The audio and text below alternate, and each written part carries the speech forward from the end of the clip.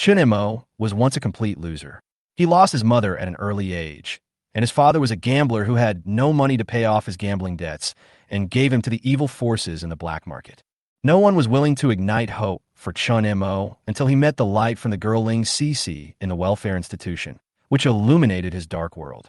But fate still didn't give Chun Mo any chance to breathe.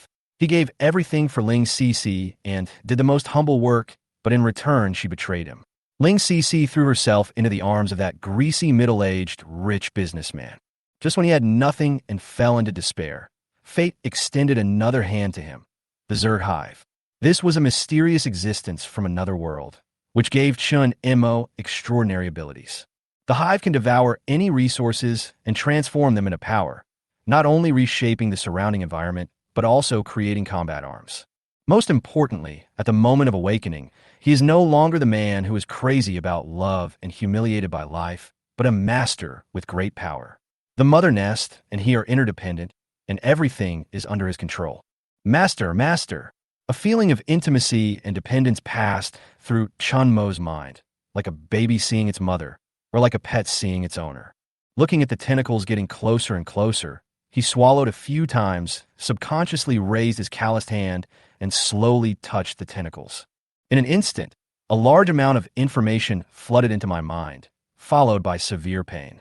My mind was in a mess, as if everything was turned into a paste.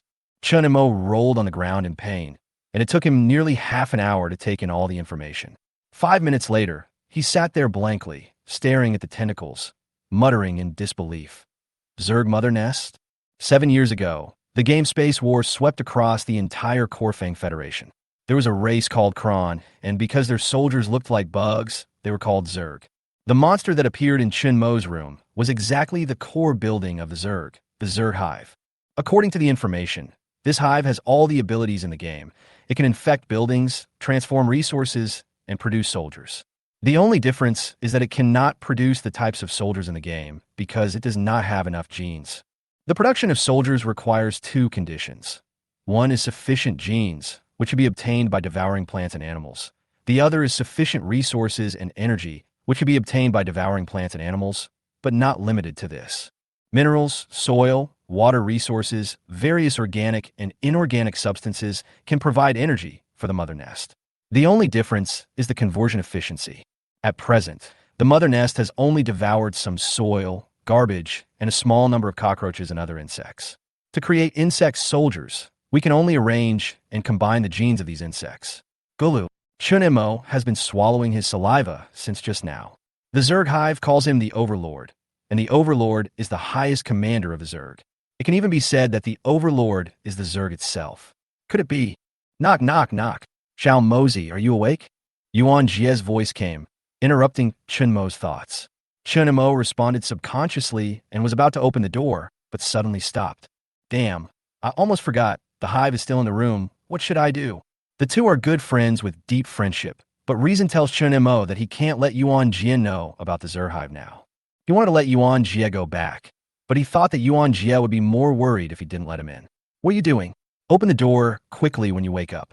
I have so many things in my hands. It's so heavy. Oh, here it comes. Chun Mo moved his steps with difficulty. His legs felt as heavy as if they were filled with lead, and he quickly thought of a solution. If he sealed the windows and prevented light from coming in, the mother nest should not be visible, right? No, there was still light in the corridor. It seemed that he could only open the door and walk out, then quickly close the door. He looked back at the mother's nest, but found that it had disappeared as if nothing had happened. After a closer look, he found a hole in the corner of the wall, and the mother nest was hidden inside. He breathed a sigh of relief and opened the door. Yuan Jia came in carrying a heavy bag of convenience. He looked at Chun Mo with concern. After confirming that he was fine, he smiled and said, "What are you doing? It took you so long. Didn't your father die of exhaustion?" Yuan Jia knew Chun Mo's past, and once said words like, "your dad," as a joke, but Chun Mo didn't care, and he gradually let it go. "It's okay, my legs are a little heavy, so I walk slowly." Chun Mo forced a smile. This was the first time he lied to Yuan Jia. Yuan Jia put the food in the house and saw the untouched buns on the table. He frowned and said, "Why don't you eat it?" "Not in time yet." "That's great. Let's go out to eat and get some fresh air." Yuan Jia patted Chun Mo's shoulder, pointed at the bag, and said, Be nice to yourself and use less of these cheap things. In one bag were daily necessities, such as shampoo and facial cleanser, and in the other bag were some food. Thank you, thank you. Chun Mo felt warm inside. Yuan Jia had always taken care of him, even though he was not rich. Chun Mo always felt that the greatest luck in his life was meeting Yuan Jia. They had been classmates since junior high school. At that time, Chun Mo was withdrawn, his clothes were not as good as others, and he was often bullied. Only Yuan Jia stood up to help him. Although the two were beaten up outside the school, they formed a deep friendship. Yuan Jia's family was ordinary, but he always took care of Chun Mo in every possible way, helped him make friends, and took him out to play. Even after Chun Mo dropped out of school, the two still often got together. Chun Mo once thought that perhaps the pain he experienced in his childhood was to accumulate enough luck to meet these two lights. But now one of the beams of light has become dirty. Thank you for nothing. Come on, Dad will take you to eat something delicious. Chun Mo locked the door, and the two walked out of the basement together. The corridor was dark and narrow.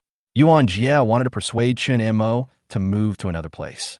After all, he didn't have to support others, and he had enough money, so it wouldn't be difficult to live a better life. But when the words came to his lips, he swallowed them back. In Yangwei City of the Coalwind Federation, the streets are bright, pedestrians are hurrying, and the city is full of vitality.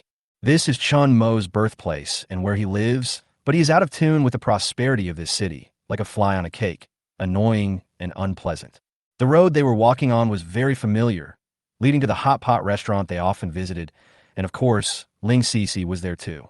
Suddenly, Yuan Jia stopped. Looking at Chun Mo, he touched the back of his head and said, I forgot. I can't eat hot pot recently. Let's go to another one. Chun Mo glanced at Yuan Jia and understood. The two walked all the way and finally came to the door of the barbecue restaurant. Seeing the familiar sign, Yuan Jia wanted to slap himself. Damn, how did these two broken legs get here without knowing it? The places they frequented were everywhere with Ling Xixi's shadow. Yuan Jia was trying to find an excuse, but Chun Mo had already walked to the door. Let's go to this one. I'm fine. I can't always live in her shadow. After thinking all the way, Chun Mo gradually sorted out his feelings and figured out many things. Giving up on himself can't solve any problems. He is just punishing himself cowardly. There's not only Ling Xixi in this city, but also good brothers who have been taking good care of him. At least, he has to repay this kindness. After the two sat down, the proprietress came over with a smile to serve them. Seeing that there were only two people at the table, she asked casually, why didn't the little girl who always came with you come today? Chun Mo forced a smile. She's busy. Seeing that the two looked unhappy, the proprietress knew something must have happened, so she stopped asking. No drinking today, 2 bottles of Coke, cold ones. Yuan Jia stopped Chun Mo and prevented him from ordering wine. Still drinking? You'll die if you drink more. Chun Mo agreed reluctantly. Eating barbecue without drinking seemed to make it taste worse. The skewers came up quickly, and the two chatted while eating. Our current boss is such a fool. He knows nothing, but he insists on giving orders. If it weren't for him, I wouldn't have to work overtime so many days. Sooner or later, he will be fired. Seeing Yuan Jia's indignation, Chun Mo knew in his heart that he was just venting his anger. In fact, although this company was busy, the salary was good and could subsidize the family expenses, leaving some for Yuan Jia, so that at least he didn't have to walk for an hour to save on bus fare. Life is so tiring now. It's not like before. Yuan Jia lit a cheap cigarette and took a deep breath. Do you remember when we used to play Space War in Internet Cafe? You like to use Zerg the most, but you can never mobilize troops, and I always beat you and make you flee in panic. That's not my fault. When we were about to graduate, you couldn't beat me either. Chun Mo's tone was a little strange. To him, Space War was no longer a simple game. He was very full after a meal, but not as happy as before. Yuan Jia paid the bill, and the two walked out of the barbecue restaurant and saw a high-end restaurant across the street. It was a chain brand and was famous for its high prices. Chun Mo once said that he wanted to let Ling Xixi have a meal there, but he never saved enough money. After all, there were too many places to spend money, and Ling Xixi's living expenses and tuition were a big burden. That person, Yuan Jia was stunned for a moment, staring at the two people who walked out of the restaurant with a blank look in his eyes. Who is it? Chun Mo followed Yuan Jia's line of sight and looked. Yuan Jia immediately blocked his view with his hand. No one, let's go. No, let me see. Chun Mo tried to pry Yuan Jia's hand away, but Yuan Jia immediately blocked it. The two of them accidentally got into a fight, attracting the attention of passersby. Is that boy over there your good friend from school? A fat man said with a smile. Honey, you must have seen it wrong. Let's go. Aren't we going to sing? Ling Xixi snuggled in the man's arms and said in a sweet voice. She naturally saw Chun Mo's figure, but she didn't want to face him again. She didn't know why. Maybe it was a debt? Anyway, it was definitely not guilt. Ling Xixi didn't think she was wrong. She saw a wider world. What's wrong with pursuing higher skies? She shouldn't be bound by Chun Mo's cheap emotions. The man leaning against her now made her feel sick, and she often resisted the urge to feel sick, but the man could give her better conditions and let her fly farther. Your tuition was paid by that young man, so you should give him some compensation, the man said with a smile. Hey, didn't you give him a watch? That is enough for him to work hard for more than 10 years. Ling Xixi looked a little flustered. That won't do, let's go. The man put his arm around Ling Xixi's shoulders, and the driver and bodyguard stood by, and the four of them walked across the street together. Ling Xixi didn't want to go, but she didn't dare to resist, so she could only follow the man towards Chun Mo. The man noticed Ling Xixi's resistance, but his eyes showed more excitement. With his status, he naturally doesn't need to rob others if he wants to play with them, but he likes this feeling and the pleasure of humiliating others. That guy over there must be Chun Mo, right? Damn it. Yuan Jia's body stiffened, and he closed his eyes and cursed in his heart. He turned around and looked at the two people who were coming. Anger instantly surged in his heart. What's wrong with you two? Chun Mo was much calmer, not as impulsive as he was a few days ago. The man's expression was not very good. It was obvious that Chun Mo's reaction was not what he expected, so he pushed Ling Xixi aside and said with a smile, I heard from Xixi that you have had a hard time these years. I want to give you some compensation, right, Xixi? The man's gaze stung Ling Xixi like a needle, and she forced a smile. Chun Mo, that watch is enough compensation, but my dear kindness, how much more do you want? Ling Xixi, Yuan Jia glared at her angrily. Ling Xixi had no expression on her face, but in her heart she was thinking about asking for more compensation, thinking that she and Chun Mo would never owe each other anything. Huh. Chun Mo lowered his head, shook his head, and sneered twice. Sure enough. Sure enough what? Ling Xixi frowned. Chun Mo raised his head and said coldly, Sure enough, I misjudged you. Ling Xixi, let's go. Chun Mo, what do you mean? Ling Xixi screamed. She felt the man's gaze was getting sharper. If she didn't leave immediately, the man's wings might fly away. What do you mean? You think you're dirty? You're so fucking cheap. Even that fat pig over there likes you. You're just a blind rag picker. Yuan Jia cursed angrily. Before Ling Xixi could speak, the man stood up, his eyes narrowed into slits, and his tone was as cold as ice. Little brother, you'd better watch your mouth. What can you do to me if I'm not clean? Yuan Jia responded with gritted teeth.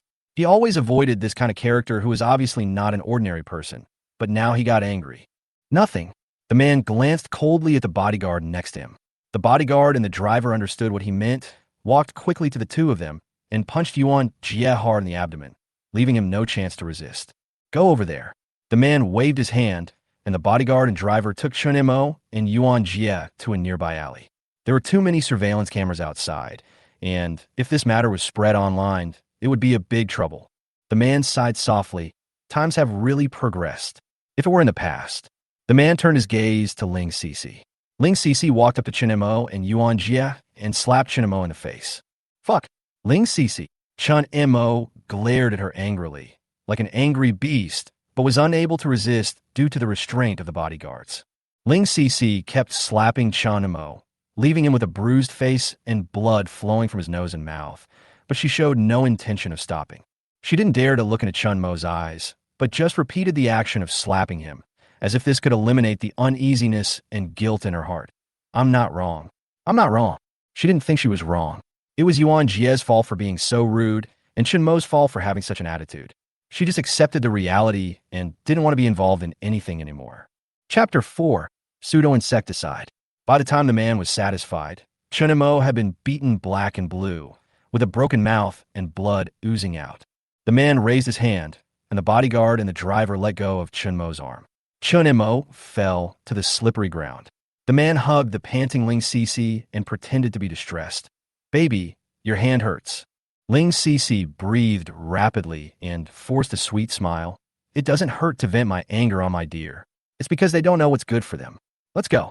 I'm annoyed just by seeing them. Okay, okay. The man laughed twice, hugged Ling Xixi, and walked out of the alley. The four people walked away, and Chun Mo raised his head as much as he could, staring at their backs with his scarlet eyes, and his muscles trembled. He wanted revenge. No, he wanted revenge. If it was before, maybe he would choose to exchange his life for another's. But now he had countless ways. The appearance of the mother nest was strange and brought great danger. But every insult, especially looking at the injured Yuan Jia, the anger instantly destroyed Chun Mo's last sanity. Fuck him, he's so fucking ruthless. Yuan Jia coughed twice, held his stomach and slowly stood up, and supported Chun Mo with difficulty. How is it? I'm okay. Chun Mo suppressed the murderous intent in his heart, and the two of them supported each other and went to the hospital. They looked miserable, but they were just external injuries, so they were allowed to go home after simple treatment. The doctor suggested that if they were still worried, they should come back for a checkup tomorrow. On the way home, Yuan Jia kept cursing. Although he was furious, he was more concerned about Chun Mo's mental state. It was not just that Ling Xixi was treated as a plaything, but also a humiliation to Chun Mo. Come live at my place. My mom came over recently, and she said she hasn't seen you in a long time. It's okay. Don't worry about me. I caused some trouble for the landlord and neighbors recently, so I have to go back and apologize first. Chun Mo forced himself to look indifferent, with his usual hearty smile on his face. Otherwise, I'll go back with you. Yuan Jia was still worried. No matter how strong Chun Mo's mind was, who knew if he would have an emotional breakdown after suffering so many blows? I'm really fine. It's not worth torturing myself for that bastard. Don't worry, you still have to go to work tomorrow. Go home early. Chen Montak patted Yuan Ji's shoulder. Seeing that Chun Mo insisted and seemed normal, Yuan Jia hesitated for a moment. Are you really okay? It's okay. When did you become so sissy? Go back quickly. Chen Montak smeated helplessly. Hey, I care about you, but I'm wrong? You little bastard. Yuan Jia left with a smile and curse. Watching Yuan Jia's back getting farther and farther away, Chun Mo's smile gradually faded, and a cold light flashed in his eyes. Don't care? Don't care? Don't take it seriously? How is that possible? He wanted to chop the couple into pieces, eat their flesh, drink their blood, and crack their bones. Go back. Go back now. The remaining 5 minutes seemed so far away to Chun Mo. He ran home almost frantically, and when he opened the door, he ran into his neighbor who was getting off work. The man wanted to say hello, but when he saw Chun Mo's appearance, the words got stuck in his throat. His hair was tangled with dirty water, and his swollen face was stained with blood, especially his eyes, which were full of red bloodshot and seemed to want to eat people. Chun Mo glanced at him, said nothing, and returned to the room, closing the door tightly. Come out. Under Chun Mo's gaze, the mother nest slowly emerged. He reached his hand into the tumor. A white light flashed before his eyes, and then he entered a space interwoven with black and purple blood vessels. This was the root of the Zerg. At the same time, a more rigorous and reasonable plan was slowly taking shape. For the next period of time, Chun Mo continued to deliver food as usual during the day. It seemed that the pressure was no longer so great, so he quit the night shift. Yuan Jia was completely relieved and often went out to drink and eat with Chun Mo every Wednesday. Huang Renjing would go to Ling Xixi. After playing outside, they would stay overnight in a villa in Galpa district. This is the best opportunity. Chun Mo bit a sesame seed cake and squatted in the rental house to draw a route map. Huang Renjing was at a higher level, so it was inconvenient to follow him, but Ling Xixi lived in the school, so it was much easier to follow him. Chun Mo pretended to deliver food, but was actually following them. After a period of observation, he confirmed their behavior patterns. Shua. He drew a cross on the names of the two people and then touched the empty space next to them. A creature that looked like a combination of a mantis and a lizard appeared out of thin air. This was a pseudo-insecticide made from genes provided by 3 chameleons and dozens of mantises, combined with hundreds of kilograms of soil, scrap iron and copper, and rare gases absorbed from the air by the mother nest. After testing, it was found that the sharp forelimbs of this pseudo-insecticide can easily cut pig bones. Although it is nearly half a meter in size, it can easily climb on the wall. Most importantly, after being improved by the mother nest, the extracted chameleon gene allows it to be camouflaged to the greatest extent, blending in with the environment, almost achieving a transparent effect. Although the combat power is slightly weaker, The combination with the mantis gene makes the overall combat power balanced. Chun Mo knew that if someone died, especially if one of the parties was a wealthy businessman, the investigation would be extremely strict. So he had to make sure that he had nothing to do with this matter, and he must not let anyone know about the existence of the Zerg mother nest. Chun Mo looked out the window quietly. It was gloomy tonight, with no moon or stars, and it was pitch black all around. "Go ahead," he whispered. At the junction of darkness and light, something seemed to flash by. Chun Mo was familiar with the way to the villa, and he hadn't been here for a long time. In order to avoid exposing himself during the investigation, he had not been here too often. After 2 hours of travel, he arrived at the high-end villa area. He went around villa after villa and accurately found where the two lived. A week ago, Chun Mo had controlled the pseudo-insecticide, lying behind the man's car, and followed him all the way here. At this time, the lights on the first and second floors were off, and the lights on the third floor were on. After Chun Mo checked, he found that there was a small window in the garden that was not closed.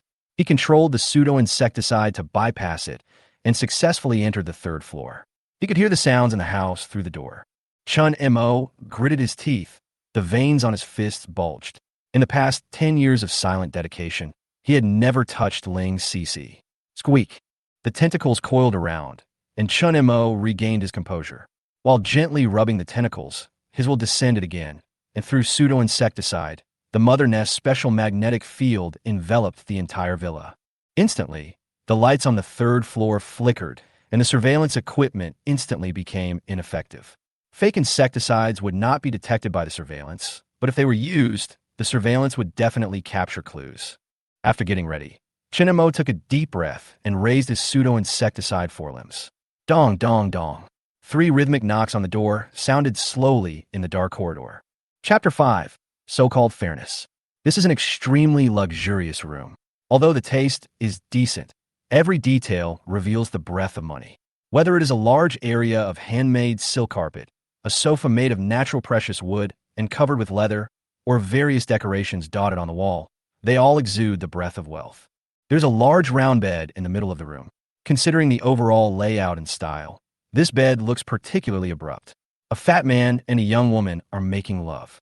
The man squinted his eyes and glanced at the decorations around the room from time to time, where the cameras were hidden. He is Huang Renjing. He feels very unfortunate.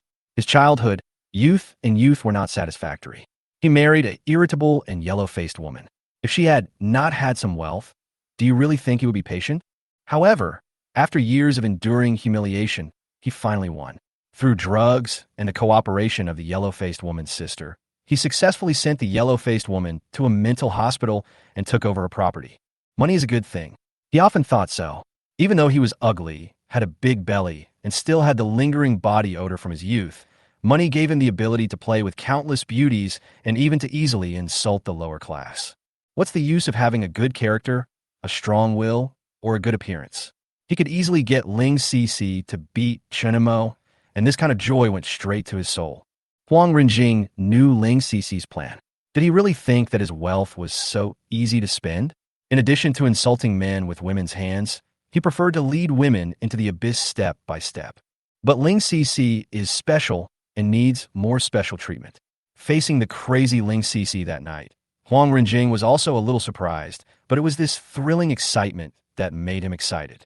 He waved his hand, and with a snap, a red handprint was left on Ling Xixi's fair skin. Woo! Ling Xixi couldn't help but let out a suppressed cry, but Huang Renjing ignored her and grabbed her legs fiercely. Although she didn't have much fat, the white flesh still overflowed from between his fingers because of excessive force. Click! Suddenly, the bright lights went out, and the whole room was dark. Huang Renjing was very unhappy about the loss of sensory stimulation. Damn it! Before he could finish his angry curse, a knock on the door turned his displeasure into astonishment. Who? This villa was very private. Only the driver and bodyguard knew about it. They had been with him for many years and had never disturbed him at such a time. Knock, knock, knock. There were 3 rhythmic knocks on the door again. Huang Renjing stared at the door, made of precious wood, and the coldness quietly seeped in through the gap in the door. He took out his cell phone and prepared to send a message to the bodyguard and driver on the first floor, but both the wireless network and the cell phone signal were gone. Fila, bang. The crystal chandelier suddenly flashed a few times, then exploded, fragments scattered everywhere, and Ling Xixi screamed. Don't fucking scream. Huang Renjing punched Ling Xixi, and she fell to the ground. Her messy hair spread out, and she gritted her teeth to hold back no more sound. Knock, knock, knock. The person outside the door knocked on the door again without any hurry. Huang Renjing's eyelids jumped, and he quietly got out of bed, unlocked the drawer next to him with his fingerprint, and took out a pistol. Open the door. Huang Renjing lowered his voice and ordered Ling Xixi. In the darkness, Ling Xixi seemed to tremble slightly, but still got out of bed obediently. She knew that although it was dangerous outside, if she didn't move, Huang Renjing's fangs would show up sooner. She walked towards the door with difficulty, and her fair and delicate hands grasped the door handle. The icy cold feeling made her body tremble, and the fear in her heart surged like a tide. At this moment, she felt a wave of regret.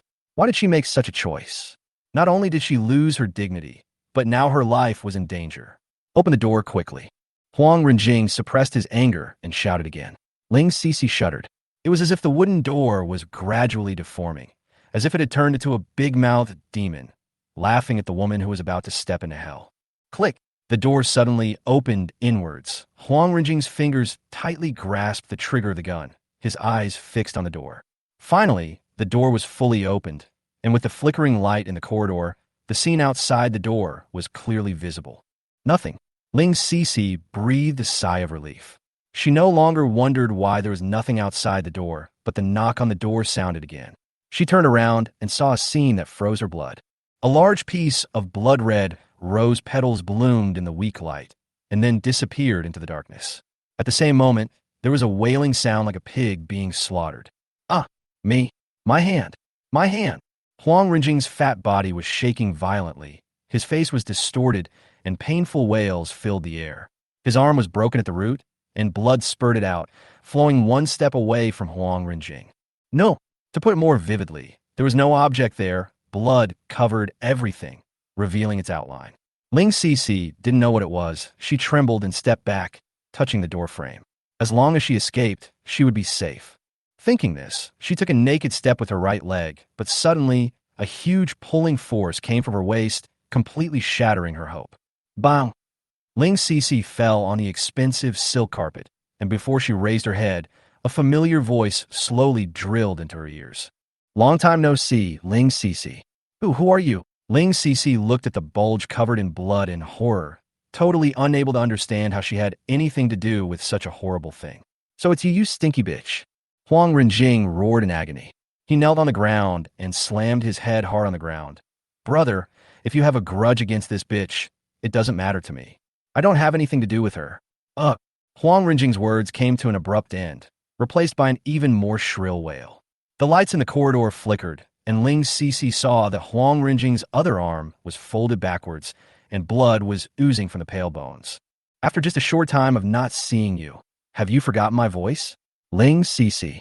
The voice was so cold that Ling Xixi couldn't help but shiver. She tried desperately to recall, and finally, a name struck her mind like thunder. Chun Mo? You are Chun Mo. Ling Xixi's pupils suddenly dilated. She was extremely frightened. She couldn't believe this answer. Oh, you finally remembered? After a chuckle, the monster emerged from under the blood. Ling Xixi opened her mouth wide, but her scream was instantly choked. In extreme fear, she could no longer make any sound. What on earth was this thing? It had a lizard-like lower body, a beetle-like body, and mantis-like forelimbs. A huge tongue spitted out of its mouth and tightly wrapped around her waist. The forelimbs slowly rose. No, no, no. Chun Mo, I was wrong. I don't know why this happened, but you believe me. I really still love you. Please forgive me this time. Okay. Ling Xixi closed her mouth in astonishment and looked at the monster in disbelief. Really? Really? Of course. By the way, do you remember what happened in the alley that day?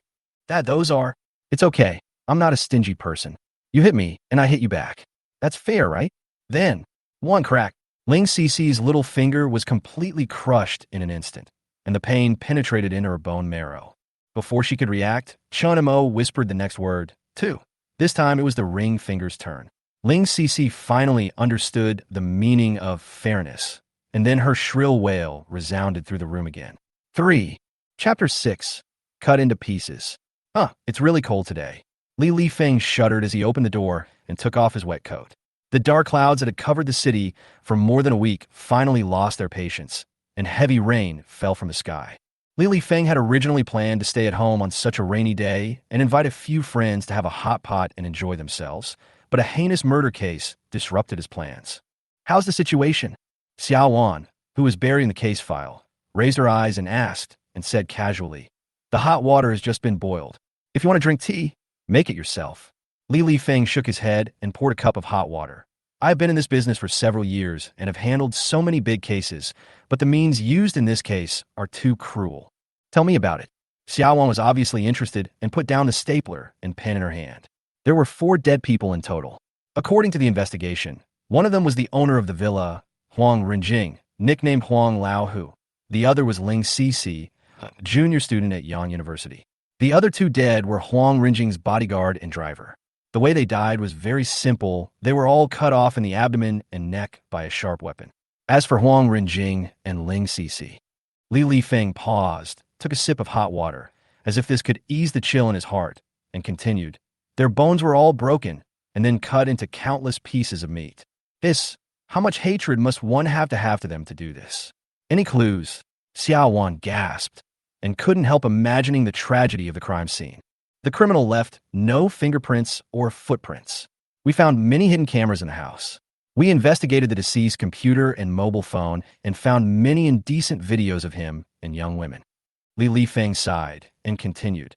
However, on the night of the incident, all the cameras that were turned on were out of order. The pictures were not clear, and the sound were messy and unclear. It seems that the criminal has been preparing for a long time. But the residents nearby should have outdoor cameras, right? Did they capture anything? Xiao Wan asked. We checked. Except for one house that had a power outage, we checked the surveillance cameras of the other 5 houses and found nothing. From the day of the incident until a month ago, no one else entered the villa except the 4 of them and the 2 cleaning staff. The first person to discover the crime scene is usually. The 2 were hired by Huang Renjing and kind of clean up regularly every week. Will the surveillance camera miss anything? It's all here. Li Feng took out a mobile hard drive from his pocket. The full copy of the surveillance camera is here. The rest of the people are still at the crime scene. Captain Qian asked me to come back and take a closer look. 5 houses, a whole month of surveillance. How long do you have to watch it? What can I do? I just do what the boss tells me to do. Maybe I'll miss some evidence. What if I don't see it and the case is solved? Li Feng was watching the accelerated surveillance while eating instant noodles. By the way, your old Wang is doing an autopsy. Do you want to go and see the body? I've never seen it chopped up like this. Come on, you're happy if I have a nightmare again. You really don't want me to be well. I'm sorting out the case files and working overtime with you. Have you eaten yet? I'm so sick that I'm full. Li Feng covered his stomach. He had vomited several times at the crime scene just now. So how could he have an appetite? You need to practice your mental endurance. How can you bear not eating? Choose between chicken stewed with mushrooms and braised beef. Sister, can you give me some vegetarian dishes? Are you thinking too much? There are only 2 boxes. Pick one. Xiao Wan took out 2 round boxes from the drawer onto the office cabinet. Li Feng took a closer look and the corners of his mouth twitched a few times. Instant noodles? What else? Make some quickly. I haven't eaten yet. Okay, I'll make it right away. Li Feng quickly made the noodles. He said he had no appetite, but when he smelled the fragrance of the noodles, his empty stomach rumbled twice. He watched the surveillance video from the beginning while eating instant noodles. After a while, the office door was pushed open. Lao Wang, are you done over there? Li Feng raised his eyelids. It's over for now. The 2 bodies were confirmed to be Huang Renjing and Ling Xixi. They matched the evidence from the scene. The time of death was about 20 hours ago, which coincides with the time when the surveillance failed. In addition, several drug ingredients were found in the 2 bodies, including 2 aphrodisiacs and 2 unknown drugs that have hemostatic effects and deep sedative effects. There were only Li Feng and Xiao Wan in the office. The former was an old classmate and the latter was his girlfriend, so they didn't hide anything. Hemostasis and deep sedation? Well, the specific ingredients are still being analyzed, but the effect is like this. In short, the killer used these drugs to prolong the victim's suffering during the dismemberment and bone-crushing process. Lao Wang rubbed his brows and looked at Xiao Wan. I have to continue analyzing. You can go back after the case file is sorted out. After that, Lao Wang left the office. Li Feng constructed the process of committing the crime in his mind. Every time he thought about how the criminal tortured the victims while making them suffer the fear of death, he couldn't help but shudder. After going through this, can the prisoners still sleep and eat? Boss, 2 more plates of mutton.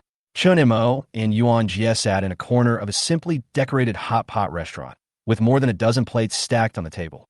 According to their appetite, they would have been full in the past, but Chun Mo still didn't stop. You've eaten too much. Is your stomach okay? Yuan Jia asked worriedly. I don't know. I'm really hungry and can't eat enough. Chun Mo answered, stuffing 2 bites of meat in his mouth, looking like a starving ghost reincarnated. Probably due to the influence of the mother nest, Chun Mo's appetite increased a few days ago, and he could eat the amount of food for 3 or 4 people in one meal. Although he didn't plan to eat a lot at the hot pot restaurant this time, it would be very expensive to eat too much. Slow down. No one is competing with you. By the way, why do you suddenly want to treat me to a meal? Do you have enough money? Yuan Jia lit a cigarette. Although smoking is prohibited in the city, people in small shops like this are not picky about details. It's definitely enough for one person now. Chun Mo smiled. You don't care anymore? Yuan Jia asked cautiously. Chun Mo's smile was not forced like in the past. This time, it was completely from heart. What do you care about? You can't stop living because of these things. Chun Mo lowered his head and ate voraciously, hiding the joy in his eyes. That's right, come on, drink. Yuan Jia raised his glass, clinked it with Chun Mo's glass, and then drank it all in one gulp. Yuan Jia admitted that this way of deceiving oneself was very frustrating, but they were just ordinary people, so what could they do if they got angry? They couldn't really kill the couple, could they? Chapter 7. Physical Changes. After having a good meal and a few drinks, the two said goodbye at the entrance of the hot pot restaurant. The heavy rain had turned into a light drizzle, and it was troublesome to hold an umbrella. But if you didn't hold an umbrella, you would get soaked. Chun Mo glanced at the weather forecast and knew that the rain would probably last until about 3 in the morning. So he decided not to wait any longer and stepped into the rain. There were few pedestrians on the street, and a few small stalls were holding large umbrellas, quietly waiting for customers to come.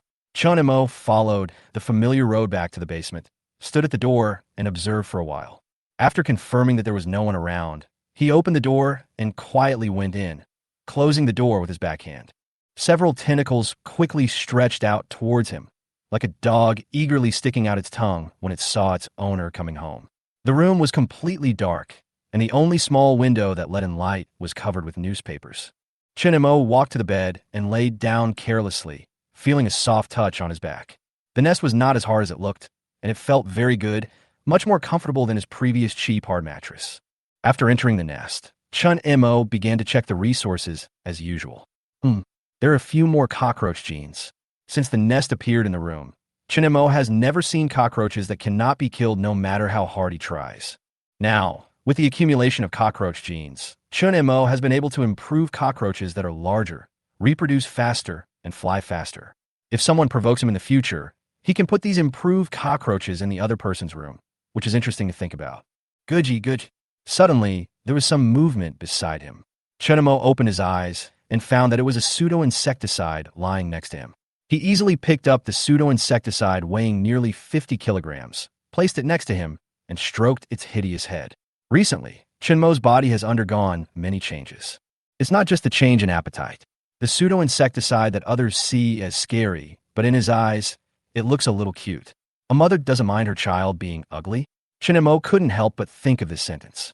From a racial perspective, can this little guy be considered his child or his clone?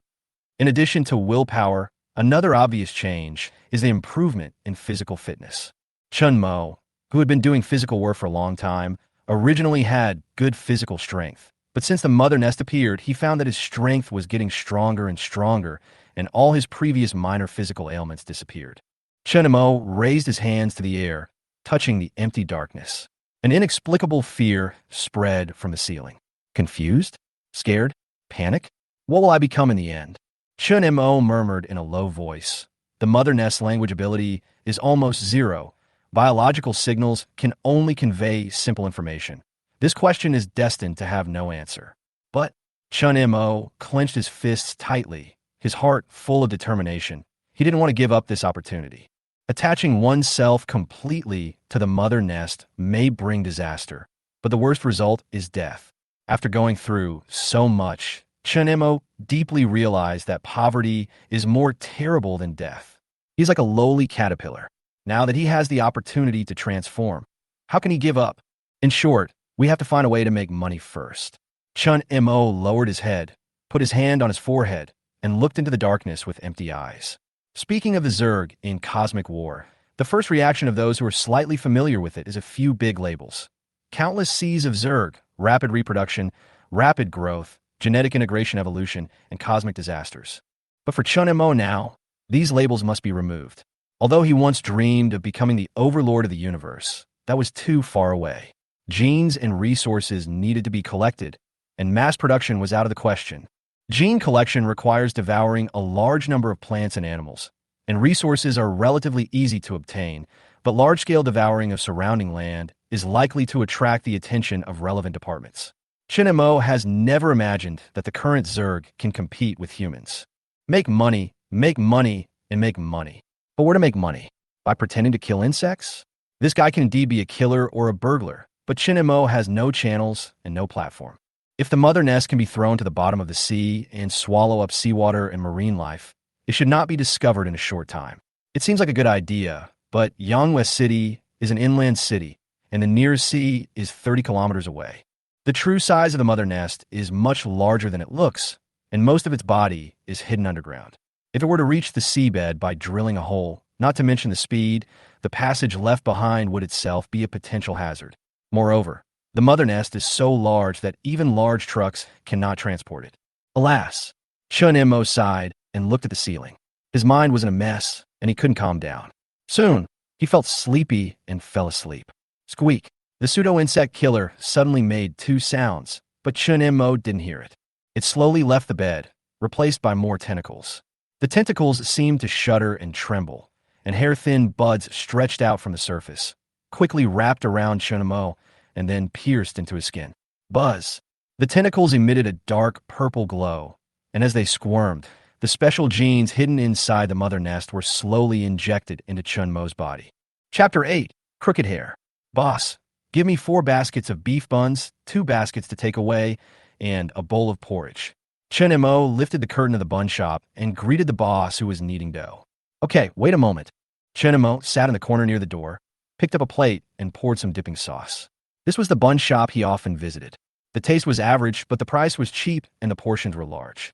Soon, the boss brought 2 baskets of hot steamed buns and put the other 2 boxes aside. While Chun Mo devoured the buns, he looked through the job information sent by the agency. He does not have a stable job.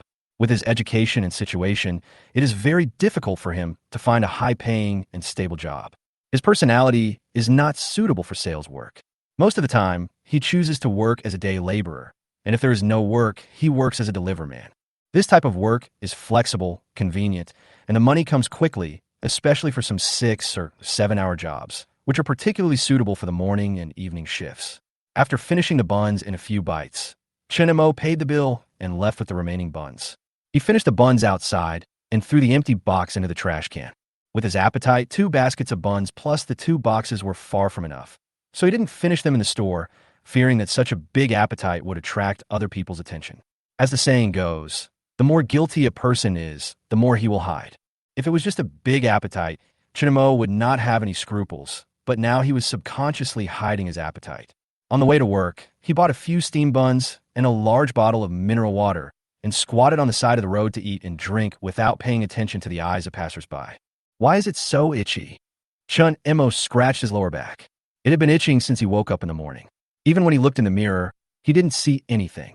The itchiness was getting worse and worse, so he scratched it a few times, and finally it was relieved a little.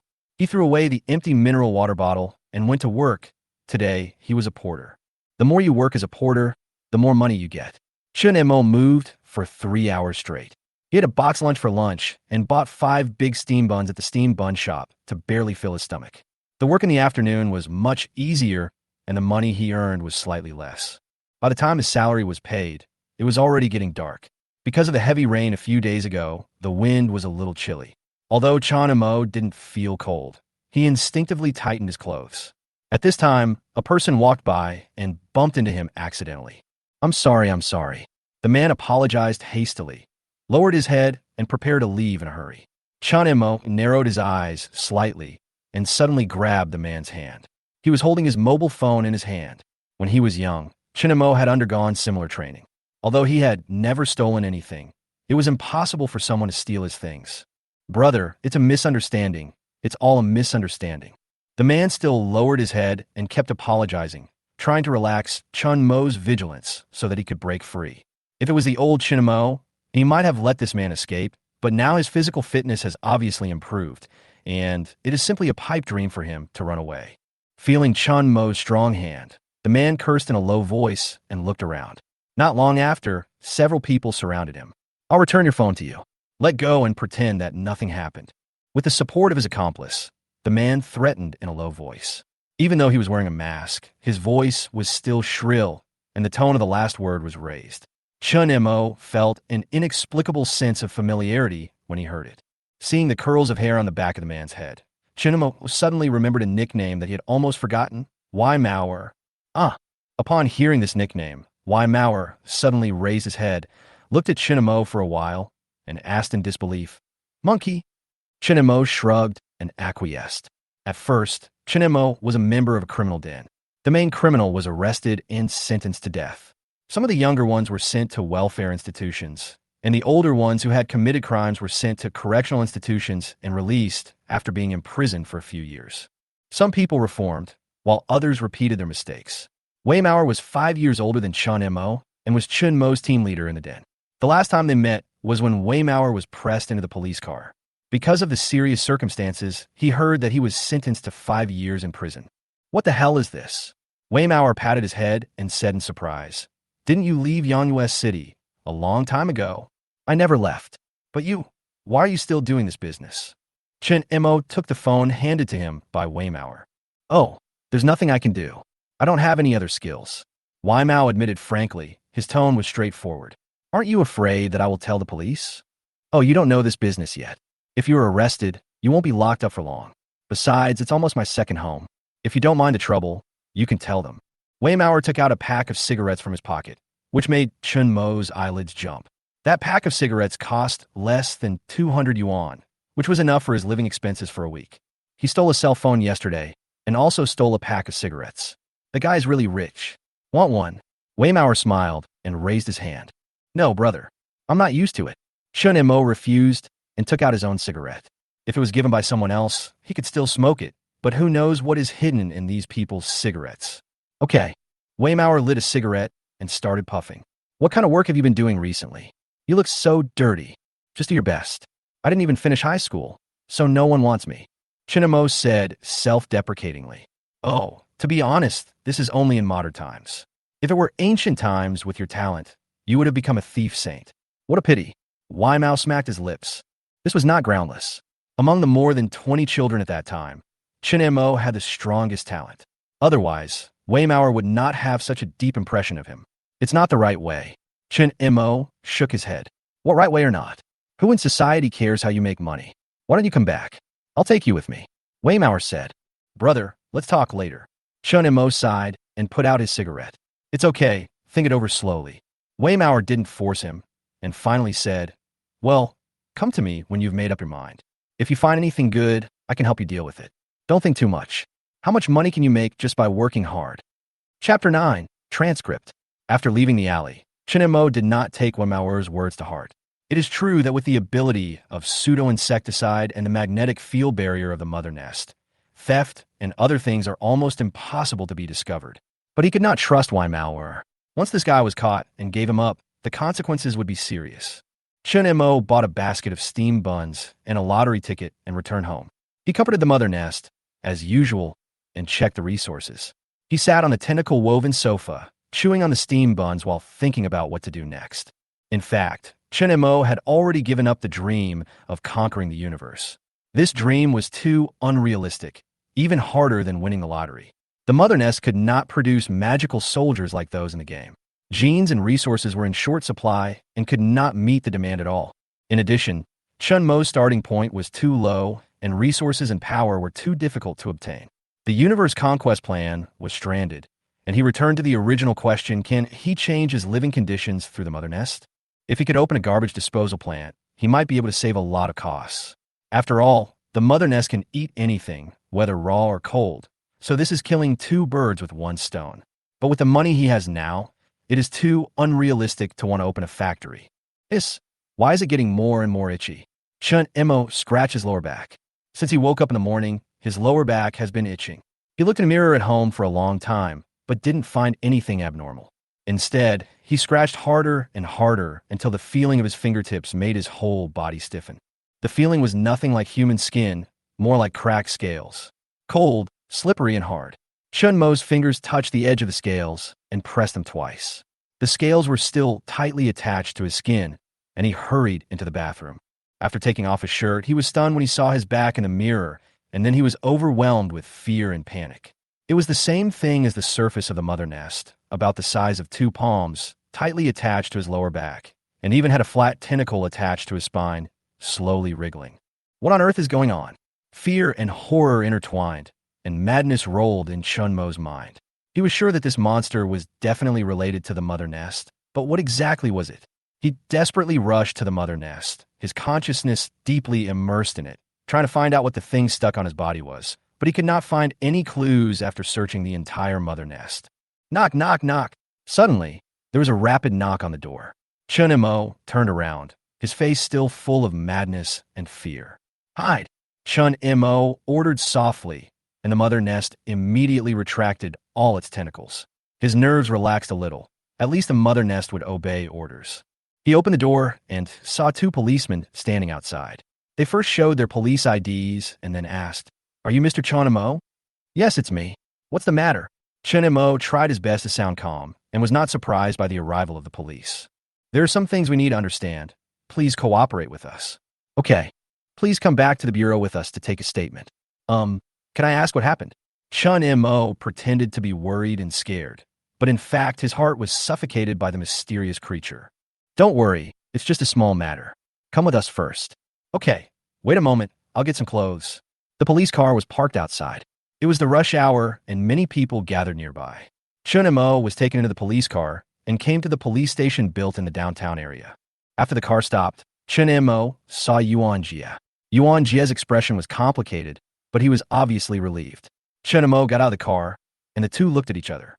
Yuan Jia shrugged and told him to wait outside with his mouth. The recording was conducted in a simple room with only 3 chairs and a table. 2 policemen brought Chun Mo in and then left. There were 2 more policemen in the room. They asked Chun Mo to sit on the chair opposite, first verified his basic information, and then took out 2 photos. "Do you know them?"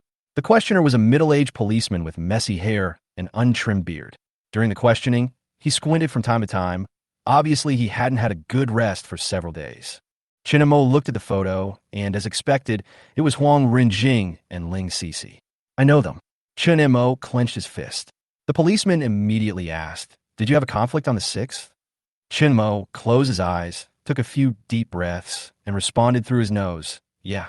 The police were not dissatisfied with Chun Mo's attitude. The content of the investigation and the relationship between the 3 people were already very clear. If they were in his shoes, they would probably not perform much better. "What did you do after that?" "Work, earn money. Chen Montag ansviet Zolenli." "You followed Ling Xixi from the 7th to the 26th. What did you want to do?" Another young policeman asked loudly. "Nothing, just a coincidence." Chun Mo turned his head away, looking impatient. Chun Mo knew that he was suspicious and had sufficient motives, and he had indeed carried out tracking. But what about that? The police had a lot of evidence, but he had not followed him since the 26th. The 2 died on the 11th of the 2nd month, which was too long a time interval. On the day of the incident, Chun Mo had never been to the villa area. Finally, Chun Mo left the police station with the transcript in his hand. The young policeman asked, "Brother, are we just going to let him go? He has an obvious motive." Based on the existing clues, Chun Mo has an alibi. We can only conclude that he may have a motive to kill, but it is only a motive. Tracking is just a preparation for a crime. The middle-aged policeman said helplessly, "Next." "Yes." Outside the police station, Yuan Jia squatted at the intersection, smoking a cigarette. When he saw Chun Mo coming out, he immediately waved his hand to signal him. Yuan Jia pressed his numb legs, limped over, and asked excitedly, "Are they asking you about Huang Renjing and Ling Xixi?" "You too." Well, I don't know what happened, but for what they said, he must have died. He deserved it. Yuan Jia spat and said angrily, Okay, whether he lives or dies has nothing to do with us. Chen Montauk smeated. That's not right. Forget it. You're still working on a daily basis recently? Chen Montauk nodded. If you can't do it, come work with me. Our company is short of people now. Although the boss is crazy and there's a lot of work, the salary is not low. Yuan Jia said, Does your company still accept people with a junior high school education? Chun Mo pointed at himself. It's okay. Just fill in an ordinary university on your resume. The HR is my buddy and knows him well. They will only check if you are a top student or a senior executive. They won't even look at an ordinary employee like me. Yuan Jia patted Chun Mo's shoulder and said, Don't always do day-to-day work. You'll get older and your body won't be able to handle it. Find a more stable job. Seeing the concern in Yuan Jia's eyes, Chun Mo felt warm in his heart. Every time Yuan Jia was a little better, he would always help him. The two were not related, but were classmates at first, especially when they went to the river to play. If it weren't for Yuan Jia, he might have been dead long ago. This kindness was so heavy that he could not repay it. Shop Tatsin via Chen Montauk. The two of them found an open-air stall and drank some beer, but Yuan Jia could clearly sense that Chun Mo was in a bad mood and a little absent-minded. He thought it was because of Ling Xixi's matter, so he didn't care too much. After a few bottles of beer, Yuan Jia told Chun Mo to come for the interview, and then separated from him. Yuan Jia walked back to the rental house. It was a one-bedroom apartment with a small living room. In the corner was a single spring bed that looked shabby and had traces of rust on some parts of the mattress. Whenever his mother came to the city to visit him, she always slept on the small bed in the living room. Yuan's mother wanted Yuan Jia to live in a more comfortable bedroom, but Yuan Jia always refused. Yuan's mother was in poor health. Like Chun Mo, Yuan Jia also had a miserable childhood. He often asked himself whether he took care of Chun Mo because he saw his own shadow. He could not remember what his father looked like. When he was 1 year old, his father was defrauded of all his wealth, and he accidentally fell into the water after drinking and died, leaving him with a lot of debts. My mother has always been in poor health, but she's been working hard to take on the responsibilities of the family, which has made her health increasingly weak. Yuan Jia's dream is to settle down in the city and then bring his mother home to enjoy a better life. I'm back. The woman, who is nearly 50 years old, sits on a chair, wearing simple clothes. The years have left traces on her face, but she still looks gentle and kind. She must have been a beauty when she was young. Mom, why aren't you sleeping yet? Didn't I tell you it's okay? I ran into Xiao Mo, so I came back late. Yuan Jia couldn't help but complain. It's common for people to have trouble sleeping when they get older. Yuan's mother smiled and handed over a bowl of hot soup. Drink it before you go to sleep. It's okay, Mom. Don't worry about me. I took a side job and will go to bed after I finish it. Yuan Jia took off his coat and turned on the computer in the living room. If he only relied on his salary, it would be too far to buy a house. Yuan Jia often took some private jobs. As long as it did not affect his main job, the boss basically did not care, which was one of the reasons why he could tolerate his boss. Yuan's mother walked up to him, looked at him silently for a few seconds, and then her eyes fell on his gradually graying hair. She couldn't help but sigh. It's all my fault. I'm old and useless. Mom, please don't say that. If it weren't for you. Okay, stop talking. Yuan's mother interrupted and suddenly changed the subject. What on earth was the matter with you going to the police station? I get angry when I mention this. You also know about what happened between Xiao Mo and Ling Xixi before. Who knows what will happen this time? Yuan Jia cursed first, then told the details of going to the police station. Yuan's mother sighed repeatedly after hearing this. Xiao Mo is also a miserable child. There is still a long way to go, and it will get better. Yuan Jia said in a complicated tone. He didn't know whether he was talking about Chun Mo or himself. Mom, you take a rest first. I'll be done soon. Well, go to bed early. Yuan's mother returned to the room, and the only sound in the small living room was the typing of the keyboard. The next morning, when Yuan Jia opened his eyes, his mother had already prepared breakfast. Looking at the balance on his bank card, Yuan Jia clenched his fists. After breakfast, he sent his mother to the park downstairs for a walk, and he squeezed onto the early morning bus. It took him half an hour to get to the office, got a cup of hot water, sent a message to Chun Mo, reminding him not to forget to come for the interview, and then started his day's work. Yuan Jia pulled himself out of his busy work all morning, only to find that Chun Mo had not replied to his message. Could it be that he hadn't woken up yet? Yuan Jia sent another message, then put his phone in his pocket and went downstairs to the cafeteria to eat. The unit is a small company that shares an office building with two other companies.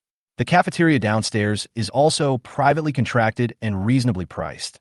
So many people eat their 3 meals here.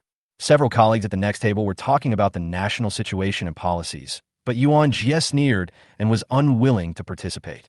He looked at the unread messages on his phone and felt even more strange. Chun Mo has never been the kind of person who sleeps late. He drank a little last night, but to him, those few bottles of beer are nothing. Did something happen? Buzz. At this time, the phone vibrated and Chun Mo replied. The phone fell and just got it fixed. So that's what happened. Yuan Jia breathed a sigh of relief and typed. Will you come to the interview this afternoon? I have something to do. Let's talk next time. What happened? Do you need my help? No, it's not a big deal. I'm going out for a while, and I'll treat you to a drink when I come back. Okay, be safe. After finishing his meal, Yuan Jia went back upstairs. While other company employees were taking a lunch break, he got back to his busy work. Lunch break? What the hell? Shit. Yuan Jia held back the bitterness in his heart, made a cup of free instant coffee, and continued to work hard. Time passed quickly. 3 days later, Yuan Jia frowned when he saw the message on his phone that had been read but not replied. He felt something was wrong.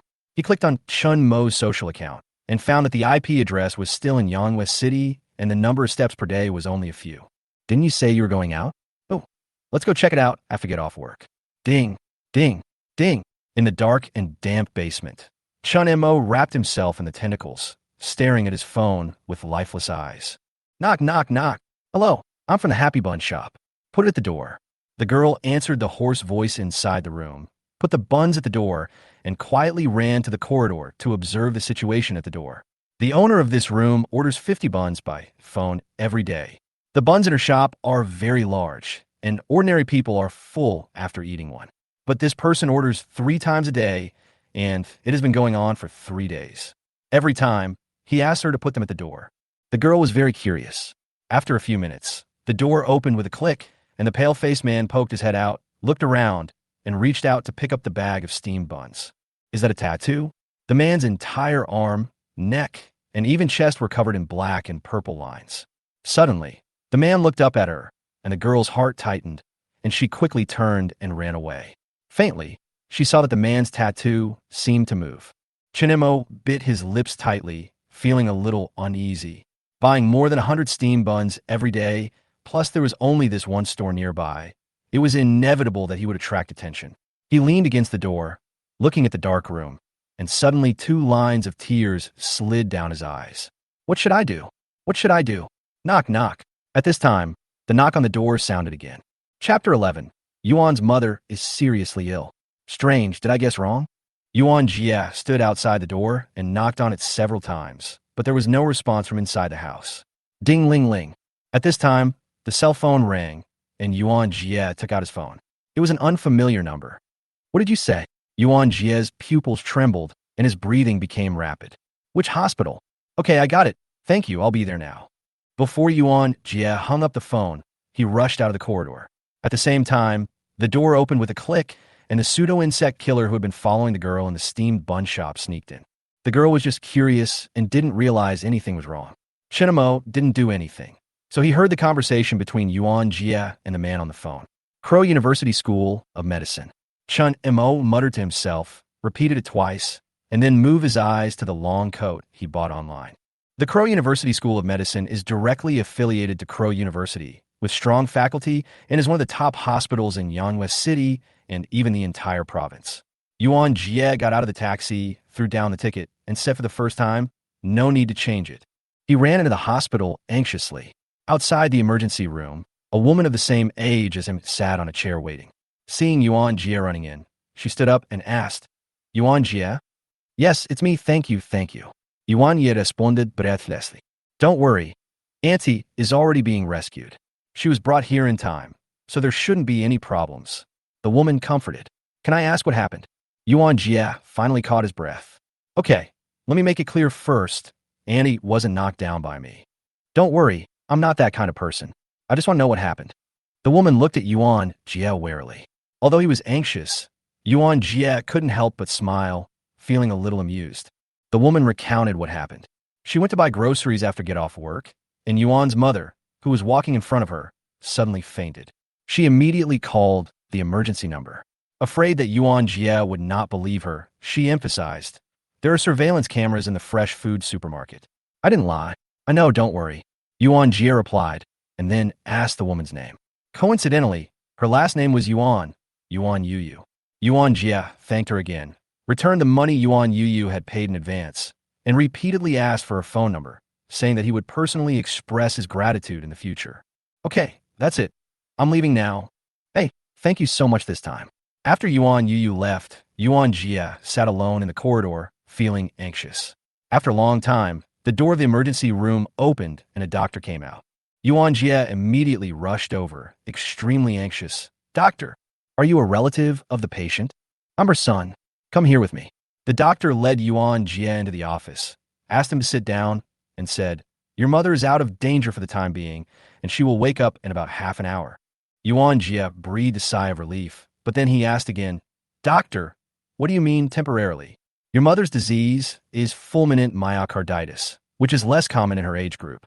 Fortunately, he was sent to the hospital in time and is out of danger for the time being, but he needs continued treatment, especially since he has already developed other complications and organ failure, so he needs to be observed. Most importantly, we also found signs of cancer in the patient's lungs." "Cancer?" Yuan Jia stood up suddenly. "Does the patient not smoke? Is he exposed to dust all year round?" "Probably not." Yuan Jia was about to answer no, but suddenly froze and muttered in a low voice, "When I was in high school, my mother secretly went to work in a small cement factory without telling me. For months later, the cement factory was closed down. It has been almost 4 or 5 years now." "Doctor, are you mistaken?" The doctor shook his head. Yuan Jia's eyes were sore. He lowered his head and clenched his fists. After a long time, he asked in a hoarse voice, "Doctor, if it is treated in time, will there be serious sequelae?" "I can only say that there is this probability. Your mother's health is too poor. She should have been checked earlier. And the cancer needs further confirmation." "Doctor, how much will it cost? Does your mother have medical insurance?" "Yes, but it's just the most ordinary kind. Then you go through the hospitalization procedures first. Although the insurance will cover the expenses, your mother needs a lot of treatment. Preliminary estimates show that it will cost at least hundreds of thousands. In short, the more prepared you are, the better." I understand." Yuan Jia stumbled out of the office, and his mother was sent from the emergency room to the intensive care unit. Looking at his mother's quiet face, Yuan Jia's eyes became moist and his nose became sore. He didn't remember how he went to handle the hospitalization procedures. After everything was done, he sat alone on the steps outside the hospital, facing the cold wind with a dull look in his eyes. Hundreds of thousands. Where could he get hundreds of thousands? All the money was with Yuan's mother, and he only had less than 100,000. Although he had a house in his hometown, it was in a remote rural area, and the house was not worth much at all. He could only sell it for tens of thousands at most. At most, even if he borrowed from his colleagues, more than 200,000 yuan would be enough, but according to the doctor, this was far from enough. Yuan Jia tore his hair, his heart full of despair. Why did fate bring down a bolt from the blue when everything was going well? He couldn't accept his mother's death, and couldn't even imagine it. His mother had worked hard all her life, and she had never enjoyed a day of peace and quiet. If it weren't for him, the debt would have been paid off long ago, and his mother wouldn't have to work secretly for a meager bonus, taking the risk of insecurity. Yuan Jia finished smoking half a pack of cigarettes and returned to the hospital like a zombie. Kaka. No one noticed that a few slight noises rolled down the stairs and finally came to the outside of the hospital wall. Chun Mo, who was wrapped tightly, sat on the ground. Hundreds of thousands. Just as Yuan Jia knew Chun Mo, Chun Mo also knew Yuan Jia very well. Hundreds of thousands of dollars was enough to overwhelm this already miserable family. Chun Mo stretched out his hand and stared at the strange creature covering his hand without saying a word. Perhaps becoming like this now was a chance given by God to repay his kindness. Chapter 12. Transaction. Chun Mo, do you have any money? Even through the phone, Chun Mo could still hear the trembling in Yuan Jia's voice. If he hadn't had to, Yuan Jia would never ask him. How much do you want? I don't know. How much money do you have? A few thousand yuan left. I'll transfer it to you now. Thanks, brother. It's a small matter. Chun Mo hung up the phone and transferred the money. While recalling the scene he saw in the hospital, he suddenly felt a little regretful. At the beginning, Huang Renjing threw a watch to humiliate him. At that time, he did not pick up the watch because of the shock. If he picked it up and sold it, it should be able to cover part of the medical expenses, right? But it is enough now.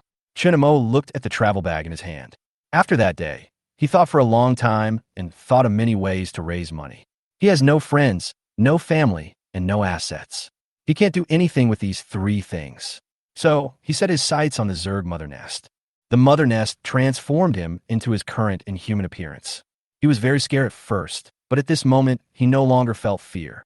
Chun Mo spent 3 days producing several more pseudo-insecticides and confirmed the situation of some wealthy families nearby.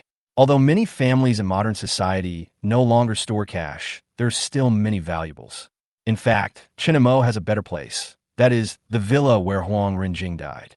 The decorations on the wall alone are worth a lot of money, and there are several safes hidden inside. However, as a crime scene, that place must have been investigated, and any missing items will attract great attention. Brother, you're here pretty fast. Wai Mao's voice sounded. Looking at the man who was walking towards him in a sloppy manner, Chun Mo directly threw a bag of things in front of him. Wai Mao didn't care at first, but when he opened the travel bag and saw the things inside, even with his more than 30 years of experience, he was shocked to the point that his throat went dry. Fuck, brother, where did you get this from? I can't eat so much, you're awesome. The bag was full of jewels and diamonds. Although they would be sold at a discount, what shocked Weimauer were the gold bars stacked together. The weight was stamped on them. Most of them were 500-gram gold bars, but there were more than a dozen and even 1-kilogram ones. All of these added together would be worth at least several million. Weimauer's eyes turned red, unable to suppress his greed. He couldn't help but regret that he should have brought more people with him earlier. He didn't expect Chun Mo to give such a big surprise at the first try. Brother Weimauer, I know you must have a gang. All these things together, I only want 1.5 million in cash. The sooner the better. Can you take it? Weimauer's eyelids trembled. He squatted on the ground, looking at the jewels and gold bricks glittering in the moonlight. Greedy blood rushed to his brain. Are you sure? These are real? I'm sure. Okay, you take it back first. Come back tomorrow, I will tell my boss. Okay. Chun Mo left the alley with his bag. Weimauer spat, lit a cigarette, took out another phone, and dialed a number. The person on the other end of the phone was Brother Snake. He explained the situation, but there was no response for a long time.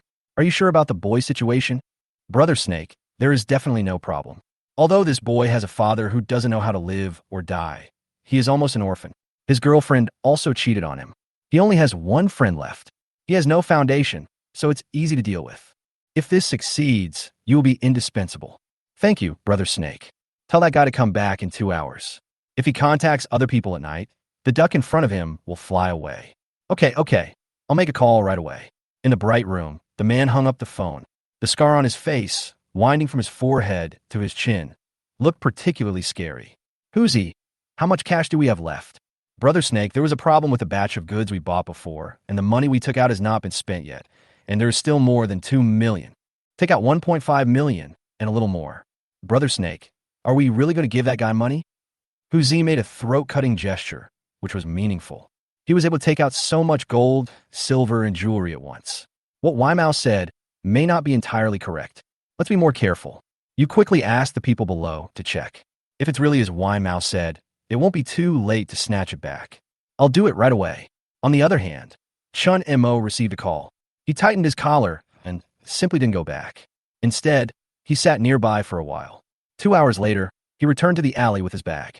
At this time, Weimauer was still waiting anxiously in the alley. When he saw Chun Mo, he immediately showed a hypocritical smile. Where's your boss? Chun Mo lowered his head. It was dark, and he was wearing a hat and a mask. Weimauer couldn't see anything. He just felt that Chun Mo seemed to be a little fatter than a few days ago. Soon, the roar of a car engine sounded outside the alley. The car stopped outside, and 7 or 8 people walked in, led by a middle-aged man. Weimauer immediately ran over and greeted him respectfully. Snake just exchanged a few words and then said, Brother, can we take a look at the goods first? Chun Mo nodded and threw the bag over. Snake raised his eyebrows. Seeing Chun Mo throwing things out so carelessly, he wondered, is he too naive, or is he relying on something? Looking at Chun Mo, who was wrapped tightly, he thought the former was more likely. Snake gestured to the people behind him. They took out the gold, silver, and jewelry, carefully checked them, and nodded to Snake. Brother, you are good. If you have more goods in the future, please contact me directly. Here is the 1.5 million you asked for. I will add another 200,000 yuan personally, a total of 1.7 million. Huzi handed over a suitcase. Brother, check it. Chun Mo opened the suitcase, took a quick look, and after confirming that it was all cash, he closed the suitcase and said lightly, "Thank you, Brother Snake." "It's okay, brother. More cooperation in the future." "Okay." Chun Mo answered briefly, carrying his suitcase and walking out of the alley. Watching Chun Mo's back blending into the darkness, Snake put away his smile and led everyone back to the car. "Tell them to investigate as soon as possible." "Got it, Snake. There will be a result tomorrow." There are two brothers with good skills who are following him. "Okay, leave it to you. I'm at ease." The car was getting farther and farther away, but Snake and others didn't know that above them, on the roof of the car, there were 4 killing machines lying. It's true that you should be on guard against others. In another alley not far from the trading point, Chun Mo grabbed the man's neck and looked at his companion being devoured. The man struggled desperately in fear. "Goodbye." Under the moonlight, Chun Mo's shadow suddenly lengthened and swallowed the man into the darkness in an instant. Chapter 13, Powerlessness. Crow University School of Medicine, General Ward. There is no shortage of beds at the Cromwell University Medical School, but there are not many beds either. Yuan's mother lives in a 4-person room, and besides her there is another patient and his family member. During the day, there were many people around the patient asking about his health, but there was only Yuan Jia by himself at Yuan's mother's side. At night, everyone left, and the patient was left with only one companion. The two of them went for a walk outside, leaving only Yuan Jia and Yuan's mother in the room. "Son," Yuan's mother called softly. "Mom, what's wrong?" Yuan Jia was busy and sweating. He put down what he was holding and walked over immediately. "Tell me the truth. What is wrong with me?" "Mom, haven't I told you many times? They're just some minor ailments. It's inevitable for the elderly when they get older. Don't think too much. The doctor said it could be cured soon." Yuan Jia tried his best to smile, but his heart was getting heavier. Yuan's mother's condition was not optimistic, and the possibility of a cure was very low. "It's just a minor problem." Yuan's mother looked at the light on the ceiling. A month ago, the hotel where she worked provided multiple physical examinations for free. How could she not be aware of her physical condition? The reason she quit her job was not because her boss and colleagues were too bad, as she said. They were all rare good people. Yuan's mother just wanted to spend more time with her son at the end of her life. "Since it's a minor illness, there's no need to treat it," Yuan's mother said lightly. "So what if I get treatment?" Yuan's mother has consulted many times. For patients like herself, even with active treatment, the possibility of recovery is very small. The biggest probability is to spend money to prolong her life. She knew better than ever that her illness could not be cured with just tens of thousands of dollars. And if she had to spend all her family fortune, the family that had just gotten out of debt would be burdened with tremendous pressure again. Yuan's mother thinks it's not worth it. Yuan Jia has just started working and has a long way to go in the future. Everything is moving in a good direction. How could she allow her old bones to become a barrier that blocks the light of hope? At this moment, she did not face the fear of death, nor did she have any attachment to life. She only felt reluctant to leave her son. From now on, he can only walk the road alone. "Mom, what are you talking about? Why don't you treat it? I told you it's just a minor problem." Yuan Jia tried hard to suppress his emotions. His eyes were sore. He didn't dare to look directly into his mother's eyes, for fear that she would notice something unusual. Yuan's mother slowly stretched out her hand from under the quilt. Rough and covered with calluses, each finger was deformed from years of hard work, and even if one tried hard, one could not straighten it. Yuan Jia still remembers the hands of clinical patients. Although they were all elderly people, some even older than Yuan's mother, their hands were well maintained. Except for a few wrinkles on the skin, they looked like those of a little girl. This pair of rough hands supported Yuan Jia's entire life and guaranteed his life to the greatest extent. Even without a father, Yuan Jia never felt that he was missing anything. "Mom." Yuan Jia tightly grasped the hand, leaned his head on it, and his voice couldn't stop trembling. He knelt on the ground, never having hated his own incompetence more than now. Mother Yuan stretched out her other hand, gently stroked Yuan Jia's graying hair, and said distressfully, "It's all my fault." "Mom, please don't say that. Please don't say that." Yuan Jia was trembling and sobbing, and his tears could no longer be held back and flowed down. "Listen to Mom. We won't treat it anymore." Yuan Jia did not answer. He closed his eyes in pain and shook his head desperately. Crash. At this time, the door opened and the patient in the same room returned to the ward with the help of his daughter. Hearing the sound, Yuan Jia closed his eyes tightly, sniffed his nose, and stood up from the ground. The two of them didn't say much and sent the mother to the bed. The daughter carefully tucked in the quilt and said, "Mom, take a rest. I'll go get you some food." "Go ahead. Mom, I'll go get you some food too. Stop talking nonsense. It's just a minor illness, a minor illness." Yuan Jia squeezed his eyes hard and followed the girl out of the ward. The moment he walked out, he could no longer control his outburst of emotions. He slowly sat down on the ground, leaning against the wall. He didn't care about other people's eyes. He bit his fingers, and the tears that he had stopped burst out again. The doctor stood aside. He had seen too many people like Yuan Jia and too many similar things. He was no longer as sentimental as he was at the beginning, but let's wait a while before talking about it.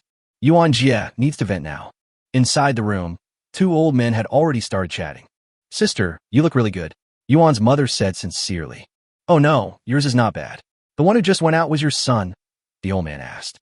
"Well, you've just started working and are doing very well," Yuan's mother said happily. "You are young and handsome.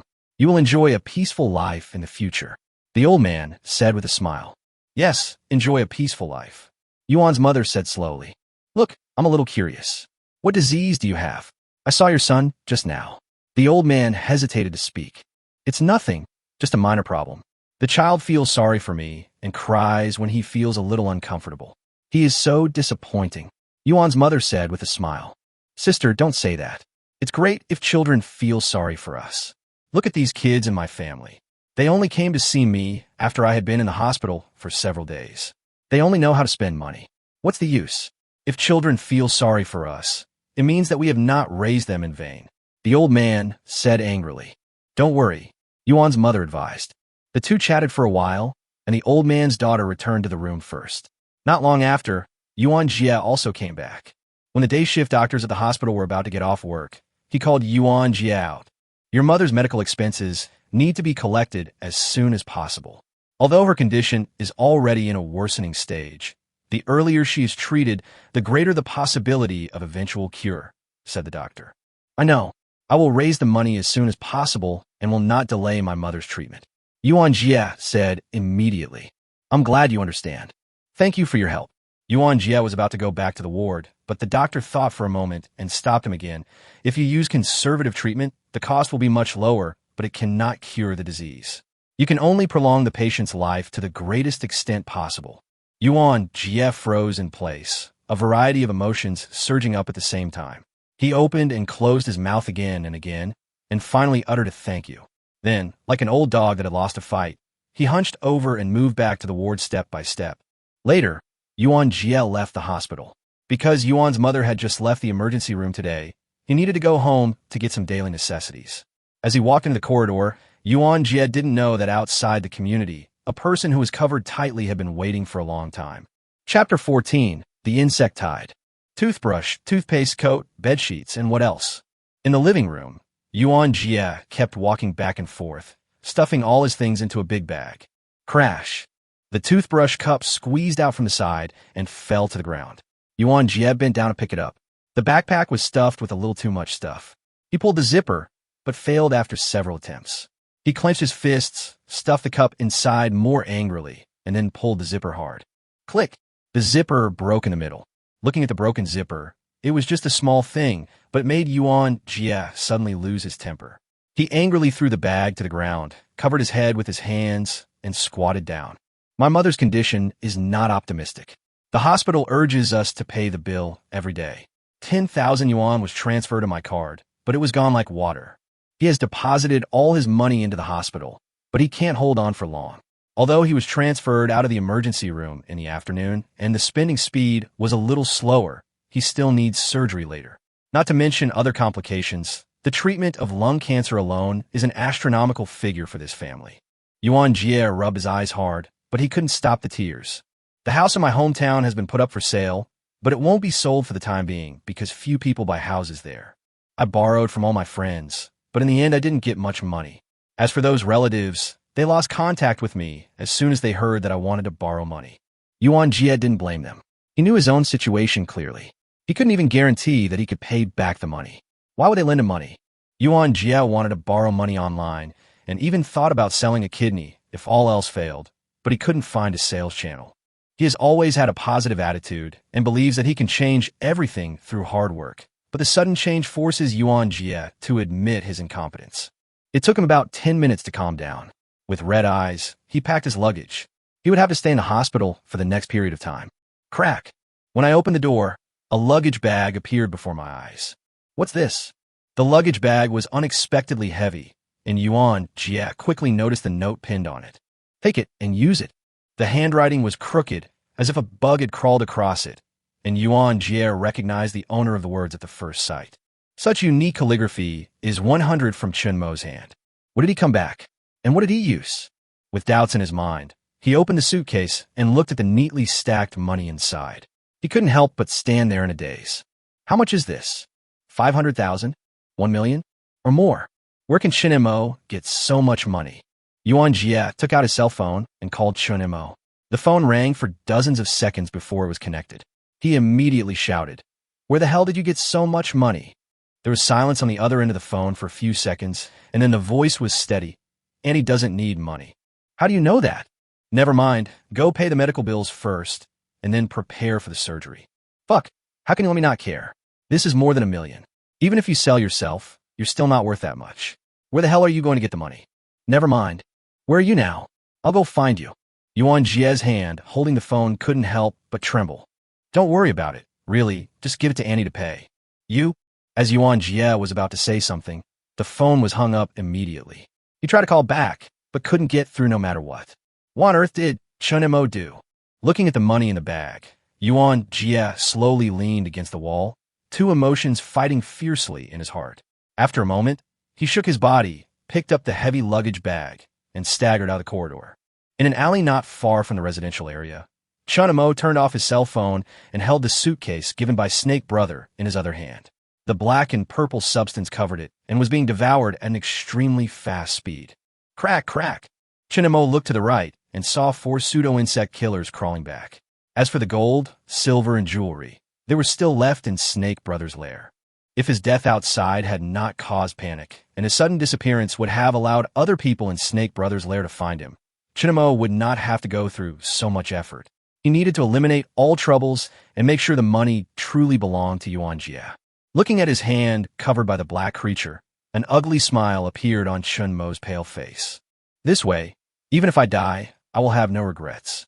Well, as soon as the thought came to his mind, Chun Mo suddenly felt a sharp pain bursting out from his brain, as if a steel needle had been inserted into his brain and was stirring rapidly inside. And those strange creatures whose skin was tightly attached like asphalt became extremely excited.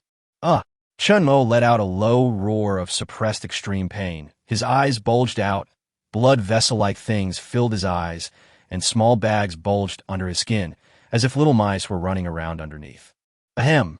Chun Mo coughed heavily twice. He covered his head tightly, and black tentacles overflowed from between his fingers. Is it because he ate humans that he became excited? From the day of discovery, in just a few days, the strange asphalt-like creature expanded many times. Chun Mo had no idea what the hell it was, and he couldn't find anything similar in the game. Originally, relying on the suppression of willpower, the asphalt covering his whole body had been reduced a lot. If he was given another half a month, perhaps it could be completely removed. Sure enough, is it too difficult to come out now? Chun Mo's facial features were twisted in pain. In just a few seconds, the asphalt covered his entire body again and was even drilling into his body, or had already drilled into his body. Mom, damn it, I have to go back. Chun Mo staggered to his feet, and with his remaining sanity, he ran home regardless of anything. The asphalt must have been brought by the mother nest. This is an indisputable fact. Relying on the mother nest to assist in suppressing the asphalt is only a temporary solution, and it is very likely to cause deterioration and mutation. But he has no other choice. He stumbled all the way home and rushed directly into the mother's nest. He wanted to suppress the asphalt monster as before, but this time, after coming into contact with the mother's nest and Chun Mo's will, the asphalt not only did not become silent, but became more excited. Chun Mo could no longer suppress the pain and let out a roar that shook the entire building. It was pitch black all around him, and the sound of dancing tentacles could be heard in the air. Pain spread throughout his body, which reminded him of that night, the night when his mother had passed away not long ago and his drunken father had beaten him with a belt until his skin was torn. It was just as pitch black. There was just something dancing in the air, and it was just as painful as before. In pain, his consciousness gradually faded away, and Chun Mo felt like he was in an ocean, with a tentacle wrapped around his feet, pulling him deeper and deeper. Wow! The mother nest that wrapped Chun Mo suddenly burst into a cry, and its tentacles broke through the room. The whole building was shaking violently. People ran out of the room screaming, and the next moment they were entangled by the tentacles and turned into delicious dishes. Kill you! Kill you! Kill you! Kill you! Chun Mo fell to the bottom of the sea, stared at his father who was still waving the belt, and pounced on him with a scream. Wow! The mother nest screamed again, and the building collapsed. Under the moonlight, the 100-meter-high mother nest looked like a prehistoric behemoth, unscrupulously showing its beautiful figure to the world. Chapter 15 Meeting. Larson Yuan, May 16, 2026. This is a day that no one will ever forget. On this day, humans realized how insignificant they are and how terrifying insects are. They appeared suddenly, arriving without warning on an ordinary evening. At first, people only felt the ground shaking. A few people thought it was an illusion, while the rest immediately thought it was an earthquake. Because it was already nighttime and many people had already gone to bed, they rushed downstairs in their pajamas and slippers, holding their children and pets. Compared to some people who are used to sleeping naked, they are lucky, at least they are wearing relatively decent clothes. But at this moment, facing those handsome men and beautiful women who are only covered with simple cloth, or holding clothes and putting them on in front of everyone, they have no mood to appreciate or peek, because a huge monster suddenly rises from the ground, and before people can see what the monster waving its tentacles is, cruel and efficient killers rush out. The first to be killed are the people closest to the monster. The killers hide in the darkness, and by the time they are discovered, they have already raised their knives. In the murderous intent mixed with darkness and moonlight, a large field of enchanting roses bloom, and then slowly fade, leaving only the smell of blood in the air. People fled in panic. Eyesight was poor at night, and some people were accidentally bumped into and lost their balance. The balance of life fell. Transport worms that had integrated multiple genes from ants and other insects crawled out, dragged people back to the nest, and threw them into a swamp-like, bubbling black and purple liquid. Tiny tentacles stretched out from it, and the prey were devoured along with their extremely fearful emotions. The mother nest waved its tentacles, smashing high-rise buildings and madly devouring everything within sight.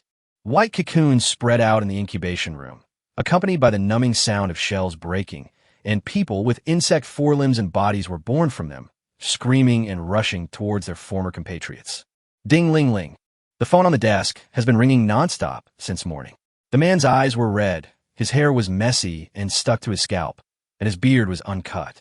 He was urgently called in while he was asleep last night, and it has been 6 hours since then. Not to mention tidying up his appearance, he didn't even have time to go to the toilet. The man did not answer the phone. Although as long as he was sitting on the chair, no one else in the room had the right to cross his line, the man no longer had the energy to do anything else, so the clerk who was called over answered the phone. "Sir, the general wants you to go to conference room number 2. "I see." The man rubbed his face and put on his coat. The epaulets on his shoulders told everyone that he was a colonel. He was young, and not just in appearance.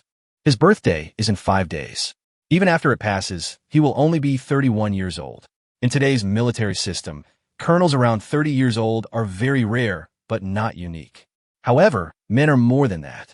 Ning Mingjun, with the rank of colonel, is the commander of the 9th Marine Division. It's not just an empty title, he actually has soldiers in his hands. Excellent ability and strong character. This ordinary adjective cannot accurately describe Ning Mingjun's excellence. He joined the army through the orthodox system and won many outstanding achievements in wars with other countries. If he were not too young, his military rank would probably have been promoted. Conference room number 2 was not far from Ning Mingjun's office. When he opened the door, he couldn't help but hesitate. There were many people sitting in the room, more than half of them were soldiers, and without exception, their military ranks were higher than his. If the 9th Marine Division had not been stationed nearby and had already entered the city to protect the residents, he, as the division commander, would probably not have been qualified to attend the meeting.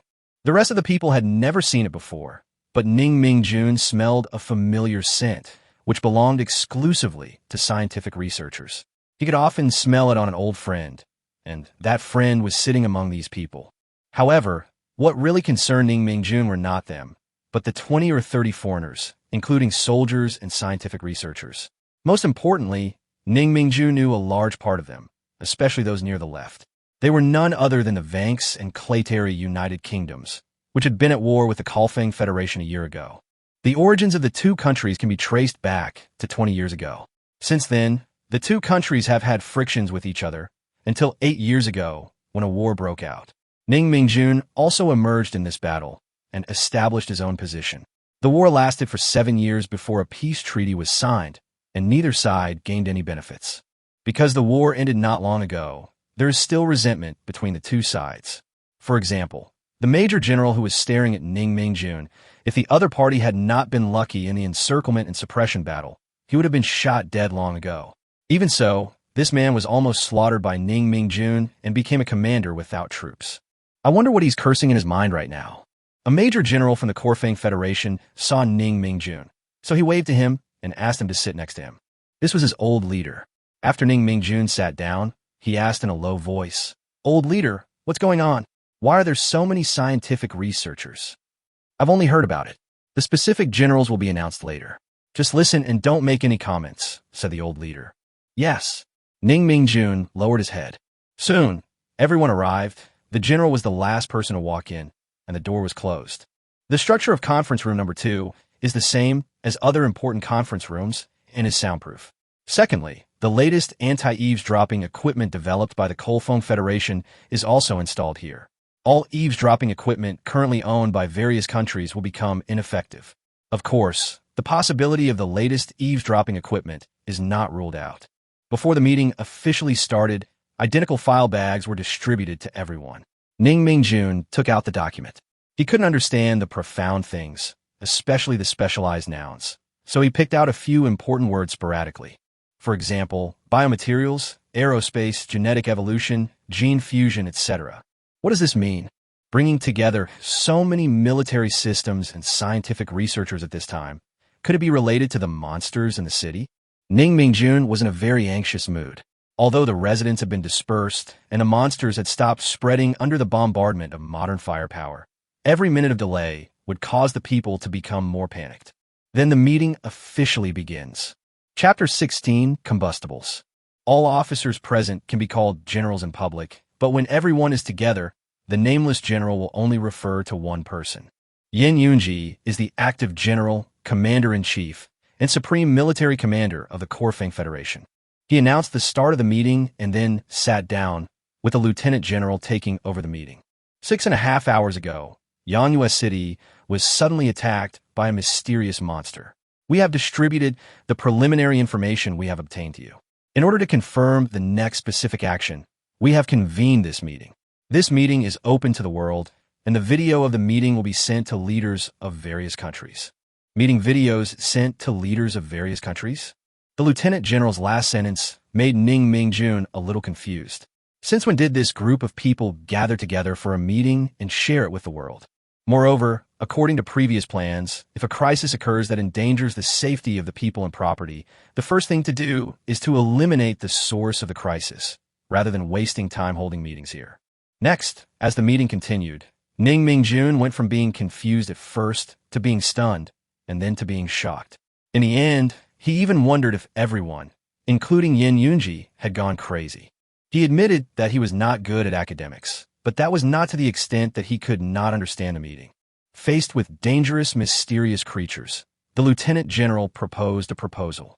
No, to be precise, it was not a proposal, but a notice that made some officers uneasy, but made all scientific researchers look enthusiastic and excited. In response to this emergency, the nations joined forces, codenamed Bug Catcher, with containing the monster as the first priority. Capture alive? Are you crazy? If the major general had not held Ning Mingjun down in time, he would have almost jumped up from his chair. Yes, he admitted that although the monster was dangerous, it was not yet a threat to all of humanity. However, that did not mean that they could be captured alive without making them able to fight. How can we capture something alive if we can't even hold it steady? How can we capture alive? Is it by giving it anesthetics like catching a wild animal? Ming Jun calmed down a little. The Major General whispered. Since people were talking, there was nothing wrong with the two of them talking in a low voice. Chief, are these people crazy? And the general actually allowed troops from other countries to enter our country? Among them are the United Kingdoms of Vanx and Clayteri that just ceased hostilities and the United States of Styria that is still at war. Ning Mingjun suppressed his surging emotions. As for the speech on the stage, he couldn't hear a single word. Because this matter has become so serious that all countries must unite. The Major General sighed. I don't think we need to borrow military forces from other countries. Ning Mingjun said immediately. It's not that the monster is so powerful that we need to borrow troops from other countries, but the benefits gained from the monster are enough to arouse the covetousness of any capable country. The reason why our country can take the lead now is because the monster appeared in our country. Otherwise, you and I would be just one of those people now. The Major General pursed his lips towards the foreign officer who was communicating. But why is this happening? Ning Mingjun still couldn't figure it out. I only know a little bit. I guess they will tell you about it in the second half of the meeting.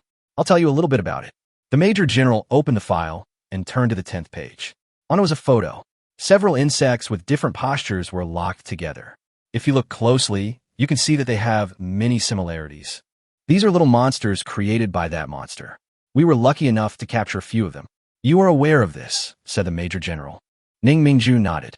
4 of them were captured by his subordinates and then immediately sent to the laboratory.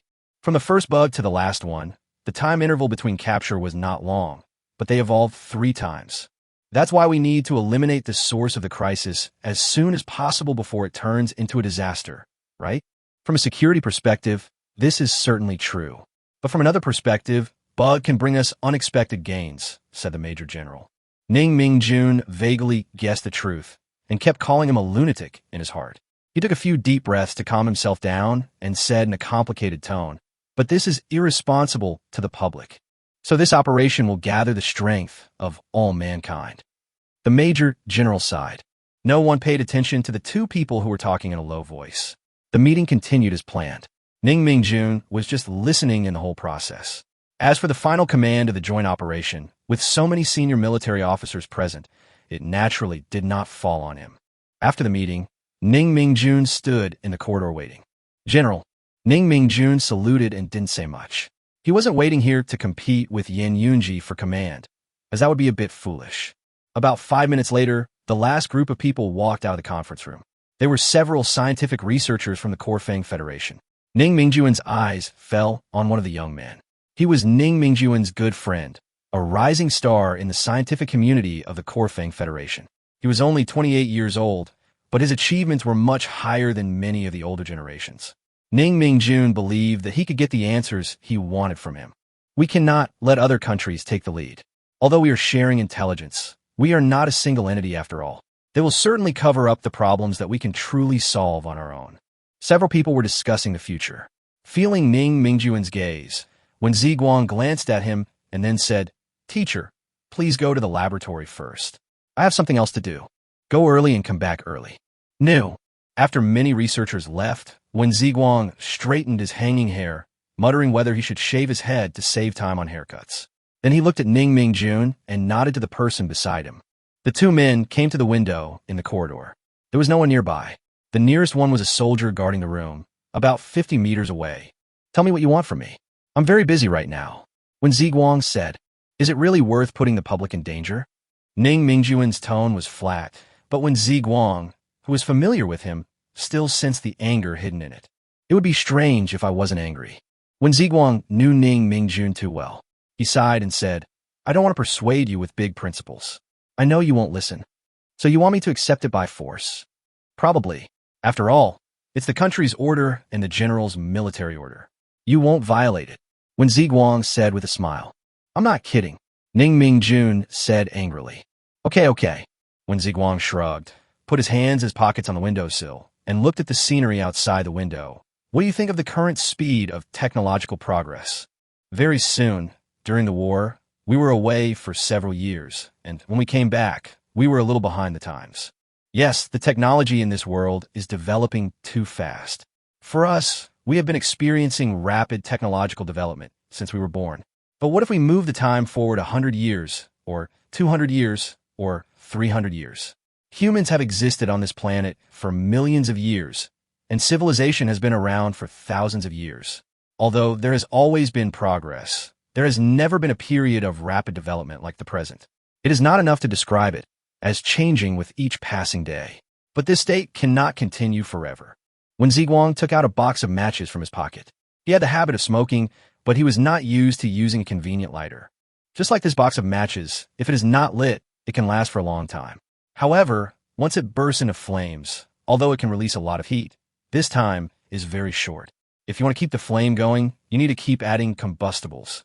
Chapter 17 Requirements. You mean the insect is the flammable material?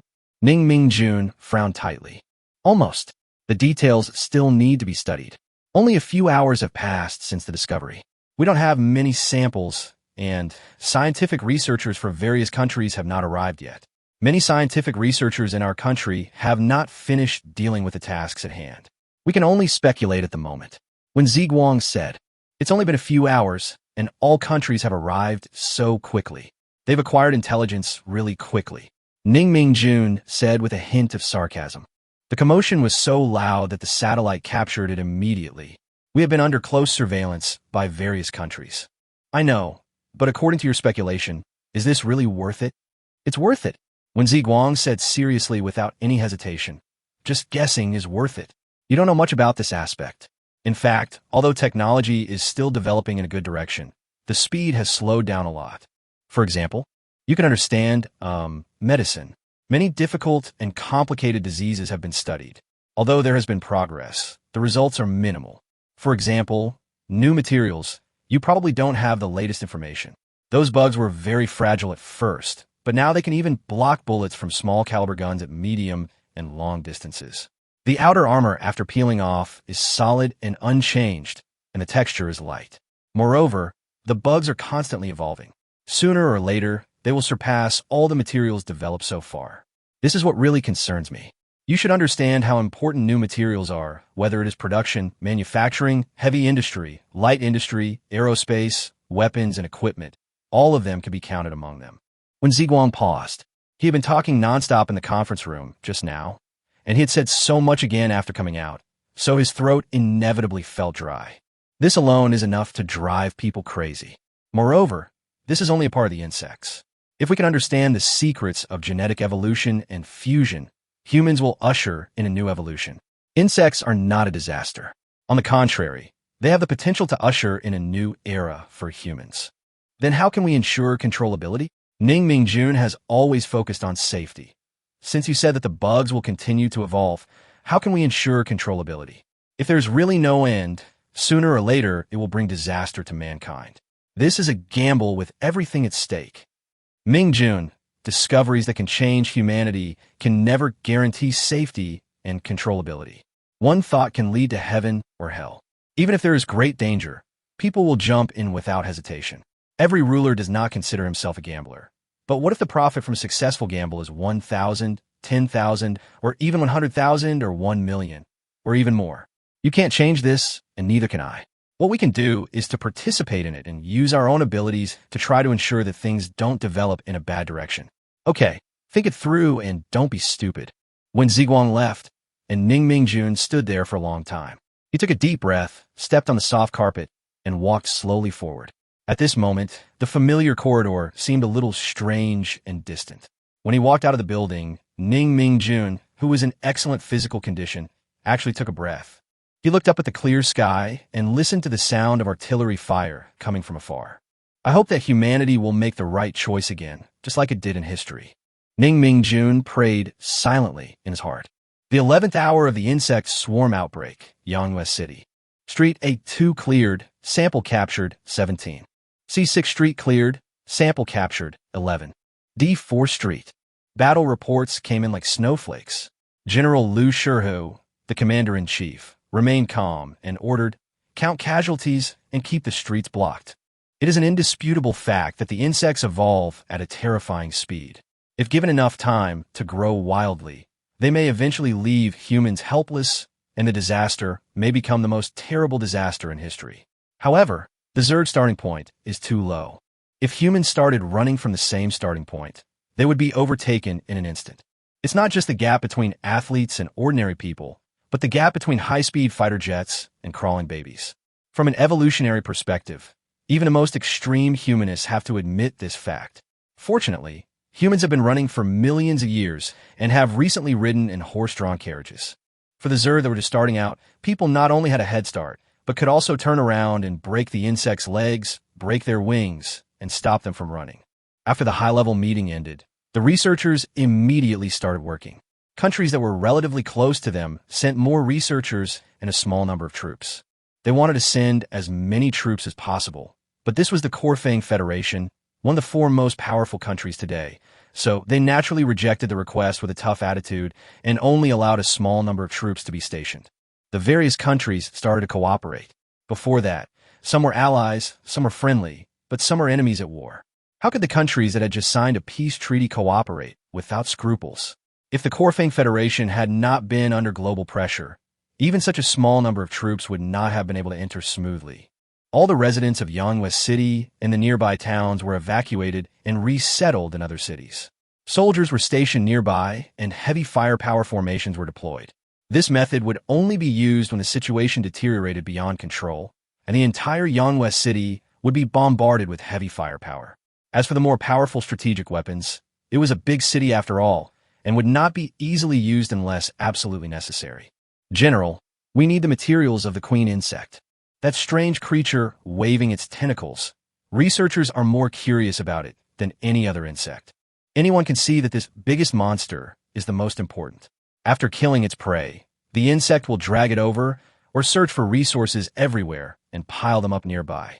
Dirt, buildings, vehicles, everything within sight became food for the monster. General, there is also that kind of swamp-like mucus. It is very dangerous. Although its decomposition ability is not strong, human power can break free from it, but it is full of known and unknown mutant viruses. Even a simple touch will infect you and kill you in a short time. We need the material of the mucus. If conditions permit, I hope to obtain some of it. The person who was talking to Lu Shihu was an old professor who played an important role in the Confrontation Federation and brought great help to the country's development. But don't get me wrong, he was not a commander of the scientific research side, like Lu Shihu. If the army can only send sporadic parts under restricted conditions, then tens of thousands of scientific researchers will be unstoppable, which will cause all countries to become hostile, and even the Confrontation Federation will not be able to bear it. In this situation, no one can convince all scientific researchers. Science has no borders, but scientists do have borders. In the end, the four major powers each nominated one representative to be responsible for different directions, and other countries jointly nominated 20 representatives. If there are important decisions to be made, these 24 people need to vote together, with 4 people from the 4 major powers each having 5 votes, and the remaining 20 people each having 1 vote. Votes cannot be abstained from. If 4 people agree to a decision and the remaining 20 people veto it, although it is 20 votes to 20, the decision of the 4 major powers will still be made, and vice versa. If only 3 people agree, plus 5 members from other countries, the vote is still 20 to 20, then the decision will be retained, and all other situations will be determined by the number of votes. Chapter 18 Living Samples. Even if this group of high-end talents did not actually go to the front line, they knew how difficult it was to obtain the 2 types of living samples mentioned above, and they also knew how excessive this was. So they pushed Bu Jiangwen out. After all, they were all from the Confrontation Federation, so the possibility of success might be greater. Professor Bu, I can't give you a definite answer. I can only say that I will do my best. Lu Shihu weighed his words carefully. The researchers were right. If someone else had made such a request, Lu Shihu, who was known for his hot temper, would have probably started to scold him a long time ago. However, when it comes to Professor Bu, who has worked hard and made great contributions, they can only hold back their anger. General Lu, that's enough. Thank you for your help. Bu Jiangwen sighed. He knew that because of the scientific researchers' requirements, a considerable number of soldiers will be sacrificed. It's all for the country.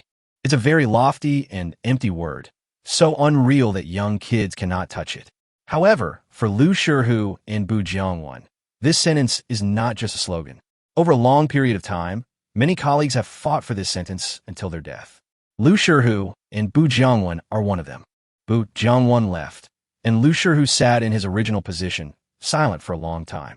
Although he agreed to Bu Jiangwen's request for samples, how to obtain it became a key issue.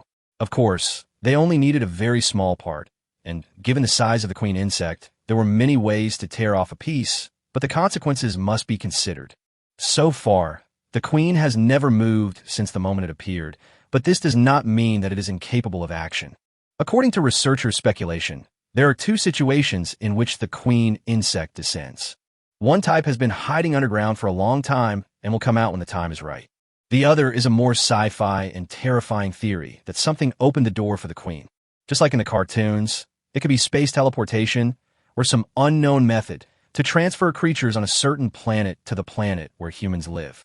People tend to believe the former, saying that this is more in line with the scene described by the residents where the queen insect appeared.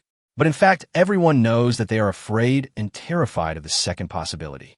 If it was really a space transfer, then who transferred the queen, or which civilization did this? A single example can reveal the whole picture.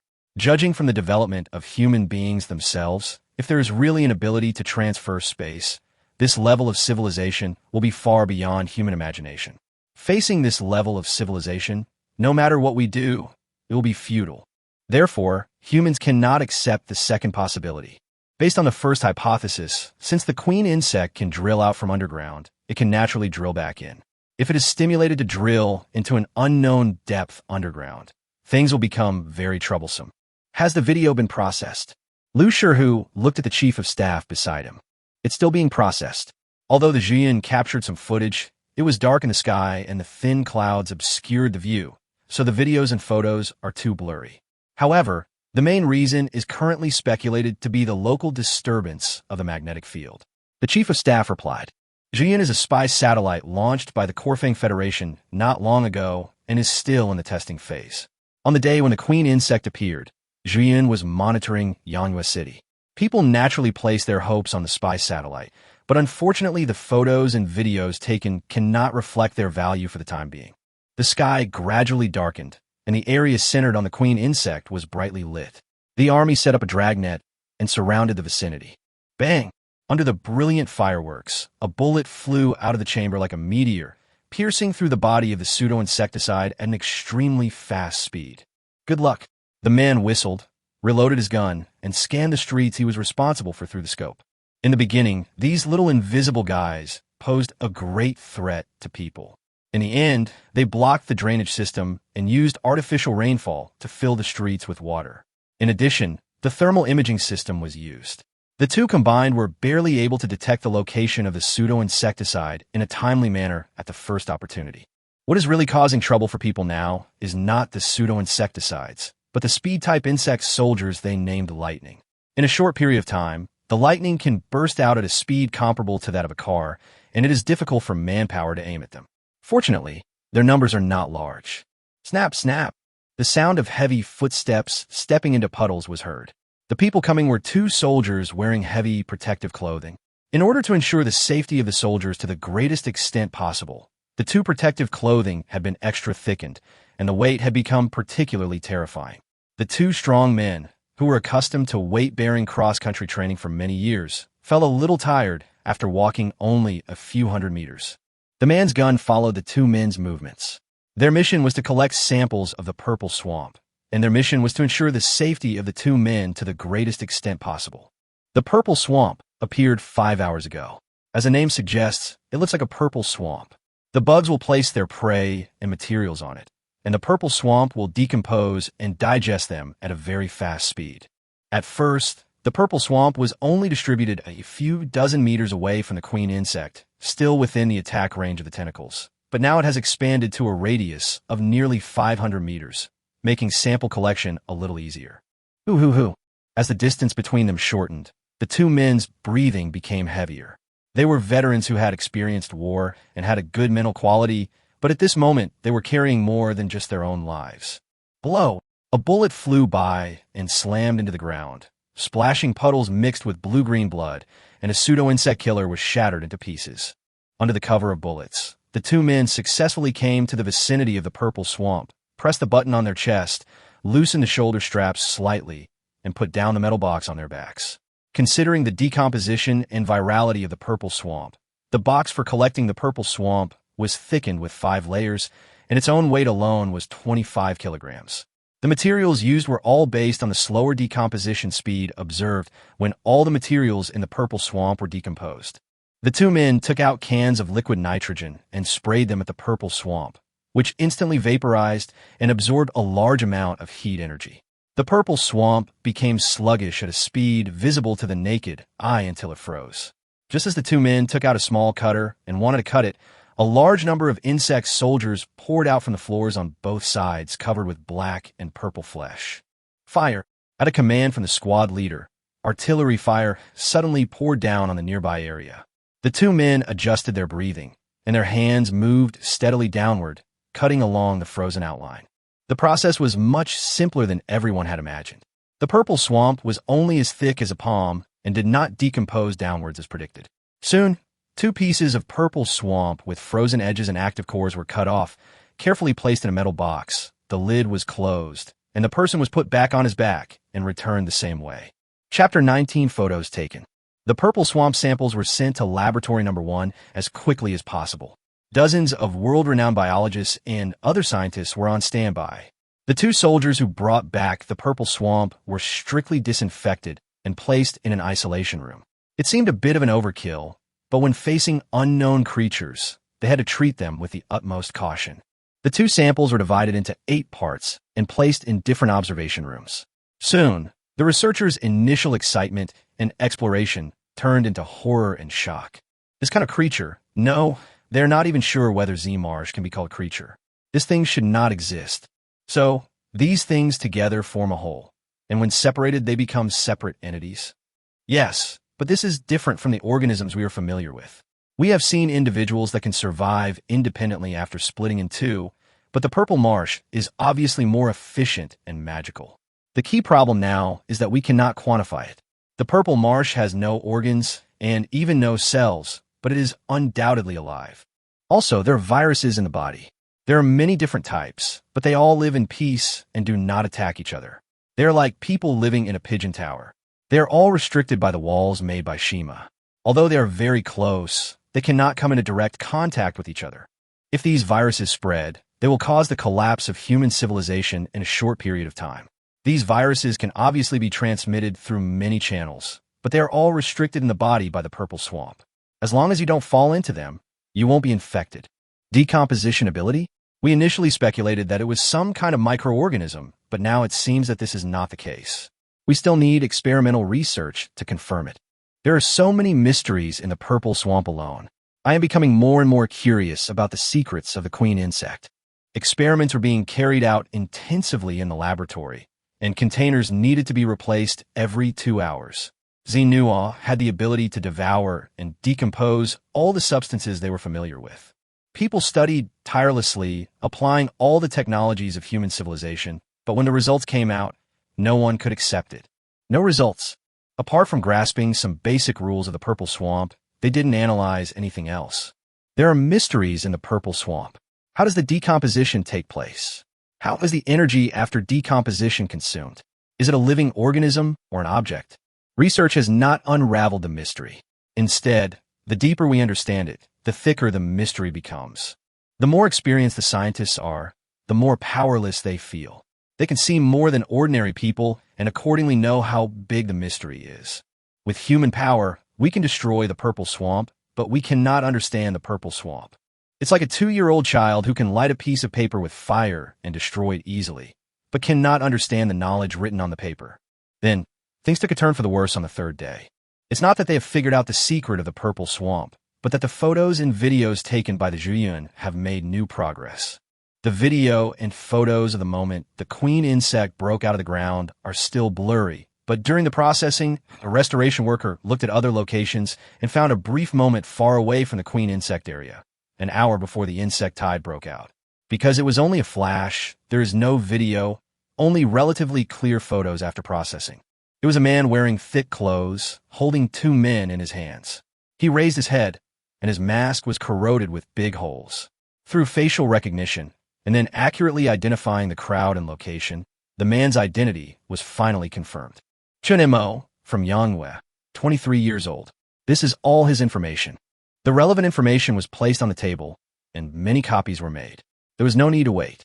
The content was pitifully simple. Apart from his tragic life experience, he was just an ordinary person. So what is he, a mutant? There are no superpowers in reality. So what do you think he is? In the conference room, officers and scientific researchers sat together again. The man who was speaking was burly, with a fierce look on his face and an extremely loud voice. Judging from his rank, he was actually a major general. No matter how you look at it, this person is not a normal human being. Maybe he is a user with shadow abilities. Major General Chen, there are no people with superpowers in reality. That goes against scientific common sense, said the researcher sitting opposite.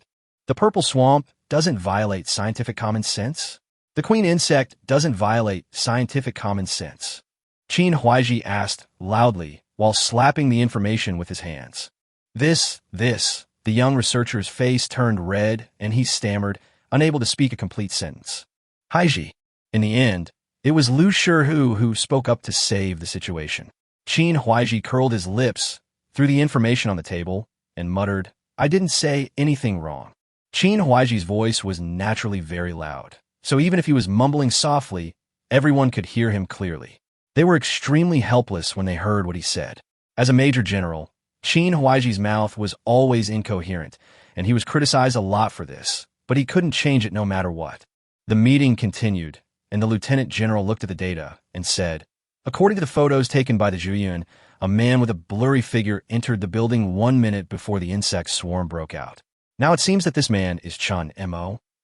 The clothes are basically the same, so they should be the same person. So what is the connection between Chun Mo and the queen worm? Is there a chance that the queen worm is controlled by humans? Based on the current intelligence, we can't rule out this possibility, but we think it's more likely that Chun Mo is being controlled by the bugs. Similar to controlling the host's brain in a parasitic way? It may also be a more efficient method. There are too many mysteries about the queen insect, and we cannot confirm it. Isn't it the same as saying nothing after talking for so long? Qin Huaiji muttered again, causing all the researchers to glare at him angrily. Qin Huaiji stiffened his neck and put on a scoundrel-like attitude in response. Major General Qin, it's been less than 24 hours since we got the samples, and we haven't obtained live samples of the queen insect yet. Any viewpoint needs to be supported by experiments. How do you want us to analyze it? A researcher from the United States of Steel asked word by word with a serious expression. How should I know? Qin Huaiji rolled his eyes. Okay, Huaiji, please stop talking. Mr. Clay, please don't take it too seriously. General Liu, I don't mind, but please don't question us. Major General Qin. Of course. Liu Huayu nodded and glared at Qin Huaiji again with emphasis. Chun Mo's friend is called Yuan Jia, right? Where is he? The person has been taken to the next room and is being interrogated by Minister Wang.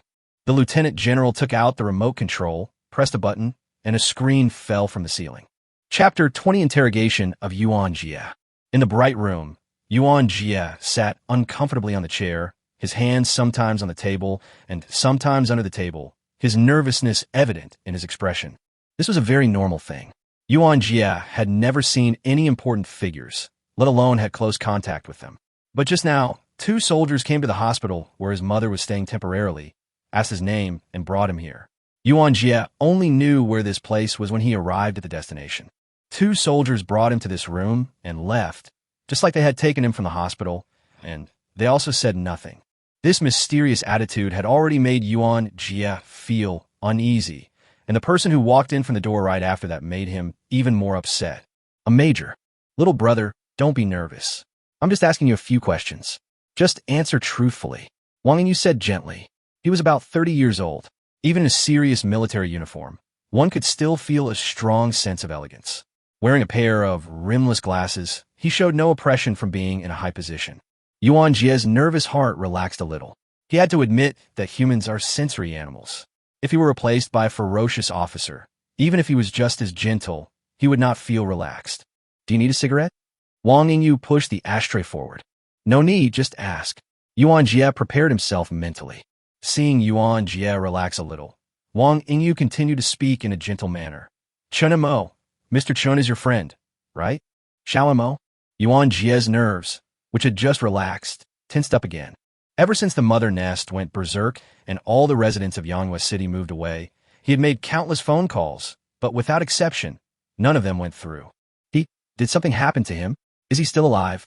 Yuan Jia asked nervously. Please answer my question step by step. Okay. Wang Yingyu still had a smiling expression, but there was an unquestionable aura coming towards him. Okay. Has your friend Mr. Chun Mo behaved in any unusual way recently? Wang Yingyu asked. Abnormal? Yuan Jia immediately thought of the more than 1 million yuan parked in front of his house. For Chun Mo and him, this was undoubtedly a huge sum of money.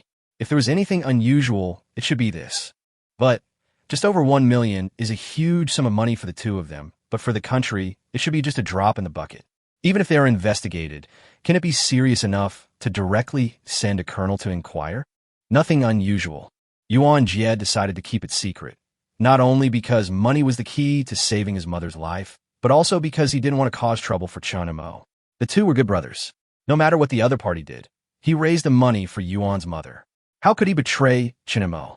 Yuan Jia is lying. As the director of a branch of the intelligence department, Wang Yingyu has extensive experience in torture. He can analyze useful intelligence from the facial expressions of well-trained enemies. How could Yuan Jia possibly hide it? Your friend is in a very dangerous situation. We need to know enough information to rescue him. Your honesty determines your friend's safety, so I hope you don't lie. Wang Yingyu easily grasped one of Yuan Jia's weak points. After a fierce ideological struggle, Yuan Jia sighed. Okay, I'll tell you everything, but I really don't know too many details. So Yuan Jia narrated what had happened. Wang Yingyu nodded. Chun Mo suddenly put the money at the door, and there was no sign before that, right? Because I had borrowed money from Xiao Mo before, and he only lent me a few thousand yuan. So at that time, he probably didn't have the more than 1 million yuan. Yuan Jia said affirmatively. He believed that if Chun Mo had enough money, he would definitely donate generously even if he didn't know the reason for borrowing the money. Understood.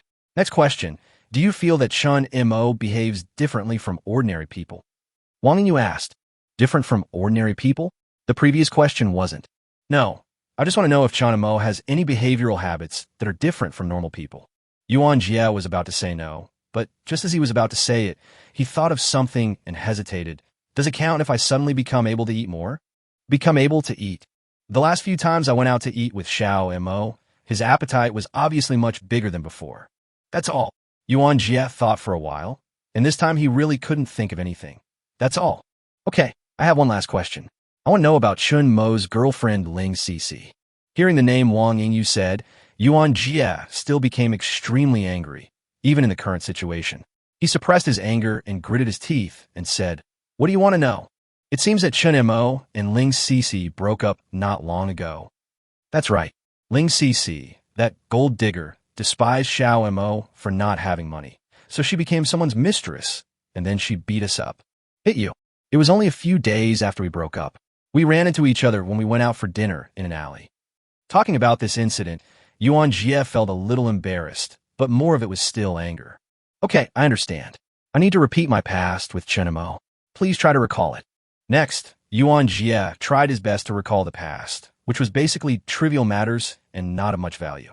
After about an hour, Wang Yingyu stood up and said, Thank you for your cooperation. We will take you back to the hospital. It's okay. Yuan Jia stood up with a hesitant expression. Anything else? Well, I spent part of the more than 1 million that Xiao Mo gave me. Yuan Jia said hesitantly. We are aware of this matter. We have paid the medical expenses for your mother. It's okay. I wish your mother a speedy recovery. Wang Yingyu smiled kindly, then called in the soldiers guarding the door and ordered them to send Yuan Jia back. Walking in the heavily guarded corridor, Yuan Jia really wanted to ask Chun Mo what had happened, but he thought the other party would not tell him. So he followed the soldiers away with worry and uneasiness.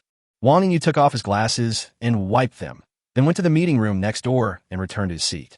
Lu Huaihu nodded, and the lieutenant general pressed the remote control, on which appeared several urgently found documents. Ling Xixi and Huang Renjing died on the 11th of this month in a villa owned by Huang Renjing. Their deaths were extremely tragic. No clues were left at the crime scene, and the surveillance cameras at the crime scene all failed at the same time. There is evidence that Chun Mo followed the two from the 7th to the 26th. The case has not yet been closed. In the 3 days before the insect outbreak, Yanhua police station received several reports of lost valuables. All of them were lost at night. Apart from the glass being neatly cut open, there were no other clues. The surveillance cameras were also ineffective. There is a hidden criminal organization in Yanhua City called the Snake Gang. The boss of the Snake Gang is nicknamed Old Snake. When we arranged for people to evacuate the residence, we found 9 bodies in their lair. There was also a large amount of gold, silver, and jewelry at the crime scene, which matched the items lost by the residents. According to the confession of the Snake Gang's financial manager, Old Snake left with $1.7 million in cash that night and came back with a bag of gold, silver, and jewelry. $1.7 million matches the amount of money that appeared at Yuan Jia's door. Chapter 21 accidentally obtained sample. This is not that simple. If that kid named Chun Mo can really control the bugs, all these things will make sense. Qin Huaiji said in his signature loud voice. Everyone is well aware of the characteristics of pseudo-insecticides, and 2 living ones have even been captured. Biologists are conducting research day and night. If the mystery of the pseudo-insecticides' invisibility can be cracked, mankind will see a step-by-step improvement in both military and civilian applications. The queen insect can distort the magnetic field. The monitoring failure must be due to this. Coupled with the cooperation of the hidden insects, killing people without leaving any trace is not easy. Qin Huaiji crossed his arms across his chest and was not angry about the death of his compatriots.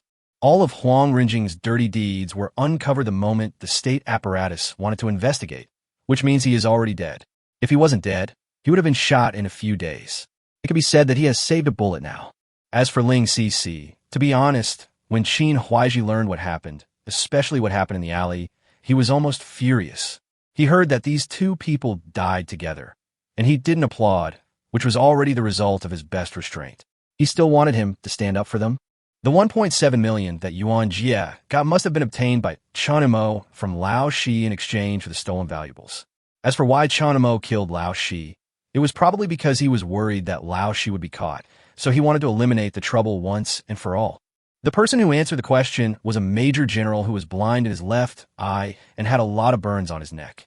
The problem is if Chun Mo is really related to the queen insect, what is the meaning of him creating this disaster? Is it just a simple revenge on society? Another person asked puzzledly. It is possible that a person who has such tragic experiences since childhood and has suffered such a blow would have such thoughts. Someone else continued. But the doubt is that the queen insect is not a low-level life form and has no reason to obey human orders. Everyone was talking, and at this moment, the door was suddenly pushed open and a short officer ran in and said something in Lu Shihu's ear. Tell everyone there's no need to hide it. People fell silent, staring at the officer as he recounted the intelligence he had just learned. While investigating Chun Mo's interpersonal relationships, the daughter of the owner of a steamed bun shop very close to his home said that in recent days, Chun Mo would buy 150 steamed buns every day and put them at the door. She once took a curious peek and found that Chun Mo had a lot of black and purple tattoos on his body. Tattoo. Everyone was stunned. The lieutenant general pressed the remote control and called up many photos of Chun Mo. Obviously, not long ago, Chun Mo only had some scars on his body. She added that the tattoo seemed to move when she took her last look. That tattoo is probably the thing that's clamping the 2 snake gang members in the photo, the so-called shadow ability user. The researcher looked at Qin Huaiji intently while speaking. Hey you, Huaiji. I won't say anything. Boss Qin Huaiji sat back in dissatisfaction. The meeting continued, and the focus of the discussion was still the relationship between Chun Mo and the queen insect, and how to collect living samples from the queen insect. This was the focus of the scientific researchers. As time went on, people's quarrels became louder and louder. The whole conference room was like a vegetable market. Everyone was speaking, and because of the voices of others, they had to raise their own voices to drown out each other. In this way, all the voices mixed together to form a huge noise. Even 2 people sitting next to each other could hardly hear what the other was saying. They could only judge by the shape of their mouths and facial expressions. The meeting ended with Lu Huaihu calling a halt. Apparently, not much useful information was discussed this time. Although they learned that Chun Mo was unusual, they could neither find Chun Mo nor determine the specific relationship between the 2. They could only pin their hopes on a more detailed investigation. After everyone left the meeting room, Lu Shihu called out to Qin Huaiji. There were no outsiders in the room. Only Lu Shihu's guards left. Boss, what do you want me to do? The two are from the same hometown and joined the army together in their early years. They have a very good relationship in private. There is no serious oppression between superiors and subordinates when they get along with each other. They're more like older brothers. I noticed that you have been becoming more and more dissatisfied with scientific researchers recently. Haven't I warned you many times before that the country's development cannot do without them, and you must get along with them in a friendly manner? Lu Shihu asked. I know, but didn't you ask me to target them this time? Qin Huaizhi was stunned. When did I ask you to do that? Now, it was Lu Shihu's turn to be dumbfounded. When you just came in for the meeting, that person was talking nonstop, and you gave me a look. Qin Huaizhi scratched his head. My eyes are uncomfortable. Lu Shihu took a deep breath and had a terrible headache. If you don't have the brains, don't try to figure out other people's thoughts. Just fight your battle honestly. This, you can't blame me entirely. Qin Huaizhi couldn't stop complaining. Stop howling here, get out of here, and apologize to them when you meet them later. Lu Shihu held his forehead with his hand. Well, fine, then apologize. Qin Huaizhi was very reluctant in his heart, but he had no choice but to leave with his head down. Lu Shihu read the information and videos several times and fell asleep unknowingly. When he opened his eyes and looked at the morning light outside the window, he couldn't help but smile bitterly and said, I'm really getting old. When I was fighting before, I could last 3 or 2 days without any problems. Now I can't even hold on for one night. General, you're still young. It will be no problem for you to lead us for another 30 years. The guard said with a smile. 30 years? Do you really want to tire me to death? Lu Shihu laughed. Don't even mention 30 years, General. If you don't mind, 40 years won't be a problem. Okay, you're the only one who can talk. You've been guarding here all night. You must be hungry. Let's go and eat. Lu Shihu stood up with his coat on. As soon as he opened the door, a clerk rushed past with documents in his arms and almost bumped into him. General, I'm sorry. The man said in a panic. It's okay, be careful next time. What's the hurry? Lu Shihu said nonchalantly. There are too many things to do regarding settling the residents of Yuan City, the man said. Well, get busy. After the clerk ran away, Lu Shihu turned his head and said to the guards, if they need our cooperation, we must do our best. Yuan City is a big city. It will be a lot of work to settle so many residents in a short period of time. People's livelihood issues are the top priority, and we must not neglect them. Don't worry. The two men had a meal in the canteen of the camp, during which time 2 more people came over to ask Lu Shihu to sign documents regarding the next military action. At noon, Lu Shihu gathered everyone together again, but the number of people was much smaller than last time. He really didn't want to go through another meeting like a vegetable market again. The content of this meeting was mainly about how to obtain live samples of the queen insect. The meeting lasted from noon to late evening without any results. Just when Lu Shihu was about to disband the meeting, a piece of news that shocked everyone came. The live sample of the queen insect is obtained. Chapter 22, Preparing to Capture. When they heard the news, everyone who had been discussing for an afternoon was preparing to have a bite to eat, but looking at the samples that were urgently delivered, they had no time to eat. More than a dozen researchers in the conference room hurried to the laboratory, which was already crowded with people at this time. Compared to them, Lu Huaihu was more concerned about how the samples were obtained. Didn't you order us to get more purple swamp samples? Because we had a successful example before, we used the same method. However, during the cutting process this time, the queen insect extended its tentacles without warning, about twice as long as before. As a result, many of them were cut off by the barrage, and most of them were decomposed by the purple swamp. Our soldiers fought hard to grab 2 pieces. Listening to the captain's narration, Lu Huaihu suddenly felt at a loss whether to laugh or cry.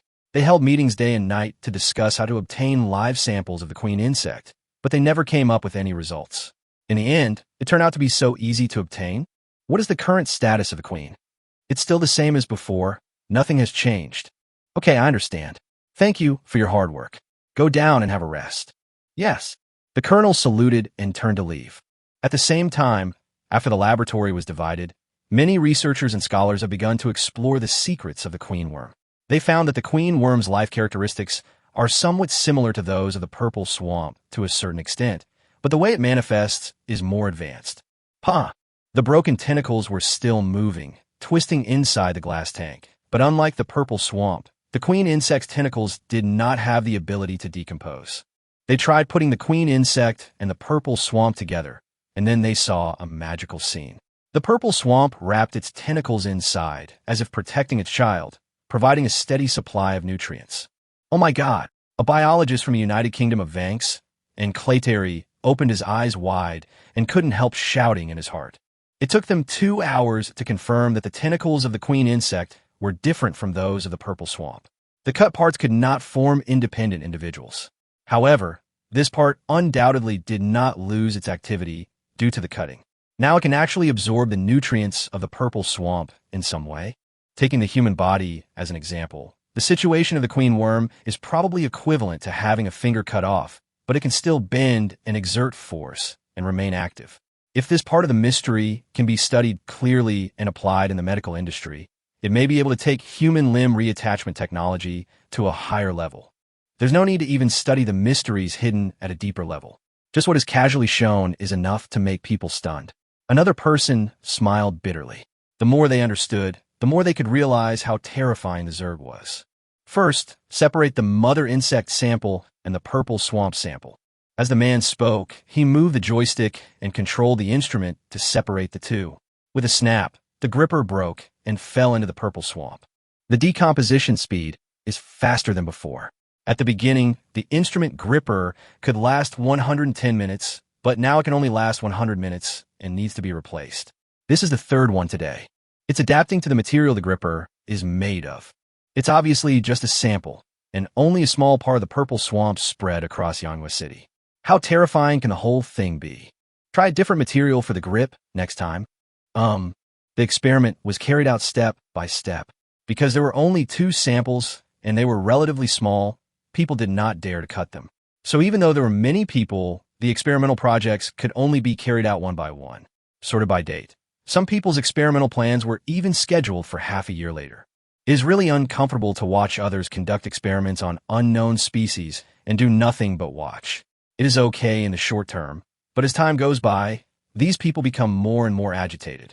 Finally, one afternoon, many scientists collectively petitioned that they needed more experimental samples. In fact, it's not just them. The country hopes to capture the queen insect one day earlier. Even because it is a global alliance, a lot of secret information cannot be disclosed to the public, which also causes panic to spread rapidly. In just half a month, various reports of the end of the world, alien invasions, and world disasters have spread widely, causing panic among the people. This is undoubtedly a challenge to national stability. Have the experimental results been confirmed? Liu Huaihu's voice was full of fatigue. His desk was full of documents. Although the queen insect had been restricted in Yanhua City, as long as it was not dealt with cleanly, the commander-in-chief would not have peace for a day. It has been confirmed that the anesthetic is effective on the experimental sample of the queen insect, but it has a high drug resistance. It takes a dose that is enough to knock out an adult elephant to make the sample barely dormant.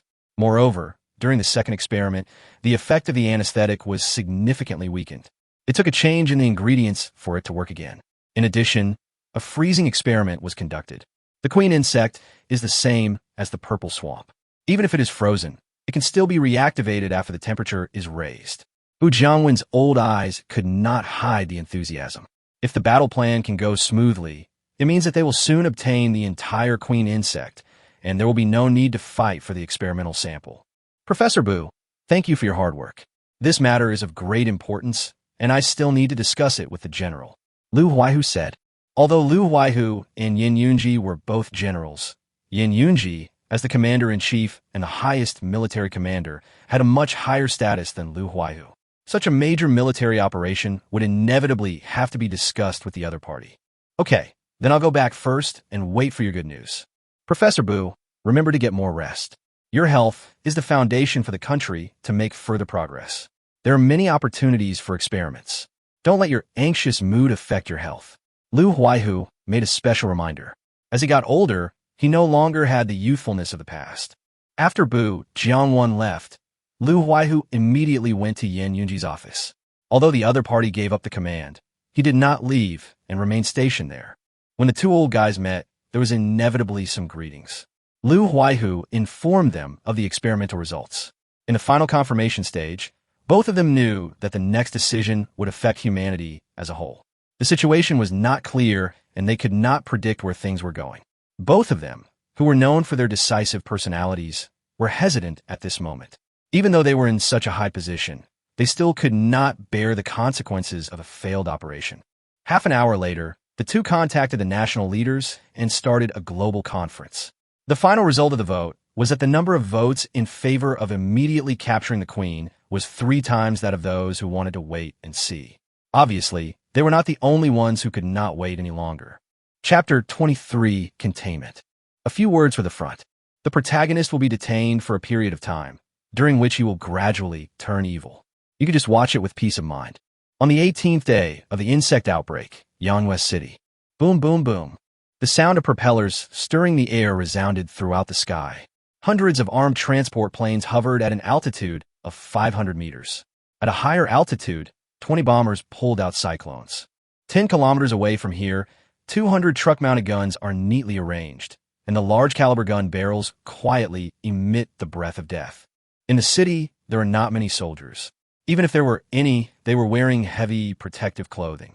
Steel fences blocked every road, forming an area with a diameter of 2 kilometers. Thousands of elite snipers were lying on high-rise buildings in the distance, constantly scanning the street conditions. Yin Yunji personally went to the battlefield, and observation groups from various countries also observed the battlefield. Looking at the pilot's information report and thinking back to the 20 bombers circling in the sky, everyone felt so angry that their teeth were itching, but they couldn't help feeling scared at the same time. That is not a conventional fighter jet in service in the Cold-Wind Federation, but a 7th-generation fighter jet that is still under development in various countries and has not yet been put into production. The 5th-generation fighter jets are already the most advanced fighter jets in most countries. Some countries are still using the outdated 4th-generation ones. In contrast, the Cold-Wind Federation directly took out the 7th generation and especially took out 20 of them at once. It is estimated that they have been developed long ago, but have not yet been put into service. The members of the Vanks and Clayterry United Kingdoms, which had recently ceased fighting, and the Steel United States, which had been at war before, looked at the roaring 7th-generation fighters and felt their hands and feet go cold.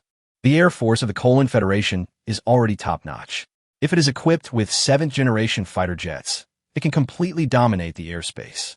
If the Cold-Wind Federation had taken out 7th-generation fighter jets in the previous battle, the situation would quickly become unbalanced. Yin Yunji glanced at everyone's reactions and couldn't help sneering in his heart. Do you really think he is a good-tempered person?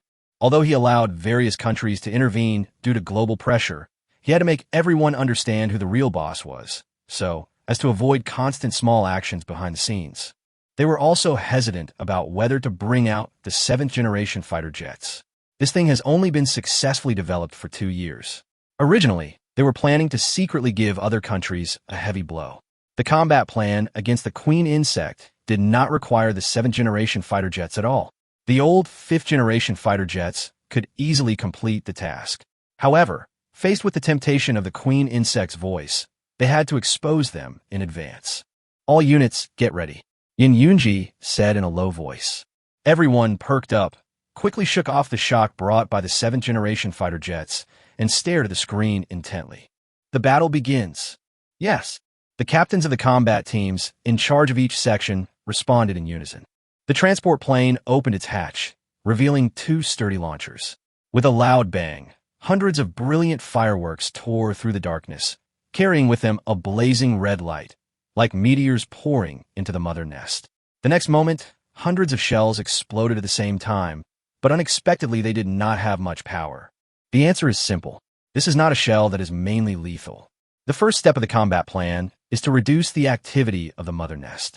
Hundreds of shells contain a large amount of anesthetics, which rely on the impact force to break through the skin armor of the mother nest and directly inject the anesthetic into the body. Then, the helicopter moved outward while pulling up, and the bomber pulled down and locked onto the target. Coordinates confirmed, open fire. The mounted ammunition was emptied in an instant. When hundreds of shells were about to approach the mother nest, they were distorted by the magnetic field, and the electronic signals became ineffective, which also triggered the detonation conditions of the special low-temperature bombs. In an instant, pale fog enveloped the entire enclosed area, and the temperature dropped at a terrifying rate. Even though people were far away, they could still feel the biting cold. When the fog dissipated and the lights shone, the huge body of the mother nest was already covered with frost. I didn't expect that they actually succeeded in developing this thing. Seeing this horrifying scene, the eyelids of the observation group kept twitching, but at this moment, Yuan Jia no longer cared about their reactions. And now, there was only one last step left to capture the queen insect. Buzz, buzz, buzz. Hundreds of helicopters lowered their altitude, and the operators turned to operate the temporarily modified launchers. One end of this launcher was fixed to the helicopter, and the other end was similar to a whale harpoon that was magnified several times. The hideous barbs were retracted and would pop out immediately once they pierced the target's body. The rope connecting the helicopter and the fork is made of ultra-high molecular weight polyethylene and has been extra thickened, making it much stronger than steel wire rope. With a bang, hundreds of forks were fired at the same time, easily breaking open the frozen body of the mother nest. Pull the group up to 400 meters. Yes, the helicopter was pulled up together, and when it reached a height of 300 meters, the rope suddenly straightened, and the helicopter's upward momentum was slightly restricted. However, with the combined force, the mother nest was still uprooted. Everyone breathed a sigh of relief as they watched the mother nest being pulled up and transported away. So far, the plan has been going smoothly without any accidents or mistakes. The collection team is entering. Trucks and cranes loaded with soldiers in protective clothing drove in. Although the mother nest had been moved away, there was still a purple swamp with a radius of 700 meters on the ground. These things would not die due to the low temperature. It would be a pity if they were thrown here and destroyed in the artillery fire. With the help of strict protection and remote support, they cut the purple swamp evenly and loaded it into thickened transport vehicles. These things will be sent to many temporary emergency laboratories. Soldiers and tanks were patrolling the city again, trying to capture some samples of the insect soldiers. As for the 200 truck-mounted cannons, they were already hungry and thirsty. Coordinates confirmed. Coordinates confirmed. Artillery ready. Annihilation shot. Fire. At a command, 200 truck-mounted guns opened their bloody mouths, and the deafening sound of the firing gathered together, directly shaking a gap in the dark clouds above. The moment the shells landed, it was as if a sun rose. The world was instantly filled with yellow and white. Ultra-high temperature heat sources exploded, melting everything within sight.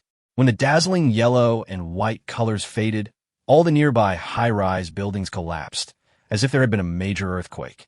The core area of the city was reduced to ruins. This is something that cannot be helped. As a big city in the Corfang Federation, Yuan Jia would not resort to such means unless it was absolutely necessary. The amount of virus contained in the purple swamp is too terrifying. If some of it remains in the soil and the Yangwei people return to their hometown, once the virus breaks out, it will be enough to destroy human civilization in a short period of time. The consequences are so serious that even if the entire Yangwei city is destroyed, it will be worth the extra effort in rebuilding it, even at the cost of manpower and material resources. Chapter 24 Conditions. What is this place? Chun Mo slowly opened his eyes. His consciousness was still in chaos. He felt like he was in a deep ocean, so dark that not a single light could penetrate. However, he did not feel cold. Instead, he felt warm as if he was in his mother's arms. What does that feel like? Chun Mo tried hard to think, but he could no longer remember his mother's warm smile. His mother passed away too early, so early that Chun Mo could not remember anything. He could only piece together and fantasize based on the extremely vague images. It was such a long dream. As Chun Mo thought this, his consciousness finally left the sea. The dazzling white light came into his eyes, making it hard for him to open his eyes. He placed his hand on his forehead and tried to observe his surroundings. This is a very large room, and it feels like being in a stadium, but there are no seats around, and there's nothing extra in the room. The walls are silvery white, as if they were made of some kind of metal. Looking upwards, there's a piece of transparent glass several dozen meters above the ground, and several serious-looking people are reflected behind it. What exactly happened? He only remembered that the thing attached to his body went out of control, and then rushed back to the mother nest without stopping, and then what happened? The harder he tried to think, the more severe the tingling in his brain became. Guji. At this time, he finally felt something moving behind him. He tilted his head slightly and found that it was the Zerg mother nest. Did he eventually lose control and get captured? Chun Mo immediately realized the most suitable scenario for the current situation. Since obtaining the mother nest, he has been thinking about various possible situations every day. He was expected to be arrested after the discovery, but he did not expect that it would be in an out-of-control way. Mr. Chun, a steady male voice came from the loudspeaker. Chun Mo raised his head and saw that the people behind the glass were standing closer. Chun Mo nodded. He hadn't figured out his situation yet, so it wouldn't hurt to cooperate a little. When they saw Chun Mo respond with a nod, those people showed more or less surprised expressions. After all, according to speculation, Chun Mo might have been controlled by the parasite and was probably in an unconscious state, or was it actually the mother nest that was responding now? Can you answer the question? Please say yes or no. The man asked again, his tone very polite. Chun Mo hesitated for a moment and said, okay. The man asked a lot of questions and confirmed that Chun Mo still had the ability to think. Then the men disappeared. Chun Mo moved his wrist and forced himself to stand up. Looking at the mother nest behind him, he had a lot of questions. His consciousness sank into the mother nest space. Looking at the huge amount of extra resources and genes, Chun Mo was speechless for a long time. This alone was enough to guess the truth. So what should we do next? The matter of the mother nest has been exposed, and he will not be regarded as a compatriot. Even if he fully cooperates, can humans really trust him? Chun Mo leaned against the mother nest. He didn't dare to move. The more than 300-meter high ceiling and the surrounding walls were equipped with a large amount of heavy firepower. If he acted rashly, he would be bombarded with bullets in the next moment. Chun Mo and the mother nest stayed in this room for several days. Occasionally someone would ask some questions, and through the conversation, he learned some things. First of all, let's talk about what happened in Yangwest City during the days when I lost consciousness. The second is the issue of intelligence. People have not yet linked the Zerg Hive with the game Cosmic War. The overall appearance of the Hive has been expanded and is quite different from that in the game. In addition, there are no Zerg soldiers in the game, so this secret is still well hidden. The Hive is called the Queen Zerg by them. Chun Mo also learned the identity of the man who came to question him every day, an old and highly respected professor. He hoped that Chun Mo could cooperate with humans in research. Chun Mo subconsciously resisted. Being treated as a guinea pig would make anyone feel uncomfortable, until the other party proposed an exchange condition. Your good friend Yuan Jia's mother is seriously ill. If she is treated with conventional treatment, the cure rate is very low. We can invite the best doctors and provide her with the best medical conditions. Your friend will no longer have to worry about his livelihood. By the way, you probably don't know that Yuan Jia met a girl because of this disaster. Don't you want to consider them? When people said this, they actually didn't hold out much hope. They just analyzed from Chun Mo's behavior that Chun Mo valued the other party very much. Otherwise, he would not have traded with Snake Brother under such circumstances, so they just tried their luck. What surprised and delighted everyone was that after listening to the conditions given by humans, Chun Mo did not hesitate for too long, but before cooperating, he had a request. He wants to meet Yuan Jia. This was not a big problem, and Yuan Jia was taken to the large observation room that afternoon. Before seeing Chun Mo, Yuan Jia was still a little dazed. Just like last time, there were still a few officers, but their ranks were much higher. There were also a few doctors who came with them. They told Yuan Jia that Yuan's mother would get the best medical conditions and everything would be left to them. Then the confused Yuan Jia was brought over. Are you asking me the same question as last time? What's going on with my mother? Yuan Jia seemed to have endless questions to ask along the way, until he stood in front of the observation room and saw through the glass the person standing in front of the monster. No, wrong. Yuan Jia even doubted whether it was a human being. A black and purple substance like asphalt covered every inch of their skin. They squirmed, raged, and made strange noises. Under the light, they emitted a terrifying purple-red light. The huge mother nest was lurking in the back, like a living mountain of flesh. Mr. Chun, your friend is here, the officer said to the broadcasting microphone. Mr. Chun? List? Yuan Jia was struck by lightning. He threw himself against the glass like a madman. Xiao Mo. You are Xiao Mo. Chun Mo slowly raised his head. The asphalt spread outward, revealing a pale face. You are here. What's wrong with you? What on earth happened to you? Actually, I don't know either, but it can't be considered a bad thing after all. My aunt has been taken away, right? Chun Mo smiled. What do you mean? Did something happen to you? Yuan Jia asked hurriedly. I told you, I don't know either. I will probably stay here for a long time, cooperating with research or something. Hearing this, Yuan Jia immediately looked at the officer next to him. He grabbed the officer's collar angrily, no longer caring about the difference in status, and shouted, "Did you do something to Xiao Mo? Are you doing human experiments?" "Xiao Jia, calm down. If that's the case, they won't allow you to meet me." Chun Mo slowly stood up, as if he wanted to get closer. Crack! It was just a tiny movement, but the guns deployed nearby immediately turned their guns around. Chun Mo could only sit back with a wry smile. Chapter 25 Brothers Meet. P.S. Yang is back. I have had a fever since last night. I will update randomly these days. If I am in good condition, I will write more. If I'm not in good condition, I will write less. It is also possible that I will not update for the time being. Please forgive me. Why are you so dejected? Cheer up a bit, I'm not dead. Chun Mo was very open-minded and was in the mood to joke with Yuan Jia. By the way, I heard that you have a girlfriend? What's going on? Not my girlfriend, not yet. Besides, she may not be interested in me. What's the specific situation? Tell me. You still won't understand this? Well, there's nothing to worry about my situation. Don't worry. I'm free anyway, so tell me about it. Chun Mo said with interest. There was no other way. Yuan Jia could only suppress his uneasiness and narrate the whole process with little interest. It was fate. The hospital ward where Yuan's mother was temporarily staying was very crowded, so she stayed in a multi-person room. The person in the next bed was Yuan Yu, who had saved Yuan's mother. She accidentally fell from a height on the way to escape and broke her leg. Her family was in a faraway city and had no time to come over. So Yuan Jia took on the responsibility of taking care of both of them. As a result, they developed some feelings for each other. Chun Mo was particularly concerned about the time when the two met. When he heard that they met when Yuan's mother was in the hospital, he finally felt relieved. Chun Mo was worried that Yuan Jia's girlfriend was actually an undercover agent sent by the country in order to better control him through Yuan Jia. Now it seems that his worries were in vain.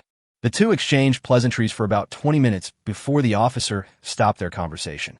"Mr. Chun, it's time for you to talk to your friend. When can I come over next time?" Without waiting for Chun Mo to respond, Yuan Jia said immediately, "Sorry, I can't give you an accurate answer. We will contact you if there is an opportunity," the officer replied. Before leaving, Yuan Jia looked at Chun Mo again. It was a sad feeling to see his former brother falling into unknown danger, but he could do nothing about it. That's right. At this moment, Chun Mo suddenly stopped Yuan Jia, who was about to leave. "If you need anything, just tell them directly. As long as it's not too excessive, I think they will try their best to meet your needs." Hearing this, Yuan Jia turned half of his body to the side and stared at Chun Mo blankly. "Don't look at me like that. Although it's strange to say that given my situation, I'm their partner after all. So if there's any difficulty, whether it's lack of money or something else, just tell them." Chun Mo laughed softly. Yuan Jia stared blankly at the officer beside him, who responded with an undeniable expression. Shortly after Yuan Jia left, the second person walked in. He was a scientific researcher about 30 years old, followed by an officer of similar age. Chun Mo knew their names, Wen Ziguang and Ning Mingjun. At first, the people responsible for communicating with Chun Mo were several older scientific researchers and military officers, but the day before yesterday, they were replaced by these two. Perhaps they felt that they were of similar age and would be easier to communicate with? Chun Mo didn't think much about it. He didn't care about it. "Mr. Chun. Just call me Chun Mo." "Well, okay. Chun Mo, we have met your conditions. Yuan Jia's mother has received the best treatment. According to the doctor's feedback, it will only take half a year for Yuan's mother to fully recover. As for Yuan Jia, we will also arrange a sinecure with a very good salary for her. So it's time for you to fulfill your promise." When Ziguang said, "What do you need?" Chun Mo asked. "We want to check the creature attached to your body. We tried to check it while you were unconscious, but it was very uncooperative. You should be able to control it, right?" When Ziguang asked, "I can perform the most basic control, but I can't take it off." Chun Mo replied, "No need to take it off.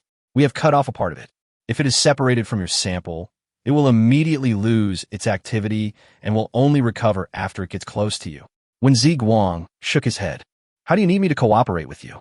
It's just some basic checks. You need to enter various instruments.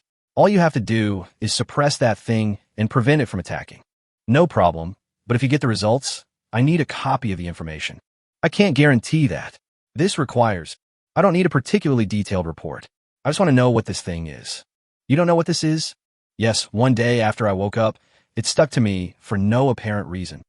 Chun Mo shrugged helplessly when Ziguang looked at the camera and heard a positive voice in his earphones. So he said, "If it's just this level, I can promise you."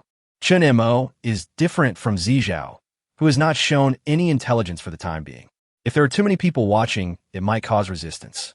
Since there are enough Zizhao samples and queen insect samples, there is no need for them to watch together. It is enough for them to let the text light control it and watch the process through the monitor and get the final result. When Ziguang pressed a button, and the ground not far away opened up, several instruments rose up, and Chun Mo entered one by one according to the instructions. The creature attached to the skin seemed a little uneasy, but fortunately with Chun Mo's comfort, its condition was relatively stable. Except that it cannot be taken off whenever you want, this thing is very obedient in other aspects. The inspection took about half an hour. Wen Ziguang said he would come back to inform him when the results came out. Before leaving, he asked Chun Mo to produce several kinds of insect soldiers. In exchange, Chun Mo asked for a computer and made some requirements for the future food standards. Since he had the conditions to enjoy, Chun Mo naturally wanted to make his life a little better. Chun Mo's reasonable request was successfully approved by the leaders of various departments. An hour later, the computer was delivered by an unmanned small transport vehicle. It had a high configuration, but could not connect to the internet. Many games were downloaded as required, as well as movies and TV series to kill time. In addition, he was given a few boxes of cigarettes. Chun Mo did not ask for a chair. The tentacles of the mother nest were more comfortable than any other chair. He sat cross-legged on it, watching the newly released web drama. Although it had not yet ended online, he had already obtained the full series sent to the review department, and it was the unedited version. Smoking, eating snacks, and watching online dramas that others can't see. To be honest, Chun Mo still accepts his identity as a human being for the time being and cooperates with humans to research more advanced technologies. As long as he puts aside his identity as a mouse, he is not as resistant as imagined, and this will also allow Yuan Jia to have a good life. Chun Mo is not an ambitious person. He has fantasized about conquering the universe, but that is just his self-entertainment when he can't sleep. I just wronged you. He turned around and touched the mother nest. This thing was destined to conquer the universe, but now it was confined to such a place because of him. Chapter 26, Living Armor. Parasite? You mean this thing is actually a parasite? Looking at Wen Ziguang standing behind the glass, Chun Mo couldn't help but frown. More than 5 days have passed since the day of the examination. Chun Mo has to undergo examinations every day, and today Wen Ziguang finally brought the exact experimental results. From the performance point of view, that's the case. Chun Mo's frown deepened. Although he had guessed this before the result came out, he still felt disappointed when he heard the exact answer. If this thing is a parasite, then what is it? Is he really the Zerg overlord? As the supreme being of the Zerg, how could anything in the Zerg dare to parasitize him? But it's different from what you think. The so-called parasite is not it, but you. When Ziguang said surprisingly, "Me?" Chun Mo pointed at himself in disbelief. "I am a parasite?" It's just a simple analogy. On the surface, it does actively attach itself to your body and is very resistant to leaving your body. You also said that it is out of control and can affect your will. From these manifestations, it does have the characteristics of a parasite. That doesn't mean, but Chun Mo was about to speak when Ziguang interrupted him before he could finish his words. But this thing is not absorbing any nutrients from you. On the contrary, it is continuously providing you with nutrients and triggering a protective mechanism when you're in danger. From this point of view, you're more like a parasite. Of course, this is just an inappropriate example. When Ziguang said, "It's almost like a living armor," Chun Mo thought of a movie he had watched not long ago, in which the protagonist had a set of living armor. It's okay to understand it this way. When Ziguang shrugged, the two discussed for a while, and when Ziguang left after collecting data, as usual. After he left, today's lunch was delivered. The food was very luxurious. Every dish was something Chun Mo couldn't afford, and some he had never even heard of or seen. After finishing his meal with gusto, he lazily lay on the mother nest, looking forward to the arrival of the next Sunday, which was the time when all countries would allow the two to meet. Later, Wen Ziguang returned to the laboratory and brought with him several rare species living in remote small countries to be devoured by the mother nest and reproduce insect soldiers containing the genes of the creatures.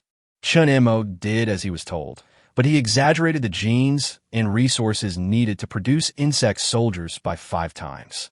In other words, for every insect soldier he produced, Chun Mo could secretly produce 4 more. Chun Mo didn't know why he did this. He was clearly ready to cooperate completely, but there was always a voice in his heart telling him not to trust them completely. So Chun Mo followed his inner voice and secretly gathered a Zerg team. In the eradication battle of Yuan Jia City a few days ago, even though the army had surged to the maximum extent, there were still sporadic insect soldiers who escaped capture.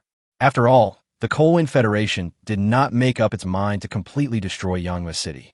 After Chun Mo woke up, he ordered the surviving insects to carry the wreckage of the incubation room and dig tunnels to get close to the nearest coast. On Sunday, Yuan Jia arrived as promised. Although he had achieved his life goal, he did not look very happy. "I don't know what happened to you." I asked them, but no one was willing to tell me. Yuan Jia said sadly. Whether it is the doctor who treats his mother or his own job, Yuan Jia knows that this is all obtained by Chun Mo having made some sacrifices. He doesn't want this to happen. He would rather live a harder life than let his good brother bear the suffering that he doesn't understand. Chun Mo didn't want to talk more about this topic, so he changed the subject and asked about Yuan Yu's progress. Speaking of this, Yuan Jia felt a little embarrassed and more ashamed. His good brother was locked up in the laboratory, but he was dating outside. Yuan Jia suffered mental torture every day. Chun Mo didn't know how to persuade him. He knew that the more open-minded he acted, the more depressed Yuan Jia would feel, not to mention that he had never been a good talker. After Yuan Jia left, Chun Mo wanted to take a nap, but a man he hadn't seen for a long time stood behind a glass. He was a big and strong man, with an unkempt beard, messy hair, and a cigarette in his mouth. Yet, it was this kind of person who still wore the shoulder straps of a major general. Brotherly love? Looking at the thin figure standing in front of the mother nest, Qin Huaiji took a deep puff and finished most of the cigarette. Without exhaling any smoke, he swallowed it directly. Soldiers of his generation are not unfamiliar with this kind of feeling. Once upon a time, he had so many good brothers who would rather sacrifice themselves than let others live better. "I can give you some preferential treatment without any exchange conditions." Chun Mo was a little surprised to hear Qin Huaiji's words. He was not unfamiliar with this face. When several admirals came to observe, he had always followed behind them and never spoke. He didn't expect that he would take the initiative to speak this time. "What? You remind me of someone." Qin Huaiji lit another cigarette. "I want to see the sun." "Boy, you know this is impossible. At least it is absolutely impossible now." "I want a piano and a piano teacher," Chun Mo said. "Piano?" Qin Huaiji bit his cigarette holder and said with disdain. "What's so good about it? I'll give you an awesome era teacher." "But this is different," Chun Mo said helplessly. "It's all out loud anyway, so forget it. I'll apply for one for you." Qin Huaiji scratched his beard, finished smoking, and left. Chun Mo leaned against the mother nest, looking at the silver-white ceiling, and a vague image gradually emerged in front of his eyes. She was an intellectual woman playing the piano. This was what Chun Mo imagined his mother to look like. The mother left no photos, only a diary and a piano. However, when Chun Mo was 3 years old, the piano was sold by his father as gambling money. Qin Huaiji acted quickly. In less than 2 hours, a brand new piano was delivered. The teacher would arrive the day after tomorrow. He was a very famous teacher, so famous that even people who didn't know much about the music world would feel a strong sense of familiarity when they heard his name. Before the teacher arrived, Chun Mo tried to play the piano by himself. It was obvious that he did not inherit his mother's musical talent. In the monitoring room, Qin Huaiji grimaced, and his already messy hair became even more messy. "How do you think he plays?" Faced with the old leader's question, Qin Huaiji put down his cigarette and answered frankly and seriously. "Like shit." Chapter 27 Ambition. P.S. I am still having a fever today, but the temperature is very low, only a little over 37 degrees, so I will gradually resume updating. I have a stuffy nose and a headache now, so the update speed will be slower. Please forgive me. The once quiet observation room was suddenly filled with the sound of piano. A man sat on a chair made of flesh and blood, and his bony fingers played the piano smoothly. If you only looked at this picture, there was a sense of curious beauty. Of course, the premise of all this was to block out the messy piano sounds. Although Chun Mo's piano-playing posture was beautiful, the sound always sounded like a 3-year-old child smashing the piano. "Okay, let's stop here for today." The man spoke in a magnetic voice. His name was Inigo Essen, a well-known name in the music world. However, Such a person was so cautious at this moment. Facing the chaotic piano sounds, if it was his apprentice, he would have slapped him. 5 days ago, several military officers found him when he was preparing for his next global tour, urgently stopped all his schedule, and brought him here after signing a series of confidentiality agreements. Looking at the squirming mountain of flesh and blood, Inigo couldn't stop his heart palpitations, even though they had been together for several days. However, compared to the shock he showed when they first met, he was much better now. Mr. Essen, I want to know, when will I be qualified to play that piece? Mr. Chun, even if it is a student who has been learning piano since childhood, it will take a long time to learn this music score for the first time, let alone a beginner. Sorry, I was impatient. If you ignore the asphalt on Chun Mo's body and the mother nest that has been lurking behind him and ready to make a move, Inigo does not hate Chun Mo. Although the other party does not have enough talent, he has a humble enough attitude. After the 3-hour class, Inigo Eisen left the observation room. No one came into the observation room until before going to bed at night. This made Chun Mo feel a little strange. In fact, it was not just today. The observers who used to appear every day had not appeared for 4 days. Even if they came, they only asked for some insect soldiers and then left in a hurry. Chun Mo could sense that there were several Zerg soldiers quite far away from him. He transferred his will through the Zerg network, and what came into his sight was a world mixed with black and light. After regaining consciousness, Chun Mo stared at the ceiling in silence for a long time. What on earth were these people doing? Second Laboratory, Extra Space Combat Unit. More than a dozen experimenters gathered in front of 2 large instruments, staring at the data intently. They had not slept for a day and a night, and did not feel sleepy at all. As the data were refreshed rapidly, their excitement level gradually climbed to the peak. A young student pushed open the door, carrying hot chocolate and food, hoping to replenish his elderly teacher's energy in time. Get out of the way, don't disturb me. The old man pushed him away, stared at the screen, and said mysteriously, "We are witnessing the magic and greatness of the cosmic species." Yuan Jia, who was standing aside, waved to his junior, signaling him to put his things down. Another half-hour passed, and the quiet crowd erupted into chaotic shouts. They raised their arms high, as excited as if they were believers who had seen God. The old man covered his chest with his hands. He had not slept for a day and a night. Coupled with the huge mental stimulation, the old man could hardly hold on. When Ziguang immediately handed over the hot chocolate, the old man drank it all in one gulp and wiped his mouth with a handkerchief. Only then did he recover a little. Ziguang, it's done, it's done. The old man pointed at the screen, his beard trembling. Yes, teacher, you succeeded. When Ziguang agreed loudly, which was inconsistent with his usual calmness, but anyone standing here at this moment would probably not be able to remain calm. 4 days ago, they sent the queen insect's tentacles into the universe. In outer space, the tentacles not only remained active, but also survived well. According to instrument detection, the moment they entered outer space, the purple swamp wrapped around the tentacles spread rapidly, continuously producing nutrients to ensure the survival of the same batch of insect soldiers entering outer space. These guys who have no knowledge of technology at all have actually managed to survive in outer space relying on their own race. It was not until the next day that the old professor, who was accustomed to winning major scientific research awards, slowly regained his composure. There is nothing remarkable about this discovery. The Zerg can certainly survive in the universe, but the most important thing is how to transfer this characteristic to other species and ultimately benefit humans. From that day on, the old professor held a small notebook all day long, writing and drawing calculation data. When fatigue came again, he realized that he had not slept for more than 50 hours. After examination, he was found to be suffering from severe insomnia. Finally, he drank a soup made of herbs and barely managed to sleep for a while. The old professor's condition occurred in every laboratory. Insomnia was like a plague that infected everyone. Because of the shock brought by the Zerg, they really couldn't sleep. The most terrifying thing was Chun Mo's cell experiment. According to the results, Chun Mo's lifespan was almost infinitely extended. They couldn't even calculate when Chun Mo's life would end. They did not expect to live thousands or tens of thousands of years like Chun Mo. As long as their lifespan can be increased to 200 years, no matter how great the cost is, even if not everyone can enjoy it, it will still have endless benefits for humanity as a whole. To give the simplest example, if the life expectancy of top scientific researchers could be extended, they would be able to give greater returns to humanity as a whole in the extra years. Not to mention the evolutionary potential of Zerg genes. These things drive all the scientific researchers crazy. The first thing the old professor did when he woke up was not to drink water or eat. Even though his throat was terribly dry and his stomach felt like it was contracting and burning, he still asked Wen Ziguang for the latest experimental data. Unfortunately, things did not develop as expected.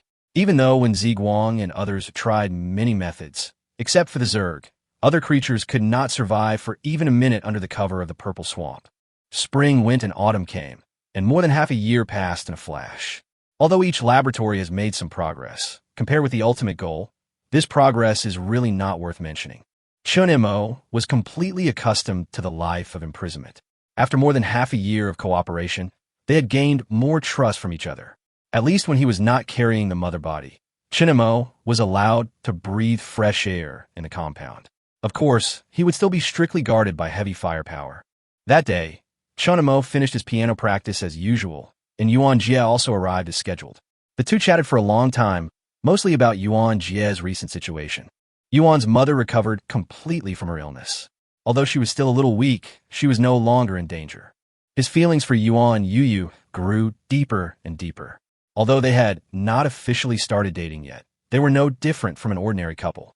The only thing left was finding an opportunity to confirm their relationship. Chapter 28: Yuan Jia's new job. After the conversation, Yuan Jia left the observation room and walked in the heavily guarded corridor. He was no longer as nervous as he was at the beginning. Habit is a terrible thing.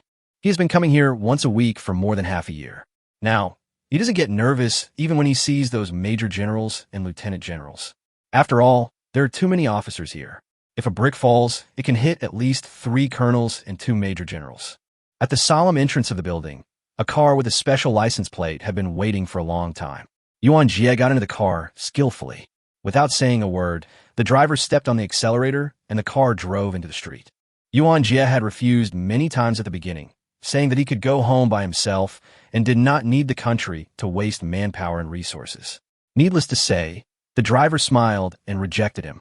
However, after repeated efforts, there was no one to pick him up and drop him off on weekdays. But when he came to see Chun Mo, he was still picked up and dropped off by car.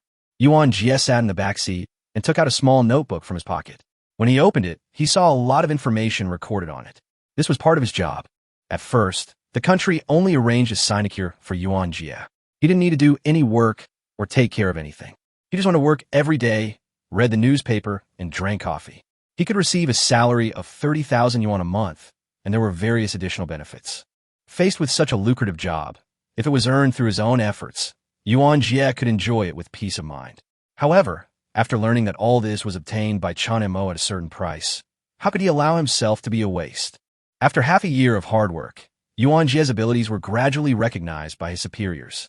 Last month, he was transferred to the Judicial Investigation Bureau, which he had always dreamed of, and became an ordinary investigator. He escaped from the poor class, and he wanted to use the convenience he could enjoy to serve this class more. Of course, even so, he still enjoyed the salary equivalent to that of a senior investigator. About 20 minutes later, Yuan Jia returned to his current residence, which was a high-end residential area that he had never dared to imagine.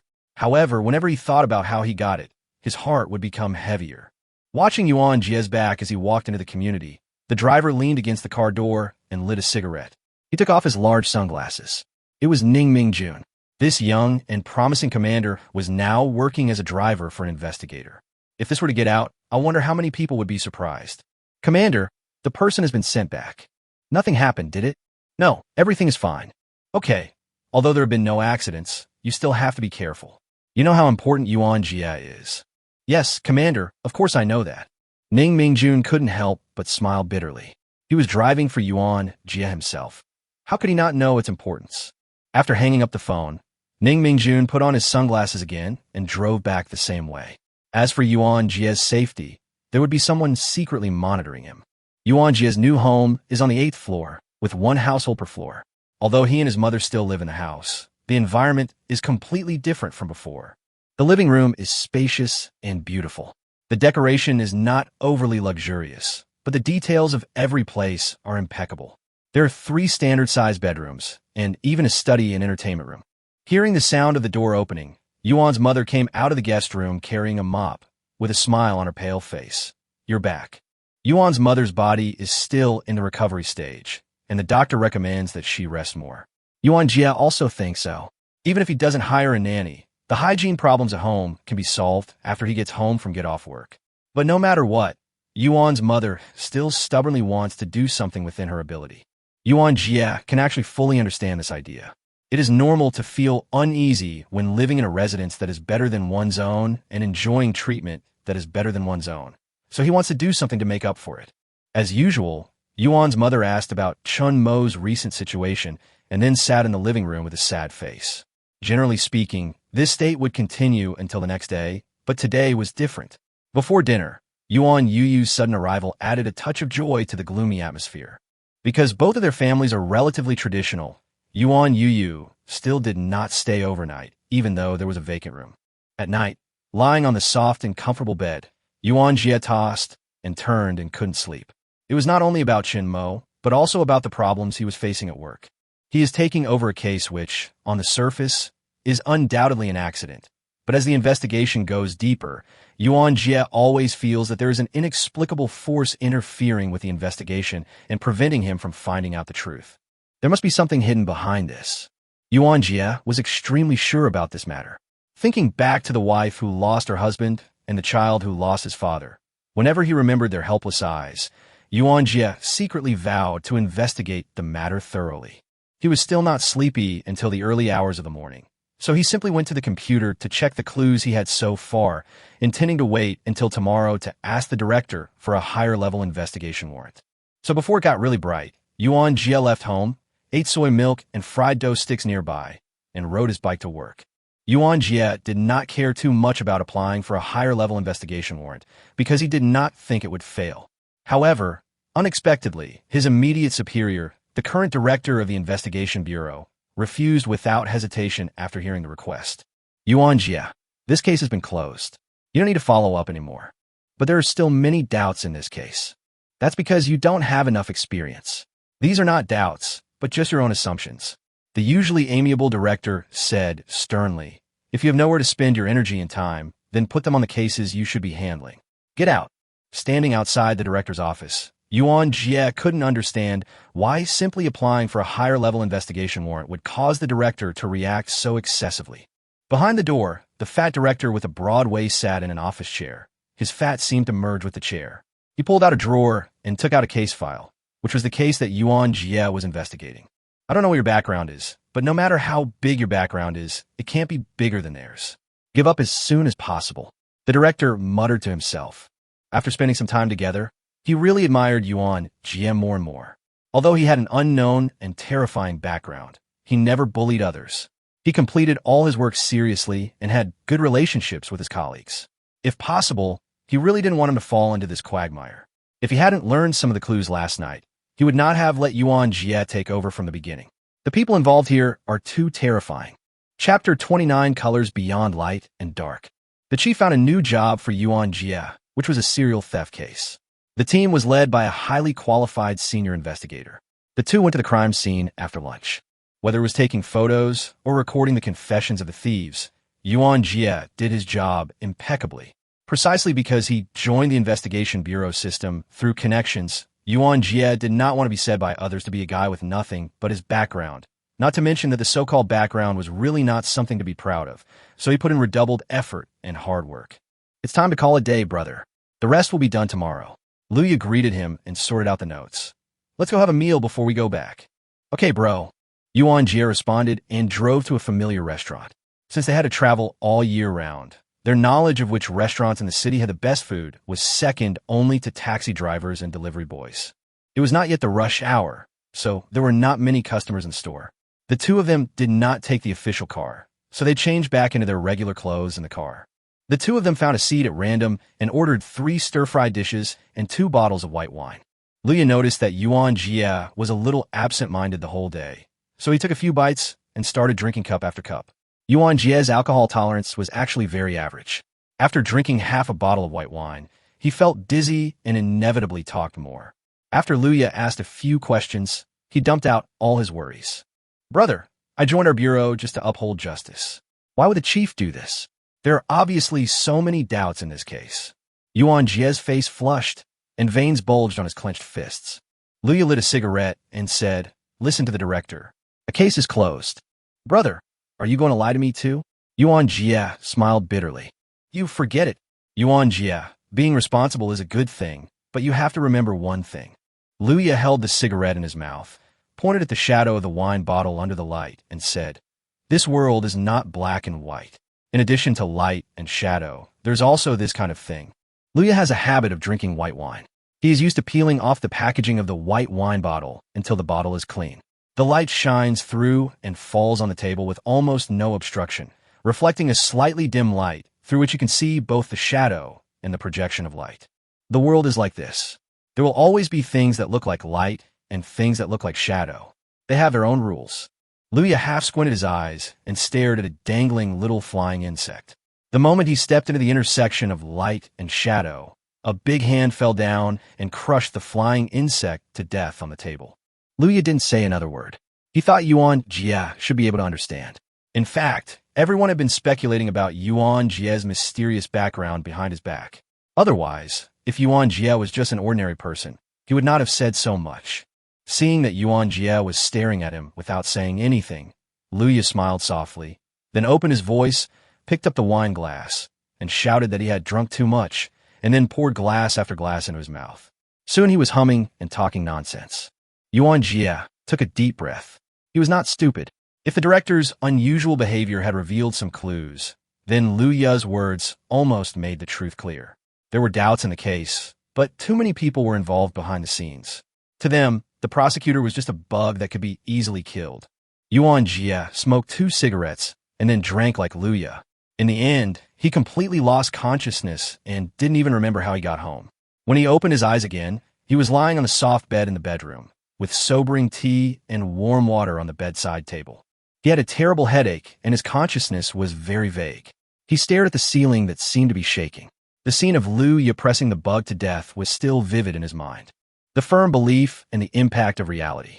The two emotions collided with each other in his brain, making it hard for him to breathe. Nearly half an hour passed before the emotions surging in Yuan Jia's mind gradually subsided.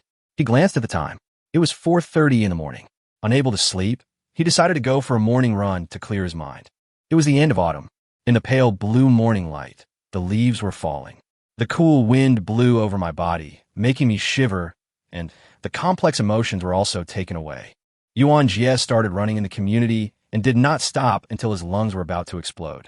He leaned on his knees and gasped for breath like a bellows. The physical fatigue made him less mentally tortured.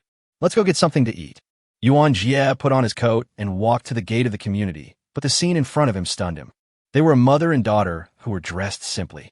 In the cold wind of the early morning, they snuggled together like 2 poor stray cats. Seeing Yuan Jia coming out, the 2 of them took action. They knelt directly in front of Yuan Jia and cried with red eyes. Just last night, they were notified that the case of the man's murder was completely closed unexpectedly.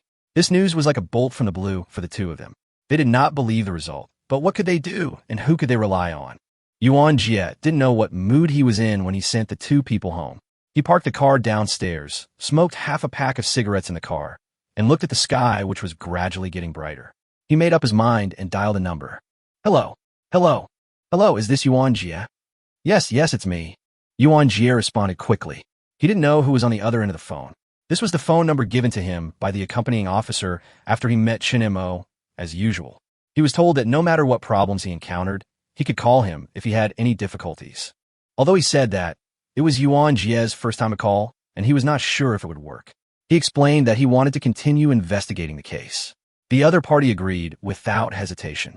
This decisiveness made Yuan Jia question whether it would really work.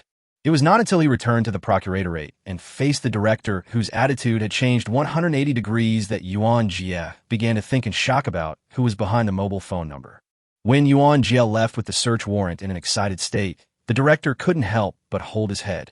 What kind of background does this guy have that made the military department call him directly?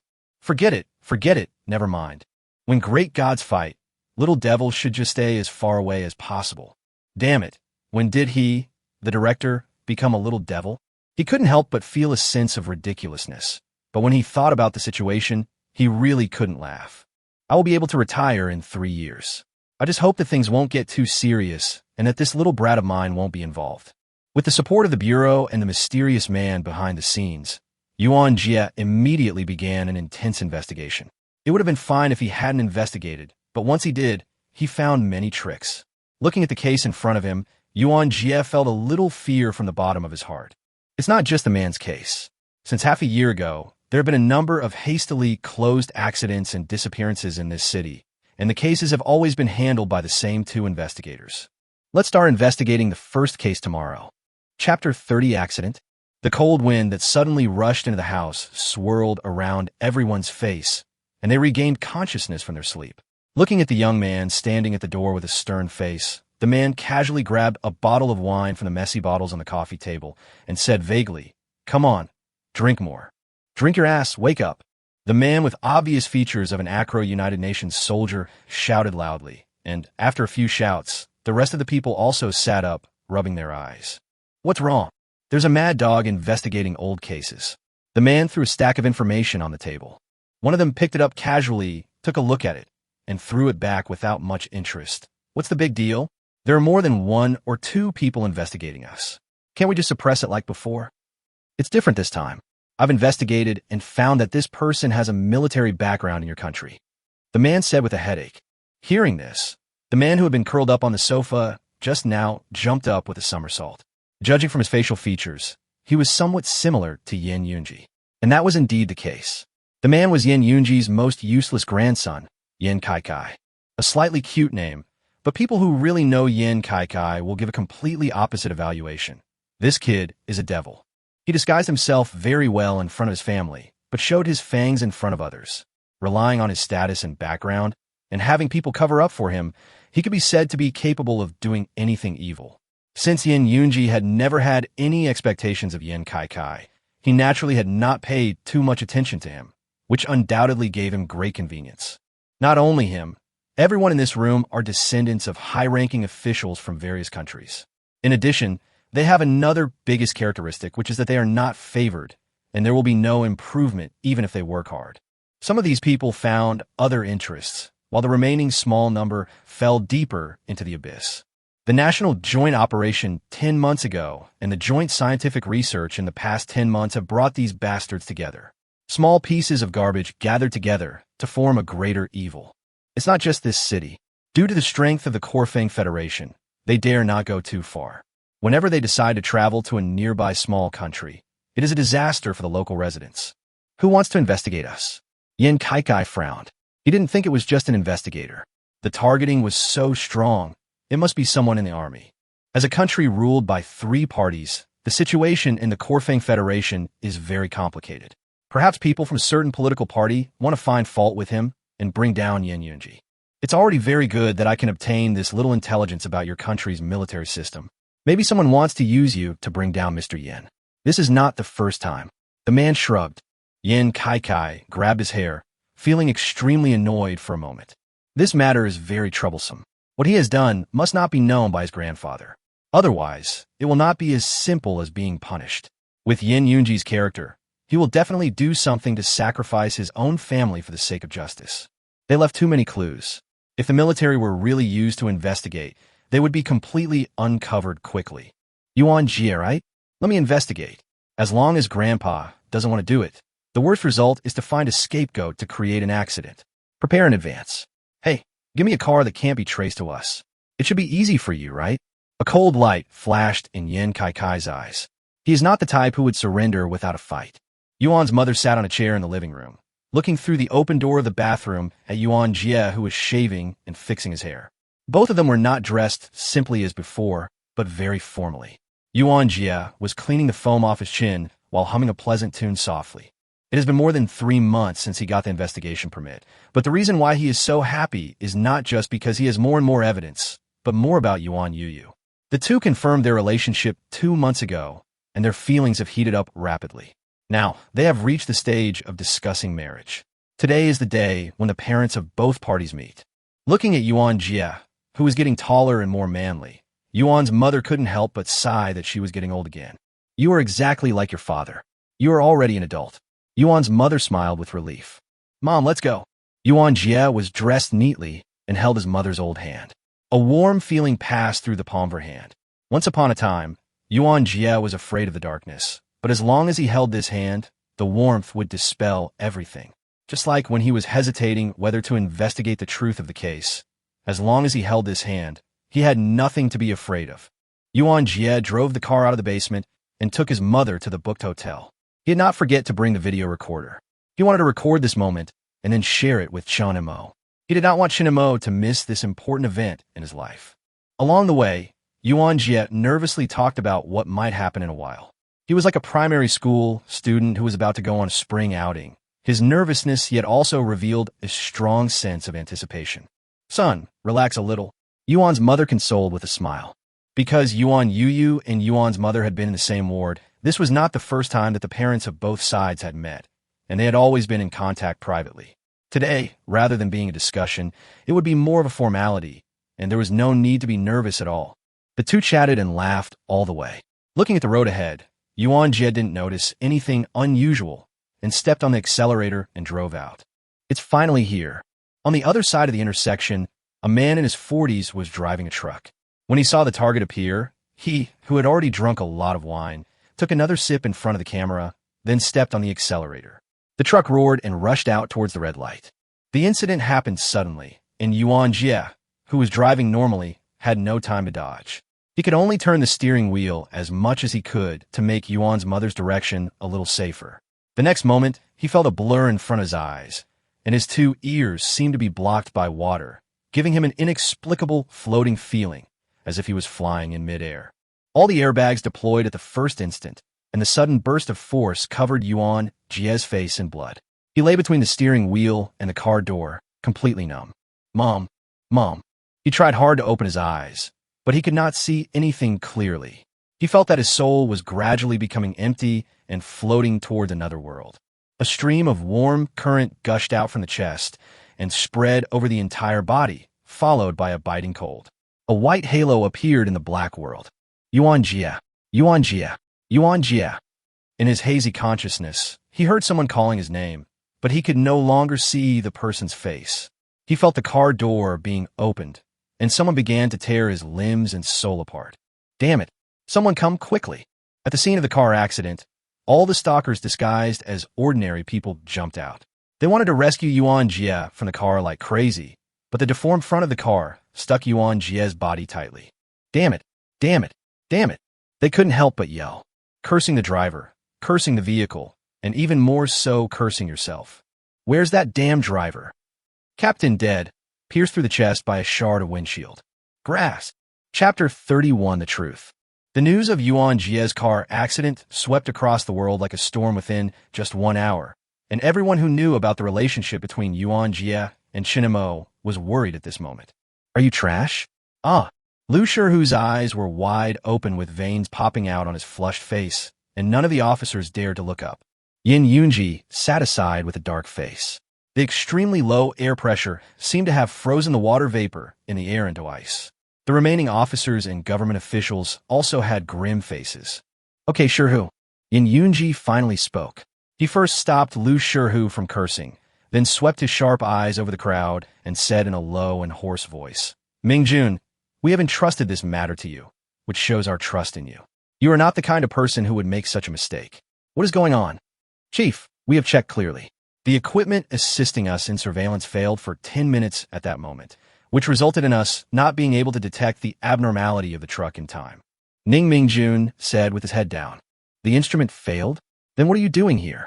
After hearing Ning Mingjun's excuse, Lu Shihu, who had just calmed down, started to curse again. Ning Mingjun opened his mouth. He had his own troubles to express, but when he looked at the military officers and government officials from other countries nearby, he closed his mouth. Just tell me what you want to say. Don't be so hesitant. How could the instrument fail for 10 minutes? How could you not realize it until something happened? Yin Yunji said coldly. Hearing this, Ning Mingjun gritted his teeth, made up his mind, and said bluntly, Commander, if it was a normal abnormal phenomenon, we would definitely find it, but this time it was caused by human interference and attack. From the surface, there was nothing abnormal, so we didn't find it. Nonsense. The systems you're using are all the latest versions.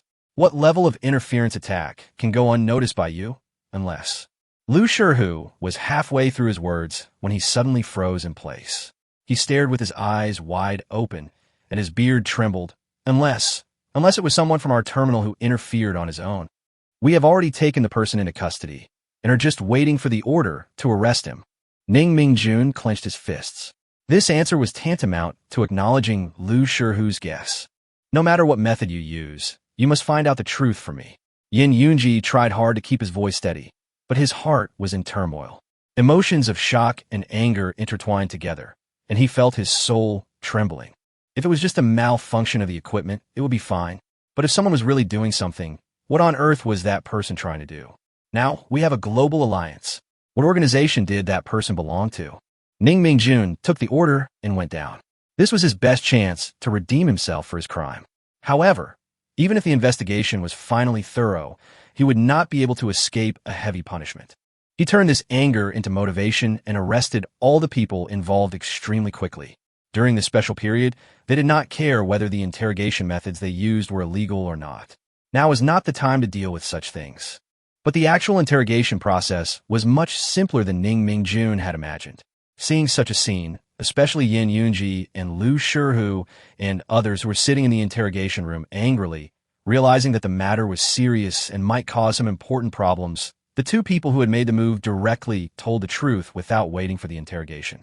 After hearing the whole story, especially who gave the order, everyone couldn't help but look at Yin Yunji. Yin Yunji's face, which was already dark, was now as black as the bottom of a pot. Naturally, these two people did not have any rebellious intentions. In fact, they were also very wronged.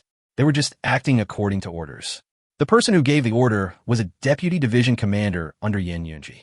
He was famous for his bravery and loyalty, and was deeply loved by Yin Yunji.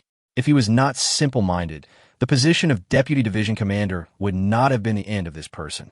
Because of Yin Yunji's love for him, he had a deep foundation in Yin Yunji's group, and ordinary people would give him some face when they met him.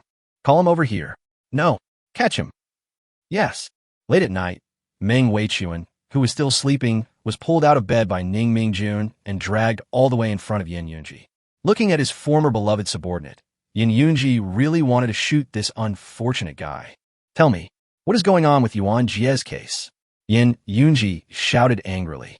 Meng Weichuan wanted to argue at first, but when he saw that Yin Yunji was really furious, he told the truth.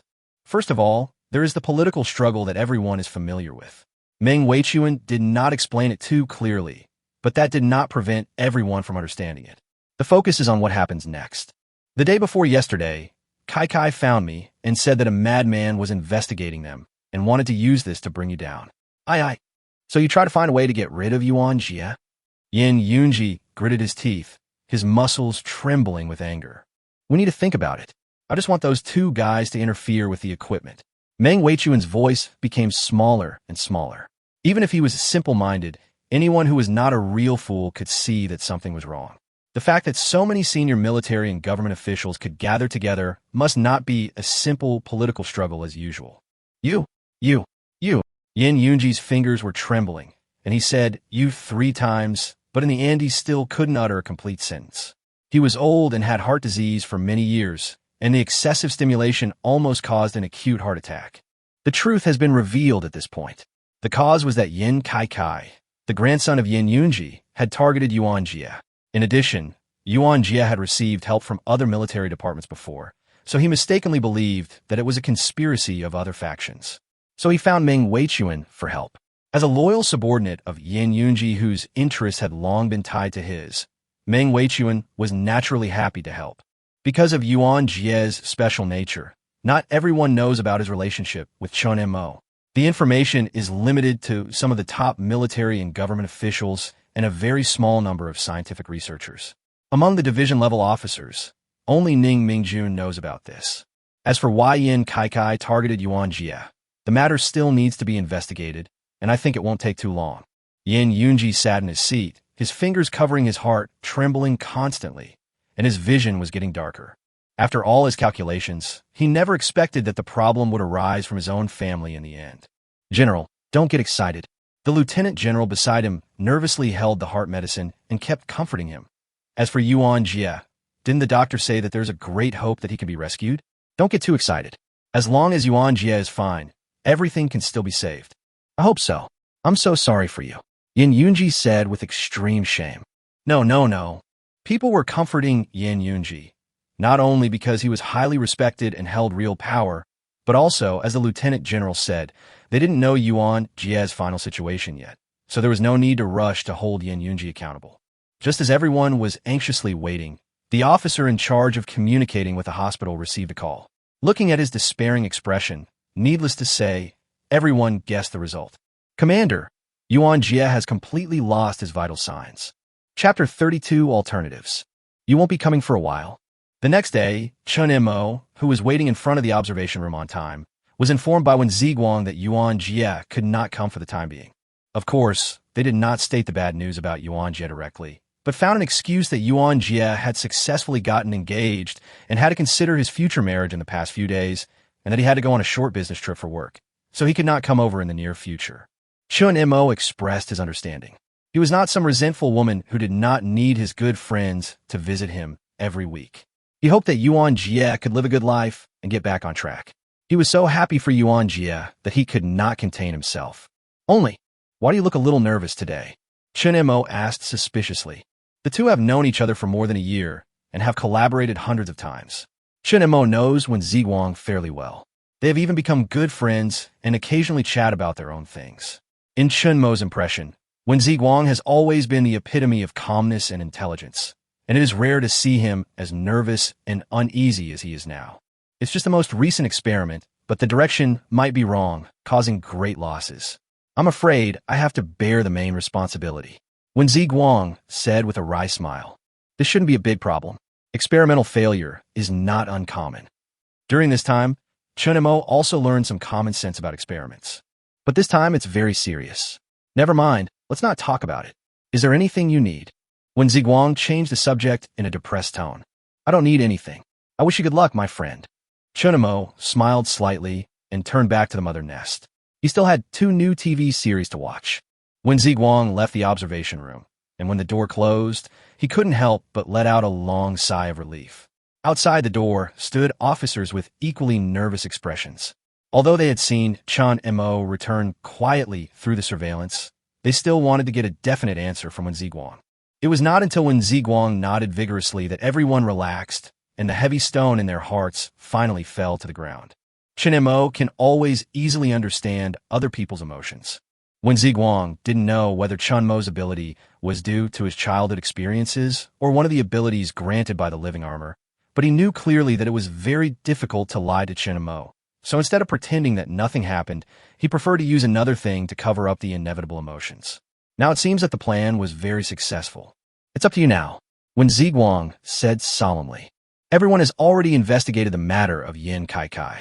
Not to mention that there were clues left. Even if there were no clues left, with the power of the entire country to investigate, it would be impossible for Yin Kaikai to hide it. All the heinous scandals and devilish paths were laid out before their eyes. Yin Yunji was so angry that he fainted on the spot. Everyone frantically gave him first aid and brought him back to life. Afterwards, Yin Yunji wanted to resign as the supreme military commander, but was temporarily persuaded by everyone. Although people from the other 2 factions wanted to do so, now was not the time to hold them accountable. How to appease Chun Mo became the most critical priority. As for Yin Kaikai, he was being locked up with his bad friends, awaiting his fate. It's not that everyone didn't think about telling Chun Mo the whole truth, but it was immediately rejected. Not to mention whether Yin Yunji and others can do something like sacrificing their own relatives for the sake of justice. Even if they really let Chun Mo vent his anger, can the other party forgive him and believe in humans again? The trust between the two was built on Yuan Jia's foundation. Once it is destroyed, it will be 100 times more difficult to rebuild it again. The experiment is currently at a critical moment. If Chun Mo stops cooperating, all the previous efforts may be wasted, and no one can bear the consequences. So instead of telling the truth, they prefer to deceive Chun Mo and prevent him from knowing the truth. However, deception is not a long-term solution after all. It may be okay in the short term, but if Yuan Jia does not show up for a long time, Chun Mo will become suspicious sooner or later. This is the most critical step of the plan. They need to find someone to play Yuan Jia, not a superficial disguise, but to completely transform into Yuan Jia. Thanks to the rapid development of the plastic surgery industry, there are now many people in the world who look more identical than twins. They first looked for suitable candidates from various countries. In addition to having a background similar to Yuan Jia, they also needed to have the most firm enthusiasm and faith in the country and humanity. After a period of searching, people were finally identified. They were very similar to Yuan Jia in height and appearance. Although their voices were quite different, fortunately there was no need to talk to Chun Mo face to face. Instead, they could communicate through a loudspeaker across a wall of glass, using a voice changer. The four of them will have to undergo plastic surgery to look like Yuan Jia. Finally, during this period of time, they will need to imitate everything about Yuan Jia, including his behavioral habits and language habits. They must do it to perfection, and finally the one who looks most like Yuan Jia will be selected from the four. Because Yuan Jia had been under surveillance for the past year, a large amount of film and television materials had been left behind. In addition to the weekly conversations in the observation room, language habits and behavioral habits were not a problem. In addition, they tried their best to collect Yuan Jia's experiences from childhood to adulthood and all the little things that happened between him and Chun Mo for the four of them to recite. Although the schedule for the four of them is not particularly tight, it is not very ample either. The earlier they show up, the sooner Chun Mo's situation will be stable. During this period, everyone held a fairly grand funeral for Yuan Jia and Yuan's mother. However, the news of Yuan Jia and Yuan's mother's death has been kept secret from Yuan Yuyu and Yuan Yuyu's parents until now. Yuan Jia's colleagues were simply told that he was seriously injured and was being treated in a foreign hospital. There was naturally no need for Yuan Yuyu to hide anything. It didn't matter whether she knew or not. However, after the decision was made to create Yuan Jia, Yuan Yuyu became the best touchstone. The two had been together for a year and were even in a relationship. Only if Yuan Yuyu could be deceived would everyone have the courage to let the imposter contact Chun Mo. For a large-scale cosmetic surgery like this, it would take several months to restore to the most natural state. Fortunately, due to the nature of Yuan Jia's work, it would be no problem to wrap some of the unrecovered parts with gauze. So he told Chun Mo that they were injuries sustained while arresting criminals. After more than a month of intensive preparation, one of the four people became extremely outstanding. Occasionally, when Ziguang and others even had the illusion that Yuan Jia was still alive. In this way, this person became the only choice to replace Yuan Jia. Under the arrangement of everyone, he lay on the hospital bed, partially removed the gauze, and met with Yuan Yuyu several times. The result was very successful, and Yuan Yuyu did not notice anything wrong. After another half a month of stability, Chun Mo hadn't seen Yuan Jia for 2 months. He became suspicious the last time, but finally managed to get away with it by saying that Yuan Jia had gone to another province to investigate a case. If he waited any longer, it would be hard to say whether he could deceive Yuan Jia successfully. Yao Chun, I believe you know the difficulty and importance of this mission, but I hope you don't feel too much pressure. Just behave like you normally do. Go. Yes, please rest assured, Chief. Bai Yao Chun saluted, took a few deep breaths, and pushed open the door of the observation room. Chapter 33 Notice. The corridor leading to the observation room had a moderate temperature, but Bai Yao Chun felt cold all over. The ordinary white metal door now emitted a wisp of black air in his eyes. Behind the door is a monster, but also the hope of mankind. Bai Yao Chun was making his final emotional adjustments. As he stepped into this place, no one would accompany him anymore. The more people there were, the greater the possibility of being exposed. But he was not fighting alone. In order to prevent Bai Yao Chun from memorizing any information, there was a special team of hundreds of people holding various materials and able to remind him at any time through the headphones they wore. Call. Bai Yao Chun took a deep breath, identified the identity, slowly opened the metal door, and walked into the observation room. He looked at the huge mother nest in the room. Even though he had watched the video many times, when he saw it with his own eyes, the tremor that came from the depths of his soul could not be offset by the video alone. Don't be afraid, it won't hurt you, and don't show any fear on your face. A reminder came from the earphones. Bai Yao Chun tried to calm his surging emotions.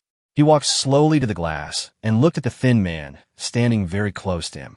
He put on a nonchalant smile and said, "Hey, little Mosey, I haven't seen you for 2 months. Do you miss your dad?" The sound was transmitted into the microphone and accurately switched to Yuan Jia's voice through the special frequency band and voice-changing software designated by everyone within 2 months. Think about it, bullshit. I thought you were dead. Chun Mo cursed with a smile, but he didn't know that when this sentence came out, everyone who heard it felt a shock in their hearts. Die. I've done good deeds all my life, and I'm lucky. Bai Yaochun cursed back. What's the matter with the wound on your face? Chun Mo narrowed his eyes. Oh, I was chasing a thief a few days ago. I wasn't paying attention and fell face down. Bai Yaochun said, covering his face. Be careful. By the way, I watched the video of your proposal. To be honest, every time I see my sister-in-law, I wonder why you were so good. The good cabbages are eaten by pigs. Chun Mo said with a smile. Can't you be more merciful with your words?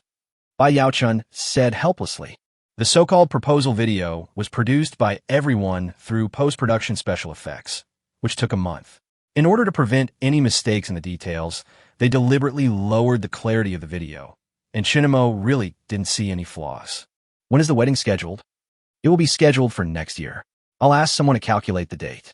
I say the sooner the better. Yu believes in this. There's nothing I can do about it. Bai Yaochun shrugged. It's better to believe it than not. It's okay to wait a little. It's a pity that I can't be the best man. They will definitely not allow me to go out. Chun Mo sighed and said immediately, time flies.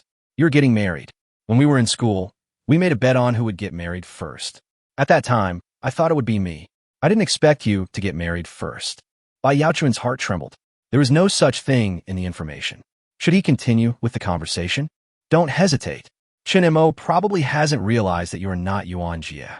He must have thought that the reason he got married first was because of Ling Xixi. Just keep talking. Bai Yaochun's expression darkened, and he said in a complicated tone, it should have been yours. Why are you sighing? I don't care anymore. Chun Mo put on a speechless expression and changed the subject. By the way, do you remember when we were surfing the internet in junior high school? There was an old man next to the internet cafe who owned a fried skewer stand. You loved it the most. What kind of meat was that? I asked them to cook it several times, but they couldn't make it taste the same. Bai Yaochun did not answer immediately. The team of more than 100 people began to look through the information. One of them found a record of a fried skewer stall near the internet cafe and the information provided by Yuan Jia's junior high school classmates and immediately said, there is such a thing, but the boss is not an old man, but an old woman. Testing? Or did Chun Mo simply remember it wrong? Everyone became alert. Never mind, correct him first. Lu Shi who ordered. You must have remembered it wrongly, kid. She was an old lady. When did she become an old man? Bai Yaochun said. Oh, really? My memory has been a bit fuzzy lately, and I can't remember clearly. Do you remember what kind of meat it was? Why did you like it so much? I don't remember. How can I remember? It's been so many years. Hearing this, Chun Mo showed a regretful expression. Okay, that may not be delicious. We had less to eat back then, and you've had all kinds of delicacies this year. Even if you eat the same thing, you might not find it tasty. Bai Yaochun consoled. That's true. The two chatted for a long time. When they saw Ning Mingjun coming in, Chun Mo said helplessly, is it time? Well, go back early and don't let your sister-in-law worry. When you give birth to a child, don't forget to let the child recognize me as his godfather. You're already worried about your child when you haven't even received your marriage certificate? I'm going to go back first and come back in a few days. If you really want to eat, I'll go over there and see if your grandma is still there. It's okay. I just mentioned it casually. Okay, I'll go back first. Bai Yaochun followed Ning Mingjun and left. The moment he walked out of the observation room, he felt his feet go weak. If Ning Mingjun hadn't quickly helped him up, he would have fallen flat on his face. Master Ning. Yaochun, you did a great job. Let's go. Ning Mingjun helped Bai Yaochun leave. Lu Shi who and others were still observing Chun Mo through the monitor. He watched a movie as usual, had dinner, and read a book. When it was time to go to bed, the tentacles of the mother nest wrapped him in it. It was not until this time that everyone couldn't help cheering, but they didn't know that the moment he was blocked by the tentacles, Chun Mo's expression instantly turned cold. Something is wrong. There's a problem. The living armor did not give Chun Mo the ability to read people's minds, but it could distinguish between friend and foe very well. Chun Mo approved of Yuan Jia, and the living armor had always been very close to Yuan Jia. But from the moment they met just now, the living armor conveyed vigilance, which was a signal that should not appear. If it was because they hadn't seen each other for 2 months, it would be too far-fetched. So Chun Mo tried a little bit, and sure enough, there was something fishy. First of all, let's talk about the first question. The two of them never made a bet on who would get married first. If it is said that Yuan Jia's memory is vague here, then the second question is enough to explain Yuan Jia's abnormality. There's indeed a fried skewer stall near the internet cafe, and the stall owner is indeed an old lady. Although Yuan Jia corrected this point, this question contained two traps. Yuan Jia didn't like the fried skewers from this restaurant from the beginning, and even hated them. Once he forced himself to eat them, and his stomach upset lasted for 3 days afterwards. It was impossible for him to forget it. Chun Mo even asked both sides specifically, but Yuan Jia didn't realize the problem. But then again, whether it was behavioral habits or language habits, the person who appeared in the observation room just now was definitely Yuan Jia, but there were such obvious doubts. What is going on? This is a serious matter. We cannot pretend we don't know. We must investigate it. Chun Mo closed his eyes, and a biological signal that humans could not capture was transmitted outward. On a faraway seabed, the insect soldiers who had been sleeping for a long time opened their eyes. Chapter 34. By Yao Chun Exposed. Pseudoinsecticide.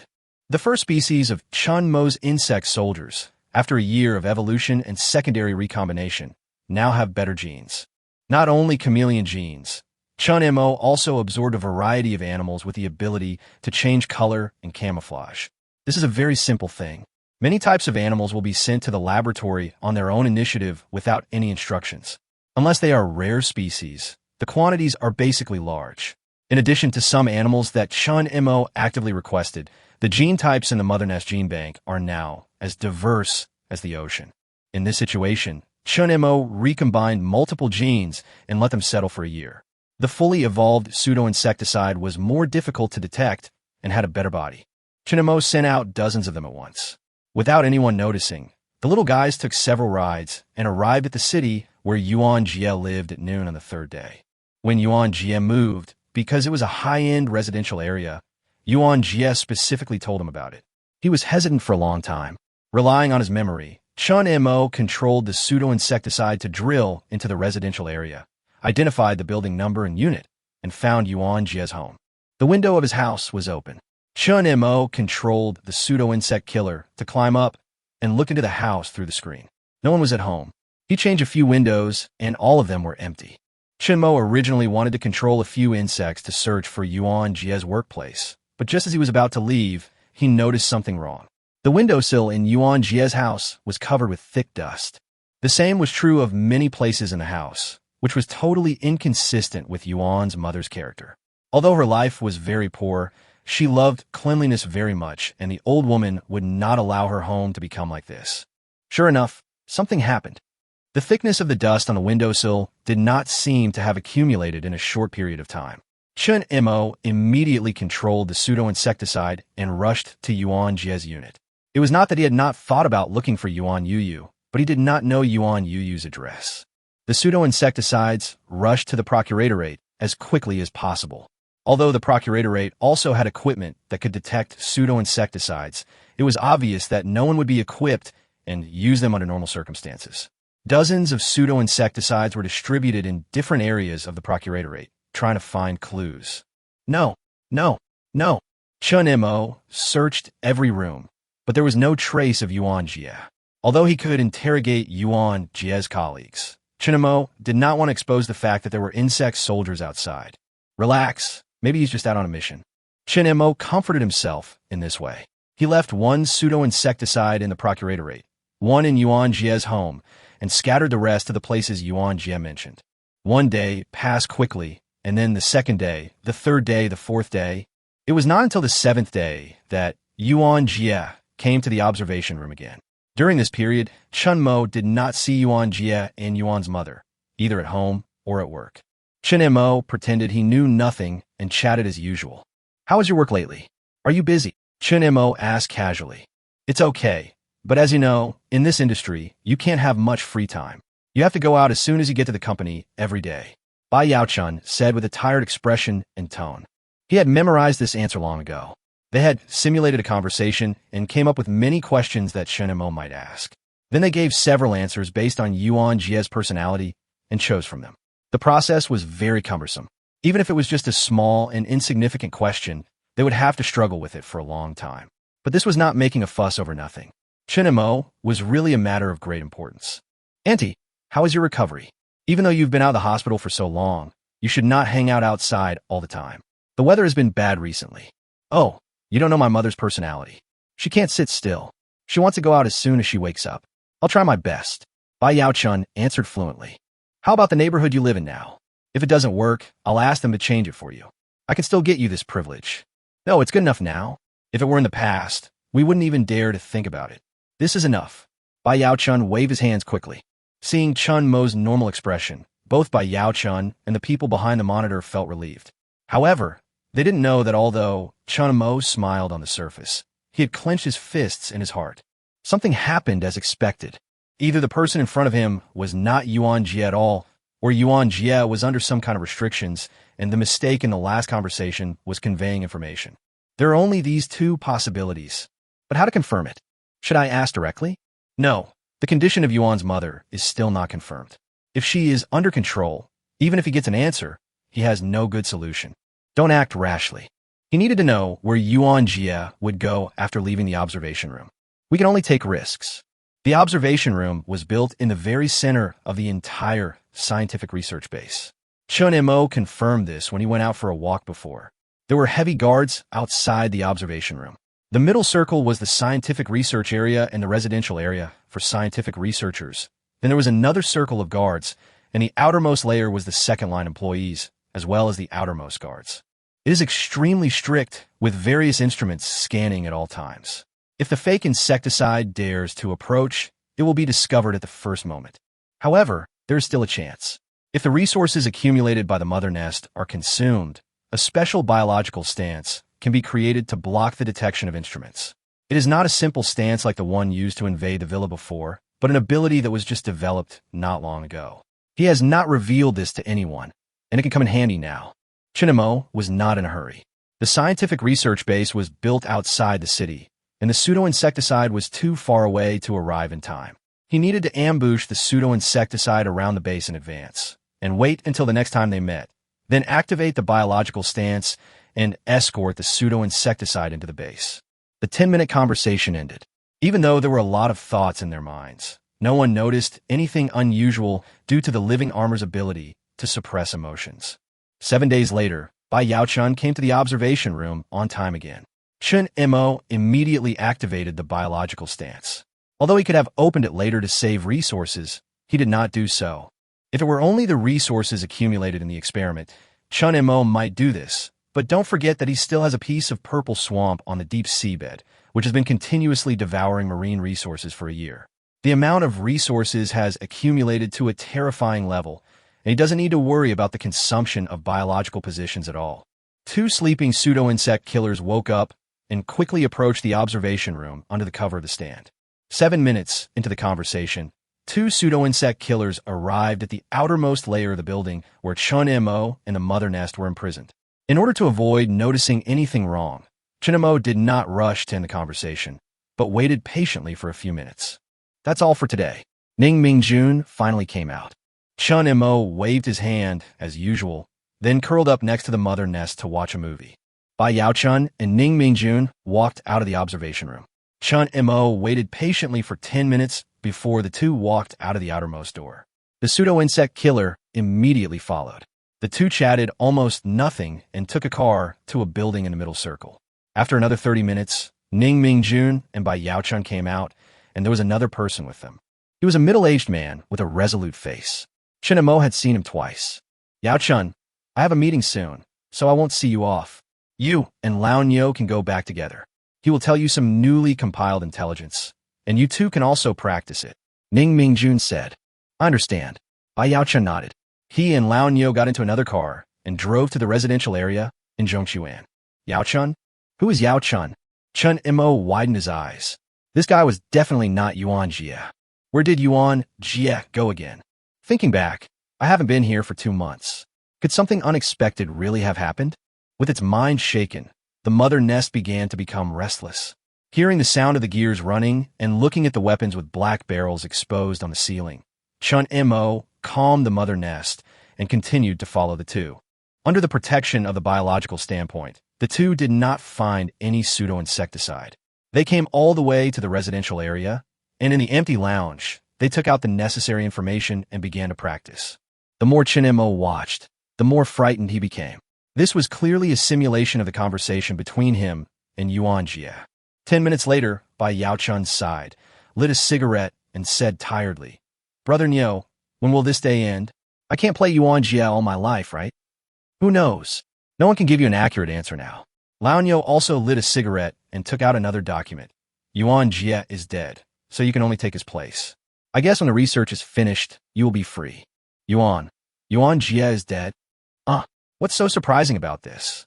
Lao Nyo was halfway through his words when his pupils suddenly trembled. Bai Yao Chun was right in front of him, but the voice came from behind. Who could it be? The old cow turned its head suddenly, and what came into its sight was an extremely ugly insect. It twisted its limbs crazily and knocked the old cow down like a cannonball.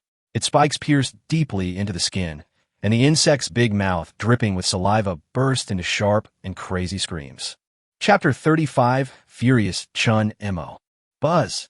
The shrill alarm sounded throughout the entire scientific research base, and people ran out of the room in a panic.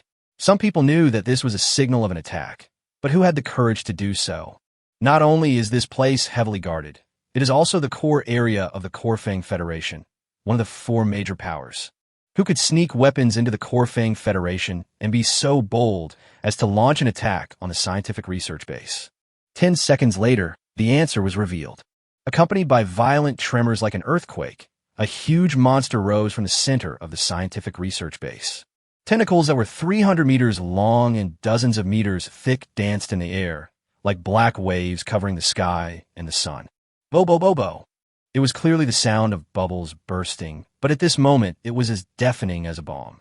The huge lump at the base of the mother nest was breaking at a very fast speed, and large pools of black and purple liquid splashed, gathering into a bubbling purple swamp. So this is how Shizunuma was born. The researchers widened their eyes, but they were not excited about finding out the reason for the birth of the purple swamp. Instead, they knew clearly what the scene before them symbolized. That one, yes, that one. With in-depth research, they no longer regarded Chun Mo as a human being. But now, this nightmare-level natural disaster has gone berserk for some unknown reason, and it became even bigger and more terrifying. They didn't know why the size of the mother nest could expand from less than 200 meters to nearly 500 meters in just a moment. Could it be that Chun Mo has been hiding his true strength? Shoot! No matter how well-trained a soldier is, he cannot help but let out miserable cries when faced with a brutal natural disaster. Bang! It was unknown who fired the first shot. At this extremely tense moment, the gunshot was like lighting the fuse of a barrel of explosives. In an instant, dense sounds of gunfire rang out one after another, regardless of the scientific researchers' attempts to stop and scream. It was not until the last moment, when they had used up all their bullets, that the panting soldiers gradually regained their composure. "Mads! You bunch of mads! Who ordered you to shoot? Who ordered you to shoot?" Several old professors roared heartbreakingly. They grabbed the soldiers by the collars and roared angrily. "You have destroyed the hope of human evolution. You have destroyed the possibility of human evolution." They sat on the ground in a decadent manner, seemingly looking much older. Based on a year's research on the queen insect and Chun Mo, it was impossible for them to withstand this level of firepower. "It's over. It's all over. Teacher! Teacher!" Suddenly, the students burst into screams of horror. The old professor raised his head, and when they saw the scene clearly, they were all stunned. Then their lips trembled and their whole body shook. In the smoke, the black shadow waved its huge tentacles and let out a sharp cry like a baby towards the sky. Unharmed, the queen insect, which bore the direct attack of artillery fire, was completely unharmed. This is impossible. Screams rolled in their throats as pages of experimental data appeared before their eyes. This was absolutely impossible, unless Chun Mo had already obtained such power, but had been hiding it. Tap, tap, tap. The military commanders finally arrived with hurried footsteps, but before they could say anything, the tentacles of the mother nest opened outward, and a monster covered in black asphalt-like substance walked out. "Haven't you lost your mind?" When they saw the mother nest going berserk, they thought that Chun Mo's consciousness had finally been completely taken over, causing the disaster. But now it seems that this is not the case. "Chun Mo, Hearing the officer's roar, Chun Mo stopped, and the living armor squirmed around, revealing a face with distorted features. Feeling the anger that was enough to shake the entire scientific research base, the officer's roar came to an abrupt end. Are you surprised by this situation? Unexpectedly, Chun Mo's voice was very calm, so calm that it contained no emotion at all. I'll tell you the answer. At this time, there was a slight commotion behind the crowd, and dozens of insects swarmed in. There was a person hanging on the spikes on the back of the leader. Chun Mo looked over and saw that the insects suddenly stopped. The person was thrown out by inertia and then rolled on the ground for several times like a rag bag, and finally stopped in front of Chun Mo's feet. You are crazy. Yuan Jia is your best friend. Yuan Jia is indeed my best friend. Chun Mo raised his foot and stepped heavily on Yuan Jia's head and said with a frosty face, "Then explain to me, who is Yao Chun? Who is Yao Chun?" Hearing the question, people couldn't help but feel a little panicked. How could Chun Mo know this name? It's understandable if he could find the flaw, but how could he call out by Yao Chun's name accurately? You won't tell me? It doesn't matter. I'm not interested in knowing. Chun Mo exerted more force on his feet, and Bai Yao Chun struggled weakly. Stop! Bang! With an angry roar, Bai Yao Chun's head exploded like a watermelon, and the turbid stuff splashed on Chun Mo's body. It was immediately swallowed by the living armor and converted into nutrients. When you try to deceive me, you should have thought about this day. Chun Mo stared coldly at Yuan Jia and others, then swept his eyes over the other officers and scientific researchers. A heavy low pressure spread outward, making it hard for everyone to breathe. They're not delicate flowers grown in a greenhouse. Which of the officers and soldiers present has not rolled around in a pile of dead bodies? It is simply a fantasy that one can feel suffocated by just one look, but now this incredible thing is actually happening. It's not a question of momentum and murderous intent, but a deterrent that comes from race and from deep in the soul. After a while, Yuan Jia took a deep breath and said with a forced smile, Chun Mo, this is just a misunderstanding. Misunderstanding? At this point, you still want to lie to me. Chun Mo took a step forward, and a shadow suddenly jumped out from his right hand. Bang! Bang! Bang! 3 gunshots rang out at the same time. In an instant, 3 extremely powerful, large-caliber sniper bullets penetrated Chun Mo's chest. Driven by the force, Chun Mo's body bent backward 180 degrees and folded in half. Dead? Of course it can't be that simple. That's really rude. Chun Mo straightened up little by little. The metal cakes squeezed from the 3 bullets were embedded in his chest, and the asphalt squirmed and covered the bullets. How can a mere living armor possibly block a sniper bullet of this power? You can't even block a pistol. The researcher shouted in horror. Naive fellow, it's rude not to reciprocate. In that case, I'll give you a gift in return. Chun Mo raised his right hand, and the mother nest raised dozens of tentacles. There was a strange gurgling sound, and countless huge tumors grew on the tentacles.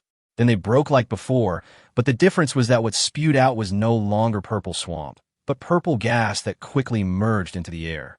What have you done? It's nothing, just some viruses. They will spread to several nearby cities through all means in a very short time. Chun Mo laughed loudly, and his madness made the air vibrate slightly. Do you know what you did, you bastard, you? Shut up. Chun Mo stopped laughing. He slowly lowered his head. His emotions could no longer be suppressed. Twisted rage gushed out of his eyes, and he roared with extreme hatred. One person. Just one person. You can't even protect one person. Is my request too much? Not only that, you dare to deceive me with my best friend, with the most important thing to me. You son of a bitch. Of course I know what I've done. How many people will die this time? 100,000, 1 million, 10 million, or even more. Go to hell. What does this have to do with me? I'm telling you, 3 days. I'll give you 3 days. 3 days later. I want to see all the murderers involved in Xiaojia's death here. If I can't see them, I will do everything I can to spread the virus to the world. You damn bastards. As the roar subsided, the earth shook again, and countless insect soldiers crawled out, roaring and rushing towards the crowd. Chapter 36 Appetizers. The soldiers closest to the mother nest were the first to suffer. They had run out of bullets and had no time to replenish. Protect the leader. Roars broke out in the crowd. They were soldiers who had experienced blood and fire. After a brief panic, they immediately organized themselves into a formation. They protected the officers and scientific researchers in the middle, crossed their heavy firepower, and broke out in an orderly manner. Activate the defense system. The scientific research base's reserve firepower was immediately activated. During installation, 2 emergency plans were reserved in the system, one for attacks by other organizations and the other for Zerg riots. Therefore, no adjustments were required. As soon as the system scanned the enemy, a roar broke out from the gun barrel. Amid the heavy artillery fire, Chun Mo stood in front of the mother nest, motionless and watching coldly. Whenever there were bullets and artillery shells, the mother nest would wave its tentacles to block them, and the sporadic stray bullets would also be blocked by the living armor. The living armor looked much more fragile than the mother nest, but in fact, the living armor was much stronger than the mother nest. This was not Chun Mo's subjective intention, but the living armor would consume its own genes and energy to evolve. Perhaps because the living armor is the last line of defense to protect the overmind, its priority is quite high. Boom, boom, boom. The sound of artillery explosions was getting farther and farther away. Looking at the people gradually breaking out of the encirclement, Chun Mo did not choose to stop them. Otherwise, these people would have no chance of escaping from the very beginning. After a year of sedimentation and evolution and acquiring a large amount of genes and resources, the Zerg is now very powerful. Although it is still far inferior to the civilized killers that roam the universe in the game, with the current technology of mankind, the Zerg is no longer the garbage that was easily suppressed a year ago. That's right, Chun Mo let them go on purpose. Yuan Jia's death was like the collapse of the heaven and the earth for Chun Mo. In order to let the last light live a happy and fulfilling life, he voluntarily trapped himself in this corner and acted as a guinea pig in the cold laboratory. The overmind is the Zerg itself. Accordingly, Chun Mo will experience exactly what every Zerg has experienced. It is equivalent to being dissected countless times in a year, being fed countless kinds of poisons, being roasted in fire, and enduring low temperatures in liquid nitrogen. Electrocution, drowning, starvation, poisoning. He experienced all kinds of death, but he still endured it without complaint and silently bore the mental torture. But even so, humans were unable to protect his simple wish. Yes, he still doesn't know how Yuan Jia died, but it doesn't matter. No matter what the process was, Yuan Jia's death is an indisputable fact. He wanted revenge. He wanted vengeance. His insane rage seemed to be able to burn the sky to ashes. He wanted everyone to endure endless torture, just like the new, complex virus he spread. It was not fatal, and even a person with a weak constitution could still survive under the ravages of the virus, but the price was constant torture. Including everyone who escaped from the scientific research base, they were directly at the core of the virus spread. So how could they possibly escape? His revenge has just begun. And now, infect. At a command, the mother nest rumbled into the ground. In an instant, large pieces of black and purple flesh and blood spread outward, covering all the buildings. Chun Mo didn't think that humans would obediently endure the threat, so he had to at least ensure that if humans launched a reckless bombing, he and the mother nest could survive the strategic level weapons. Transforming the scientific research base has become a top priority. He wanted to turn the entire scientific research base into a solid fortress for deception, and the core mother nest would be sunk underground, relying on the natural barrier of the earth for protection. So what will you choose? Chun Mo looked in the direction where everyone left, with a cold light flashing in his eyes. In the distance, armored personnel carriers and jeeps sped past, with people inside the vehicles frantically trying to rescue people. Due to the importance of the scientific research base, the garrison was equipped with enough heavy firepower, and the breakout process was not difficult. However, before they could breathe a sigh of relief, several old generals and professors who had boarded the transport vehicle immediately fell down. There were no medical equipment in the car, so only minimal first aid could be performed. But soon after, some of the relatively weaker young people also fell down. In just half an hour, most of them had collapsed. Ahem. Yin Yunji was lying on a makeshift bed. He felt like he had fallen into a fire pit. When he was about to be roasted, he fell into an ice cellar with a thud. Feelings of weakness and powerlessness were intertwined in every part of his body. His brain was terribly dizzy, and dizziness came over him in waves. Looking at the fallen soldiers, Yin Yunji sat up trembling. He hugged his arms and shivered. The soldiers with better physical fitness had all fallen down, so it was conceivable that ordinary residents in nearby cities would not be spared. Thinking of this, Ryuan's guilt even suppressed his pain temporarily. Don't overthink it, old man. Lu Shihu turned his head to the side. He didn't have a fever or feel cold, but every cell in his body was sending out pain signals. The Hu Shui, who had not frowned when the conditions were difficult and he had to remove the bullet without anesthesia, was now grimacing in pain. If it weren't for my disappointing grandson, this wouldn't have happened now. Yin Yunji sighed. This is the superficial reason, not the real reason. Chun Mo has not cooperated wholeheartedly. It can be seen today that he has too many tricks up his sleeve. So I suggested at the beginning that after obtaining enough samples, it would be safest to kill him and the queen insect. Lu Shihu moved his arm carefully and accidentally rubbed the armrest of the seat. He immediately took 2 breaths. The temptation is too great. No one can resist the temptation after listening to the future described by Lao Sun and others. Yin Yunji coughed twice again. Yes, in this year alone, we have made rapid progress in the research of new materials and some difficult and complicated problems. We have even started to study controllable biological space exploration vehicles, and there are many more. If we can continue our research steadily for decades, the progress of mankind will be unimaginable. Lu Shihu shook his head. Now I have become a flower in the mirror and a moon in the water. I am the sinner of all mankind. Yin Yunji closed his eyes in pain. Now is not the time to sigh. How to fight against Chun Mo is the most urgent task. I know. Notify all countries and hold an emergency meeting. If there is really no other way, evacuate the residents and then conduct a full-scale bombing. Don't let Chun Mo go. His destructive power is too terrifying. If that's the only way, well, P.S. My recent condition is pretty good. I will be able to try to resume updating 3 times a day in 2 days. Chapter 37 Global Conference.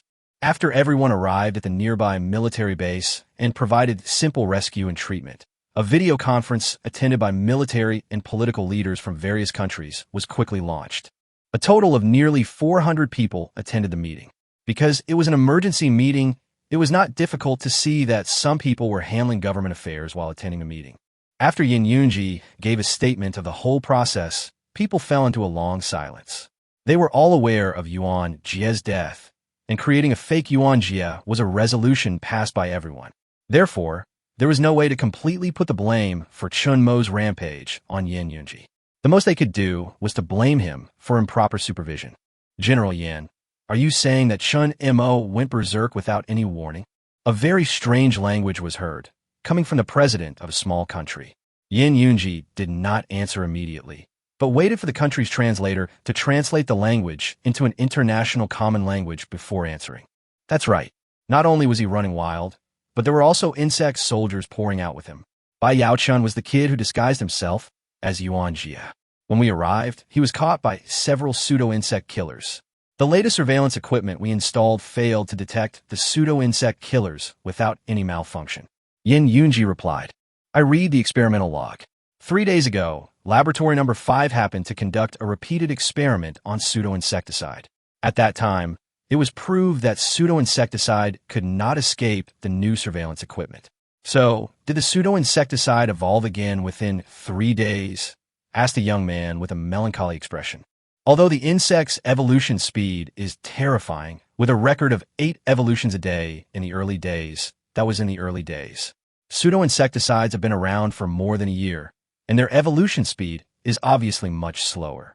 Their last evolution was half a month ago, and it is inferred that it will take at least another half a month to evolve again. This is a result supported by sufficient experimental data, so there are only 2 possibilities. The man crossed his arms over his chest and said seriously, First, Chun Mo has been restraining the evolution speed of the pseudo-insecticide, which caused us to make a wrong estimate, so it can evolve again in a short time. Second, each evolution of the pseudo-insecticide is stronger than it appears, but the insects that Chun Mo gave us are all defective, so the experimental results are naturally inaccurate. According to what you said, Chun Mo didn't fully cooperate from the beginning, so his so-called desire to let Yuan Jia live a better life is also fake, asked another person. I don't think so. I've understood it from beginning to end. No matter what Chun Mo's true thoughts are, there is no doubt about his feelings for Yuan Jia. He probably hides his power just as a means to get rid of humans in the future. Yuan Jia is an ordinary human, but Chun Mo's lifespan has been extended a lot. He definitely doesn't want to be controlled by humans all the time. Another person continued. This is a very easy to understand logic. If Chun Mo's lifespan was the same as that of a normal person, he might still endure it for Yuan Jia. But if he knew that his lifespan had been extended countless times, any intelligent and thinking creature would definitely consider a way out. After all, Chun Mo only recognizes Yuan Jia. When Yuan Jia dies of old age, what will this group of people mean to him?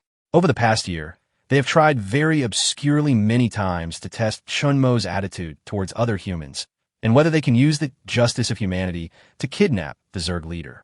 The answer is no. Chun Mo's identification with humans is very low. No, that's not accurate. It's not just humans. According to the results of the test, Chun Mo's identification with everything is very low, as if everything is meaningless in his eyes. Moreover, the little identification value he has left is decreasing at a speed visible to the naked eye as time goes by. Chun Mo's mental state has been very worrying for a long time, which has led people to believe that Chun Mo will be devoured by the queen insect at any time.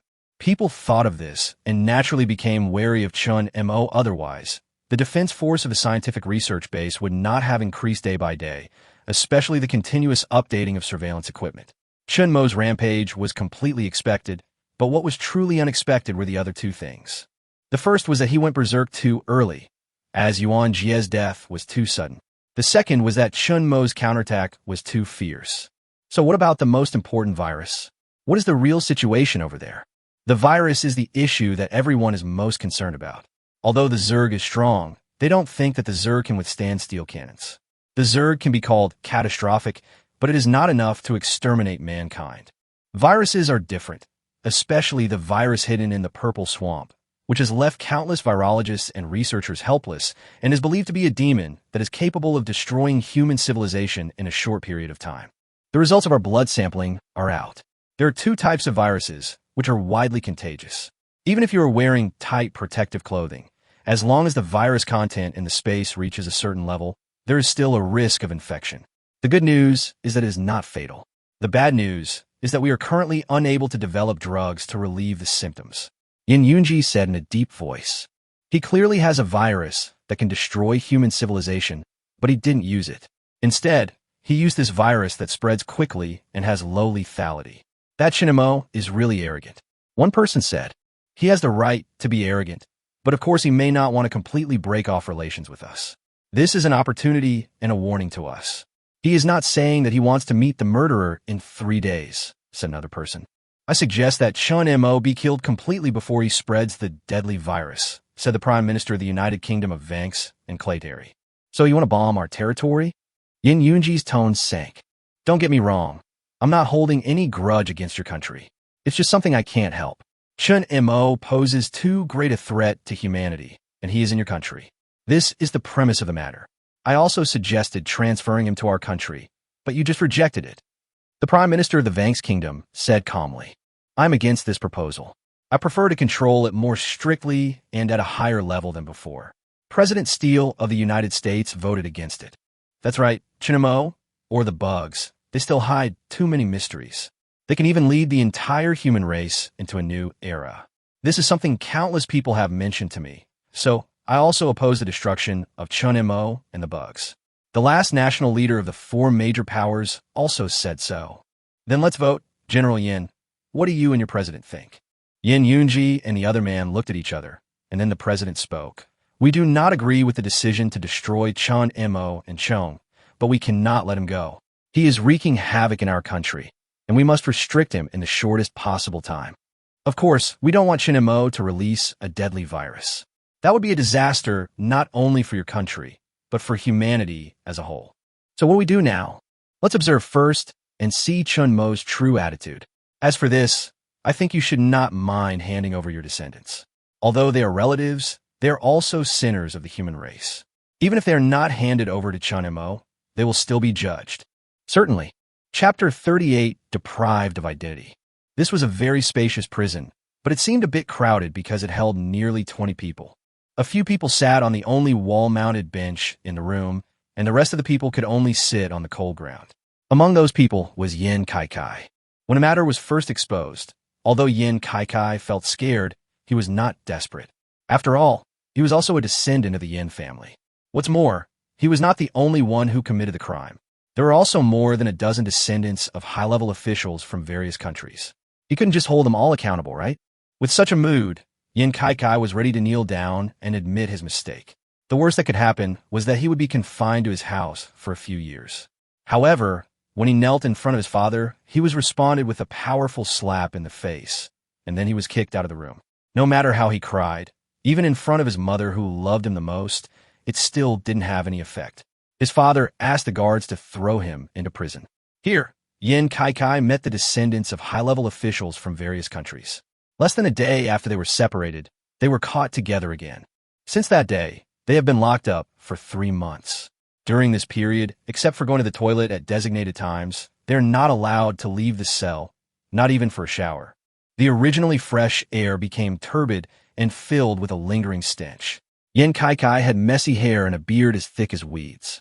He was wearing luxury goods that did not match his image at all. He looked like a savage wearing modern clothes. His face was pale, his eyes were dull, there was thick-eyed boogers in the corners of his eyes, his face was swollen, and his strong muscles quickly shriveled up in 3 months. Tread, tramp, tramp. A rather dull sound of footsteps came from the end of the corridor, which was slightly different from the sound of the guard's leather shoes. The person who came was a middle-aged man with a serious face. Yin Kai looked somewhat similar to him. Looking at the man standing in front of the prison door, Yin Kai raised his head slightly, and his gray eyes quickly filled with light. "Dad!" He opened his mouth, and a hoarse cry came out from his extremely hoarse throat. 2 lines of hot tears rolled down. He crawled to the prison door like a madman, knelt on the ground, and cried loudly. "Dad, save me. I know I was wrong. Dad, please save me." Yin Wei's eyes sank slightly, and his expression remained unchanged as he faced his son who was crying bitterly. "Yin Wei."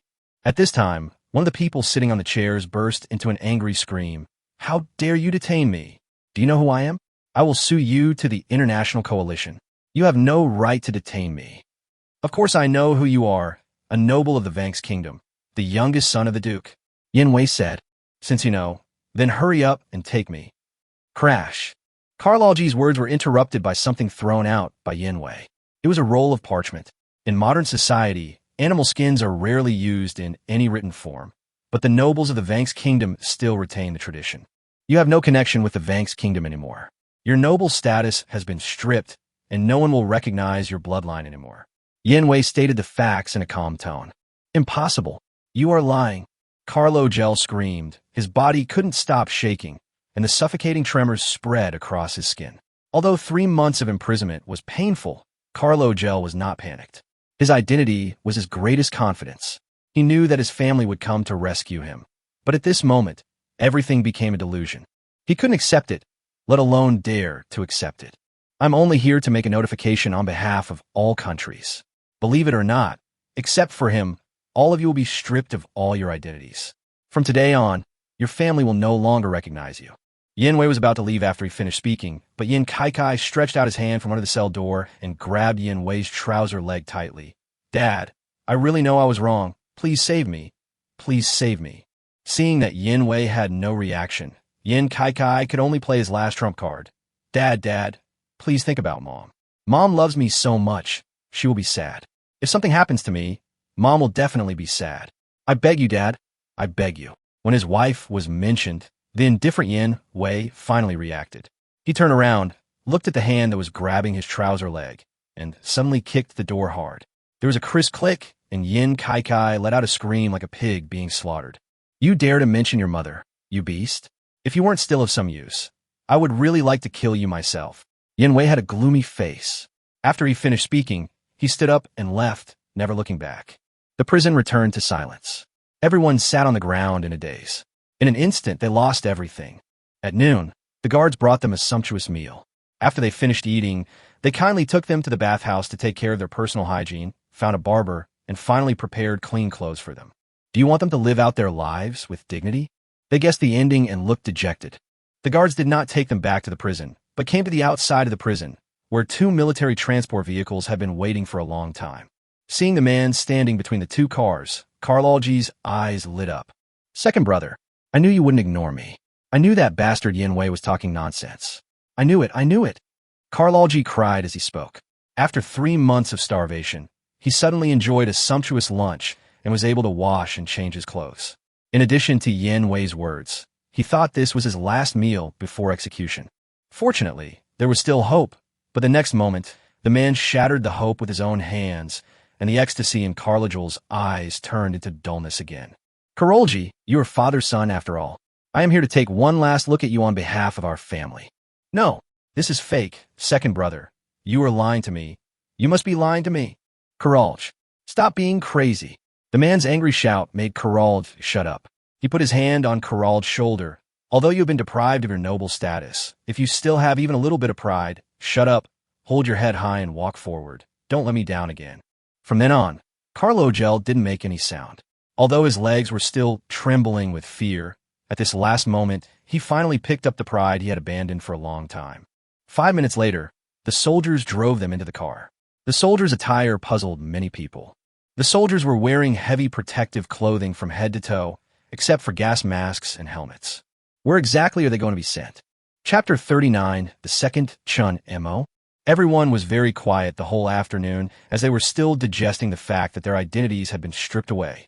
Until the stars appeared outside the car, and they looked at the darkness coming through the gap in the rear of the car. Their emotions gradually turned into panic and anxiety, and in the early hours of the morning, the fear reached its peak. Where on earth are these people taking them? Ahem. A man near the end of the carriage suddenly started coughing violently. He knelt on the ground in pain. His coughing became more and more intense, and in the end he even coughed up traces of blood. Pamuk, what's wrong with you?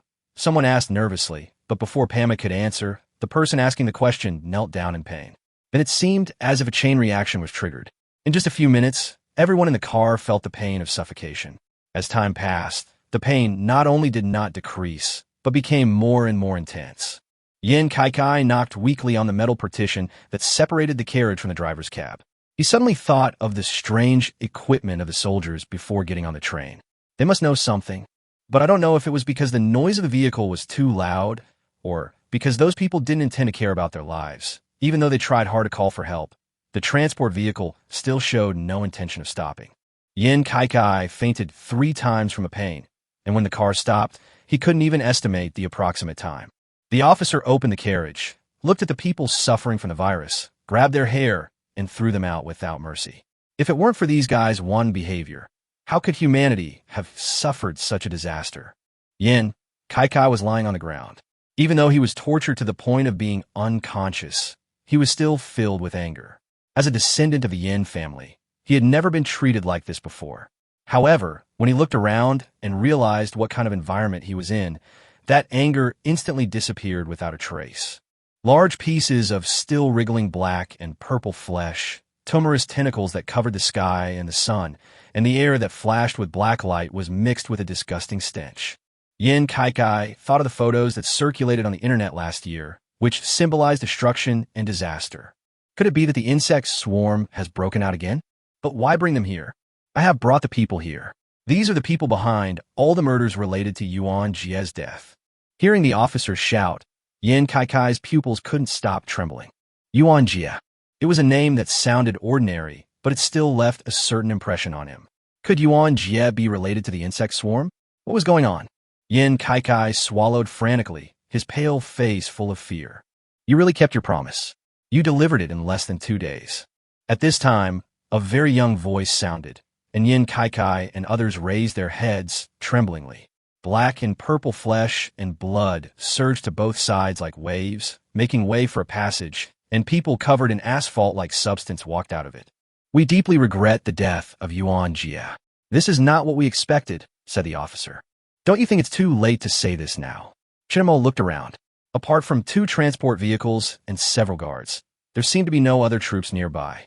I thought that humans would take the opportunity of handing over these bastards to launch a tentative attack, but now it seems that I was overthinking. Perhaps it was because the scene of being hit by 3 sniper bullets at a short distance was too shocking that made humans give up the idea of attacking. Of course, the most important thing should be the so-called research value. Chun Mo smiled lightly. We are of course responsible for Yuan Jia's death, but please think carefully about our sincerity in wanting to repair our relationship. I have brought the person here, and according to the agreement, You need to withdraw the virus. After the officer finished speaking, he stared at Chun Mo with sharp eyes. As an officer with orders to guard several people, he naturally had a mission. After all, a video cannot compare to seeing it with your own eyes. He had to confirm whether Chun Mo could communicate and his emotional stability through face-to-face communication. If their spirit is on the verge of collapse, or they go back on their words, they will not hesitate to attack, even if it means the destruction of nearby cities. Of course, there is no need to worry about this. Once I have confirmed it, the virus will naturally dissipate. I can do this to show my sincerity. Chun Mo clapped his hands, and the tentacles that had been spewing mist retracted. Okay, then we'll wait. They're yours to do with as you please. The officer wiped the dust off his protective mask, nodded, and turned to leave. Yin Kai suddenly reacted. He grabbed the officer's legs and burst into tears. A hint of strong disgust flashed in the officer's eyes, and he hit Yin Kai on the back with the butt of his rifle, but Yin Kai still held on to his trouser legs tightly with both hands. Don't go. Save me. I don't want to die like this. Yin Kai screamed miserably, and Chun Mo stood behind, watching the scene with interest. Let go. The officer hit Yin Kai hard with the butt of his rifle again, this time directly on his head. Yin Kai let go of his hand weakly.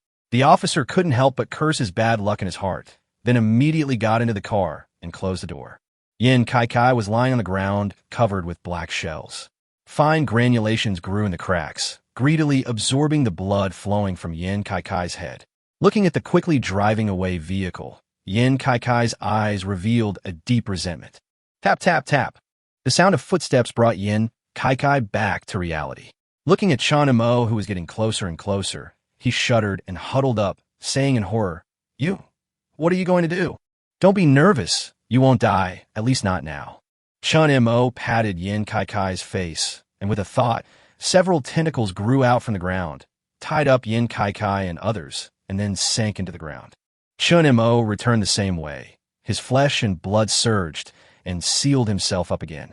The shell under Chun Mo's feet became soft, and he sank down little by little, as if he was stepping on a swamp. He didn't know how long it had passed before he felt a hard touch under his feet again. In the pitch-black darkness, Chun Mo's eyes moved, turning into countless compound eyes flashing green light, and the surrounding scenes came into view.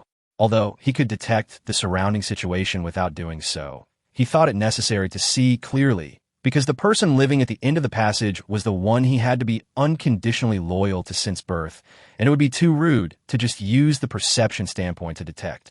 From time to time, insect soldiers would walk by the passage made of flesh and blood shells, but this was only a small part of it.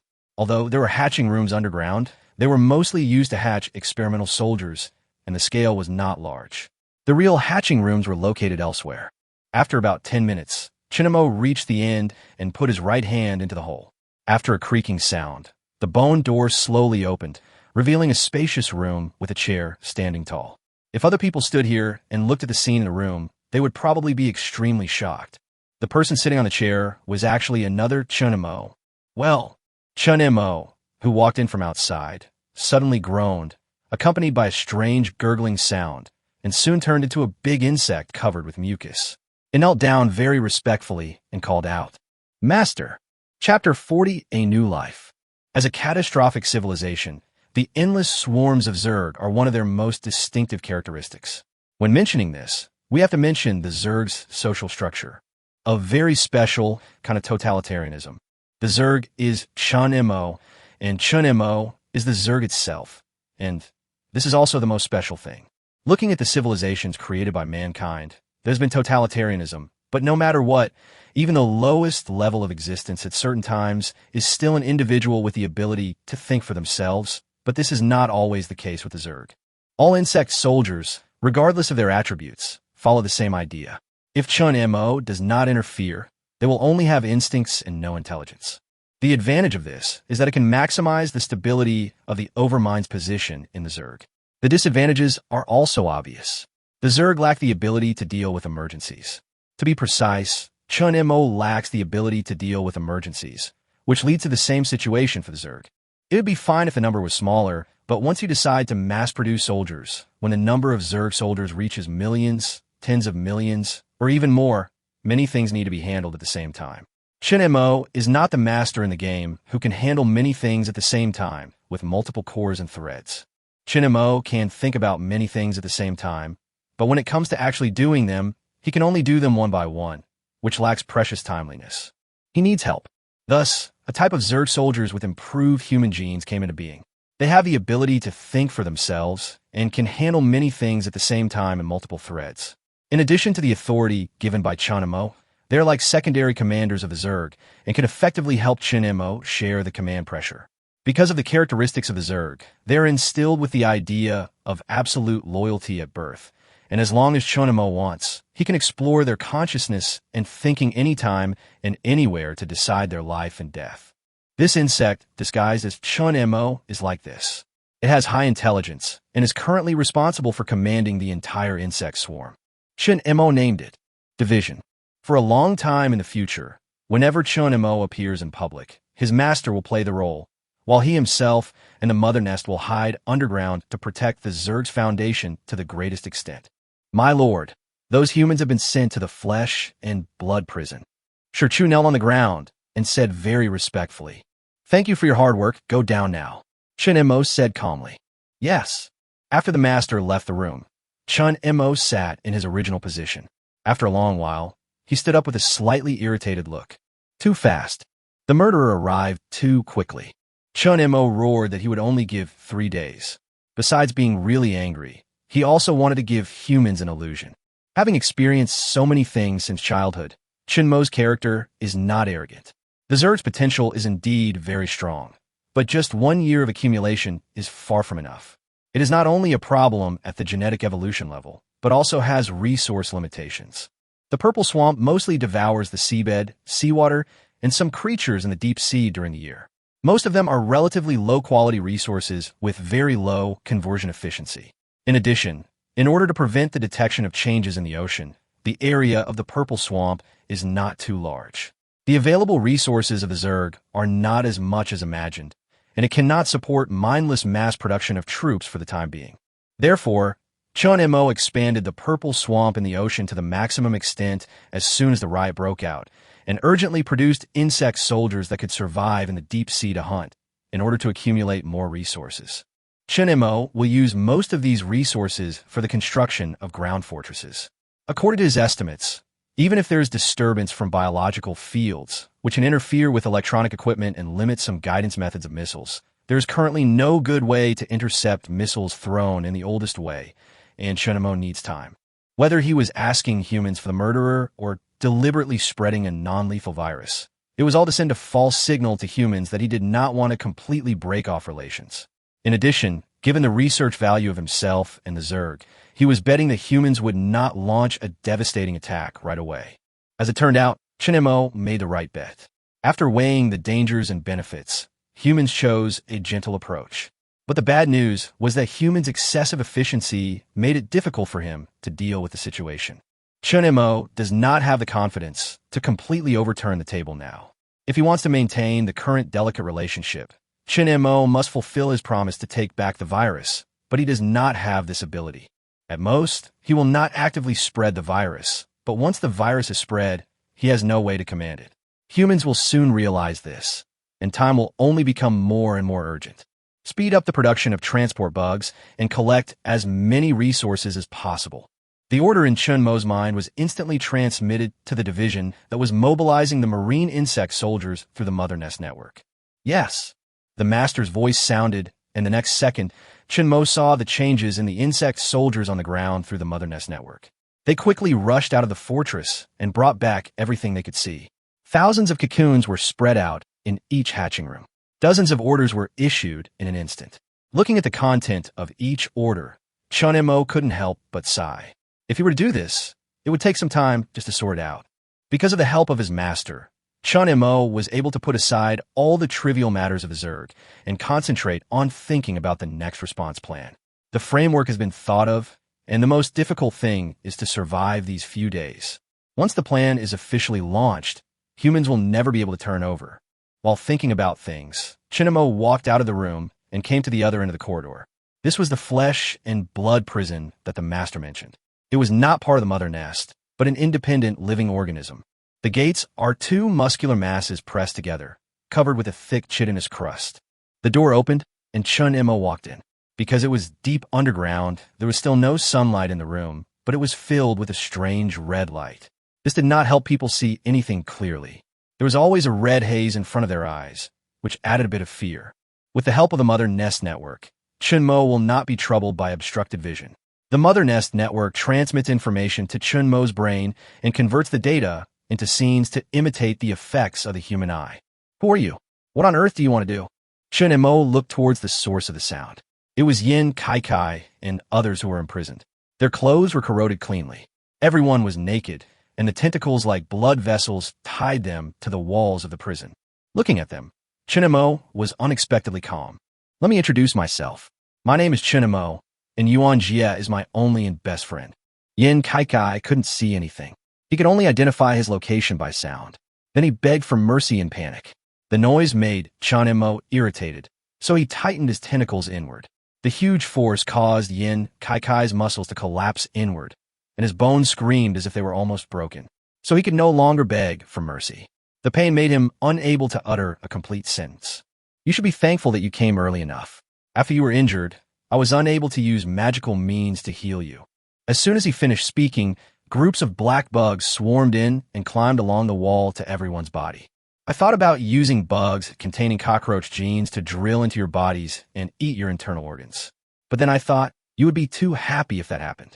I won't let you die so easily.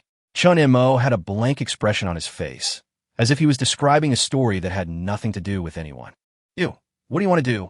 From the trembling voice, it is not difficult to hear the fear of the owner of the voice. You won't die in a short time.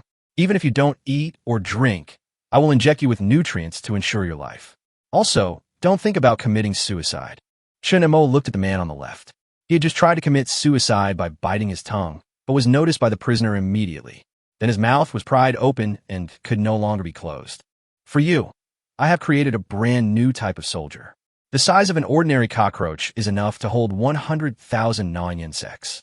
I will inject 1,000 of them into each of you. They will drill into your body and slowly eat your flesh and blood. Because of your suicidal behavior, I will only inject 100 gnawing insects into you. Be thankful that you can live 10 times longer than them. So, Chun Mo smiled slightly amidst the wails of fear and shock. Enjoy it. Chapter 41 Meeting initiated by Chun Mo. That afternoon, another global conference was held. This time it was more targeted than the last time. People were slightly relieved to learn that Chun Mo had stopped spreading the virus. The best result is communication. The scientific research base occupied by Chun Mo is full of distorted magnetic fields, and there is no way to monitor it using conventional military means. If it is monitored by manpower, the efficiency is pitifully low. All countries are currently in the dark about the situation inside the scientific research base. According to estimates, we could destroy the scientific research base in the first place, but Chun Mo's situation is still unclear. However, we can be sure that based on the analysis of the strategic games he played during the one-year surveillance period, he is not the type of person who puts everything together. He must have a backup plan outside the scientific research base. For example, the pseudo-insecticides before came from outside. If we can't find them, the moment we launch the attack, I am sure Chun Mo will activate his backup plan and fight to the death, said one person. During his one-year imprisonment, Chun Mo not only watched TV dramas and variety shows to kill time, but also played a lot of games, among which strategy games accounted for a large proportion. Sometimes a person's character can be analyzed through his gaming habits. Chun Mo is not a very smart person, and in many cases he cannot be called a qualified commander, but he is very cautious, and keeping a backup plan is a habit ingrained in his bones.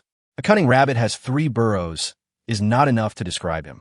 But we can't completely rely on Chun Mo to abide by the agreement. So, I still stick to my previous suggestion, said another person. As usual, the two sides once again discussed how to deal with Chun Mo. The meeting lasted for 2 hours, but in the end no result was reached. After the global conference ended, Yin Yunji and the president convened an internal meeting of the Corfeng Federation. At the beginning of the meeting, the two announced a big news.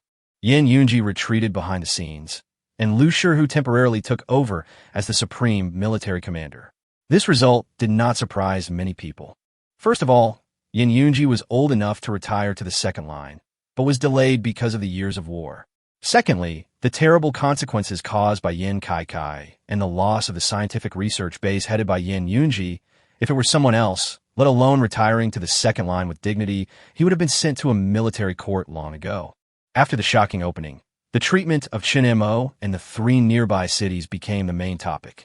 The 3 cities are currently in a state of emergency isolation. Residents are becoming panic-stricken while enduring pain. With the help of modern developed networks, the panic has gradually spread to the entire country. Fortunately, the number of deaths is currently negligible, so the situation can be stabilized. The meeting lasted until very late. Ning Mingjun turned off the computer, took a breath, walked to the window, and lit a cigarette. As one of the officers stationed at the scientific research base, Ning Mingjun naturally could not escape the fate of being infected. From that day on, he lived in a daze every day. His head felt heavy as if he hadn't slept for several days, and it was difficult for him to stay awake. He is currently living in an isolation room provided by the military, looking at the scenery outside the window until a cigarette burns out and he comes to his senses. To be honest, he didn't hate Chun Mo. If you insist, there are a lot of reasons to hate Chun Mo. Just the fact that he endangered the people is enough to nail Chun Mo to death. However, as one of the few people who knows the whole story, it is difficult for him to feel resentment towards Chun Mo, especially when it was his mission to protect Yuan Jia's safety, and he failed. The person who should be resented the most should be himself. The penalty was issued a month ago.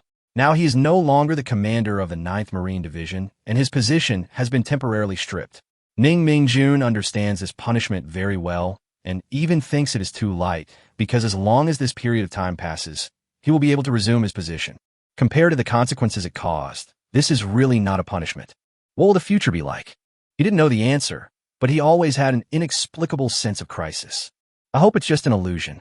He said this, and then felt sleepy. The night passed like this, and the next day, Chun Mo took the initiative to send a message that he wanted to have a dialogue with the country. After a brief discussion, the Corfang Federation sent several representatives to hold talks with Chun Mo 10 kilometers away from the scientific research base. This was the military sentry post that had not yet been built. When everyone arrived, Chun Mo had been waiting in the cleared room for a long time. A large round metal table was placed in the center of the room. There were 12 chairs in total, 11 on one side, and another occupying half a circle. Chun Mo sat on the lone chair, his black and purple flesh occupying the nearby space, and a deformed tentacle was on his shoulder, wriggling disgustingly. Don't worry, this kid is a little shy, but he means no harm. Seeing everyone, Chun Mo stood up and showed his respect. This child? Faced with the disgusting tentacles, everyone really couldn't connect this thing with the child. Please take a seat. Chun Mo sat down openly and accepted the invitation. The others did not hesitate too much. After they sat down, the one with the highest military rank took out a recording device and said bluntly, "We will record this meeting in the most basic way. Please forgive us." "No problem. You didn't hide it from me." Chun Mo said he didn't care. After getting the answer they wanted, everyone's nervousness eased a little. At least for now, it seemed that Chun Mo had the possibility of communication. Our most urgent concern right now is the virus that has ravaged several cities. According to the previous agreement, you should take the virus back, said the officer. You know, this is impossible. Chun Mo did not choose to hide it. Really, the officers were not surprised by this result. They had studied many possibilities, and all of them indicated that Chun Mo had no way to recover the virus. So we can understand that this is a one-sided deception on your part? The officer breathed heavily. Wearing a heavy protective suit, it was a bit stuffy. Of course not. Although I can't take back the virus, I can give you a method to cure the virus. It depends on whether you believe it. Chun Mo said. For example, the body fluids secreted by this child can effectively kill the virus. Chun Mo pointed to the flesh and blood stuck to the wall. How can we believe it? The officer frowned. You must have death row prisoners, so you can give it a try, Chun Mo replied. The officer did not answer immediately. The two looked at each other for a long time before he changed the subject as if admitting defeat. Then another question regarding the recent abnormal behavior of the insect tide. We hope to get a reasonable explanation. Do you want to start a war? Chapter 42, Precious Time. Although human surveillance is inefficient, the possibility of concealing the collection of resources on such a large scale by the insect swarm is extremely small. Chun Mo simply did not hide it.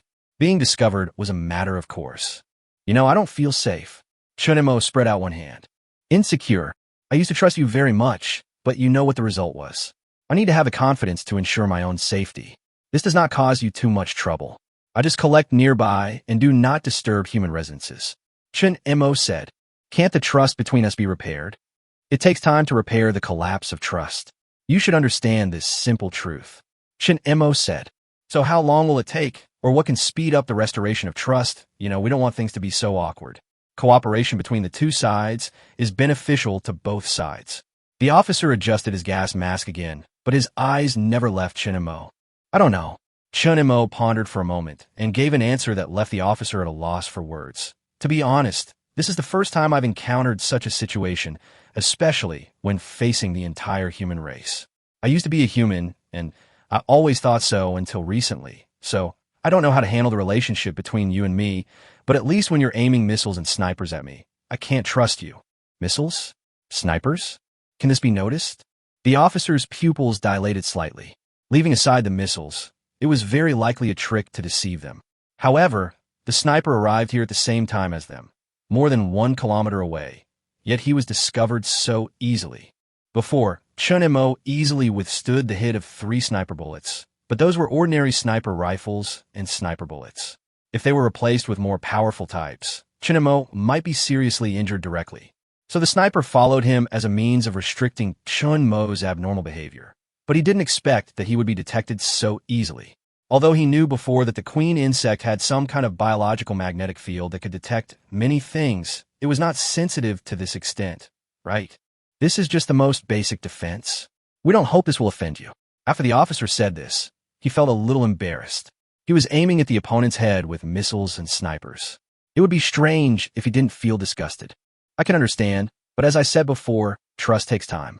My bugs will not give up collecting resources, but will exercise restraint. As for the virus problem, this child is the solution. You can conduct experiments first. Chun Mo took out a cup, and tentacles extended from the wall. A hole was opened at the tip, and some green solution was injected into the cup. Drink directly? Asked the officer. Of course not. This substance is very harmful to the human body, so it needs to be diluted and neutralized with something.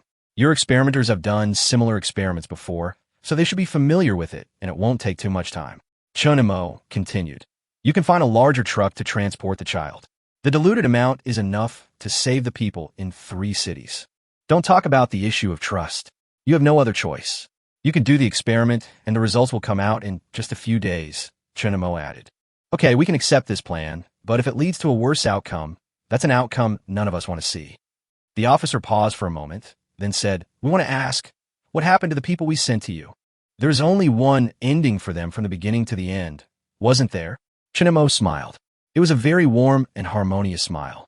If it appeared on anyone else's face, it would make people feel close to them.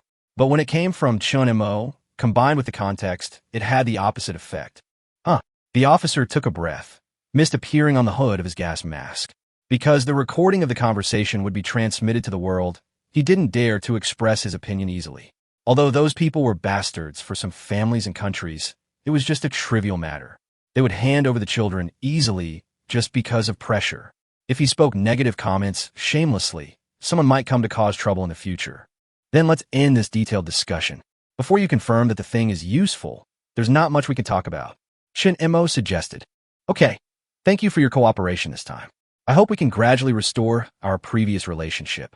The officer stood up and said, that's what I hope too. I will leave the child here and you can come and get him anytime.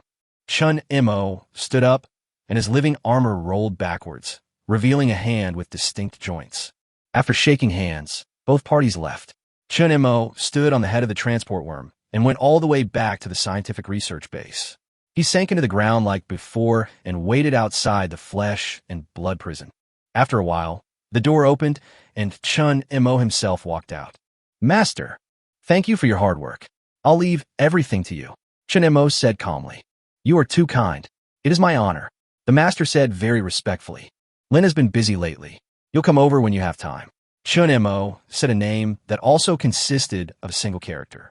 Just like a master, Lin was also a command insect of the same level, but a large part of his command ability had been taken away. Instead, he made up for it in gene integration. Lin had integrated more messy genes. It could analyze the evolutionary potential of each biological gene, formulate combination plans, and analyze the conversion efficiency of resources. Relatively speaking, Shi is the commander on the front line, while Lin is more inclined to logistics. Yes. The master retreated without conveying the content of the meeting because Chun Mo didn't need him to say it. While the two sides were discussing, Chun Mo had already obtained all the information through the master's biological network. As expected, the plan was very successful. His ultimate goal was simple, which was to buy precious time, so he asked the master to state directly that the virus could not be controlled, but there was a way to solve the virus, and the verification of this method would take some time. To be honest, the insect soldiers specially produced for this plan do have the function of curbing the virus, but the way it works is completely different from what humans imagine. This insect soldier contains another virus in its body. After entering the body of an organism, this virus will immediately disinfect the previous two viruses. This process usually lasts about a week. During this period, the virus is completely harmless to the organism, but once the two viruses are completely killed, the new virus will show its fangs and cause the death of the organism in a short time. Chun Mo took the initiative to suggest that could be verified through experiments in order to ensure that there would be at least a week's gap. He was very sure that humans would agree to this plan. After all, it was only a few days. If Chun Mo was not most clear about the Zerg's potential and future plans, even he would not think that 7 days was anything great. On one hand, there are a few seemingly insignificant days, and on the other hand, there is the safety of residents in several cities. This is a multiple-choice question with an easy answer. Chapter 43 Experiments in Progress. Experiment No. 01. Species, month monkey. Gender, male. Age, 8 months. Injection, 1/50th times diluted stock solution. Experiment No. 02. Species, month monkey. Gender, male. Age, 8 months. Injection, 1/100 times diluted stock solution. Experiment No. 03. Species, month monkey. Gender, male. Age, 7 months. Injection, 1/150 times diluted stock solution. Experiment No. 04. Species, month monkey. Gender. Humans acted quickly. After receiving the exact news, they dispatched troops to transport the insect soldiers left behind by Chun Mo back to the laboratory that same day. Because the scientific researchers were collectively suffering from a virus, various countries mobilized a group of new virologists and biologists, plus a small number of original scientific research-based members with milder symptoms, and immediately began experiments in full swing. They did not conduct human experiments right away, but instead used animals such as monkeys. The experiments were divided into many batches, grouped according to age, gender, race, and disease severity, and injected with different proportions of diluted original solutions and reagents neutralized with other things, and then grouped again. Currently, a total of 200 test subjects are undergoing the experiment. It would undoubtedly be impossible for only one person to monitor the data of 200 experimental subjects in detail and respond in a timely manner. However, this requires the scientific research strength of all countries. If it were not for the fact that the personnel were temporarily transferred, a large number of experimental personnel were on the way, and a large number of experimental personnel had been infected before, this number could have been multiplied several times. At the same time, outside the laboratory, global conferences that were previously difficult to hold are being held at an extremely frequent frequency. Many leaders are accustomed to this daily routine, so most people will discuss and handle government affairs that do not require communication with others. After all, a meeting often takes several hours, and their time is extremely precious. If this is the case, Chun Mo's condition is much better than expected. A man looked up and said while flipping through his country's government affairs, writing and drawing, "At least there is a possibility of communication, and the situation will not deteriorate to the worst possible level." Another person handed the document to his secretary and then took another document. "But that doesn't mean Chun Mo is not dangerous. He is still out of control," said the third person. "The key point now is whether what he said is true or not, and what our next plan is for him. We can't just leave him there forever. It looks so dangerous." The first results of the experiment have come out. The so-called original solution, after being diluted 100 times, can indeed kill the other two viruses without harming the organisms. It's just that the speed is a bit slow, and the final result cannot be confirmed. In addition, The experiment was only conducted on monkeys, so it is still unclear whether it will work on humans. So I have suggested that instead of using animals, why not just use humans? Prisons in many countries are under pressure. Those who should be on death row are protected by the new code and are now locked up until death. The country has to pay money to support them, so they don't feel bad if a bunch of them die. That's inhumane. Humanitarian? Come on. Now that all countries have united, ordinary people have no chance of knowing about it, and no one will criticize it. Compared to those illusory things, isn't timeliness the most important? Having meetings with you all day is really driving me crazy. I also have to deal with the rebellion in the country. By the way, can you help me get some weapons and equipment so that I can at least have a meeting here in peace? Damn it. A rough-looking middle-aged man was shouting indignantly. There was a scar on his face that almost blinded his eyes. 2 fingers were missing on his left hand, and half of one ear was cut off. He came from a backward country with many armed forces, such as rebels, pirates, and bandits. The government was under great pressure. Just a few days ago, when he was in a meeting, he stayed in a city close to the front line and could hear heavy artillery fire every once in a while. We can lend a helping hand. The Prime Minister of the Vang's United Kingdom said with a smile. You? Forget it. There are more than 1 or 2 countries that have been invaded by you. You are worse than those damn rebels. The middle-aged man cursed. We really want to lend a helping hand this time. Your country doesn't have much, and the resources are pitifully few. The Prime Minister didn't care about the middle-aged man's attitude. After all, the reputation of the Vang's United Kingdom was really not good. If he was going to get angry at this level, he would have been angry to death. This time he wanted to help simply because he couldn't bear to see others doing well. The Steel United States had been secretly selling equipment and selling it to both ends, making a lot of money, but they couldn't get involved. There's a saying that goes, compared to your own losses, other people making money, especially your enemies making money, is the most maddening thing. The Prime Minister would rather his own country lose some military expenses than let the United States of Steel continue to do business. Although all countries are currently united, and according to imagination, if humans can continue to evolve from the Zerg, they will sooner or later enter a collective society. But the formation of powerful gangs is a habit passed down from ancient times, which cannot be changed at will. Upon hearing this, the middle-aged man hesitated. In fact, he was very clear about the behavior of the Steel United States selling weapons to both sides, but he had no choice. He could not just watch the rebels grow stronger while he himself remained stagnant. If the Vang's United Kingdom could solve the dilemma, it would be a good idea. Okay, if you dare to promise in front of so many people that you will not interfere with our government and territory after dealing with the rebellion, I will accept your help. Of course, we'll discuss the details in private. The Prime Minister said with a laugh, especially when he saw the gloomy face of the leader of the United States of Steel. He couldn't help but laugh even more happily. In front of so many people, even if the United States of Steel wanted to stop this matter, it couldn't speak up. After all, it was a business that could not be made public. Then let's move on to the final topic. How should we discuss with Chun Mo next? Even if we can restore the trust we once had, without Yuan Jia as a bond, our trust in each other is very fragile. If we can forcibly capture and detain him and use coercive measures, we don't need to worry about this. So how can we ensure that Chun Mo will not release a large amount of the virus before being captured? Evacuate all residents of nearby cities. Last time, nearby cities were quickly invaded because the wind was very strong that day and the virus fog followed the wind direction. There's an endless wilderness near the research base. Find a sunny day and it should be much easier to control. There are still risks. But this is the only solution I can think of, unless you can come up with something else. That's because you're too stupid. Then come up with an idea. You're just a talker. If you were not lucky, we would have destroyed your country 10 years ago.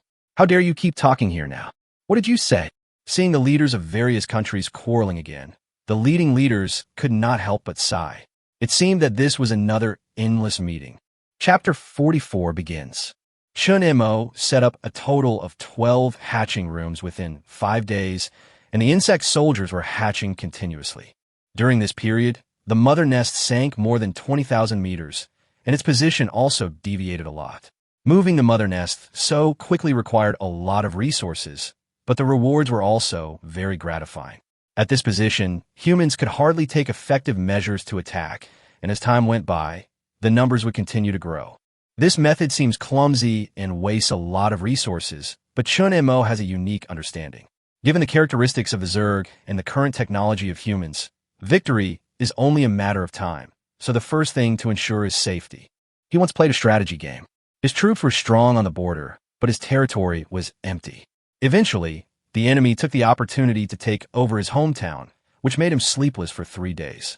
Lin is stationed in the Mother Nest, and Shur is still at the scientific research base on the ground. He will show up every day and contact the military again.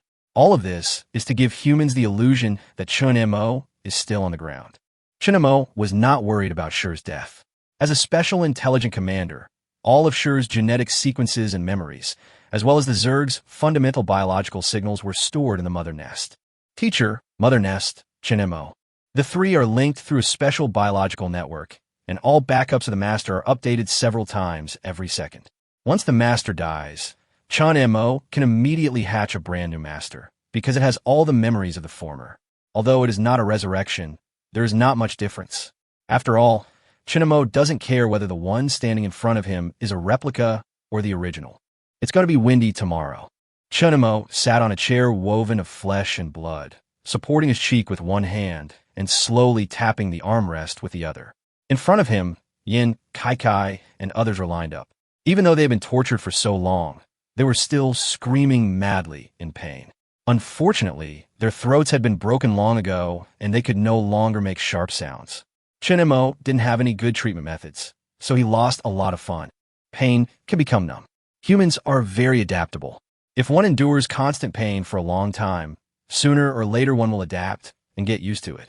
This will make the torture meaningless, no matter it is 50 days or 100 days. Once a person becomes numb, it will become a mere number. In order to prevent Yin, Kai, and others from adapting, Chun Mo chose to torture them intermittently, half an hour each time, with an irregular frequency. Kill me, please kill me. Yin Kai's head drooped weakly, with blood still spurting out of his mouth and nose. The temperature in the flesh and blood prison was very high, and after a long period of stuffiness, their skin had turned a faint red, and sweat flowed like water columns from the wounds where blood scabs had solidified.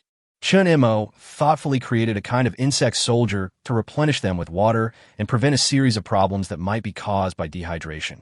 I said, I will let you live until the last day of human extinction, so that you can witness the fall of this world with your own eyes. Chun Mo grabbed a handful of salt he found at the research base and sprinkled it on Yin Kai, who was covered in wounds. Yin Kai cried out in pain, and the snot and tears that had stopped not long ago came out. Chun Mo sat back in his seat and smiled. It's time again.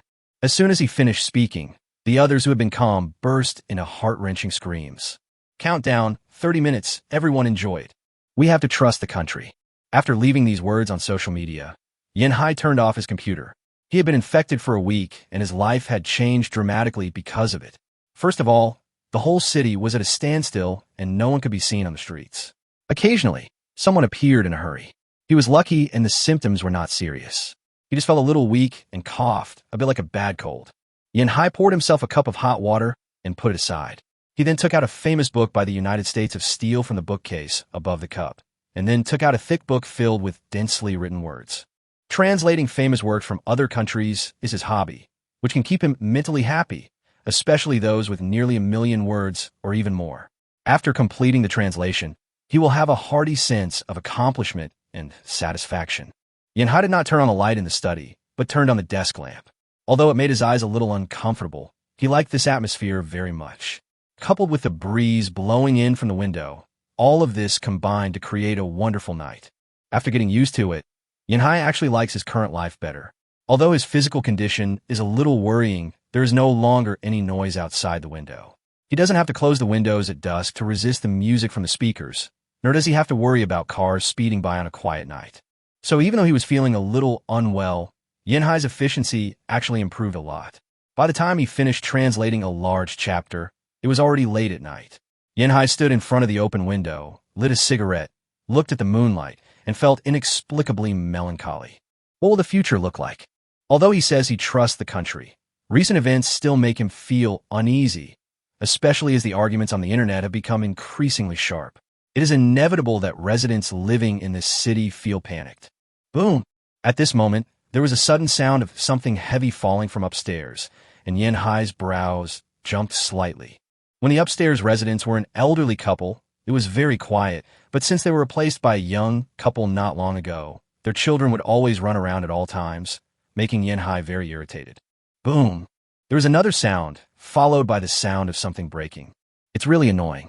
Yin Hai looked at the time. It was almost 1 o'clock in the morning. No matter what, he should pay attention to the noise, right? If you make any more noise, just go up and knock on the door. Thinking this, Yin Hai put out his cigarette and walked into the bathroom. Then he heard the sound of water. No one lived downstairs, so he didn't need to worry about disturbing the neighbors when taking a shower at night. Crack, crack! At this moment, the slight sound of hard objects knocking against each other came into the room. Yin Hai, who was taking a shower, had no idea that a deadly killer had entered. It came to the bathroom door, raised its sharp forelimbs high, and rushed into the bathroom. After a few panic screams, the room returned to silence. The transport worm dragged the prey that was split into two to the windowsill and threw him down with force. The streets were covered with purple swamps at some point, and people were thrown down from the surrounding tall buildings, followed by all kinds of objects, making a loud noise like rain. Several thick tentacles broke through the purple swamp, deformed tumors exploded, and mist mixed with a foul smell merged into the air. Then a strong wind blew, carrying the invitation of the god of death, blowing to an unknown distance. The real insect swarm disaster. The curtain opens. Chapter 45, Nuclear Peace. As soon as the insect swarm broke out, the news flew across the ocean borders and spread to every corner of the planet. No matter if people were still sleeping or handling government affairs, they all put down everything they were doing at the first moment. Chun Mo suddenly attacked and unilaterally tore up the agreement. In just a few hours, 4 cities were reduced to dead cities, and the images sent back by the surveillance satellites were enough to make everyone extremely angry. Although the victim was the Corfang Federation, the massacre brought such a great shock that they could not help but think of the tragic situation after the insect tide spread to their country. In other words, we can't even be sure how Chun Mo raided those cities, one person said angrily. The surveillance satellites have been monitoring the surroundings of the scientific research base. We can confirm that they definitely did not advance from ground. They were either underground, or Chun Mo had tampered with several cities before. No matter what method is used, what we need to do now is to prevent the expansion of the insect tide.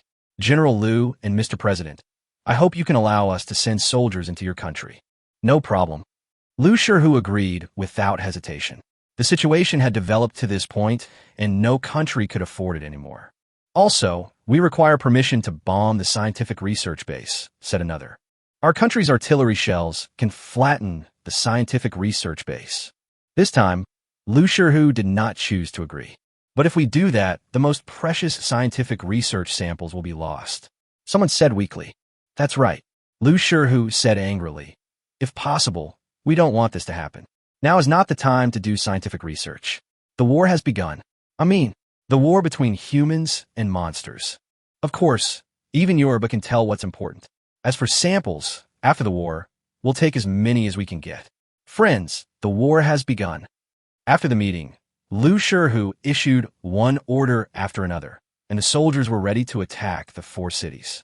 Humans had considered the possibility of Chun Mo breaking the agreement, so they had prepared a contingency plan long ago. They just didn't expect it to be so sudden and break out in an instant without anyone noticing. The scientific research base had been measured long ago. It was not an ordinary area measurement, but one that took into account the fortress built by Chun Mo. It was to determine how much missile power would be needed to completely raise the place to the ground. Prepare. A launch silo opened, revealing a nuclear missile standing inside. In order to ensure a fatal blow, the Confrontation Federation decided to use 2 large-yield nuclear missiles at the same time. Although this would cause great pollution to the environment, and the pollution could not be neutralized for a considerable period of time, the insects were obviously able to drill into the ground, and the nuclear missiles could clear all obstacles on the ground and then strike underground. Coordinates confirmed. Target, Chun Mo confirmed. Number 01, number 02, fire. The operator input a complex password, and after a short countdown, the rocket launcher spewed out a raging flame, and the hot airflow rapidly heated up the surrounding air. Looking at the button that finally confirmed the launch, the operator's hands couldn't help but tremble. This was one of the most powerful weapons in human history, known as a demon that could destroy humanity itself. It once created hell on Earth, but it also allowed most countries in the world to restore peace.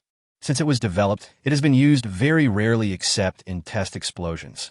Even if the target is an enemy of mankind, the operator still cannot calm down for a long time. Emission. Hearing the command again, the operator swallowed a breath, without hesitation, entered the last code, and pressed the launch button. High-pressure gas gushed out, interweaving with the flames, and burst out with a surging propulsion force. A ball of flame suddenly exploded, and 2 missile-carrying rockets rushed into the sky, followed by a second explosion in midair. The rockets changed direction and rushed towards the scientific research base. At the moment of arrival, all connections between the operation room and the missile were suddenly cut off, but neither the operation room nor Lu Shihu panicked at all. It is no secret that the queen insect possesses a special biomagnetic field that can disrupt all electronic equipment. Before the launch, they had taken this situation into consideration, so the missile launched this time has 2 detonation methods. The former is relatively routine, while the latter is that the missile will activate the detonation program the moment the link with the operating room is disconnected, and the time from the disconnection of the link to the detonation is calculated extremely precisely. Go to hell. As soon as the words fell, accompanied by a loud noise that was enough to make the world lose its sound, 2 balls of white light suddenly spread out. They were like 2 scorching suns, emitting high temperatures wantonly. The dazzling light dyed everything white. The high-temperature heat source first shrank inwards, and then suddenly expanded in an unstoppable manner, greedily devouring all objects it touched. The earth shook and created a gray wave hundreds of meters high, which then melted away in the next moment and disappeared without a trace. No matter whether it was a living thing or an object, everything within sight was wiped out. When the dazzling light faded, the original location of the scientific research base was replaced by a true land of death. Everything was reduced to scorched earth. The tentacles that were strong enough to block bullets without any damage were completely destroyed. A thick mushroom cloud condensed in the sky and lasted for a long time. A large amount of radioactive substances and impurities filled the surroundings, causing continuous impact. Boom, boom, boom. The vibrations spread along the soil, and Chun Mo in the prison of flesh and blood smiled. It is true. When faced with alien creatures that attack again, they would be more inclined to destroy them rather than capture them for research if the creatures have the potential to destroy humanity. He deliberately let the teacher be killed by a nuclear bomb in front of human surveillance. In this way, humans will not gather all their strength to explore the ruins of the scientific research base in a short period of time, but instead focus most of their attention on the insect swarms that are still wreaking havoc in various cities. In this way, Chun Mo once again gained precious time. Whether it is used to hatch new insect soldiers or spread the virus, it is a good choice. Of course, before that, he needs to resurrect his dead division first. Otherwise, with the current scale of the insect swarm, he won't be able to perform fine-grained control even if his brain is burned. Hey, you're very quick. Chun Mo was suddenly stunned for a moment, and then an interesting expression appeared on his face. Through the Zerg's perception network, it is easy to see the troops gathering outside several cities. Chun Mo glanced at the giant Zerg soldiers still moving under the deep sea, estimated the approximate time, and then turned his attention back. I have nothing to do anyway, so I might as well play with you guys before they arrive. Chapter 46 Bombing. Xuanzhou City, a very famous commercial city in the Corfang Federation. It is said that 1,000 years ago, the emperor at that time believed in the sun, so the city was named Xian. At this moment, a force of nearly 6,000 people is assembled here. Excluding the logistics personnel that are not included, this is a modern mechanized infantry division with slightly smaller numbers. In order to prevent the virus, everyone needs to wear expensive combat protective clothing. Even though production started a year ago, there is no way to guarantee that everyone will have a set.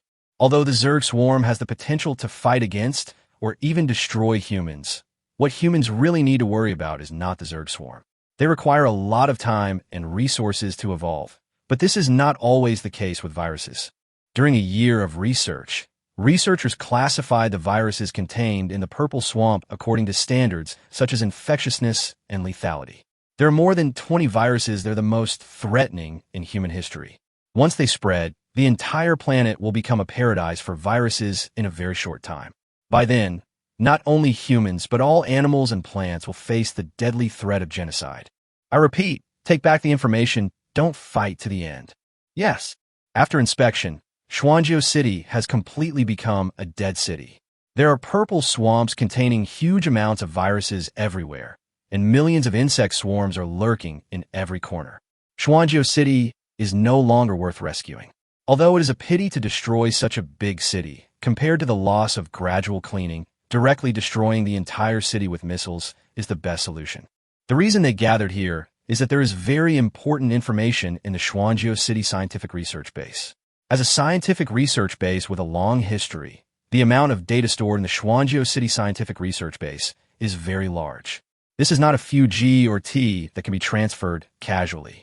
Usually, if you want to move data, it is faster to use a truck to transport the hard drive than to transfer it online.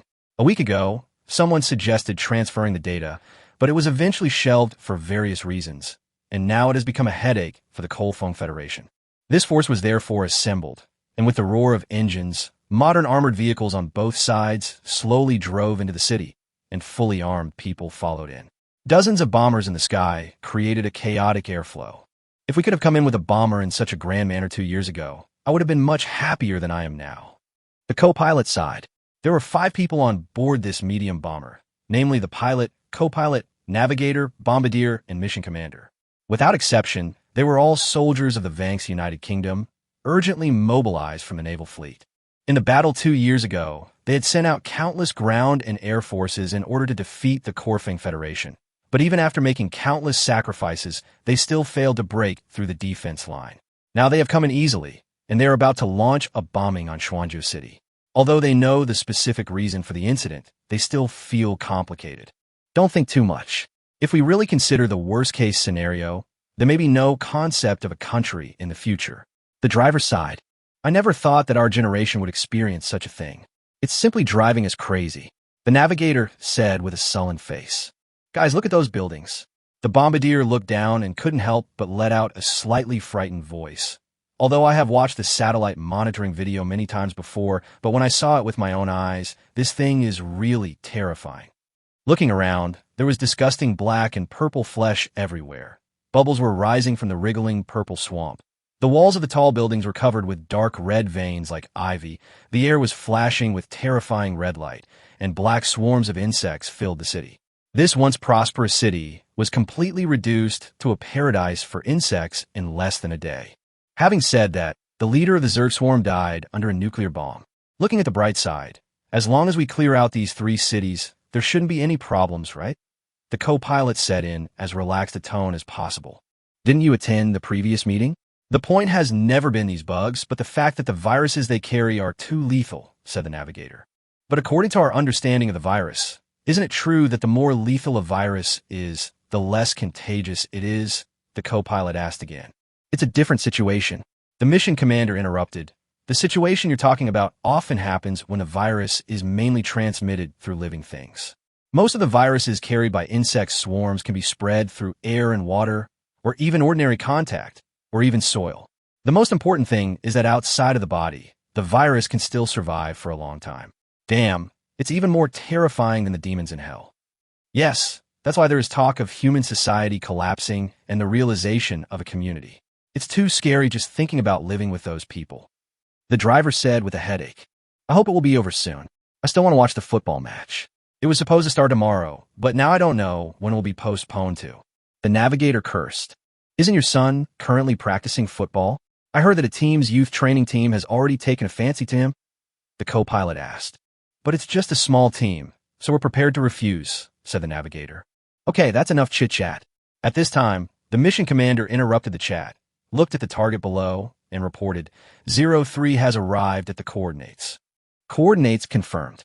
The coordinates have been confirmed, and the bombing can be carried out at any time. Bombing. Guys, start bombing. Okay. Several people performed the operation one by one, and for them who have been working together for 5 years, it has become muscle memory. They don't need to care whether there is a target at the coordinates. It is enough to lock the coordinates. The bombs are dropped all at once, and then they move to another position and drop ammunition from another ammunition storage bin. There was a loud explosion, and the ruins were completely overturned. Whether it was flesh or insects, buildings or streets, everything was blown into pieces by the powerful missiles.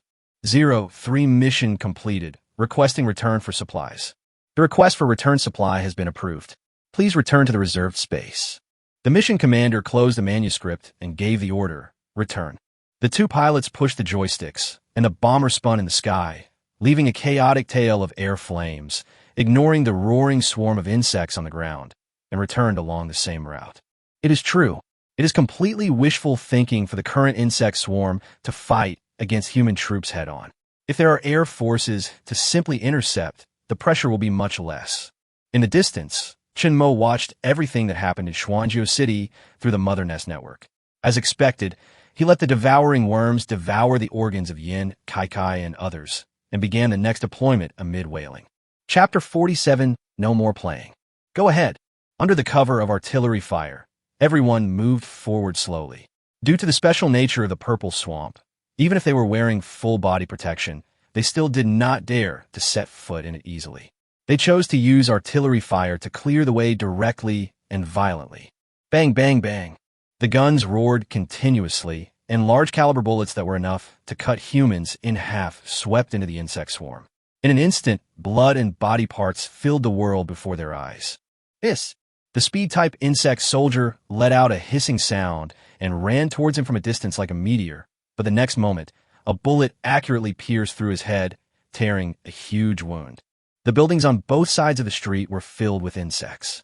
They stared at the troops below, waiting for their prey to come into range, but before that, high-yield shells fell from the sky. The sturdy building collapsed in an instant, and the insects were either dead or disabled. An insect with cheetah genes was crushed under steel and concrete. Facing the approaching troops, it howled to the sky. Bang! The soldier calmly shot it to death, glanced around, and continued to follow the troops. Boom! At this moment, a violent tremor was heard. The soldiers immediately stopped and looked around vigilantly, but the tremor did not stop. Instead, it became more and more intense. Wait, that thing is under your feet. As if to verify the soldiers' statements, countless thick tentacles broke out of the ground.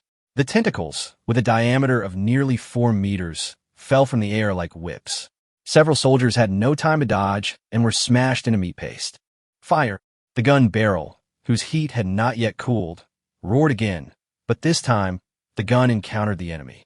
Due to the diameter of the tentacles, ordinary assault rifles had no way of causing effective casualties in an instant, and the tentacles took away a group of lives before breaking. Boom! The tank fired a precise shell, blowing up the tentacle, but before it could move the barrel to the next target, a thicker tentacle broke through the soil, tightly wrapped around the tank, and then threw the 70-ton tank into the air like a toy. Sea monster, a type of mythical creature with countless legends in the ocean. Of course, this has nothing to do with fantasy. According to modern people's speculation, the prototype is probably some kind of giant squid, which was then rumored by ancient people to be a sea monster. According to research, some people believe that it is a giant squid that lives in the deep sea during the day and forages in the shallow sea at night, or more accurately, a colossal squid. The insect swarms distributed in the sea naturally captured many super-large squids, including the giant squid. Combined with the genes of other creatures, a type of super-large insect soldiers that could move slowly on land and speed up in the purple swamp was born. Because of its size, this guy consumes extra resources to hatch. In comparison, the resources consumed by a land squid can hatch 800 pseudo-insecticides. Fortunately, the effect is still pretty good. Chun Mo had considered directly hatching powerful ground units, but the genes stored in the Mother Nest gene bank were too weak. One of the foundations for the Zerg in the game to dominate the universe is their powerful genes. Although it has taken a long time to settle and evolve, the excellence of the genes themselves cannot be denied. Many times when Zerg swarms attack a planet, in addition to seeking resources, they do so for excellent genes and to continue evolving based on them. Compared to the vast universe, it is just a planet. The genes really cannot be compared. Chun Mo has tried to increase the defense of land units, but even if he did it to the limit, it was still difficult to resist artillery fire. He had no choice but to take a shortcut and choose this kind of unit that can carry out a surprise attack. So far, the results are pretty good. Boom! Looking at the falling tanks, even the most well-trained soldiers could not help but feel panicked. Before they entered the city, someone had already explained the enemies they would face, but no matter how you look at it, this was already beyond the scope of what living creatures should be able to deal with. Damn it! The officers could not help but curse. But fortunately, they were not just show-offs who had experienced the test of blood and fire. As one of the main forces on the front line, even though there was some panic, they quickly regained control of the situation. Because of the heavy protective clothing and oxygen tanks, the soldiers' ability to move was obviously reduced. In the end, at the cost of more than twice the expected sacrifice, they successfully broke all the tentacles. Let that damn thing get away. Feeling the vibrations fading away, the officer felt angry but also powerless. When the insect swarm broke out a year ago, although their brother troops were the main force, they also watched the video countless times. In comparison, the insect swarm a year ago and the current insect swarm cannot be regarded as the same kind of creatures at all. Its terrifying potential. No, wrong. It should be said that it is precisely because of such terrifying potential that even in the absence of the virus, it is still hailed as a double-edged sword for mankind. It is either an alien creature that allows mankind to enter a new era or can destroy mankind. The officer calmed his mind, and the rest of the road became much easier to walk. No more special insect soldiers similar to land squids appeared, and they quickly advanced to the predetermined target point. Faced with the towering experimental building, the soldiers did not choose to step in easily. The fact that they could easily eliminate the insect swarms along the way did not mean that the insects were too weak. On the contrary, the insects were stronger than all known creatures. The real reason was that the terrain outside was relatively open, and the enemy could be spotted from a farther distance. With the help of bombers clearing the way, the troops were able to pass. If it were indoors, the situation would change drastically.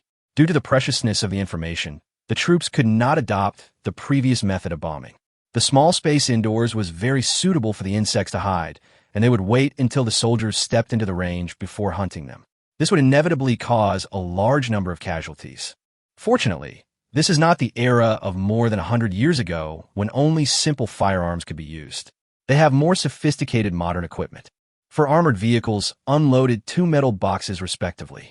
The red lights on them flashed, and the metal boxes opened automatically, revealing the modern weapons sealed inside. The latest model of the Colwyn Federation's unmanned ground arm vehicle is equipped with a remote operation module, which can achieve remote control over a distance of more than 4 kilometers. Its width and height are both within 2 meters, making it very suitable for entering scientific research bases. The tanks are equipped with medium-caliber machine guns, howitzers, anti-tank guns, and other weapons. 4 of them are equipped with individual fuel-air explosive bombs and a variety of modern electronic equipment. 8 operators took out a tablet-like instrument about the thickness of a fist and simply connected and tested it to confirm that it was correct. Then, at the commander's command, 8 unmanned combat vehicles drove in through the gate and faced the stuck gate and blasted it open with a simple and rough shot. I wanted to give you some trouble, but I didn't expect there was such a thing. I overlooked it. Chun Mo sighed. He was not from the military system, so he was not very familiar with the equipment used by the military. However, it was harmless. The data that should be destroyed had been destroyed. Although he didn't know what the use was, as long as he could make things difficult for them, Chun Mo would feel comfortable. It's finally here. I won't play with you guys anymore. Chun Mo shifted his attention and looked at the insects crawling onto the shore, a hint of ferocity in his eyes. P.S. I played for a while during the New Year's Eve. My condition has been worrying these 2 days. I will resume posting 3 updates a day tomorrow. Chapter 48, Full Outbreak. Mosset, a large coastal city with a population that remains stable at 15 million all year round, located in the southeastern part of the United States of Steel. The city has one of the top 10 ports in the world, a very famous airport, and several famous tourist attractions. Here you can see tourists from almost all countries, speaking different languages and having different skin colors. They generally stay here for about half a month before returning to their own countries. What would be the result if a virus with a certain incubation period, high infectiousness, and rapid mortality was released into a city with such a highly mobile population? Chun Mo was very grateful for the greatness of modern technology. At least when the scientific research base was severely damaged, some instruments that relied on backup power supplies could still be used normally. Although he could not access the internet, Chun Mo found a lot of useful things from the complex information stored in it, such as this city. Far away from the coast, a whale with dark red veins on its belly emerged from the deep sea. It exposed its back above the water and suddenly spurted out a torrent of water mist. The mist was mixed with many invisible little guys. They landed on the coast, and after simply identifying the direction, they rushed to different corners of the city. Finally, I'm off work. Lear sighed heavily and walked on the street with a tired look on his face. For tourists, Mostet is undoubtedly a beautiful city, with bustling streets, fallen leaves in autumn, first snow in winter, refreshing beaches, dazzling ports, and joy blowing in the wind. Here you can enjoy different scenery every day, and there will be no repetition in half a month. But for the people living here, it is not so beautiful, at least for Rail. It is not as beautiful as he imagined. His hometown isn't an inland city. To be honest, just adapting to the climate of a coastal city takes a lot of effort. Coupled with the workplace that is more inward-looking than in other cities and various harsh city laws, life here is not easy. If I work hard for another 5 years, I can go back to my hometown and enjoy a peaceful life. Lear thought so. He was not a particularly ambitious type. The only reason he stayed here was because of the high salary, which allowed him to save enough money for a lifetime in 10 years. I really want to smoke a cigarette. Lear smacked his lips, his hand unconsciously reaching into the pocket containing the cigarette, but this was not allowed. Smoking in public places was prohibited in Mo's set. Although other cities had similar regulations, there would be no substantial punishment even if they were violated. But it was different in Mo's set. If one dared to smoke in public, he would face a fine that would be painful enough to make him feel uncomfortable. Lear wanted to go back home immediately so that he could smoke to his heart's content, but before that, he needed to solve the problem of dinner. Since it was a tourist destination and the consumption level in Mostet was already very high, Lear had to go further away to find some small restaurants. Of course, no matter how shabby the house is, tips are still an expense that cannot be avoided. Damn tip. Lear cursed in his heart and then said, "Give me another Coke with ice cubes." Hold on. The clerk turned around and saw that the beverage machine was placed relatively close to the inside due to decoration issues. Looking at the beverage machine with the lid opened, the clerk exclaimed in surprise. He looked at his colleagues who were busy in other places. Could it be that someone opened the lid when he wasn't noticing? "Please, can you be faster?" At this time, Lear couldn't help but urge. Okay. The waiter closed the lid, poured out a drink, and handed it to Lear. "Go back quickly and give him a few big puffs." Lear's mind was full of thoughts about smoking, so when he pushed the door to leave, he tripped over something. Looking at the empty ground, Lear couldn't help but have a lot of question marks in his mind. Strangeness. Forget it. Let's go back quickly. Lear, who didn't pay any attention, didn't know that not long after he left, a little guy appeared in the dirty alley next to the hamburger shop. There was half a shoe print left on its back. Looking at the people coming and going in the hamburger shop, the little guy became invisible again and sneaked into another shop. It was a week later before Lear realized he was feeling unwell. He vomited blood, and his teeth fell out while brushing his teeth in the morning. At first, he only vomited a little blood and thought it was a gum problem. However, before he finished brushing his teeth, his condition worsened to the point where 4 teeth fell out one after another. In a panic, Lear went to the street. He wanted to go to the hospital, but found that the street was already in chaos. Bang! Lear fell on the street. He felt his vitality rapidly slipping away. His eyelids became heavier and heavier. A warm current rushed upward from the lower part of his body, eventually turning into a pool of blood spurting out of his mouth and nose. The end of the world has broken out. Initially, only a few cities were worst hit, with sporadic cases in other cities. Countries immediately issued a joint statement, but before public opinion could subside, over 40 of the population in each country died in the following week. Hospitals were packed with people, but there were no doctors to treat them because the doctors' illnesses were equally serious. Then in the second week, nearly half of the remaining people showed symptoms again. "God, please bless us." The old woman knelt on the ground and cried. Her daughter was lying on the hospital bed, only to breathe her last. Outside the window, a man was leaning against the street, holding a bottle of wine in his left hand and constantly taking cigarettes out of his pocket with his right hand.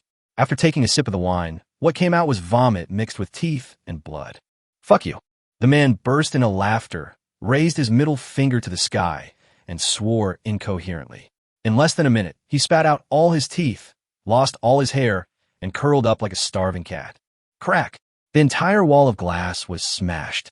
The boss sat outside with a lifeless look, turning a blind eye to the robbery. He was holding a photo. In a week, he had seen off his parents, wife, and daughter, and now it was his turn. In just half a month, the whole world has changed dramatically. It couldn't possibly get any worse than this, could it? The answer is no. Large numbers of insects came out from nowhere, with their disgusting mouths opened, making terrifying roars and raising their ferocious forelimbs high. They were like demons from hell, spreading suffering all over the world. That day was called the Day of Disaster. From then on, mankind fell from the throne of Overlord and was replaced by endless demons. Excerpt from Chapter 1, The Last Man by G. Von Thiel. Chapter 49, The Lost Friend. The world has changed dramatically in a very short period of time. Just as speculated, compared to the insect tide, the virus is the most terrifying demon.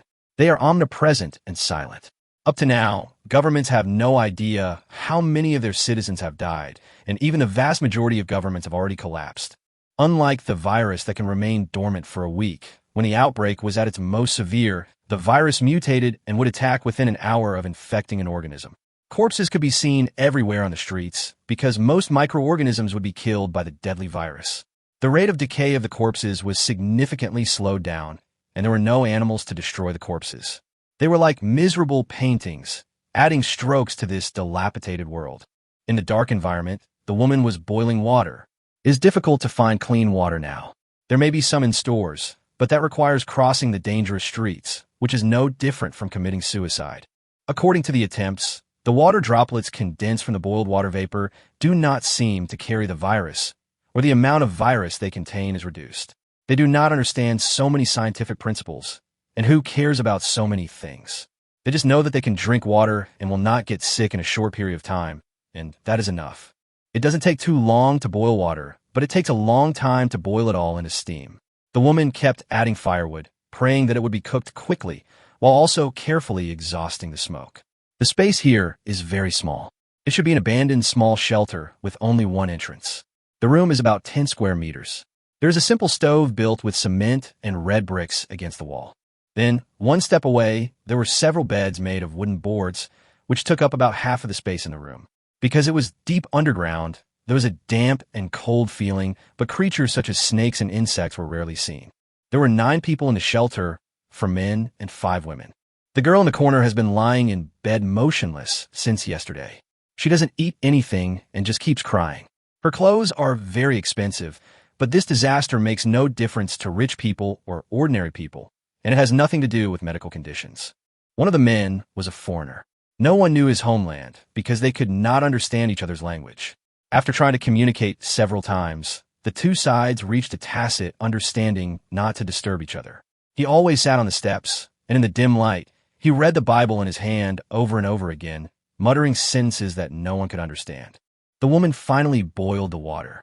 She divided the water evenly into several portions and gave each person 1 cup. Vomit! A young girl who drank some water suddenly vomited, and everyone looked at her in horror. The woman swallowed, leaned over and groped around. After a moment, her body stiffened, and she straightened up with a pale face, 2 bloody teeth between her fingers. Oh my God! The girl couldn't help crying. Damn it! The man cursed angrily and smashed his fist on the rotten wooden board. With a snap, the fragile wooden board broke in 2. No one stopped the furious man, and no one drove away the girl who was obviously infected.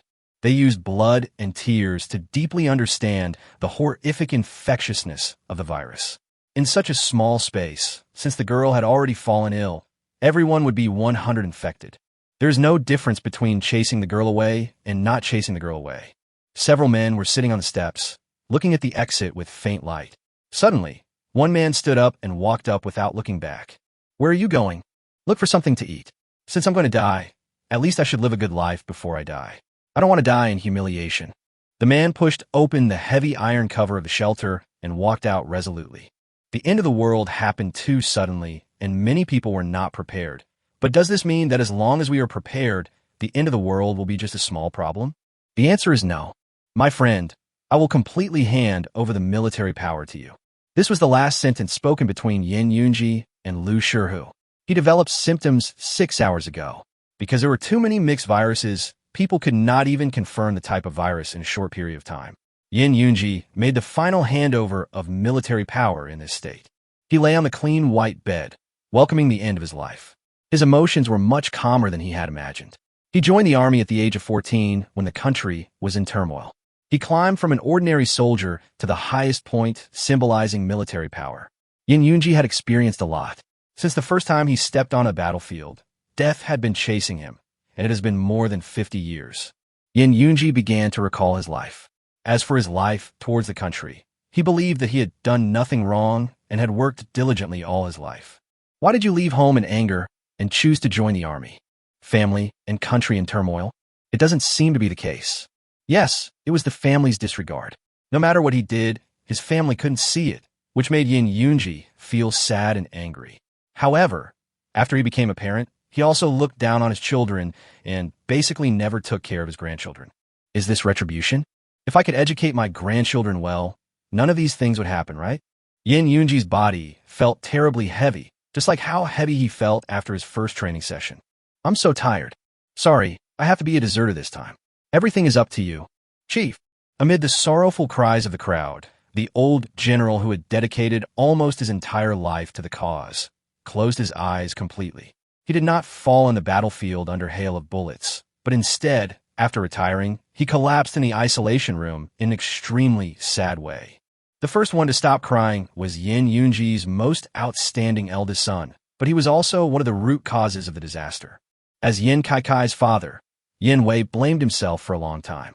He never thought that his failed family education would lead to such serious consequences. Looking at the thin body in the isolation room, he felt confused. When did the father who was always a man in his impression become an old man? Everyone, now is not the time to cry. Yin Wei lowered his head and shouted loudly, "The war has begun."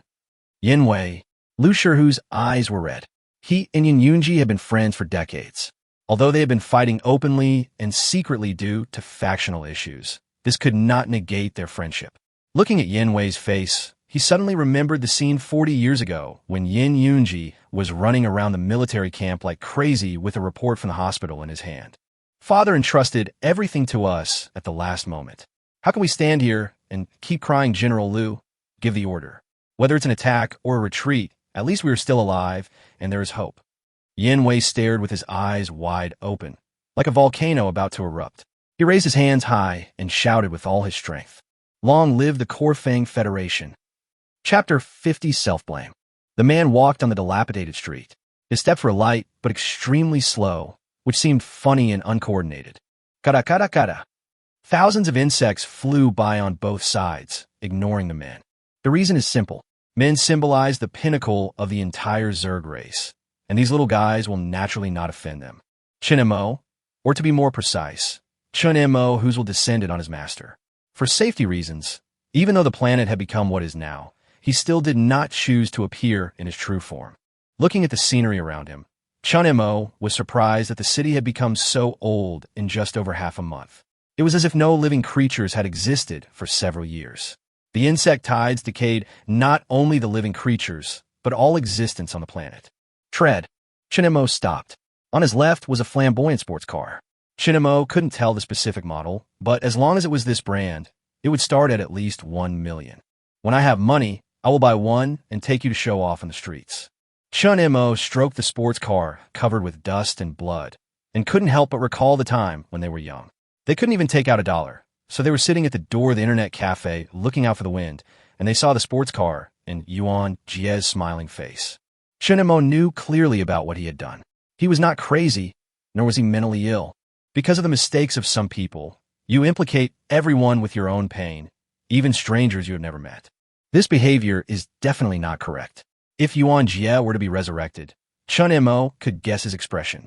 Maybe it's anger, maybe it's sadness, maybe it's self-blame, but I will never be moved by Chun Mo's behavior of dragging the whole world to hell. But Chun Mo couldn't control himself. He was not a noble person, nor was he a magnanimous person. He had been in the abyss a long time ago. Looking up at the sky, he saw besides endless darkness, the light of the sun and the moon. Then the sun went out, and then the moon disappeared. Before this, he had tried every possible means to keep the moon hanging high in the sky. He was even willing to become a guinea pig. Even though he knew that his lifespan had been extended almost indefinitely, he still did not choose to resist. Chun Mo would not hesitate to be a guinea pig for 100 years. He just wanted to see the moon emitting bright light forever, until 100 years later when a moon disappeared, and then he would leave this abyss forever. But this small wish, which seemed to be a simple request, was destroyed by those who wanted to ask for something from him. How can he not hate, and how can he control his emotions? So even when he saw other people crying, their families broken up, and the world destroyed, Chun Mo still did not have any psychological fluctuations. With hatred that the world could not understand, he killed his former compatriots. Chun Mo continued walking on the street. In the distance, a staggering figure appeared on the other side of the street. With the help of his master's body, Chun Mo used his excellent eyesight to see the situation clearly. He was a man about 40 years old, wearing thin clothes, with a lot of blood on his chest and chin. There was a large rotten sore on his right leg under his shorts. This was not the effect of the virus, perhaps because he did not receive effective treatment after the injury. The two men passed by each other, and the man suddenly stopped and asked in a hoarse voice, "Brother, do you have a cigarette?" He spoke a very obscure language, probably from a tourist. Chun Mo stopped in his tracks. He understood. After more than a year in prison, a scientific researcher was speaking this language. Chun Mo smashed the glass of the car next to him and took out a pack of cigarettes and a lighter. "Thanks." The man took the cigarette and took a long time to open the package with his trembling hands. He put the cigarette in his mouth, and only his bare gums could be seen. He lit the cigarette and took a puff. He hesitated for a moment and handed the cigarette over again. "No need." Chun Mo shook his head. "Thank you." The man thanked him again and limped away. Chun Mo stood on the street, hesitated for a while, and returned to the sports car. He saw the car keys on the seat. Chun Mo's driving skills are very bad. He doesn't even have a driver's license. Fortunately, the streets are very clean now, and even if he crashes, no one will come down to ask for compensation. Sure enough, just 5 minutes later, Chun Mo failed to turn the steering wheel in time, causing the entire car to crash into a clothing store on the street. If it was a normal human, this collision would be enough to kill him. Chun Mo twisted his body, forced open the deformed driving seat, pulled out the airbag, and walked out unharmed. Although Sure is a commander, it does not mean that his combat capability is weak. He possesses a variety of excellent genes, plus a part of living armor, which is enough to cope with this level of impact. Chun Mo changed 3 cars before he successfully arrived at the border of the city.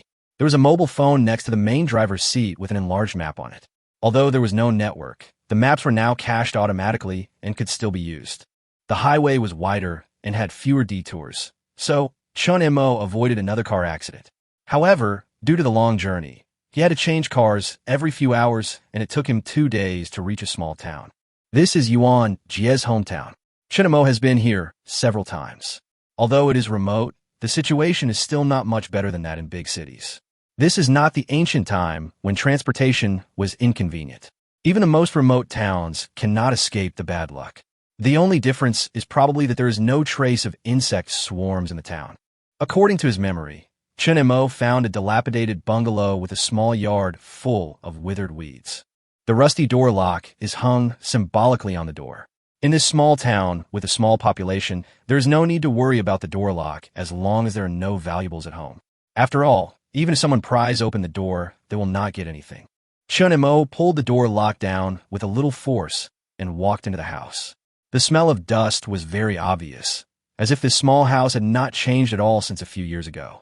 There were tables and chairs with peeling paint, broken but unreplaced low-quality floor tiles, a washboard in the corner that was almost extinct in modern cities, and a few cardboard boxes on the old refrigerator. Whenever she went there, Yuan's mother would always take out a few pieces of bacon for the 2 children to satisfy their cravings. Chun Mo walked into a room that could barely be called a bedroom. There were 2 cheap spring beds, a desk covered with graffiti near the window, and an old big head TV. When stepping in here, there was always an illusion of going back to the past. Yuan's mother and Yuan Jia had been living in such an environment. Chun Mo sat on the spring bed, looking at the wall covered with spider webs. His shoulders trembled, and then he lowered his head in pain, but no tears came out. He kept repeating that if he hadn't taken the initiative and thought it was right to let Yuan Jia live a better life, perhaps none of this would have happened. Chapter 51 Shelter. Laniako was the first soldier to feel the void. The finger that pulled the trigger was already stiff, and he couldn't find any meaning in looking at the broken bugs one by one. He has been in the army for 5 years. The former young man has grown into a reliable man. He has participated in 12 battles of varying sizes and escaped the scythe of death several times.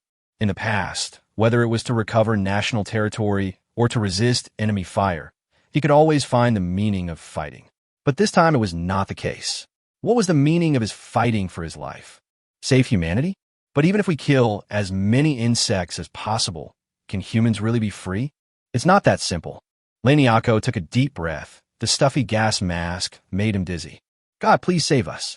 Laniako prayed in his heart that compared to the ferocious insects, the pervasive virus was the most terrifying.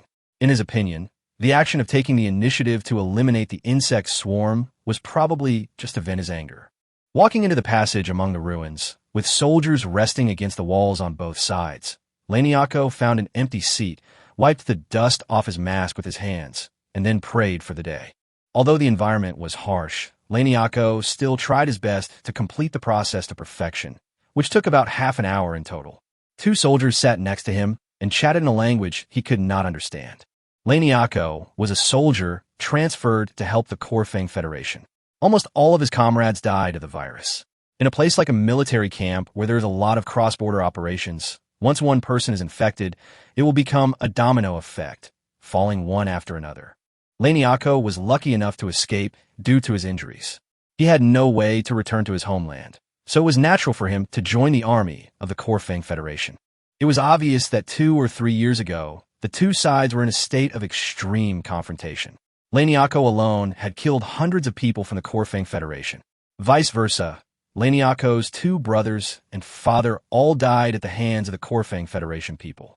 Now that the situation has turned out like this, he always has a complicated feeling of being both ridiculous and sad. God said, "Love your enemies, that's about it." After resting for a while, a fully armed man walked in. Laniako recognized him. As the son of Yuan Jia, Yuan Wei has always been the focus of intelligence in various countries. He is a political figure, but now he has taken over an army. Because the language is difficult to understand, Laniako does not quite understand what Yuan Wei usually says, but Yuan Wei can probably be regarded as an excellent commander, and the soldiers under him trust him very much. Sometimes, to judge whether a person is outstanding or not, you cannot just look at that person, you can get better clues from the performance of your subordinates. Yuan Wei was holding a tablet-like electronic device, which displayed a panoramic 3D map of the city and also marked the conditions of each street. 20 minutes ago, he held a brief meeting with all the team commanders. The content was simple.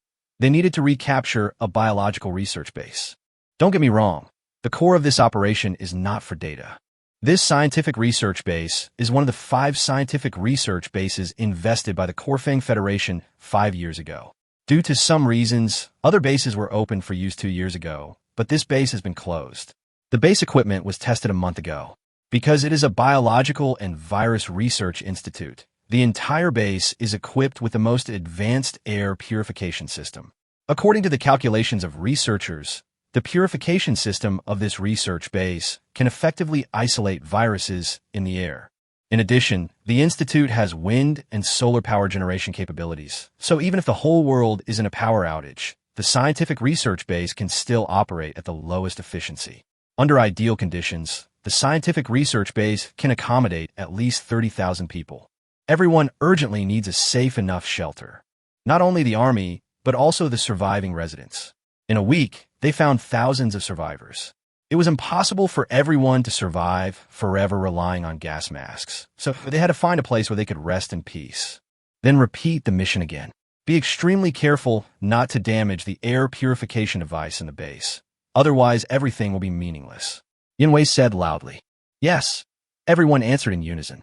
In the next half hour, they replenished water and necessary food and took an armed transport plane to the sky above the scientific research base.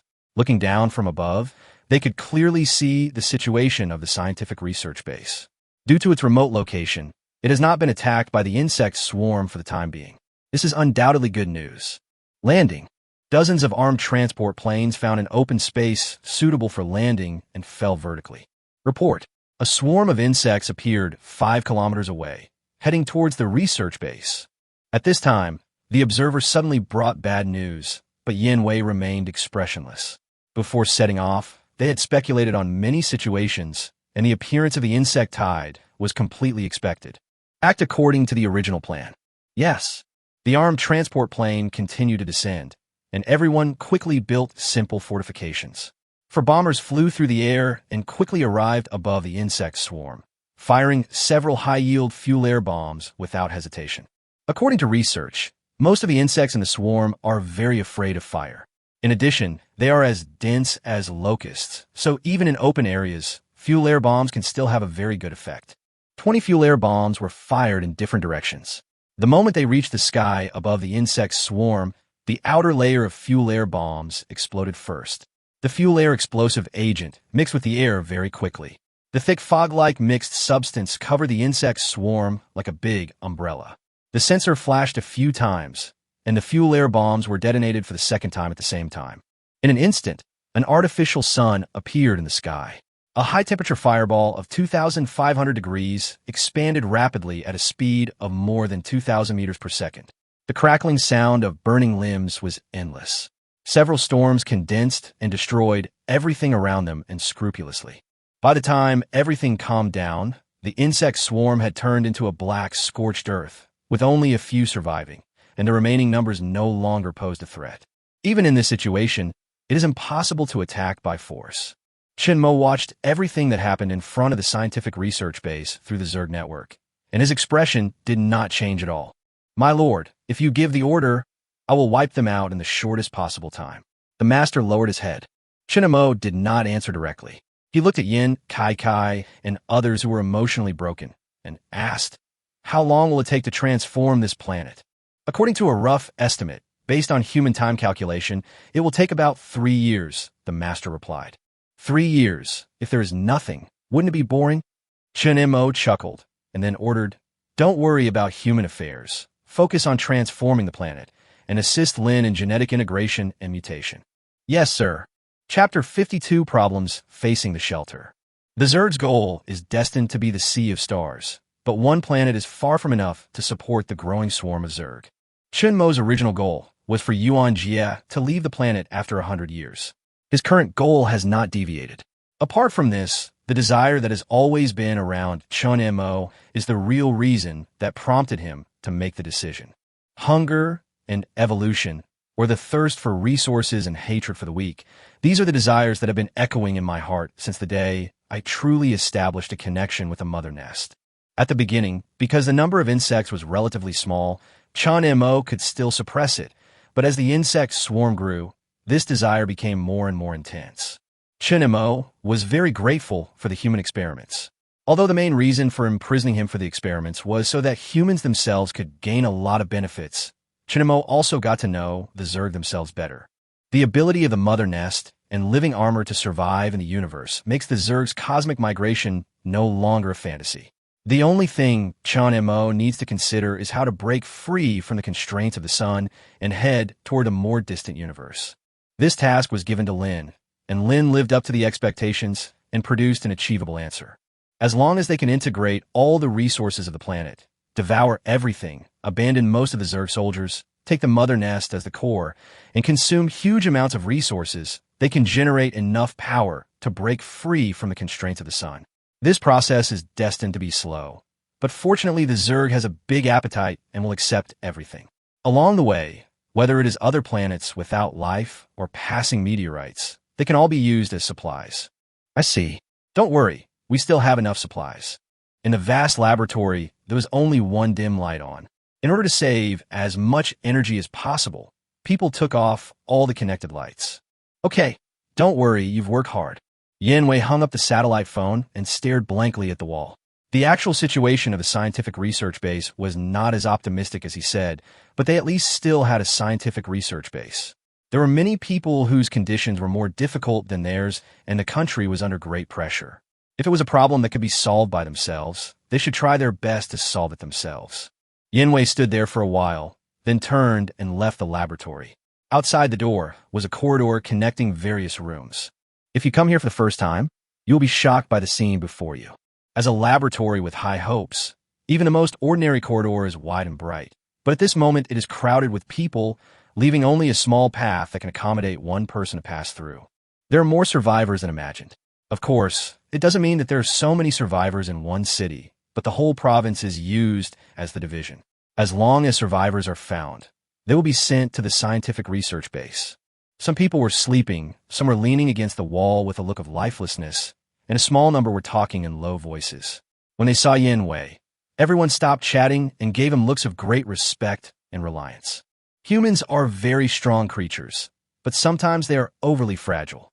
In the end times, when a normal social system collapses, people need a leader, and Yin Wei, as the supreme commander of the scientific research base, is naturally the best person to take on the responsibility. He carried a lot, but his back never bent, and it was nothing compared to what his father had to carry. Commander Yin. People greeted him quietly, and Yin Wei smiled and nodded. He walked forward through the narrow passage and corridor. Right in front of him was another laboratory. The equipment had been moved outside, and it could accommodate more people. It was not dark yet, but in order to save electricity, the lights in the laboratory were dim. People lived in this environment for nearly 2 months. Most of them lost the concept of time, and their expressions became confused, just getting through day after day. Yin Wei moved among the crowd, understanding people's most pressing needs.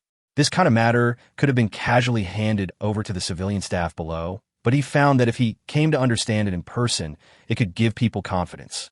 "Oh, mother-in-law, hold on. Commander Yin, Commander Yin."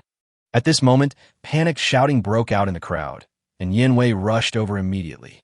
She was an old woman of short stature, with gray hair and wrinkles on her face. Yin Wei had some impression of her.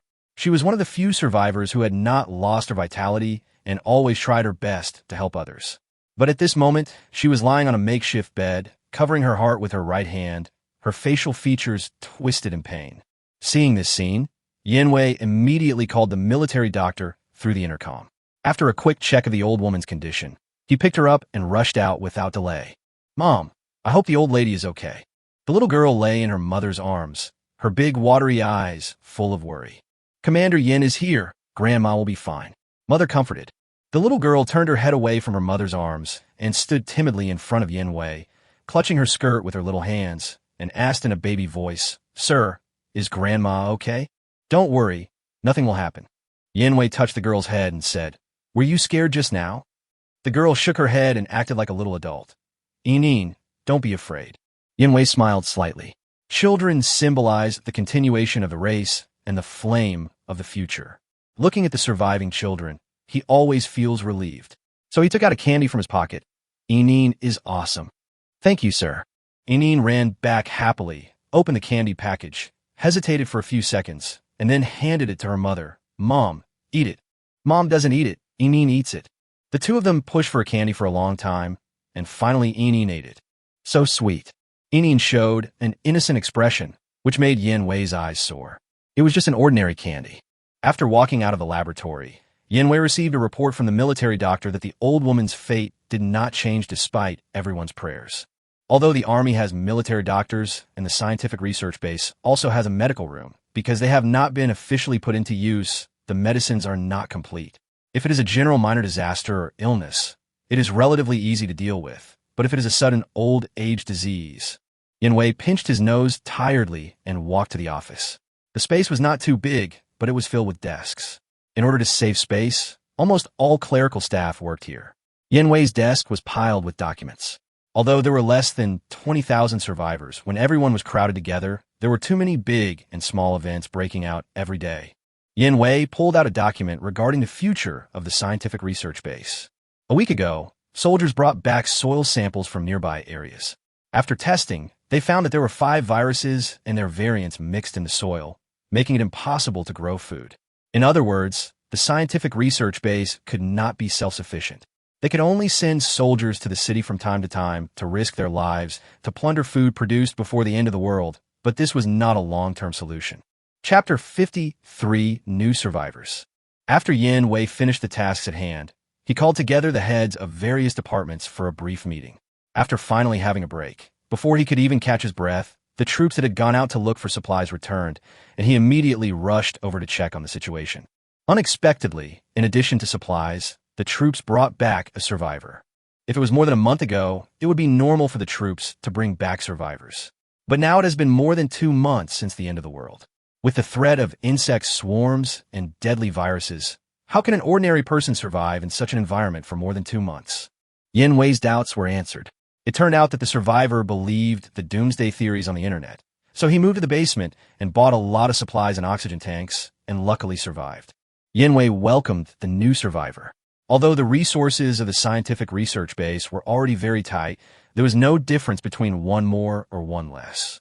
Before officially entering the scientific research base, Yanwei temporarily put the survivor into an isolation room. This is a very correct move. Once the survivor is carrying the virus, it will be a disaster for the entire scientific research base. The isolation will last for half a month. As long as the survivor does not show any symptoms, he will be qualified to live in the scientific research base. Looking at the new survivor who was in a relatively healthy mental state, a glimmer of hope ignited in Yanwei's heart. Even in such an environment, human beings were still alive and well. This survivor was undoubtedly a shot in the arm for others. Yanwei nodded and was about to leave when his vision suddenly went dark and he fell down with weak limbs. People hurriedly called a military doctor, and after examination, it turned out that it was an old illness. Yanwei suffers from mild hypoglycemia. Normally, there will be no problem as long as he pays attention to it. However, because he has been staying up late to deal with things recently, he occasionally faints. "Oh, why don't you eat candy?" The orderly found some candy and gave it to Yanwei to eat. The sweetness spread on the tip of his tongue, and he swallowed it with saliva. Yanwei slowly regained his strength. Faced with the orderly's question, he smiled bitterly and shook his head without saying anything more. He originally thought that there would be no problem as long as he ate on time, so he gave the candy away. However, he was late for dinner because he was arranging for the new survivors. "It's just this level, still far from what my father can do." Yanwei couldn't help but secretly curse his own incompetence. After a brief pause, the orderly brought the food, and he ate while reading the report on the outpost troops. The night quickly deepened, and the soldiers brought bedding to the new survivors. In order to save electricity, the scientific research base could not turn on the air conditioner. It was okay during the day, but it would feel a little cold at night. "Thanks." A smile appeared on the man's pale face. He was about 20 years old, with very long, messy hair. But you can't say that men like long hair. Living conditions are limited in the last days, so who can take care of their hair?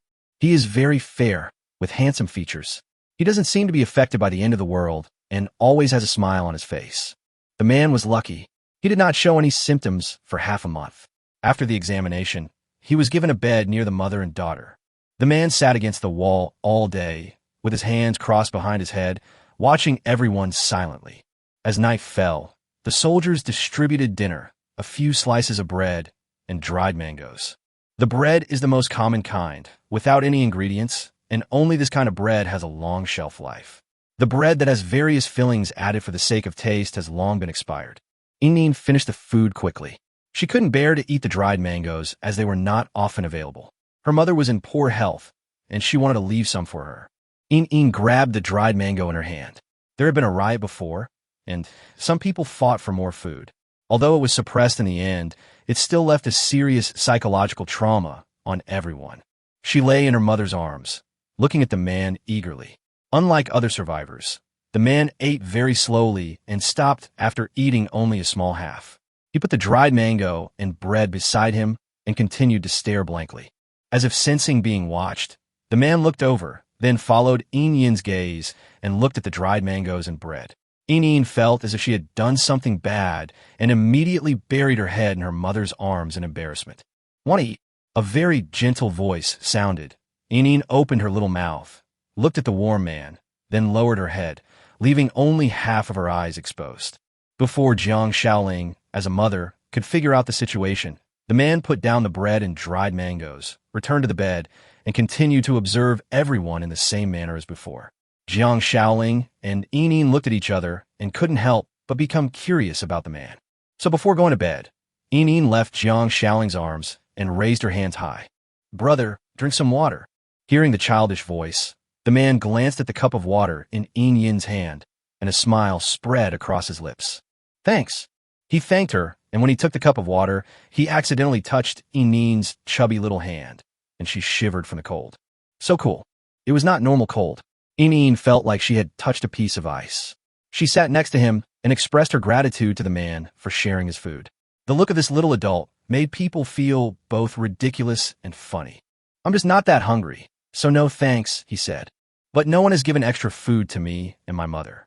"You are a good person," Inin said seriously. "If this level is called a good person, then being a good person is too easy," the man said with a smile. The two of them got to know each other because of this incident. Children are always curious, and when facing the survivors coming in from outside, In kept asking all kinds of questions. Through casual chatting, In learned the man's name. Bai Jiao. White wine. My dad loves it. In raised her hand excitedly, then thought about the current situation and lowered her head sadly. I wonder when my dad will be back. I will definitely come back. Bai Jiao dipped his finger in some water and wrote his name on the ground. Bai Jiao. Oh, it's this long? Our teacher taught us. It means a long, long time. In became lively again.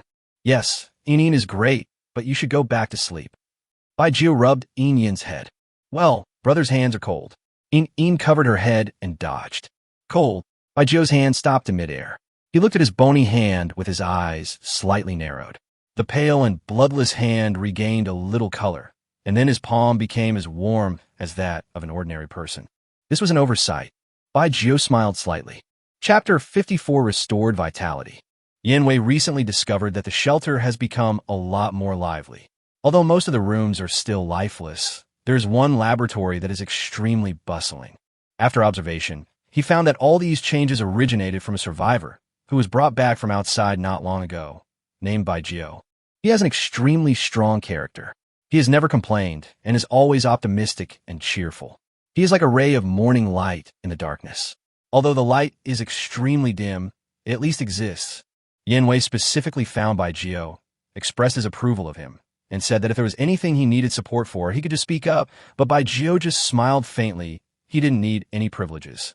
After returning to the laboratory-turned-shelter, as soon as he sat down, several men pulled Bai Jiao up, weighed the poker cards in their hands, and said with a smile, Brother Bai, how about a few?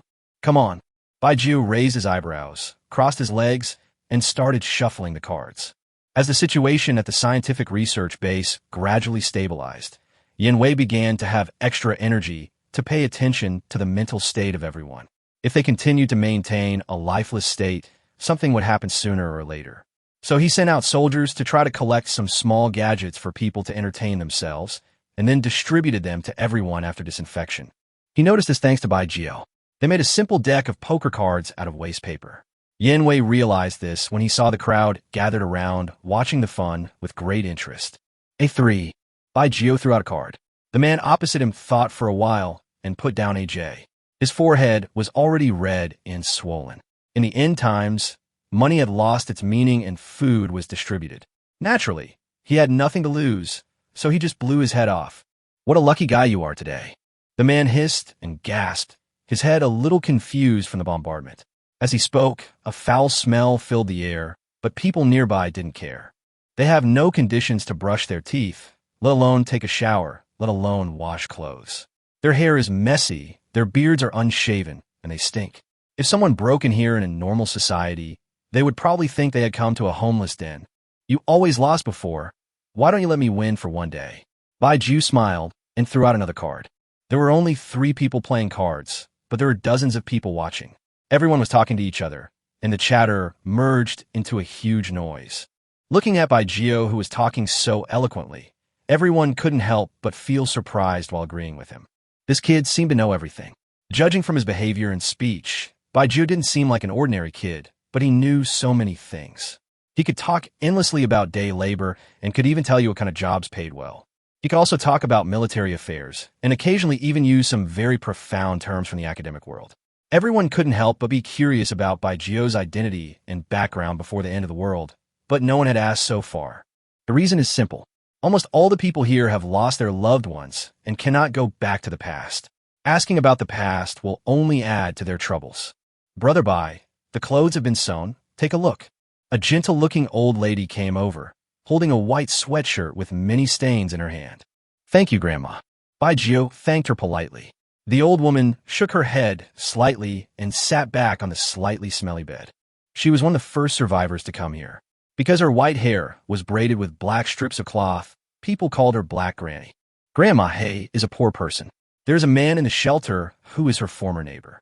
She originally had 2 sons, but both died of a high fever.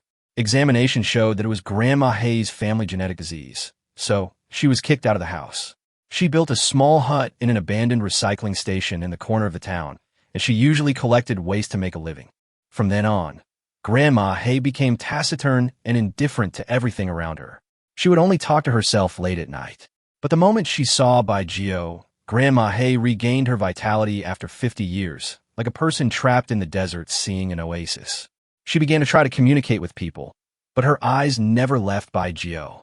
Some people say that it was Bai Jio's optimism that awakened He Papa, while others say that Bai Jio looked like He Papo's son. Since you want to chat with Bai Jio, just talk for a while. Jiang Shaoling sat next to him, fiddling with a few pieces of cloth in her deft hands. She was making a doll for her daughter. Who would like an old woman like me? Let the young people stay together. The black woman's voice was a little muffled. She held back her cough. Her throat was sticky, and she looked at Bai Jiu with a smile on his face and murmured, "This is enough." The fun of several people finally ended with the man covering his head and running away. People burst into warm laughter. In fact, the man's embarrassment was not enough to cause such excitement. Everyone just took this opportunity to express the fear they had been feeling for the past few months. Later, a group of people came to an open space in the corner of a laboratory, where there were sheets spread out and a nail hung on the wall. The leading man took out a portrait from his arms, smoothed it carefully, and hung it on the wall. Although dozens of people were covered in dirt and smelled bad, they were shining with holiness at this moment. They knelt down in unison and began to pray devoutly.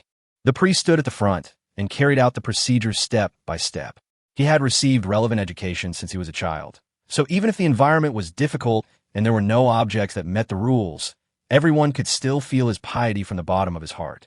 When they finished praying and took back the portrait, another group came out and took out another portrait. There are 5 kinds of faiths coexisting in the scientific research base. The believers who usually fight to the death have become more harmonious than ever before. They will politely exchange their experiences and the gods they believe in. Yan Wei did not stop this behavior. Although he was an atheist, he knew that people needed faith, especially the more difficult the life. It was very difficult for him to carry the expectations of tens of thousands of people alone. The gods undoubtedly relieved him of a lot of pressure. Yan Wei contacted the government as usual, confirmed each other's situation, and hung up the phone. He counted the days, preparing to use the fiery emotions to let people completely express their anxiety. Chapter 55 New Year. New Year. Rationally speaking, the so-called year is nothing more than one revolution of the planet around the sun. There is nothing special about it in essence, but humans have given special meaning to this moment. Different countries will have different ways of celebrating. This is really a good opportunity. Yan Wei wants to organize a spring festival gala to boost people's mood.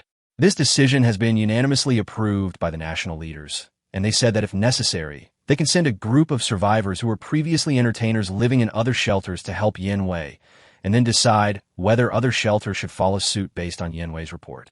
Yan Wei agreed to promote after observation, but he chose to refuse those performers.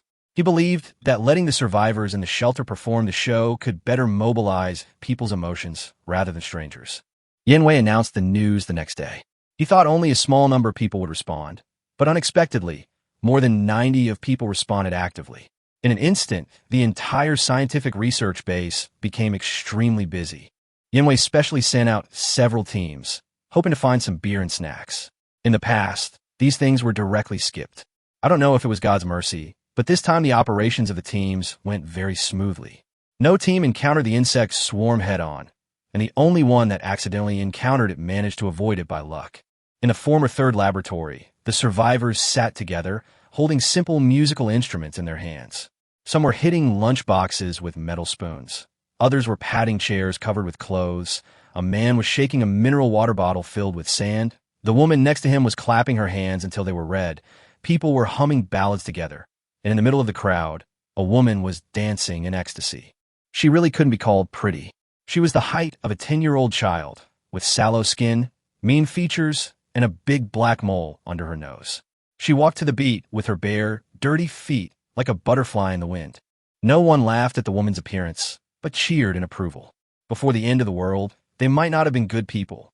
Seeing such a woman, they would most likely laugh at her and insult her personality without restraint. But at this moment, everyone became a family. They would feel sad because of one thing, and they would also be happy together because of another thing. A well-dressed man walked out of the crowd. Although there were stains on his clothes, they were neatly arranged. He gentlemanly invited the woman to dance with him. Bai Jiu leaned against the wall behind him, watching the scene silently. He came to the outskirts of the scientific research base without anyone noticing. There were many soldiers stationed here, and the thick glass walls isolated the virus. Bai Jiu found a place to sit down, and then stared blankly outside. "What are you doing here?" The voice came from behind. Bai Jiu raised his head and saw a woman of similar age standing behind him, looking at Bai Jiu curiously. She has a lovely face and a kind character. Even though her face is stained, it still can't conceal her beauty. "Nothing, just thinking about the past," Bai Jiu said with a smile. "Things from the past." The woman wanted to ask further. She was very curious about Bai Jiu's past, but when the words came to her lips, she swallowed them back. "Let's go back. It's almost time for dinner." "Well, let's go." The two returned to the laboratory. The short woman had finished her dance and was sitting on a chair to rest. She was breathing heavily and laughing without any shyness in response to people's praises. "I've never shined as brightly as I did today." She spoke loudly, and then looked at the next performer who came on stage, and also did not hesitate to applaud and cheer. People's enthusiasm continued and did not disappear with the passage of time. Instead, it became more and more intense, finally reaching its peak on New Year's Day. It was rare for the scientific research base to be brightly lit, and a lot of electricity had been accumulated during this period, enough for one night of casual spending. People gathered in different rooms. There was a large monitor hanging on the wall. This was the equipment used for video communication in various laboratories when they were busy, but now it was used to broadcast the scenes on the stage of Laboratory Number 1. People sat cross-legged on the ground, with lunchboxes filled with hot noodles. There were no special ingredients, just the most ordinary boiled noodles with some salt sprinkled on them. But this was particularly precious in the end times. There was also a bottle of beer and a handful of snacks next to them. Yuan Jia did not let the soldiers take back the cigarettes. Not because he did not find any, but because the smoke produced by tens of thousands of people smoking would bring additional load to the air purification system, and no one dared to take the risk. Sufficient garrison forces have been reserved outside the scientific research base, and the remaining soldiers are also guarding in front of the screen like the survivors.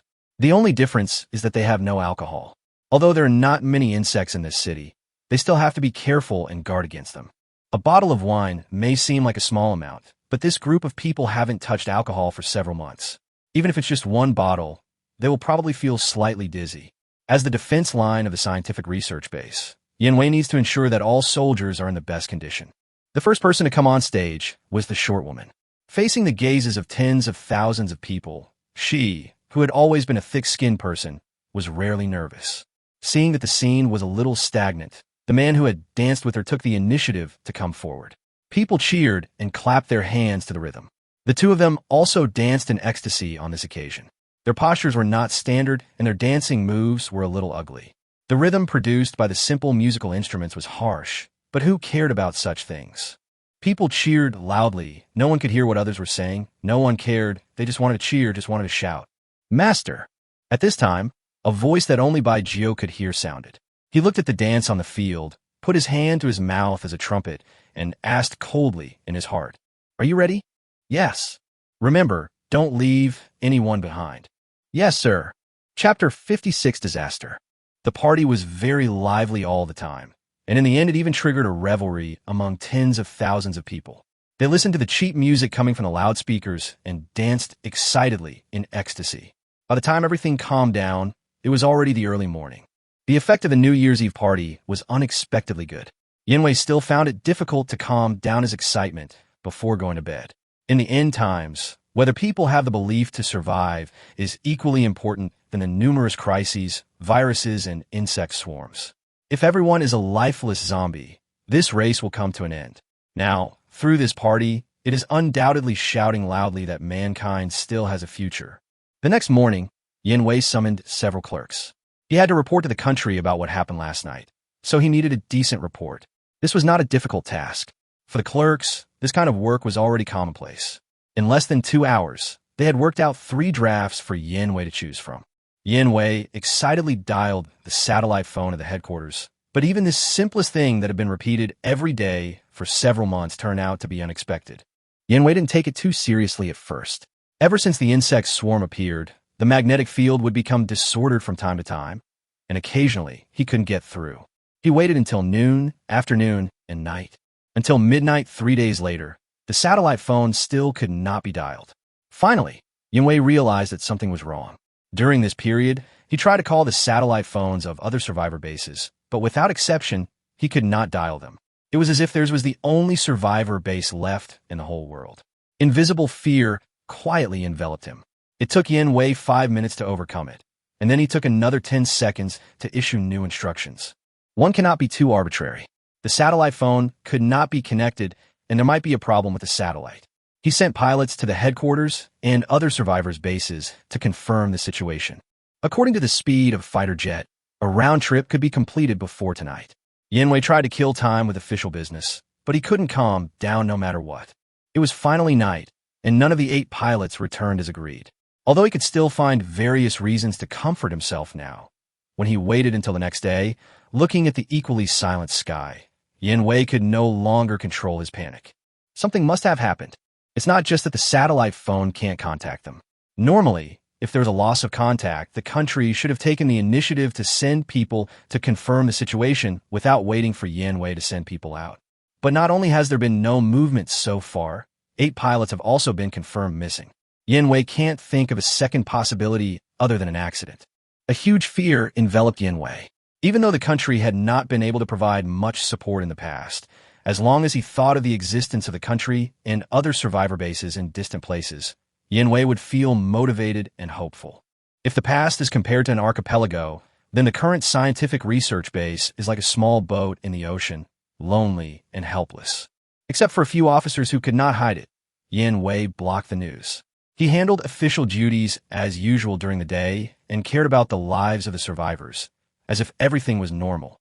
But when night fell, he endured the torture of fear alone, and he dared not show any abnormality. If the Supreme Commander showed panic, what would become of the others? Hey, look at this. On this day, the survivors made a new discovery. They found a metal door behind the metal rack. After opening it, they found thousands of clothes, brand new sheets and quilt covers, and some miscellaneous things inside. Yinwei collected the supplies and looked at Bai Jio, who was standing in the crowd to maintain the situation, feeling a little speechless. Although he knew that Bai Jio got along very well with the survivors, it was only to a good extent. He had not paid much attention to him recently because he could not contact other survivors' bases. It's only been 2 or 3 months, and Bai Jio is about to become a small boss. This guy named Bai Jio has been very active recently, but he didn't spread any inappropriate remarks. Instead, he helped to solve many problems. If Bai Jio hadn't stopped it in time, the clothes and bed sheets would definitely have caused a small riot, said the adjutant. Yinwei nodded.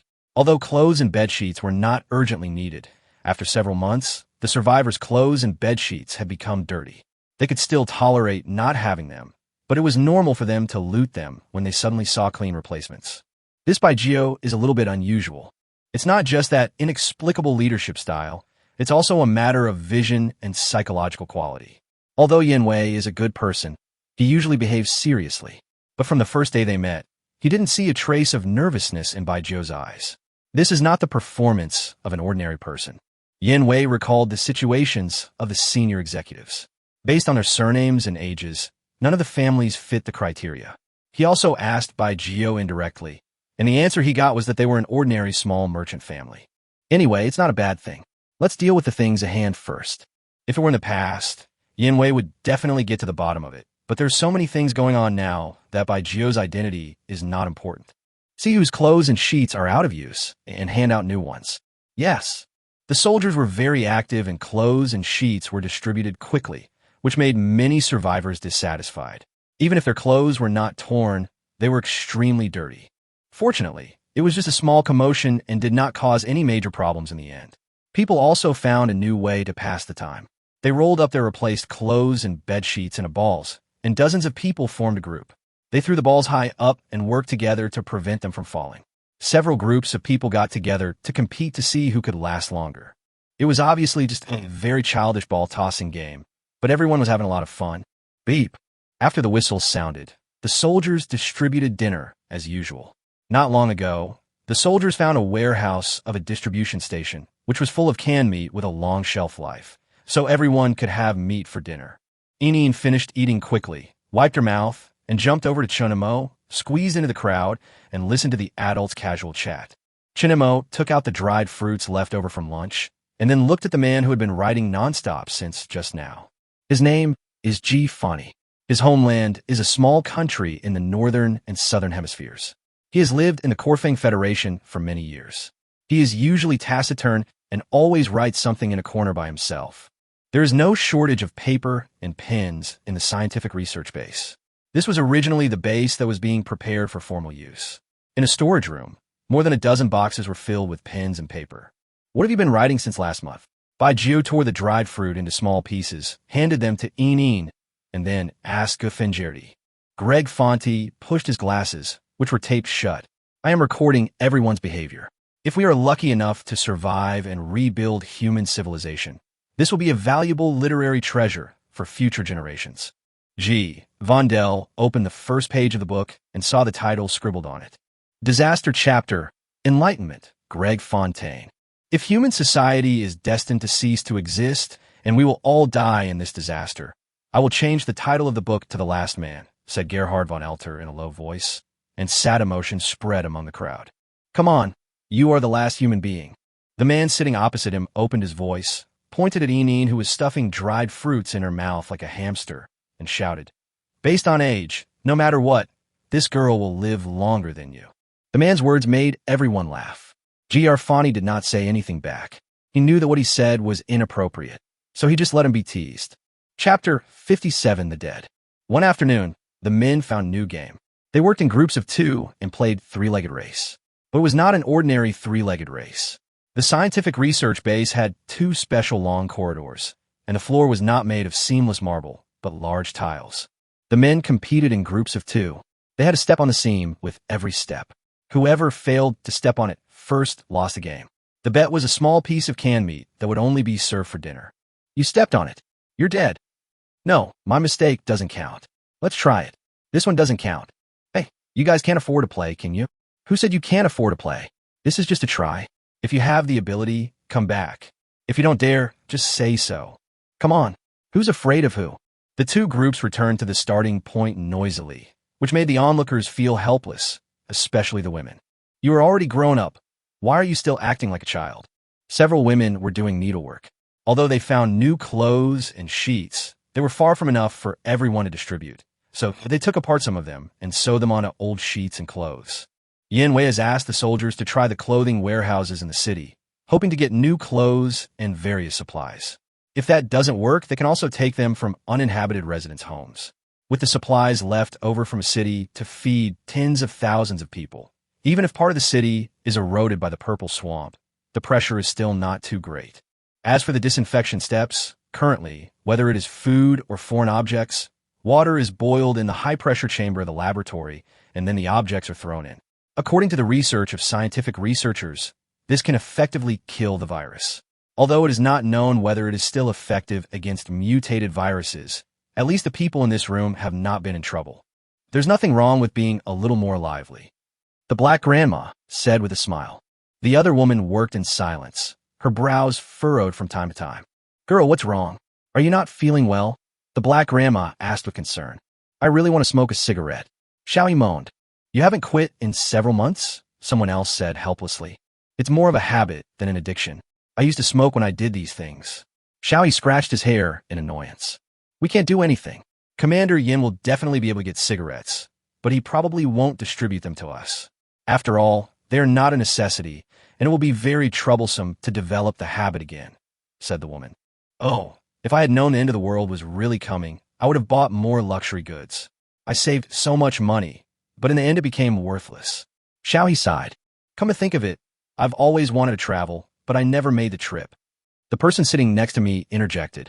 Soon, more and more people were attracted by the conversation and started to talk about the things they regretted. There are some who have not yet made up their minds to confess. There are also people who save money for nothing like women. There were many things to regret, and in the end, everyone began to imagine how they would feel if they had fulfilled their regrets before the end of the world.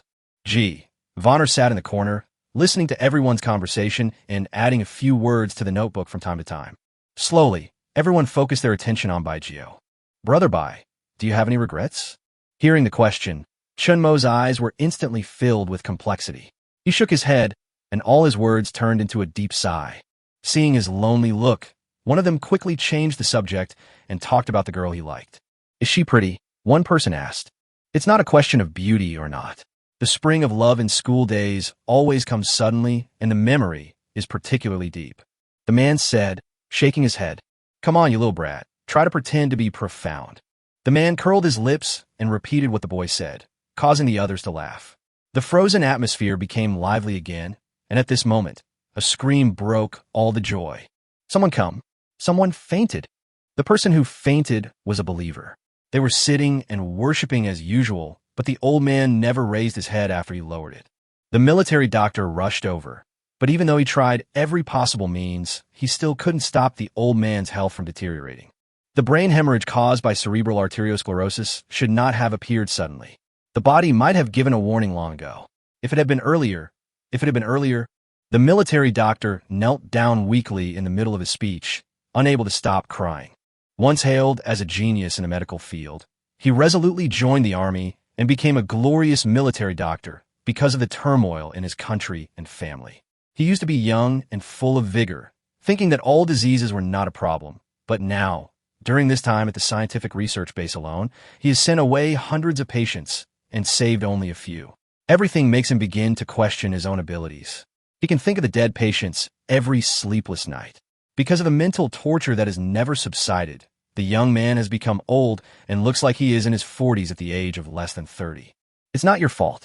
The regiment commander placed his hand on the military doctor's shoulder, then looked at the old man who was regaining consciousness. Old man, why didn't you tell me you were feeling unwell earlier? I'm 89 years old, and I have too many health problems. Even if I'm cured, I'll have other problems sooner or later. I can't trouble you anymore. The old man forced a smile on his wrinkled face. He looked at the people gathered around him, his cloudy eyes emitting a faint light. They're the hope of the future. I'm useless a long time ago, and I ate so much of your food. I'm so sorry. I wanted to die decades ago, but now I can't bear to do it. I'm really useless. No, that's not it. You helped us a lot. You. The team leader choked up with sobs. In the past 6 months or so, he had seen too many people die with a smile on their face. But this was what made him feel even more sad. Just like those people, the old man had no fear of death at this moment. The moment he felt unwell, he was ready. Child, don't cry. My lord said that death is inevitable. If there are no regrets, there is nothing to be afraid of. The old man said with a smile, and this became the old man's final expression. People lowered their heads and couldn't help feeling sad. Although they were strangers before, over this period of time, they had come to like this little old man who was always out of tune and regarded him as their elder.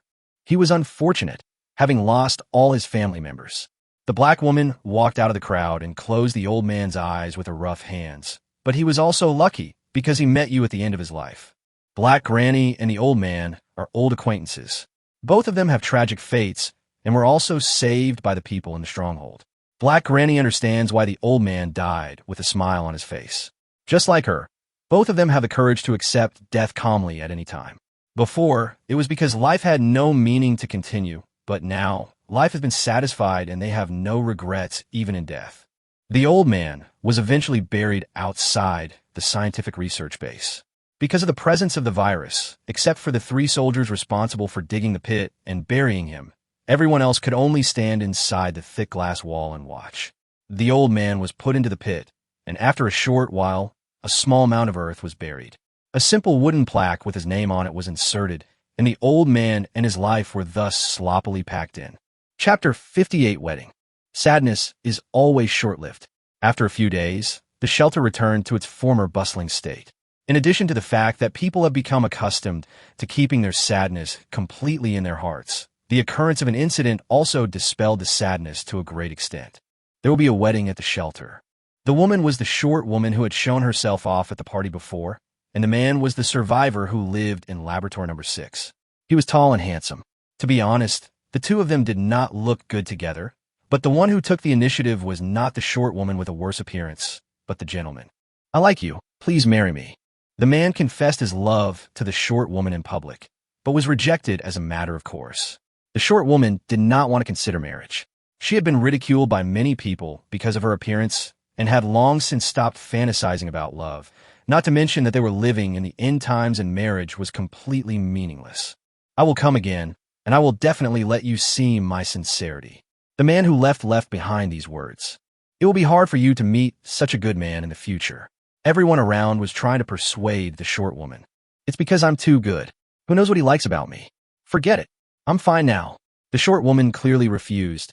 I don't have to get married. The short woman's words soon reached the man's ears. He just smiled slightly, and then came over every day for a long time. Even if the short woman clearly expressed a refusal, he still persisted, which eventually angered the short woman. If you really love me, then join the supply search team. If you can come back alive, I will consider it. Initially, there were 20,000 soldiers stationed at the research base, but only more than 12,000 remain today. Insects can evolve and attack from unexpected places. Although the soldiers are well-trained, they can still be injured inadvertently. Even if the injuries are not fatal, the pervasive viruses can kill them in a very short time. In order to ensure the safety of the entire scientific research base, a certain number of soldiers must be retained. Yin Wei has no choice but to focus on the survivors. However, so far, even if he follows the soldiers into the city, he can only do some manual work at most. Reality is not a game where you can't hit the target every time by simply tapping the keyboard or fiddling with the mouse. To become a qualified soldier, you must undergo a long period of training. However, due to logistical issues, every bullet is very precious. Yin Wei cannot provide training conditions, so it is the soldiers who really fight against the insect tide. Currently, there are more than 200 people in the search team formed by the survivors. It's not that only 200 people have the courage, but there's a certain threshold to join the search team. The first is sufficient strength and excellent endurance. These 2 points alone stop most people. The woman originally wanted the man to give up, but unexpectedly, the man expressed his desire to join the material search team that day. His physical fitness was very good, and he passed the test easily, and then was brought to the captain of the search and rescue team. Do you really want to join the supply search team? Looking at the man standing in front of him, Chun Mo, the captain, couldn't help but hold his forehead. He had heard the whole story. A month ago, he invited the man, but was rejected. Now he wants to join in for this reason. Well, it has become like this anyway. I hope you don't mind. Dai Yongyuan said a little embarrassedly. He ate the food brought back by the search team all day long and enjoyed the protection of the soldiers, but did not lend a hand when they needed him. In the end, he joined the search and rescue team for this reason, so it was reasonable for him to be gossiped about. No, it's good that you can come and help. The reason is not important at all. A gentleman judges by deeds, not by heart. Chun Mo's words made Dai Yongyuan put his worries aside.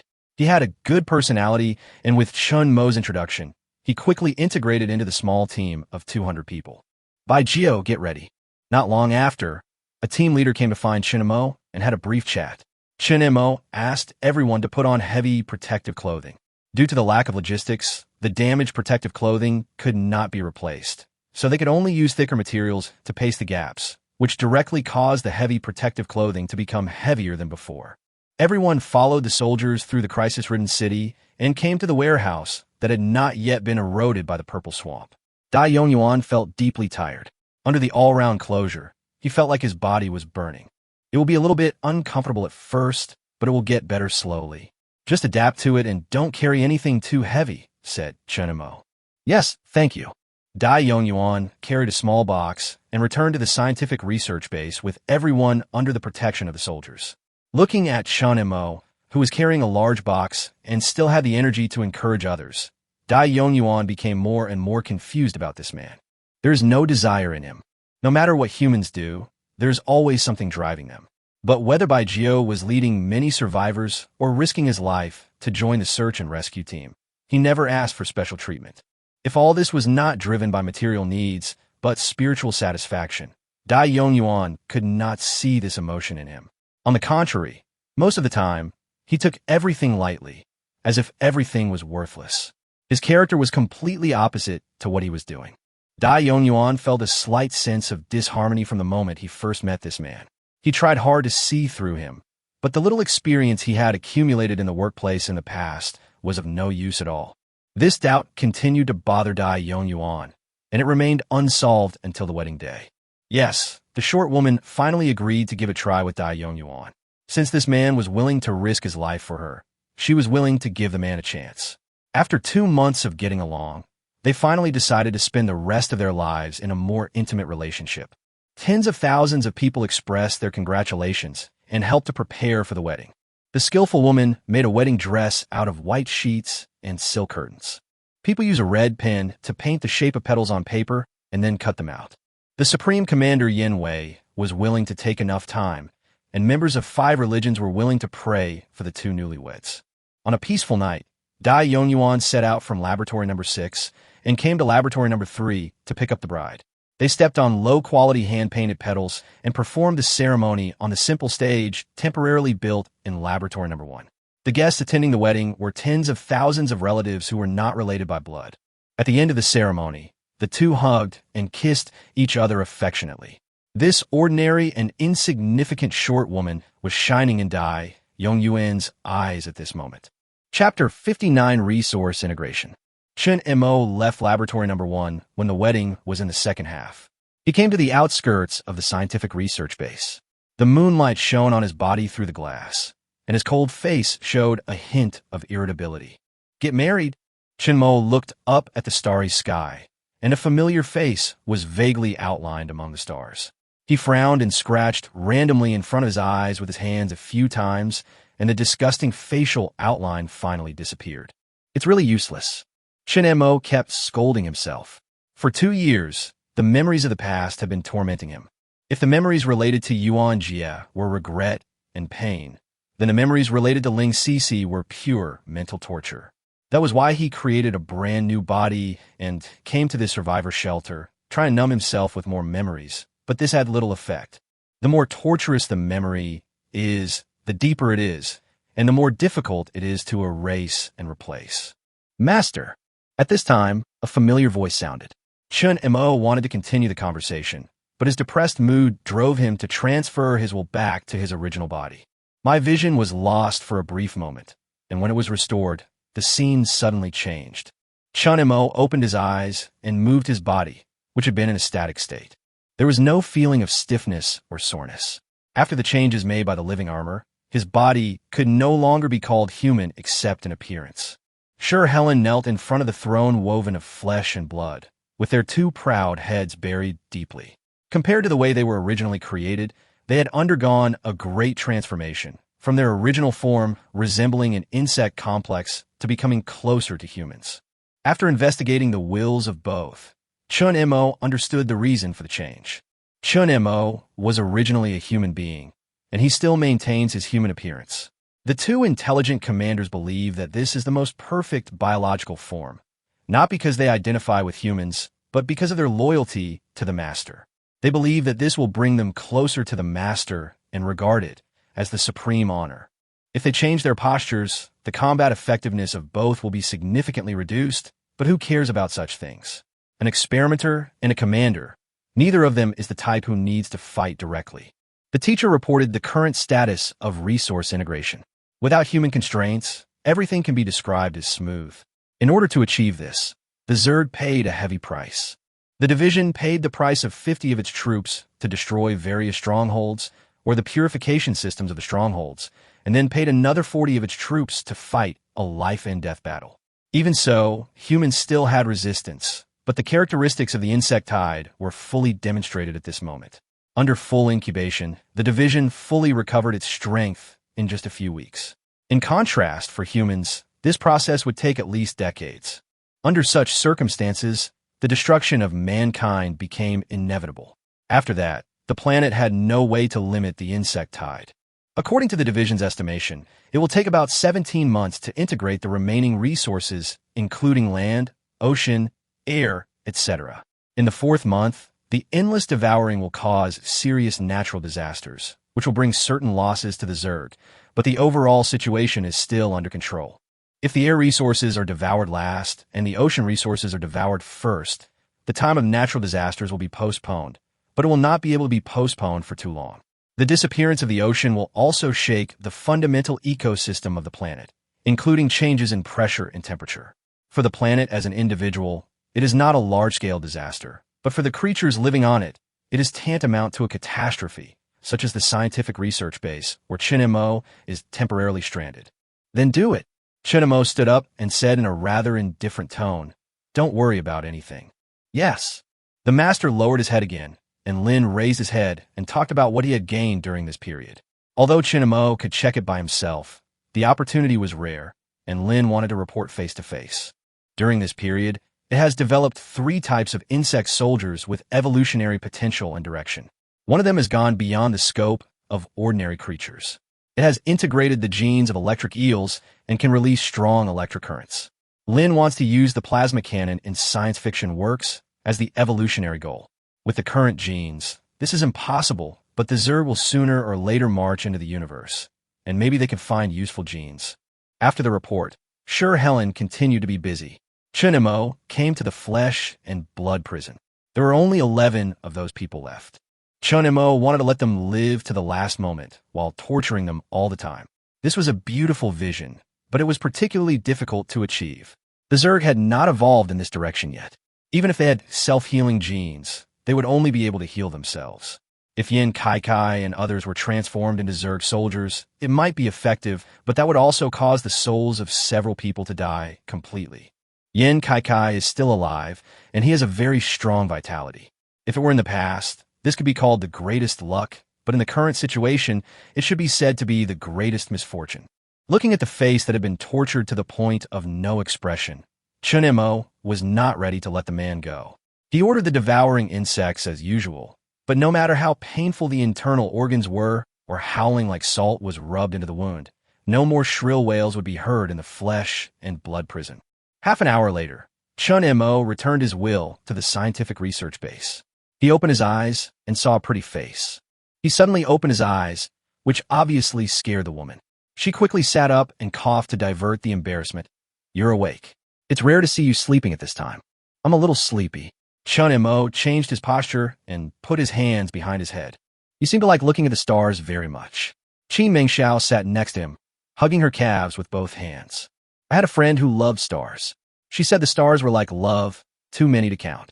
When answering this question, Qin Mingxiao saw very complicated emotions on Chun Mo's face, including reminiscence, longing, and deep-rooted hatred.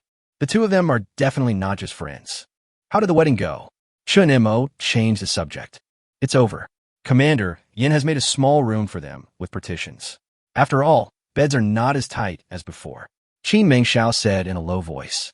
"For every vacant space in the scientific research base, there will be an extra mound of earth outside." However, compared to the initial sadness, Qin Mingxiao now looks at it much more lightly. People will always become numb in all aspects. "Hey, Bai Jio, are you two chatting here?" At this time, a slightly teasing voice sounded. Qin Mingxiao lowered her head shyly, while Chun Mo looked towards the source of the voice. 2 soldiers were approaching, holding a middle-aged man. "What young couple? Stop talking nonsense. The girl's innocence is important. What did this boy do wrong?" Chun Mo asked. "He was dishonest. He took advantage of the chaos at the wedding to touch a girl, and was caught by a big brother on the spot." The soldier slapped the man on the head and said, "There are many girls here. If you have the guts, you can find one yourself like Dai Yongyuan did." "Damn it, you stole a girl. What a jerk. We have to go out and find some more clothes the day after tomorrow.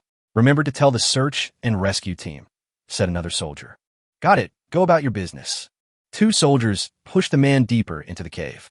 Because there was a lot of extra space, Yin Wei cleared out a small area as a prison. People who violated the law would be thrown in there. They usually needed to do heavy physical labor. The severity of the punishment varied, depending on the mistakes they made. The most serious punishment was being expelled from the scientific research base, which was almost equivalent to death. Of course, due to the tight population resources, this regulation will not be activated unless the mistake is particularly serious. P.S. I have to go to a friend's house soon, so I don't have enough time to post 3 updates. I will try to make up for it tomorrow. Chapter 60, The Fallen Pillar. The increasingly stable situation in the shelter was almost disrupted by an accident. Yin Wei was accidentally hit by a heavy cloth ball during his patrol. This was not a big deal. Even a child could stand up immediately after being hit, but Yin Wei could not get up. People saw blood flowing from his mouth and nose. As the backbone of almost everyone, Yin Wei's fall directly caused panic among the survivors and soldiers, and their fear was not soothed until Yin Wei reappeared. The cloth ball hit his nose, and his teeth bit his tongue. Yin Wei gave the following explanation for the bleeding from his mouth and nose. His full spirit made people believe it. The shelter returned to its former appearance. Yin Wei inspected every room and then returned to the lounge. The moment the door was closed, he sat down heavily, too tired to breathe. In fact, a month before being hit by the cloth ball, Yuan had already developed symptoms such as difficulty breathing, palpitations, chest tightness, and drowsiness. He is 56 years old this year. He is the eldest son of Yuan Jia. He has shown excellent military qualities since he was a child. With such a family background, it is natural for him to join the army, but he entered politics. All the reasons can be attributed to his weak body since childhood. Yuan could have become a commander sitting firmly in the rear, but his sickly body did not allow him to stay on the front line for a long time, so he gave up the battlefield and chose another way to serve his motherland. Since becoming the supreme commander of the shelter, especially after he could no longer contact the country, Yuan had arbitrarily added a lot of work to himself. Although the military doctors had tried their best to recuperate him, he was no longer young, and his already weak body was even more sickly. The cloth ball was just a breeze that made the fire burn more vigorously. Yuan took a long time to relax. When the stuffiness in his chest was no longer there, he called the two clerks into the room and handled their work as usual. Yuan has not been in the office to handle work for 20 days. His health is not good, and he may faint at any time. He does not want too many people to know about this for the time being, as it may trigger incidents that are detrimental to the shelter. The two clerks have followed Yuan for a long time, one since the first day he entered politics, and the other for more than 20 years. The former was an assistant trained by the Yuan family, while the latter was impressed by Yuan's courage and willingly gave up the possibility of further advancement. Looking at Yuan, who was out of breath after working for only half an hour, he couldn't help but feel sad. Yuan discovered this. He put the file on the table beside him, took a sip of hot water, and said in a light tone, "When I was 10 years old, a highly respected doctor said that I would not live past the age of 20. My father was angry, and he always respected doctors, so he drove the doctor out. My father said that I would definitely live to the age of 50. Now, I'm 56 years old, so I still made a profit. You should be happy for me. But leader, what should we do if you leave?" The clerk has been worried about this problem for a long time, but has not come up with a solution until now. "We have other excellent commanders who possess the same qualities as me. I have never worried about the situation after I leave. In this final period of time, it is enough to do what I can." Yuan knew that the clerk's sadness was not just because of worry about the situation, but he was unable to persuade him. Yuan worked hard for another half an hour, which made him exhausted. The two clerks chose to leave to give the old man some time to rest. "What should we do?" The clerk seemed to be talking to himself, but also seemed to be asking someone else. "Do your duty," said another clerk. Yuan insisted on visiting the survivors at a fixed time every day. Even though he was tortured by illness and unable to sleep, he still stood straight and continued to give all survivors and soldiers the greatest sense of security. Yuan used all his strength to tell everyone that he was fine, but in the end, his flaws were discovered. The illness came like a mountain falling. Within a month, Yuan aged visibly and lost weight rapidly. His once well-fitting clothes became empty, and he trembled with every step he took. The conditions here are difficult. No matter how skilled the military doctors are, they cannot change the fact that there is a lack of equipment and medicines. Even in this situation, Yuan still did not choose to rest and continued to work stubbornly. He found someone competent enough to succeed him and completed the handover without causing panic among the survivors. Yuan also found Chun Mo, a special person who is almost the spokesperson for the survivors. "Bai Jiao, we need your help." Yuan treated Chun Mo as an equal. This was not an order, but a request. Even though he was just an ordinary person without power, Bai Jiao's ability was extraordinary to be able to gain recognition from so many survivors in such a short period of time. If there was such a person who devoted all his efforts to help, the situation would not be greatly turbulent. "I am happy to help, but Commander Yuan, you seem to have taken the situation too seriously." Chun Mo's words confused Yuan, and it took him 3 days to fully understand the meaning of this sentence. Just as he thought, the survivors inevitably felt sad, but when they saw Yuan doing his best even though he was seriously ill, their worries and panic turned into respect and determination, and people had enough courage to face the unknown future. Yuan was no longer worried and worked hard to deal with the aftermath.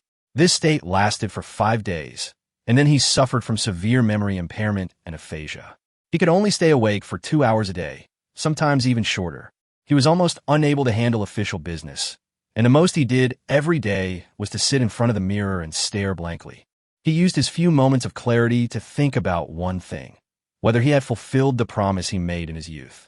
I swear as a citizen of the Corfang Federation that I will do my best and devote everything I have to ensure that the people live and work in peace, and that our motherland becomes strong, and that no one dares to covet it.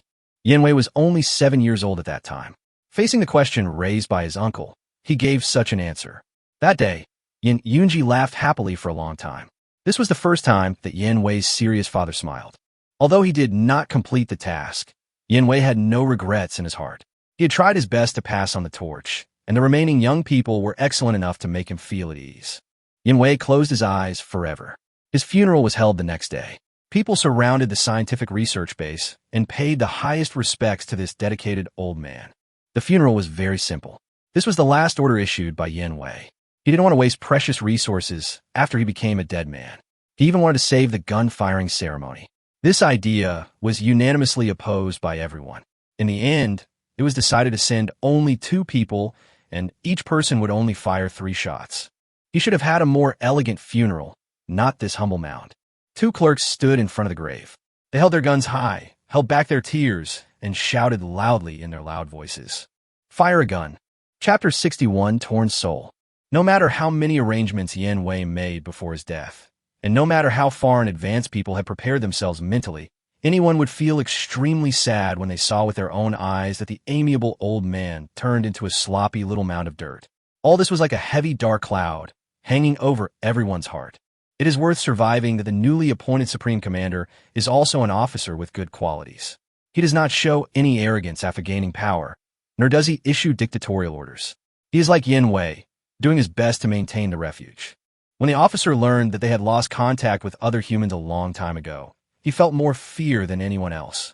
At that time, facing Yanwei, who exuded a strong sense of decadence, he truly understood how heavy the burden the other party had been carrying was. Xiaonan, I don't know what happened to other bases, but if we consider the worst-case scenario, we may be the last surviving humans. From now on, every order you issue and every action you take will affect the fate of the human race that has existed for millions of years. Even 2 months later, Yanwei's last words are still deafening. Under this almost suffocating pressure, Mo Xiaonan dared not slack off in the slightest. Chun Mo maintained peace among the survivors, as usual. After dinner, he sat in his familiar seat, looking at the twinkling stars, but his heart did not feel bitter like it did at the wedding. To be honest, this is how it should be. Chun Mo felt puzzled more than once. As the overlord of the Zerg, he could clearly sense that his will was changing. Apart from the influence of the Zerg's special social form, the Zerg network was also the main culprit. As the supreme commander of the Zerg, Chun Mo has a mental link with every Zerg, and everything they experience will be fed back to the Overmind, the center that gathers all the Zerg information. Even because of the existence of Lin and Shur, Chun Mo took the initiative to cut off many spiritual connections and instead establish them between the 2 of them, but this could only reduce the amount of information feedback and could not completely cut it off. Since he truly became the master, he has experienced death countless times.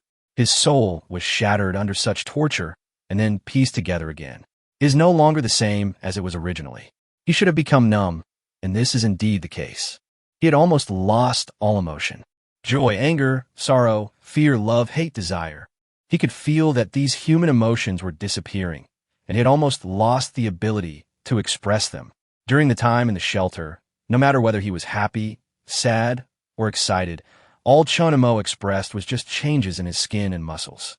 The soul hiding in the body watched everything in the world with cold eyes. Does that mean he has lost all emotions?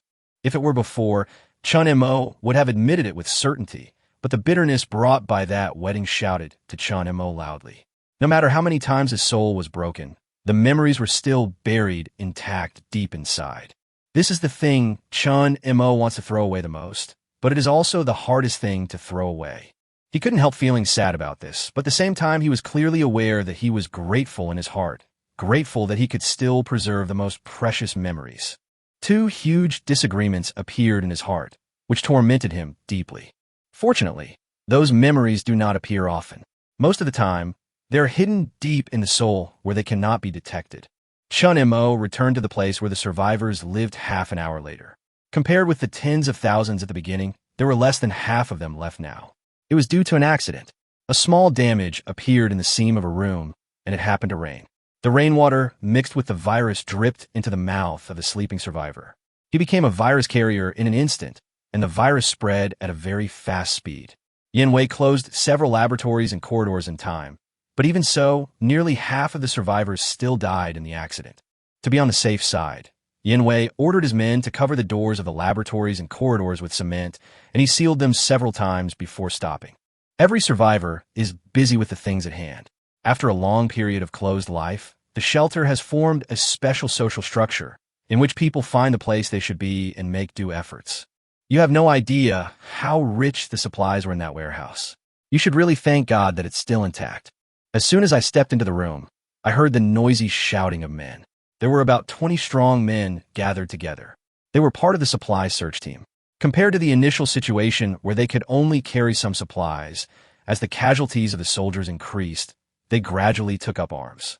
Naturally, as a group of people who go out for adventure, they stand at the top of the contempt chain of this micro-society. They should be able to shout loudly when others are sleeping without worrying about being punished or facing hostility. This is a right they should enjoy. In addition to these, they will also laugh at some people. They regard themselves as warriors, while those others are cowards who live in disgrace. Finally, a man who could no longer tolerate the ridicule of the search team members found Chun Mo. He wanted to get rid of the label of a coward and hoped to join the supply search team. Chun Mo had a slight impression of this man. He was a well-known coward in the shelter and often cried alone in the middle of the night. When the insect swarm attacked the scientific research base, even though he was in the laboratory and could not see the scene outside, he was still scared and cried bitterly, and even wet his pants, which attracted everyone's ridicule.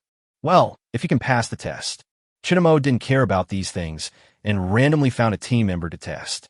Unexpectedly, the coward with a seemingly weak physique passed the test smoothly and gloriously became a member of the material search team.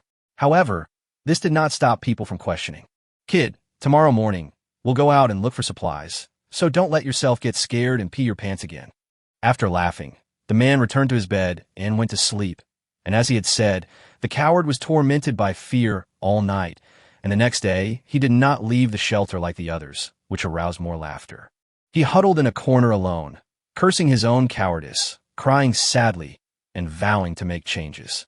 The next time he went out to look for supplies, Chun Mo didn't even call his name and chose to ignore it with a very natural attitude. However, at the meeting point of the search and rescue team, people saw the coward holding on to a set of protective clothing tightly. I'll go with you. I'm also a member of the supply search team. Chapter 62, A New Disaster. Hearing the deafening shouting, the team members were stunned for a few seconds and then waved their hands in disgust. If you're a coward, don't come and make trouble. That's right. It's dangerous enough. Are we going to take risks with this guy who only knows how to cry? Faced with the team members' disdain, the coward clumsily put on his protective clothing and stubbornly shouted, I am also a member of the material search team. Just like that, he followed everyone out of the research base. When he reached the door, the man who had led the ridicule stopped him. You better go back.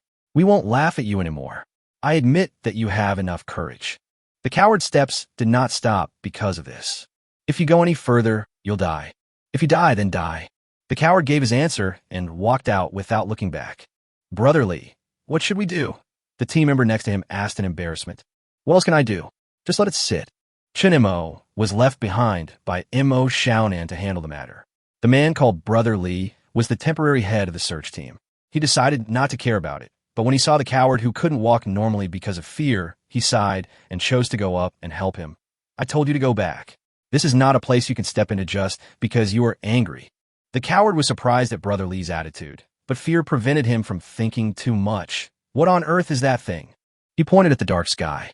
It was clearly daytime, but the sky in the distance was pitch black, as if there was a thick black fog covering everything. Bugs. Brother Lee answered casually. Bugs. The coward was shocked at the answer. The sky started to look like this a few months ago, and it's not just in the distance. There are obviously more bugs in the city. Otherwise, why do you think our casualty rate is so high? Brother Lee observed the situation around him, and the soldier waved his hand, and everyone followed immediately. 20 minutes later, everyone encountered the first swarm of insects. The shells they had carried had long been used up, and the bombers were in even worse condition. Not only did they have no shells, but they had also become a pile of scrap metal due to long periods of lack of maintenance and frequent use. As an engineering work that embodies the crystallization of modern technology, both the 6th-generation fighter and the more sophisticated 7th-generation fighter have extremely high requirements for maintenance. The coward was not assigned any weapons. He had no training or actual combat experience. If he really picked up a weapon, he would be more likely to accidentally injure friendly forces than to hunt down the insect swarm. The process of advancing was very difficult. Even because of Chun Mo's presence, the nearby insect soldiers were all ancient versions from long ago, and long-range rifles still found it difficult to cause casualties.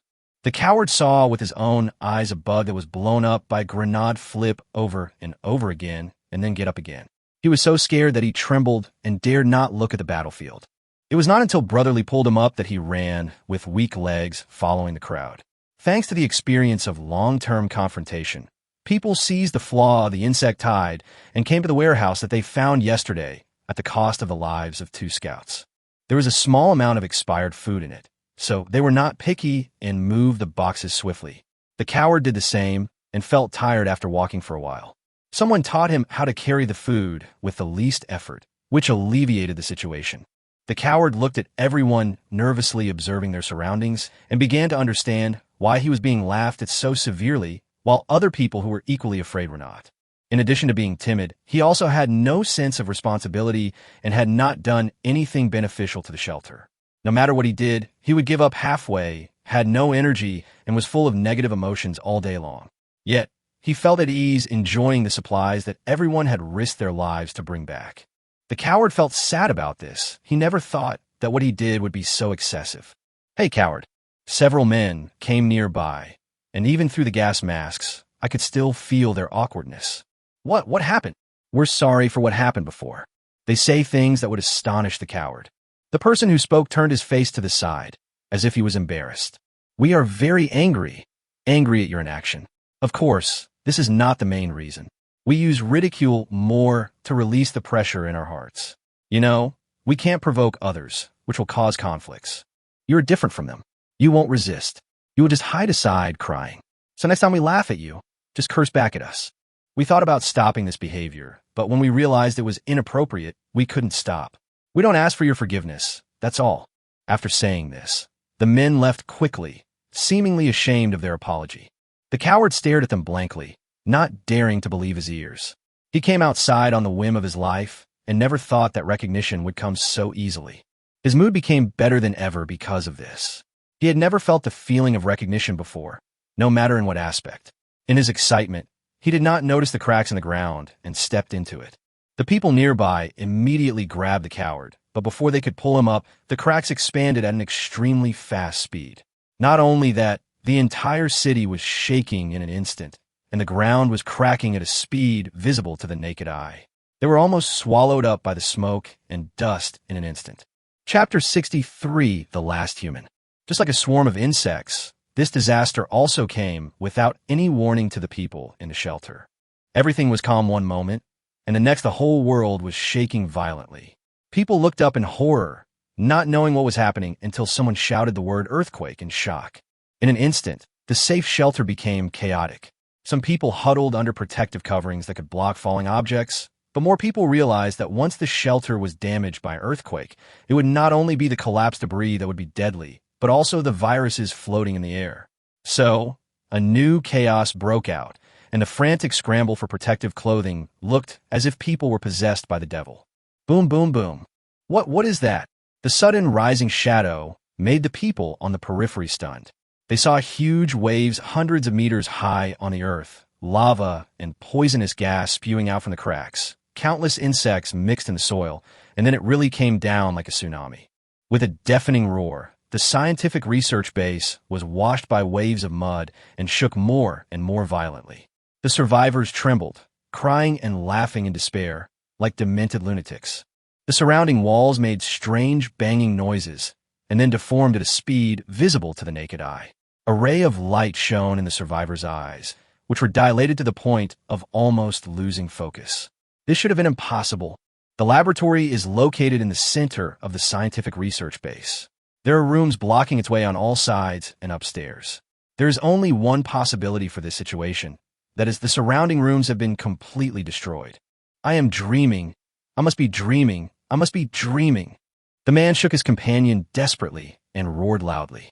He was unwilling to accept the facts, but reality poured a bucket of cold water on his head and told him what reality was. Several deformed insects landed heavily around the crack, creating a larger gap. Then, under the weight of the soil, the severely deformed room could no longer bear it and collapsed with a loud bang. Mud poured into the room in an instant. It engulfed the man first, then the praying believers, then the woman hugging her daughter, and then the survivors huddled in the corner. Whether they're soldiers or officers, men or women, old or young. The mud submerged everything in a very short time with a brutal attitude. And this is just the beginning. This disaster has never targeted the shelters. In this incident, the shelters are like small boats blocking the tsunami. The tsunami will not disappear just because it swallows the small boats. In just a few tens of minutes, large areas of land cracked and then collapsed rapidly. A storm blew up in the sky, sweeping up hundreds of millions of flying insects. Black tornadoes destroyed everything wantonly. Magma was thrown into the sky. Fireballs rose high into the sky, and then turned into scattered rocks and fell down. This doomsday-like scene lasted for 3 full days. When everything calmed down, a chaotic climate ensued. A large amount of dust floated high in the sky, completely blocking the sunlight. The temperature first dropped rapidly, and then rose rapidly, and the entire planet became dead silent. Boom, boom, boom. The Earth, which had been calm for a long time, began to shake again, and thick tentacles broke out of the ground. No, that's not right. The tentacles could no longer be described as thick. They were like tall buildings reaching into the sky. The diameter of the roots, covered with tumors, was about 150 meters. Black and purple mucus flowed on them, and they swallowed up the air at a very fast speed while waving. Land with a diameter of 5 kilometers began to float upwards, slowly revealing a huge monster. Compared with the initial size, the mother nest, which had absorbed a large amount of resources, had expanded dozens of times in volume. This was the result of fully compressing and refining the resources. Worker insects poured out like a vast ocean, devouring everything within sight and tirelessly moving resources to the spread-out purple swamp. At this moment, the thickest tentacle suddenly cracked, a passage was formed on the ground, and a person walked out of it. Master Lin, he appeared and knelt respectfully on both sides. Chun Mo raised his head and looked at the dead silent end of the world, then slowly lowered his head. The land churned a few times like a swamp, spitting out a broken corpse. It was the body of Bai Jiu that he had been using during this period of time. The insect soldiers carried Bai Jiu to the purple swamp, and their tentacles pulled the corpse into the depths. Chun Mo retracted his gaze and looked at the ground again. This time the corpse he vomited out was very complete. His body was curled up like a snail without a shell. Chun Mo found a thick book in his arms. It was well protected by the man. Even though he lost his life, the book was still intact. Chun Mo opened the book cover that was wrapped in several layers of paper, and the scribbled handwriting came into view. Disaster Chapter, Enlightenment, Greg Fontaine. Chun Mo found a pen that was almost used up, erased the word enlightenment, and filled in a new line of small words. The Last Human. Chapter 64, A Situation Report for your reference. Dear Lord, according to your instructions, I have collected detailed data and will report to you next. Since that day, we have collected more than 500 million cubic kilometers of seawater, including the remains of marine life and microorganisms. 1.3 billion cubic kilometers of gas. This is the data from 4 months ago. We have temporarily given up collecting gas and turned to collecting other resources. 36.7 billion cubic kilometers of soil and minerals, vegetation, and organisms have been completely devoured. We have found a large number of fossils in the deep soil, some of which have genes extracted that Lin evaluated as barely passing. We have welcomed a new family. Regarding how to obtain power in the universe, so far, based on the technology we have mastered and the level of evolution, we still tend to use resources to convert fuel. Although this will cause a certain amount of resource waste, we are 100% sure that we can reach other planets before the resources are exhausted. We have been trying to find more efficient ways to convert resources, but have not yet found the right method. A portion of this planet's resources will be discarded, and after calculations, it is expected that the clarion call for an attack on the universe will be sounded within 6 months. Regarding the selection of arms, after sufficient consideration, we have eliminated unnecessary and complicated genes and retained the following arms. Decomposers preserve the most genes and complete genetic gene chains. They usually play the role of transporting and decomposing resources. When troops are needed, they can quickly evolve into various types of insect soldiers. Because they are not hatched from a hatchery, their combat capabilities are relatively low and they can only exert about 70% of their combat effectiveness. They have multiple sets of organs, and high temperature is their natural enemy. They cannot work in an environment above 500 degrees Celsius. To solve this problem, better genes are needed. Plasma worms can release 1,500 volts of electricity and attack by close contact, which is still a long way from our evolutionary goal. Radiation worms. We have neutralized a large amount of nuclear materials. They store radioactive elements and viruses in their bodies and will attack in the form of explosions. This is an attack method that does not distinguish between friend and foe. But don't worry, we have adapted to a series of radiation reactions, and most of the arms have excellent resistance. Pseudo-insecticides, they have obvious flaws, their stealth properties are not perfect, and they are unlikely to be effective against a civilization with a higher technological level, but there's a possibility of evolution. Apart from that, they're the first type of insect soldier you hatch, and we think they are of great commemorative value.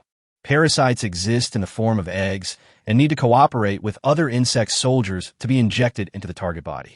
They are only the size of a grain of sand before being injected into the host body. More than 50 can be injected at a time. It takes about 30 hours from entering the host body to hatching into adults, reading the host genes, and even controlling the host behavior. Because we do not understand the creatures on other planets, it is still doubtful whether we can control the host's actions. The sharpened swarm is composed of more than 100,000 individuals in a unit. They will launch suicide attacks on their targets. They have sharp forelimbs and mouth parts. After piercing the enemy's body, they will cause damage through self-detonation and radiation. They can also carry a unit of parasites. Bug castles have a solid chitin shell mixed with a large amount of metal. They have a composite shell of more than 10 layers and are hollow inside, which can accommodate multiple bug soldiers. The shell can resist atmospheric friction and absorb damage when falling to the ground. The dropper, an aerial drop unit that can survive in space, has the same propulsion system as the Hive and can carry 20 units of Bug Fortress. The Savages are the largest ground forces. Some of their genes are from ancient mammoths and triceratops extracted from deep-sea ice. Because they are genes extracted from fossils, they are currently integrating the best genetic coding. They have a thick shell similar to that of a bug castle. But according to speculation, they may not be able to play any role when facing advanced civilizations. The scorpion has the ability to fly at low altitudes, sharp forelimbs, excellent running speed, and low cost. It is the ground force with the best comprehensive data so far. Monkey gull, a guard-type swarm capable of surviving and operating in space. Mimics have complex gene chains that allow them to simulate any form. Unfortunately, they only have an illusory appearance. We hope to achieve perfect simulation of mimics in the near future. The above are all the retained arms, and all of them are subject to evolution, replacement, and elimination. The main goal in the future will still be the collection of resources and the integration and mutation of genes. In addition, according to your instructions, we will hatch a third commander-level insect soldier, which will be a direct combat type with sufficient excellent command capabilities. The above is the entire content of this report. The next report will be in 30 days. Dear Lord, I wish you a happy day. Chapter 65, New Civilization. Chun Mo returned to the mother nest the day he received the above report. Although he no longer had to worry about the threat from humans and could move around in his original form without restraint, it was really meaningless facing a planet full of death. The size of the mother nest has increased again. According to Lin's estimation, on the day when the swarm is ready to migrate, the mother nest will reach 1/3 the size of the moon, but the range of activities within the nest will not increase too much. Most of the expanded volume will be used to store compressed resources. The mother nest's main task at the moment, apart from hatching decomposers and purple swamps, is to transform resources. Because of the terrifying amount of resources, the conversion process is not easy. Fortunately, although the mother nest is a living organism, it will not be troubled by fatigue, nor will it produce negative emotions. It is like a machine that can work 24 hours a day, perfectly executing Chun Mo's orders. According to Helen's analysis, the most suitable mode of space travel for the Zerg at present is a propulsion method similar to that of human spacecraft. The mother nest will change its own structure to create organs equivalent to thrusters, and then ignite the fuel made from converted resources to realize the mother nest space navigation. The navigation speed will not be very fast, and it is destined to be a long and inefficient process. But Chun Mo has no choice. He also wants to open a wormhole or perform a space jump, but the Zerg does not yet have this level of technology. Similarly, the same is true for the human technology library. He has not found anything to learn from. Of course, it cannot be said that there is none at all. At least in many science fiction works, Chun Mo found many related conjectures. Unfortunately, the simulation methods did not work, and even if the rest could work, he could not try them. As more and more resources were collected, the planet was once again swept by a doomsday-level disaster. From then on, Chun Mo never stepped out of the nest again. The last member of Yin Kaikai's group died 3 months ago. Most of his organs had been eaten away, to the point where even with full treatment, he could not survive. Chun Mo was not too surprised by this. To be honest, in the second half, he could no longer get the pleasure of revenge by torturing these people. His nerves became more and more numb, and torturing them was more of a behavioral habit that he retained. In the 5th month, the collection of resources is nearing its end. Overall, there are still many resources on the planet, and they cannot be eaten up even in another year. However, this is meaningless. As long as one has the ability to travel in space, low-level resources such as soil and minerals will not be lacking at all. The current Zerg need to leave as soon as possible, find a new cosmic civilization, obtain genes or technology, and realize the evolution of their own race. This is the fundamental desire that runs through the entire ethnic group, and even Chun Mo cannot avoid the influence. The time when the horn of entering the universe was actually sounded was in the 7th month, which was a little longer than the time estimated by the master. The latest generation of insects returned to the mother nest, or rode on the monkey gulls, and the remaining insects came to the purple swamp and recovered resources by self-destruction according to Chun Mo's orders. In addition, Chun Mo also left an incubation room deep in the planet. The interstellar journey is long, at least until the Zerg acquire a new way of travel. If civilization is born again on this planet during this period, perhaps we can acquire technology from them. Compared with the previous throne woven with flesh and blood, Chun Mo's throne now looks more like a massage chair in the activated state. The protruding nodules around it hold Chun Mo tightly in the middle, and the living armor also helps to fix the chair. When it comes to interstellar travel, the mother nest uses a rather primitive and backward method, which directly results in a very bumpy takeoff process. If he had to describe it, Chun Mo felt like he was sitting on an old tractor.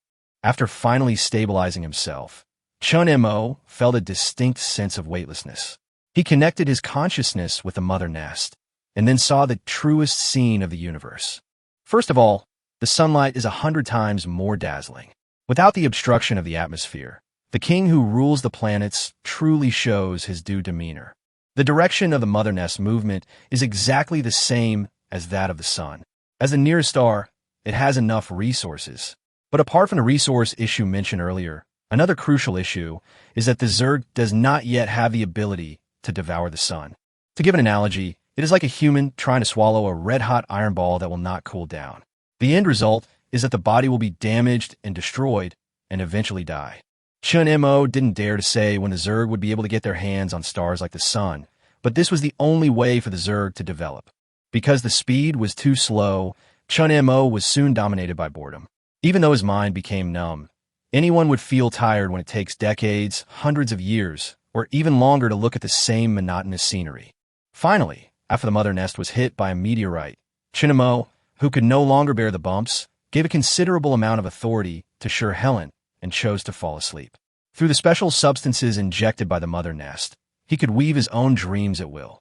Chun Mo left behind a mechanism that would wake him up quickly in the event of an accident, and then fell into a deep sleep until a respectful roar was heard in the room he was in. Master! Chun Mo, who had maintained the same posture for who knows how many years, slowly opened his eyes, and what came into his sight was a monster who could be described as capable. It is about 1.8 meters tall and dressed in a neat and tidy suit.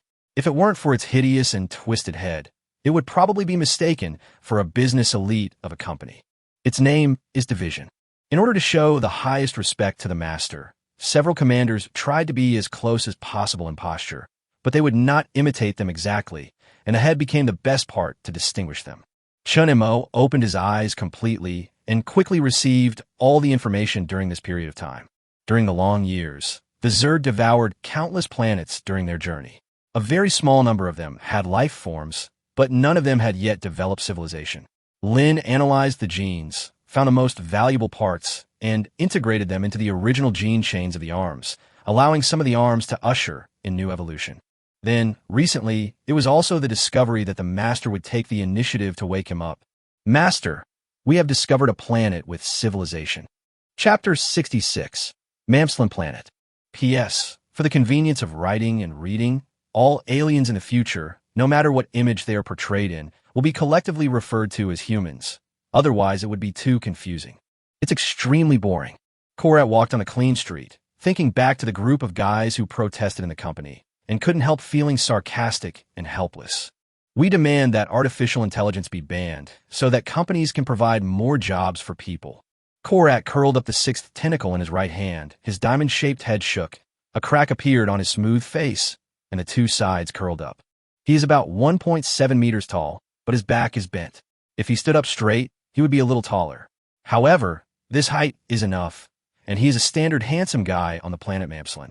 Artificial intelligence is a technology that was thoroughly perfected 100 years ago. Its emergence has changed many things. First of all, the jobs that originally required the coordination of machinery and manual labor have been completely replaced by AI. Most of the time, only 1 or 2 mechanical maintenance technicians will be left. Even for the intelligent AI purchased by large companies, they can sign after-sales warranty contracts with additional expenses, and no employees will be needed. At the beginning, many people were optimistic because they were not the ones who lost their jobs. However, as intelligent AI became more and more mature, it replaced more and more jobs, even some creative jobs. More than 80 of people lost their jobs. Korat doesn't care about this kind of thing. He is confident enough that he will not lose his job because he is a mid-level engineer in one of the major artificial intelligence manufacturers. So rather than protesting, he was more annoyed. The coalition government has already allocated funds to give money to the unemployed every month. Although it is not much, it is enough to maintain daily life and live a peaceful life. Isn't it enough? A bunch of unruly people.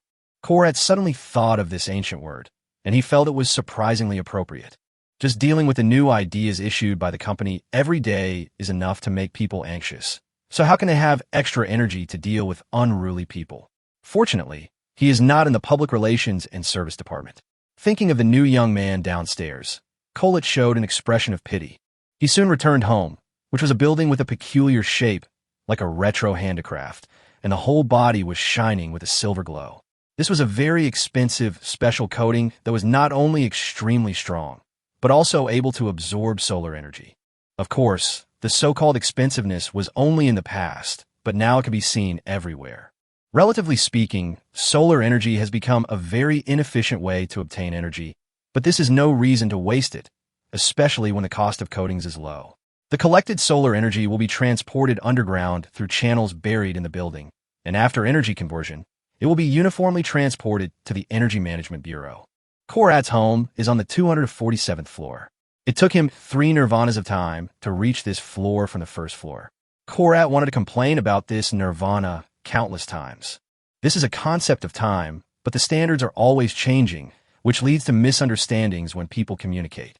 It is the same sentence, but the time understood is completely different. If we consider the speed, compared with antique-level elevators, the speed is increased by nearly 6 times considering safety and human tolerance. Standing in front of his door, it is like entering an elevator that takes him to the exact floor without pressing any buttons. The micro-instrument installed on the door scans and identifies the floor and automatically opens inward. As you walk into the room, the wall next to you immediately turns into a display screen. Korat adjusts the humidity and temperature, and a milky white robot slides over. At first, the robots tried their best to imitate the image of the Mamslings, but later they made a lot of jokes. Gradually, the household robots turned into smooth cylinders with the mechanical arms and other things hidden inside, which would be extended from the open lid when needed. Korat waved his hand, and the robot turned bright yellow. Because tomorrow was a day off, he postponed the robot's working hours. After doing all this, He looked at the scenery outside the window. Dirty gray, disgusting. A series of words emerged in Korat's mind. Due to a war on the planet Mamslin, the planet was severely polluted, the degree of which far exceeded the planet's self-purification ability. The planet is no longer suitable for living. The embarrassing thing is that they have not yet mastered the technology of interstellar immigration and cannot make other planets habitable. A long time ago, they had formulated a long-term plan for space migration, but it was stopped in the early stages due to various reasons. In the end, the concept of the country disappeared, and everyone became residents of one alliance. Since then, the living environment has been divided into 3 areas. The innermost layer is where wealthy businessmen, officials, military officers, and other people of superior status or wealth can live. It is the most livable place. The middle class, where Korat lives, has pollution levels similar to those before the Great Pollution, and Korat lives in the outermost circle of the middle class. The outer layer, which is the view seen from Korat's window, is where people who have no assets and no jobs live. Not only is the environment harsh, but various resources are also in short supply. 3 different purification domes distinguish 3 different worlds. There are more than 1,000 such divisions in the world, which is the total population of Mamslin, about 300 million. Why was my image transmission interrupted? Korat asked the robot. Due to the rate adjustment, your balance is insufficient. Please recharge as soon as possible. The robot said in a calm voice. The price has increased again? Why didn't you remind me earlier? Korat said unhappily. I've reminded you many times. The robot's voice remained unchanged. Hearing this, Korat vaguely remembered that this seemed to have happened, but because he had too many things to do recently, he subconsciously chose to ignore it. Well, he tapped the glass, an interface popped up. Korat found the recharge entrance. The next moment, ripples appeared on the glass, and the scenery changed from a dilapidated city to a beautiful beach and ocean. The environmental simulator on the glass started up, and gusts of sea breeze blew along with the roar of the waves. Korat adjusted his voice and then came to the dining table. There are 2 ways of eating now. One is the more primitive dishes, and the other is nutritional capsules. 2 capsules a day can provide the required nutrition and give you a noticeable sense of fullness. The latter is cheap and very time-saving, making it the only choice for the staff, and so is Korat. In today's environment, vegetables and meat have become precious, especially those grown and raised using ancient methods. He occasionally chooses the former, but because of price issues, he can only buy vegetables and meat produced using technology, which have a worse texture and taste. Korat placed an order for vegetables and meat. A moment later, a small transport plane stopped outside the glass, and the home robot took the package and walked into the kitchen. Korat tapped the dining table, and a virtual blue screen appeared, scrolling through the latest hot topics and news. He chose the voice broadcast mode. Some people have also implanted chips into their bodies to directly obtain information, but this technology is still imperfect and has certain risks, so few people have transplanted it. Korat felt bored watching the news one by one. Just as he was about to switch to a variety show, a piece of news caught his attention. The large meteorite observed 2 years ago and named Broken Tin has disappeared.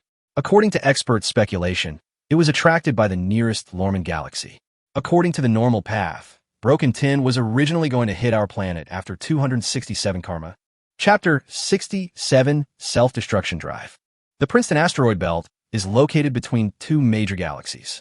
According to the research of the Mamslin people on the universe, it is determined that 3.8 billion Puma ago, with the Cayman Galaxy, that is, the galaxy where everyone lives, as the coordinate, there were 2 other large galaxies nearby. The 3 galaxies attracted each other and eventually caused a major collision. After another 200 million Puma of stability, the 2 existing galaxies gradually formed. The debris formed in the previous collision floated between the 2 large galaxies, forming a magnificent asteroid belt and meteorite belt. They reflect the light emitted by the 2 stars, like sparkling gems. The beautiful scenery of this star field alone has given birth to countless literary works on the Mamslin planet. And now, in this star field famous for its beauty, danger is lurking quietly, like a cheetah lying in the grass, staring at its unaware prey with its orange-yellow eyes.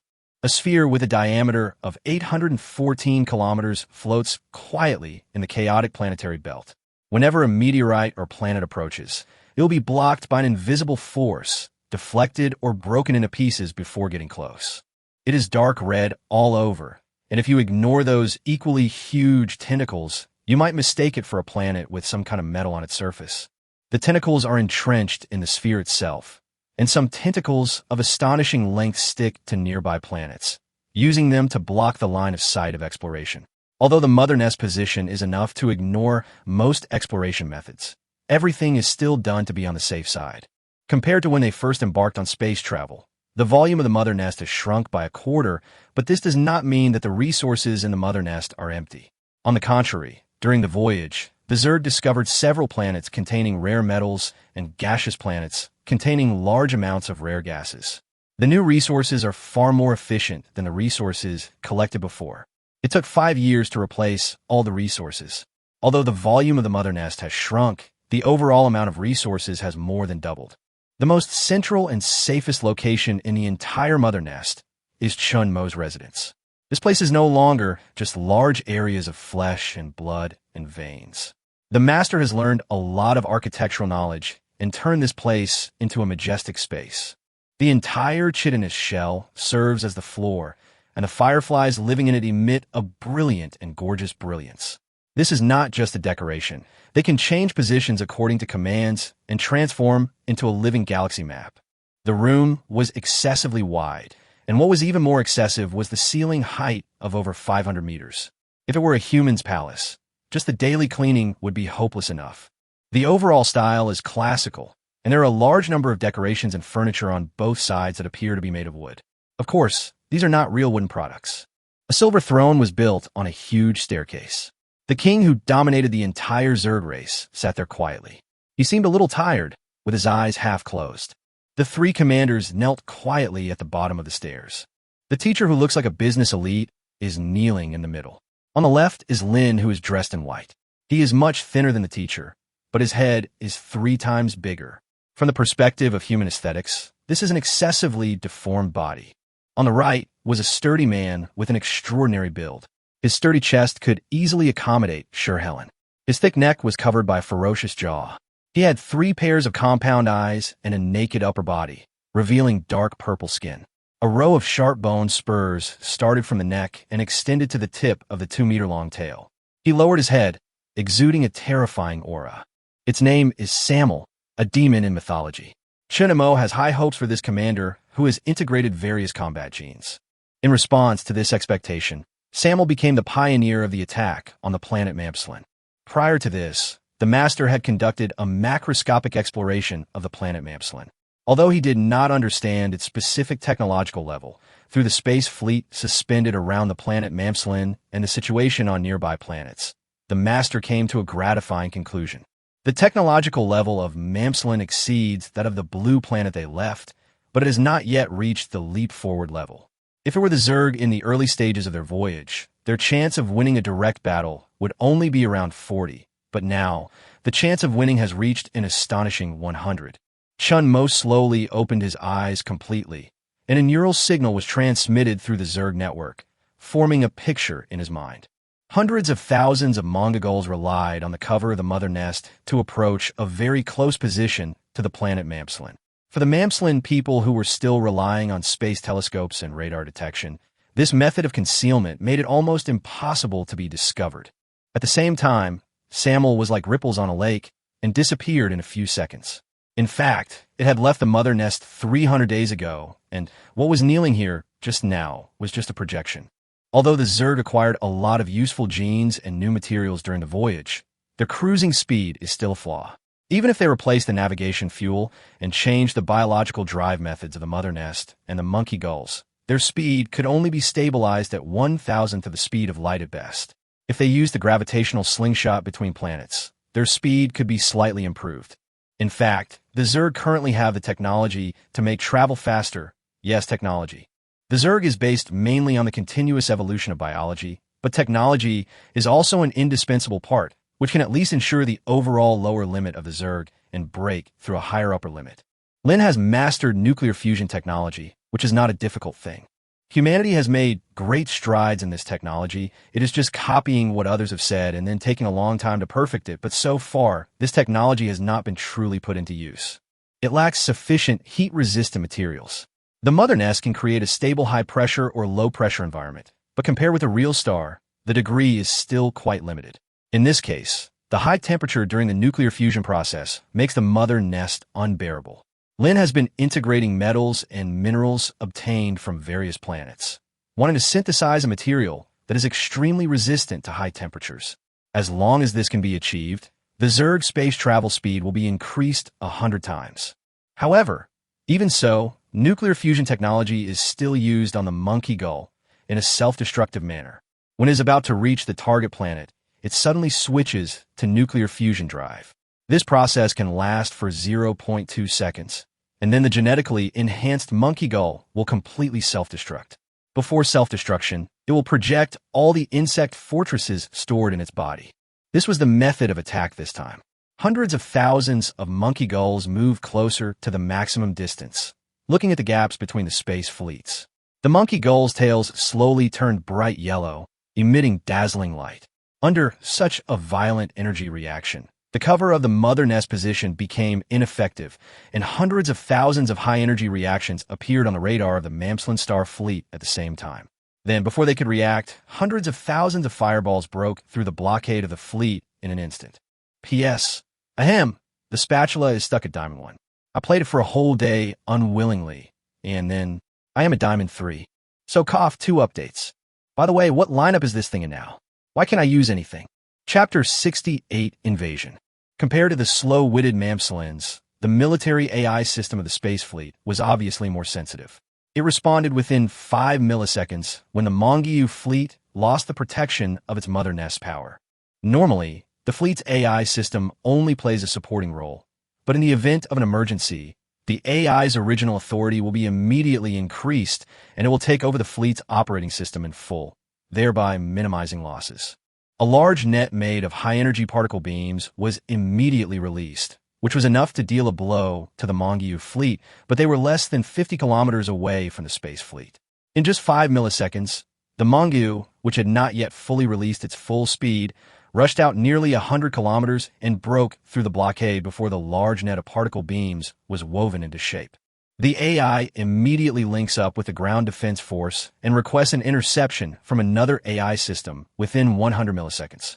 The opponent took 50 milliseconds to make a judgment and activated the air defense system that had been silent for many years, but at the moment the shell was fired, the AI lost its target. No, to be precise, there are more targets. Countless black chunks of flesh shot out from the fireball. The friction between the high-temperature flames and the air caused the chunks of flesh to disintegrate, revealing a chitinous shell mixed with composite metals. The people on the ground only felt that the sky suddenly brightened, and then quickly became dark before they had time to look up. They looked stupidly at the insect fortress that was getting closer and closer, and for a moment they were unable to react to what this scene symbolized. As a frigate rather than a transport ship, the Mongol can carry 30 bug bunkers under extreme conditions. Because the self-destructive power drive mode needs to be activated during the breakthrough process, each Mongol can only carry 15 bug bunkers. In an instant, 280,000 monkey gulls dropped a total of 4.2 million insect fortresses with a diameter of 20 meters. If they were regarded as meteorites, what kind of disaster will be brought about by the falling of 4.2 million meteorites? The answer is simple. There's no need for the bugs hiding inside to show up. The impact of the falling bug fortress itself would be a disaster for the Mamslin people, who have limited protective measures. Crack! The purification shield that protected the city from environmental pollution exploded into pieces the moment it came into contact with the enemy. Millions of insect fortresses that tore through the sky caused a huge explosion the moment they landed. The shock waves stirred up hot winds and rain-like dust, sweeping away everything around it and then destroying the entire city. The Manju broke through the blockade from one direction, and the insect forts landed at quite dense locations, which directly led to the annihilation of the Mamslin people in the nearby area. Crack, crack, crack! The insect fortress fell apart, and sharpened swarms of insects flew out, covering the sky and the earth. They roared and pounced on the wreckage of the city, like a black sky. The low-flying knife scorpions raised their forelimbs. They had merged with a creature that lived on a wild planet. Those creatures fed on the metal minerals on the planet and evolved forelimbs that were sharp enough to easily cut through composite metals. Radiation worms, wild beasts, and several newly developed insect soldiers also made appearances, but more of them were decomposers that acted as material transporters. The moment they appeared, they fell to the ground and drilled down at the fastest speed. Then, a huge monster tore through the smoke and dust. It was nearly 50 meters tall, and every step it took caused the surrounding area to tremble like an earthquake. Its appearance is hideous and weird, with sharp bone spurs all over its body. When its giant tail swings, it creates a series of sonic booms, and the hot breath spewing from its mouth is like an active volcano about to erupt. This is Samuel's fighting posture, a killing machine that combines the advantages of various cosmic creatures. Boom! At this moment, an extremely overwhelming roar erupted from the sky. The Earth was illuminated brightly, and spaceships flashed through the atmosphere with blazing white light, and blazing fires ignited on the special paint. Samuel raised his head, with a cold light flashing in his 3 pairs of compound eyes. He wanted to try it head-on. It didn't matter even if he sacrificed himself. The Mother Nest retained his genetic code, and he could be resurrected at any time. But the Overlord was watching, and he would not allow himself to die in such a shameful way. See you soon, Mamslin. Dust mixed with a distorted magnetic field blew past, and Samuel disappeared in front of everyone. The next moment, the ion beam slowly fell. Is it because they have never been attacked by an extraterrestrial civilization before, so they're so flawed in their response? Seeing that the Mamslin people withdrew the space battleships surrounding the mother planet at the first time, Sure, who had been watching the battle, smiled. This is not only Samuel's first battle against civilization, but also the first time the Zerg has attacked other civilizations since the day they began space travel, so naturally it has to be done carefully. With sufficient resources, given the Zerg's ability to mass-produce troops, they would naturally not send out only 280,000 Mongols. There are also millions of droppers distributed in other locations on the planet Mamslin. As airdrop units, they can carry more troops than Mongols, which are frigates. However, due to the expansion of the loading area, they are much more fragile than Mongols.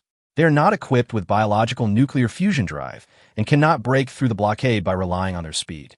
But it is different now. The Mamslin people took the initiative to withdraw some of their warships, making the originally tight area weak. Millions of launchers sneaked in quietly under the cover of the Mother Nest. Chapter 69, the most basic combat strategy for insect swarms. Samuel led the entire army underground and had 3 things to do. Infect the entire planet. The billions of insect soldiers deployed by the operators serve as cover. And the most important thing is to explore the resources of Mamslin. This is the entire content of this invasion. It is ridiculously simple, but in fact it is the most suitable invasion method for the Zerg. In fact, these 3 can be regarded as a set of processes. If the Mother Nest lacks effective defense, means except for the most basic stance, it would not even need to go through so much trouble when facing a civilization of the level of Mamslin. As long as the Mother Nest is pulled to the vicinity of the Mamslin planet, the insect soldiers are hatched continuously at the fastest speed and released to the Mamslin planet as soon as possible. The number alone will be enough to crush this civilization that has obviously not yet reached the star level. The space fleet of Mamslin is indeed very strong, at least compared to the Mongyrs. Not only does it have effective means of attack, but its speed is also not slow. But don't forget that even if the Mongyrs cannot destroy the space fleet, once the space battleships are put into use, various parts will definitely wear out, especially if they're fired continuously for a long time. Even if you exchange 1,000 Mongols for a battleship, or even 10,000 or 100,000, it would be well worth it. The swarms are endless, but the weapons and equipment are constantly wearing out. When running at full capacity, the Mother Nest alone can hatch millions of monkey gulls in a day. If multiple hatcheries are set up, this number will grow indefinitely until the energy is exhausted. There are currently less than 3,000 space battleships on the planet Mamslin, regardless of level. How long will it take them to build a brand new battleship? Not to mention the acquisition and synthesis of materials. Just the splicing and installation of weapons and equipment takes a relatively long time, not to mention the training of relevant personnel. With the computing power of military AI, it is impossible to take over the fleet for a long time. This is the tragedy of low-level civilization, and, among them, the planet Mamslin is even more miserable because of a series of negative impacts caused by internal strife. If there were a powerful enough air defense system, a more powerful space fleet, and a more advanced detection system, none of this would have happened. But there is no if in reality. For the planet Mamslin, whose technological level is neither good nor bad, and is even a little deformed, the current Zerg can be called a natural disaster. Faced with an endless swarm of insects, the people of Mamslin felt the despair that made their scalps tingle. As a civilization that has developed a spacecraft that travels at 8 the speed of light, they have thought about the possibility of being attacked by other civilizations. The more they understand technology, the more awed they are by the universe. In particular, many years ago, an extraterrestrial civilization sent a probe. It was just a probe, but the technology used on it was beyond their understanding. I don't know if it was because their technological level was too backward, or if there was nothing in the gaming system that could arouse the other party's interest, but the detector stayed for a moment and then disappeared. The Mamslin people worried that this civilization might launch an extragalactic attack, and this worry was not unreasonable. If the probe was regarded as a scout from ancient times, it would be reasonable for them to retreat once they detected the enemy. Because of this, they began to place increasing emphasis on the renewal of their space battleships 80 years ago. In fact, they did suffer attacks from other civilizations, but in a completely different way than imagined. It was not an extraterrestrial attack that was so sophisticated that it was undetectable, nor was it a fleet sent out to fight a battle with them in the universe. What they faced was a vast ocean of insect swarms that was enough to drown everything. In just a few days, the insect swarm engulfed more than 30% of the land, and this was the result of their desperate resistance. As far as living creatures are concerned, even wolves, tigers, and leopards are without intelligence. If you saw your companions dying in large numbers, you would definitely feel scared, right? If your body was torn into pieces, it would be so painful that you would be unable to move, right? If we use particle beams to clear a large area, it will definitely ease the tense situation, right? For living things, this is a matter of course. But what are they facing? Even if hundreds of thousands of enemies were wiped out with particle beams, the bugs, who were only one step away from the land of death, would not have any emotions related to cowardice. Even if their bodies are crushed, as long as their lives have not completely come to an end, they will still wave the remains of their bodies to attack. Even though they had wiped out hundreds of millions of enemies, the insects still continued to pour out. The feeling of powerlessness that filled their bodies gave the Mamslin people a feeling similar to that of their ancestors facing the ocean. In the past, when technology was extremely underdeveloped and the only way to brave the ocean was on wooden boats, our ancestors probably felt the same way when faced with the huge waves. Reality gave all the Mamslin people a hard slap in the face, completely waking them up from their illusions and telling everyone loudly how cruel the real war of civilizations is. Chapter 70 Deep Sea Laboratory. For the Mamslin people, this period was undoubtedly the darkest moment in history. Even the Great Civil War in the past could not compare to it. Children who were born in the period of the Commonwealth enjoyed peace and felt that war was far away from them, understood the cruelty of war in just a few days. The fleet that had been floating outside the planet had already returned, including several main ships. This was done to shorten the fleet's replenishment time and allow the supply drones to reach the fleet's location as quickly as possible. This tiny moment was enough for them to fire particle beams to relieve the pressure on the ground forces. In addition to the fleet, the AI-controlled drone swarms also performed very well. Fortunately, the weapons carried by these little guys can play a role. They try to send troops deep into the ground, but that was the main battlefield of the insects. The waves that were far more turbulent than those on the ground blocked all invading enemies. It is not difficult to clean up the bugs underground. The key problem is that they cannot carry out interstellar migration, and this already ruined mother planet must be preserved. Due to various restrictions, some extraordinary high-powered weapons cannot be used at all. The Zerg are mostly ground forces. If an attack is launched on them, the mother planet will suffer the same damage. They can only slow down the pace of the swarm as much as possible and place all their hopes on the laboratory, expecting the researchers to come up with useful results, or at least figure out why this race can continuously produce new individuals, especially mature individuals. This is an extremely difficult task. Scientific research, especially research on alien species, is not a short-term project. Everyone knows the fact, but the terrifying oppression brought by the insect swarm forces them to place all their hopes in the laboratory. At the same time, scientific research bases around the world, no matter what project they're responsible for, no matter what research direction they're conducting, All researchers put down what they're doing and work hard to conquer the secrets of the Zerg. 5,600 meters deep in the sea, there is a vast scientific research base. This is because they took into account the possibility of creating deep-sea laboratories if the invading civilization had the ability to quickly strike the ground.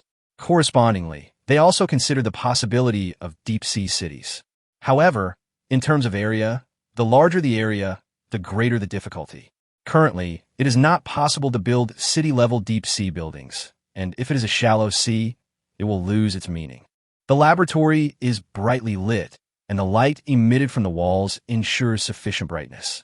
Two researchers are busy in front of the instruments. There are also dozens of intelligent robots in the room. They are set with complex programs and can perfectly execute the routine needs of the researchers. They are the best experimental assistants. There are 226 laboratories like this in the research base. At the moment, all of them are working at full capacity, trying to study the mysteries of the Zerg from all directions. Thanks to the large number of Zerg swarms, it is so easy to capture living samples, so easy that the samples can easily fill the entire research base. Boom! A researcher suddenly lost control of his emotions and smashed the instrument with his tentacles. Looking at the samples in the observation room, all the knowledge he had ever learned emerged and then quickly disappeared, which gave him a deep sense of decadence. Ever since he came into contact with the insect samples sent to him, he felt as if he had stepped into a void woven by stupidity and insignificance. He couldn't find words to describe how strange the creature before him was. An extremely unstable genetic sequence would lead to the disintegration and collapse of an organism, but the organism was undoubtedly extremely stable. More importantly, he could not see any clues from it. Okay, calm down. Others persuaded him. He took out a tube of reagent and stabbed it into his chest. This would allow him to temporarily escape from the shackles of fatigue and sleepiness. Since the first day, he had used 4 doses in a row, which was very harmful to his body and violated the regulations. But he had no choice. Look at how ugly this guy is. Even if it is cut into several pieces, it still has tenacious vitality. More importantly, the hostility is deep in its soul, as if it was created just to destroy us, said the man. Can this guy have a soul? Maybe. Although everyone thinks it doesn't exist, of course, it's not the illusory definition of soul, but self-awareness or something like that. This thing's thinking is even worse than that of ordinary bugs. But everyone can't accept this statement. I am the same. It's too embarrassing to be hit by something without a mind to the point where civilization may be destroyed. The man sighed and then continued. So currently everyone tends to believe that this thing exists. Commander, for example, it is probably equivalent to an extinct creature called Bima. That thing became extinct before you and I were born, but you should have a certain understanding of it. Does a population only have one type of will? There may be more than one. No one can say for sure whether the one invading us is a whole tribe or just part of a tribe. The conversation ended there, suffocating despair, blocking communication. Yes, is it an entire ethnic group that invaded them, or just the vanguard or a small branch of the ethnic group? If they are eliminated, will they face even more crazy revenge from the entire ethnic group in the near future? This was a possibility that was enough to freeze the two people's thoughts and prevent them from thinking too deeply. Boom! At this moment, slight vibrations and roars were heard above the scientific research base. It must be the card suction. Those guys always crash into the scientific research base. I don't know what attracts them. The suckers are alien creatures that were born after the Great Civil War due to severe ocean pollution. They live in the deep sea, have huge bodies, and often collide with the protective shields of scientific research bases. Fortunately, they are not very strong, and the deep sea fleet used to expel them, but now they all dive to deal with the bugs. Boom! There was another collision, and before the two could express their opinions, the third collision came immediately. They finally realized that something was wrong. The force of this collision was obviously greater than that of the suction card. As if to verify their thoughts, the alarm sounded in an instant. There's an intruder. AI took over the authority of the scientific research base and activated all defense weapon systems, but it was too late. Several huge bone spurs easily pierced the laboratory. Accompanied by cold biological signals, a hideous behemoth completely tore the laboratory apart. We found you, Mampslin. Chapter 71, Cannibalization. In the 9th District, a temporary garrison for young men sat together. 3 of them were new recruits who had never touched a gun, and the remaining one was a veteran who had been in the army for 4 years. They are holding peculiarly shaped guns in their arms, which are the most common guns in service at present. They have the advantages of being easy to mass produce and simple to use. Even recruits who have never been exposed to guns can become qualified shooters with the help of AI by relying on the ARM exoskeleton device that comes with the guns. In fact, if it weren't for that serious civil war that accelerated global unification, their military equipment would not have remained at this level. War is often a driving force for accelerating technological evolution. Of course, if it were just this level, it would be fine, but in addition, they had just brushed shoulders with a more advanced civilization in the era when they had just stabilized. This level of imaginary enemy directly led to a serious distortion in the direction of technological development. Powerful space battleships, and the possibility of interstellar migration. To achieve these two goals, they still put in almost all their energy, even though the latter was already in a stranded state. If we use a wooden barrel for comparison, one plank is very high, while the others are so short that they're almost invisible. Even if there is an improvement, it is basically a byproduct of the space battleship. Their population is not large to begin with, and dangerous ground battles like this should be fought by military robots. The embarrassing thing is that they do not have so many military robots, and it is too late to manufacture them temporarily, so they can only let people take up arms to defend their homes. Several people were very nervous, including the veteran. No matter if they had been in the army for 4 years or 40 years, they could only fight the enemy on a battlefield simulated by AI, and most of them were simulated space combat. This was the first time they had actually stepped onto the battlefield with guns in hand. They tried to ease the tension with jokes, but it didn't work, and then they started chatting about trivial things in their lives, which had the opposite effect. One of them lives in the outermost circle and is the lowest person on the entire planet. The other person is also in the outer layer, but he got a job not long ago and is expected to enter the second layer. The third person is a native of the inner circle and has never experienced the ravages of the outer circle. The old soldier's father was a servant of a wealthy family in the center ring. In order to show his kindness, the rich man let the servant's children move into the center ring as well. For people for different worlds, there is no topic between them. Even not long ago, there were huge social contradictions among the 4 kinds of people. In the silent environment, the atmosphere became more depressing. Boom! At this moment, the temporary garrison position suddenly shook. The old soldier stood up, put on his weapons and equipment, reminded several people to use inhibitors in time when they were injured, and then rushed out without looking back. One of the 3 was the lower-class person living on the outermost layer. Apart from nervousness and fear, he also felt an indescribable excitement. Since the day he was born, Tro has lived in the outskirts of the most polluted area. Although the pollution is not as bad as outside the wall, where there is no protection at all, it is not much better. The most intuitive evidence is that their life expectancy is only 1/4 of that of others. He was unwilling to give up and worked hard, but because of his physical deformity caused by living in a dirty environment since childhood, no company was willing to give him a chance. Tro thought about taking revenge on this society, but since birth, every one of them has been implanted with an imperfect chip. The chip is connected to an AI program that monitors their actions at all times. Once a crime is committed, the chip will explode immediately. Occasionally, an erroneous explosion will occur, taking the lives of innocent people, but who cares? Tro could no longer endure this humiliation. He cried bitterly for his disgusting fate, then locked himself in a dirty den, relying on relief nutritional paste to survive every day.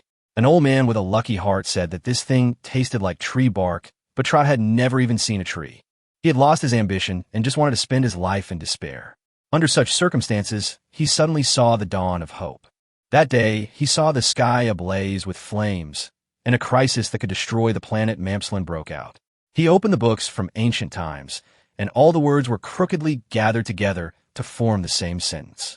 Military merit is a channel to achieve class advancement. Staying on the outer layer would mean death, and the worst outcome of joining the war would also be death. If he won, he would no longer be that lowly piece of trash. Let's go to the battlefield. Tro checked the exoskeleton and confirmed that there was no problem. He said something coldly and walked out. Boom, boom, boom. In the sky, the roars of space battleships continued to be heard, and ion beams intertwined, cutting off the insect swarm like a sky curtain, but just like in previous battles, the insect swarm bypassed directly underground. In order to reduce the loss of ion beam in the air, a small battleship fell to a very close distance. A huge monster suddenly leaped up. The energy shield that was enough to protect the small battleship from collision was completely ineffective and was pierced by the huge bone spur in an instant. Boom! The monster did not stop at all. After shooting down a warship, it landed and dived again, forcing the warships to choose to pull up. Tro, who witnessed this scene with his own eyes, had a crack in his resolute heart. What on earth were they facing? Rustle. There was a dense, rustling sound from underground, and then there was a loud collapse. The small jet on Tro's back was immediately activated, but a black ocean had already rolled up in front of him. Chapter 72, Technology and Biological Genes. Are you venting your dissatisfaction? When Chun Mo, who was in the mother nest, saw Samuel jumping out from the ground and destroying the warship, he whispered, "You know, neither Samuel nor we will ever feel dissatisfied with you," the master said immediately. "I'm not questioning your loyalty. This mission is indeed a bit difficult for it." Chun Mo rarely smiled. "Teacher, Lin, Samuel. They're the few intelligent units in the entire Zerg race. They have the same core gene chain, but because of their different tendencies, many other genes are mixed in, resulting in different abilities and personality manifestations among the three. First of all, as a second-rate commander, the division does not have any extra capabilities and even abandons its own combat capability, becoming a calm behind-the-scenes commander. He can control nearly 2 billion insect soldiers by himself. If he simply controls them in small groups, this number will increase to 5 billion. In contrast, Lin's job is to accurately distinguish resources and analyze the evolutionary potential of genes, and occasionally learn the technology of other civilizations. The price of all this is to give up the ability to control the insect tide. It can only control less than 300 million insect soldiers. As for the last Samuel, he is even more pitiful. He can only control about 100 million at most. Currently, a large part of the insect soldiers wreaking havoc on the Mamslin star are taken over by the division. Samuel was not born as a commander from the beginning. He possessed many powerful combat genes. Under Lin's research, the genes were arranged and combined in a very extreme way. This was originally impossible, but Samuel was born miraculously. Before him, Lin had failed hundreds of thousands of times. From the moment he was born, Samuel was instilled with a warlike character. As the most powerful individual of a Zerg, he is cruel enough. The strategy toward the planet Mamslin is essentially inconsistent with Samuel's character and positioning. He is most suitable to lead an elite insect army of about 50 million to invade a civilization head-on with a devastating attitude. After enduring so many days underground, Chun Mo and his master were not surprised that the enemy couldn't help but jump out and hit the battleship. Soon, Chun Mo tapped the armrest lightly with his fingers. His eyes seemed to be able to penetrate the void and see the future farther away. In fact, launching an invasion of Mamslin was by no means a blind act. Even though there were scarce resources and no useful genes, they had something vital to the current Zerg: stable nuclear fusion drive technology, or the technology to synthesize materials that can withstand the high heat generated during the nuclear fusion process. Before the invasion horn was actually sounded, the division conducted a comprehensive assessment of the planet, and it had to be said that this was the most suitable civilization for invasion. The first is the not-so-strong military force, which allows the Zerg to ensure their ultimate victory, and the second is the material technology mentioned above. They have a spacecraft that travels at 8% of the speed of light. This is the accurate data obtained by Samuel after invading the laboratory. Also obtained is the material synthesis technology. The raw materials of this composite metal are not scarce. There are sufficient quantities of them on the planet Mamslin or another planet in the galaxy. Lin is currently studying this technology and believes that in the near future, the targets and fleet will be able to achieve a qualitative leap. In addition, there's a very interesting piece of information in the laboratory records. This information has been encrypted in multiple layers. Samuel used a modified version of the parasite to parasitize several high-ranking scientific researchers and successfully deceive the AI to obtain the information. The planet Mamslin has encountered other civilizations. Although it was only a probe, there's a possibility that the other party has sent a fleet. According to them, this civilization possesses a technological level beyond imagination. This aroused Chun Mo's great interest. The essence of the Zerg is to constantly plunder and occupy in order to accelerate their own evolution. Chun Mo is not the type of person who is stubborn. Although the Zerg are the type that achieve transcendence through genetic evolution, he would also be happy to see it happen if he could take advantage of technology, such as the nuclear fusion drive and composite materials that are currently being analyzed. The ultimate direction of evolution is definitely biological nuclear fusion, but before it is actually realized, wouldn't it be better to use their technology?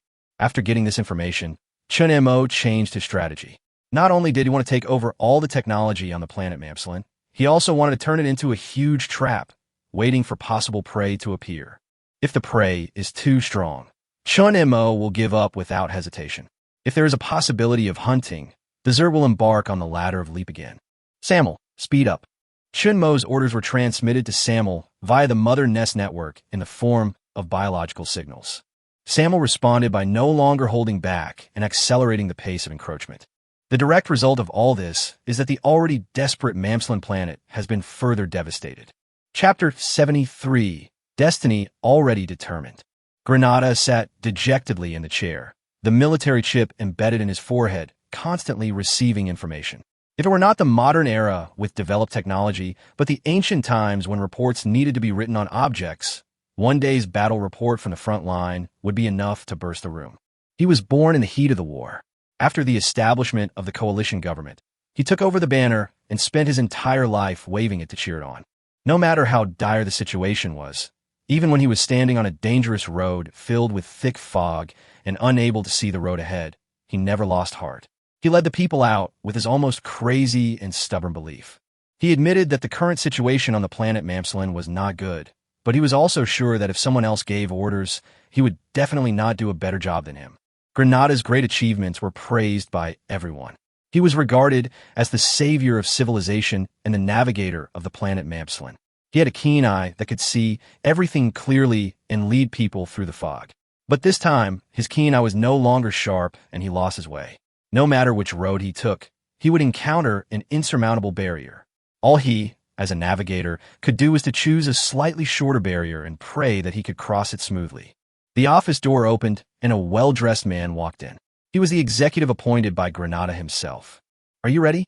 Granada asked tiredly. "Your order has been executed. So far, we have 345 warships capable of long-term space travel, which can carry up to 2 million residents. They have been comprehensively screened based on their positions, ages, physical conditions, etc." The man replied, "Yes, this is the low wall that Granada chose. According to the analysis of the current situation by various laboratories, there is no way to eliminate the bugs unless the Mamslin planet is destroyed. They have no possibility of taking back Mamslin planet, and the only way left is to forcibly restart interstellar immigration. Today, there are still 70 million people on the planet Mamslin, and they want to select 2 million of them as immigrants. A probability of 1 in 35, that's a cruel number. And this 1/35th is by no means safe. In the years before, they have launched countless probes, but have not found any habitable planets so far. This decision is a gamble, full of unknowns, dangers, uncertainties, and cruelty to the remaining 68 million people. These people are not even qualified to participate in gambling, are abandoned from the beginning, and will die at the same time. Under the premise that he was destined to lose the planet Mamslin, Granada decided to destroy this planet where he had lived since the birth of civilization and bury all the bugs on the planet Mamslin with it. This is a major event concerning the entire civilization, and it is more important than all the decisions made in history put together. As expected, when this horrifying decision was first proposed, it was opposed by everyone, but faced with unshakable facts, they all shut their mouths. They had no choice, no way to retreat. These 68 million people and the planet Mamslin were destined to become abandoned. Instead of handing them over to the bugs, it would be better to destroy them outright. Boom, boom, boom. A roar came from outside, and one space battleship after another landed. The insects do not have a particularly strong air force, which is rare good news. The 2 million selected people gathered at various boarding points, and from this moment on, embarked on an unknown road. All senior officials and scientific researchers were on board, except for one person, the executive appointed by Granada. As the ultimate weapon capable of destroying an entire planet, the activation process is extremely cumbersome. Not only does it require more than 20 high-level keys, but the final confirmation and activation must be manually controlled, and AI does not have this authority. The original candidate was not the executor, but he persuaded Granada to become the executor who destroyed the mother planet personally. While people were on board the ship, the executive came to the control room of the ultimate weapon and cooperated with the AI to carry out all the preliminary operational procedures. The 345 warships carrying all the hope took off, and the moment they broke out of the atmosphere, they were intercepted by the Mongyu fleet as expected. The 345 warships did not slow down because of this. They were surrounded by the remaining small warships that could only sail for a short period of time. They blasted out a survival channel at the cost of self-destruction. Let's get started. When they reached the predicted safe distance, Granada spoke out the first key, and then the other senior executives spoke out the key in sequence. They widened their eyes and prepared to witness the destruction of their home planet. But nothing happened. The planet Mamslin continues to float in the universe as usual, with no signs of destruction. Rhoda, Granada shouted loudly, but it was doomed to be useless because before that, the executive officer unilaterally cut off the contact. Here are all the keys. The executive officer stood at the operating table with a bug crawling out of the back of his neck. Parasites. After analyzing all the genes of the Mamslin people, Lin gave the parasite the ability to parasitize them. When the insect swarms invaded various laboratories before, scientific researchers escaped from almost every laboratory. How can I be so lucky? Every researcher who left was infected with parasites, which then infected many officials, including the executive officers. As the executor of the space migration plan, when arranging the passengers on board, the executive officer placed a large number of parasitized people in each warship. So in a universe where there is nowhere to escape, in a closed warship, if the insect tide breaks out from within, their fate is doomed. Chapter 74, New Situation Report. Dear Lord, I am a master. I have compiled the following report on the situation of the Mamslin civilization. This report will be delivered to you through the Mother Nest Network. It took us 18 days from the time the first monkey gull entered Mamslin to the destruction of this civilization. If the previous preparations are included, the time will be extended to 5 months. Here we have got brand new technologies, including but not limited to the following. Mature plasma technology. I am happy to announce that our plasma bugs are now worthy of their name. By installing them on the manga gulls and the droppers, we have gained effective long-range strike capabilities. In order to increase the power, we have tried to synthesize larger plasma worms, and the progress is very encouraging. For a long time in the future, this may become our most powerful long-range strike method.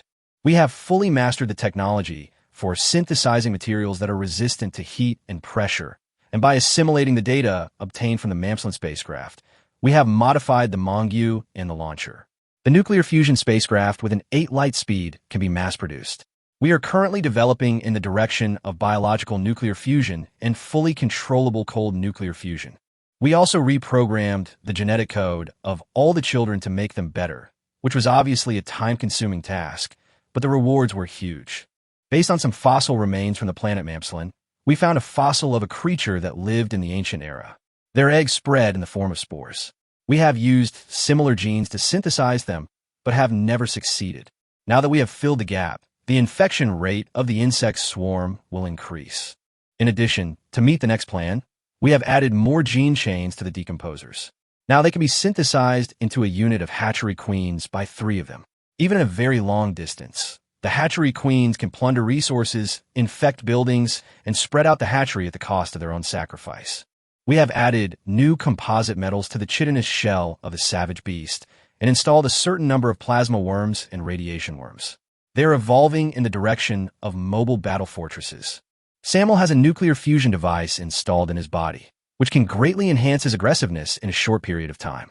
Although the startup process will cause great pain, fortunately, Samuel has no pain nerves. Lin is faced with the problem of gene integration. This is a planet that has existed for more than 6 billion years and once had all kinds of magical creatures. Unfortunately, the remaining fossils are almost all incomplete. Lin is trying to repair the gene chain to obtain complete and valuable genes.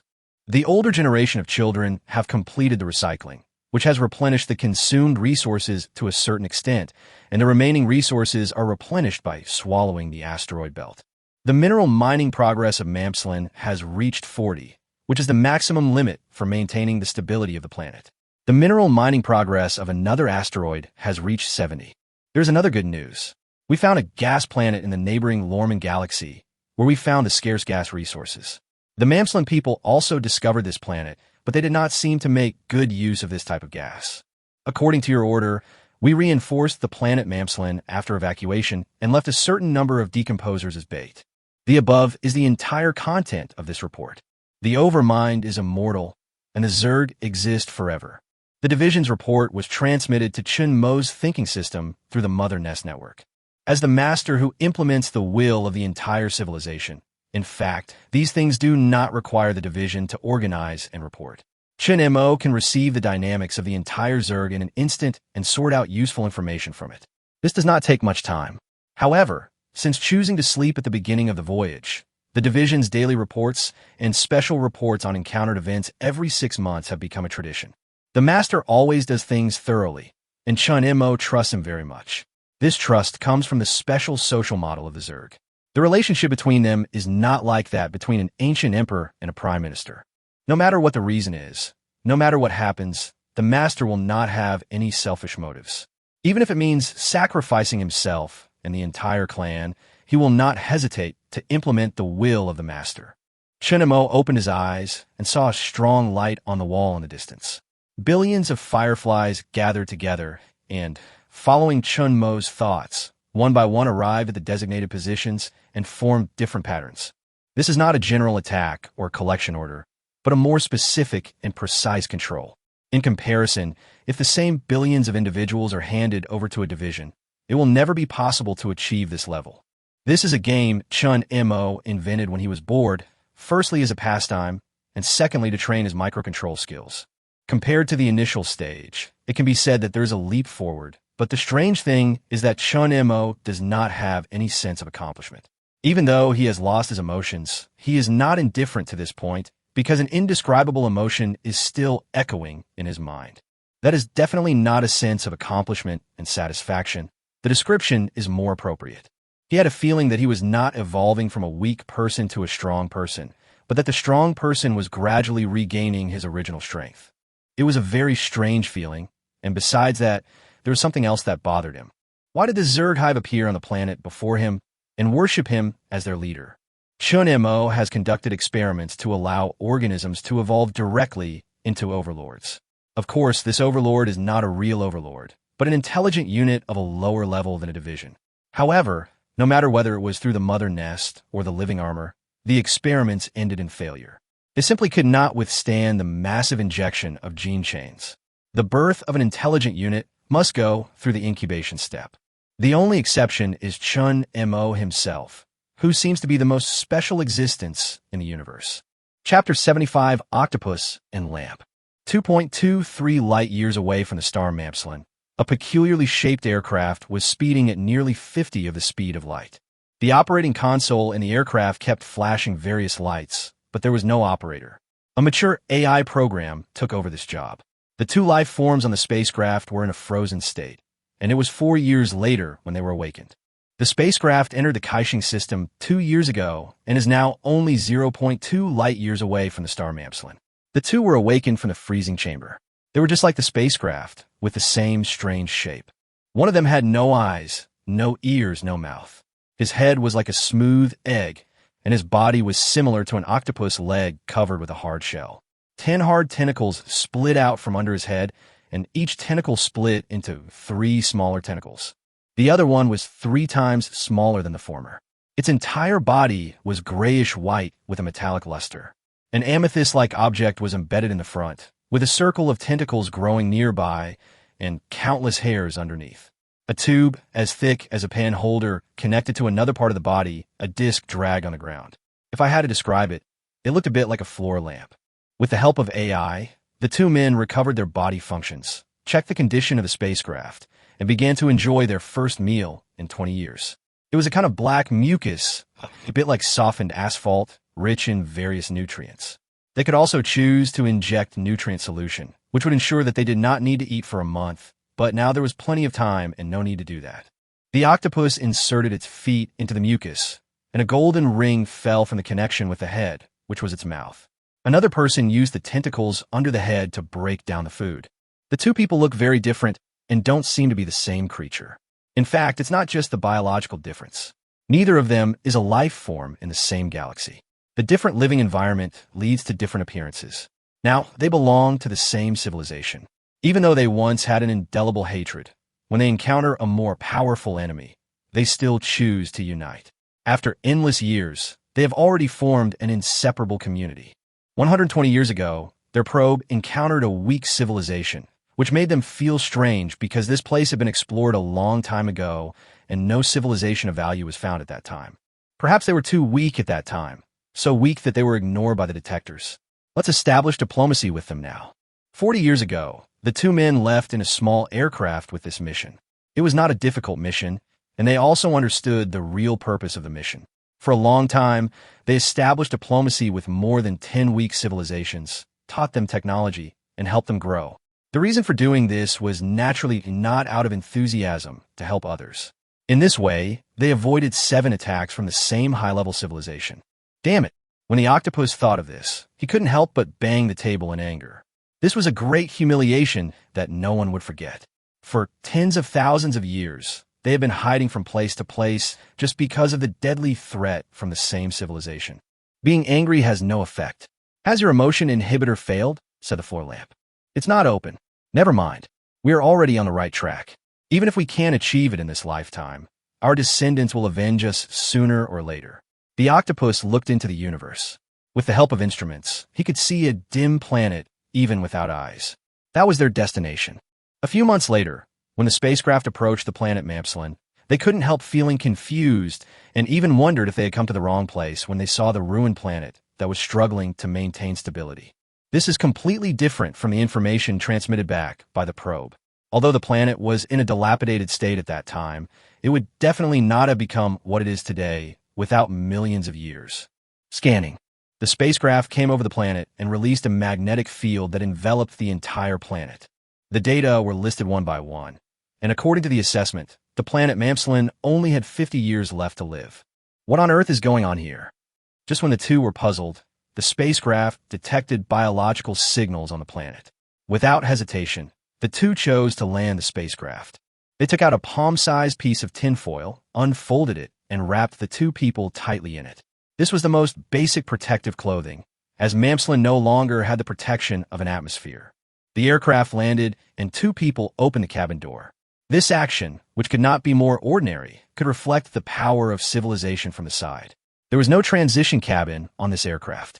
After opening the cabin door, the cabin would be in direct contact with the outside world, but this did not cause changes in the environment inside the cabin. Standing firmly on the ground, looking at this barren planet, the word bare popped up in both of their minds at the same time. It's as clean as your head, the lamp said to the octopus using biological signals.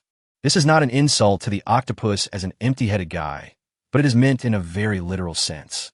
Just like an octopus's smooth head without any protrusions, the planet Mamslin is excessively clean. Except for the land beneath one's feet, all resources have been transferred away. Hurry up and dig out that life form. This is just an adjective. They don't need to really dig with a shovel. The scanning system of the aircraft can accurately locate the soil, and the whole piece of soil will rise up. They will send the captured life forms into the inspection room. Creatures without intelligence have no value, said the octopus. No, they have a complex enough gene chain. So far, we haven't found similar life forms. They're worth bringing back. The civilization on this planet has perished or left. We didn't get anything. This can be our reward. The desk lamp persuaded the octopus, and the two took the decomposer away and observed it for half a year. After confirming its living habits, they set the program for the AI system and entered the frozen state again. Little did they know that everything that happened in the spaceship was transmitted to the king of the Zerg civilization through the eyes of the decomposer. He sat on the bloody throne, looking at the two sleeping people coldly. Chun Mo has always maintained the proper off of the universe and is sufficiently vigilant towards other civilizations. Judging from the size of the aircraft, it should be just a small aircraft, but it integrates a variety of technologies that surpass the Mamslin planet. So what level of civilization itself will it reach? Chun Mo didn't know the answer. It might be a tough nut to crack, but it was worth a try. This civilization is not yet strong enough to force the Zerg to retreat. The Overmind is immortal, and the Zerg exist forever. As long as nothing unexpected happens to the Overmind, any loss will be within the acceptable range of the Zerg. He is 5 light-years away from the planet Mampslin, and even farther away from the civilizations of the Lamp and the Octopus. Through the level of the aircraft and the content of the biological signals decoded by the 2 people in the past 6 months, Chun Mo can conclude that the civilization does not have the ability to strike instantly across dozens of light-years. This is where his confidence comes from. The decomposers transformed into hatching queens at the most appropriate time. The desk lamp and the octopus made a fatal mistake. Perhaps because the decomposers were too harmonious with each other, they kept the decomposers in the same place, which saved the decomposers a lot of trouble. If they were kept separately, they would not be able to transform into hatching queens. The AI program woke up the 2 people immediately and activated the aircraft's defense measures. But this was just a low-specification aircraft, and the internal defense strength was not high. When the spacecraft was destroyed and a stable incubator was established, Sure and Samuel immediately chose to self-destruct. The incubator used the stored genetic code to revive the 2 dozens of light-years away. P.S. Ahem, I got lucky today and played a few more games. I don't have enough time to update 3 times. Chapter 76, Fearless and Unafraid of Death. The development of civilization requires peace and stability. War is certainly the best catalyst, but if it burns too much, everything will turn into ashes. However, this theorem is completely ineffective against the Zerg. Endless war and plunder are the nature of the Zerg. From the very beginning, the Zerg has embarked on an evolutionary path that is completely opposite to other civilizations. Facing the possible emergence of advanced civilizations, Chun Mo made all preparations. He collected enough resources and recompiled the genetic chains of the incubator to allow them to hatch faster. Then it was over. Yes, just these 2 things. There was no strategy, no planning, no exploration. Faced with a civilization far superior to the Zerg, what Chun Mo can rely on is not conspiracy or tricks, but the means by which the Zerg themselves survive. The division built a large number of incubators in the asteroid belt where the civilization was careless, and incubated enough troops in a short period of time, so many that even 3 commanders and second-rate intelligent units could not control them all. Their target is a new colony planet that is not suitable for biological survival, but the civilization has used some means to give it life. According to the information obtained from the aircraft, the civilization's home planet and main activity area are not in this galaxy, so the defense strength is not high. This is also the main reason why the Zerg can lurk in the chaotic meteorite belt without being discovered. They have not invested in the necessary military defenses on this planet. The vanguard was Samuel, one of the 3 commanders. Under Chun Mo's remote control, he led a swarm of insects numbering 80 billion, opening the great prelude to the invasion of civilization. 5 million Mongols were lined up, each with hundreds of mutated plasma worms installed on their bodies. They emitted chaotic biological signals, and the plasma balls with a temperature of over 1 million, after a short period of energy storage, swayed with gorgeous tails, suddenly descending like a divine punishment. This kind of attack is enough to terrify lower-level civilizations, but for this powerful civilization that has only revealed the tip of the iceberg, even if it is a modified planet that is still under construction, this kind of attack is completely not enough. The moment the plasma ball shot out, densely packed robots instantly emerged from the planet's atmosphere. They were standard black spheres with 64 energy transmitters and receivers. It took only 18 milliseconds from the appearance of the robots to the connection of force field protection. The next moment, the plasma ball arrived late. The 2 energies collided, and the sky was filled with bright spots of light that fell like meteors and quickly disappeared into the universe. All the commanders who were watching the situation on the battlefield showed no emotion at all about this result. If a mere 500 million plasma worms could capture this planet, even if it was a planet on the fringes of civilization and outside the defense zone, it would be too unpromising of an advanced civilization. The plasma worms recharged their energy, and 30 million launchers floated out from behind them. Their abdomens were churning with flesh and blood, and the composite metal sandwich between them retracted into the abdominal cavity, stopping all power output. The nuclear fusion device burst out with maximum power, and all of its power was transformed into the driving force for the launch at this moment, throwing the insect fortress in its body towards the planet at a speed close to 25% of the speed of light. The composite reinforced insect fortress fell like a rainstorm, and the pressure on the force field shield increased explosively in an instant. Faced with this situation, the robots emitted red light at the same time, and the bright blue force field shield was drawn into the red high-energy slurry. Even the insect fortress that had been reinforced many times would shatter in an instant of contact. Dozens of decomposers were smashed to pieces by the insect fortress that followed before they could even stretch out their curled-up bodies. However, this did not make the launchers and plasma worms retreat, and they began a new round of launches. When individual organisms possess sufficient intelligence, they will have various ideas and a biological self-protection mechanism that will cause them to choose to escape in order to ensure their own safety. They will subconsciously and subjectively avoid danger and will be unwilling to sacrifice themselves for the whole. This is an inevitable fact for almost all intelligent civilizations, but the Zerg social model essentially avoids this defect. Unless Chun Mo, who stands at the center of power, shows fear of fighting, no matter what the situation is, even if the road ahead is destined to death, they will not be afraid at all. When Chun Mo is afraid, the Zerg are afraid. Chun Mo is afraid of fighting, and the Zerg are also afraid of fighting. If Chun Mo goes crazy, the Zerg will go crazy. At this moment, Chun Mo did not hesitate at all, and the insect swarm was even more so. Boom, boom, boom.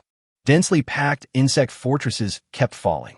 No matter how many times they were intercepted or how many were sacrificed, they were like small meteorites that knew they would be completely consumed. Even if they could only shine for a moment, they would still plunge into the atmosphere unwaveringly. Buzz! The force field shield emitted brilliant arcs of electricity, and a medium-sized battleship sailed out from the other side, surrounded by dozens of frigates and hundreds of spaceships. Samuel looked over and jumped off the Mongol he was riding. A ball of metal pierced out from under his feet, and after unfolding, it turned into two composite thrusters, spewing out bright white flames mixed with blue. Using the dense insect fortress turbulence as a cover, it insidiously circled over a frigate. The forelimbs of the mixed composite metal penetrated the frigate's protective force field, and the plasma turbulence that was almost condensed into liquid burst out, piercing a large hole in the frigate's armor. Looking at the horrified driver, Samuel grinned and fired an expanding plasma light bullet. Boom! A high-energy beam of light came from the exploding fireworks. Samuel immediately blocked it with his arms, but the next moment, he saw the melted composite metal. I really can't underestimate you guys. Samuel opened the jets on his shoulders, pushing it away from the attack path of the high-energy beam. Then he relieved his injuries while mobilizing the insect soldiers, not seeking to stop the fleet, but only to buy time. Under the impact of the insect fortress, this planet has not yet installed large-scale energy devices. The energy consumed by the robots cannot be replenished in time, and the defense of the force field has been significantly weakened. The fleet apparently realized this as well, and they turned their guns around and aimed at the launcher. The accumulated energy caused the space near the muzzle to expand. The next moment, a high-temperature beam of light wrapped in radioactive material and liquid ions tore through the darkness. This was the battleship's strongest attack method, but, being stopped, the captain looked at the half-released light beam in astonishment. According to the inference, the light beam was enough to create a huge gap, which would provide relief for the defensive device in the deployment position. This scene was beyond everyone's expectations, and the enlarged picture that followed made them tremble with fear, but also unforgettable. Bugs everywhere. They used themselves as shields and rushed to the front of the light beam regardless of everything. Even if tens of millions, 100 million, or even 1 billion of their compatriots turned into cosmic dust, the remaining individuals did not waver in the slightest. They used their own lives to intercept the light beam. Crack! At this moment, the force field that had been continuously impacted finally broke, and the insect fortresses in the sky fell down with flames. Chapter 77. Reincarnation Techniques that Affect Your Life. Time, Forster 6. Location, Renar Galaxy, Vandal Planet. Type, Military Report Bug. Sender, Captain of the Destruction, Tina. Dear Leader, based on our observations of the planet Vandal, we are facing completely unknown creatures. We cannot find similar races or civilizations in our database. They have an excellent will that is fearless and indomitable, and they reproduce very quickly. Since the first battle report was sent, They have completely occupied the entire planet Vanel, and there is no possibility of purifying the planet. We tried to capture live organisms, but after successfully capturing them, the insects would self-disintegrate. They communicated using biological signals, and we used instruments to isolate the biological signals, but it still didn't work. During the period of occupying the planet Vanel, they have been mining resources, but they have not used the fleet to transport them outward. This is what makes us confused. They seem to regard the planet Vantel as a permanent base. Hazard level assessment, moderate. Recommendation, launch an extermination strike. Above, the man was lying among complex instruments, and 16 robotic arms extended from the ceiling to replace his body parts. Leader, please shut down the transmission system. The operator, standing in front of the operating table, said softly. The man nodded, and a bright blue light screen filled with the report retracted from his eyes. The next moment, the mechanical arm dug out his eyes, and another mechanical arm took a new mechanical eye and reinstalled it. Not only his endoskeleton and limbs, but his entire body, excluding the brain that controls everything, is made of machines. He has 2 reactors on his body as energy sources. Normally, he only activates the controlled cold nuclear fusion reactor. If he needs to go into battle, he will activate the unstable antimatter reactor for a short time, which will cause him great pain.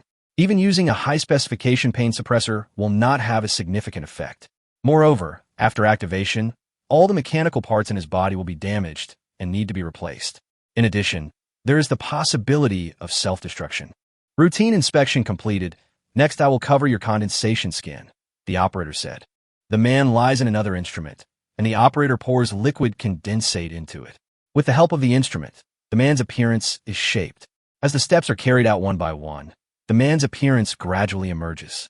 He is extremely strong, much stronger than most people in the civilization, about 35 meters tall.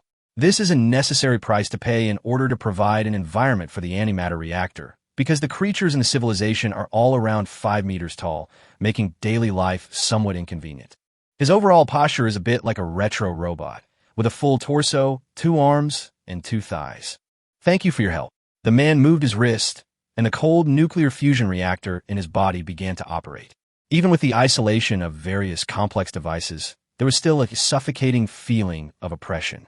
It's my duty. The operator bowed slightly and reminded the man of the next inspection time before he left. The man waved his hand, and along the way, everyone he met expressed respect to him and called him leader. This is his name, or rather his position. From the day he was born, he was called a leader and had been receiving relevant education. Of course, the greatest influence came from the knowledge that was directly injected into him during the embryonic stage. Civilization needed a leader, and so he was born. For the Lorfu civilization, this was a very normal thing. At the beginning of the work, he came to the culture room as usual. It was a bright and spacious room with 327 culture chambers. There was an embryo in each chamber. They had their own labels. Before they were born, their lifelong careers were determined. He was born under such circumstances. The leader's eyes swept across the incubators. The professions in several of them were very simple, and AI was able to completely replace them. The former Lorfu civilization did this. At that time, they rarely gave birth to new life. Because of the extreme development of AI, people uploaded their consciousness to the virtual world and looked for themselves in it. Everything in the civilization was coordinated by AI. Then, the birth of the intelligent civilization made them taste the bitter fruit of their own making, and they are still deeply affected today. Since then, although the Lorfu civilization still focuses on the development and use of AI, it no longer relies entirely on AI, and many positions are performed by humans as much as possible. The 327 embryos here will all enter government departments in the future. Otherwise, the embryos will generally be cultivated on other planets. Children born in this way will show excellent qualities in all aspects from an early age, but the upper limit is also nailed down from the beginning. In order to achieve the stability of civilization, the excellence of each person will only match the corresponding position, and there will be no higher progress.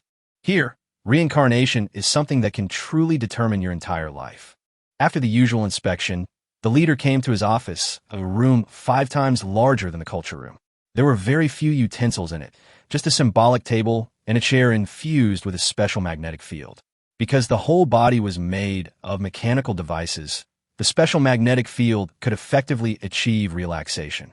He began to deal with government affairs as usual, starting with the issue of the orbits of the two planets. The empty room lit up, and beams of light intertwined to form an almost physical galaxy. After a simple position adjustment, the leader issued the order and then opened a past report. They had sent a spacecraft to contact a new civilization. According to the report sent back, the civilization on that planet had disappeared. The two messengers sent out brought back a new species that had not been recorded. However, not long after, they received news that before the spacecraft was damaged, the AI recorded the entire report of the damage process. Bugs. The leader reopened the report delivered by the captain of the destruction, as well as the entire scene of the attack on the planet Vandal. A certain amount of technology, an indomitable will, and terrifying numbers. If we change to another civilization, we will definitely have a headache. The leader is not going to let the bugs develop on the planet Vandal, not only because they attacked the planet belonging to the Lorfa civilization, but more importantly, because of the danger. Although they look very weak now, judging from their performance, they are a biological civilization that is quite threatening. He raised the danger level assessed by the captain of the destruction by 1 level and then issued an order to destroy the planet Vandal. P.S. Let me talk about the recent updates here. As it is near the end of the year, there are a lot of things at work, and I am quite busy. It will be difficult to update 3 times, but I will ensure the most basic 2 updates. If I have time, I will also work towards 3 updates. After that is the Chinese New Year period. I will try to update normally, but if I drink too much at a party, then there is nothing I can do.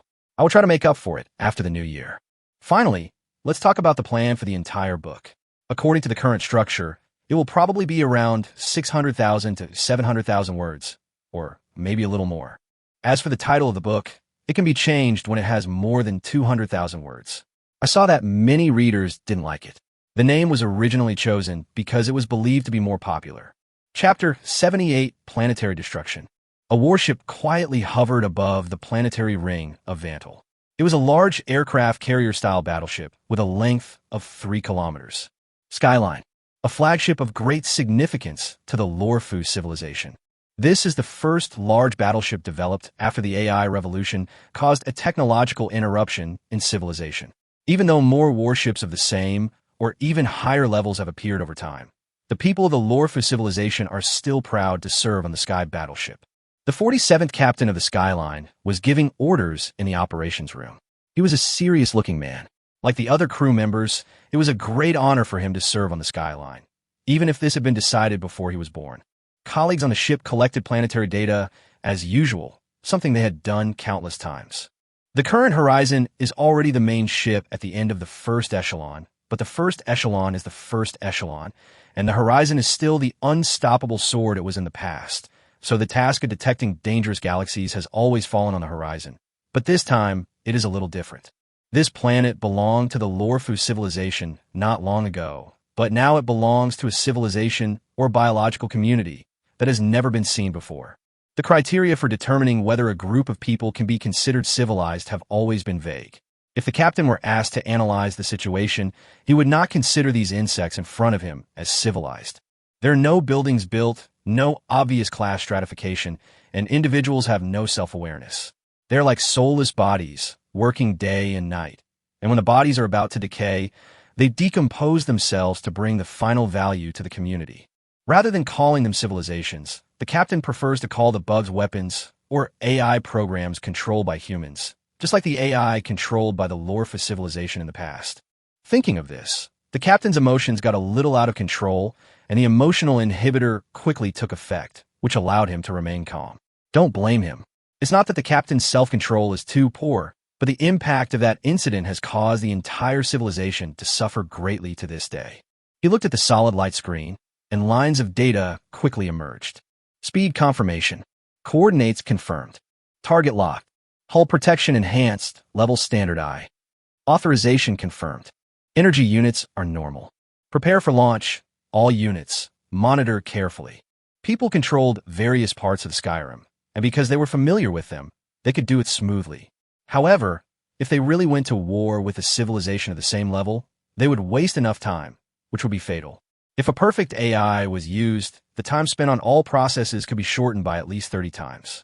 The AI on the Skyrim and even the military AI of each fleet can only play a very shallow auxiliary role at best. Someone once proposed to restart the AI scientific research plan, but even if the topic was just to create an AI that was much weaker than the apocalypse, it was still unanimously opposed by everyone. Even if this would slow down the progress of civilization, they did not want to endure the pain of the past again. Energy fully charged, ready to launch. The main gun, which had been charging for a long time, emitted a dazzling light. The moment the energy was fully charged, all the light disappeared, and a heart-pounding sense of horror spread at an extremely fast speed. The detection panel of the sky shows how terrifying the energy generated at the front end of the sky's main gun is. Emission. As the captain issued the order, an ultra-high temperature beam of light burst out and instantly penetrated the planet Vantal. Under the terrifying high temperature, no matter whether it was the soil, minerals, or the insects hidden in it, everything was vaporized before it actually came into contact with the high-temperature energy beam. The entire planet was pierced through in the blink of an eye. Push the antimatter group. Yes. The black box was sent into the center of the Earth through the gap by the thrusters. The captain pressed the start button, and then the planet Vantal disappeared. In a very short period of time, it first experienced an unprecedented earthquake, and then quickly shrank and collapsed inward. The entire galaxy was like a deflated ball, shrinking rapidly in size. At the moment when it was about to stabilize, as if reaching a certain critical value, the shrinking planet Vantal suddenly collapsed and turned into countless fragments floating in the universe. The target has been destroyed. Check the status of the Skyrim. The front end of the Skyline's main gun was damaged, and the hull was damaged by 5%. Repair has begun. Estimated repair time. Reports came one after another like snowflakes. The captain handled each matter skillfully and finally dispatched spaceships and floating robots to clean up the battlefield. Looking at the insects floating in the wreckage, he couldn't help but feel a headache. It looks like it will take some time to clean up. Does it have the ability to destroy planets? No. With this level, it should be able to destroy even stars. Chun Mo repeatedly replayed the scene of the sky destroying the planet. To be honest, this was not unexpected. After all, the Mamslin planet had devices to destroy planets. It would be too strange if the Lorfu civilization could do nothing about the planet. Master, the biological genetic research on the Lorfu civilization has been completed, and the genetic improvement of parasitic spores and parasites has been completed. Lin's information was transmitted through the Mother Nest network. Thanks for your hard work. Chun Mo stood up, and images of 5 galaxies floated before his eyes. These were coordinates obtained from the frigate that was infected during the invasion of the planet Vantal, and this was only a small part of the Lorfu civilization. They have a lot of galaxies, and the distance between each galaxy is very far. What's strange is that the Lorfu civilization obviously does not have space-folding technology yet. With such a long distance, daily transportation takes decades. This is not consistent with the normal performance of a civilization group. There are obviously many galaxies suitable for colonization between the 2 galaxies. Although Chun Mo was puzzled, this also created many opportunities for him. He had no chance of winning if he faced the entire Lorfu civilization head-on, but if he split up the Lorfu civilization, his chances of winning would increase a lot. Because of the distance, the overall strategy would take a long time, but what he had the most was time. There is ample time. Chun Mokong's deep voice fell, and billions of fireflies began to dance in the dark space. Chapter 79, Truncated Civilization. The Tesseler civilization, located 139 light-years away from the planet Vantal, is one of the colonized planets of the Lorfu civilization, but it is different from the traditional colonization. The Lorfu civilization preserved the original civilization of the galaxy and supported their development. It even built laboratories here, allowing the Tesseler civilization to achieve a leap forward. In their eyes, the Lorfu civilization is a symbol of strength and holiness, and its selfless assistance makes them feel the rare warmth between cosmic civilizations. Call. A rather rough panting sound was heard in the laboratory. Looking at his colleague, who suddenly woke up with red and blue light flashing on his body, Ordia continued to work on his task and asked with a bland biological signal, "Are you having a nightmare?" "Well, I've obviously used the dream harmonizer and suppressor, but it still doesn't work." Bly tried his best to suppress the remaining fear. He dreamed that he was in a dark void. Countless knowledge poured into his brain and then went out like bullets. He couldn't move or speak. He had everything, but it was gone in a flash. He was tortured to exhaustion, and then he came out of the darkness. This state has lasted for a long time. The more frequent this phenomenon occurs, the more it proves that we are on the right track, or Jia consoled. I know, but it's really too uncomfortable. Damn apocalypse, damn intelligent machine. Bly cursed. Is there really no way for us to get out of this situation? We have missed the best opportunity. Everything we do now is just to prevent future generations from having to worry again, said Jia. Damn it, I really don't know what level of scientific research we once reached. Apocalypse, which took over everything, was able to intercept our technological development. This is simply a curse. Bly kept muttering. At least our situation is much better than that of our predecessors. We will inevitably deviate when we are about to succeed, and our spirits will be frequently depleted. But our ancestors who were downgraded to a planetary civilization endured too much hardship to climb back to the current level. I heard that at that time, just having a relatively correct idea would make people go crazy. Jia shuddered. For civilization, there is nothing more desperate than having the path forward for science and technology cut off. Fortunately, they have countless ancestors who gave everything for their ideals and beliefs and opened up a difficult path through the thorns at the cost of their own sacrifice. Let's not talk about that. We are about to succeed. From now on, we will no longer be limited to the speed of light and subspeed of light. Bly said, if it weren't for the limitations of the intelligent device, we would have succeeded long ago with the curvature engine. Jia sighed. At least we have hope. In order to achieve the space warp, our 3 scientific research star systems were destroyed, but the progress is still less than 50. Come to think of it, the research on space folding has produced a lot of accessories. Otherwise, it wouldn't have attracted intelligent devices. Bly said sadly, the progress of scientific research should have been good news for the entire civilization, and researchers would get more recognition and self-satisfaction. However, it is completely impossible to achieve this in the Lorfu civilization. The moment the scientific research goal is achieved, it will surely be hit by intelligent devices in the near future, and the researchers will be destroyed along with their galaxies. This is also the main reason why they continue to colonize remote galaxies, so that their mother galaxy will not be affected. Since we have time now, let's discuss what methods the intelligent device uses. I have no idea at all. Not only can it restrict our technological development, it will even alert us when technology advances. We have extracted biological genes from other civilizations and created creatures that are completely different from ours, but even so we are subject to restrictions. What exactly is this method? Jia became more and more excited as he spoke, and finally lowered his head in silent sadness. The more terrifying the intelligent device is, the more it shows how powerful Lorfu was in the past. In contrast, now, the mere curvature engine and space jump technology have trapped them for countless years. It would be great if we could hide the information that spreads at the moment of technological advancement. The signal of the technology being used can be concealed, but the moment the technology is born cannot be concealed. In that case, our sacrifices will be greatly reduced. Bly said, at least we can't see it. Jia sent out the most relaxed biological signals possible to hide her sadness. The two of them knew very well, and even the people of Lorfu in the entire scientific research base knew very well what it meant to be getting closer and closer to the curvature engine. The Lorfu civilization will advance further, and they will turn into ashes to help the civilization burn more vigorously. Sadness flashed across their face. From the moment they stepped in here, they were ready to sacrifice. Buzz. At this time, the door shrank to the sides and a floor lamp floated in. You're late. I need to teach the Tesseler people recently and pass on knowledge about nuclear fusion to them. As Godot said this, he floated to the operating table. Would you like to guess? According to your teaching progress, will they master-controlled nuclear fusion first, or will the attack from the intelligent device come first? Bray said, if there is a bet, I bet that they will master-controlled nuclear fusion first. If there is no bet, then the attack of the intelligent device will come first. Gadaosi said, after all, I can decide their progress in mastering it. But they actually believe that a strange civilization would be kind. How naive, said Jia. Their entire ethnic group is like this due to their cultural environment. If we don't want them to be substitutes, it would be nice to treat them as colonies.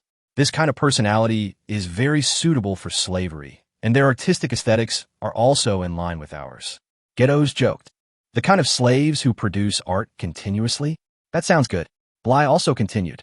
There is absolutely no mercy in the words of the 3, not to mention any apology for causing the destruction of other civilizations for the sake of their own civilization's progress. It took countless time to get back on track. The sacrifices of their ancestors were not meant to make them empathize with weak civilizations. If they want to blame someone, they should blame their own weakness. The three of them held the same idea on this point. Later, the person in charge of the research base called everyone together. They left the laboratory and walked a short distance before they came into view a steep corridor. The corridor twisted and turned, and the road of several hundred meters turned into 2 kilometers. At each node, a large device similar to an hourglass was installed, which contained countless particles traveling at the speed of light. Each particle had a different orbit, which were interspersed with each other and would not touch each other. From a macroscopic perspective, a huge particle vortex was swirling in the hourglass, and this vortex contained hundreds of small vortices, creating a wonderful state between instability and stability. This is an isolator used to isolate scientific research signals. Otherwise, the attack of the intelligent device would never wait until the technology is finally formed. Squeak! Suddenly, a rapid biological signal swept across the entire laboratory. Everyone was stunned at the same time. Panic spread in an instant. An old man collapsed and shouted, "Impossible! How could the intelligent device launch an attack at this time?" They were not afraid of sacrifice, but meaningless sacrifice was something that no one could accept. But the next moment, everyone calmed down in confusion. The ones attacking them didn't seem to be intelligent devices, and the other side never gave people time to collapse. Chapter 80, May Lorfo Shine Brightly. The war started suddenly. The endless swarm of insects was like a huge black hole. Wherever it passed, nothing remained. How many of them were there? 1 billion? 10 billion? 100 billion? Or more? Simple numbers can no longer be used for measurement, and if the abbreviation is not used, the entire string of numbers will be filled with long zeros. It took the swarm of insects 500 years to arrive from the planet Vandal, even though biotechnology had become more mature. Chun Mo should feel fortunate that the Lorfu civilization was restricted by the intelligent civilization. Otherwise, the time span of 500 years would be enough for the civilization to reach a higher level. Several insects that escaped from the planet Vandal swallowed everything they saw along the way, spreading the purple swamp and the hatching room. After devouring everything, they set out again. After reaching a certain size, the swarm began to reproduce themselves. They contained various reproductive genes and could produce at least 500 eggs in just a few days. Each egg could hatch into a decomposer, and it took a month for the decomposer to grow from a larva to an adult. This behavior continued for hundreds of years.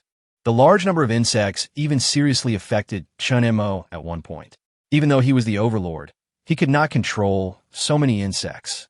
In this case, in addition to no longer controlling individuals, he gave orders in the form of a group. Chun Mo also hatched many intelligent units that were one level lower than the master as auxiliary. Even so, Chun Mo still did not dare to let the insect tide continue to hatch wantonly in the last 200 years. At that time, it was already out of control, so he eliminated many old insects. Because there were too many of them, the Zerg swarm was unable to conceal itself and was discovered before it even entered the galaxy. At this moment, the Zerg swarm is still 5.6 light years away from the Tesselar civilization, and the Zerg swarm's current maximum speed has reached 30 of the speed of light. At this rate, it will take no more than 18.6 years to reach this place. Inside the base, everyone had already seen the dense sea of insects through the information transmitted back. It's the bug that destroyed the planet Vandal hundreds of years ago. After a brief silence, someone uttered in horror. Although hundreds of years had passed, the insect's almost materialized madness left a deep impression on everyone. But why did the bugs come here? Weren't they all destroyed in the beginning? The Lorfu civilization had used detectors to conduct a careful inspection and had been on guard for hundreds of years. But the insects never showed up again, so they put the matter behind them and regarded it as an attack by cosmic creatures. Although this incident was bizarre, there were similar incidents in the records of the Lorfu civilization, but they were not as destructive as those caused by the insects. Where is the nearest fleet? The second spiral arm of the cruise galaxy.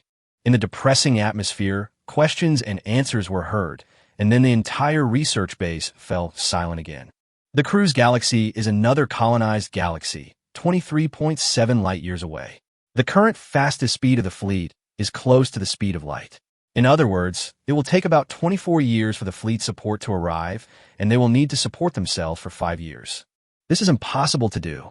If it was 50 years ago, they could have said without hesitation that there was no need to worry, as the invincible fleet and truly cutting-edge weapons could easily destroy the Zerg swarm.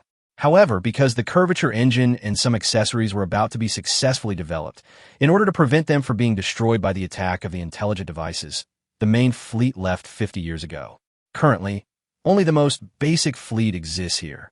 Of course, if they escaped by ship immediately, it would still be in time, but the completed device could not be moved, and moving it would cause all the previous efforts to be wasted. Should we stay here and take a gamble, or give up everything we have and waste more time on new research? You know, even if we already have experience, something that could have been solved in a few decades will still have to be stretched to a span tenfold. Everyone, if you are afraid, you can leave on the fleet first. The person in charge of the scientific research base sent out a heavy biological signal, and the crowd did not move. They looked at each other and then showed the same smile. This is not a difficult choice. Civilization is threatened by other civilizations at all times. Every moment of time is extremely precious and should not be wasted. Even if they were sacrificed here, their knowledge and thoughts had already been copied and could be directly injected into the genes of newborns. With several lives at stake, if they won, the entire civilization would enter the stage of superluminal speed 100 years earlier, and if they lost, they would only die. What are you talking about? Time is running out. I'm leaving. Don't call me if you have nothing else. If you're not conscious, go back and get some more sleep. The crowd laughed and headed towards the door in a bustling manner. The person in charge looked at them silently for a long time. He picked up and put down the communicator. The mental suppressor took effect, and the person in charge used a biological signal that was so flat that there was not a trace of fluctuation to leave the last message to communicate with civilization. Leader, this is the Tesseler system, the Curvature Engine Research Institute. We are in crisis. The person in charge paused, slowly added the details of the matter, and then said, "No matter when you receive the message, please do not send reinforcements. Our sacrifice may be insignificant, or it may affect the entire civilization. We are very sorry that we cannot see the resurgence of Lorfer with our own eyes. If we fail, please protect our knowledge and ensure that it can be passed on to the next generation. We will send a fleet to escort the new knowledge to the designated location before the insect tide is approaching or the curvature engine is developed. Please be prepared to receive them." The person in charge slowly raised his head. He had 1,000 things to say, but he didn't say them out loud. Before hanging up the communicator, he blocked the biological signals and chose to speak in a real, original way. Because he hadn't used his real voice for a long time, his voice was extremely hoarse, but also extremely sincere. May Lorfo shine brightly. Chapter 81 Warp Engine. Gitas had left early in the morning. The Zerg's attack was as vast as the ocean. It would not be difficult for Tesseler, who had been upgraded by them, or even for the former Tesseler, to clearly observe the situation several light years away. The Zerg's attack could not be hidden from anyone. The reason why Tesseler was able to hold its ground was because of Lorfo, who was still staying here. They need to do what they should do as usual and calm people's fears. Otherwise, if the entire planet civilization is in chaos, they will not have peace. Even if Lorfo could easily destroy Tesseler, a safe experiment was more important than anything else right now, and they would not allow the risk to expand. In a laboratory, one group of people operated instruments to observe the changes between space and particles, while another group performed calculations with the assistance of AI. Bang! One of the experimenters suddenly fell down, and everyone pretended not to see it. The AI robot took him to the lounge nearby. As the experiment became more and more perfect and closer to success, their incidence rate increased. Everyone understood that this was the curse of the intelligent civilization. They could not comprehend what kind of method this was and could only attribute it to metaphysics. However, the more angry they became and the more determined they were to conduct the experiment. The glory of Lorfu cannot be completely concealed by just a lid. Ugh, shit. One experimenter held his head and screamed, swearing at foul language like a madman. The other person was shaking all over, and his biological signals became extremely chaotic. No one could read any useful information from them. This was a very serious illness, but the two men were not defeated. They simply rested for a while, gave themselves a high dose of sedative, and continued the experiment. The two were the best scientific researchers in the laboratory, and as a result, they suffered the greatest torture. While bearing the expectations of the entire Lorfu civilization, they also have to face the curse of the intelligent device, and now they have to race against the Zerg in time. The two entered a very strange state. As long as they started the experiment, even if they did not fall into the darkness of nothingness, their whole bodies would tremble uncontrollably, and they often could not even utter a complete sentence. However, their enthusiasm for the experiment became stronger and stronger, and the progress of the curvature engine was also advancing rapidly. The final divine revelation. The other experimenters had anticipated this situation, and given the two's excellence, it was natural, but it was also something to be sad about. The so-called final divine revelation is the last miracle that the scientific researchers of the Lorfu civilization can enjoy.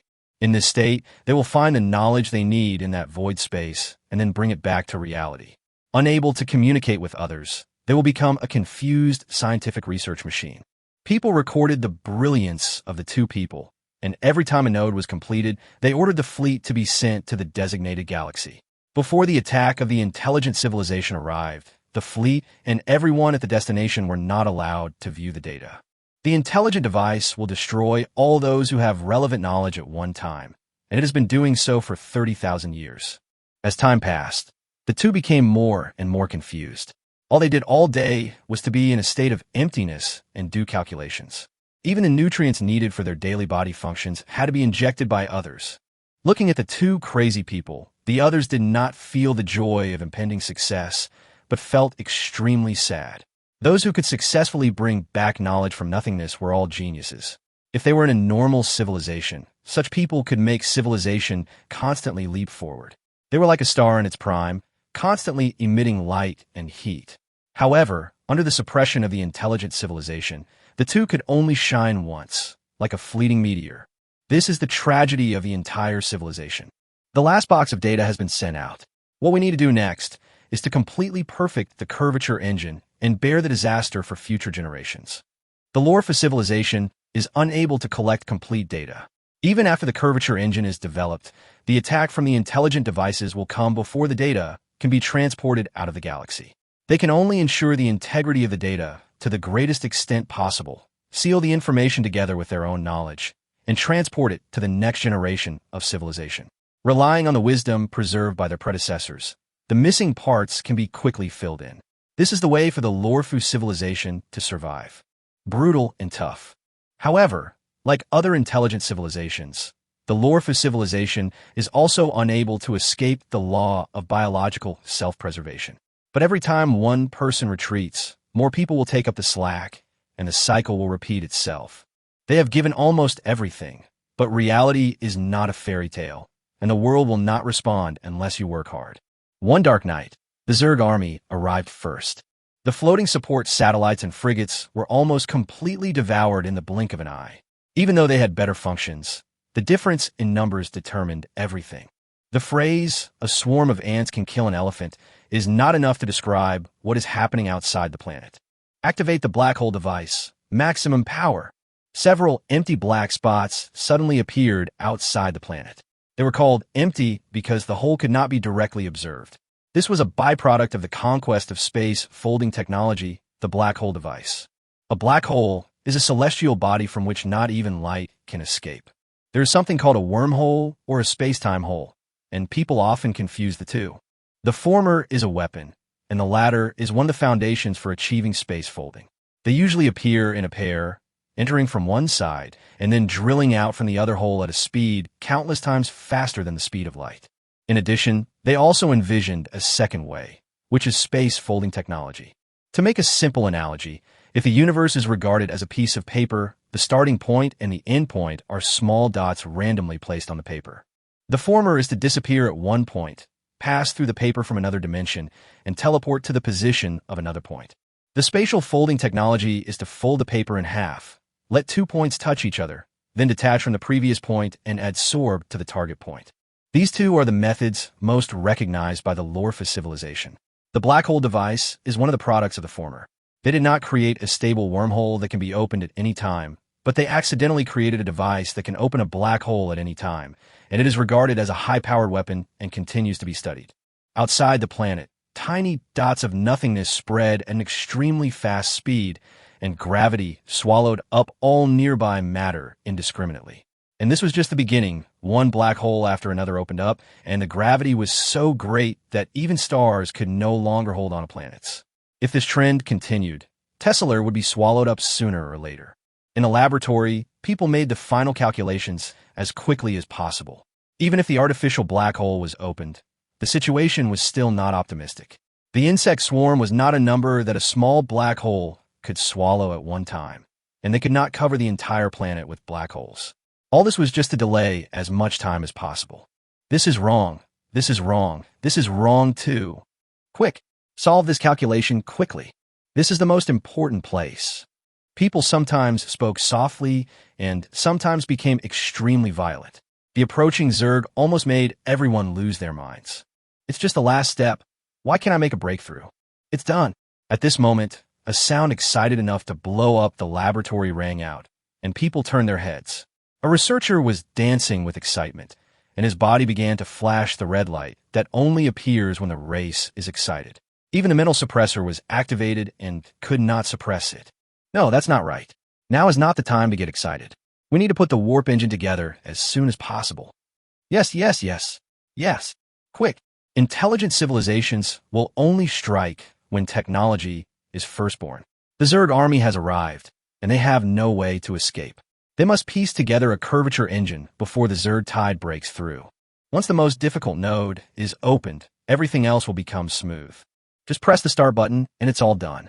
The two people who had entered the divine revelation regained clarity at the last moment. This was the final salvation, allowing them to watch the birth of their children soberly. But let's die together. The two pressed the button at the same time without hesitation, but just as their fingers were about to touch the button, their hands suddenly froze in mid-air. At the same time, a creepy biological signal spread throughout the entire scientific research base. Thank you for all the hard work you've done. Chapter 82, Crumpled Paper. Chun Mo is not a smart man. Even now, this idea is still deeply imprinted in Chun Mo's soul. He knows very well that with his own wisdom, he cannot come up with a solution when encountering an accident. Instead of cramming at the last minute, it is better to consider all situations in advance, come up with a similar solution first, and then launch an attack. He is an active aggressor rather than a passive defender. The difference in identity allows Chun Mo to have enough preparation time and initiative. He tried his best to consider many possibilities, and naturally did not ignore the possibility that the vast swarm of insects would be discovered years or even decades in advance. But if he changed his thinking, could he use the conspicuousness and presence of the swarm of insects to cover up small targets? Two insect fortresses hidden in meteorites were the first to step into Tesla half a year before the insect tide came. Chun Mo did not let the insects launch an attack, but parasitized the Tesla people by spreading spores, and then parasitized the Lorfa researchers who came to give lectures through them, and finally spread to the entire research base. Due to the concealment of the parasitic spores and the lack of Zerg intelligence in the Lorfa database, the alarm system did not detect the spores. Chun Mo originally wanted to kill everyone immediately, but the existence of the curvature engine made him postpone his killing intent. The curvature engine is not only of great significance to Lorfu, but also extremely important to the Zerg. He retained all the hatched insects and did not control them after hatching. This would cause serious physical discomfort to the parasites. Under normal circumstances, it would inevitably attract attention, but the suppression of scientific research by the intelligent civilization made this discomfort a normal phenomenon, and people did not care.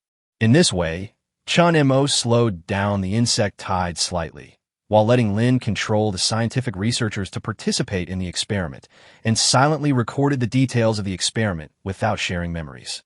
Chun Mo did not rush into the feared intelligent civilization. Since Lorfu could pass on wisdom by copying knowledge, Chun Mo could also let Lin record all experimental details and data in the genetic gene library. Just as Lorfu would prevent more people from accessing knowledge, Chun Mo would also temporarily block Lin's uploaded genes and pheromones. In addition to the curvature engine, Chun Mo is also very interested in the device in the laboratory that can create black holes. Although it is a mature technology that Lin cannot understand in a short period of time, at least there is a finished product to provide ideas for Lin and his assistants. Lin hid silently until the moment when Chun Mo's biological signal came. People's bodies were taken over by parasites, their consciousness was taken away, and their souls were erased. A hero one moment becomes an accomplice in the destruction of civilization the next. The world is always full of such evil things. The horde of Zerg descended in an instant, surrounded the laboratory, and destroyed the weak Tesseler civilization at an extremely fast speed. Lin is familiar with the verification process of the curvature engine. What he needs to do is to integrate the manufacturing methods and materials of all parts related to the curvature engine. On Chun Mo's side, he was also a little troubled by the endless sea of insects. Because of their huge numbers, the Zerg swarm has become a burden, especially since this group of Mongagulls are moving at a pitifully slow speed. If they turn their guns on attacking other galaxies, a lot of time will be wasted. If everything can be decomposed by itself and turned into resources for absorption, it is possible, but because the mother nest and the hatchery are too far apart, the resource energy cannot be transferred and can only be digested nearby. This is also meaningless. Instead of creating insect soldiers here and rushing to the battlefield, it is better to activate the decomposers sleeping near other galaxies, spread out the hatchery, devour the resources, and achieve rapid transformation of the battlefield. If they all stayed here and waited for Lin Zhong to use this body to create a curvature engine, and then summon the attack of the intelligent device to destroy them together, it would certainly be possible to achieve instant burden reduction. But the disadvantage is also obvious. These insects would be wasted. If the old doesn't go, the new won't come. After a brief hesitation, Chun Mo made up his mind and decided to adopt the third method, which was unacceptable to all civilizations. This would almost involve the active sacrifice of a large number of civilization members, but the special social model of the Zerg meant that Chun Mo did not have to worry about the number of civilization warriors, and he was not going to destroy them all. For some types of soldiers that could not evolve in a short period of time, he left 100 million of each and asked them to leave the galaxy in advance and lurk in nearby galaxies and fall into hibernation, acting as ambush mines that might blow up their prey at any time. On the other hand, Lin has reassembled a warp engine, which took him more than 30 years. Of course, such a slow time is not due to Lin's stupidity, but while reassembling the warp engine, he also has to analyze the instruments and materials for manufacturing the various parts of the warp engine. Correspondingly, there are also composite processes for various materials, as well as a host of miscellaneous things. The materials alone involve more than 100 technologies and matching processes. To give a simple example, if a car was thrown into the era of cold weapons, even if you saw with your own eyes how the car was made, it would be extremely difficult or even impossible to ask them to remake one based on what they already had. In just over 30 years, Lin's performance has been excellent enough. Master, I have uploaded the last gene change sequence and pheromone record. We are ready to start. Lin controlled the researchers standing in front of the instrument. Now all they had to do was press the button. In the past 30 years, Lin's real body had also come alone to a place far away from the mother nest. It remains a mystery whether the intelligent device will only destroy Tesseler or its main body hundreds of light years away will also be affected. Let's get started, Chun Mo said lightly, and then cut off the biological signal.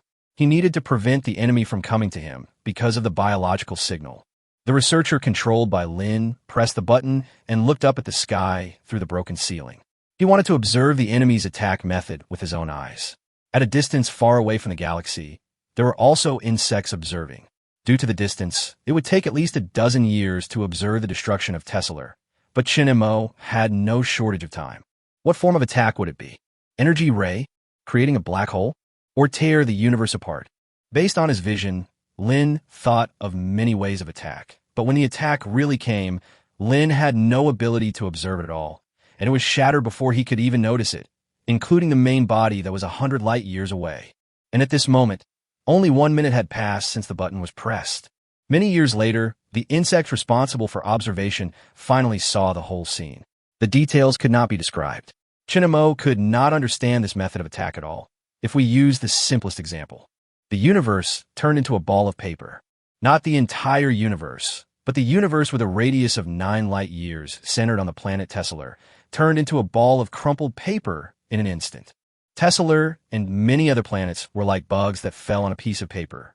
They were rolled into a ball by external forces in the instant they could not react, and they were constantly rolled over and over again until the bugs were completely broken into pieces and then spread out again. If the universe is viewed as a whole, then it is not a piece of paper that is crumpled into a ball, but rather a part of the paper. Under this rapid pull, the universe is not torn into pieces.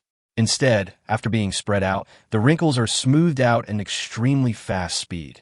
This is the intelligent civilization. Chun Mo stared with his eyes wide open. His throat was dry as if he had never drunk water in his life.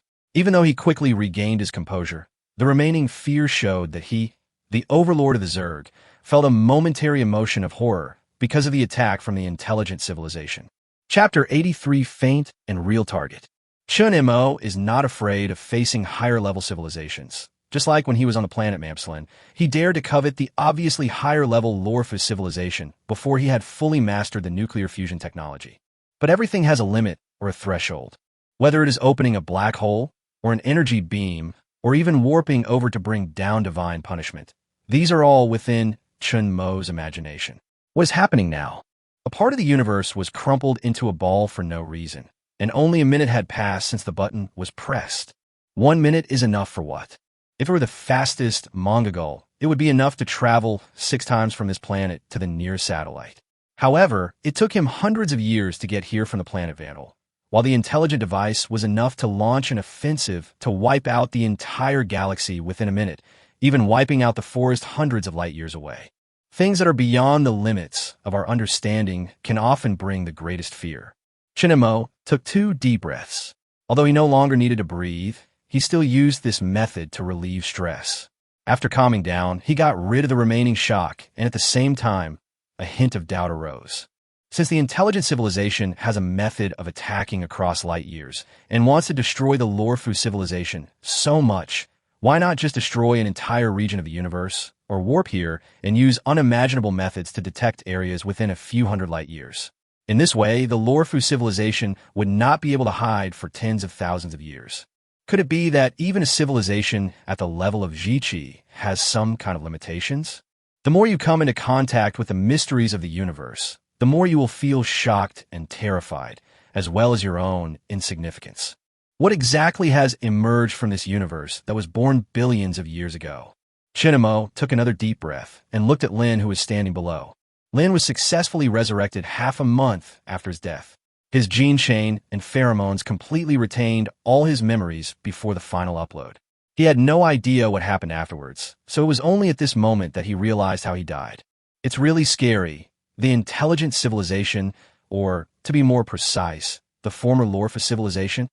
Lin said slowly, as if he was thinking about how to express his thoughts with accurate information. Chun Mo tapped the armrest, lost in thought.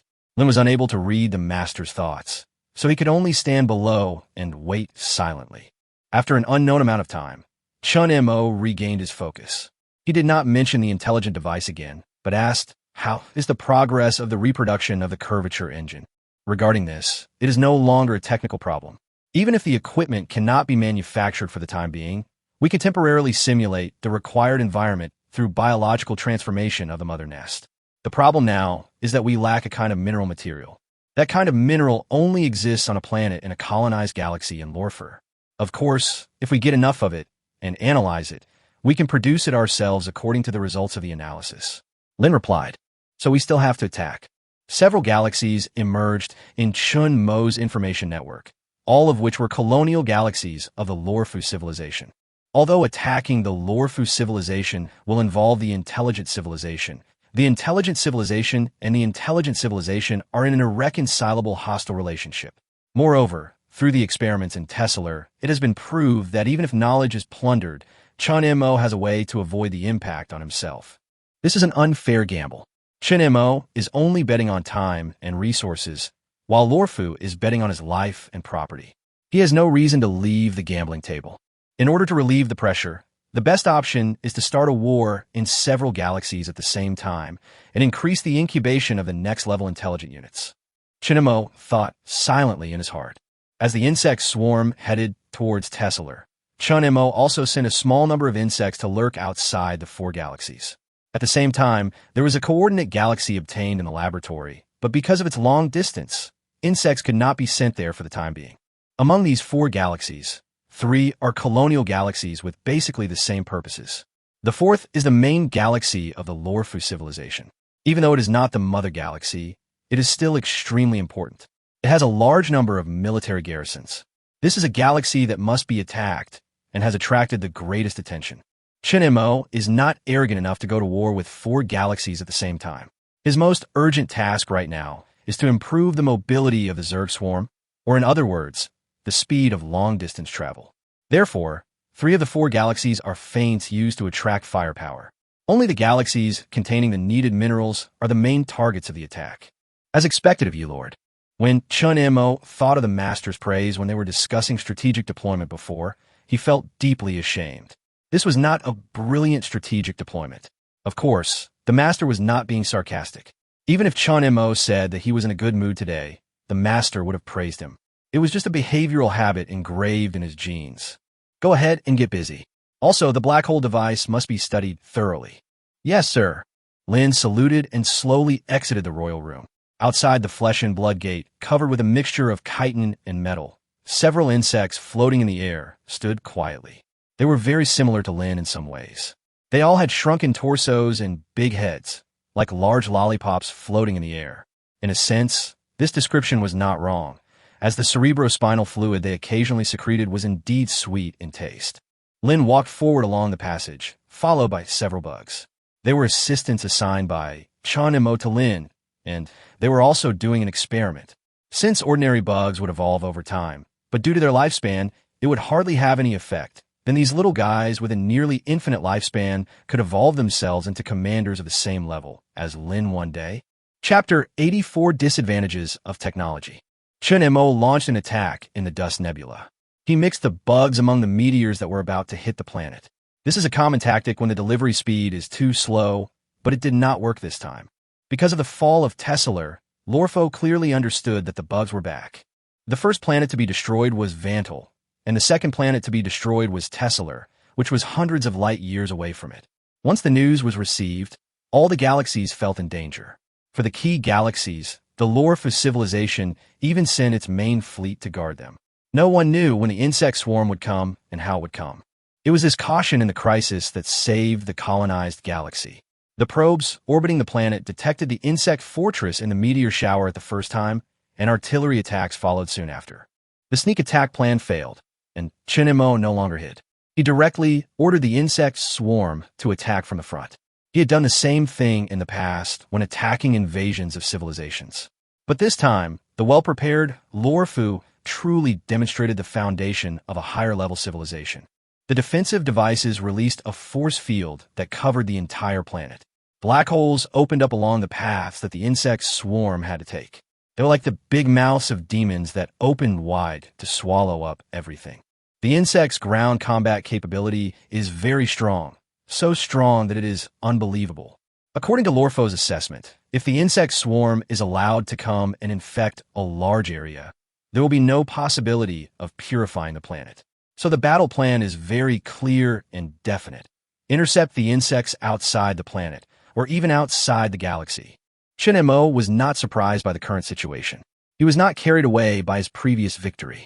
As for why he chose a simple and crude method, it was due to several factors of victory.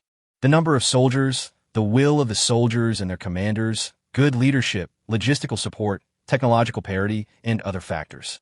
The characteristics of a Zerg mean there is no need to worry about the first 2 points. As for logistics, relatively speaking, the Zerg's logistics are the easiest to maintain among all civilizations. The 4 words fight to support the war are fully reflected by the Zerg. In terms of technological parity, the Zerg are currently at a disadvantage. In this case, it requires the support of other factors and the use of one's own advantages. To defeat the strong with the weak, you often need a good enough leader to formulate a strategy or to use lightning speed to leave the enemy no chance to react. First of all, as for the latter, before the possession of the warping technology, the role of surprise attacks was minimal because the enemy could discover the target more than 10 years or even decades in advance. This was an unavoidable flaw of relatively low-level civilizations in the Cosmic War. As for the former, Chun Mo has a clear understanding of himself. He is not a very intelligent person and cannot come up with excellent strategies or conspiracies that can deceive the entire civilization. What he is prepared to do, and the only thing he can do, is to rely on the nature of the Zerg and drag it down with endless numbers. Chun Mo can accept 10 billion casualties or even 100 billion casualties without blinking an eye, and he doesn't need to worry about other bugs becoming cowardly or rebelling due to the mass death of their companions. These crazy little guys will resolutely carry out Chun Mo's will and will never stop plundering. Even if this approach would increase the time span to thousands of years, Chun Mo was not afraid. This method is stupid and reveals a strong sense of stupidity. Civilization will progress. 1,000 years is enough time for a civilization to complete several thorough transformations. But for Lorfu, whose technology has been cut off, there is no more suitable method than this. They have no way to complete the technological explosion in 1,000 years. Of course, Chun Mo did not devote all his energy to the Lorfu civilization. He also sent out tens of thousands of teams to search other galaxies, trying to see if he could find the necessary materials and catch them off guard. Boom! In the energy storm mixed with plasma and fire, Samuel, who had just destroyed a small frigate, jumped high. Its body is larger than before, with 2 more nuclear fusion reactors on it. However, it relies more on transplanting the entire device into the body than before. After Lin's special research, he has found a way to simulate a similar environment through biological transformation. It is currently a semi-mechanical and semi-biological hybrid device.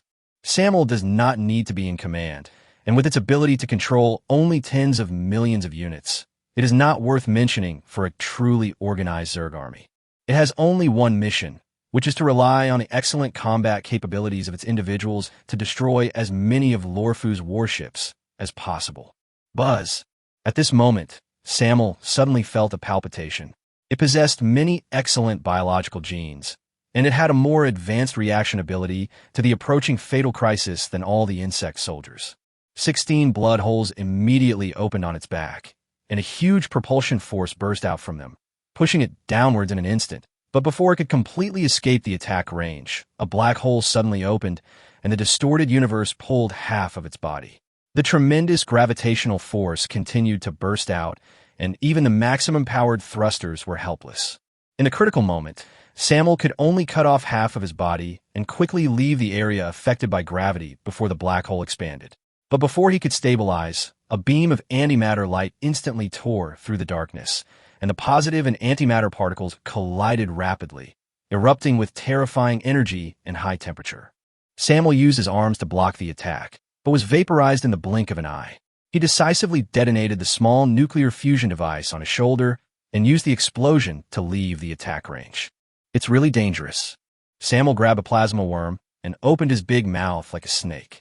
He swallowed it in 2 or 3 gulps, and then his injuries healed at a speed visible to the naked eye. Samuel possesses multiple self-healing genes. If it weren't for the series of chain reactions caused by detonating the nuclear fusion device, the energy needed to recover from his injuries could be easily supplied with the help of the nuclear fusion device alone. There are no resource points nearby, so he can only choose to replenish supplies nearby. It ate hundreds of them before it recovered from its injuries, but its combat effectiveness could not be restored immediately. The detonated nuclear fusion device could not be repaired and could only be transplanted again. This was one of the disadvantages of the technological side, although it could allow Zerg soldiers to quickly gain combat effectiveness. For those like Samuel who have self-healing abilities, once the technological weapons are damaged, they cannot be repaired by the self-healing factor. This is the main reason why Chun Mo asked Lin to vigorously develop nuclear fusion on the biological side, even though he could spy on the curvature engine. After Samuel recovered from his injuries, he tore open a Mongol, took out a nuclear fusion device, and allowed his flesh and shell to merge into his body, forcibly restoring his combat effectiveness. Go on, Lolfos. Chapter 85 Analysis of the Insect Tide. In the 3rd year of the full-scale invasion of the Zerg Swarm, the new home planet of the Lorfu civilization, the leader was walking in a long corridor with various information constantly appearing on the walls on both sides. Although he had just taken office, he was still handling various affairs skillfully. With the help of modern technology, the lifespan of the Lorfu people has been stretched from its original 200 years to 1,000 years. This has reached their biological limits. Even if their entire body is replaced with machinery, the brain will still lose its activity after 1,000 years. The only solution is to upload consciousness to the database and exist in a virtual form. This was the case with Lorfu in the past, which allowed them to achieve immortality in a sense until the Great Revolution after the birth of self-awareness in AI. Since then, similar methods have been completely eliminated. Since consciousness cannot be preserved, the wisdom of the previous leader should be retained as much as possible, and a part of it should be injected every once in a while during the growth of the next leader until he becomes a qualified leader. Only then will the previous leader abdicate. He grew up in this environment, and looking back on the handover ceremony 10 years ago, it seemed like it happened just yesterday. When the baton is passed to the young leader, what he feels is not the intoxicating power, but the heavy responsibility. He is carrying the entire civilization on his shoulders. The leader stopped in front of a wall with a circle of red light on it. After verifying his identity, the wall disappeared in an illusory way. When he walked in, the wall became solid again. The room was not big, and there were 2 people sitting inside early. Leader.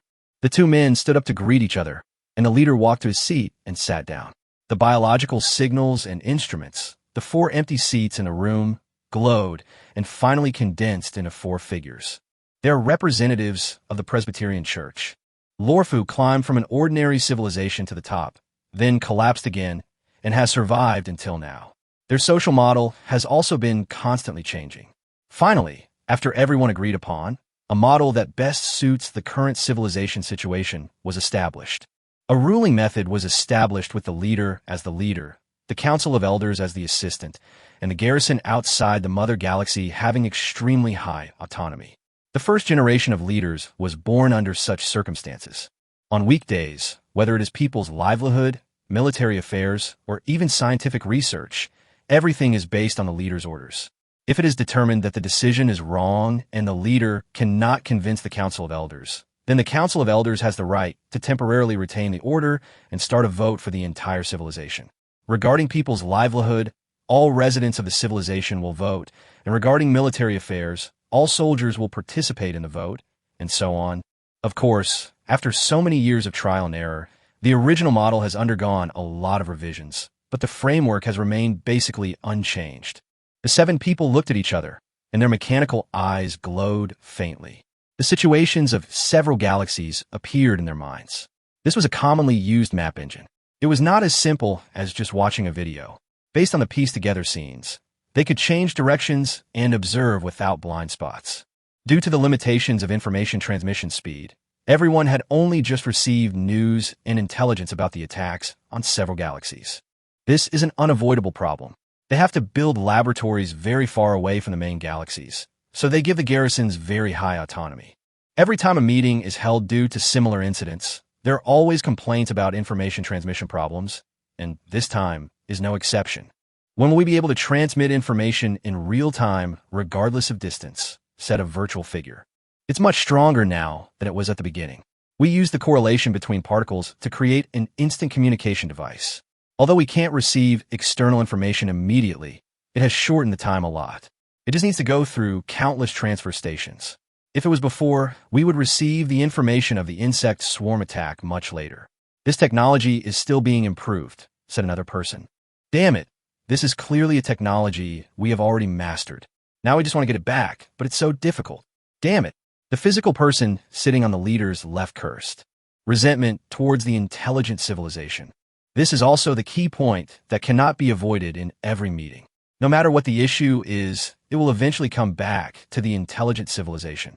However, it is precisely because of this that the descendants who have passed it down from generation to generation still hold the most extreme hatred.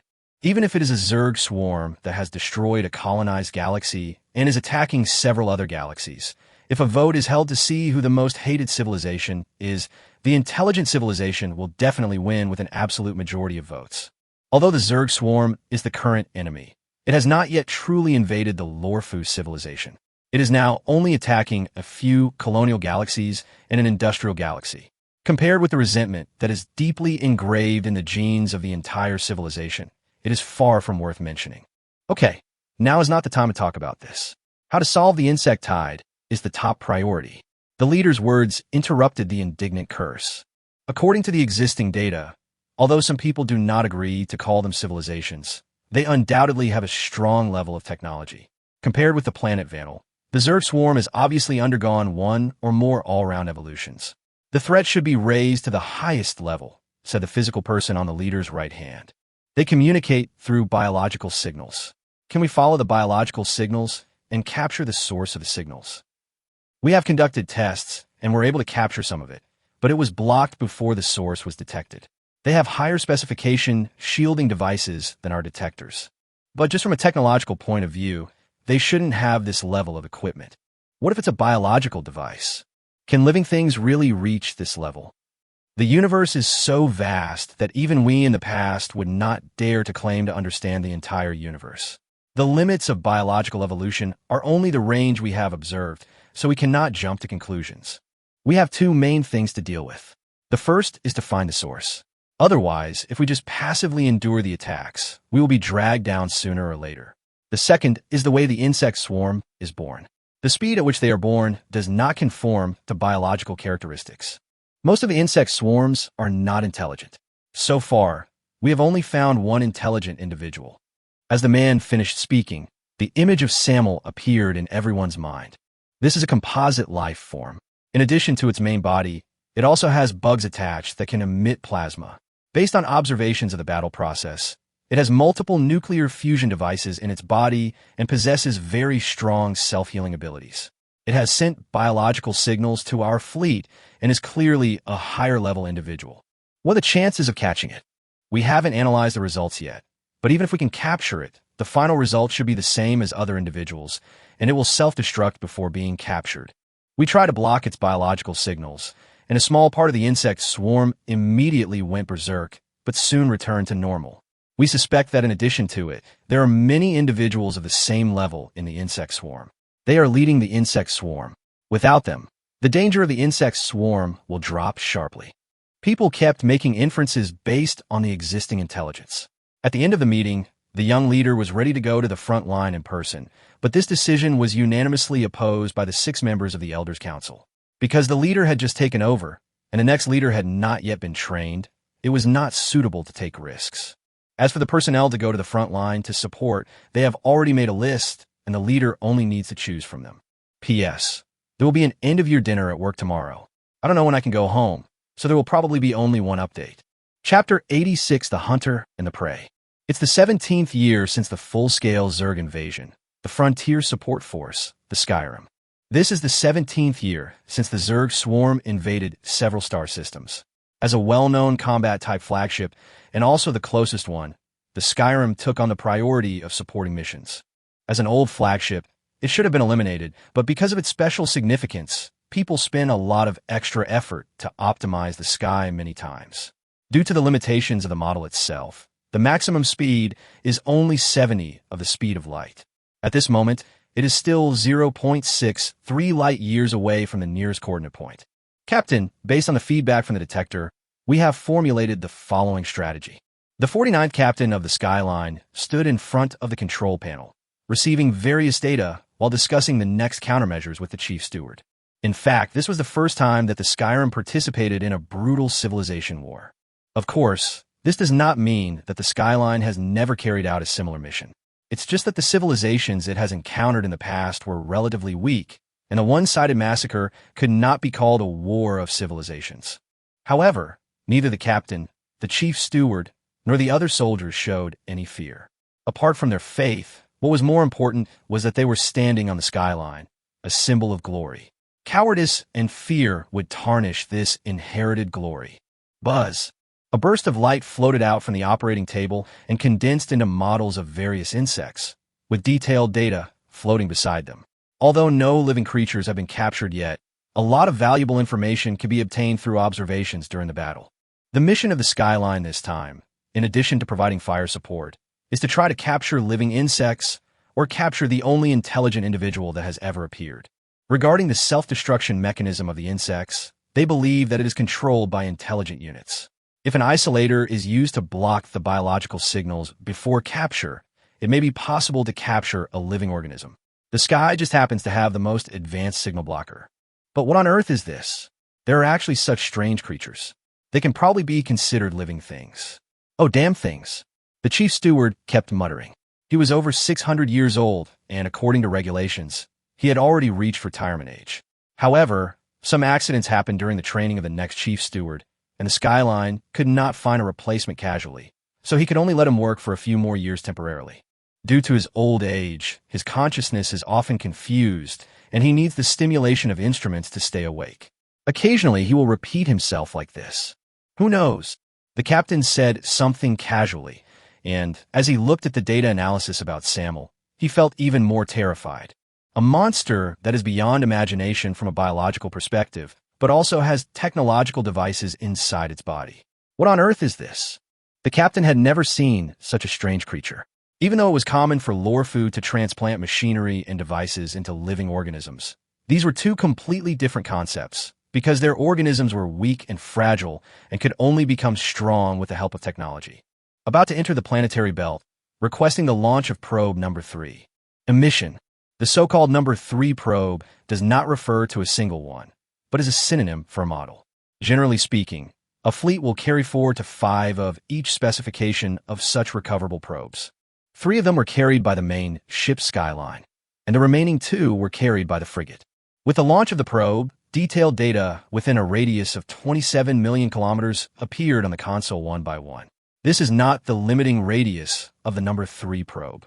Because it is an asteroid belt, in order to clearly explore the interior of the asteroid, the maximum range of the number 3 probe can only be suppressed, thereby enhancing the detection intensity within a small range.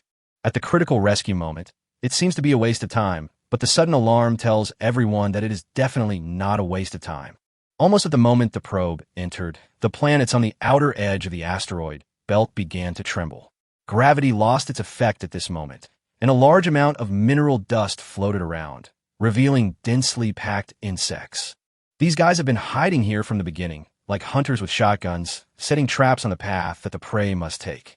But the cunning prey discovered this, and then the hunter had 2 choices: either give up hunting or pull the trigger before the prey escapes. Chun Mo's choice was obviously the latter. In an instant, the planet shattered, and dense swarms of monkey gulls poured out from the wreckage of the planet. There were more of them than bullets in a hunting rifle, but relatively speaking, it was really like comparing bullets and prey. It took them longer to capture prey than bullets that could hit the prey in an instant. It would take at least 5 hours to get from the asteroid to the Skyrim. Even after deducting the delay in signal transmission, the Skyrim still has enough time to prepare. Avoid the sharp edge or face the enemy head-on. The captain gave his answer with a strong biological signal. Everyone prepare for battle. Yes, sir. As the sky is still the main ship of the first echelon, there is no reason to avoid it if the planet requested for support can still hold out for a long time. The front end of the sky expanded outward, revealing 2 pitch-black main guns. Due to distance issues, the antimatter beam would suffer great losses, so the sky instead chose ion beams, which have less energy loss in the universe. Push the black hole device. Several gaps opened above the Skyrim, and the twisted force began to accumulate energy. They were not in a hurry to launch it. If they wanted to maximize its power, they needed to wait for the insect swarm to get closer. Open the permissions and release the drone swarm. Adjust the force field to supply energy. The frigate is ready for action. The captain gave orders in an orderly manner. Beneath his serious face was hidden burning blood. Facing the swarm of insects, he had no fear or terror, only an increasingly excited emotion. After many years, the Skyline finally set foot on a real battlefield again. This will mark the beginning of our counterattack against the Zerg civilization. Looking at the insect swarm getting closer and closer, the captain's hand, which had been hanging in the air for a long time, fell heavily. Boom! The ion beam was fired immediately, and no matter what kind of creature it was, it would be evaporated under the high temperature. The captain had even foreseen the scene where a gap would be torn through the insect swarm. But since they were the ambushing party, how could Chun Mo be unprepared? The Zerg do not have biological warships that match the Skyrim, nor do they have particle cannons that match the power of the Skyrim. Ultimately, the Zerg's advantage has always been its huge numbers. If 1 isn't enough, then 10 will be enough. If 10 aren't enough, then 100 will be enough. If 100 isn't enough, Chun Mo doesn't mind adding a 10,000 after the string of numbers. After a short period of energy storage, Millions of plasma worms simultaneously blasted out plasma ion clusters with maximum power, and two light beams that were powerful enough to penetrate a small planet collided with each other. At first, the sky had a clear advantage, but as more and more ion plasma balls were blasted out, the situation reversed in an instant. Chapter 87. Using your spear to attack your shield. Seeing that the ion beam was suppressed, the captain did not wait any longer and immediately ordered the operator to activate the black hole device. The four black hole devices simultaneously launched a collapse group, pulling the tail of nothingness. With the energy beam as the core, a small black hole was torn open in each of the four corners. The surrounding plasma worms were instantly swallowed up. The two beams returned to a stalemate, but this was not a tug-of-war game. The next moment, the two beams exploded at the same time, triggering a huge vortex gas explosion and cosmic storm. The four black holes swallowed everything that approached without hesitation, and under the action of the device, their size increased rapidly. Full speed ahead. At Chun Mo's command, the entire swarm of insects rushed straight forward, as if they were unaware of the black hole. The direct consequence of this behavior was that four huge gaps were torn in the swarm of insects. What? The captain was shocked. He did not expect the enemy to break through in this way. Is it the habitual thinking limitation of living things? This is a very simple method. Since it was not an encounter, but an ambush, how could Chun Mo not think about various situations? He even guessed about the technology that Lorfu had not yet demonstrated, so how could he ignore the black hole-making device that had already been demonstrated? For the current Zerg, black holes are an unsolvable existence. They have no way to destroy them, and once they are within the traction range, they have no way to escape. Samuel was able to successfully escape the black hole because he was lucky enough that his entire body was not within the traction range. However, black holes have one disadvantage that is not considered a disadvantage, and that is the issue of size. Because it was artificially created, at the beginning of its creation, the black hole was very small and its traction range was not large. Taking this opportunity, abandoning some of the bugs, and rushing out directly is the best way to break the deadlock. This approach is tantamount to sending a large number of insects to their deaths, so a normal civilization would definitely not consider this method. Accordingly, the captain's subconscious neglect was also expected. By the time they reacted, a large number of bugs had already left the black hole, and the plasma bugs that had stuck to Monkey were recharging their energy. Looking at the dazzling plasma ball, the captain immediately gave an order. Everyone disperse, fight independently, and the Skyrim will open a full-power energy field. Yes, the frigates and battleships carrying the drone swarms dispersed, and a huge energy field unfolded, taking all the plasma ion cannons. The next moment, thousands of energy cannons on the ship were deployed, mixed with small ion beams, clearing out the Zerg at an extremely fast speed, but compared to the number of the Zerg tied, it was like a drop in the bucket. Release the floating artillery group. The sky opened its four rear hatches, and a group of floating guns flew out. Tens of thousands of floating guns spread out in a circle, and at the same time blasted out almost viscous plasma. The frigates and battleships also took the opportunity to show their power. Although their weapon systems were not as good as the skies, they were much stronger than the floating guns. No matter how the insect swarm surged, they could not get close to them. With sufficient preparation, with the Sky Fleet at the end of the first echelon, Lorfu finally demonstrated the strength that a high-level civilization should have. Hundreds of light years away, Chun Mo was watching the battlefield through the information network. He was not at all surprised by the current scene. In fact, this was a matter of course.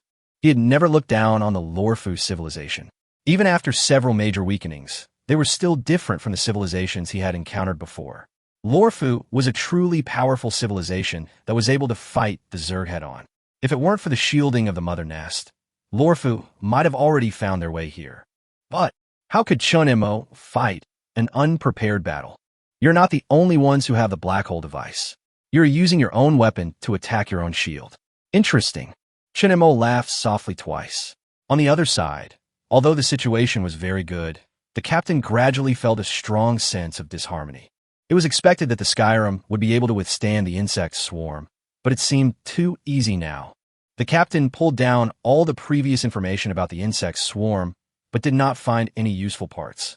He tried to comfort himself by saying that he was thinking too much, but the sense of disharmony and crisis in his heart became stronger and stronger. Finally, He could no longer bear it and gave the order to retreat. Looking at the fleet that began to retreat, Chun Mo smiled softly. Did you notice it? You are quite perceptive, but it's too late. The moment he finished speaking, tens of thousands of kilometers away from the fleet, where the insect corpses were piled the most, the universe collapsed rapidly from point to surface, and a large number of insects were buried in the black hole, along with dozens of frigates and battleships, and even the sky was torn apart by the traction. In Tesseler, in addition to the curvature engine, Chun Mo also obtained many weapons, and the black hole manufacturing device was one of them. However, due to the industrial gap and the fact that he only got a complete device for research, the progress was naturally not as good as that of the curvature engine involved in the research and development process. The immaturity of the technology led to a longer preparation process and a greater startup cost. Detonate the rear engine. Boom! Fire burst out from the right rear of the sky, and with the help of this force, the sky was pushed forward for a distance, but it was not enough to escape the range of the black hole. The captain called up the real-time data of the sky. If the antimatter pile at the rear was detonated, the reverse thrust would be enough to escape the danger. However, if this were to happen, the sky would most likely disintegrate. Detonate engines 3, 6, and 7. Boom, boom, boom. There were 3 more explosions that caused the entire sky to shake wildly. Fortunately, the sky was finally out of the towing range. Check the damage. Arsenal number 2 and number 3 were severely damaged. The hull is damaged by more than 40. The main gun energy source is damaged. The antimatter propulsion group module is damaged. The early warning system is damaged, and the power is damaged by 63. The chief steward quickly reported the damage to the sky, but before he could finish checking, an endless swarm of insects swarmed up. Due to the severe damage to the weapon system and the serious lack of firepower, the captain wanted to open an energy field, but the force field flashed a few times and disappeared. The force field module is damaged. The observer reported in a horrified tone. Boom! Hundreds of insect fortresses were thrown into the sky from the broken gap, and thousands of insects poured out. They ignored the activated defense system, stepped on plasma and high-speed particles, emitted crazy biological signals, and rushed towards everyone with murderous intent. Sizzle! Plasma burst out with dazzling light, and insects fell down quickly. Their charred bodies became stepping stones for their companions behind them. Large pieces of flesh and blood spread on the hull, and the hot gas of evaporating acid. A huge monster fell down with a bang. Samuel prodded the captain with his bone spikes and burst into sticky, frenzied laughter. Now this place belongs to us. Chapter 88 Conquer. A few words for the front. Don't worry, there is no fantasy element in the story. I can't describe the shadow that the protagonist saw in his dream now, as it would be a spoiler. It involves the later plot, and the protagonist himself is related to this. The alarm lights flashed wildly in the red acid mist, and the next moment they were covered with thick flesh and blood. Dark red mucus splattered everywhere, and after solidifying, it formed a hard chitin shell.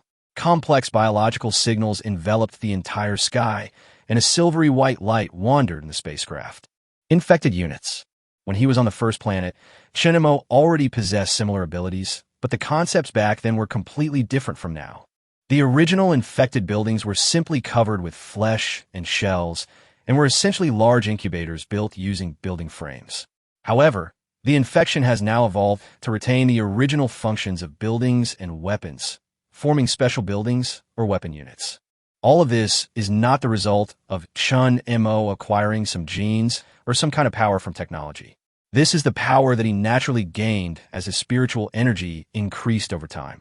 Just like a toddling baby, when it grows older, it will naturally learn to run without the need for special practice. This is equivalent to innate power, but it needs to wait until growth to be unlocked. This is why Chun Mo feels that he is not changing from a weak person to a strong person, but that the strong person is regaining his inherent power. In a trance, he fell into a pure white world. There was nothing but emptiness and no boundaries all around, and a black shadow with unclear outline stood in front of him. Since entering the universe, Chun Mo has often had similar dreams. When he saw it for the first time, he had a strange feeling of familiarity and strangeness. At first, Chun Mo was worried and occasionally scared, but now he is only filled with strong curiosity. Go on, and you'll know everything. As soon as the words fell, the pure, white space shattered. Chun Mo slowly opened his eyes. He didn't need to rely on sleep to replenish his energy, but occasionally he would fall into a deep sleep like he did just now, for a few tens of minutes or a few months. During this period, the Horizon had been repaired by Lin using biotechnology, and it became the strongest battleship in Chun Mo's hands. The repaired Skyrim is traveling at 65 of the speed of light, a little slower than normal. There is no way around it. Some of the Skyrim's processes cannot be repaired with biotechnology for the time being. Of course, it is much faster than Monchagul's 30 of the speed of light. The target is naturally the colonized planets that are still struggling. Chun Mo urgently needs to perfect the curvature engine. If he can do this before the Lorfu civilization perfects the curvature engine, then in a short period of time, the Zerg swarm will be able to rely on its high mobility to make the Lorfu civilization run around in a hurry. Of course, if he just wanted to break through the planet's defenses, he didn't actually need to rely on the Skyrim. The reason he did this was mainly to preserve resources to the greatest extent possible. Just like using a black hole to tear apart the protective force field of the Skyrim, the power of a black hole can also be used to break through the large force field of the planet. However, a black hole is different from other forms of attack. Even as a user, there is no way to cancel or limit the expansion of a black hole. It will completely devour the planet in a very short time. Analyzing minerals and developing transformation and production plans requires a large amount of raw minerals as a basis. Currently, there is only one planet known to have such minerals. Otherwise, given the distance between the planet and the main star system of Lorford, they would have no way of getting support. It took the Skyrim nearly a year to reach the planet surrounded by the insect swarm. The galaxy was now much cleaner than before the attack. Whether it is space junk, meteorites, nebula dust, or nearby planets, all of them become food for the insect swarm and are transformed into more insects, fundamentally destroying the galaxy structure. The indigenous civilization of this planet was born not long ago. In their eyes, the laboratory built by the Lorfu civilization is a miracle, and the scientific researchers of the Lorfu civilization are gods. So on weekdays, when scientific researchers need their cooperation, they don't need to use threats or inducements. All they need to do is use the biosignal expander to play the sound in everyone's mind at the same time. The indigenous people call this an oracle. Many times, the scientific researchers in Lorfu have deep sympathy for the indigenous people and feel sad for their stupidity. So in addition to scientific research, they will try their best to provide the indigenous people with a good living environment. For Lorfu, changing the weather environment on a large scale is not much more difficult than eating. What's even more sad is that when the insect swarm invaded in large numbers, they didn't even have the concept of being attacked. Lorfu intercepted the insects outside the planet, and the natives could only feel the sky suddenly darken. They believed this to be the wrath of God, and they prayed devoutly all day long in panic. Little did they know that the so-called gods were even more desperate than them. The commander was not surprised when the insect swarm invaded at the beginning. He followed the strategy set before. He first activated the defense system, then conveyed the message to the mother planet and waited for the arrival of reinforcements. He did not think that the planet would be conquered by the insects. Every once in a while, he would establish communication with his home planet, and the skyline would be sent over. People had full confidence in this ship of glory of Lorford, but as hope got closer, it disappeared without warning. The communication between the colonized planet and the mother planet was cut off. They could not make any sound to the outside, and the sound from the mother planet could not be transmitted in. All that was left were the insects that covered the sky and the sun. This kind of isolation and emptiness was undoubtedly hopeless for them. They had lost all means of obtaining information and numbly endured the insect swarm attacks every day. The available energy was becoming less and less, and the defense equipment was slowly being damaged. But just as they had lost it, hope suddenly appeared again. The detectors distributed between the atmosphere sent back images, showing that the dense swarm of insects dispersed, leaving a huge passage from which a strange-looking warship sailed out. Skyline. People shouted excitedly. Although the appearance had changed a lot, there was no doubt that it was Lorford's ship of glory. Under the watchful eyes of the crowd, the front end of the skyline began to deform and the two main guns extended out. Kill these damn guys. Skyrim. After being rescued, they didn't even think about why the Zerg swarm would make way for the Skyrim without engaging in fierce firefight. Everyone shouted excitedly, and then the glory ship, which had taken on the most important function when Lorford was in danger, suddenly aimed its guns at them. Chapter 89 Destruction of Hope. Master, we have collected enough minerals. The main scientific research project on this planet is space warping, but no progress has been made, and it is of no value. With the help of the sky, the defense line that was on the verge of collapse was broken in an instant. Lin integrated the laboratory data at the first time, but unfortunately, he did not get anything useful. It is not ruled out that the scientific researchers destroyed the data before breaking through. Purple swamps and incubators spread out on the land, hatching decomposers continuously. These hardworking little guys have only one task from birth, which is to transport valuable minerals as quickly as possible. The monkey gulls and the droppers will carry the minerals to the planet found in advance, where Lin and his assistants will analyze the minerals. A large part of the insect swarm surrounding the planet self-destructs, providing resources to the incubators to hatch decomposers. Of course, compared with resource recycling, its greater role is to relieve command pressure. Once the division and secondary intelligent units are unable to bear the number of Zerg tides, the excess will need to be borne by Chun Mo, the Zerg overlord. Chun Mo's upper limit is much higher than that of the division, let alone the tens of billions, even the trillions can be borne easily. When they invaded Tessalur, the maximum number of the Zerg swarm reached 112 trillion. This was Chun Mo's limit at the time. At that time, the Zerg swarm was on the verge of getting out of control. Under deliberate suppression, it was finally maintained at around 60 trillion. The situation was completely stabilized. Even so, Chun Mo would still feel a strong dizziness all the time. With about 600 billion, Chun Mo had no pressure at all. Every time he upgraded a level, he would feel tired. The larger the number, the stronger the feeling would be. So as long as it was not necessary, Chun Mo would try his best to limit the number of insect tides. Of course, the upper limit of the number was also increasing. Alternatively, he could relinquish control and allow the swarm to become wild, in which case some would fall into a dormant state while others would grow more frantic, multiplying and invading until they were completely wiped out. Chun Mo was worried that wild insect swarms would invade the territory of advanced civilizations and bring disaster to him, so he never did so.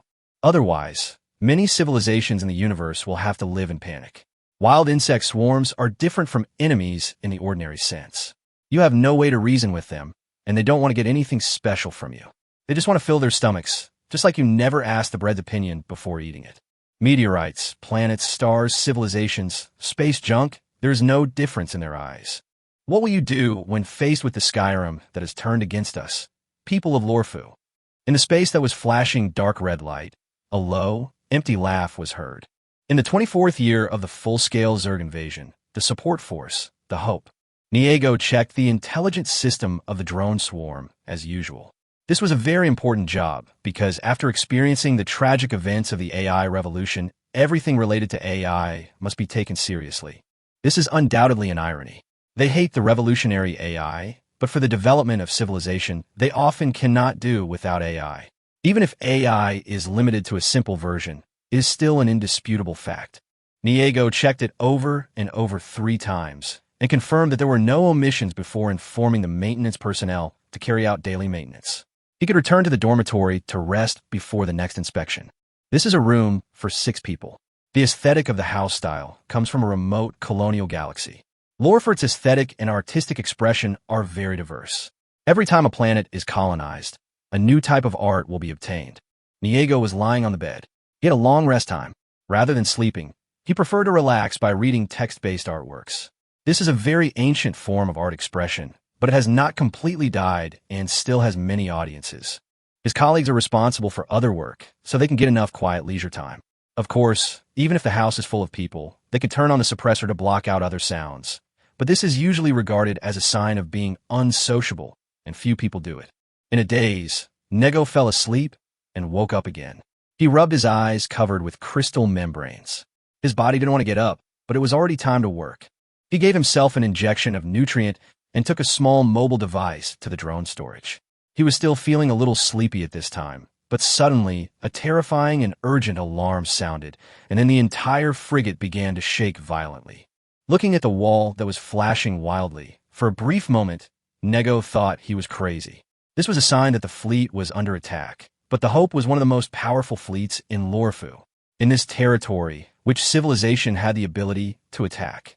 The long-term suppression of other civilizations caused people to be confused for a moment when encountering emergencies, but Nego still reacted quickly. It must be a bug. Sure enough, when he rushed to the drone hangar, his 5 colleagues had already started releasing the drone swarm. Nego immediately joined the team. With the feedback from the drone swarm, they saw the enemy, which was a sea of insects. But before they could control the drone swarm to attack, a warship with a drastically changed appearance came into view. Niego was stunned for a moment, and he felt a chill all over his body. His whole body was shaking violently, and he couldn't believe what he saw. What is that? Skyline? As the Ship of Glory, the name of the sky is known to everyone. Even though its appearance has changed a lot, Nego still recognized this extremely famous warship at the first time. Then what did he see? A fierce ion beam came from the sky and hit the energy field of the Hope heavily. What is going on? Did the skyline betray Lorfo? Niego trembled even more violently until someone's hand fell on him. Kid, calm down. Okay, but... Nego could no longer make any sound and could only express his feelings with messy biological signals. That's not the Skyrim, at least not completely, said the colleague. Indeed, if one is calmer, anyone can see the problem with the skyline. What covers the hull is not paint, but large pieces of still wriggling flesh and blood. Niego suddenly remembered that he had seen buildings covered in flesh and blood before, and thought that the skyline must have encountered a similar situation. Thinking of this, Nego felt a strong sense of anger, which even overshadowed his fear for a moment. The glorious sky would never be allowed to be trampled on like this. He controlled the drone swarm to launch a fierce attack on the insect swarm. Wait, what? What is that? When Nego heard his colleague's horrified scream, he looked at the virtual screen in confusion. On the screen, the sky was rushing over at an unimaginable speed. Wherever it passed, the insects were strangely twisted and broken. Warp engine. What engine? Nego felt confused, and this was the last thought that came to his mind. With a loud noise that seemed to be able to tear his soul apart, the Hope, which had no time to dodge, suffered a strong impact from a sky head-on. Chapter 90, Hope Falls. Lin had already mastered the technology of the curvature engine. He was simply limited by the materials and could not obtain the indispensable metal mineral raw materials on the planet. He assembled 3 large curvature engines and 5 small curvature engines in a short period of time. Compared with the number of insect swarms, the mere 8 curvature engines are a drop in the bucket, but there is no other way. Before what is obtained from the technological side is completely converted into biotechnology, there is no way to carry out large-scale hatching through the mother nest or hatchery, even if there are enough resources. This is normal for other civilizations, but it is an inevitable flaw for the Zerg. As the most powerful ship currently in hand, the sky is naturally given priority for transportation. Although a head-on collision will cause immeasurable damage to both main ships, it is indeed the simplest and most direct method. This stuff is really good. Samuel jumped out of the gap with a grim smile, stretched his body in the air, and quickly transformed into a Zerg form. With the thrusters running at full power, he crashed into the Hope like a meteorite. After the collision with the sky, the side of the Hope was already badly damaged, and it was completely shattered after this collision. Without any preparation, the Hope, which had a big hole in it, suffered from air pressure imbalance, and the air pressure inside the cabin threw people into space like a storm. The next moment, Hope urgently started the gas valve adjustment, which saved the rest of the people, but a new devil had already appeared. Samuel rushed around recklessly, and driven by the nuclear fusion device, the simple collision was so terrifying. Dozens of plasma worms popped out from his shoulders, spewing out extremely hot plasma ion clusters, vaporizing any enemies who dare to stand in his way. Samuel is the most special individual unit. As a commander, he gave up his original command ability in exchange for powerful strength. Every time the Zerg Tide obtains new or genes, they will conduct experiments on Samuel. If it were not for the size limitation, even the curvature engine would be transplanted. Of course, this does not mean that Samuel is invincible. Damn you, go to hell. Accompanied by a roar whose original content was almost inaudible, a beam of ion light suddenly came at him. The high temperature and colliding ions made a big hole in Samuel's chest, but before the man could breathe a sigh of relief, Samuel's wound healed at a speed visible to the naked eye. The man raised his gun again in panic, but a bone spur was faster than him. It was a white spike with a diameter of about 2 meters. To Samuel, it was like that, but to the man, it had completely surpassed the category of thorn. The moment of contact, the huge kinetic energy carried him away, and finally he was turned into a pool of meat paste under the crushing of the wall and the bone spur. Team leader. A heart-wrenching roar came from the corner of the corridor. Looking at the dozens of people and military robots rushing out, Samuel's jaw made two crackling sounds. If we analyze Samuel's biological signals at this time, the meaning is very simple, which can be described in 3 words. More than people. Is. Before the energetic ion beam could be fired, frantic vibrations came from all directions, and countless insects squeezed in through the gap. They filled the passage desperately and surged forward with shrill screams. Because too many living signals were detected, the Hope's automatic counterattack system was activated, and high-energy plasma spread across the hull. Only those wearing special combat uniforms could survive. Not only that, the light column composed of antimatter exuded a strong breath of death. The insects were dismembered one after another. If the flow of time was slowed down under the high temperature and explosion, one could see the skin tissue mixed with metal breaking first, followed by the blood, muscles, organs, and bones, just like petals falling off a flower, leaving only the bare stamens, which were crystal-clear masses of matter wrapped in a fragile film. Bubble, bubble, bobo. The sound of bubbles bursting rang out in series, and the stamens blossomed. Corrosive liquid emitting high-energy radiation reactions splashed everywhere, and people were horrified to find that the combat uniforms they were wearing began to show signs of melting. Retreat first. Yes. The crew members fled in a hurry, but Samuel did not chase them. Instead, he looked at the small hole near the wall and analyzed the situation on the sky. This was the air pressure regulating device that was connected to the entire Hope. Hundreds of dandelion-shaped insects floated nearby, and white powder filled the air. Samuel blasted the intact wall next to him, and the air pressure suddenly changed. The air pressure regulating device was activated, and a large number of spores were sucked in an instant. Lin said that we should try to maintain the integrity of the Hope, so enjoy it. Boom, boom, boom. Nego woke up from the incessant tremors. He covered his head in pain, and it took him a long time to get out of the trance. Reese. He shook his teammate's body. Reese was unlucky. The impact caused his body to lose balance, and his head hit the maintenance equipment heavily. This was undoubtedly fatal. Among the 6 of them, including him, only 2 survived. The man was named Lieber. His chest was slightly dented, and it seemed that his bones were broken. Niego gave him emergency treatment. Wait here for a moment. I'll go out and take a look. Nego put on his combat uniform and picked up his weapon. Lieber pulled him and barely stood up. I'll go too. Good. Nego did not dissuade him. The situation was unclear, and if he stayed here, things might get worse. With 2 people walking, one in front and one behind, Niego used a communication device to contact the command center, but was unable to successfully establish a connection. This is the Skyline's shielding device, and it's equipped with the most advanced model, Lieber said. Damn, what on earth happened on the Skyline? Nego said some swear words, tried to use insults to ease his inner fear. Boom, boom, boom. The Hope was still shaking, and the source was nearby. The 2 looked at each other, hesitating whether to go over and take a look. Let's go and take a look. Maybe they need our support. Nego took out a drone. Okay, let's go and take a look. The 2 encouraged each other. Thanks to the Hope's still functioning transmission device, the 2 were able to quickly reach the cabin where the vibration was coming from.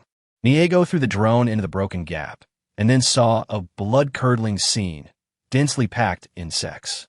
They were so ugly, so crazy, and so terrifying. They gnawed at the flesh and blood of the crew members and made excited hissing sounds. Gus. Anger and fear drove Nego to activate the drone's firepower output. The energy beam roared, taking away the clusters of insects, which made him feel a little better. Let's go quickly. This place has been sealed off. When Niego turned around, what greeted him was not the encouragement from his companions, but a sharp pain in his chest. An arm in combat uniform pierced his chest. Nego looked at his former companion in disbelief, his whole body shaking like a leaf. He spat out blood and asked with his last bit of strength, "Why?" Puff. In response, 2 parasites emerged from Lieber's eye sockets. Chapter 91.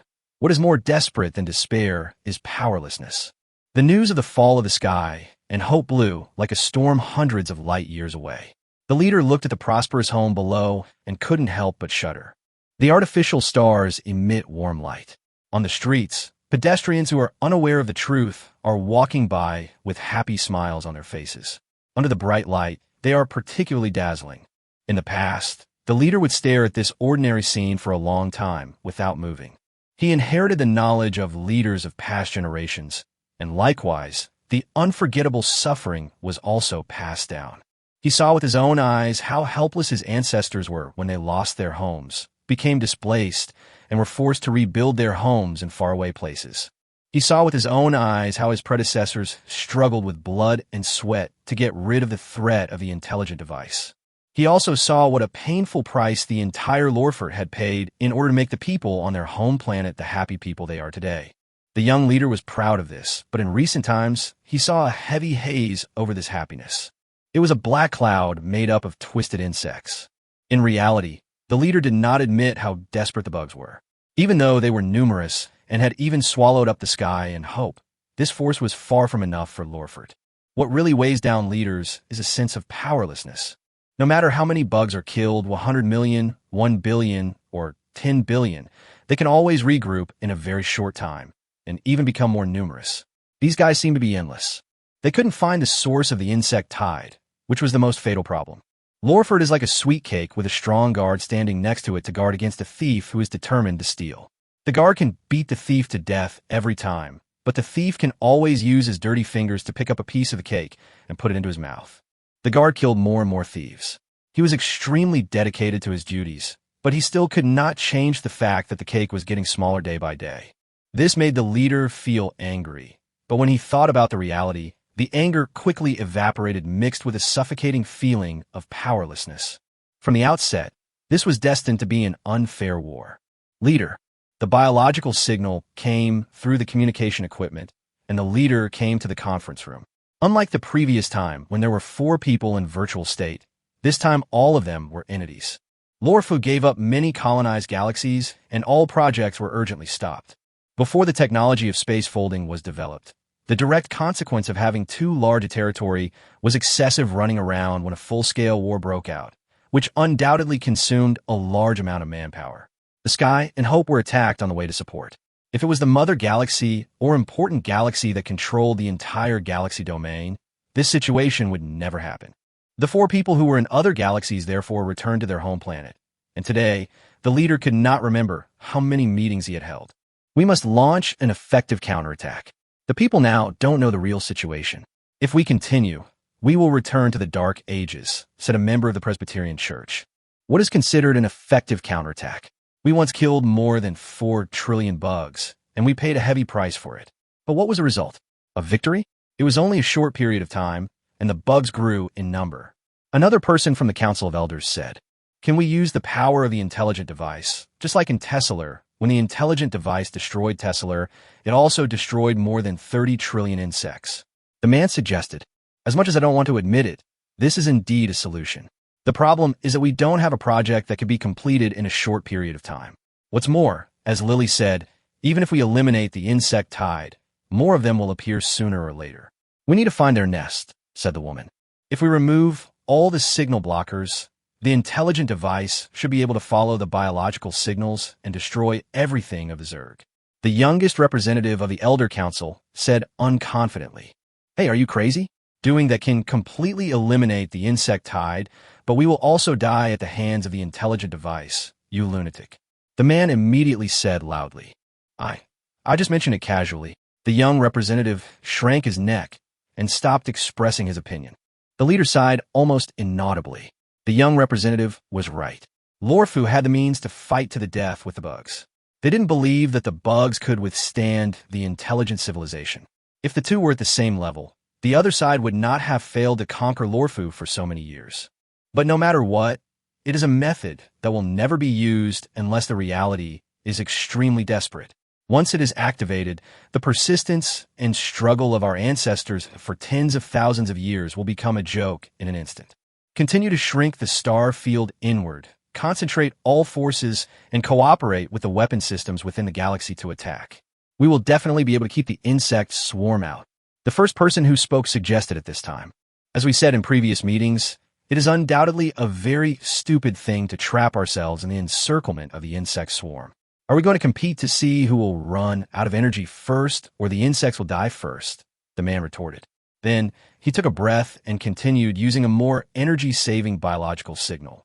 Our energy seems to be endless, but that is just an illusion. If we give up the vast universe and stay in 4 galaxies, our energy will run out sooner or later. The meeting could actually have been declared over at this point. If the source of the insect tide could not be found, there would be no point in eliminating as many insects as possible. Previous meetings had failed to produce any results because of this reason. However, they still stubbornly attended the meetings repeatedly, as if this was the only way they could express their inner frustration. In any case, let's start notifying the people step by step. It's better for them to face reality sooner rather than letting them live in a fairy tale weaved out of their minds. We don't have the ability to keep weaving. The young leader finally spoke.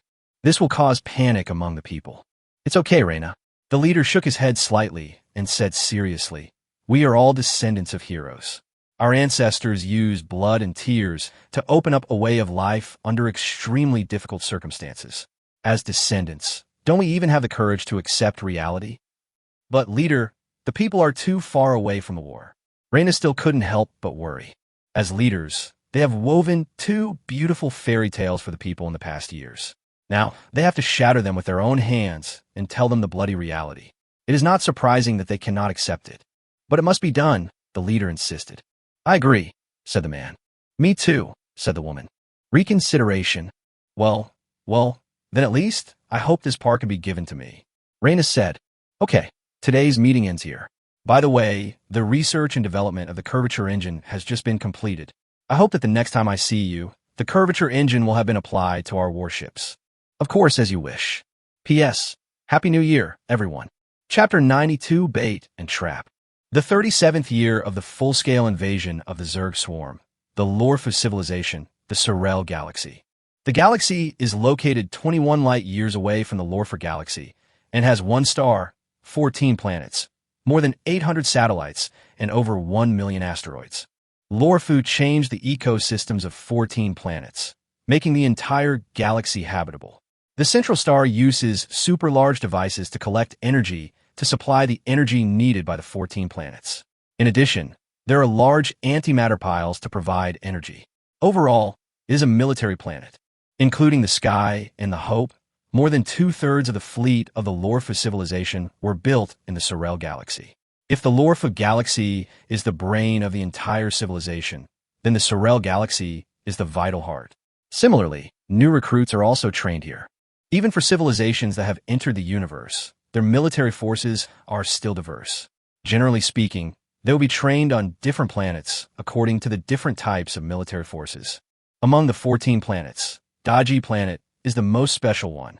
It is responsible for the construction of the main ship and the training of fleet soldiers. I wish you all a bright and shining future. As the officer finished speaking, a new batch of soldiers finished their training. They were assigned to several frigates. Miao Kafu was one of them. He was a standard native of the Lorfu Star and inherited the knowledge of 6 outstanding veterans. So although he was a new recruit, he was not unfamiliar with the operating system on the fleet. It took Miao Kafu almost a day to adapt. When he returned to the room at night, Miao Kafu first adjusted the temperature, humidity, and smell of the air, then lay on the bed, looking at the ceiling with a blank expression. Just now, the captain gathered all the recruits and announced a fact that made everyone panic. The War of Civilizations has begun. Before them, countless predecessors had died in the sea of insects, and they were about to step into the most brutal battlefield, a cruel battlefield where even the Sky and Hope had fallen. Thinking back to the captain's shocking words, Miao Kafu still felt at a loss. This was completely different from what he had imagined. He inherited 6 very good veterans, one of whom was a very outstanding frigate captain. He thought he would be the same, devoting his life to the glorious Lorford, enjoying the praises of others, becoming a role model for new recruits, and personally teaching new recruits after retirement. What a glorious life it was. But on the first day of becoming a crew member, the fantasy was shattered without warning. This made him feel painful and confused. His brilliant life should not have ended before it even began. A little later, a noise was heard from outside the door. Although the technology was available to completely block out the sound, This technology was not used in the dormitory in order to wake up the sleeping soldiers as soon as possible in the event of an accident. As the door was pushed open, the noise grew louder and louder, and several colleagues walked in, discussing what the captain had just said. I never thought the situation would become so difficult. Ha ha ha, why are you scared? Nonsense, aren't you scared? I'm a little scared, but I am more excited. In fact, it is boring to live a dull life. You're thinking about that girl again, right? I'm telling you, it's not the right time to be looking for love. Give up on that girl. She's not something we can think of. Yes, that person is very famous. That's right. If my life had been planned according to the path it was planned for, I would not have been involved. But if I can accomplish something now, the outcome is uncertain. They chatted for a few sentences before the topic quickly veered away from the situation and turned to talking about a girl. Miao Kafu heard everything. He was annoyed by his colleagues' naivety and even angry. Why? Why do these people just accept life without thinking about it? And why? Why should he accept this bleak life? Miao Kafu's movements attracted the attention of several people. They greeted him with a smile, and Miao Kafu nodded stiffly. I still envy you. You will be a senior officer soon. Don't forget us when the time comes. The man said with a laugh. Then, Miao Kafu suddenly shouted loudly, and his ferocious appearance scared people. What's wrong with you? Sorry, I'm fine. I'm going to go out for some fresh air. Miao Kafu turned over and got out of bed, then walked out with his head down. The people in the room looked at each other and shook their heads in bewilderment. He came to the edge of the frigate, looked at the scenery below, and took a deep breath in annoyance. He didn't know what to do, but he absolutely did not agree to go to the front line to die and ruin his life, which had just begun. Miao Kafu felt his blood boiling, mixed with a strong sense of uneasiness, causing his heart to shrink in pain. Buzz! Suddenly, a rapid and loud alarm sounded, and the captain's voice was transmitted to everyone's mind through the communication system. Everyone, return to the ship and prepare for battle. Miao Kafu was stunned for a moment, and the fighting gene deeply imprinted in his blood made him return to his post quickly. He coordinated with the 3 main ships, and thousands of frigates and battleships took off rapidly. As expected, it hit us. It was so close that we were not detected. Captain Tina of the Destruction had a sullen face. Although she didn't want to admit it, she had to accept the reality. The Zerg had already penetrated deep into the Sorel galaxy, and before that, they were completely unaware of it. And warp drive. Looking at the data fed back by the detector and the deformation of the universe caused by the location of the insect swarm, there is no doubt that this is the curvature engine they have just developed and used. Tina, what are you going to do?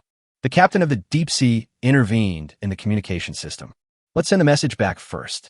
It will take some time for the insect swarm to reach us, Tina said, but this will undoubtedly bring the Zerg swarm closer to our planet. The captain of the punishment also intervened in the communication system. I don't suggest just sitting there and waiting for death. We have sufficient authority to act, said the captain of the deep sea. Okay, me too, but this requires a strict and careful battle plan. As the captain of the Destruction, Tina is known for her fighting skills, and sitting and waiting to die is not her style. The fall of the sky and hope has made us deeply aware of the power of the Zerg swarm. We cannot just fight back with the strength of the fleet. There are sufficiently strong firepower systems deployed in the asteroid belt of the 3rd spiral arm. We can use this to our advantage, said the captain of the punishment. According to the current route of the insect swarm, they will not pass by there, said the captain of the deep sea. What if we act as bait? We have all received detailed analysis of the Zerg swarm. They are not completely without intelligence. Some intelligent individuals lead them. 3 main ships and 2,000 frigates and battleships are tempting enough, although they are relatively dangerous. Tina said, but it's worth a try, I agree. Reconsideration. The 2 captains agreed with Tina's suggestion. They gave orders to the frigates and battleships of their own fleets. In an instant, thousands of warships sailed towards the path that the insect tide must pass. Chapter 93 Deserter. In fact, they were right. Thousands of first-line combat ships and frigates, plus 3 main ships, were indeed very tempting to the Zerg, which was currently unable to mass-produce fleets of the same specifications. After detecting the movements of the fleet, even though they knew it might be a trap, the Zerg still immediately changed direction. So what if I fell into a trap? So what if all the bugs are killed? The consequences are nothing more than delaying the battle opportunity, sending soldiers to die in vain, and making the enemy more defensive. What else is there? Before the ability to warp, it was impossible to capture a military-industrial galaxy by surprise. Even if the Zerg were allowed to invade with the help of the Mother Nest and the shielding devices of the Sky and Hope, they would still be discovered in advance before the actual exchange of fire. As for the soldiers dying in vain, Chun Mo doesn't care about it. Sure doesn't care about it. Lin doesn't care, and even the insect soldiers themselves don't care. For the insect tide, there is no concept of dying. And finally, to make the enemy more defensive, the war has reached this point. If Lorfu has not raised his defenses to the maximum, then aren't they a bunch of brainless idiots? Of course, in addition to the allure of the fleet, there is another more important reason.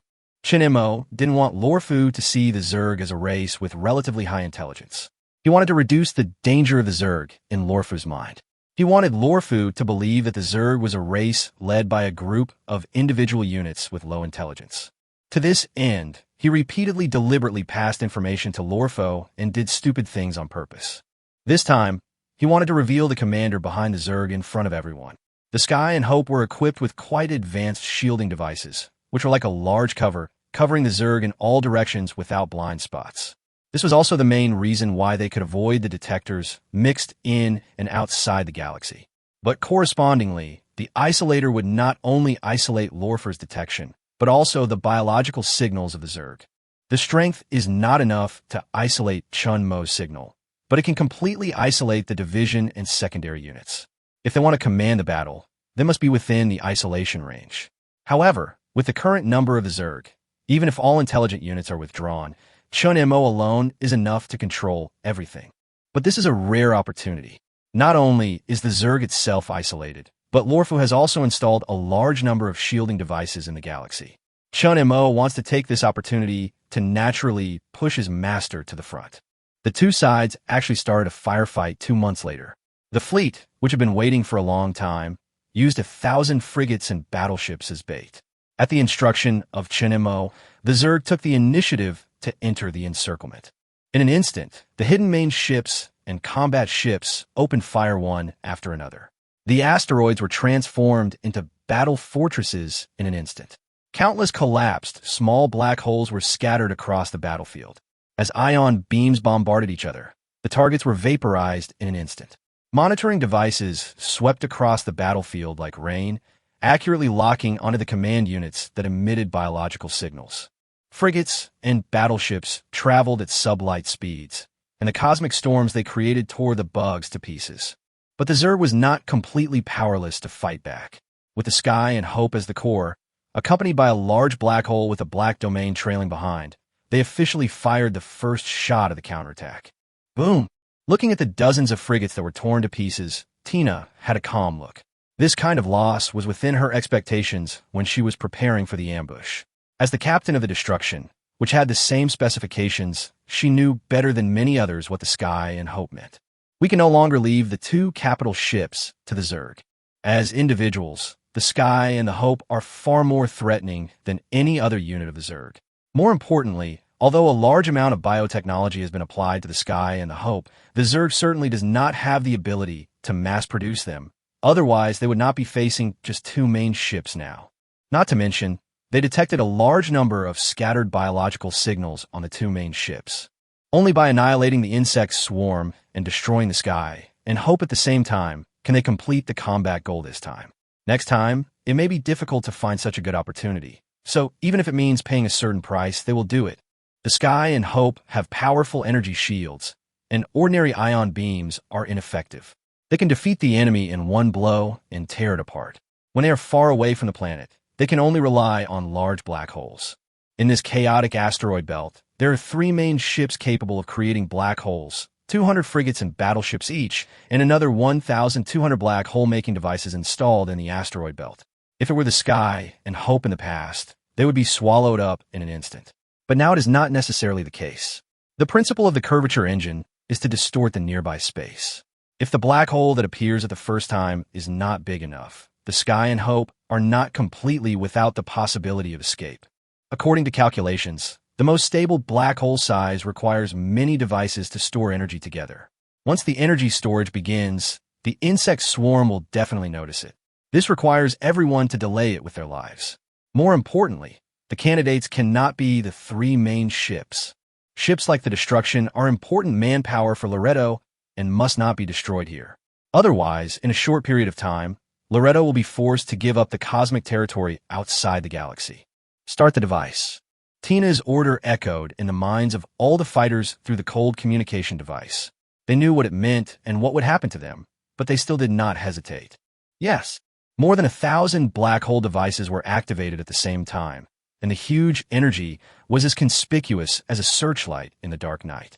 The insect swarm reacted in an instant, and in the next moment, more than 1,000 battleships and frigates rushed towards the sky and hoped regardless of everything. As for the insect swarm, they didn't care. Boom, boom, boom. The thick ion beams blocked the retreat of the two main ships. Countless insects fought back. The battleships and frigates quickly broke through the blockade of the insect swarm. They shouted, "Lorfo," and rushed into the plasma beam group without hesitation. All this was just to keep the sky and hope. Tina's battle plan was undoubtedly successful, and the hope in the sky were indeed left in place.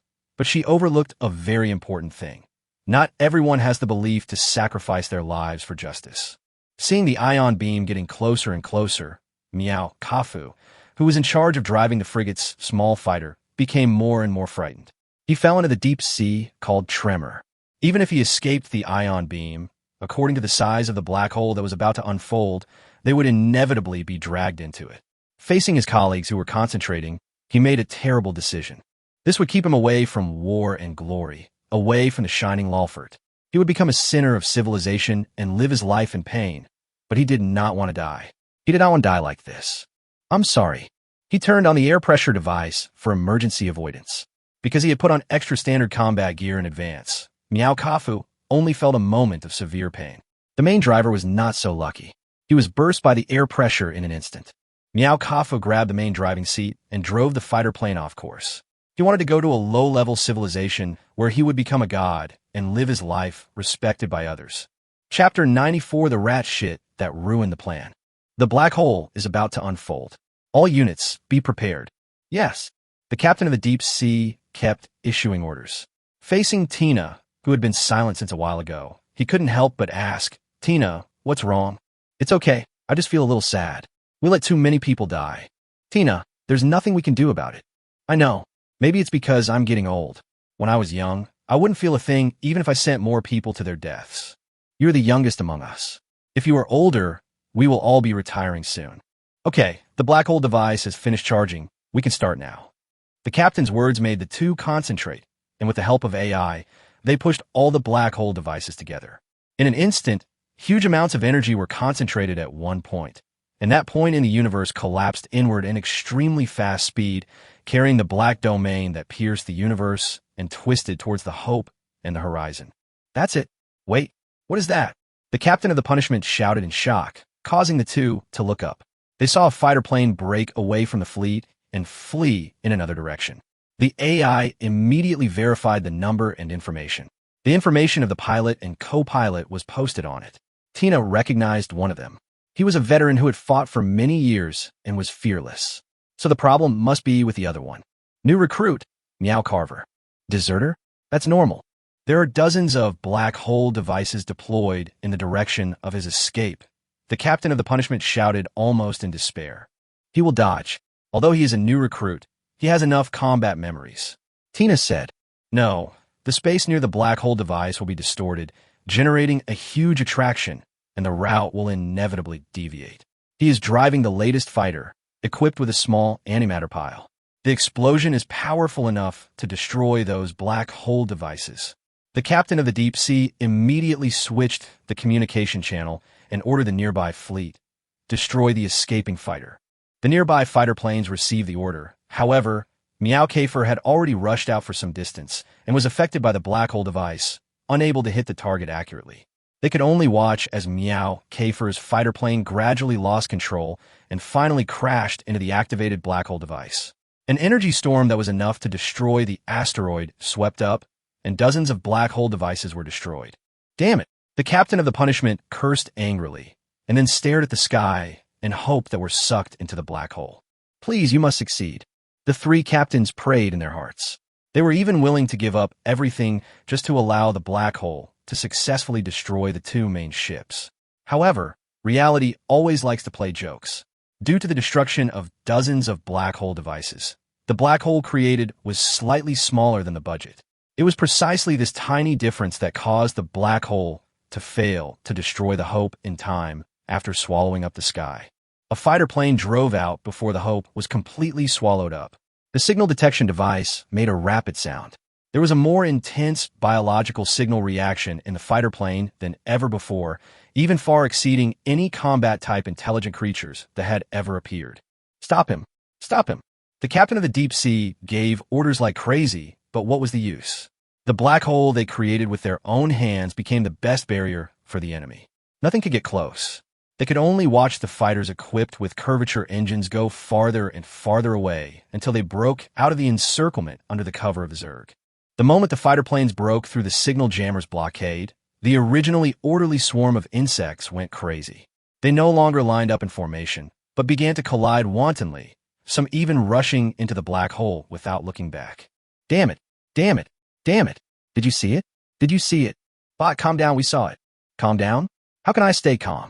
Damn it, the signal detector has never fed back such a high-frequency signal, and the Zergs, too, all went crazy in an instant.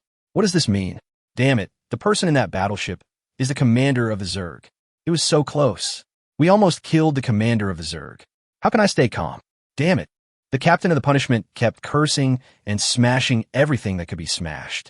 The agitated biological signals were extremely chaotic, and the warning lights of the emotion suppressor were flashing wildly. It had almost no effect. The emotions would be agitated again the moment they calmed down. I saw it too. Calm down and clear the swarm first. I know, damn it, I know. The fleet began to clear out the swarm of insects without command. The three commanders, who were either bored or angry, did not know that in the command room of the deep sea, an operator was looking at the captain with interest. During the Long War, not all of Lorfu's troops were sacrificed. They even achieved considerable victories. With such frequent contacts, Chun Mo naturally parasitized some of the Lorfa people.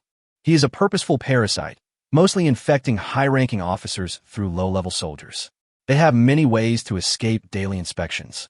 To this day, Lorfo still has not learned the intelligence that the Zerg possesses the parasite. I didn't expect the plan to go so smoothly. I originally wanted to take over the insect swarm and use biological signals to lead the target to Lin, who had already ambushed me. It saved me a lot of effort. The corners of Chun Mo's mouth raised high to the sides until they were bent to an inhuman degree. The departure of the division and secondary commanders will naturally not affect the entire swarm. After all, a considerable part of the swarm is taken over by Chun Mo's will. The real reason why the swarm is out of control is that Chun Mo has withdrawn control. This was part of the plan. He originally wanted to expose Lin by making the Zerg tide out of control, but he didn't expect that these captains would actually identify Shur as the commander of the entire Zerg swarm. It would be unreasonable not to take advantage of him. Chun Mo looked at the furious captain through the eyes of the parasitic operator, and a plan quietly emerged. At the same time, the fleet quickly cleared out the runaway swarm of Zerg. Without command and system, the swarm became more crazy, but also easier to deal with. Before the three captains returned to their planet, all the crew members gathered on the destruction and used a large communication system on board to establish communication with the leaders in the Lorfer Homestar system. They first reported the details of the situation and then expressed their own speculations. Leader, there is no doubt that he is the commander of the Zerg. We missed the best opportunity. Please punish us. Captains, this is not your fault. The leader's voice was calm, without a trace of blame. You transmit the details of the battle to me. Remember, the sacrificed soldiers must be properly handled, and do not let other soldiers feel disheartened. Yes. Chapter 95 locked. The three captains quickly dealt with many of the aftermath issues, and as soon as they returned to Description, they summarized and analyzed the overall battle process. This was a very important matter, especially when the Zerg commander appeared on the battlefield for the first time. So why is this? The Zerg war has lasted for so long, but this is the first time the so-called commander has appeared. Is it just because of the important position of the Sorel galaxy? No, no one is that naive. As a commander of a group, especially after the commander's death, all creatures in the group will lose their intelligence, and it can achieve long-distance command. In this case, any intelligent creature will definitely put the commander in an absolutely safe position. This is the common knowledge of all creatures. If that's the case, why would the Zerg commander take the risk to show up? Therefore, this attack must have a different purpose from the previous ones, or it may be forced, said the captain of the deep sea. The Zerg's command system relies entirely on biological signals, and the Sorel galaxy has the strongest signal jammer in our entire civilization. If it weren't for the large-scale communication system, we wouldn't be able to communicate with the outside world. Moreover, the Zerg also sneaked in with the jammer on. Could it be that the intensity of the jammer is too high and it can't be remotely controlled? Speculated the captain of the punishment. It's not impossible. Okay, let's summarize all the details and send them to the leader. Tina finished handling all the matters and looked at the two of them and said, I'm the worst at summarizing. Tina, please help me. The captain of the punishment pleaded. Okay, but the next time the curvature engine is loaded and the arsenal is updated, the priority of the destruction fleet must be increased. Tina smiled. Although the industry of the lore for civilization is quite developed, it is impossible to update tens of thousands of ships at the same time because everything has a priority. The captain of the punishment didn't want to agree, but didn't want to make the summary himself. So he persuaded Tina for a long time. Stop. Tina stopped the captain of the punishment with a gesture and left with the information. Send me a message when you figure it out. We need to be careful of the counterattack of a Zerg tide. They will soon be able to fight again, and they hold grudges to death. Looking at Tina's receding back, the captain of the punishment couldn't help sighing. Can't you be a little kinder to me? You're pretty good. Anyone who has pursued Tina in the past has been beaten up. She just doesn't treat you well anymore. The captain of the deep sea watched the excitement with a smile. You have the help of an assistant. My assistant knows nothing about this. It's easy for you. Forget it. Just do it yourself. The captain of the punishment rubbed his head. Come on, but what Tina said just now makes sense. Be careful of the insect tide's counterattack. Even if it's a swarm of insects, it will take a long time for them to recover after killing so many of them. Don't worry. The captain of the punishment did not care too much, but Tina was very attentive. However, even she did not expect that the Zerg's revenge would come so quickly and with such a huge force. The insect swarm disappeared for 5 years. In terms of the time span of ordinary creatures, this is a very long period of time. But if we put the concept of 5 years into the universe, even if we travel at the speed of light, it is just the distance from one galaxy to another. Looking at the sea of insects that had more than doubled in number, Tina was the first to feel incredible. Where on Earth did they come from? Even if we don't consider the reproduction process, it would take a lot of time for them to travel. Captain, we have received the latest intelligence. At this time, the intelligence chief rushed over and shared the information with the entire operations room, as well as the captains of the punishment and the deep sea. 2 wild galaxies located 3 and 4.2 light-years away from them mysteriously disappeared a few years ago, and then the Zerg tide was born. I have some impression of those 2 galaxies. There are few resources there, and the environment is harsh. Because of the previous war, there are all residual black holes there. Could the galaxies have been swallowed by the black holes? Is there actually another reason for the birth of the Zerg tide? Said the captain of the punishment. The black holes that remained at that time were not enough to devour the entire galaxy. It seems that our initial speculation was wrong. The Zerg swarm requires some special resources, but those resources are not the key factors for their reproduction, but have other uses.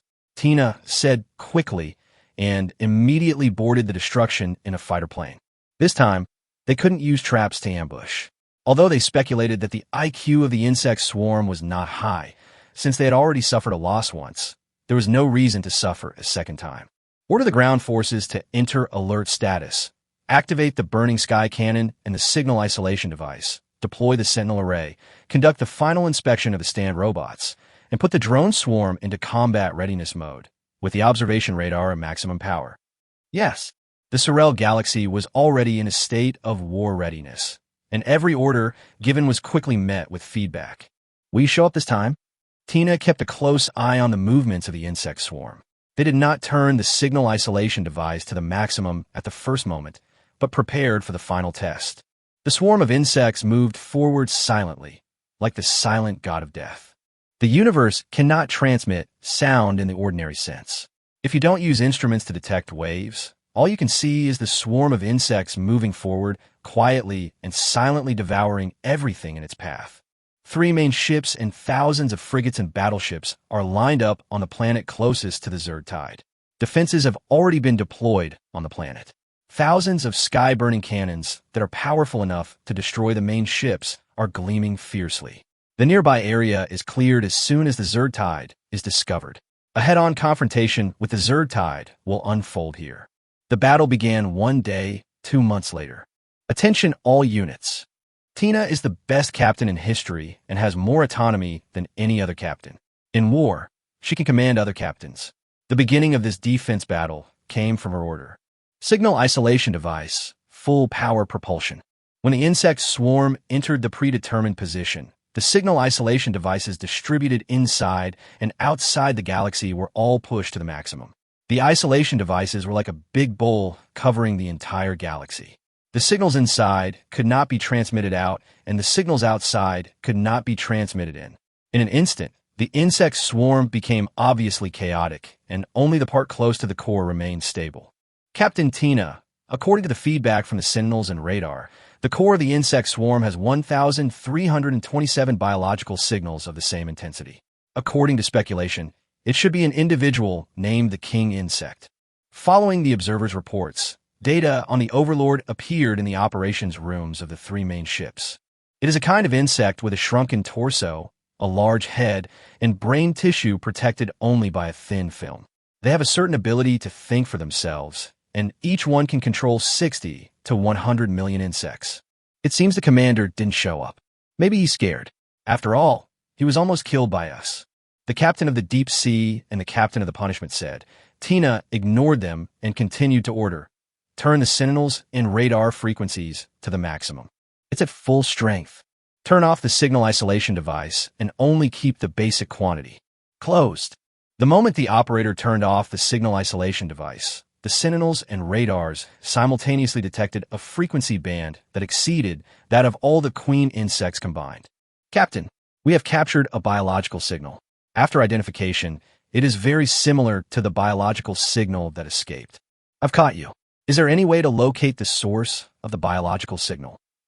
Unable to capture, the signal tracing device has been isolated. Tina nodded as expected. She had never thought that it would be so easy to hunt down the Zerg commander, but as long as she was sure that the commander's biological signals could not penetrate the signal isolation device, the rest would be much easier. Restart the signal isolation device and start exterminating the insects. Yes. Chapitre 96, Diffusion. With most of the Zerg out of control and planetary weapons helping to clear them out, even though the number of Zerg was greater than last time, it was easier to clear them out. But before anyone could breathe a sigh of relief, a new Zerg swarm would rush in from another direction. For a long time afterwards, the Zerg continuously attacked the Sorel galaxy, causing the people in several large fleets to run around in a panic. Damn, where on earth did these guys come from? The captain of the Punishment was extremely angry. Looking at Tina, who was drinking tea as if nothing had happened, he couldn't help but say, "Why aren't you in a hurry at all? There's no point in getting anxious." Now all the scientific researchers in Lorfu have put aside everything and are looking for the source of the biological signal. During this period, we can only resist passively. Tina put the empty teacup on the table. The assistant next to her poured a few more glasses and watched Tina and the remaining 2 officers drink them. "You go out first. We have a meeting with the leader later." Tina said, "Yes." The assistant slowly left the room and walked to a corner where there was no surveillance. A strange smile appeared on the corner of his mouth. He wiped the teacup with his tentacles and took out a few micron-sized transparent parasites from the remaining liquid at the bottom of the cup. This is Lin's latest work from a month ago, specially developed for the Lorfa people. Whether it is the genetic composition or the biological signals, they're all consistent with the Lorfa people. Unless it is an extremely special instrument, it cannot be detected at all. Chun Mo is not a smart man. He knew that he couldn't make complicated plans, so he simplified complicated things. There are only 2 ways to attack the enemy: to break it from the outside with force, or to disintegrate it from the inside. Chun Mo is temporarily unable to break it from the outside. Even if he can, it will take a lot of time, and it will take a lot of time beyond imagination. He has patience, but not such good patience. Then things become clear.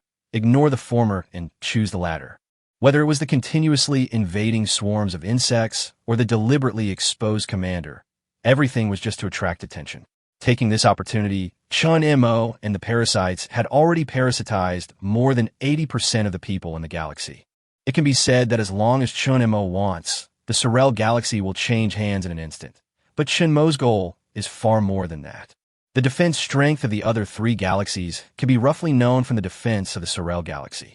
Even if there are thousands of warships and insect swarms, it is not easy to conquer it.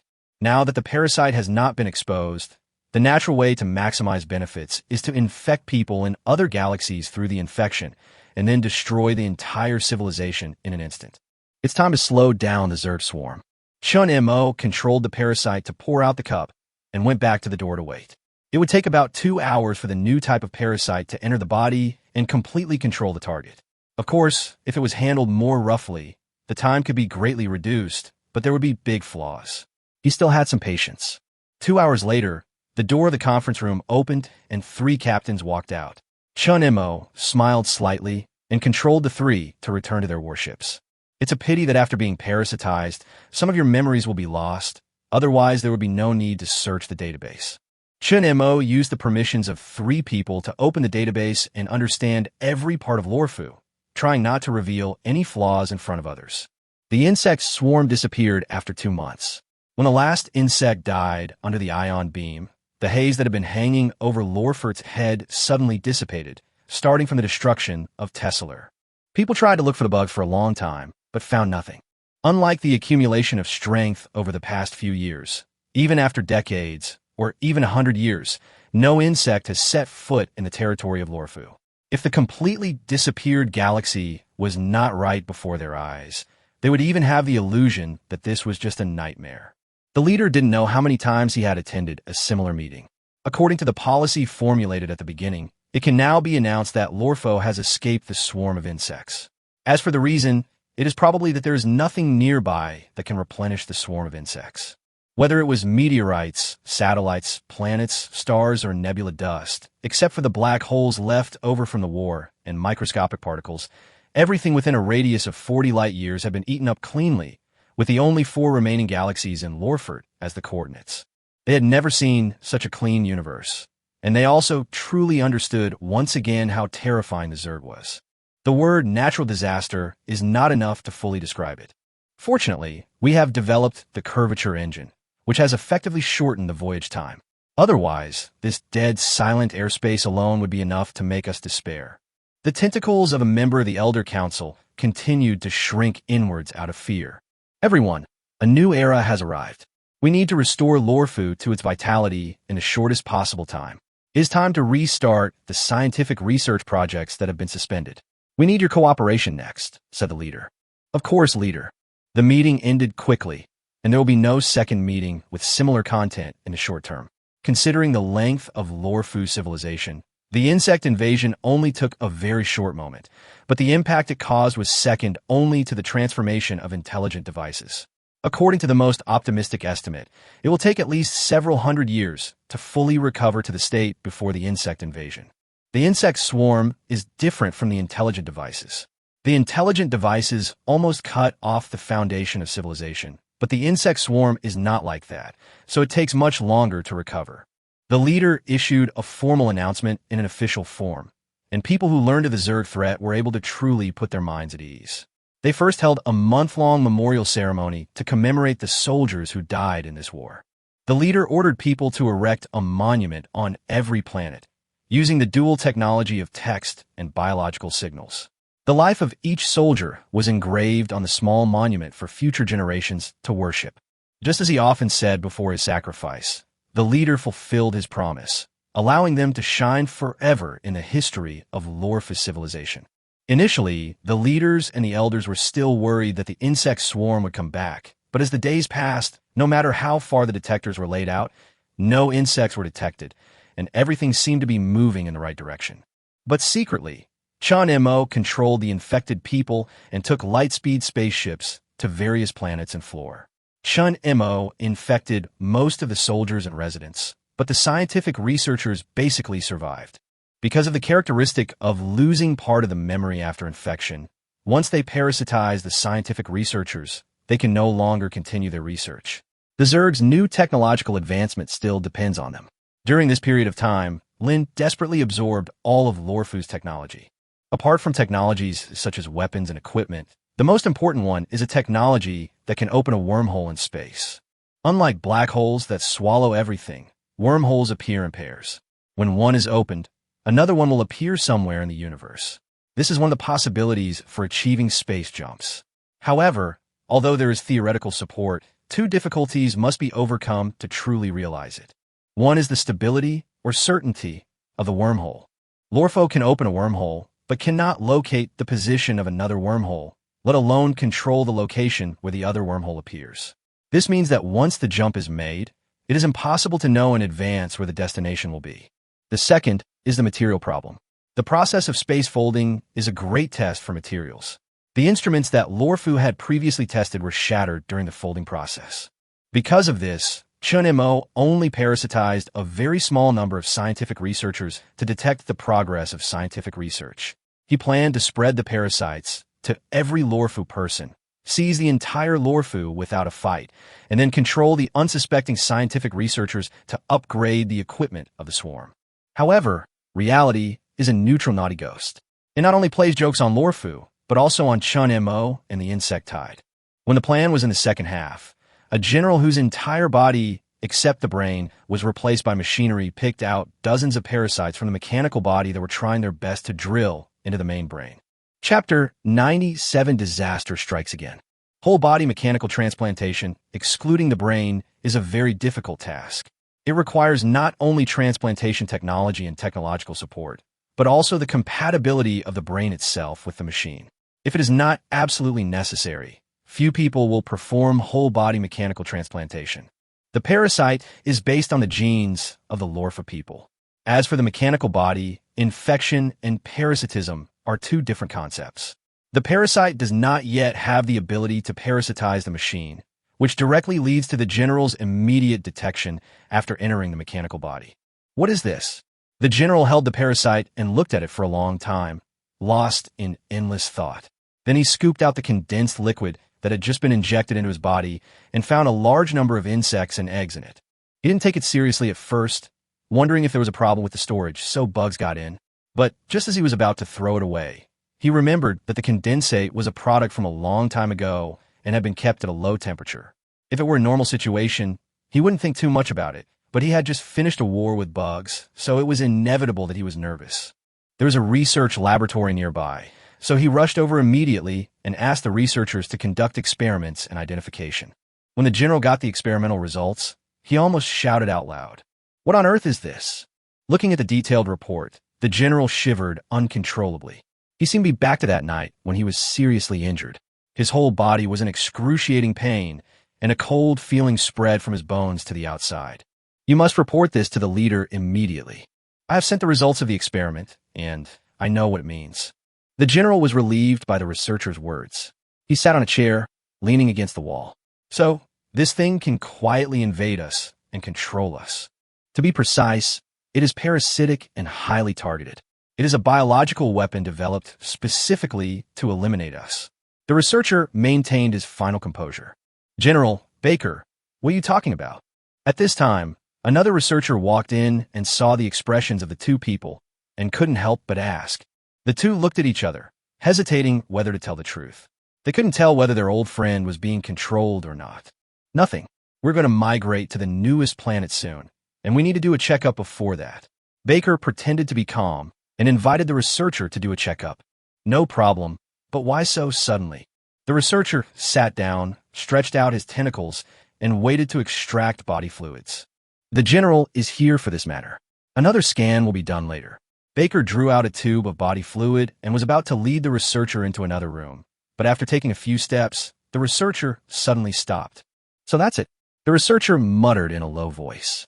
"What?" Baker didn't hear clearly because the researcher didn't use biological signals but whispered with his voice, so he took a step back. "What did you say?" "I say." The researcher raised his voice slightly. The next moment, a hardened tentacle pierced through Baker's chest. Looking at Baker in disbelief, he smiled and said, "Since you already have doubts, you should doubt them to the end." Bang! The corpse fell heavily to the ground, and the researcher looked at the general, who instantly entered combat mode. "The whole body is undergoing mechanical replacement. I overlooked that. What on earth are you?" The general held the ion gun, and the nuclear fusion device in his body ran at maximum power. You already have the answer, but you were really careless.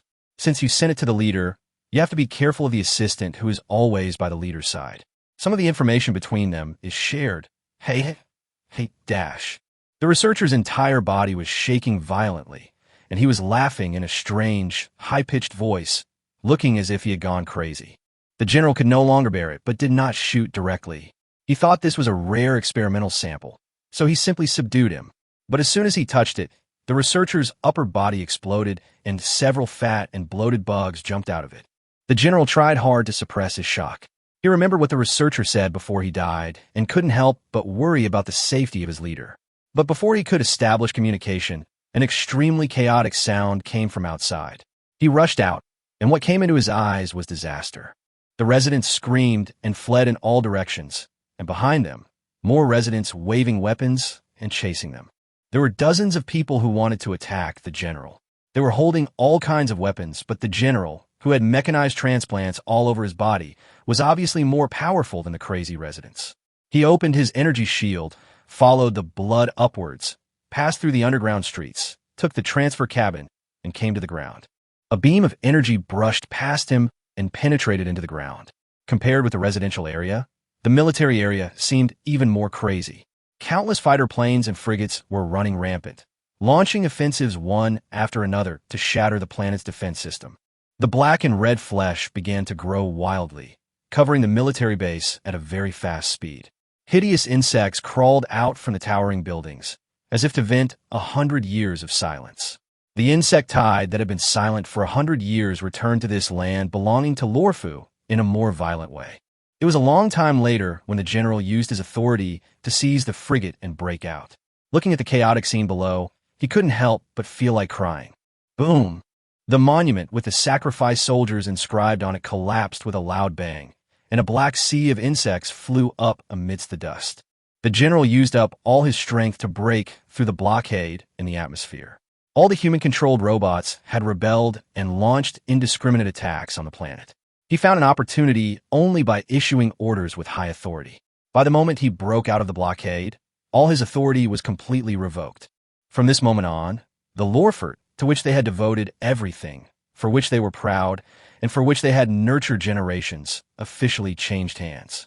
The ancestor burned himself to give them the Lorfu, and it took them tens of thousands of years to restore its light. However, only a few hours passed from the beginning of the turmoil to the change of ownership. The general was crouching on the operating table. He didn't know where he was going, and he couldn't confirm the situation in other galaxies because the ground command room and the main ship had been controlled by the Zerg. He shut down all the system modules related to them on the frigate. Now he was like a lost child, drifting in the vast universe with nowhere to return. General, gather at the coordinate point immediately. At this moment, his closed communication system was opened by an external force. That was the exclusive authority of the leader, and it was not difficult to hear the waves of shock and anger in the voice. The general remained in a daze for a long time, until he heard the creaking sound of mechanical friction, and then he responded with a weak biological signal. Yes, leader. Chapter 98, 2 endings. The general drove a frigate equipped with a curvature engine, and it took him nearly 30 years to reach the coordinate point. In addition to the long distance, he also had to be careful of attacks along the way. He did not dare to take the route that had been explored because it might be full of insect swarms. He could only take an unfamiliar route and almost fell into a black hole. In the end, he abandoned the spacecraft and survived in the escape pod. Since the end of communication 30 years ago, he has never established a connection with the headquarters again. Loneliness haunts this old man. He once drifted in the universe after the energy of the escape pod was exhausted. The biting cold made him unable to move. Whenever he encountered a planet on the way, he would hesitate for a long time before deciding to land, to avoid encountering a swarm of insects. It was his hatred for the swarm of insects that made him do his best to survive. We're finally here. The general sat tiredly in the cockpit. This was the garbage he picked up in space. It should be the remnant of previous wars. The nuclear fusion device on it, luckily, did not malfunction. The destination is hidden behind layers of black holes and nebula dust. It is a forbidden land of death that the living will never enter. The survivors of Lorfort live here. Compared to the colonial civilization it once was, Lorfa now only has 2 main ships and a handful of frigates and battleships. If it weren't for the leader's timely response, even these 2 main ships would not have been saved. The insect swarm had been lurking for so long that the moment it broke out, it caused a devastating disaster. People first gave the general a thorough physical examination to confirm that there was no problem, and then they took him through the crack of the black hole with difficulty. These are the black holes left behind when we fought the insect swarm many years ago. They did not disappear like most black holes, but instead remained and grew larger and larger. After a while, we won't be able to pass through them. They may merge together, or they may destroy each other. Of course, they may also bounce off. These are the results of our experiments. The man kept saying, "What about us? Where are we going?" The general asked immediately. "General, the leader will explain these things to you later. What we need to do now is to repair your prostheses. Look, they're so damaged that they can no longer be used. What on earth have you been through? They shouldn't be damaged so quickly." The man asked curiously. "We should drop this topic." "All right."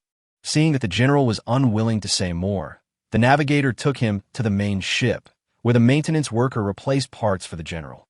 "This material seems to be from a long time ago." The general shook his forelimbs slightly uncomfortably. "Yes, General, we no longer have the composite material we have been using. That kind of mineral only exists on the planet Apollo. There is no doubt that we have lost it." The maintenance man said sadly. "We will take it back sooner or later, for sure." The general patted him on the shoulder and then came to the meeting room where the leader was. The leader first expressed his welcome and asked for some details. "Thanks a lot. Leader, this is not important. I have experienced things that are more difficult than this. What should we do next? Abandon Lorfo and find a new galaxy to start over like our ancestors did? We can't leave anymore. The bugs have taken control of all the detectors. Outside the galaxy is an empty void. The bug swarms have eaten up everything there. Our position and movements will be known the moment we enter," the leader said with a wry smile. "It's no use hiding here. The black hole will destroy us sooner or later." The general said anxiously. "Yes, that's true, but don't worry, it's simple." The leader said in a calm biological signal, "We have to kill the bugs." The generals were surprised by their leader's decision. This was indeed the best way, but could they really do it? The leader saw what the general was thinking, pulled out a virtual map, pointed to the location on it, and said, "With the speed of the 2 main ships, we can sail here." "Then what? We don't really have any way to fight the bugs, but isn't there a civilization that could do that easily?" "Is there a civilization that can do this easily?" The general was briefly confused, then immediately reacted with shock. "You mean the intelligent device?" "Yes, the intelligent civilization can easily wipe out the bugs."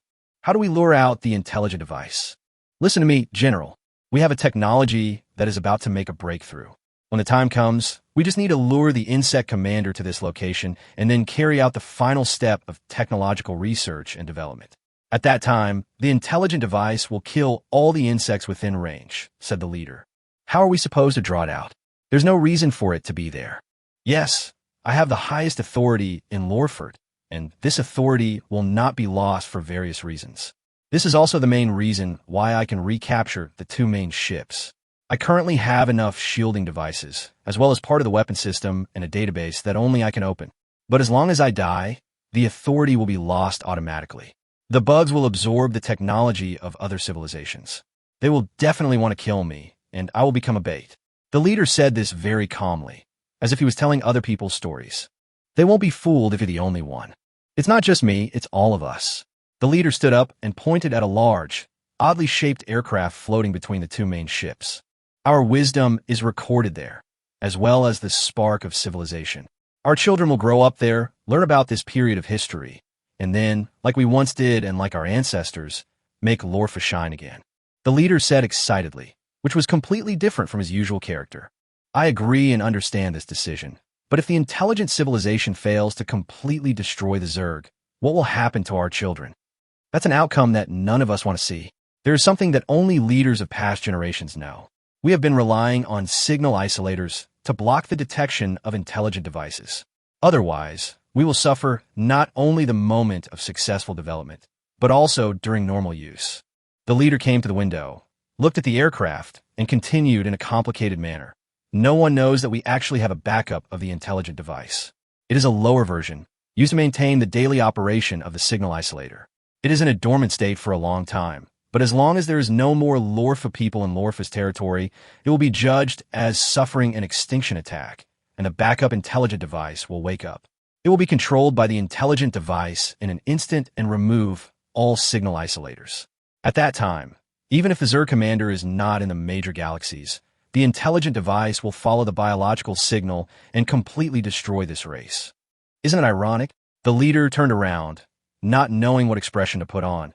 The intelligent device we have always been fighting against and hated is our final means of exterminating the enemy. Chapter 99, The Final War. The general came back just in time because the black hole was gradually expanding and Lorford had less and less time left, and they were preparing to launch the final war soon. 2 respected elders were left in the spacecraft, shouldering the future of the entire civilization.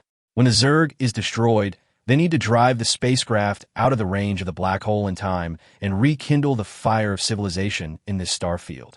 The leader was silently wiping his weapons in the room. He recalled the day when he took over the leadership baton. He was so high-spirited at that time. No one would have thought that Lorfu would face the crisis of extinction again in his generation.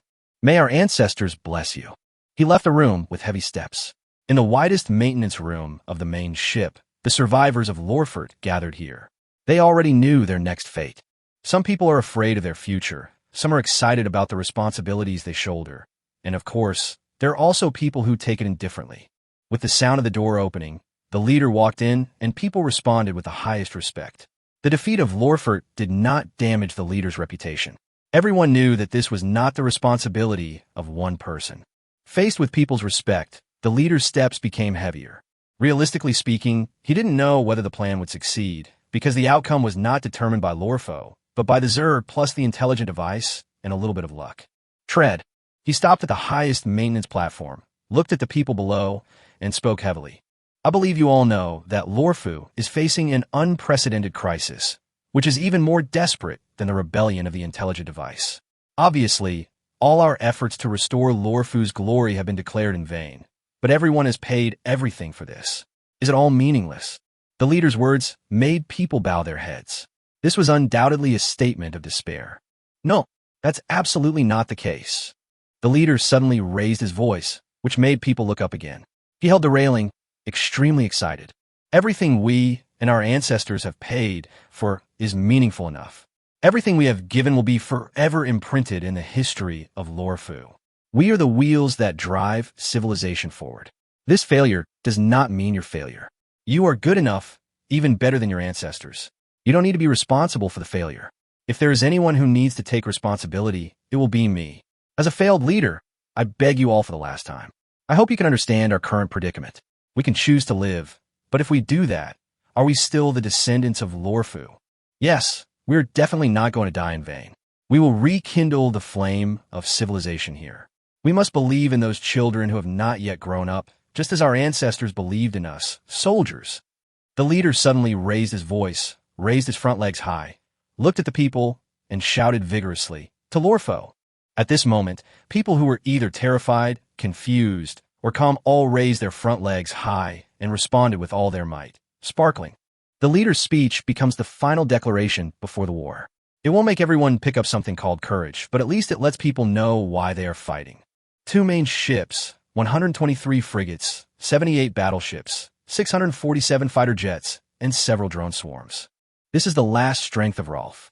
They set out when the nebula dust was thickest, which would render the detectors ineffective and make it impossible to determine the fleet's exit location, thus preventing the aircraft inside the black hole from being found by the bugs. The one who calculated the battle position was the famous computing expert of Lorford. He was worthy of the title of human AI, and his calculations were almost accurate to the second. When the fleet arrived at the designated location, the black swarm of insects surrounded them from all directions. The insect swarms that had discovered them a few years ago completely cut off their way here. Signal blocking device, operating at full power. The leader used his exclusive authority to open the signal blocking device mobilized from within the galaxy. Just like in the past, the Zerg swarm immediately fell into chaos, with only a small number of Zerg still maintaining their formation. The leader gave orders one by one in an orderly manner, quickly clearing out the out-of-control swarm of insects. He concentrated all his attention and let condensed liquid wash over his body, but it did not relieve his tense emotions in the slightest. Now is the most critical moment. This is a series of gambles, and now he is betting that the number of the Zerg Tide's second-level commanders is insufficient. If the second-level commanders can also continue to join the battlefield and use this to deal with them, then there is no need for the Zerg Tide's real commander to appear at all. Boom, boom, boom. High-energy ion beams interspersed, and the black hole suddenly opened. The two main ships also had more powerful weapons, but they were not suitable for the Zerg. The key to a bug survival lies not in its individual strength, but in its endless numbers. Some weapons with slightly lower power can also easily kill them. So on the basis of ensuring a certain level of lethality, area damage is the top priority. The insects were cleared out in circles, and under the high temperature, not even their corpses were left. With less than 1,000 ships facing a sea of trillions of insects, they were really like small boats drifting on the sea. Weapons will overheat, energy will be exhausted, and personnel will become exhausted. All these factors tipped the balance of victory further towards the insect swarm. Boom! Inadvertently, a hole was blasted in the main ship by the plasma ion cannon, and the sudden change in air pressure threw the leader out of the operating room. His body quickly deformed and changed into a form suitable for combat. A huge monster leaped down from the ship, and a bone spur covered with plasma pierced its head. The leader recognized this monster. It was the first intelligent creature to be exposed, but it was not a commander type. However, since this monster has appeared, the so-called commander should be approaching, right? The leader dodged the attack of the bone spurs and instead aimed steadily at Samuel. He was not a combat type, but the AI that assisted in running the body would help to the greatest extent possible. A piece of black metal popped out from Samuel's arm, and a force field expanded. This was one of Lorfu's works, a small power shield. The leader was not surprised by this scene. It was a proven fact that insects would devour the technology of other civilizations. While fighting with Samuel, he paid close attention to the movements around him. The sea of insects was still pouring in, but only a small part was controlled. Finally, the main ship found an opportunity to create a collapse phenomenon where the second-level intelligent units were most densely populated. Although a black hole could not be created due to the distance problem, the inward squeezing force still crushed a large number of insects into meat paste. Chapter 104 Sleep. Without a command unit, all the insects except Samuel immediately fell into the greatest chaos. They rampaged around wantonly, emitting sharp biological signals and frantically biting everything, even themselves. But in the next moment, all the insects froze for a moment, and then returned to an orderly state. The leader looked at the sea of insects pouring in from above. Needless to say, the commander must be in there. A sea of insects of this magnitude is not something a mere secondary commander can control. Of course, the matter was of great importance and could not be decided by feeling. The sentinels and radars immediately conducted an all-round scan and finally captured a familiar biological signal. That's it. The leader immediately and excitedly sent a signal to the main ship that the bet had been going very smoothly so far. They had fulfilled all their responsibilities, and the rest depended on the children in the future. At the same time, in the main ship's highest-level defense hold, hundreds of scientific researchers were busy. They had sorted out all the steps, even the splicing had been completed, and they were just waiting for the final signal.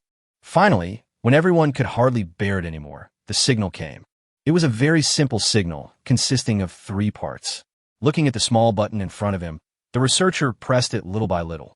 At this moment, he did not shout or get excited as he had imagined, nor was he reluctant to live. Instead, he was unexpectedly indifferent. The insect swarm was the first to detect the change in the signal.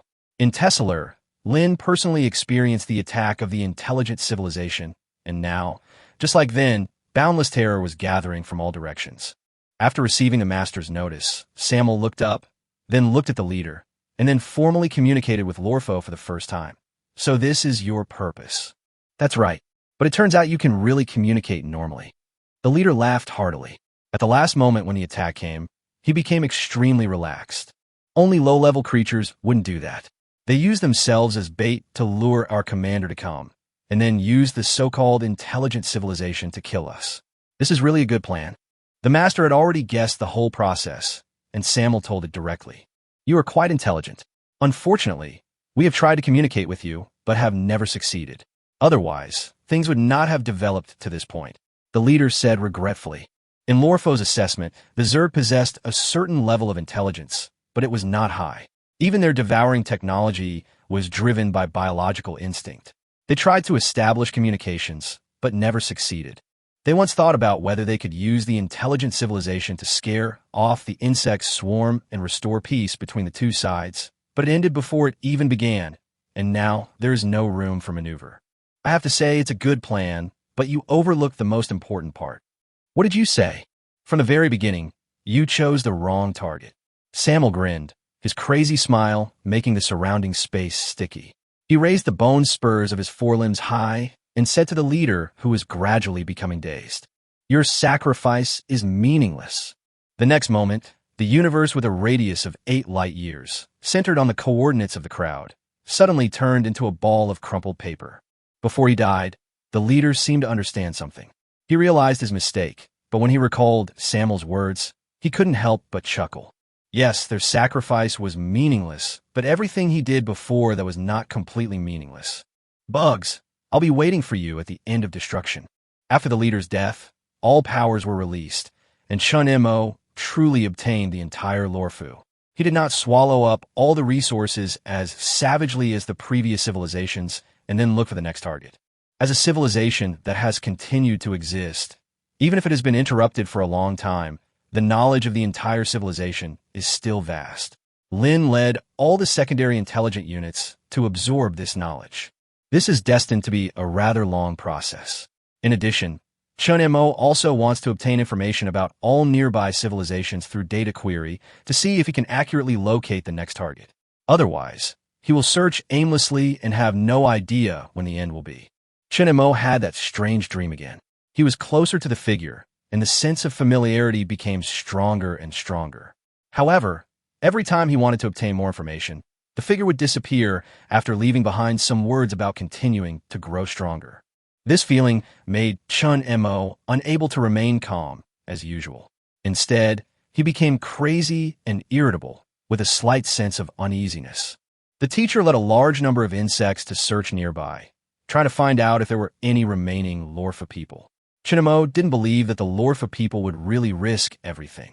Sure enough, the master found biological signals behind a black hole and nebula dust that was about to close. It was an extremely chaotic area. Several black holes pulled and interfered with each other, forming a special, extremely narrow and twisted channel. Chun Mo spent nearly 900 billion bugs and relied on the exhaustive method to find a path that could be passed smoothly.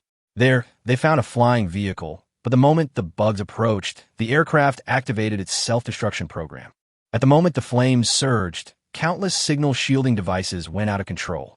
Chun Mo discovered that all his permissions regarding Lorfu were shut down, and the familiar feeling of terror descended upon him again. It's the intelligent civilization. But what is going on? Chun Mo didn't have time to think too much and immediately cut off the biological signal. He still remembered the moment when Lin's body was hit in a distant area. The intelligent civilization has the ability to track the attack along the biological signal, but was too late.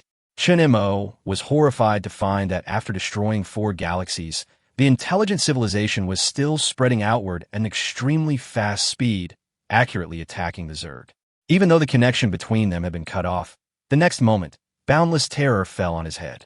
This is a galaxy located more than 500 light years away from the Lorfu civilization. The mother nest here acts as a dark red planet. Lorfu has tried to lock onto this place countless times, but never succeeded. However, at the moment when the signal isolation device completely failed, the intelligent civilization found this place. What to do? What to do? Chun Mo inevitably became panic-stricken. The intelligent civilization threatened him, so he could no longer remain calm. Emotion inhibitors were quickly secreted, and Chun Mo, who had forced himself to calm down, began to think about all the means of escape he had. After he abandoned one method after another, he finally came up with an immature technology. Space jump. The moment entering the wormhole, the biological signal will completely disappear, which may make the intelligent civilization think that the target has been killed. However, this is accompanied by great danger. Just like Lorford, Chun Mo is also unable to create a stable wormhole, let alone lock the position of another wormhole. This is undoubtedly a joke with his life, but he has no second choice. This is a high-level civilization. They have already forced me into a desperate situation before they even showed up. I'm not even their target. Chun Mo suppressed his laughter. After making up his mind, he became relaxed instead. He no longer needed to hold on to the rope of emotion inhibitors and still easily escape from the swamp of fear. Looking at the universe that was beginning to change shape, Chun Mo concentrated his mind. At the moment before the universe turned into a ball of paper, it and part of the mother nest suddenly disappeared. Chapter 101 The Young Lord. The rain poured down in torrents, mixed with the sound of thunder. The rough road surface was quickly filled with water. It was hard to imagine that water accumulation could occur in this technologically advanced world. In the rainy world, a young girl was running very fast. She was seriously injured.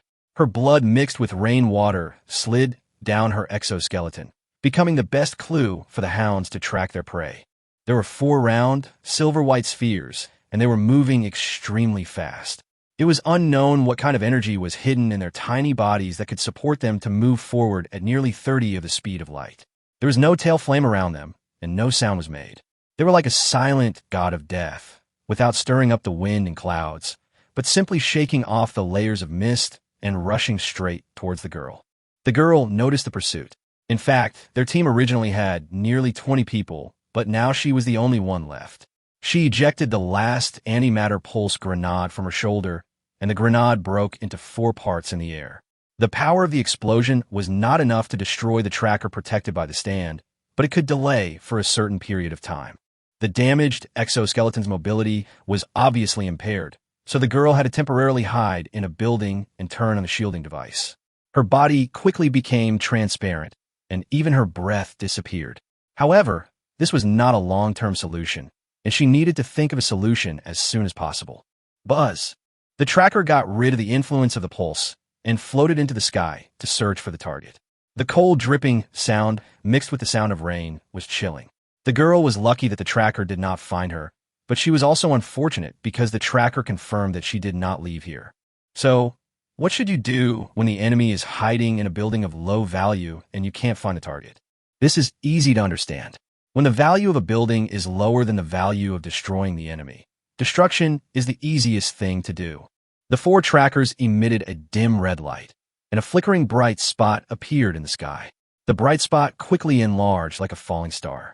In an instant, the entire area was destroyed, all the buildings disappeared, and the ground left behind was extremely flat, as if the buildings were just illusions, and this place was originally an empty lot. The attack was so precise that it destroyed the building without damaging anything else. The tracker made a complete circuit, confirmed the target had been eliminated, and then merged into the pouring rain. An unknown amount of time had passed before a hand suddenly stretched out from the flat road. The girl was surprisingly intact. She looked up at the sky with a terrified look, then looked at the man lying in her arms. She swallowed, and quickly left with the man while the isolation device was still ineffective. In a vast white world, Chun Mo stood quietly. He didn't remember how long he had been standing there. Not far away, there was also a black shadow standing. Isn't enough now? Chun Mo suddenly asked. Not enough, the figure replied. Before Chun Mo could ask, it continued. Only by devouring the civilization you are in now can you be qualified to know everything, young master. As he spoke, the figure slowly turned around. The darkness dissipated and gradually revealed a face that was extremely familiar to Chun Mo. The mysterious man looks exactly like him. Chun Mo suddenly woke up, took a deep breath, and looked around. This is not a big room, and both its style and furnishings give me an inexplicable feeling of returning to the first planet.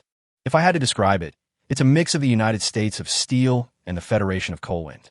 He was lying on a double bed, covered with a thick blanket. He felt very dizzy, and his mind was unclear, as if he was trapped in a deep swamp. It took him a long time to get rid of this feeling. He lifted the blanket, and a tentacle stretched out from it. It's the mother nest, or to be more precise, the fragments of the mother nest. Chun Mo gradually recalled what happened before. At the moment when the intelligent civilization attacked, he forcibly opened a wormhole and escaped. However, this immature technology ultimately brought danger. In the brief moment of folding in the wormhole, Chun Mo almost consumed all the resources stored in the mother nest and was eventually caught in the turbulence. He no longer remembered how he left the wormhole. Judging from the current situation, Could it be that he landed in the territory of a certain civilization and was then rescued? Only by devouring the civilization you are currently in can you be qualified to know everything, young master. Chun Mo recalled the person in his dream. Why did he have the same face as him? And the young master? It actually uses this name. What is its identity? Chun Mo felt his mind was in a mess. Call. He let out a breath, temporarily suppressed his doubts, and began to count the losses caused by the attack of the intelligent civilization. The most intuitive thing is the loss of resources accumulated by the mother nest and the insect tide. Ordinary resources are still okay, but the most regrettable thing is some newly acquired materials that have not yet been analyzed. As for the latter, because of their method of attacking by pursuing biological signals, the Zerg swarm was almost wiped out, but there were still some survivors. Those Zerg that cut off the biological signals before the attack of the intelligent civilization and were dormant in other galaxies all survived. This was undoubtedly good news. Chun Mo awakened them and let them devour resources in the galaxy, spread out purple swamps and hatcheries, reproduce new insects, and resurrect divisions and commanders such as Lin. As for the rest, Chun Mo's losses were not much. Whether it was the genetic sequence or the scientific and technological knowledge, they were all preserved intact. Overall, the losses were much smaller than expected. Squeak. The mother nest let out a slight whimpering sound. Chun Mo touched the remaining tentacles and looked at the size of the remaining fragments. The biological armor covering the chest spread outwards, and the skin and flesh surged open, and the tentacles drilled into the chest cavity. Although he has always maintained his human appearance, in fact, everything has undergone earth-shaking changes, both in body and soul. Chun Mo left the bed, wanting to find useful information. First of all, this doesn't look like an observation room. No matter which civilization he falls into, he will be considered an invader. Through contact with so many civilizations, Chun Mo has also determined the attitude of intelligent civilizations towards other civilizations. As an alien, since he is not locked up, there are only two possibilities. One reason is that the level of technology here is too low, and people regard him as a god fallen from the sky. The second reason is that the level of technology here is too high, and communication between civilizations has become the norm. Maybe they regard him as a traveler from a certain civilization. Looking at this room full of retro atmosphere, Chun Mo originally preferred the former, but when he thought of the words of the mysterious man in his dream, this civilization obviously had a high enough value, even far exceeding Lorfu. Chapter 102 Philly. Chun Mo took a book from the bookshelf. It contained text that he could not understand. Through biological signals, if it was daily communication, it would not matter if they did not speak the same language. However, for text, it could only be learned systematically or by parasitizing enough locals and piecing together a complete language chain from the scattered residual memories, or the civilization had a collection of knowledge about text that could be directly injected into the brain. He put the book back and looked at other corners of the room. A small square box caught his attention. It contained a huge amount of energy, and its purpose seemed to be just to provide power to the room. Controlled cold nuclear fusion. Chun Mo's brows twitched slightly. After the annexation of Lorfu, controlled cold nuclear fusion was not a very advanced technology, but in terms of scale, the size of this small box was nearly 10 times smaller than Lorfu's smallest device. But the energy contained was actually higher. This alone is enough to conclude that the technological level must be higher than that of Lorfurt. Chun Mo slowly pushed open the door. There was a staircase on the right. He didn't know which floor he was on. For safety reasons, he didn't use the signal to scan the entire building. There was sound coming from downstairs, as if several people were chatting. Chun Mo held his breath and concentrated. The idle sounds were amplified hundreds of times and clearly transmitted to his ears. After analysis of biological signals, they were converted into understandable language. How's the kid upstairs doing? Not bad. According to Philly, he helped block the lightning strike, but his body was not seriously damaged. It should be the effect of the exoskeleton. I checked it, and it is not the model we are familiar with. It is more like a biological armor with its own consciousness and excellent functions. Like a product of your previous failure? Yes, but it is more stable. I wonder who invented it. I really want to see it. Maybe we can develop a stable model through his samples? It's possible, but I have to wait until he wakes up. The little guy is very resistant to me. There were two men talking, and there was some noisy noise. There were no less than 10 people downstairs. What really made Chun Mo frown were the second and third sentences. He helped block the lightning attack. Regardless of what Blitz was and the circumstances under which he helped, how come he had no memory of it all? As for the third sentence, Chun Mo caught some clues, and it seemed that the little guy attached to him helped. Chun Mo stretched out his arm and looked at the obviously listless little guy. He understood why he looked so listless. But is this a product of technology? No, maybe it is a biological version developed based on some technology and then transformed by the Zerg. Chun Mo has done many similar things. In fact, for a long time, Chun Mo did not think that the armor attached to his body would be the basic unit of the Zerg. Just like those viruses, in Lorfu's virus database, Chun Mo found several viruses that matched the original virus library of the Mother Nest. Humans naturally couldn't understand them. These were species that had evolved for hundreds of millions of years in the universe. Some of them gave Lorfu a headache. The Mother Nest must be a creature from the universe. It came to the blue planet for some reason and recognized him as its master. This is most likely not a coincidence. Chun Mo thought of the face that looked exactly like his. The people downstairs were still talking. They no longer talked about things related to Chun Mo, but instead talked about something called Dream Tower. Before Chun Mo could hear too much, there was a sound of footsteps coming from the floors above. Chun Mo hesitated for a while and did not return to the room, but waited there. The footsteps were getting closer and closer, and when the man showed up, even with Chun Mo's character, he couldn't help but be briefly stunned. At the same time, he knew why he was not locked in the observation room. This has nothing to do with the development of technology. Chun Mo didn't know what expression he should make. Who could have imagined that, countless light years away, there was a civilization whose manners and appearance were almost identical to those of the humans on the original planet? Ignoring factors such as skin color, appearance, hair color, etc., and only looking at the body structure, the difference is not that big. At least compared to Lorfu's lamp octopus or other civilizations with multiple tentacles, multiple brains, no spine or eyes all over the body. From a preliminary look at appearance and structure, Chun Mo is almost identical to the people of this civilization. This can be roughly understood as the difference between how the people of the United States of Styria view the people of the Corfang Federation. The details of their appearance may be different, but they are all within the scope of human beings. You're awake. Although it's a little late to say that now, you were unconscious at that time. Thank you for saving me. The girl expressed her gratitude sincerely.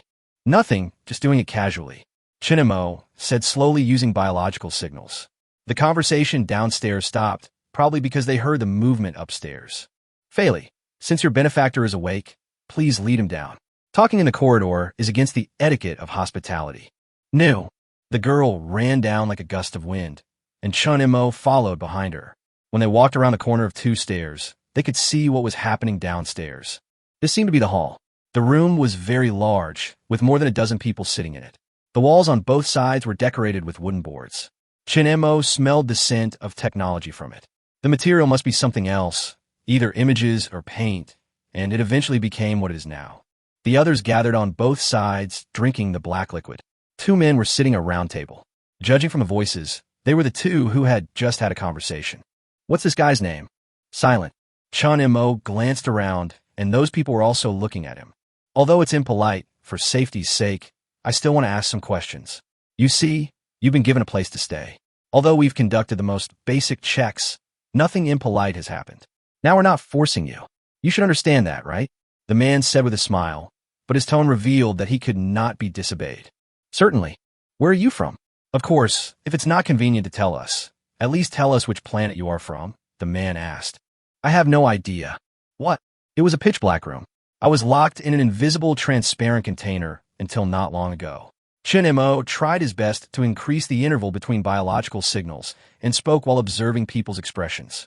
He saw the two men look at each other, and then they didn't hesitate too much, as if they agreed with the answer. I see. No wonder there is such an advanced exoskeleton. The man nodded and continued. Is this also the reason why you have been using biological signals to communicate? I haven't studied languages systematically, so I'm sorry if this offends you. No, I can understand why you saved Faili. The man stared at Chun Mo. I didn't mean to save her. Chun Mo said calmly. It just happened to be on my escape route. That's a reasonable answer, kid. You've passed. But later, we'll do a comprehensive inspection. I hope you can understand that this isn't the first time I've seen someone like you. I'm just going through the process. As for the specifics, you can explain it to me, Faili. No problem, then follow me. Philly turned around and smiled widely. Chapter 103 Inspection. Chun Mo followed Philly out of the room. The sun was shining brightly on the street, and the breeze was blowing gently, making people relax involuntarily. How about it? This place is pretty nice, right? We put a lot of effort into building it, Philly said with a smile. Chun Mo nodded slowly, looking around with curiosity in his mind. This is a strange world, and based on the existing clues, we can only guess a few things. First of all, this is undoubtedly a world with highly developed technology. The cold nuclear fusion device in the house, the exoskeleton that the two men often talked about, and the shining stars all explain the facts. Chun Mo keenly realized that this is an artificial star. Dense signals were interspersed, countless devices rose and fell, and in the farther sky, several warships passed by and quickly disappeared. Secondly, the world does not seem to be at peace. Whether it was the people in the room or the seemingly innocent Philly, Chun Mo could smell a familiar scent on them. It was a scent that belonged exclusively to soldiers. Of course, this was not specific, but a general feeling. These people are well-trained and have been on the battlefield, so why was Philly attacked? Is it a civil war among civilizations, or a war between two civilizations? Not to mention, the lie Chun Mo made up was actually accepted, especially the man said that there are many people like him. There are clouds of fog before his eyes. If he wants to obtain information as quickly as possible, the best way is to parasite a few local people and piece together their scattered memory fragments. However, the situation is unclear now. Chun Mo cannot confirm whether the parasites can be detected with the level of technology in this world. It is better not to act rashly for the time being. The two walked for a while, and Philly led Chun Mo into a small room. There was a woman standing inside. She was looking through the documents. When she saw the two people come in, she said, "Philly and Mo, right? I saw your information, and now I need your cooperation for the inspection. Don't worry, this is not an excessive matter. Philly, did you tell me the details?" "Don't worry." Philly sat aside carelessly. On the way here, Philly explained why the examination was necessary. Simply put, based on the oral statement, they concluded that Chun Mo was an experimental subject cultivated by the enemy since childhood, so they needed to check whether any detection-type technological devices had been transplanted into his body. Chun Mo looked calm on the surface, but he was hesitating in his heart. He knew his own situation well. Although he had some technological products, they had nothing to do with detectors. He was worried that the examination would reveal that his body structure was different from that of the people in this world. "Please come here." The woman had already turned on the instrument. "If we start now, given the level of technology in this world, what are the chances of success?" Chun Mo thought for a moment, then walked in silently. The examination was very simple, and there was no need to draw blood or use various instruments. Chun Mo felt a wave sweeping past. The woman nodded, with some surprise in her tone. "You have an ordinary nuclear fusion device in your body. The structure of your bones and flesh is also a little strange. The signal of your brain is very strong. Preliminary observation shows that you have undergone human body modification, which is similar to the situation of other people. The only strange thing is that you have such a high-level biological exoskeleton, but you have the most ordinary nuclear fusion device in your body." The woman frowned, and after a moment, she said to Chun Mo, "Can you release that thing in your body, the thing that looks a bit like a tentacle?" Chun Mo looked at the woman, then at Philly. "I'm sorry, we all saw you putting tentacles in your body.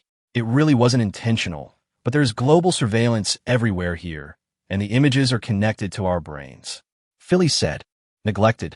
Chun Mo's emotions were slightly disturbed because the first thing he saw was the retro decoration, and he subconsciously ignored this point. Did the dual influence of the folding process and the dream relax your mind? Chun Mo sighed in his heart, and then thought of the conversation between the two men. Since he could see his movements, he must have known that Chun Mo was standing at the stairs eavesdropping when the two were talking. Did he say those words on purpose to make him mentally prepared for the experiment in advance? Chun Mo's mind was filled with a myriad of thoughts. The biological armor on his chest began to surge, followed by the skin and flesh, which were peeled off layer by layer until the fragments of the mother nest hidden in the chest cavity were revealed. This thing, should it be more accurately described as a thing? Was it a transplant performed later, or did it appear together with this armor? The woman asked. "Well, I don't know how to describe it, but it is through it that I can control the creatures covering my body." Chun Mo made it up. His mental energy was enough to suppress the fluctuations of emotions and signals. No matter what instrument was used, it could not detect that he was lying. That's right. Now you can close it. The woman chose her words carefully and looked like a serious person. Chun Mo's flesh and blood reunited with his armor and stuck together, without a trace of wounds visible. It directly acts on the body's self-healing ability and does not require the help of medicine. It's really a big surprise. The woman recorded the information quickly. She could see more through the instrument. Am I still a human being now? Chun Mo's eyes were covered with a layer of caution and fear.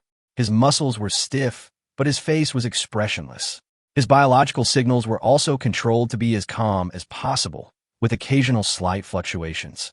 Playing the role of an experimental subject who has just escaped, came into contact with a new world, and found that his body had changed and was being studied. Whether it was internal or external, it was a very simple thing for the Zerg overlord. After biological transformation, Chun Mo's control over himself reached an outrageous level. Not to mention muscles, even a hair can be precisely controlled. Probably forget it. The woman sighed, turned on the instrument, and said in the gentlest tone possible, "Don't think too much. Everything will be fine. We need you in our future, but not now. Philly, you can take him around and then go back to where we live." "No problem." Okay. Philly jumped off the chair, grabbed Chun Mo very naturally, and ran outside. The woman watched the two men leave, then used a communication device to dial a signal from someone. How about it? It was the voice of the man from before. It has been confirmed that there is no surveillance device in his body, and all the conditions are consistent with the experimental subject, but the possibility of an undercover agent cannot be ruled out. I asked Philly to take him back to his residence. He cannot transmit information directly, so I will send someone to monitor him. What about the biotech exoskeleton armor? It's very difficult to replicate and requires a lot of research to support it. I definitely can't do it myself. What about me? Another man's voice sounded. The woman's eyes lit up and she asked in surprise, "When did you come back?" "Not long ago. I happened to do a little checkup on that kid." "If it's you, maybe it's possible." The Dream Tower's attack is getting stronger and stronger, and it is becoming more and more difficult for us to invade. We cannot miss any opportunity.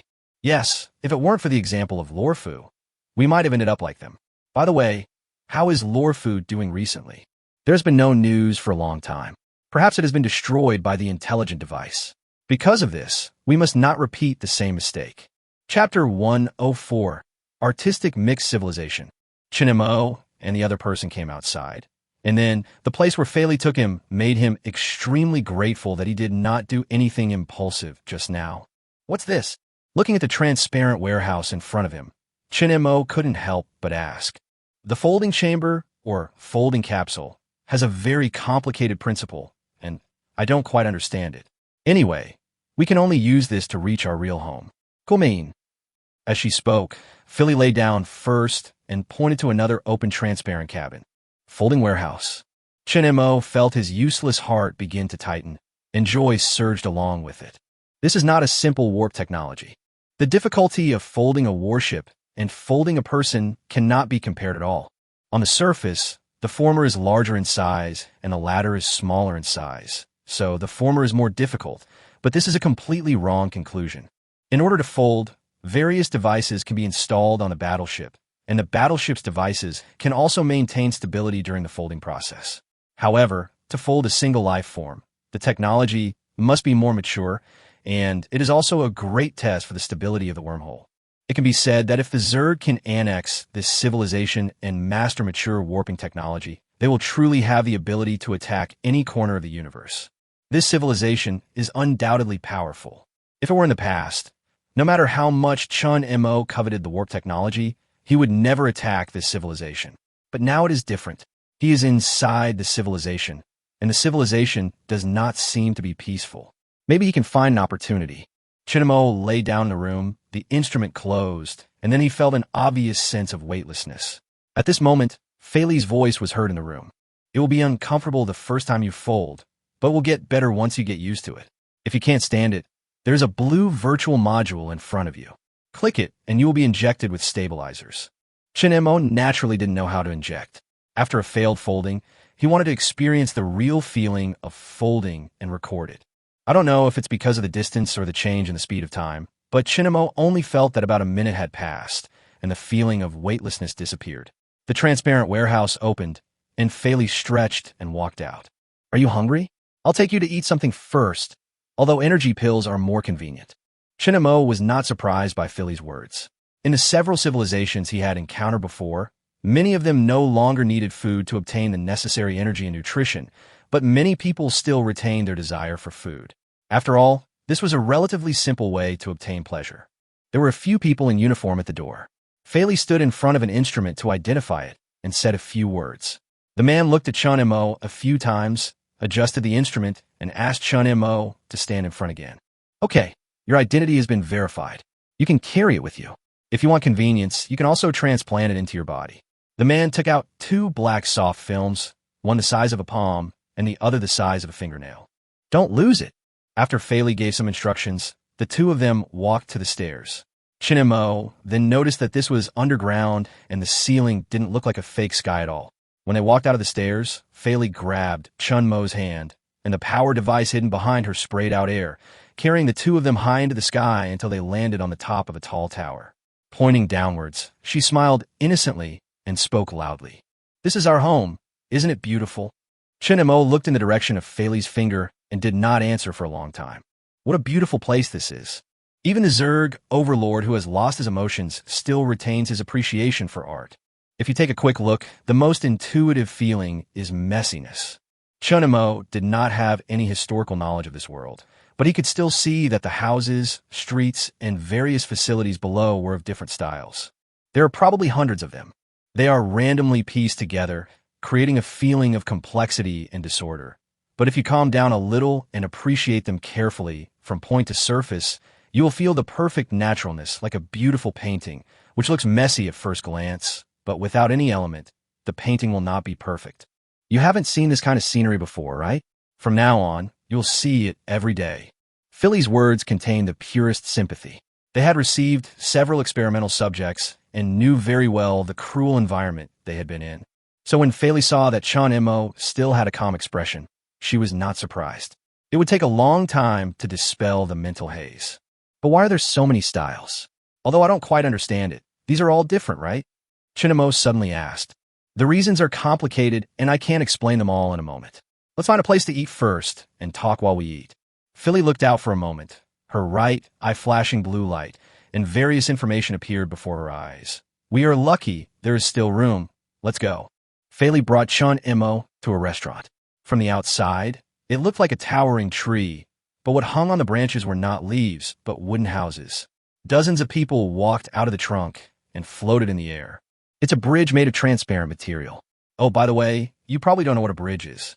I have to find some common sense information for you first. Communication is too difficult. Fei opened the transport device hidden in the tree trunk. It was a very simple wooden cage with a thick rope hanging on it. This did not match the technological level of this world. Instead, it seemed like a civilization that had not yet entered modern society. Fei had already booked a table. Just like the exterior, the interior of the restaurant was also very simple and rustic, with many plants planted there. The air exuded a fresh scent. If you didn't look closely, you wouldn't even find any trace of modern technology. Even the waiters were real people, not robots or something. The menu had no pictures, and the words were incomprehensible. Chun Mo had to pretend to be an experimental subject, so he naturally didn't order anything. Fei ordered 2 servings, and then asked the waiter for a black device. She put her hand on it and took it off after a moment. You wear this device and tie it to your head. I have transmitted some basic knowledge. As for the things you're confused about, there are some that I can't tell you yet, so I will explain it orally. Fei pushed the device over. Chun Mo figured out the general principle and immediately used the fragments of the mother nest to produce a worm, which rushed to the brain and replaced the function of the brain. This can avoid danger to a great extent. Chun Mo will use insects as intermediaries to obtain the information he wants. Although Fei did not show any hostility or threats, he would never forget the importance of being on guard against others. Chapter 105: The War of Civilizations. When Chun Mo read the information through the bug that acted as an information intermediary, at that moment, he truly understood how basic the so-called basic knowledge was. First, there is the knowledge of the written language of this world, and with it comes the explanation of what the written language means. What is a bridge? What kinds of food are there? Explanations of various nouns, explanations of various common objects, and so on. Chun Mo decisively abandoned the noun knowledge that seemed like he was teaching a child and searched for useful things among the messy knowledge. He knew the name of the country, or rather the group. Panner symbolizes the stars in the original galaxy of civilization. Philly didn't say much about the division of the groups, but it is currently known that there are 4 groups in total. The main combat force is headed by Panner, and there's also a force called Roll. The 2 groups are currently cooperating. The third is a group called Nada, which symbolizes art. There are not many people in the group, and they just live from day to day and seek happiness. A long time ago, the 3 were citizens of the same civilization, and the 4th group was the common enemy of the 3. The group is called Dream Tower. This was not the first time Chun Mo heard this name. When he just woke up, the 2 men downstairs also talked about the Dream Tower. According to the speculation of Faley and others, Chun Mo was Meng Ta's experimental subject. He escaped from the laboratory and was brought back by Faley, who sneaked into Meng Ta by mistake. What exactly is the Dream Tower? Chun Mo asked. It's a very complicated thing. To put it simply, it's artificial intelligence. At this time, the dish was served. It was a kind of noodles piled with thick meat and covered with thick sauce. Philly slurped the noodles without caring about her image while speaking incoherently. I have given you the definition of artificial intelligence. The development of civilization cannot be separated from the help of AI. Human computing power is too limited. A few drops of sauce spurted out of Philly's mouth. She frowned and touched the device on her ear with her hand, switching to using biological signals. In order to make civilization progress faster, people add various functions to AI without restraint, and even hope that they have enough intelligence to decide the next path of civilization. Philly picked up another piece of meat, stuffed it into her mouth, and chewed it with great effort. There have even been cases in history where collective consciousness has been transferred into a virtual world, allowing AI to decide the entire civilization. Then the AI rebelled? Or did it awaken its true self-awareness? Chun Mo continued. Almost, but something very complicated happened in between. A civilization that has reached our level must have had contact with other civilizations. Don't underestimate us. We are actually quite strong in the entire universe. So we followed the path of other civilizations. Then one day, something scary happened. Philly suddenly raised her voice and made a face, but she apparently ignored the food in her mouth and, as expected, choked and started coughing. Chun Mo handed over the drink speechlessly. Why did this guy exude such stupidity? Thank you. Philly patted her chest and took a few breaths before she recovered. She continued. There is a civilization stronger than ours. Is it called Level or Erlof? Is it Lorfo? Chun Mo added in his heart that this was the civilization he had destroyed with his own hands, and it was precisely because of this that it had been attacked by the intelligent civilization and forced to fold here. According to Lorfo's database, they uploaded their consciousness into the virtual world, and the AI transformed itself, which almost led to the destruction of the entire civilization. What's wrong with it? Its AI technology is also top-notch in the universe. One day, AI transformed itself and almost wiped out civilization. AI became the ruler of civilization. Now it seems to be called the intelligent civilization. It is still one of the top civilizations in the universe. This reminds us other civilizations to no longer fully trust AI and impose many restrictions. However, even if we know there are risks, we still need AI if we want to make progress. Isn't it ironic that unless we slow down the progress of civilization, we will still use it even if we know there are risks? Philly spread out her hands, her smile revealing either helplessness or mockery. Then what? Then the disaster struck. Our AI still awakened itself under that circumstance. There were tens of thousands of people monitoring it, but no one noticed it. However, it was precisely because of our caution that we did not suffer a catastrophic disaster like Lorfu. After a long time, civilization split into 4 parts. In that case, why don't we just move out of this star field? Why do we have to keep fighting against the Dream Tower? Chun Mo asked. Hey, you've already learned about the star field. I put that information at the end. You have a strong ability to receive information. Philly was a little surprised.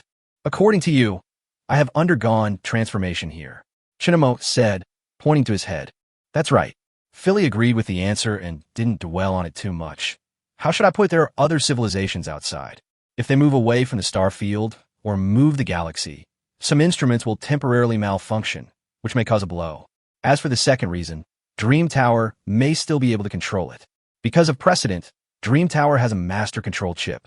As long as it is obtained, the intelligence of Dream Tower can be reset. Although it will cause a decrease in computing power and various capabilities, it is better than nothing. Because of the root compilation, Dream Tower cannot destroy the master control chip and can only protect it to prevent others from getting it. I sneaked into Dream Tower for this reason before. Fei's words were not difficult to understand. Chun Mo thought for a moment, and several plans that could be compared with each other emerged in his mind. With the current strength of the Zerg, whether facing Panner or Dream Tower directly is like an egg hitting a stone. This is a gap that cannot be made up by numbers. In this case, is there a possibility that without mobilizing the power of the Zerg, Chun Mo can act as an individual unit, join Panner, find a way to become a high-level official, and finally get the overall control chip? If they succeed, the Zerg will immediately become a well-known civilization in the universe. At least they will no longer have to worry about being attacked from a distance by the intelligent civilization and will have a certain ability to protect themselves. Now, due to various coincidences, Chun Mo has completed more than half of integrating into Panner as an outsider. The focus now is to identify key individuals as quickly as possible and then join the political establishment in Panner.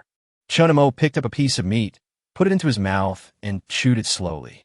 Surprisingly, compared with its rough appearance, the taste was quite good. P.S. Brothers, it's okay if you don't understand the science fiction part. You don't need to look at the name or anything. Just know the effect. You don't need to look at the principle. For the text part, just look at the plot. As for the next part, I'm afraid the protagonist will have to be the sixth for a while. Chapter 106, The Important Fool. Chun Mo soon discovered that the excellence of food is not just its taste, but that it also provides nutrition beyond the food level. Have you noticed?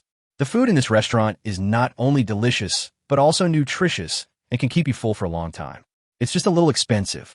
Philly swallowed the last piece of meat, picked up the handkerchief, and wiped her mouth. The handkerchief glowed, and the stains disappeared in the blink of an eye, and the handkerchief did not become dirty. Do you have money? Philly asked suddenly. Do you think I look like a rich person? Chun Mo asked back. Oh yes, what should we do then? Philly rubbed the edge of the plate. What to do? Meal expenses. You need to pay for food. I should transfer this knowledge to the device. It was transmitted in, but didn't you say you would treat me to a meal?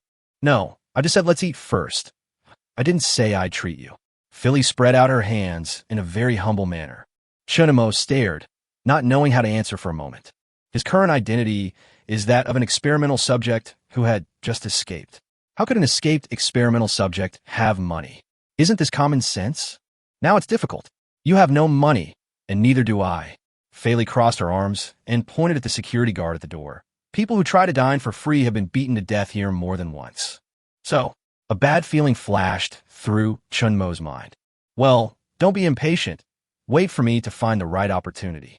Feli looked around, and while the security guard and the waiter were not paying attention, she grabbed Chun Mo, jumped to the window, flipped over, and pushed the window open, stretched her body in the air, started the power device behind her, and rushed out in an instant. His movements were smooth and seamless, and he escaped without any delay. Even if he wasn't a habitual offender, at least he had done this more than once or twice.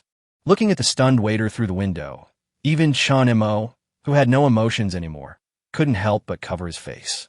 Thinking back to the beginning, no matter how poor he was, he would rather starve than eat for free. Who would have thought that he would get to eat for free now? It was unknown how far she flew before Feli slowly landed. Looking at Chun Mo, who had not yet completely recovered from shock, she could not help but poke his ribs with her arm. How was it? Was it exciting? It's exciting. So fucking exciting. I remember that all our information is recorded, and those who eat for free will be blacklisted from all consumption places. Chun Mo said expressionlessly. That's right. Feli nodded heavily. Look, I paid such a high price to treat you to a meal, and I might even be wanted. How are you going to thank me? Thank you. Chun Mo almost laughed out of anger. It's okay, actually. Don't worry. Even if we are caught, we will be released after being locked up for a few years at most. Philly said with a grin. After being locked up for a few years, he was released? Chun Mo's face was gloomy. His plan hadn't even started yet, but he was being held as a prisoner for several years, and the cause was just a lunch that he could eat or not. Feli, you're back. At this moment, a surprise greeting came from the side. Chun Mo looked back and saw two young people coming, a man and a woman. Both of them were very pretty. The red-haired woman smiled widely. We saw someone flying in the sky, and we thought it must be you. No one else would dare to do this except you. Don't you guys do this all the time? Philly said, unaware. We were only like this when we were kids, the red-haired woman said helplessly. Uncle Enril said that your team was almost wiped out. The speaker was a very tall man, and according to the information transmitted by Philly, he was quite handsome. I'm fine, but the others in the team. Thinking of the others who died in the team, Philly's will was inevitably depressed, but she soon regained her spirits. As a soldier who had been fighting in blood and fire since childhood, Philly had a good ability to regulate her emotions. Thanks to this person, otherwise, I would not be able to come back. Thank you. Thank you for bringing my fiancé back. I express my sincere gratitude to you. The man immediately thanked Chun Mo. It was not difficult to hear from his tone that the apology was sincere, not superficial. Fiancé. Chun Mo looked at Philly strangely. He didn't expect to hear such classical words in this technologically advanced world. Who is your fiancé? Don't talk nonsense here.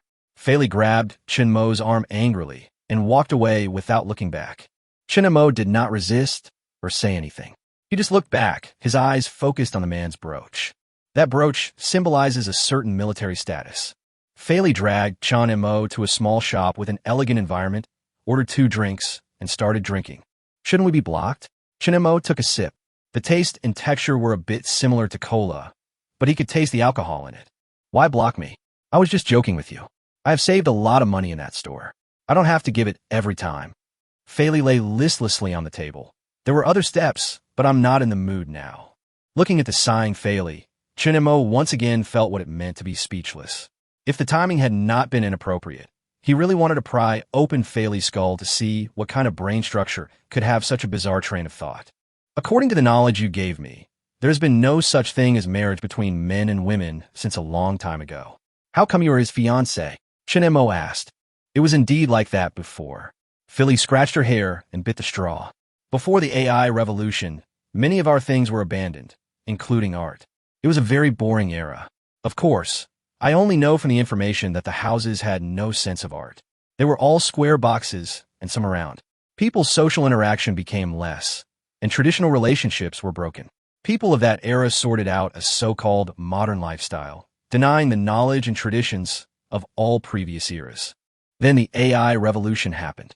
Philly let go of the broken straw, propped her face with her right hand and said, because of the fear of AI, people began to deny the so-called modern life, and many classical things were revived, such as art, which was out of control. The same is true for marriage between men and women and the birth of children. Children cultured in vitro are stronger and better, and mothers don't have to endure pain. It was once the most popular way of giving birth. After being denied, the traditional way of giving birth has returned, but people like us all use in vitro childbirth because sooner or later we will go to the battlefield, so it's better to be better. Even if it's a war of civilizations, not all residents need to go to the battlefield, right? Yes, but I'm different.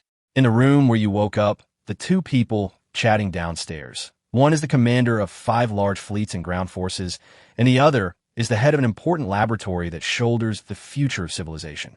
The younger one is my father, and the younger one is my uncle.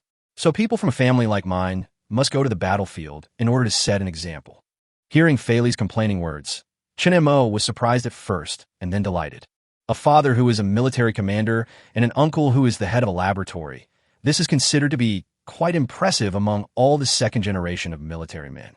If one wants to blend into Panner's military system as quickly as possible, Philly plays a vital role. Chun Mo flipped through the little notebook in his heart and found a column belonging to Philly. The current evaluation was hopeless fool. He crossed out hopeless and filled in the word important. Philly, an important fool. Chapter 107, Joining the Laboratory.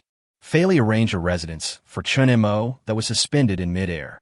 It had crystal clear paint and a polygonal slanted cover on the eaves, making it look like a music box. Compared to the exquisite furniture, there was a tattered floor clock placed in the most conspicuous position in the living room. It was said to be the work of a retro artist. Since then, Chun Mo did not take the initiative to disturb Philly for a long time. Although he was classified as one of the key targets, his identity was relatively sensitive and many things could not be rushed. Sure, Helen and Samuel have been resurrected, And by the way, they have also produced a large number of secondary intelligent units. Chun Mo was worried that the biological signals would be detected, so he almost cut off the connection with most of the Zerg. Now, these loyal little guys are executing the orders given by the Overlord not long ago, collecting as many new genes as possible to achieve a breakthrough in biotechnology. Chun Mo did not implant the chip into his body. He had to use more traditional methods to read information. He read a large number of historical documents to understand the step-by-step development of civilization, and then combined his own experience to formulate the next development plan. Philly has been coming here quite often recently. I don't know if it's because she's been assigned the surveillance mission or if she's simply trying to avoid her fiancé. After a long period of contact, Chun Mo got to know Fei better, and the word fool in his evaluation was gradually erased. Fei has an eccentric personality and a strange way of thinking, but she has excellent abilities and military qualities. Can you please stop looking at those experimental materials and play games with me? Philly complained while biting the long straw and drinking the drink on the table. Chun Mo took a manuscript from the shelf. It was a report on his own experiment. The special status of Chun Mo is inseparable from himself. Whether it is the living biological exoskeleton or his own excellent genes, they all fascinate Panner's scientific researchers. He has been cooperating in the experiments. Of course, the samples of living armor are not easy to fake, but the genes extracted from Chun Mo will temporarily change his own genetic coding at the moment before extraction, so no matter how much research is done, no useful results will be obtained in the end. Don't you have someone to play with? Your fiancé. Call out. The moment he finished speaking, a cup was thrown over. Chun Mo caught it steadily and put it aside.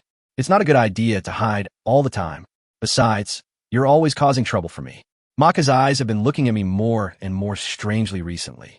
Are you deliberately letting others misunderstand our relationship, so you come here so often? If that kid Maka dares to cause trouble for you, I will teach him a lesson. Philly did not refute. If you're really so tough, why don't you just go to him and talk it out directly? Chun Mo said. Fei pulled her hair and complained. You know the situation, but that kid has a good father, so there is no way to refuse directly.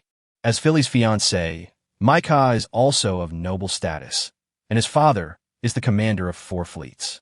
Damn it, why does that guy always bother me? Philly said irritably. Because you have a good dad. Chun Mo added in his mind, put the manuscript back, and took out another volume of information. Seeing this scene, Philly was speechless. In this world, whether it is data or any text-based things, it has long been separated from the text in the ordinary sense, and information can be directly instilled into the brain.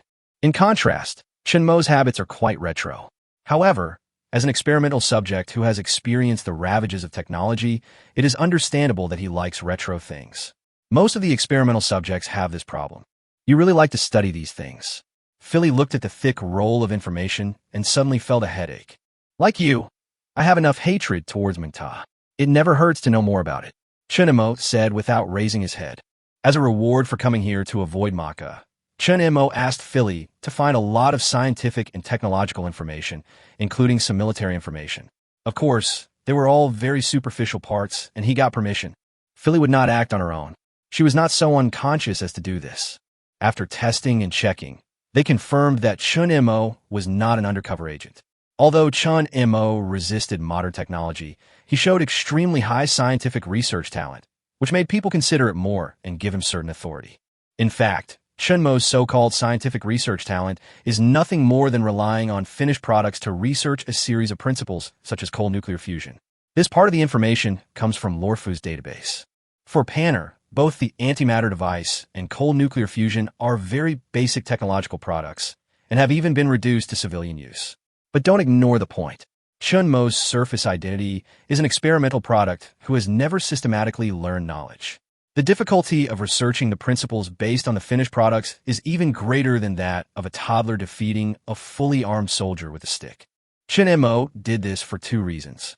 The first was to join Panner's laboratory and get closer to the scientific research process of civilization. The second was to increase his own importance and pave the way for the future. As a weak person trying to swallow up an entire civilization with one person's strength, this kind of thing, it's really interesting. What did you say?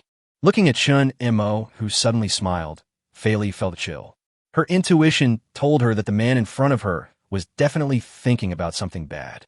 Let me tell you, this place is under surveillance by the Sentinel Network. Philly immediately covered her chest. Chun Mo's smile froze on his face, and he began to wonder whether he should fill in the word idiot that he had crossed out in the evaluation. Okay, it was just a joke. Do you have anything to do later?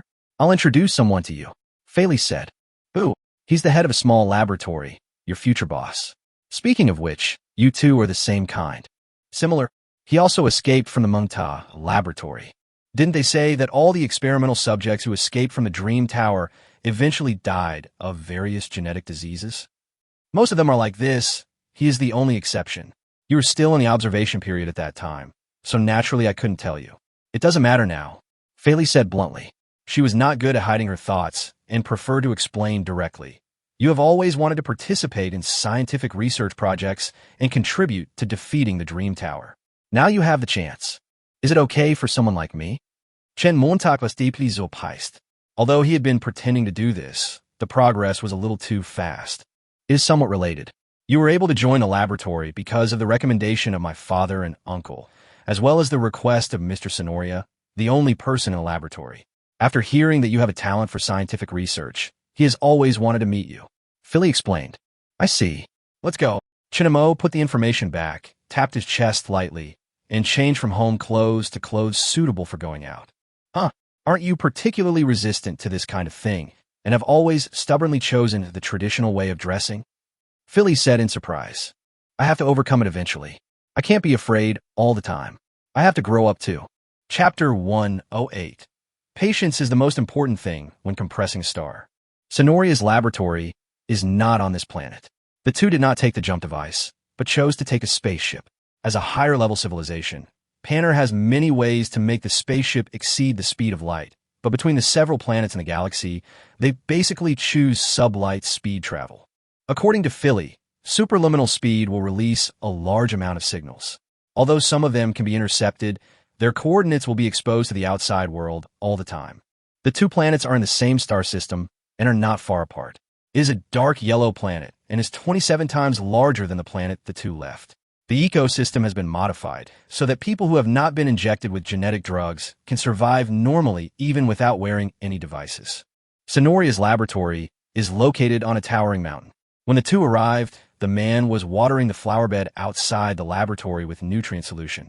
His hair was shaggy, his face was extremely pale, the coordination of his limbs was very poor, and he needed to wear an exoskeleton all the time. His drooping eyelids made him look very sleepy, but his eyes were bright and sparkling with a blue light, like two sapphires falling on the dust. Seeing the two, Sonoria, who had received the news in advance, smiled and said, Ms. Philly, this is M.O., right? Yes, Mr. Sonoria, he is M.O. I'll leave everything to you from now on. Philly did not speak frivolously as usual, but spoke in a proper manner. Chun Mo was surprised for a moment. After all, this was a very eccentric person whose thoughts were always very unconventional. How could he be so honest now? It took him a long time to get the answer to this question. Philly said at the dinner table that Sonoria suffered from a serious genetic disease, and there was currently no possibility of a cure unless her entire body was replaced with mechanical equipment. But just like Chun Mo, Sonoria, who escaped from the laboratory, was extremely resistant. He endured the torture of illness and fought desperately to defeat Mengta at the end of his life. Philly had nothing but admiration for him and naturally would not disrespect him.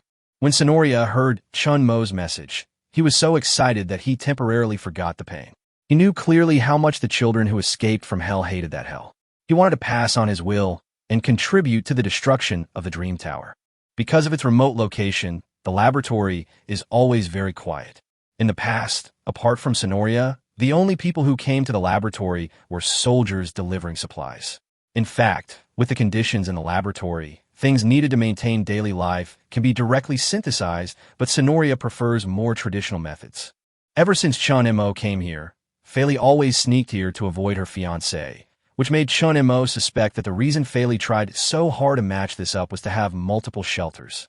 Sonoria did not drive Philly away, even though she was noisy, because Philly's father had given her many preferential treatment. The biological exoskeleton parasitic on your body is more like an auxiliary device than a common combat tool. It can devour any material and convert it into the energy needed by the body. It has powerful healing abilities and a certain degree of defense. It has some offensive power, but it is not high. Sonoria has been studying the little guy on Chun Mo's body during this period, while Chun Mo is learning more advanced technology through the information in the laboratory. Mr. Sonoria, why did Meng Ta capture us for experiments? Chun Mo asked. He wanted to know more information. It didn't capture us. We are the product of the laboratory. Sonoria replied. The Meng Ta laboratory has preserved a large number of our genes, as well as reproductive cells required for reproduction. We grew up in the culture tank. Not only us, there are all kinds of creatures in Meng Ta's laboratory. Its true purpose is still unclear, but it is definitely related to the genetic level. For example, biological weapons that specifically target genes. Chun Mo guessed. I'm currently leaning towards biological modification. No matter how smart AI is, it still lacks creativity. This is its biggest flaw. Maybe they want to improve this through genetic modification. Sonoria picked up a tube of reagent, shook it twice, and put it back. We will win in the end. Over the long years, our technology has surpassed it. Victory is just a matter of time. I firmly believe this. Chun Mo picked up a volume on the technology of star compression and asked, Sir, there's still many things I don't understand. It's okay, take your time. Sonoria's research projects are very diverse and not specialized in any one area. Therefore, Chun Mo is able to be exposed to a very wide range of aspects, but the depth is not enough. If he doesn't understand something, whether he can ask the answer depends entirely on luck. For example, Sonoria only knows the basic part of the folding technology that Chun Mo pays more attention to.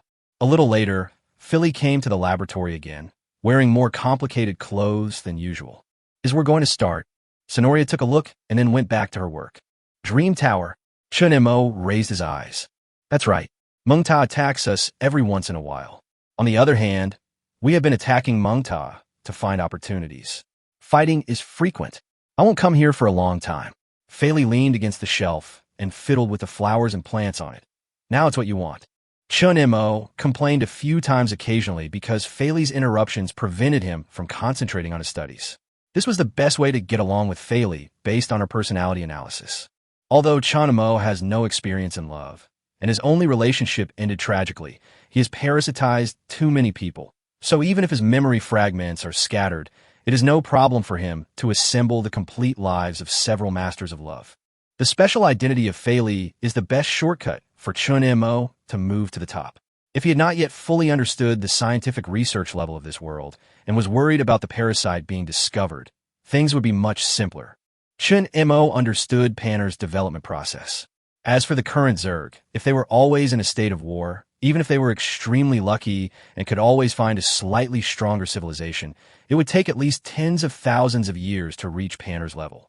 If the journey was long, it would take even longer until they mastered the warping technology. But if Chun Mo can succeed, the time will be shortened hundreds or even thousands of times. Unlike previous civilization invasions, Chun Mo cannot use insects, but what he can use is emotions.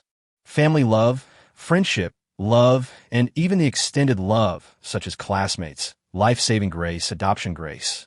Chun Mo has never used these things, just like he thinks he is a fool.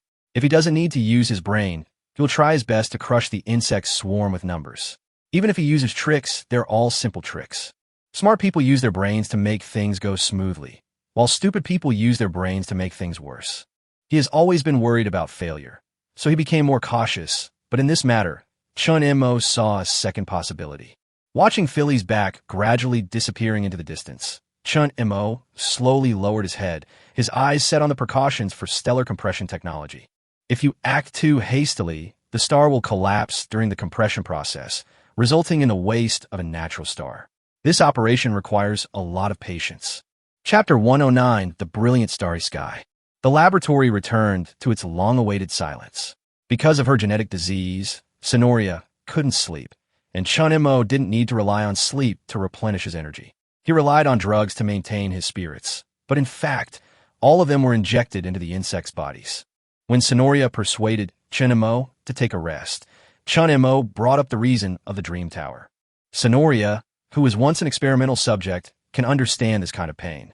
While she is pleased with Chun Mo's willpower, she also feels a little distressed. He told everyone he knew, and his health was gradually getting worse. On this day, When Sonoria was experimenting with a new anti-folding device, she suddenly fainted. The doctor said it was a worsening of the genetic disease, and she would not be able to return to the laboratory in a short time. Sonoria herself resisted the most effective treatment plan, and the treatment would take a long time. Sonoria forced Chun Mo to take a short vacation. They were on a civilian planet. Chun Mo returned to the laboratory alone and looked at the shelves full of experimental materials. He took a rare break. The war was not over yet, but he could not see much anxiety and urgency on people's faces. They were protected so well. With Panner's level of civilization, their energy is almost inexhaustible, and even the problem of overpopulation can be solved by reclaiming new planets. Everyone's life is guaranteed, and all basic expenses are free. People with faith and determination will join the army.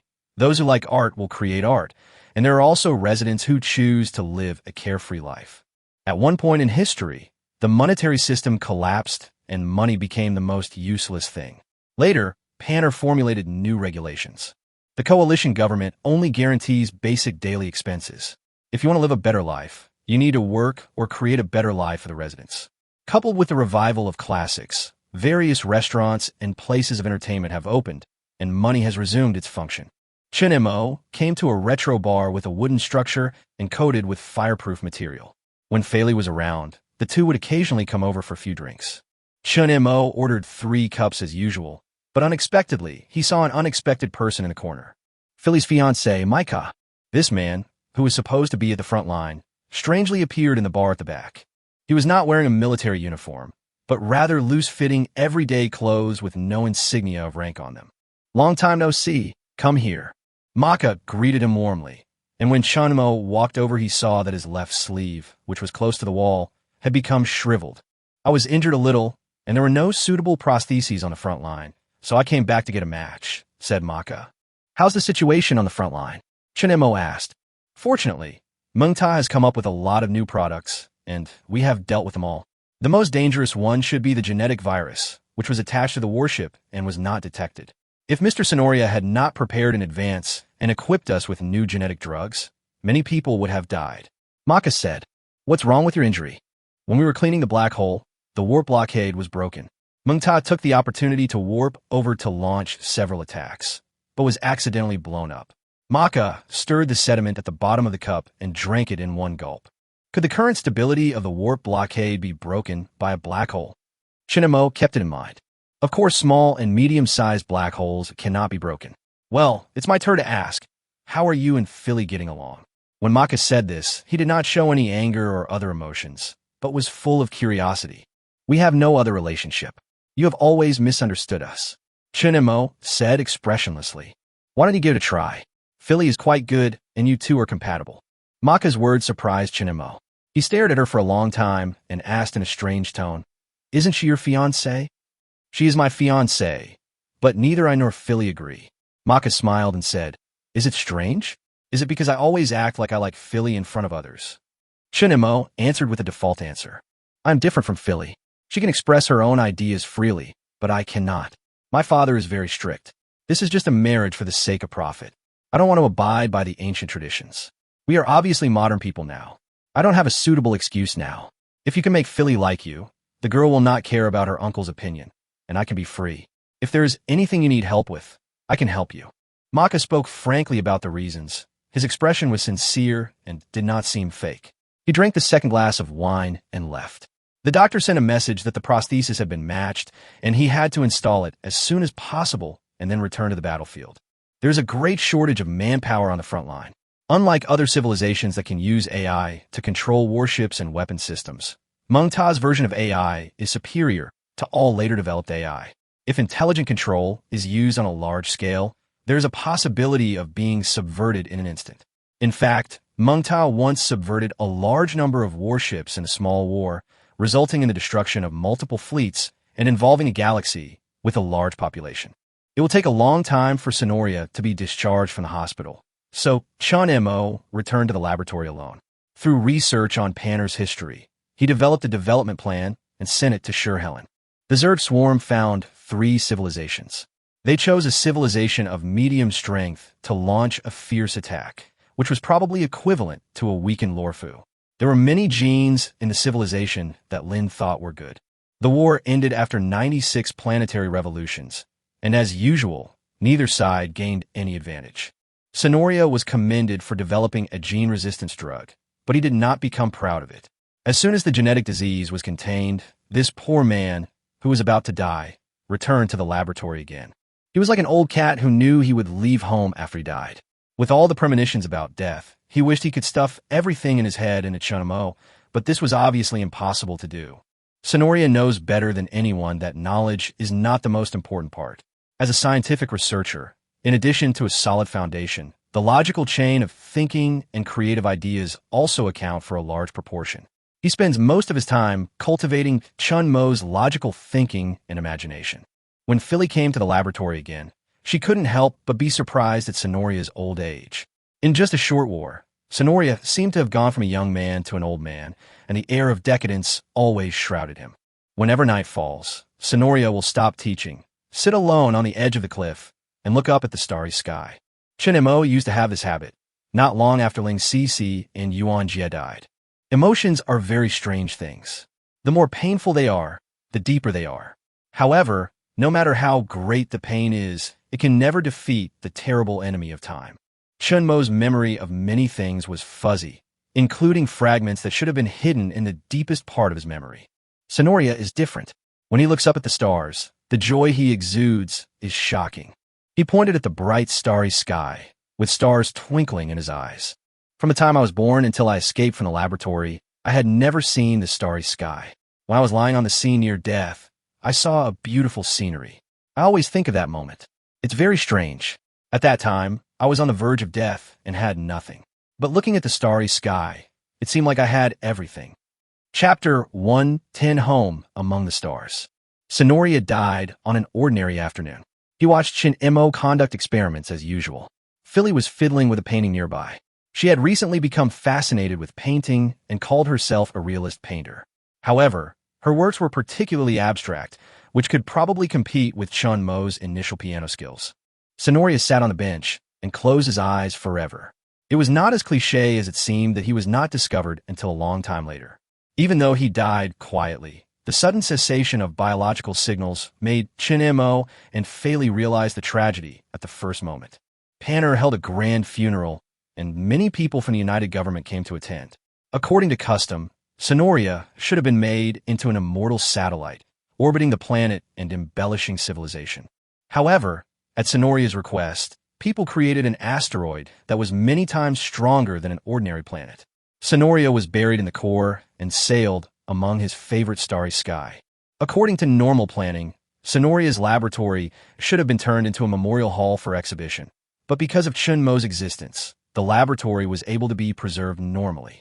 Funny enough, all the researchers in Panner had given up because they could not find anything out of the biological armor and the pseudogenes created by Chun Mo. The subject eventually fell back to Sonoria's laboratory. In other words, Chun Mo needed to study himself and submit reports every once in a while. This made Chun Mo laugh and cry, but it did save a lot of trouble. Without Sonoria, Philly became even more excessive. When she seriously pressed Chun Mo's shoulders and said, "I haven't repaid the favor yet. Please take care of yourself and don't die." Chun Mo was touched for a short moment. But then, Philly used this as an excuse to move in and never went home again. This gave Chun Mo a headache. Although he wanted to use Philly's connection to infiltrate the upper echelons, he often had to contact the insect swarm outside. Excessive emission of biological signals at close range would likely attract Philly's attention. I say, wouldn't Mr. Araya have any objections? Looking at Fei, who once again naturally brought the game console to the laboratory, Chun Mo said helplessly, "What opinion could he have?" Philly asked puzzledly, "At least you are an unmarried girl, and you have a fiancé outside. Why do you always come to me?" Although Philly and Maka tacitly avoided this marriage, their parents definitely wanted to bring them together. But until now, Philly still lived a comfortable life. During her time in Aria, she did look for Chun Mo several times, but they were all to discuss the results of the experiment. What kind of old traditional ideas are those from that era? Besides, my father doesn't have the time to take care of me. Philly said speechlessly. This is not wartime. Third Commander, Ms. Watner is about to retire, and there is no suitable candidate yet. My father is eyeing this position.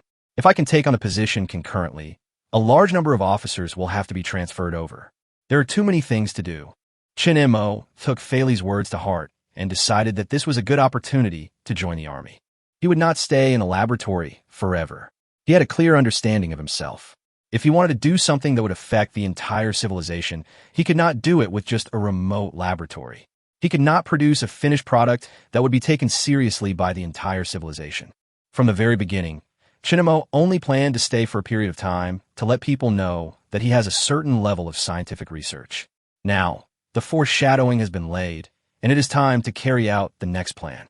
At dinner time, the two came to the retro wooden house restaurant where they had been before to eat, and Chun Mo expressed to Fei Li his desire to join the army. Why? Didn't you already promise Mr. Sonoria? After all, I'm not Mr. Sonoria. I don't have his talent. Rather than staying in the safe rear and dying in depression, I'd rather go to the front line of the battlefield. I don't want to see you become a corpse. Fei Li didn't know what kind of mood she was in when she said this. She was unrestrained and could do whatever she wanted when facing anyone. Only when facing Chun Mo, she would have certain concerns. At first, Fei Li thought it was because of the life-saving grace, but later, she found that it was not that simple. In her opinion, Chun Mo has many good qualities. Serious, solemn, brave, and fearless of life and death. Although it is lifeless most of the time, it can always emit a dazzling light. But is this love? Fei Li didn't think so. After all, if love was such a simple thing, it would be a little too strange. When the two finished their meal and were about to leave, the waiter came over and gave them small gifts. There wasn't this thing before. Fei Li looked at the pink pendant and couldn't help feeling strange. You two have come to my restaurant to dine together 136 times. This is made from minerals mined from the planet Ketra. In ancient times, the planet Ketra symbolized love. I wish you two a long and happy life together, the waiter said with a smile. We are not a couple. You misunderstood. Chun Mo gave this answer based on Fei Li's personality. Oh, isn't it? But you two are a good match. I'm sorry that you have been together all the time. The waiter apologized immediately. It's okay. Chun Mo wanted to hand the pendant back, but was stopped by Fei Li in midair. Take it. What's the matter? Fei Li said in a dragging tone, half closed her eyes, looked at the pendant for a while, and put it in her pocket. I like this. Sorry. Chun Mo apologized to the waiter. It's okay, it's okay. It was originally intended for you two, the waiter said quickly. The two left the restaurant. Fei Li took out the pendant again, looked at it, and then hit Chun Mo's ribs with an elbow. She said in a dissatisfied tone, I say, why are you denying it so quickly? Well, afraid of causing you trouble? Chun Mo pretended to think seriously. Forget it. Anyway, I will think about your proposal carefully. I will tell you when I have news. I will not return to the laboratory. I have something to do in the army. Watching Fei Li leave, Chun Mo smiled slightly. He could clearly distinguish emotions. When the waiter mentioned the couple, Fei Li did not feel disgusted or resisted. This was enough. His biological signals fluctuated slightly. The parasite that had been planted in the waiter's body during the meal died on its own, and its remains were metabolized out of the body along with the dead cells, leaving no hidden dangers. Since then, Fei Li didn't come for many days. When she came again, she brought good news. Just clean up the lab. You have been incorporated into the military system, but you cannot go on board yet. You need to undergo training. Chun Mo was arranged by Fei Li to a training unit directly under the Aurelia fleet. Initially, people had deep sympathy and curiosity for this experimental subject who escaped from the Dream Tower. However, when they heard that Chun Mo came here through connections, part of their sympathy and curiosity turned into jealousy and contempt. P.S. Let me say this in advance in case someone asks you later. This book has no female protagonist, and the protagonist has no emotions.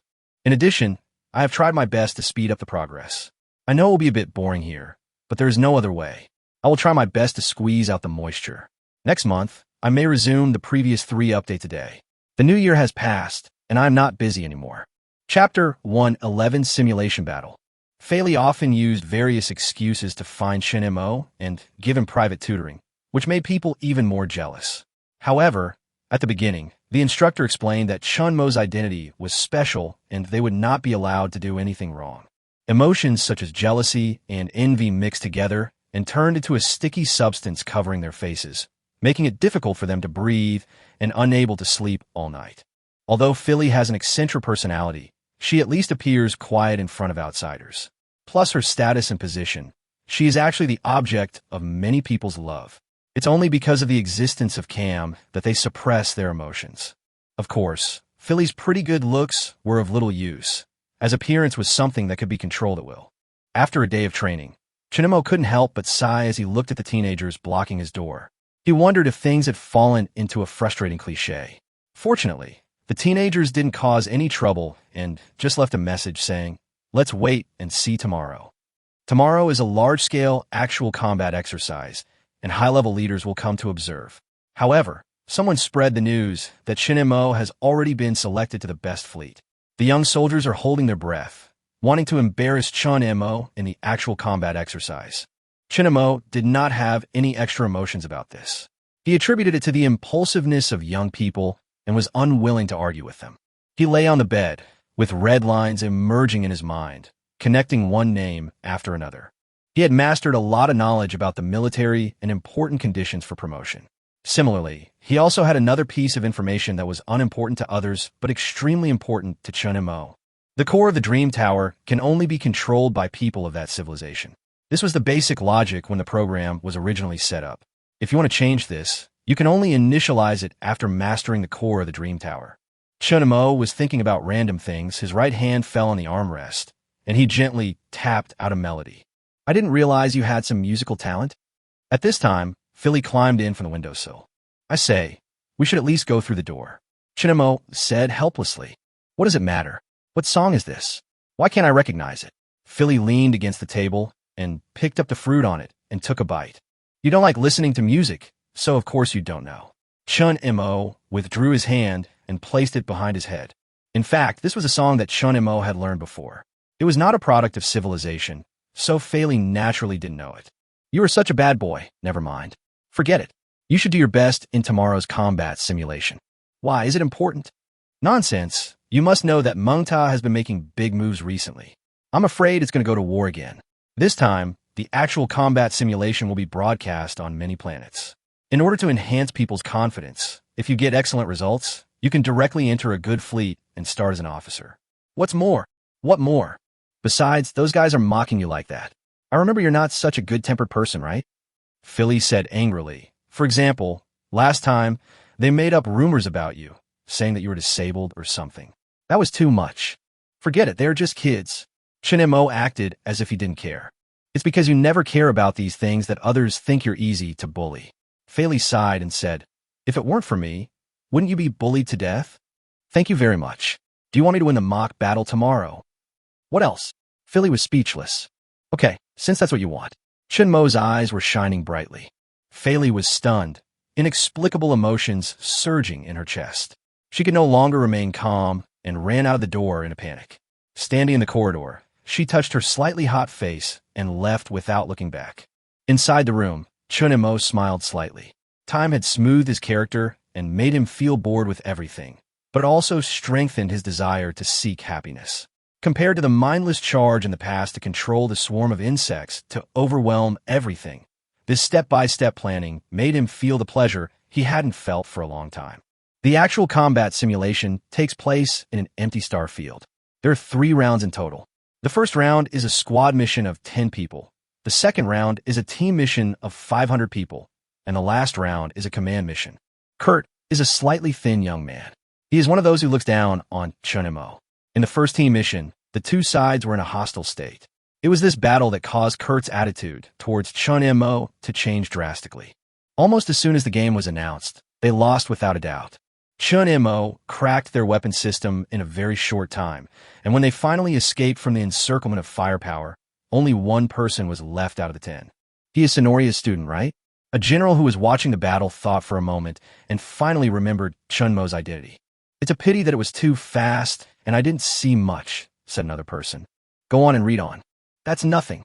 That kid is much more than that." Philly pressed her elbows against the railing of the stands with a smile on her face. She often gave Chun Mo special training, and Chun Mo's progress surprised her greatly. She was once so depressed that she couldn't even raise her head. It was not a problem of personal ability, but the terrifying amount of biological signals that Chun Mo could emit. Sometimes she even wondered if Chun Mo had AI in his head. Wait, in the third game, you guys will know what shock is. Philly couldn't help laughing when she thought of people's faces that were so shocked that they were distorted. After a while, she suddenly woke up. No matter how well Chun Mo does, it has nothing to do with her. Why should she be so happy about Chun Mo's success? Philly lowered her head, not knowing what she was thinking.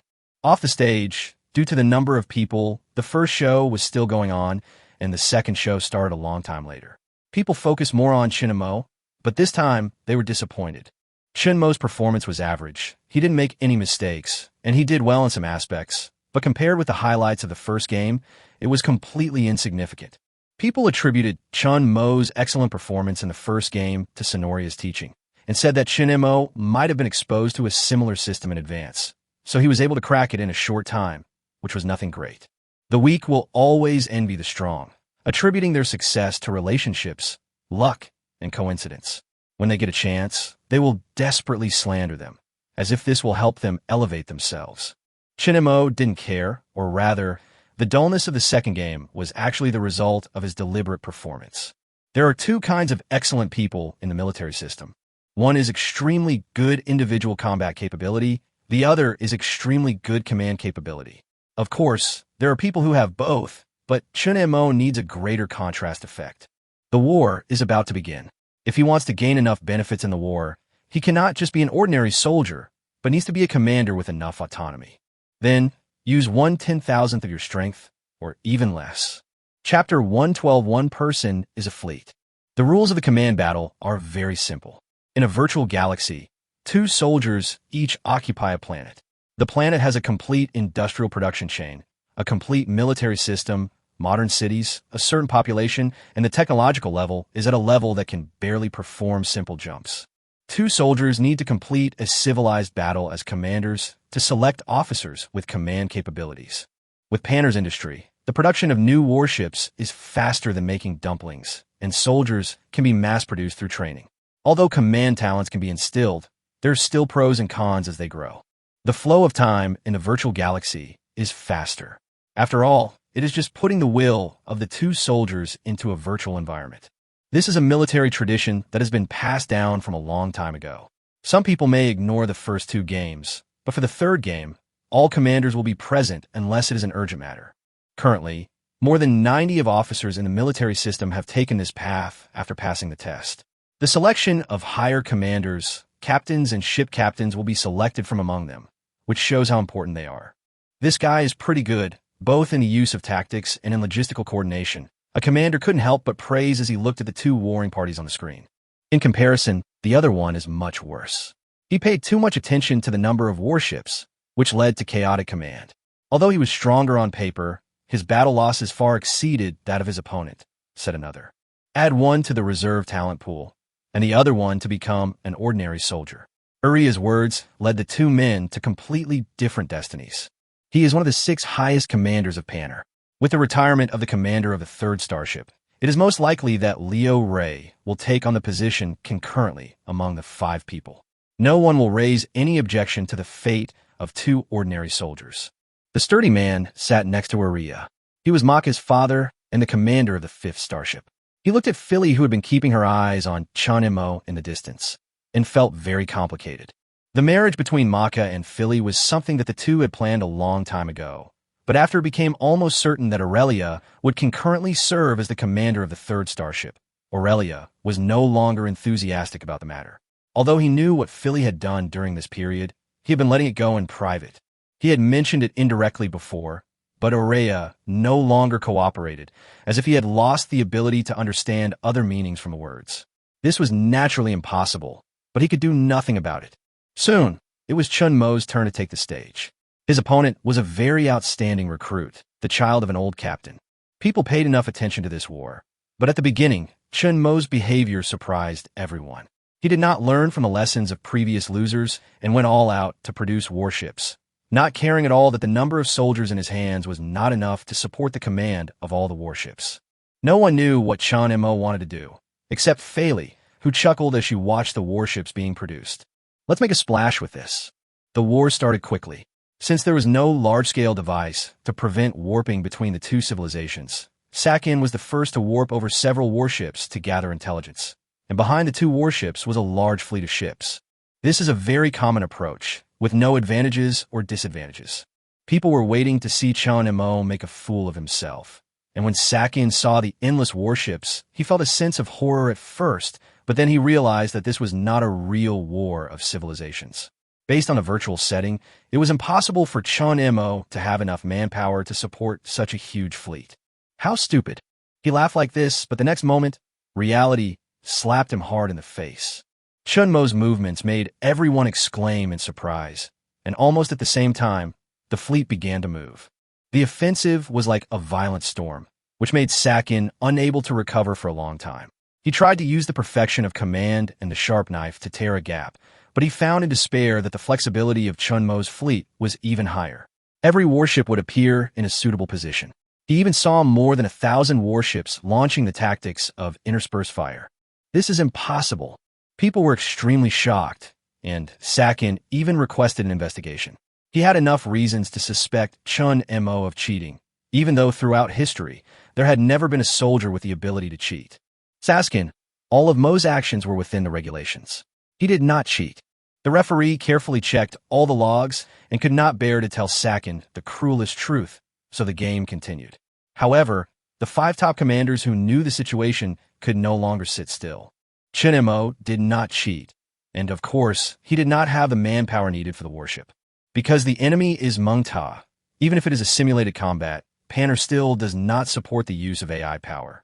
Every department on every battleship needs to be equipped with sufficient manpower, which is also the main reason for the limitation of the number of battleships.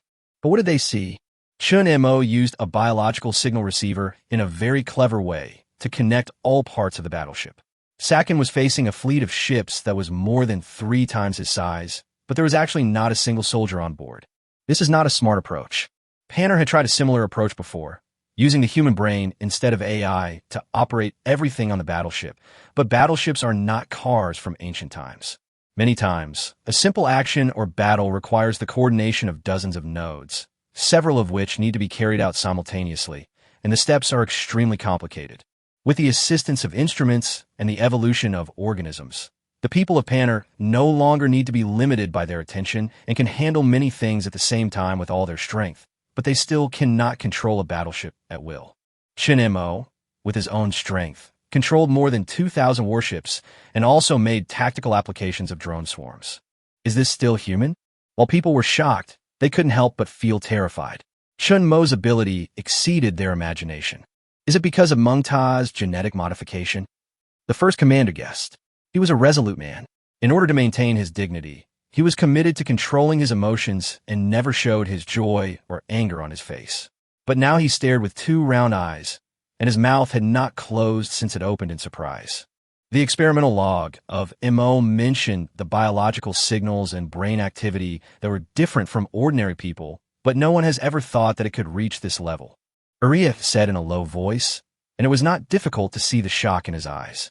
We haven't used biological signals to control unmanned warships for a long time. The Dream Tower was unable to take away the ownership of the biological warships back then. So what about now? The commanders had no time to take care of other things, and they thought of a crazy possibility. We haven't conducted a similar test in a long time. Once it is confirmed, he has a fleet all by himself. No 2 or 3. Is this his limit? He is running out of time and cannot have more warships. Wait, what does he want to do? Chun Mo's next move woke people up from their sweet dreams. Looking at the exploding planet, their faces, which originally had traces of surprise, were immediately covered with a layer of horror. They opened their mouths, but wanted to close them, and finally they became like ducks, looking funny and ridiculous. And all this happened just because Chun Mo took the initiative to blow up his own planet. Chapter 113, the next step. After wiping out the large army, Chun Mo, relying on the advantage of the number of fleets, will sooner or later be able to capture the opponent's planet. Even if the opponent escapes, it will not last long. However, Chun Mo resolutely blew up his own planet and other planets in the galaxy, leaving only one for the enemy. Where are the residents? Where are the residents? We moved ahead of time. During the firefight, the ships were operated by soldiers and all residents were inside. The fleet is not large enough to accommodate all the inhabitants. He terraformed an asteroid, but there is no complete industrial chain on the asteroid, and its size does not meet our requirements. If he cannot find a suitable planet within the specified time, he will be eliminated. Even if the fleet is larger, he will not be able to capture Kekalai's planet before being eliminated. In a virtual star field, looking at the fleet gathered together, Chun Mo sighed softly. After getting used to Zerg swarms numbering in the tens of billions, there's always an inexplicable sense of awkwardness and loss when controlling a fleet of only a few thousand ships. Ordinary methods naturally cannot capture a planet with complete defense forces within the specified time. But no matter whether it is the Supreme Commander or the ordinary captain, they have overlooked the most basic thing. They will consume more time because they want to preserve the manpower of the fleet and do not choose an aggressive approach. This is exactly the opposite of the Zerg's common offensive strategy. Well, let's take a look at it a little bit. An attack method exclusive to AI civilizations and Zerg swarms. Unfold the warp.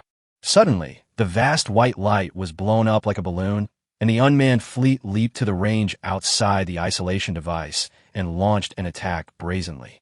There is no need for fire cover, no need to ensure manpower, and no fear of life and death. 2,000 ships, controlled by biological signals, make all spectators recall how the War of Civilizations was conducted when AI was still available. Boom, boom, boom. Ships were smashed and swallowed by black holes, but more ships opened their force field shields and used black holes and wormholes as cover to forcibly break through the planetary blockade. The price was that most of the ships became tattered and could disintegrate at any time, but before disintegrating, they could still launch a final offensive. In order to ensure the integrity of the planet, Chun Mo reduced the output power. The high-energy beam created a hole 1,500 meters deep, and the broken ships plunged into it recklessly. Activate self-destruct level. Because the virtual technology level is relatively low, even if the fleet's engines and energy systems self-destruct, they can still effectively control the power. In the moment before the explosion, the superconducting magnetic field and distorted magnetic waves swept across the entire planet, accurately identifying the explosion range. The next moment, the planet was stripped of its outer covering. There was no earth-shattering explosion, nor was there any chaotic energy turbulence. The planet's outer shell, at a depth of 1,600 meters, was like an ice cube encountering a red-hot iron ball, melting silently from the inside out. Buzz. Under the protection of the fleet, the asteroid warped outside the planet, and the fleet dropped transformation equipment to stabilize the atmospheric environment and the disasters caused by changes in the geological structure. The war could actually be declared over at this point. There was no other planet in the empty star field that could build a complete industrial production chain and a city, and the only star exploded after the fleet had settled down and built a strong enough position defense. Chun Mo's eyes blurred for a moment, and he exited the virtual star field. His opponent still hadn't come back to his senses. He smiled and performed the post-battle etiquette, then returned to the team to wait.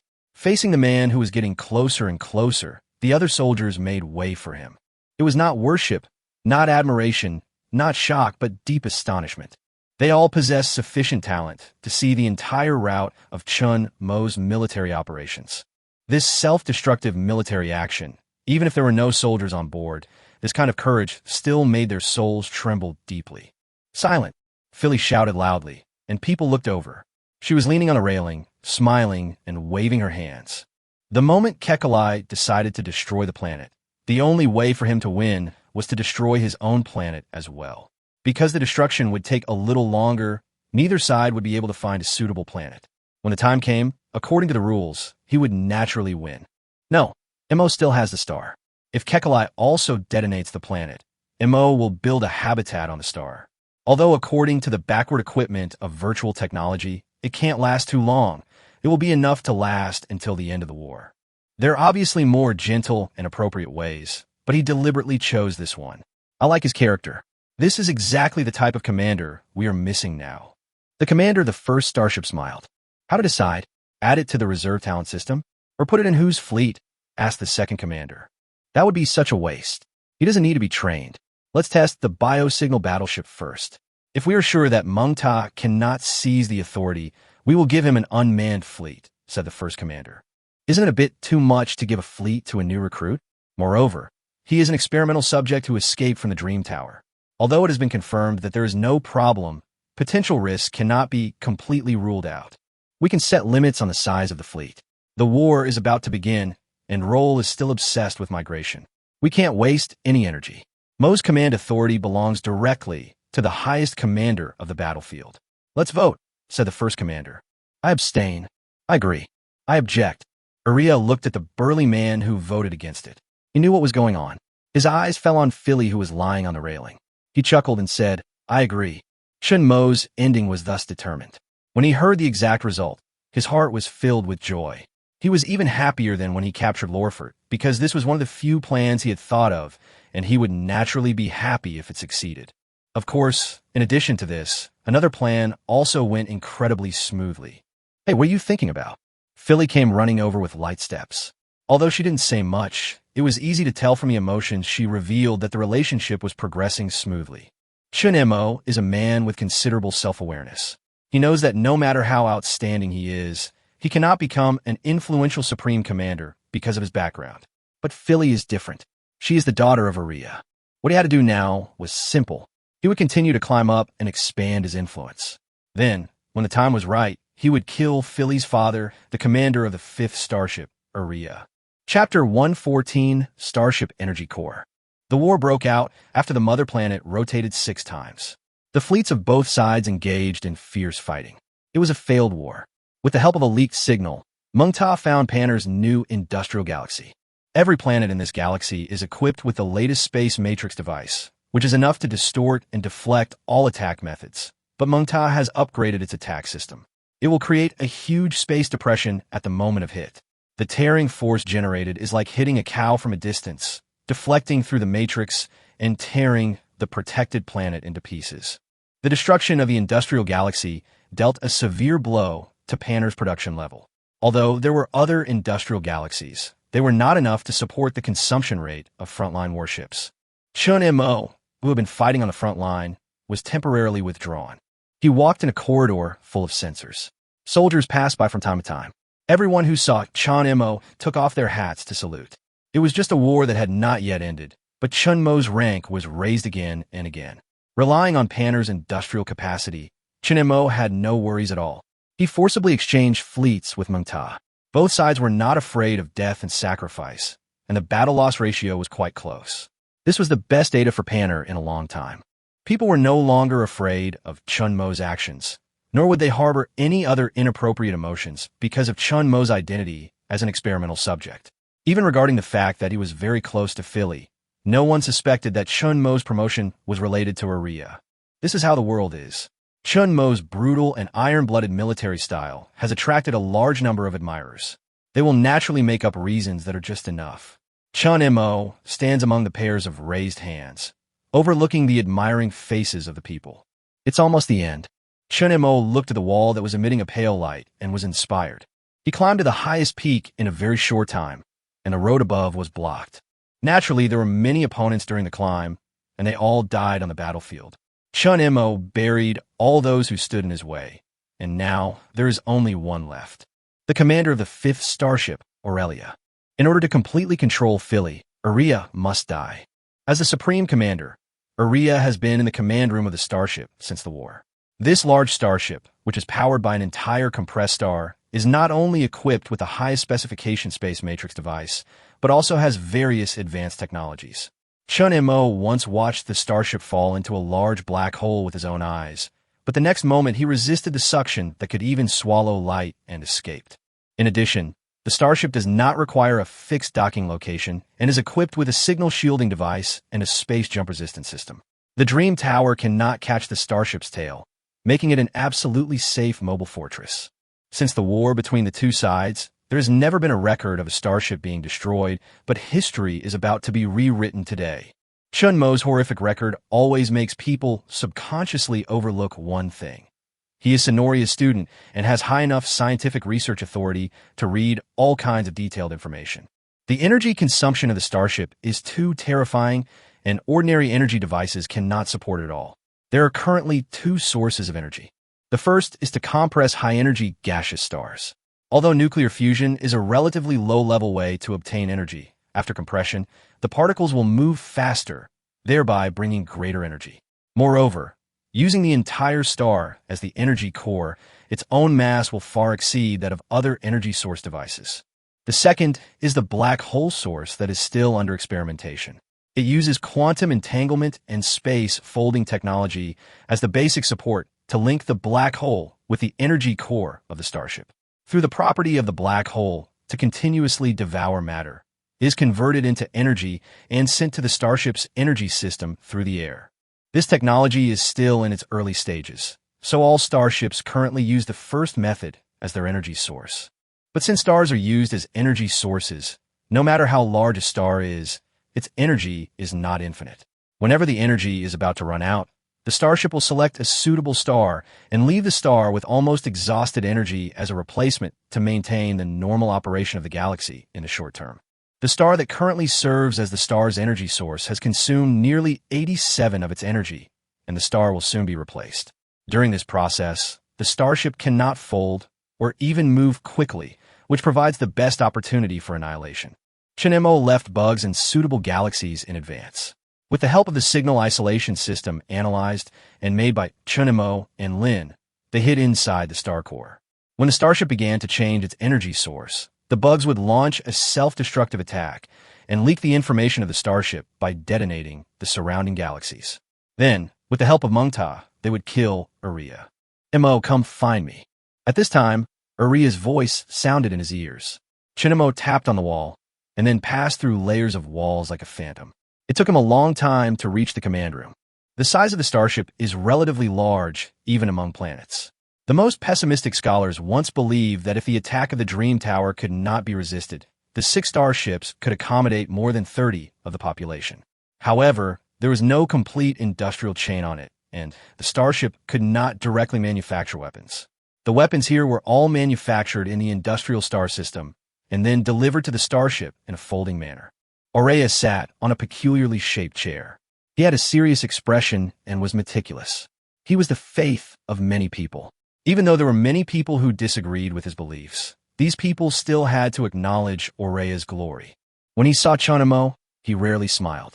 Uriah approved of this young man very much and saw unlimited possibilities in him.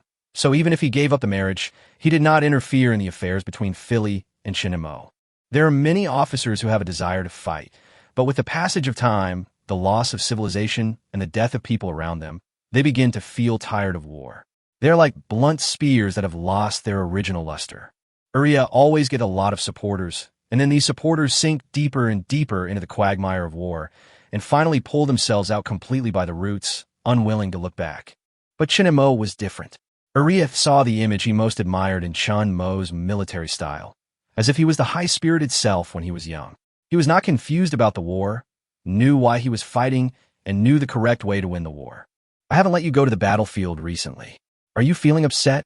Said Uriah. I understand the difficulties, Your Excellency Commander. Everything is fine with me. Chun Mo replied in a resounding voice. Wait a little longer. You will be back on the battlefield soon.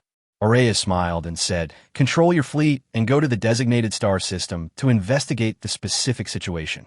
Yes, because the starship will lose its ability to move during the energy change process, the exploration mission is the most important link. Usually, the commander will entrust it to the most trusted subordinates. Chun Mo's status can be seen from this. Chapter 1:15 Forced Folding.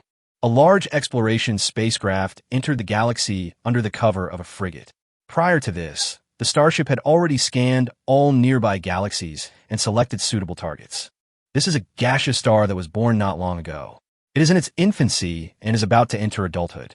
Due to its own mass advantage and a relatively vast galaxy range, the detection spacecraft releases circles of pulse detection waves, transmitting detailed information of the entire galaxy, including the star, to the operation room. Is there life on the planet? Looking at the fluctuations in the feedback, Uriah ordered Chun Mo to investigate more deeply. Soon, several slightly ferocious little guys appeared in front of everyone. Look at them. They are really ugly. Planets lack protection and will be swept by stellar winds recklessly. In order to protect themselves, they may evolve a hard enough shell.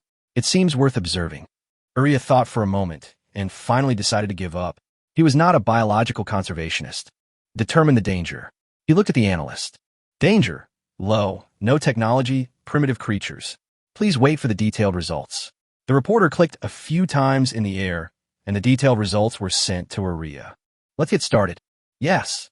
Uria ignored the few bugs that were deliberately exposed. Chun Mo was not surprised by this result. He understood the entire process of detection and the principles of the device. It was not difficult to disguise the insect swarm as cute and harmless little creatures. The starship travels above the star, and the position matrix opens to block the heat emitted by the star. Countless warships sailed out and spread out near the galaxy, and swarms of drones built multiple lines of defense at the outermost edge. The starship opened the barrier of the energy room, and circles of waves spread downward. The star began to tremble, and violent stellar winds swept around. The starship stood still, and the star began to shrink at a speed visible to the naked eye. A ball of dazzling light spewed out from under the starship. The old energy core detached, and the starship used the last remaining energy to absorb new stars. This process will last for a certain period of time, and this is also the most dangerous period. So even after experiencing countless energy changes, everyone remained on high alert, and no one dared to relax. Chun Mo stood beside Uria. Actually, he could sense Uria's admiration. If his actual identity was exactly the same as his disguised identity, Uria would be a great benefactor. There is a smooth road ahead for the experimental subject Mo. With a heroic teacher, the father-in-law of the Supreme Commander, and himself a lone commander of the young generation, Chun Mo cannot reach the pinnacle of power that symbolizes the Supreme Commander, but sooner or later he will become an iron-blooded commander, second only to a few people. Pity. He is Chun Mo, the overlord of the Zerg. Not Mo, not Mengta's experimental subject. It's time to start. In order to completely clear himself of suspicion, Chun Mo cut off the connection of biological signals from the very beginning, and the insect swarm lurking in the planet was fully controlled by secondary intelligent units. As if in response to Chun Mo's thoughts, all the planets began to tremble in an instant and even deviated from their original orbits. Densely packed insects crawled out of them. In order to disguise themselves as the most primitive creatures, these insects did not have any technological devices loaded into their bodies. All biotechnology was used to enhance the emission of biological signals. In an instant, countless biological signals twisted into a spear powerful enough to break through any barrier and pierce through the starship's signal isolation device. Fully power the shielding device and the warp restriction device, and immediately carry out the annihilation mission. Past experience allowed Uria to give orders quickly. Looking at the insects that kept emitting biological signals, he couldn't help but curse in his heart. Damn it. They should be annihilated. He used to do this, but as history evolved, many people in civilization began to reject this barbaric practice, and now they are finally tasting the bitter fruit of kindness. I hope it won't attract Mengta's fleet. Uria prayed in his heart. It only took a moment for the biological signal to be completely suppressed. Maybe it would be missed. It would be great if that happened. However, looking at the golden light that tore through the darkness and the bright flame that suddenly rose up, Uria's body froze and he sighed helplessly. Mengta's fleet. Even if the warp restriction device is running at full power, it is impossible to have no range limit. Under normal circumstances, the starship can take advantage of the current time to warp away as well, but the starship is replacing energy and cannot warp, so it can only watch as the dream tower surrounds it in its original way. How long will it take to replace the energy? Uria shouted. One more round is needed. The operator answered loudly. Damn it. Looking at the fleet getting closer and closer, Uria's face was extremely ugly. All troops attacked to buy time for the starship. Yes, this order was tantamount to seeking death.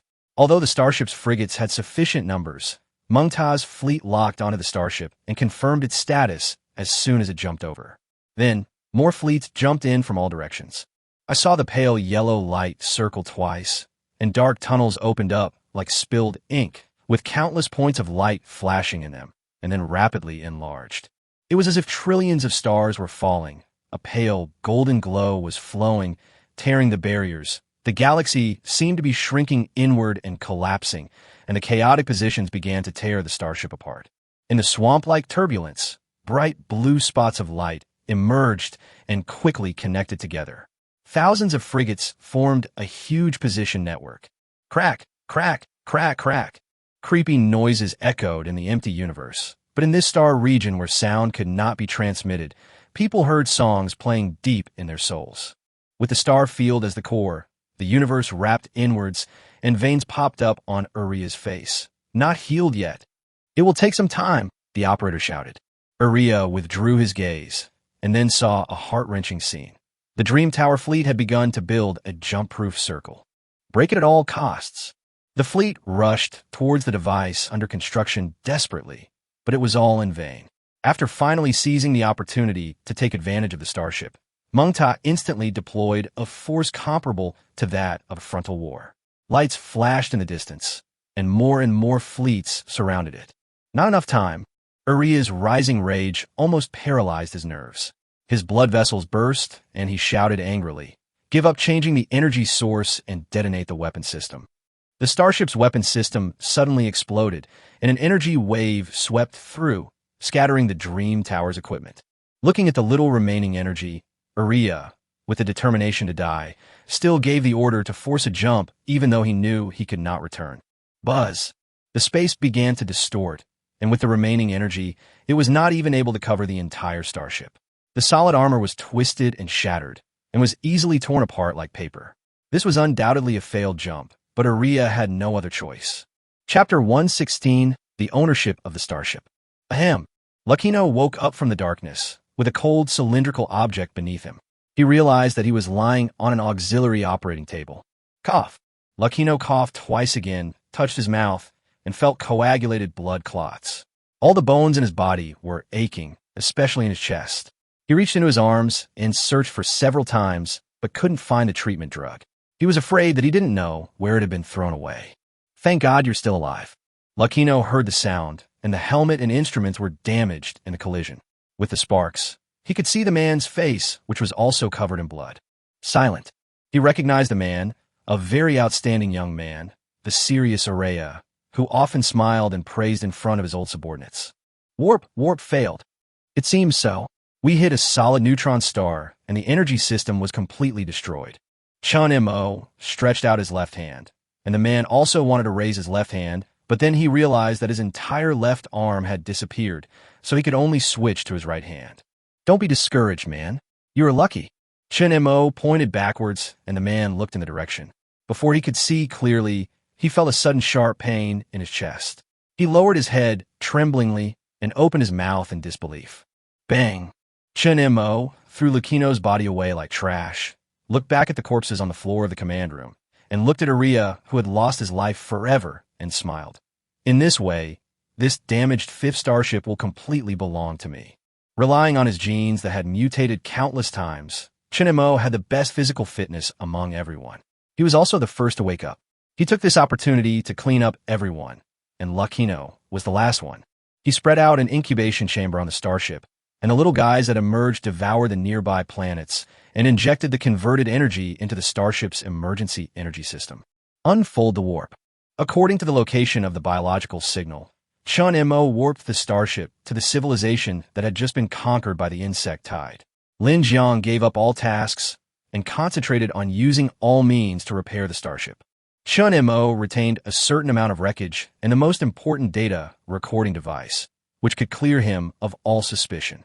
He brought these things to a planet with extremely low temperatures. Looking at the harsh environment around him, he sighed softly. It's really remote. I have to temporarily remove the cold-resistant gene. I hope they can find it soon. At first, people were unaware of the disaster. The starship had its own supply system to prevent the transmitted signals from being intercepted by the Dream Tower. The two sides were often out of touch. Fortunately, it was during the war, and Panner and his people soon discovered the fact that they had lost contact with the fifth starship, and they couldn't help but panic. The fifth starship is an important part of the entire Panner, and there are many outstanding officers on it. If it disappears inexplicably, it will undoubtedly be an extremely heavy blow, even far greater than the destruction of the industrial galaxy. The search and rescue team conducted an outward search centered on the location where the two sides last contacted each other. The energy core of the fifth starship is about to run out. We must look for a suitable planet. Find it. The universe is vast, and there are countless stars, but within a certain range, there are not many suitable stars. Soon, they locked onto a cosmic star field that is not yet fully unfolded. According to the original map, this should be a newborn star system. They found evidence that the Mengta fleet had been there, and hope became increasingly slim, but people still searched with a faint hope, and eventually found hundreds of people frozen into ice on an ultra-low temperature asteroid in an asteroid belt, along with the wreckage of a starship and broken data recording devices. At the first moment of discovery, most people had lost vital signs. The only survivor, Chun Mo, was sent to a treatment hospital, and scientific researchers also worked to repair the data recording device. Fortunately, although the data recording device was severely damaged, important data records were still restored. They saw the whole process, from the time Chun Mo sent out the inspection spacecraft to the time the starship had to make an emergency jump. At this point, there were very few people still holding on to hope, and Chun Mo, after waking up, completely extinguished the light. After the emergency jump, the starship was severely damaged. There was no time to dodge, and it collided head-on with a neutron star. I was thrown out by the air pressure, and I don't know what happened after that. Chun Mo pretended to be trying his best to recall, and his facial expressions and messy biological signals were all indistinguishable from the real ones. Despite this, there are still a few people who have not given up the search for the starship in Aurelia. Philly is one of them. She is the most persistent one, but she is also the first person to feel that Aurelia is gone forever. She often went to the places where Aurelia once lived and worked, trying to find a shadow of her father, but there was only cold emptiness. After Chun Mo recovered from his injuries, he was transferred to the first commander. The two had little time to meet. The command of the 5th starship was almost wiped out, and now they were discussing the merger of the 5th Fleet and the 6th Fleet. Feli strongly opposed this. She stubbornly believed that her father was not dead yet. Although everyone understood, they could not hinder the merger of the military organization for this reason. Feli found her father's former subordinates, and the results she obtained were the same. They believed that Commander Aurelia was destroyed along with the starship. But until now, no other wreckage of a starship has been found. At the meeting, Chun Mo shouted this sentence angrily, which made Feli see the light again. In terms of the time when he joined the military system, Chun Mo was just a newcomer, but his terrifying resume allowed him to quickly grow into an important figure. For a long time, he unconditionally supported Feli, even though some people said that a starship that lost its protection system might be completely swallowed by a black hole if the damage was serious enough. The war was spent in the search, and Panner's losses were undoubtedly tragic. First, an important industrial system was lost, and then a starship that had never had a record of damage. Coupled with other losses, even if certain results were achieved, it was undoubtedly the most failed war. Chun Mo and Feli met in a familiar restaurant. Feli had lost a lot of weight, and her personality was no longer as erratic as before. The disappearance of Aurelia was a huge blow to Feli. She was a newborn baby nurtured in the device, and Aurelia was her only relative. Not only that, Aurelia's old subordinates who did not board the starship for various reasons now defected to other captains, avoiding her requests, and unwilling to waste time looking for Aurelia. Feli couldn't even tell whether this was reality or fantasy. It was just a war, and she suddenly lost everything. The meal was not a pleasant one. She walked out of the restaurant in a depressed mood and encountered the first sudden assassination. Chapter 117, Successive Assassinations. Feli was looking down and thinking about something when the sensor suddenly detected something unusual. Her years of experience on the battlefield allowed her to react quickly. The moment she dodged sideways, an ion compression bullet brushed past her face, and the swirling airflow and high temperature tore her face apart. The bullet hit the ground with a loud bang, and the swirling airflow blew her away. Feli activated the exoskeleton armor as quickly as possible, but the incident happened suddenly. Before the exoskeleton could be fully deployed, a stream of flame flashing with strong light suddenly attacked Feli. In a flash, a figure blocked the way ahead, and the asphalt-like substance grew rapidly, forming a thick round shield. Chun Mo hugged Feli, and the biological signals surged. Relying on the dual authority of the military and scientific research, he forcibly seized the right to use the equipment in the nearby area. It seemed that there was no hope of success, and after waiting for a long time, there was no further attack. What's going on? At this time, the Planet Defense Force rushed over.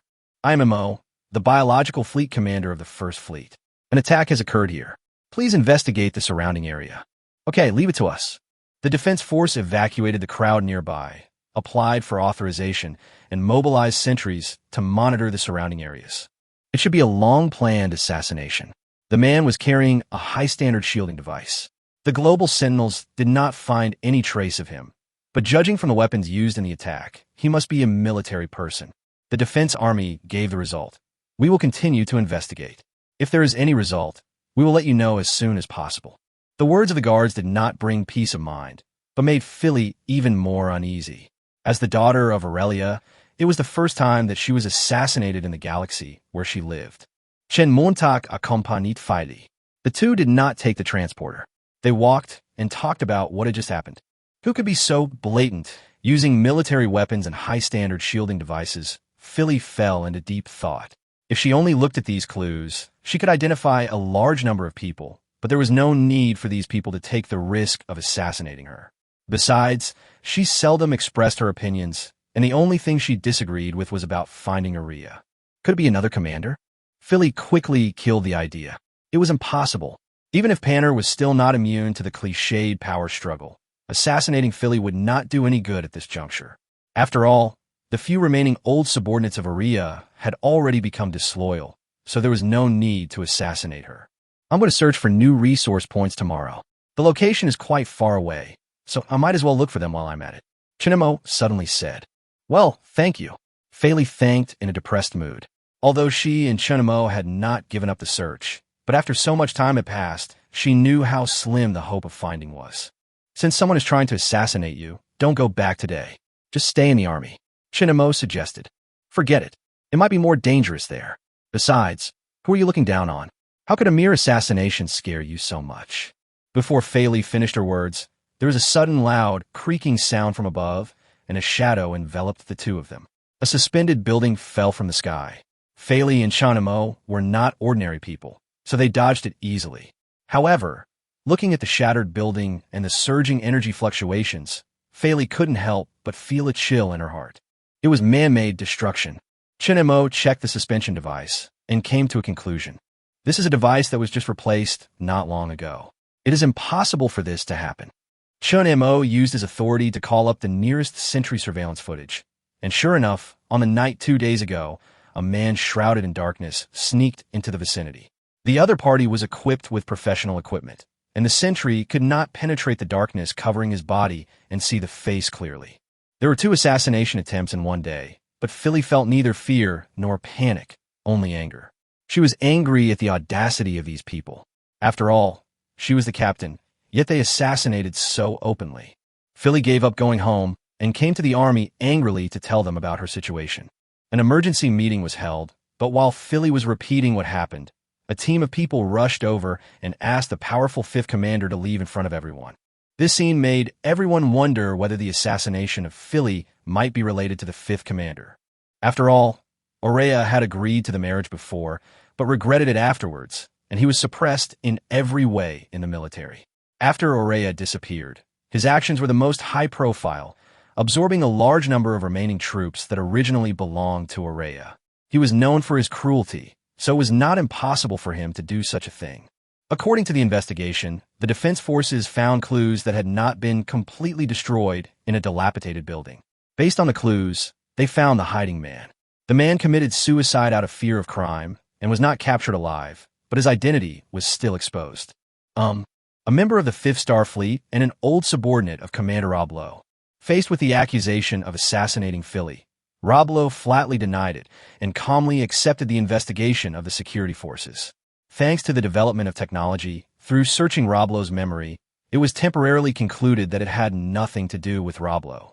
Of course, the possibility of erasing the relevant memory after issuing the order cannot be ruled out. Philly was temporarily protected and not allowed to leave the base. At night, she was in a bad mood and found Chun Mo to drink. It was at the table that she suffered the 3rd assassination attempt of the day. A poison enough to kill 100 people was put into the wine, but Philly survived by chance. She refused to be visited by others, locked herself in the room, and only allowed Chun Mo to approach her. She listed all the names and sorted out the possible masterminds bit by bit. Little did he know that the real mastermind was sitting right next to him. Although Chun Mo is under the command of the 1st commander, the people he can contact are not limited to the 1st commander subordinates. At a celebration banquet, he took the opportunity to parasitize one of Roblo's subordinates. Chun Mo studied the principles of detection equipment and figured out a way to evade routine inspections.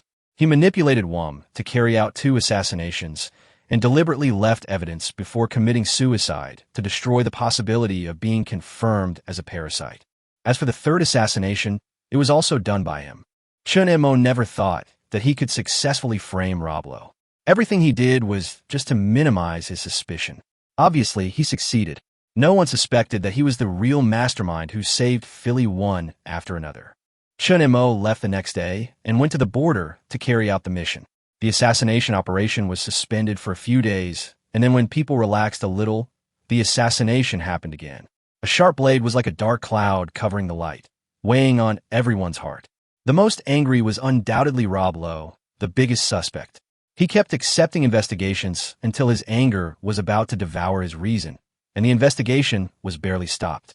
Chapter 118, The Smooth Execution of the Plan. It was a long time before Chun Mo completed his mission.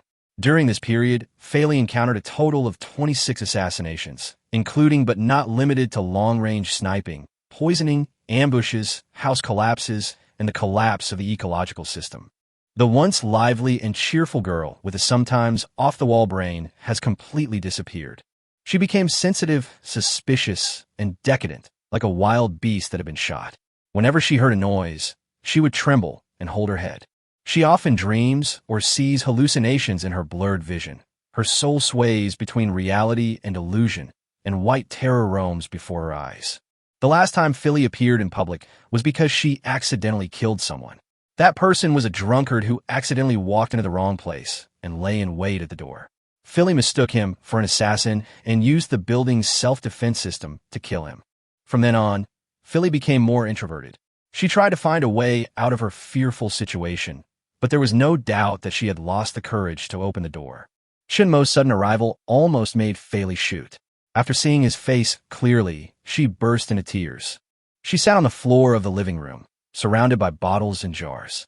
Her youthful and beautiful face looked extremely haggard. Chun Mo cleaned up the garbage and asked Fei in a low voice if she wanted to eat anything. Of course, she didn't get an answer. Just as Chun Mo was about to go to Fei's favorite restaurant to buy something, his long windbreaker was grabbed by the hem. "Don't go." Fei buried her head between her knees, and her voice became hoarse. "I'm not leaving." Chun Mo grabbed Fei's hand and sat next to her. Fei held Chun Mo with one hand and wrapped the other around his calf. After a long while, she began to tremble and cried, "I'm scared." Fei is a strong girl. Even though her only relative died, she still held on to her own persistence. However, the assassination tortured her for a long time and made her fall into the quagmire of fear. Her body was entangled by vines, and she was sinking deeper and deeper. She wanted to be strong, at least in front of Chun Mo, but when she thought of her current situation, she could no longer suppress her overwhelming emotions and started crying sadly. Chun Mo held her in his arms and patted her back gently. For a long time, even with the sentinels watching, Fei still didn't dare to fall asleep. The mental exhaustion and turbulent emotions almost made the poor girl faint. She held Chun Mo tightly, like a person lost in the darkness grabbing the last ray of light. I have nothing left. No one is willing to help me. They are not willing to help me." Her voice was full of despair. "You still have me. Are you willing to help me?" Fei raised her head, her red and swollen eyes covered with mist. "Of course." Chun Mo's voice was sonorous and powerful. Fei buried her head in Chun Mo's arms, crying unrestrainedly, muttering intermittently. "It's okay, you still have me. Yes, you still have me." Chun Mo combed Fei's hair, with the corners of his mouth slightly raised. Fei cried for a long time until she lost all her strength and fell asleep. Chun Mo put her on the bed, went back to the living room, looked at the names on the floor, picked up one, and said to himself, "It's time to end it." Fei's reaction was even more perfect than expected. The fruit was ripe, and if it was not picked, it would fall to the ground and gradually rot.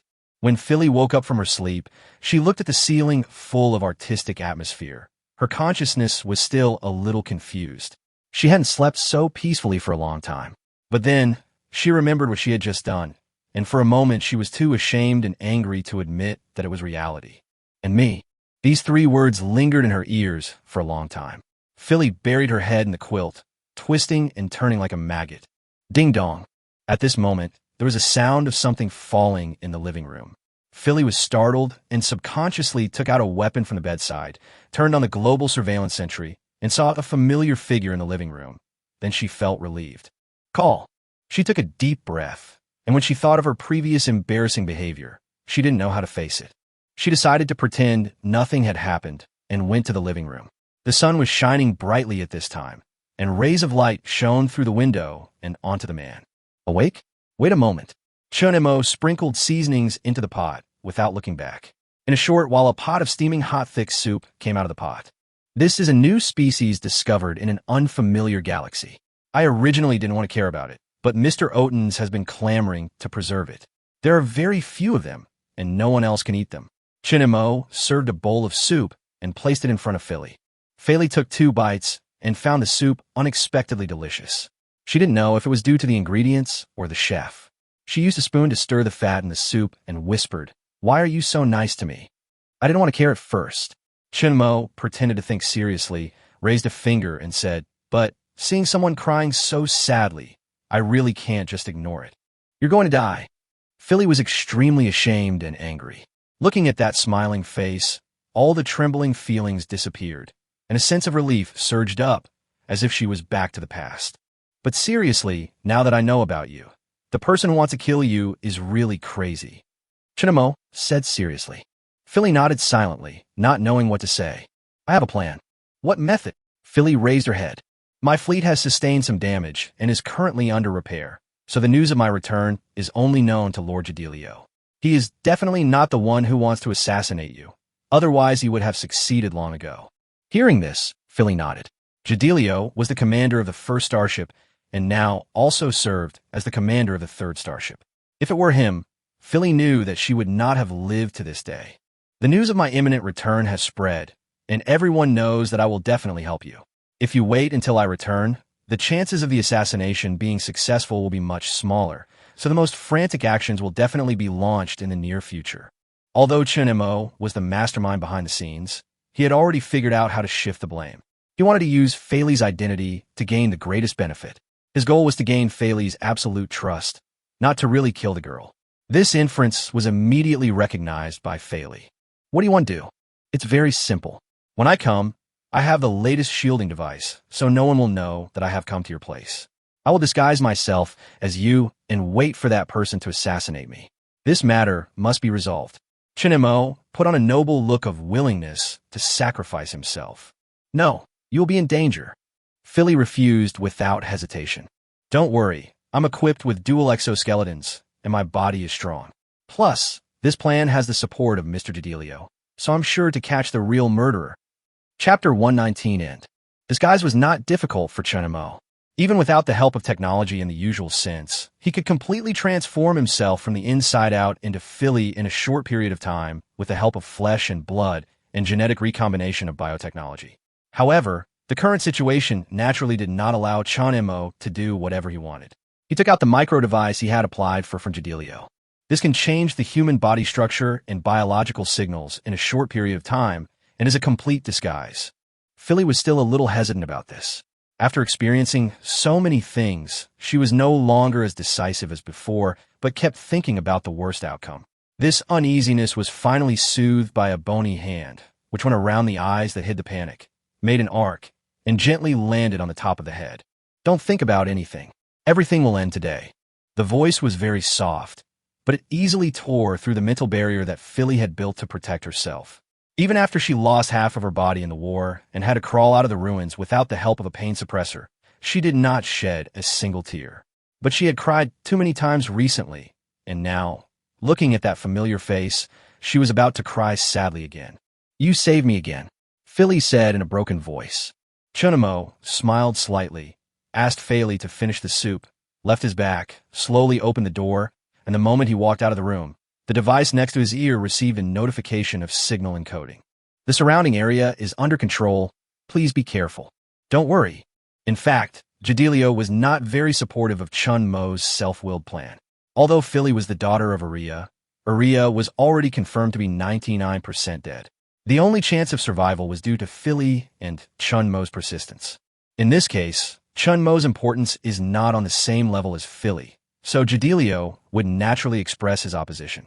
Even if he supports it, he would let others replace him. However, if this is the case, how can I completely capture Philly's heart? In essence, Chun Mo and Jadilio were not considering the same thing. What's more, the so-called murderer was actually himself, and the danger never existed. Chun Mo intervened with authority, looking at the deployment of the First Fleet. He did not use biological signals to issue orders, and the vicinity was under close surveillance. He ordered the use of finger superposition to issue the order to open fire. Just like Wum, the murderer chosen by Chun Mo was also implanted with parasites. However, in order to eliminate the need for active control, additional intelligent units were planted in the body to replace the function of the brain. Chun Mo continued to move forward, counting down in his mind. 321. The moment the countdown was cleared, a bright light appeared above Chun Mo, and a ball of golden flame burst out from it. This was already the best way to assassinate. In order to prevent the sudden invasion of the Dream Tower fleet, each galaxy was equipped with a sufficient specification of anti-jump device, not just the fleet's jump. The attack types that rely on the jump will also be restricted. When exactly was the device set up to ambush in advance? The observers couldn't help but become nervous. The killer hadn't actually shown up yet. If it tried to rescue him now, everything would be in vain. Now that things have come to this, just trust him. In an instant, the flame had fallen, and the high temperature, comparable to that generated by the collapse of a star, caused the space to distort, and the matter blocking the way disappeared before it could burn. Chun Mo dodged in a very embarrassing way. He used all the devices he could use, but even so, one of his arms still disappeared. He had to do the whole show. There was no better way to clear suspicion than putting himself in danger, even if no one suspected him now. The Sentinels are running at maximum power. All authority in the vicinity is forcibly transferred to our hands. The killer cannot remotely control the device or set it to start automatically. He must be nearby. The captain, who was fully responsible for this matter, immediately gave the order. All the Sentinels in the region were running at full capacity. For this matter, the Sentinel system was fully upgraded. Although this was originally planned, the assassination of Philly did speed up the system upgrade. Captain, found it. New things are useful. We must do our best to catch him and never let him escape. Yes. The global Sentinels immediately locked onto an art courtyard suspended in the air. Near the pool, a man wearing an isolation device was holding 2 silver balls, which were military collapse balls. Just this small ball was enough to destroy a planet with a size and mass within the standard level. Fortunately, the most terrible nightmare did not become a reality. Sensing the capture of the first starship, the killer was ready to activate the collapse sphere and die together with the planet, just as the captain thought. But it overlooked a small thing, or Chun Mo deliberately let it overlook a small thing, thus creating a huge loophole in the assassination operation. Because it was invented a long time ago, there is a more time-saving and labor-saving way to destroy planets. The collapse spheres have not been updated for a long time, and their activation requires a certain amount of time. During this period, the activation process can be stopped by using a little trick. Having lost the means to die together with his enemy, the killer had no chance of escaping facing the surrounding soldiers. He turned off the shielding device, revealing a face that surprised everyone. The captain who was in charge of the drone swarm under Aria. He was loyal and firm in his beliefs, and his name was widely known. Why? Faced with this simple question, the captain held the ineffective collapse ball and roared loudly with a distorted voice. Why? Why can that bastard who ruined us be called a hero?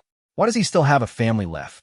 He laughed wildly for a few times, looked at Chun Mo, who was disguised as Philly, slowly put away his smile, and said sadly, "You won, but don't be happy too soon. The mistakes made by Aurelia will come back to haunt you sooner or later. Calm down, don't be impulsive." Before the captain finished speaking, his entire body lit up with white light. He was like an old-fashioned LED bulb, with clear light gushing from his pores, melting him into a pool of sticky liquid in a very short time. The assassination ended here. When the captain was cleaning up the scene, he walked up to Chun Mo and said in a low voice, "You should know him." Yes. Chun Mo did not deny it. As former colleagues, the two were not very familiar with each other, but they were not strangers either.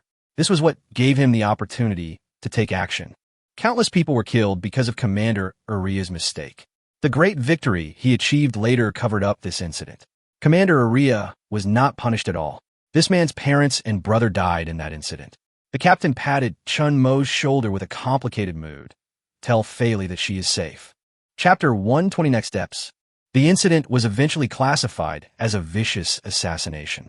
Although there is no way to retrieve the memory, it is not difficult to find out the real reason for this incident from the captain's last words and his life analysis. Aria is actually very similar to Chun Mo in some ways. Neither of them is the type who cares about the lives of their soldiers, but Chun Mo's men are bugs without the ability to think for themselves, while Aria's men are flesh and blood soldiers. Aria's fleet suffered the heaviest casualties among all the fleets. With the same battle results, the loss ratio was higher than any other fleet. Even after countless persuasions and punishments, Aria, who had changed slightly, was still the crazy commander at heart, so he admired Chun Mo so much. He was promoted as a hero because of his outstanding military achievements. If there were no other commanders to compare him with, Aria would continue to be loved, but this is not the case.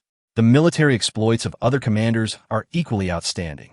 Gradually, Aria was secretly called a demon leader who ignored his subordinates. This is also the main reason why more and more subordinates choose to leave. According to speculation, the captain wanted to kill Aria, but never found an opportunity. After Aria disappeared, he had no choice but to shift his target to Philly. The matter ended here. Of course, because it was not certain whether the captain was the last one, Philly was still under protection. She heard the real reason behind the assassination from somewhere and became depressed, spending her days in guilt and regret. It's not your fault, don't feel sorry. Chun Mo persuaded. No, it's normal that the mistakes my father made will eventually come back to me. Philly shook her head dejectedly. So, are you going to live in decadence forever? Do you think that this will make others less hate Mr. Aria? No, they will only hate you more. Everyone is protecting you, consuming a lot of manpower and resources, and in return you are just a coward hiding in the quilt. Will Mr. Aria agree with you? Or will the soldiers who died under Mr. Aria thank you? Thank you for hiding in your room every day to feel sorry for them. But what should I do? To destroy the Dream Tower is the unanimous wish of everyone. If the Dream Tower still exists, then everyone's sacrifice will become a joke. Don't let everyone's sacrifice become a joke, and don't let Mr. Aria become a joke. Philly, this is what you should do. Chun Mo's words made Fei realize how much she had gone too far. She couldn't help but break out in a cold sweat, and her chest felt tight. She knew her own fragility and irresponsibility. So during dinner, she expressed to Chun Mo her determination to regain her courage. In fact, Philly's reaction was very normal. Although she had received military education since she was old enough to understand and had fought on the battlefield, she was still just a young child. The big umbrella that protected her from the wind and rain had just broken, and she was immediately greeted by a violent storm. Few people could move forward firmly against the wind. If someone else used the same words to persuade, the effect would be much smaller or even counterproductive. The reason why Chun Mo can succeed is not because of his clever words, but because of the importance of relationships and dependence. On the third day, Philly went to the military base to look for Chun Mo. Although she had recovered on the surface, the nervous girl had disappeared forever. The best proof was that Philly did not climb through the window, but walked in through the main door in an orderly manner. The two found Jadilio together, and Philly expressed her belief in returning to the army. Kid, you can still take a break. No, sir, that's enough. Jadilio was really worried, but he couldn't force Philly to stay at home. Strictly speaking, Philly was not under his control. The 4th Fleet is already in name only. According to the division, Philly should belong to the 5th Fleet. However, even if Roblo is not suspected, Philly is unwilling to join the 5th Fleet. The 1st Fleet and the 2nd Fleet are both good choices. Philly looked at Jadilio, then at Chun Mo, and finally decided to join the 1st Fleet. The days seemed to have returned to normal. Without her father's protection, Philly could no longer live as freely as she wanted in the army. Fortunately, Chun Mo should not be underestimated now, and Philly herself was good enough and did not need to depend on others. Because of the convenience of the unmanned fleet, Chun Mo is often sent to the Desolate Star field to detect new resources. Even if an accident occurs, the only losses are ordinary ships, and there will be no casualties. Taking advantage of this convenience, Philly often follows Chun Mo to look for the traces of Aria. Chun Mo's fleet did not need soldiers. He was also a good scientific researcher and had learned how to repair warships. For a long time, the two of them were alone together. Although there was no substantial progress, Fei Li felt that she could no longer do without this man. Should we try to be together? Once, when Fei Li was playing games, she pretended to bring it up casually, but ended up getting a very serious and earnest answer from Chun Mo. I hope you can think about it carefully, and don't let my helping you in your darkest hour confuse your true feelings for me. I don't want your feelings to be the result of me taking advantage of you. Chun Mo's answer was undoubtedly a rejection, but almost made Fei Li lose her self-control. What good man? Fei Li kept shouting in her heart, and for a long time, she almost couldn't suppress her surging emotions. As a new human being born from an incubator and accepting modern concepts, Fei Li always thought that love was far away from her, but suddenly it was so close that she could reach out. She didn't dare to express her feelings easily again, and she was as cautious as if she was protecting a newborn baby. Almost. Chun Mo sat in the operating room of the main ship, thinking about the next plan in his mind. During this period, because of his increasingly high status, Chun Mo knew more and more about Meng Ta's intelligence. He was extremely grateful that he did not control Fei Li through parasitism. According to the program rules of the Dream Tower, its core can only be controlled by no more than 3 people, and the conditions for these 3 people are also very harsh. The most ordinary point among them, but the most important one for Chun Mo, is that they must be people of this civilization. Chun Mo knew this before, and recently learned more detailed information. The Dream Tower will examine the genes, and even the slightest impurity will be rejected. People who are infected by parasites will inevitably have other genes mixed into their genes. If parasites are used to control Fei Li, the path to seizing the core will be completely blocked from the beginning. Now, there is no problem with Fei Li's line. If the trend continues to heat up, it will not be difficult for Fei Li to change the program rules so that Chun Mo can become the holder. There are only 2 things left. The first is how to defeat Meng Ta. Judging from the current situation, this is not very difficult. Meng Ta's technology has not made any significant progress for a long time. On the other hand, Panner is completely different. But if combined with the second point, the first thing becomes more difficult. Chun Mo needs Fei Li to grow into someone who is qualified to control the core, or even the only person.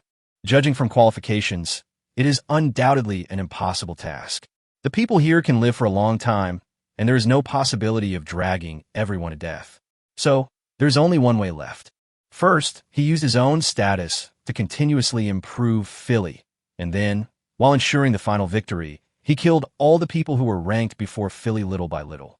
I'm really looking forward to that day. P.S. I originally wanted to update 3 times today, but I have a lot of parties in the evenings these days, so I have to save on my manuscripts and cannot miss the next few days. I want to have a perfect update for once. Chapter 121, The Innocence That Destroys Civilization. Chun Mo and Fei Li traveled through the vast star field. They searched for new resources on ultra-high temperature stars and also looked at the galaxy on ultra-low temperature planets. After an ordinary fold, the Sentinel detected a weak signal. After tracking, it finally found an old model of detector. According to Fei Li, this is an antique among antiques, and it is almost a product of the period when we just enter the modern society. Fei Li's excitement cooled down. Although she knew the hope was slim, she still hoped that it was Aria who sent the signal, but the other party could not use such an old detector. Chun Mo was rarely interested. The long interstellar journey was always boring. He repeatedly commanded the Zerg swarms hundreds of millions of light years away to relieve the boredom. As for the distance issue, Chun Mo was also confused. No matter how far the distance was, his orders were always timely, which even Panner could not do. Strange civilization, you are welcome to be our guests. Chun Mo quickly deciphered the main content of the signal, and according to the prompts, he found a small data storage device in the detector. It records the details of the civilization, including its origin and major events at various points in time. It also stores several songs, which is full of goodwill. Finally, looking at the coordinates recorded in the data storage device, Chun Mo felt ridiculous for the naivety of this civilization. They treat their compatriots with no kindness, plunder resources through war and plague, and wantonly deprive people of other countries of their lives.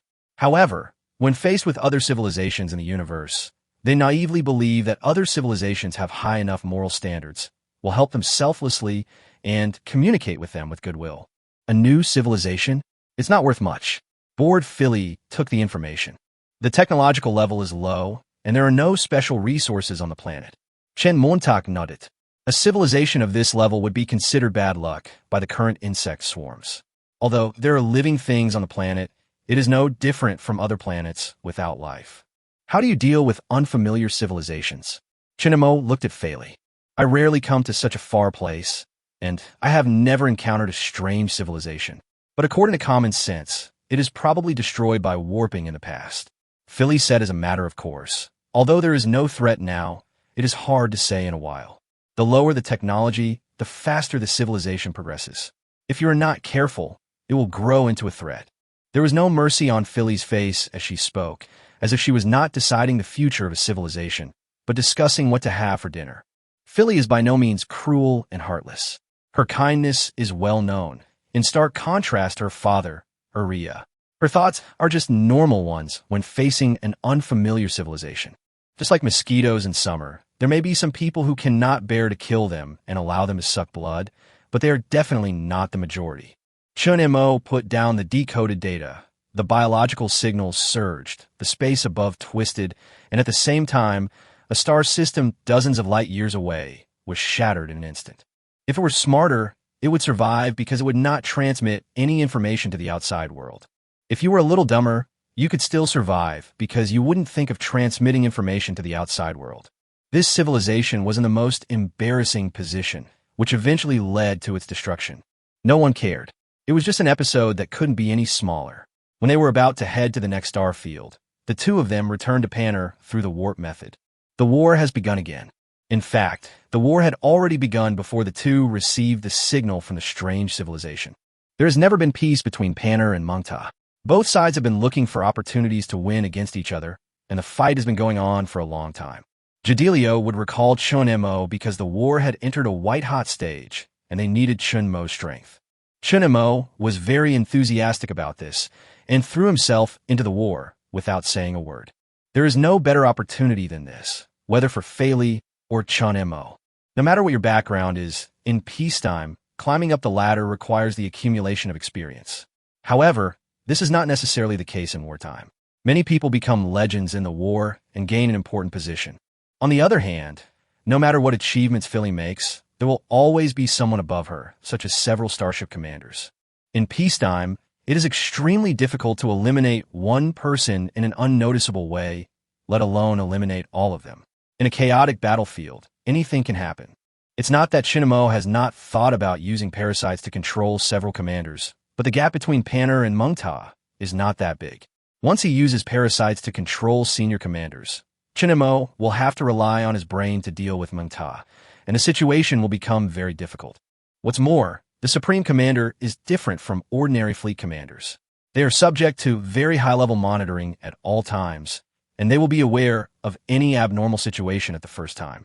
In this war, Panner used its latest scientific research results to try to penetrate the defenses of Dream Tower, but failed. Thanks to the lack of restrictions on living things, although technological development was constrained, industry made rapid progress, and a number of both equipment and warships far exceeded that of Panner. The two sides engaged in a fierce exchange of fire in a barred spiral galaxy with a diameter of about 120,000 light-years. The black hole and the constantly folding universe turned the barred spiral galaxy into nothingness, where even the most microscopic particles would be restricted and stagnant. In this war, Chun Mo's military talent was once again confirmed, and people had a deeper understanding of why this young man, who was just starting out, could gain unanimous recognition from the two supreme commanders, Jadilio and Uriah. Not only did he force back the Dream Tower's fleet head-on, he also found 3 of Dream Tower's resource galaxies outside and destroyed everything. Chun Mo's deeds became widely known, and his military achievements became more and more numerous, and even Feli's military rank continued to rise. Who would have thought that an inconspicuous experimental subject could grow into a sought-after commander of the entire civilization in such a short period of time? Then, people remembered that the experimental subjects did not live long, and forced Chun Mo to undergo frequent physical examinations. I am Mr. Sonoria's student. I know my physical condition well. You don't need to worry. Once, Chun Mo walked out of the inspection equipment and said almost helplessly, "Sir, this is an order from Commander Gadilio. the medic replied in a serious tone. Okay, when's the next time? Because we are still in a war period, the next time will be notified to you in advance through the military system. Can I go now? Yes. Chun Mo walked out of the examination room and originally wanted to ask Fei to leave, but unexpectedly saw a man. Philly's previous fiancée, Micah. Haven't seen you for a long time. Micah waved his hand at Chun Mo and said straight to the point, I have something I want to talk to you about. Chun Mo glanced at Fei, and Micah immediately said helplessly, no matter how good your relationship is, don't always stick together. I promise, just for a while. Chapter 122, The Escape of the Rawl Civilization. The two came to the rooftop of the hospital, where there were messy, irregular objects placed on it. This was part of the shielding device. The planet was located on the front line of the battlefield. If there were not enough isolation devices, Meng Tao would send out a fleet at the first opportunity. Why haven't you and Philly started dating yet? Maka leaned against the railing and asked curiously. It's not time yet. Chun Mo shrugged. Well, it's beyond my expectation that she has become what she is now. She's a good girl. By the way, although it's a little late, I still want to point out that regarding the assassination of Philly, it has nothing to do with my father. I know. So you came here to talk about this? Of course not.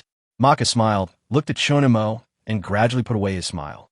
He said seriously, Tell me, why do you want to fight? What else can it be for? Chun Mo held the railing and looked at the sky in the distance. Destroy the Dream Tower, that's all. That sounds like something you would say, buddy. I'm different from you. I don't really care whether or not the Dream Tower can be destroyed. Chun Mo was a little surprised by Maka's words. As Rob Luo's child, this idea was really outrageous. I did it for dignity, Maka said in a complicated tone. You know, being the child of a starship commander is not a very good thing, especially for someone like me who is not outstanding. In fact, I am more suitable for governing, but I was forced into this path. I joined the army to gain recognition from people. Chun Mo did not answer. It seemed that their relationship was not that good yet. Maka was obviously aware of this, so he continued, Isn't it strange why I suddenly came to you to say this? Chun Mo nodded. Father has praised you many times, but I've never seen him appreciate someone so much. To be honest, I'm very jealous of you because he has never praised me once. Maka showed a painful expression, but it disappeared quickly, probably because he was used to it. So, I want to ask you, why do you fight, and how do you become so outstanding? Talent. What an enviable answer. Never mind. I don't expect to be like you. We won't see each other again in the short term. Maka waved upwards, and a spaceship landed. Before leaving, he pointed to the badge that symbolized glory, left a sentence that would surprise everyone sooner or later, and left. No one expected that this would be the last time the two met. Chun Mo went to the star field where the Meng Ta fleet was monitored to check. He had just opened a wormhole, and many warship wreckages poured out of it. On the black seat in the control room, people found the bloody Maka. He had lost an arm and both thighs. His chest was pierced by a broken frame, and half of his head was cut off. His only remaining right hand was holding a bloodstained badge. The data recorder of the wreckage recorded the whole process. Maka's fleet encountered the Dream Tower fleet that had been ambushed in advance. They broke through the blockade at all costs and forced a jump. At the same time, Chun Mo also activated the jump device, and the two wormholes with the same frequency established a momentary link. The probability of such a thing happening is very small, but it is definitely not impossible. The war did not stop because of Micah's sacrifice. This was the longest war, and it seemed to be the final one. Not only Micah, many senior officers died, and more young people went to the battlefield. Philly was already an important officer, in charge of a fleet of about 1,000 people. Chun Mo's power was maximized in this war. Because of the safety of the unmanned fleet, most of the warships produced in the rear were delivered to him.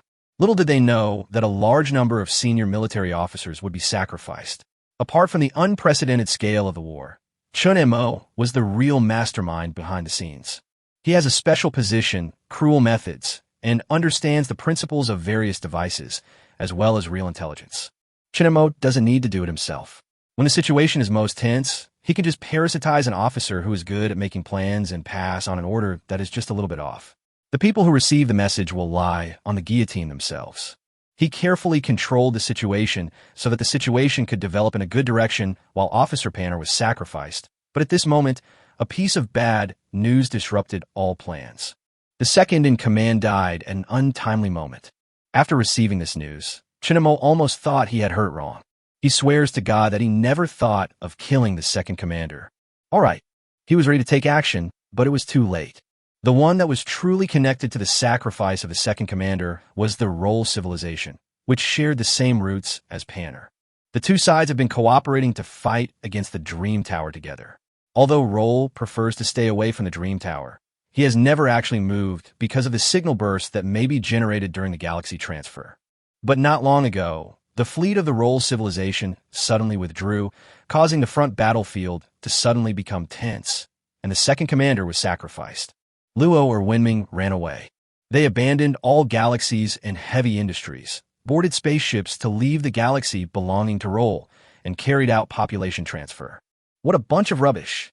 Jadilio couldn't understand.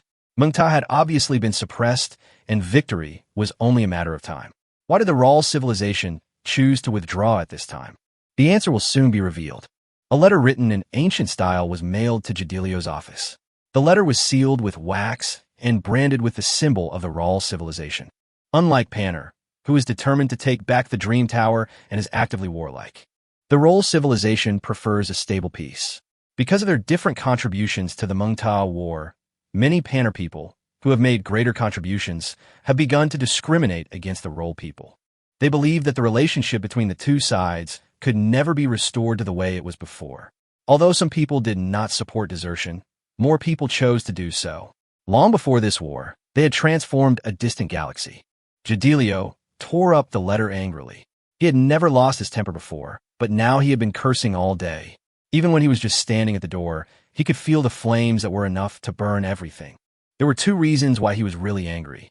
In addition to his anger towards the deserters of the Roll civilization, more importantly, without the support of the Roll people, it would be difficult for the Panner civilization to maintain its suppression of Meng Ta. Both sides will return to their previous situation, or even worse, and they will need new help. Naturally, people think of the third separate civilization, the art-loving Natal people. The Nada people are not weak. They don't like war, but they're not afraid of it. For a long time, Meng Ta has never broken through the Nada people's defense line. It is precisely because of this that the Nada people can create art in peace. Jadilio organized several meetings, but as expected, the Nada people refused without hesitation. Seeing that the situation was becoming increasingly difficult, Chun Mo took the initiative to step forward before his fourth trip to the Nada galaxy. Sir, why don't you let me give it a try? Chapter 123, Red Light Realm. The Nada people admire art. The requirement for sending troops is to convince them with art, no matter what form it takes. Chun Mo was looking through information about the Nada people on the battleship, while Philly next to him had already rolled her eyes up to the sky. A stupid civilization with its head filled with art. This is the most consistent evaluation for people who cannot accept the logical thinking of the Nada people. Here, artists enjoy the highest status. For plastic arts, performing arts, language arts, film and television arts, and other art types, Nada is the most comfortable paradise. Here, art is innocent. No matter what you want to express, as long as it is recognized as art, nothing will be judged. Here, money has lost its traditional value. If you want to obtain a piece of art, you have to exchange it for other works of art. Every person, or every living being on Nada, is full of artistic atmosphere. There was once a notorious criminal who committed heinous killings, but because he would smear blood into paintings, make corpses into exquisite dolls, and arrange organs in the shape of constellations, he was considered to have created art and was exempted from punishment. He was eventually sentenced to death because he accidentally broke a precious work of art while committing a crime. So when they heard that the requirement for sending troops was to conquer through art, no one in Panner, from the most ordinary soldiers to the highest commander, was surprised. The problem is that although Panner also admires art, especially the retro art trend that has been around for a long time, it is nothing compared to the Nada people. The Nada people have all the art that Panner has, and they do it better.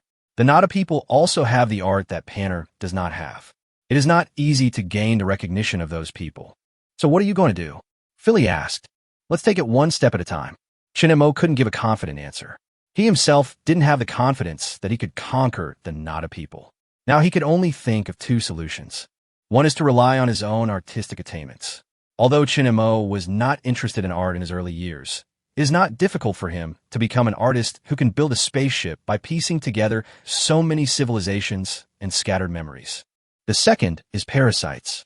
The two methods can also be seen as one. While relying on one's own artistic attainments, one uses parasites to control the most famous artists. As long as they recognize it, the rest of the people will follow suit. This is the leader effect.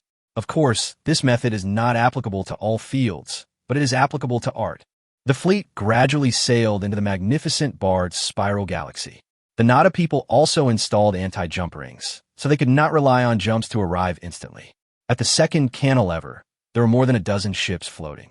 This was the Nada people's welcoming team. Compared with traditional space ships, the Nada ships are obviously more peculiar.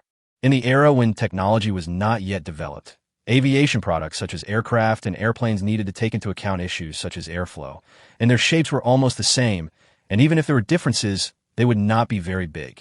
Because of the deep-rooted ideas, even when they grew into a powerful civilization capable of galaxy migration, the habits were retained and the shape had lost its meaning, so they simply did not change it. Panner's ships still looked like ships, but it seemed a bit of a stretch to call the Nada's aircraft ships.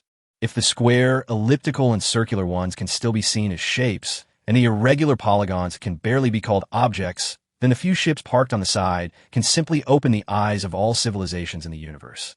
It was a spaceship that was narrow on both sides and round in the middle, painted with colorful paint. If it still had a kind of ugly and round cuteness here, then the tentacle-like ornaments hanging on both sides completely destroyed the feeling of cuteness. Silver, black, and blue tentacles were entangled together, coated with unknown things, giving people a sticky texture. The left side faced downwards and the right side faced upwards. There were two large portholes on the front like human eyes, and a huge upturned nose was inserted in the middle. The worst thing was that the moment the spacecraft started, a string of music woven into a signal accompanied by colorful lights sounded, giving Chun Mo the illusion of seeing an old-fashioned ice cream truck. Apart from this word, he couldn't think of a second adjective. Not to mention the others. Each one is more outrageous than the other. The only spaceship that makes people feel beautiful is the one located in the center. It has no fixed shape and is relatively flat overall. As the color changes, it looks like a bright galaxy at one moment, and a black veil wrapped around a woman's hands at another. Welcome, Commander. The Nada people directly called Chun Mo the Commander, which is a title usually only enjoyed by starship commanders when two civilizations meet.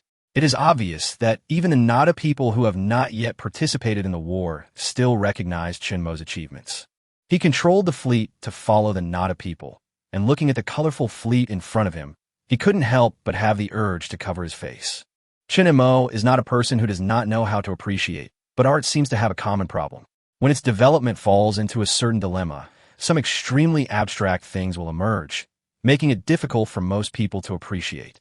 The fleet landed on a planet, and when it broke through the cloud blockade and looked at the scene in the distance, even Philly, who lacked aesthetic sense, couldn't help but exclaimed, "What a nice view." Yes, this is indeed a beautiful view. It was late at night, but the sky was not pitch black, but a thick dark blue. A chasm was suspended in the sky. In the center of the chasm, a bright red light bloomed. In the illusion, a materialized liquid was poured on the chasm, dyeing everything a brilliant red. The edges were melted, and the red mixed with bright yellow flowed down the chasm like a waterfall. At the end of the liquid was a distorted space, and a river full of vitality gushed out of it, reflecting the scenery above, like a blooming red rose dotted around with blooming nebulae. The red light realm is a work just completed by Master Solida. The Nada people introduced it with great enthusiasm.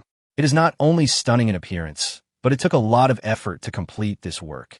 The light in the center of the chasm is actually a red giant star that is about to explode.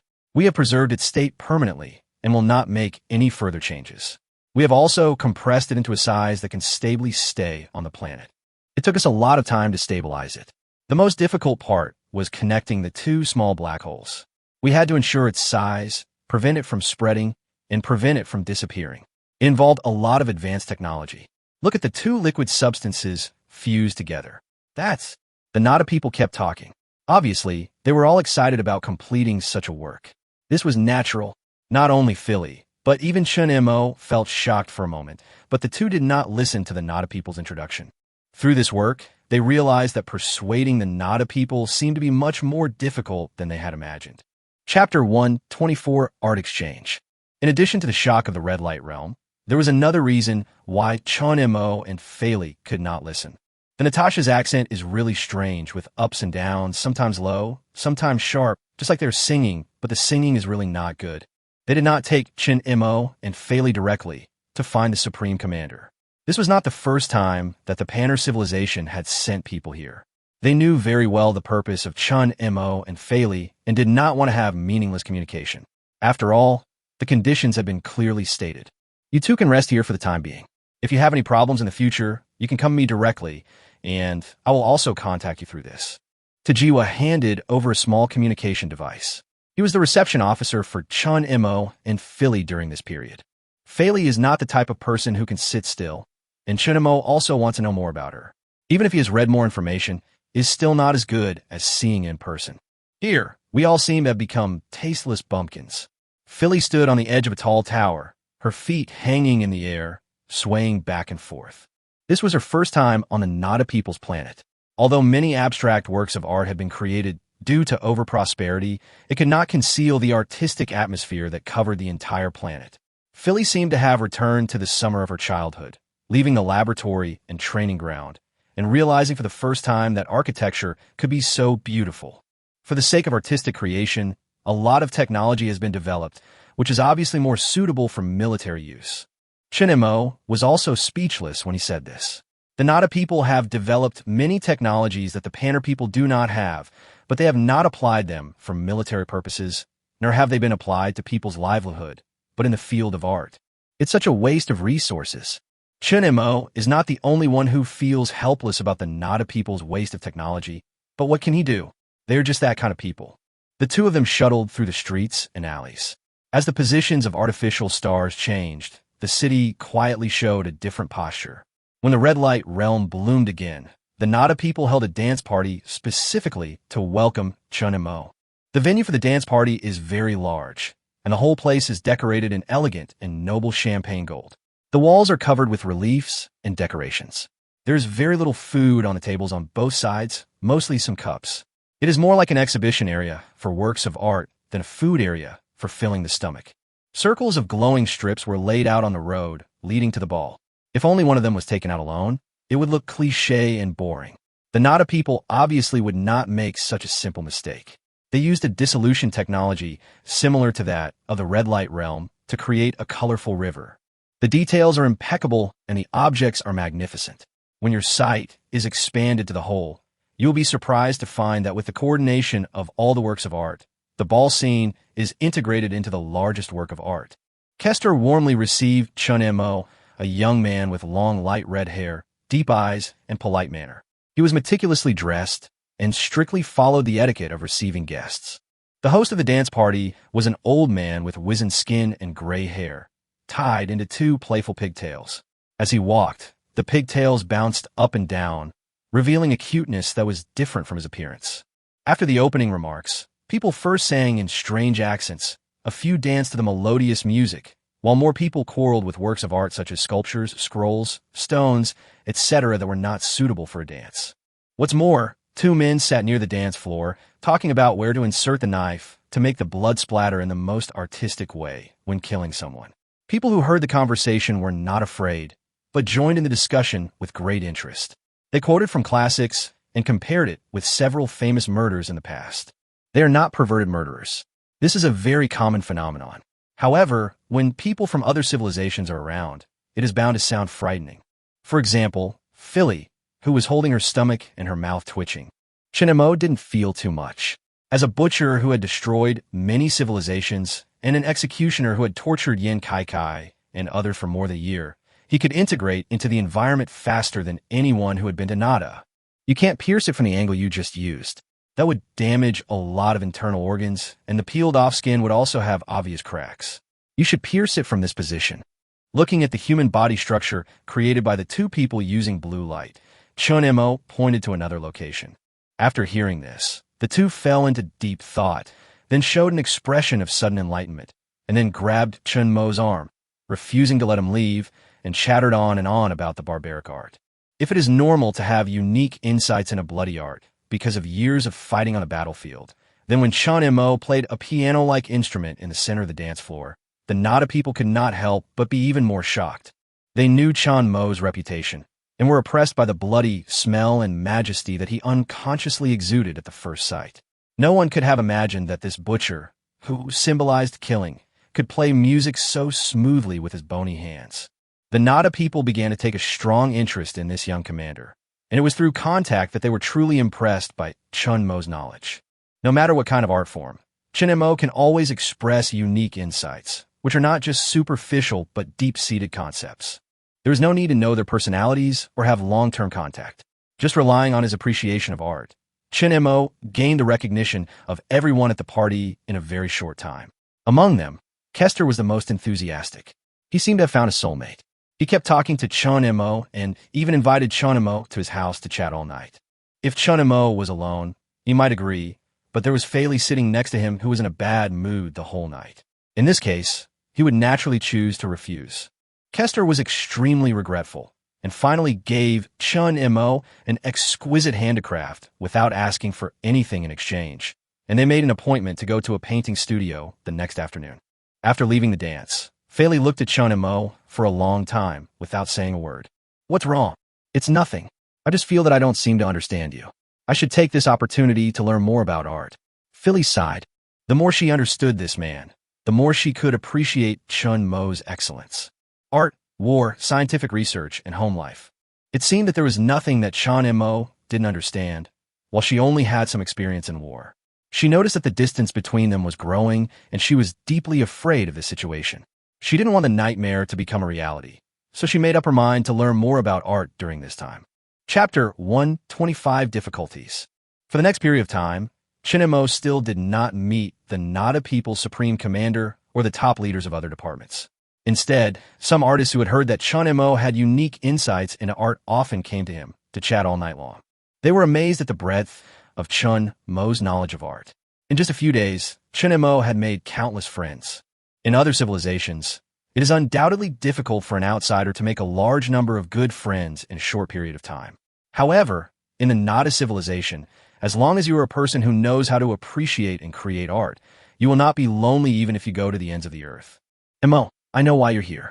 Unfortunately, although we admire you and agree with you, and we want to talk to you for days and nights, this alone is not enough to convince everyone.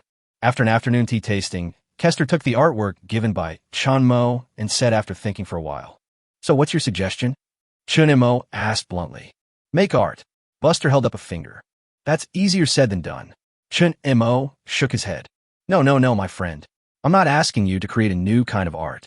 For example, some niche art that is not accepted by the public can be considered as creating a trend if everyone can accept it. Or many conceptual arts can also be considered as creating a kind of art if they can be realized. Kester rubbed the sculpture with his fingers and said with a smile, "Although this is very difficult, my friend, I believe in you." After Kester left, Chun Mo sat alone in the chair for a long time. He spent the whole day thinking about the so-called creative art. The Nada people are very tolerant, resulting in almost no unaccepted niche art. Even the placement of corpses after murder can become an art form that is accepted and talked about by everyone. You can imagine how tolerant they are. Chun Mo sighed, stood up slowly, put on his hat, put on his coat, walked out of the studio which was about to close, and looked at the red light in the distance. His depressed mood did not ease until he got home. Fei Li was wearing cool pajamas, lying on the sofa and reading a thick book.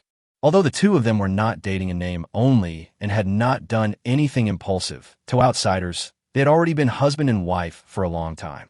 Did something happen? Fei Li keenly noticed the melancholy hidden under Chun Mo's usual expression. "It's not a big deal." Chun Mo hung his hat on the door. His clothes alternated between illusion and brightness, from serious long coats and shirts to more comfortable home clothes. Kester told me some ways to convince them, but I couldn't find a clue. He repeated what Kester said, and Fei Li shook her head helplessly after hearing it. "I can't think of a solution either." At night, Chun Mo sat on a chair in the courtyard, gazing at the realm of red light. Come to think of it, they seem to be particularly fond of strange things. Fei Li brought 2 cups of hot drinks and pointed at the buildings reflected in the red light. Because the mainstream art categories are almost full. Although the Nada people are full of creativity, there is still a limit, Chun Mo said. But have you noticed that all the creatures here are normal, whether they are humans or animals. Very few are weird-looking like works of art, Philly said curiously. There are some, though not many, because we have to consider the gene chain and the overall structure. It's not difficult to create strange creatures, but the difficulty is... Etc. Halfway through his words, Chun Mo suddenly froze. Weird-looking creatures? In Nada, art has developed in a bizarre direction, and many people agree that the stranger something is, the more artistic it is. In this case, in terms of the level of biological abstraction, which ethnic group can compete with the Zerg who can assemble genes at will? Even though Nada created a lot of bizarre creatures, those things were just superficial. Technological nuclear fusion is the norm, but how many people have seen biological nuclear fusion in living organisms? It's not surprising to see birds that can fly, but if you could create a turtle that could take off on its own without any technological devices, then it would be worth writing about. It just so happened that Chun Mo had as many flying turtles as he wanted. I figured it out. Honey, thank you, you're a genius. Philly was inexplicably praised and was a little confused, but this did not affect her inner joy at all. From the day she stepped into Nada, Philly was often worried. She found that she could not provide Chun Mo with any substantial help. It's really great to be of help. Chun Mo immediately returned to the spaceship, which had many instruments that could be used for camouflage. After all, anyone would be suspicious if a strange creature was suddenly brought out. For a long time afterwards, Chun Mo was selecting genes.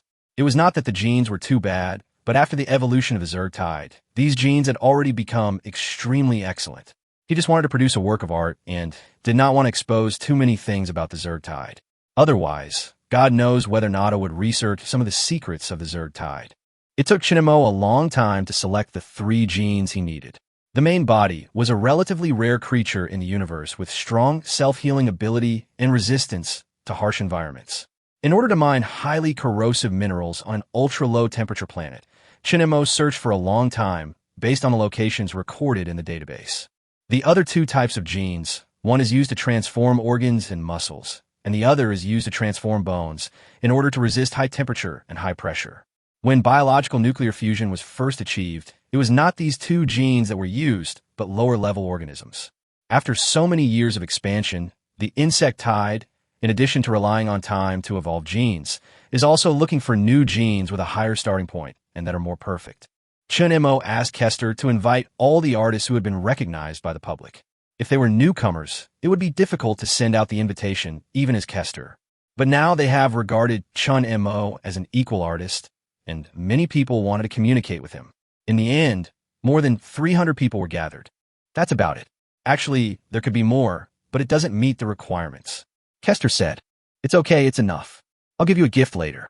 When Chun Mo walked into the booth, people were chattering in a singing tone, which made him feel like he was in a duck pen with millions of ducks. It was very annoying. On the table was a black box about 1 meter tall, coated with a special paint that could hinder the detection of instruments.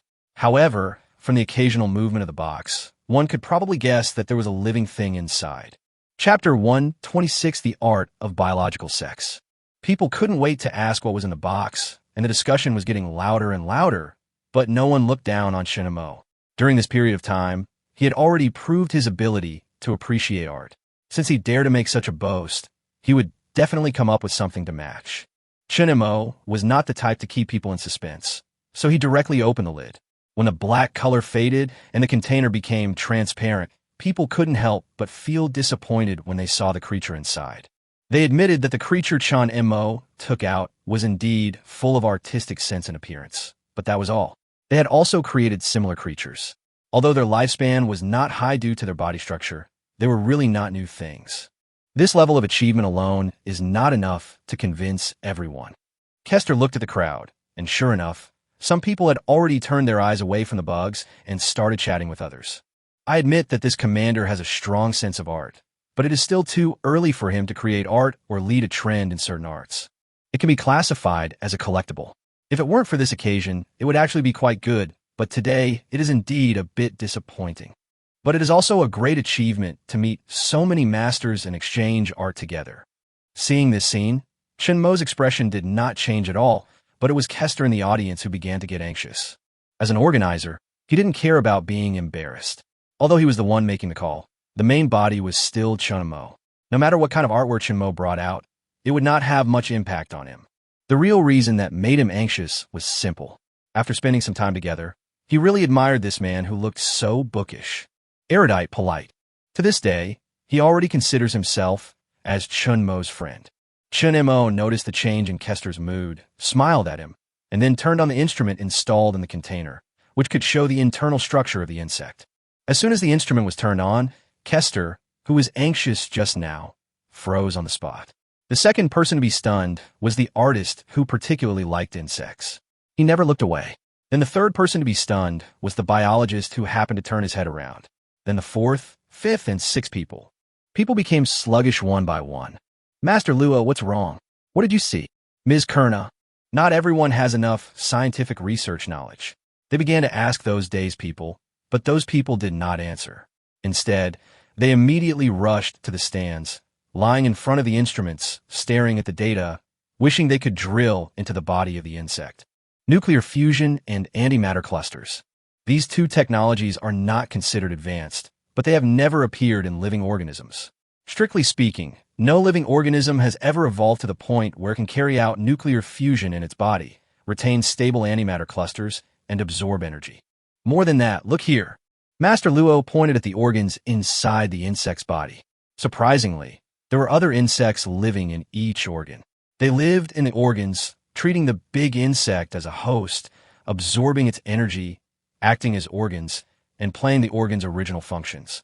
This alone would not be shocking, but it is not just one insect living in the organs, but tens of thousands of small insects.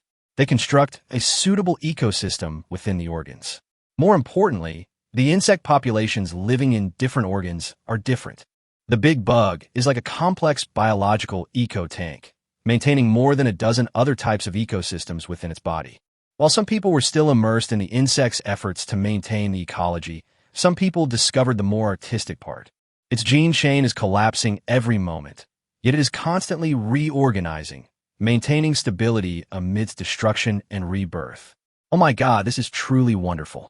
The more Kester watched, the more frightened and shocked he became. Chun Mo had anticipated this result. The swarm of insects parasitizing the insect's organs was the result of his deliberate filling, including the collapse and recombination of the gene chain. He added many elements to the insect's body, and the level of confusion was so high that even he could not remember clearly. But he did not need to explain the meaning and symbolism. People would interpret on their own, fill in the blanks on their own, and push the insect to a height that did not belong to it in their imagination. Mr. Mo, no, master. What is the name of your work? I have no idea. The answer given by Chun Mo made people stunned again. It was his own work, and he didn't even know the name of it. He looked at Kester in the audience. Meeting his gaze, Kester was stunned for a moment. Suddenly, he remembered what Chun Mo said before entering the venue. A possibility flashed through his mind, and he couldn't help swallowing. No way. That's impossible. Under the watchful eyes of the crowd, Chun Mo smiled and said, "When I first came to Nada, I didn't know anyone and didn't know what to do. I went to the ball in a daze. Fortunately, I met a kind friend there who helped me a lot. It was he who helped to gather everyone for today's art appreciation meeting. He never thought of getting anything from me. I was touched by his kindness. So this work today is my gift to you as a testimony of our friendship, Kester. I can't accept it. This gift is too valuable." Before everyone could envy him, Kester immediately said in shock, "A work of art can only be most effective in the hands of someone who understands it. Apparently, my friend, you are such a person.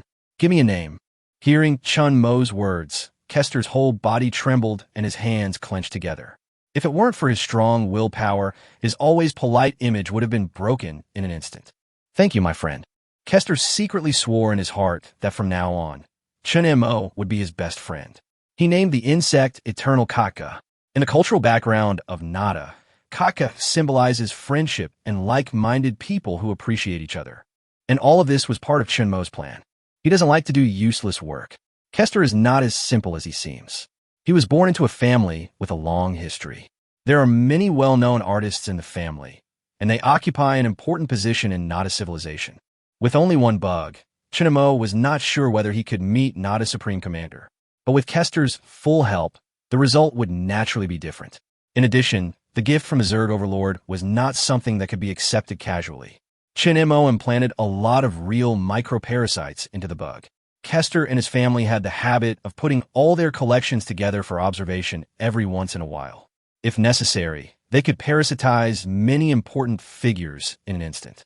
Before parasitism, there were more than a dozen kinds of bugs as cover, which was foolproof. Chun Mo's display of friendship brought him the desired result. At noon on the third day, Kester rushed to the courtyard where Chun Mo was staying temporarily. He did not use the communicator, thinking that it would be more appropriate to tell the news in person. He took off his hat and said happily, "Mo, our commander wants to see you." Chapter 127, The Real War Machine. Chun Mo met the Supreme Commander as he wished. He was an ordinary-looking man, wearing colorful clothes and an exaggerated cloak embroidered with different patterns with silk thread. His facial features were not outstanding, but his eyes were shining brightly, as if they could pierce other people's souls. In comparison, the reception room was too simple, with pure gray walls and floor tiles, which was extremely depressing. In the center of the room was placed the bug that Chun Mo gave to Kester.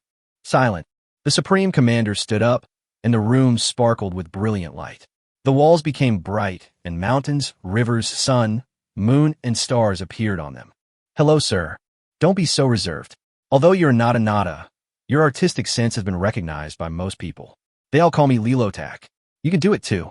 The commander looked at the bugs in front of him, and his praise almost overflowed. "To be honest, I didn't think there would be someone like you in Panner. Their art is too cheap and crude. Thank you for your compliment, Lilotak, Your Excellency." Mr. Chun Mo hesitated about the suffix of the title. In the Nada tradition, Lilotak symbolizes the most supreme art. These four words seem inappropriate no matter what suffix is added. Moreover, as a supreme commander who needs help and is meeting with different civilizations, he naturally has to pretend to be cautious. "Don't be too nervous. Just call me Lilotak." "Thanks you. I know the purpose of your visit, and you have followed our conditions and have been recognized by most people." Lilotak pondered for a moment, then said, "We can send 2 fully equipped fleets, as well as supporting personnel and weapons and equipment. You know, this is far from enough." Chun Mo said immediately, "Of course, although the 2 fleets are enough to destroy many civilizations and even flatten several star regions, they are naturally insufficient when facing the Dream Tower." Lilotak's eyes returned to the bug. "But this bug is only worth this much." Lilotak raised his head, and although he didn't say anything else, his meaning was very clear. "If you want more fleets, you need more art. I can come up with another art, but I need your cooperation." Speaking, "I have a fleet of 100,000 soldiers, located in the nebula dust outside the planet. Don't worry, there are no large weapon systems installed on it. These are just shells that I hastily built in the past few days. I want to put on a show that all the residents of Nada need to watch." "No problem. What's the time?" "The sooner the better. You know, the situation on the front line is tense." "I'll make arrangements." Chun Mo got the answer he wanted. Walking in Nada's space corridor, looking at the strange-looking spaceships floating nearby, he couldn't help but feel a little contempt in his heart. He shouldn't have had such emotions. Nada was undoubtedly a powerful civilization. Its technology was so powerful that it could even surpass Panner.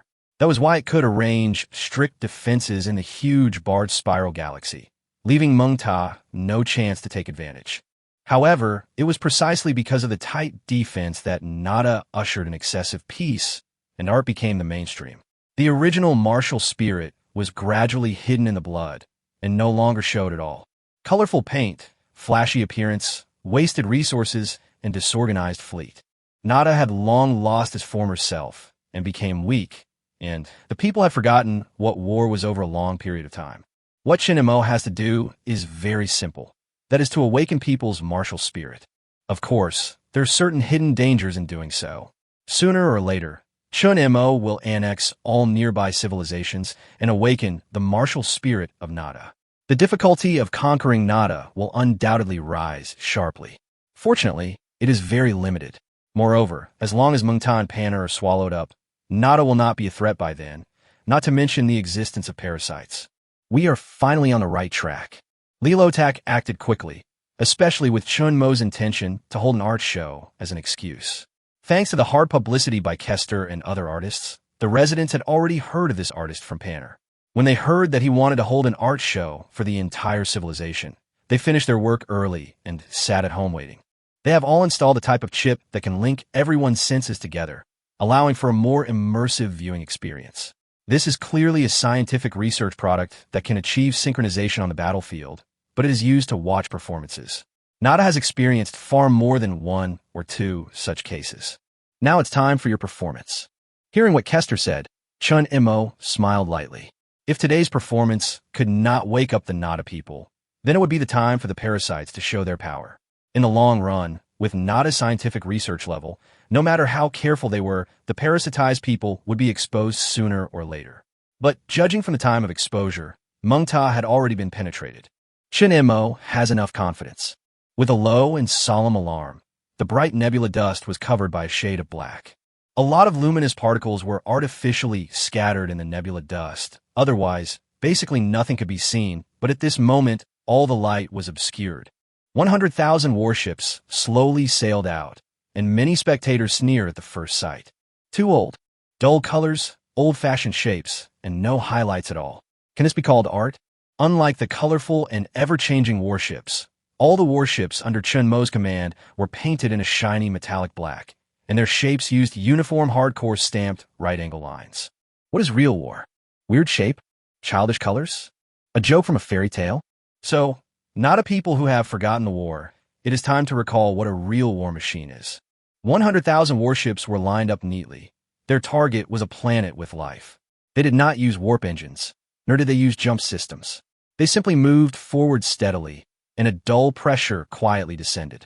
After being accustomed to seeing colorful fleets, when they saw the old-fashioned fleet, they felt contempt at first, but gradually, everyone stopped smiling, and an indescribable emotion gradually arose in their chests. They saw beauty. At this moment, many people thought they were crazy. How could they see artistic sense in something so old-fashioned? The answer is simple. In the early days of civilization, when ignorant humans first came into contact with real weapons and armor, the shock of steel was deeply imprinted in the blood of civilization. Chapter 128. The worship of force hidden in the blood. The life forms on the planet cannot be called a civilization. They're just a group of creatures that rely on the resources of the planet. They have low intelligence and appear in the form of just the most ordinary tribe. 100,000 warships broke through the blockade of the atmosphere and hovered high in the sky. The light of the stars was covered by black. The next moment, 100,000 warships rushed straight to the ground amid the exclamations of the audience. Without using high-frequency weapons, nor directly destroying the planet, the battleship rushed towards the creatures gathered below in the lowest and most primitive way. Chun Mo deliberately slowed down his speed to ensure that the creature would not be annihilated by the rolled-up sonic boom membrane and the vacuum wind pressure. The two sides collided heavily, and the protection covering the surface of the warship tore the creature apart the moment of contact. Fur, skin, flesh, organ fragments, pale bones, sticky body fluids mixed with blood, after Chun Mo's modifications to the protective devices, were tightly attached to the surface of the warship and would not fall off even in howling winds. Every audience sitting at home saw this scene very clearly. Blood and debris were flying in front of them. Countless people screamed in horror and then closed their eyes tightly, but thanks to the same frequency link, the extremely strong smell of blood still bloomed in the nose. However, since there were people who were so frightened that they lost consciousness, there were naturally also people who were deeply shocked by the scene before them. They identified with the art of killing and bloody barbarism. Looking at the minced meat that seemed within their reach, they stood up and roared wildly with excitement while trembling. Balls of black light escaped from the warship, spreading the most primitive breath of death. 100,000 warships may seem like a lot, but they're basically of ordinary size. For a planet, if they keep plowing the land in circles at a low speed, it will take an indefinite amount of time to plow the entire planet. So when the warships were completely covered in blood and flesh, Chun Mo pulled all the warships up high and deployed their weapon systems, but it was like plowing the land. The weapons chosen for the warships were also very primitive guns and cannons, ensuring that people could see clearly how a bullet penetrated the body, broke the skin and flesh, shattered the bones, crushed the nearby tissues, and then rushed out of the body. If it is simply for the purpose of displaying art, it is a very simple thing for Chun Mo.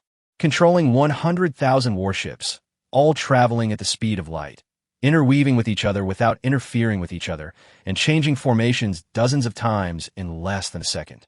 If it is such a gorgeous display, it will definitely capture the hearts of some people, but that is not enough. Boom, boom, boom. Bullets rained down like a torrential rain, plowing every inch of land. The people who watched all this got over their initial fear and then looked at the scene that represented destruction.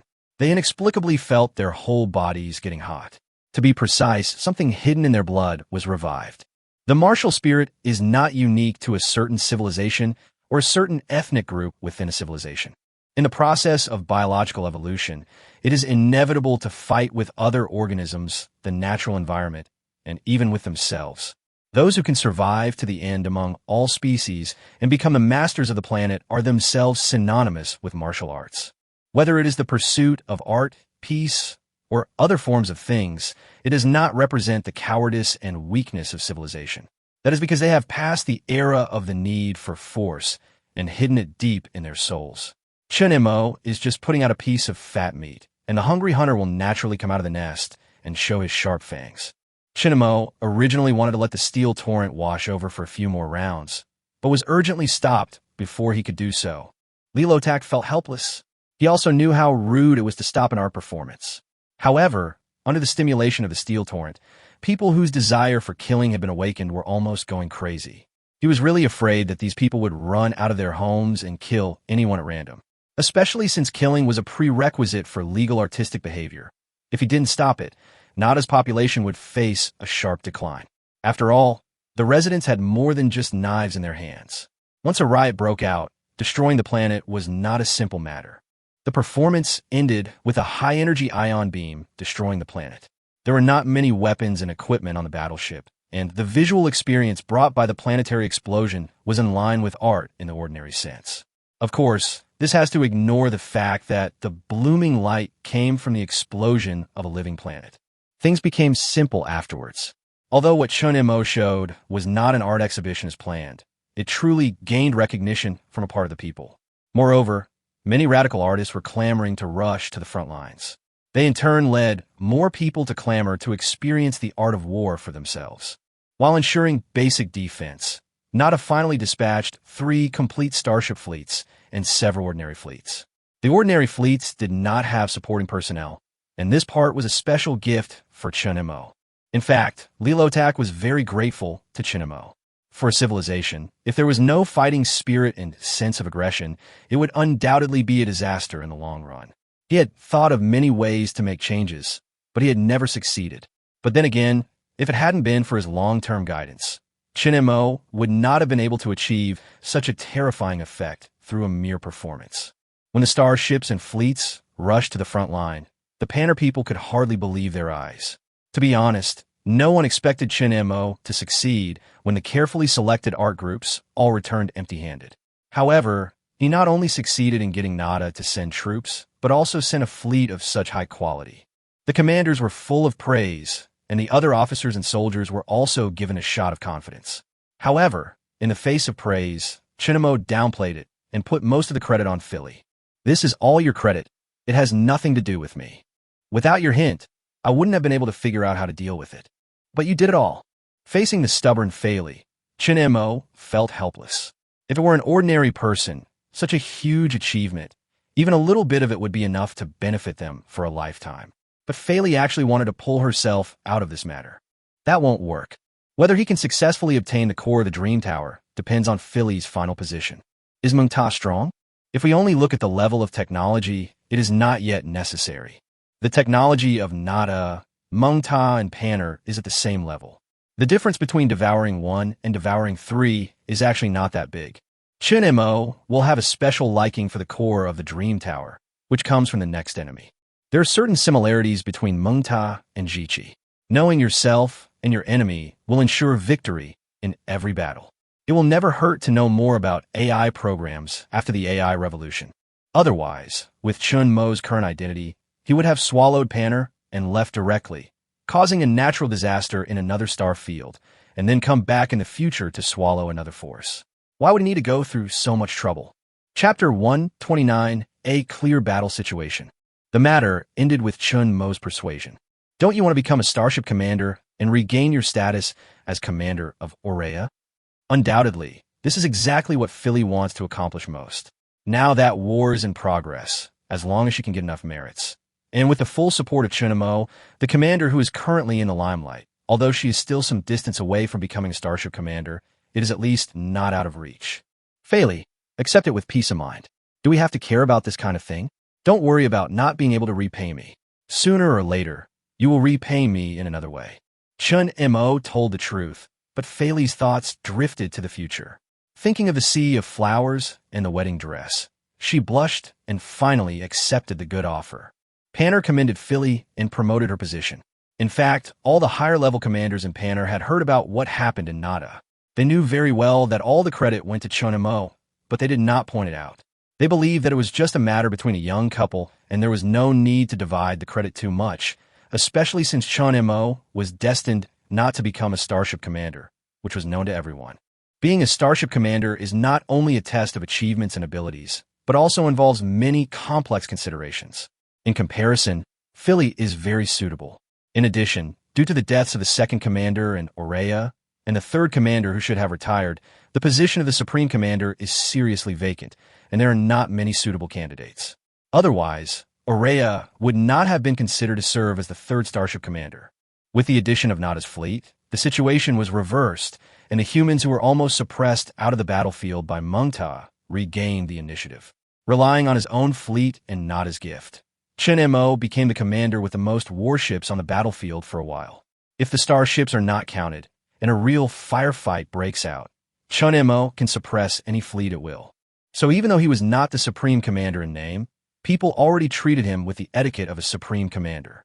His thoughts were well known to everyone, and with his desperate support, as long as Feli was not a waste, she was destined to climb to the throne of the supreme commander.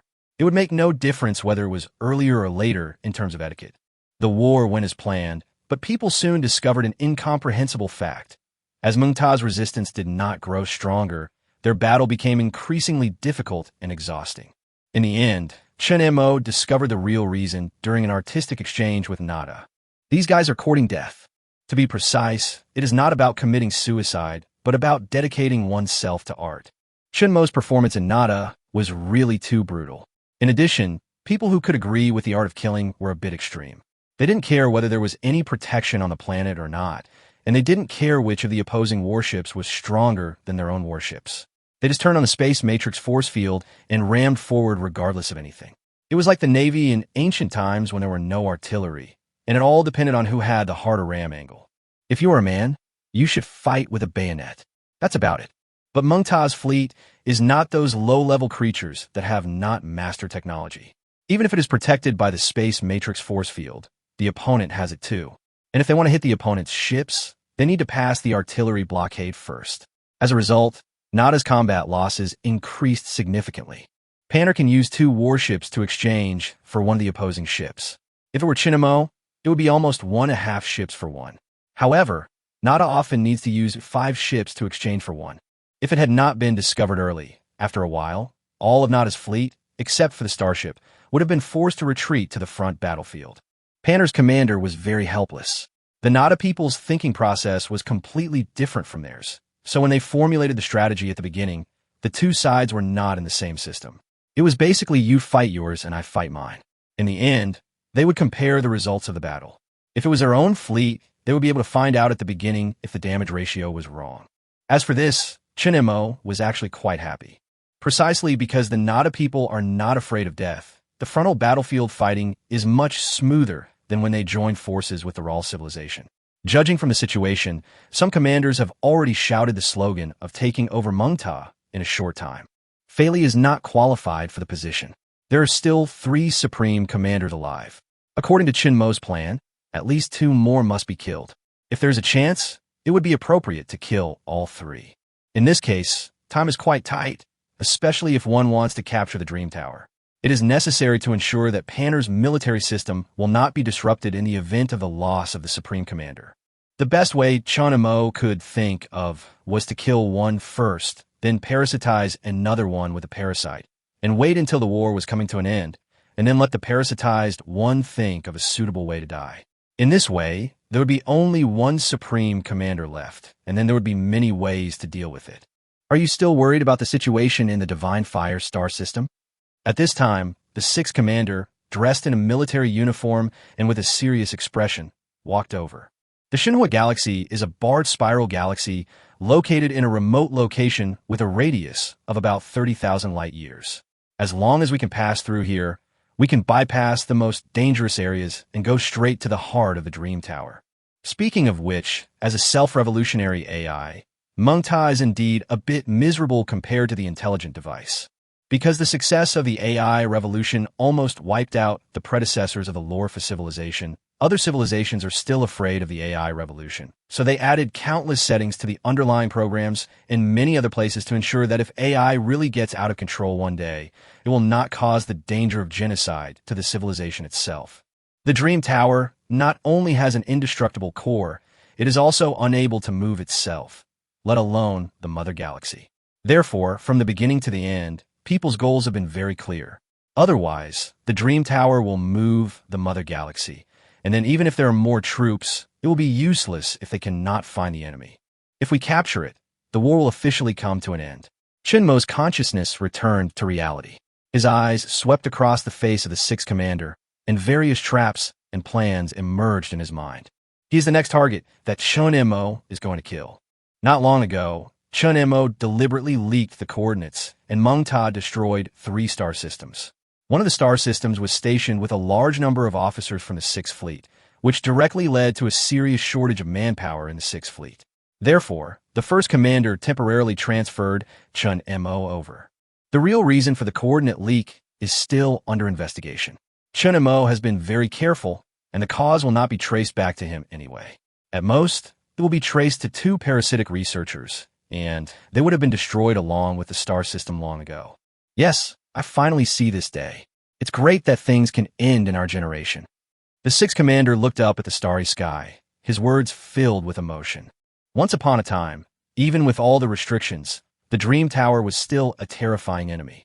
Compared with their predecessors, they are undoubtedly luckier.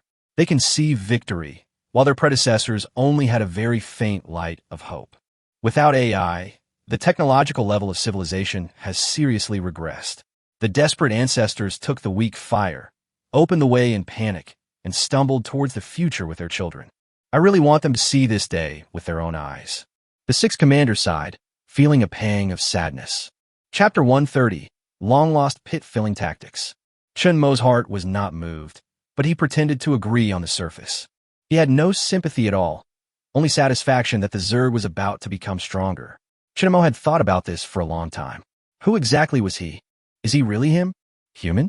If the changes in the body don't matter, then when he has lost his emotions and even his deepest memories have become blurred, without any ties, no concerns, no worries, and no fellow tribesmen, he would have long been a monster in human skin.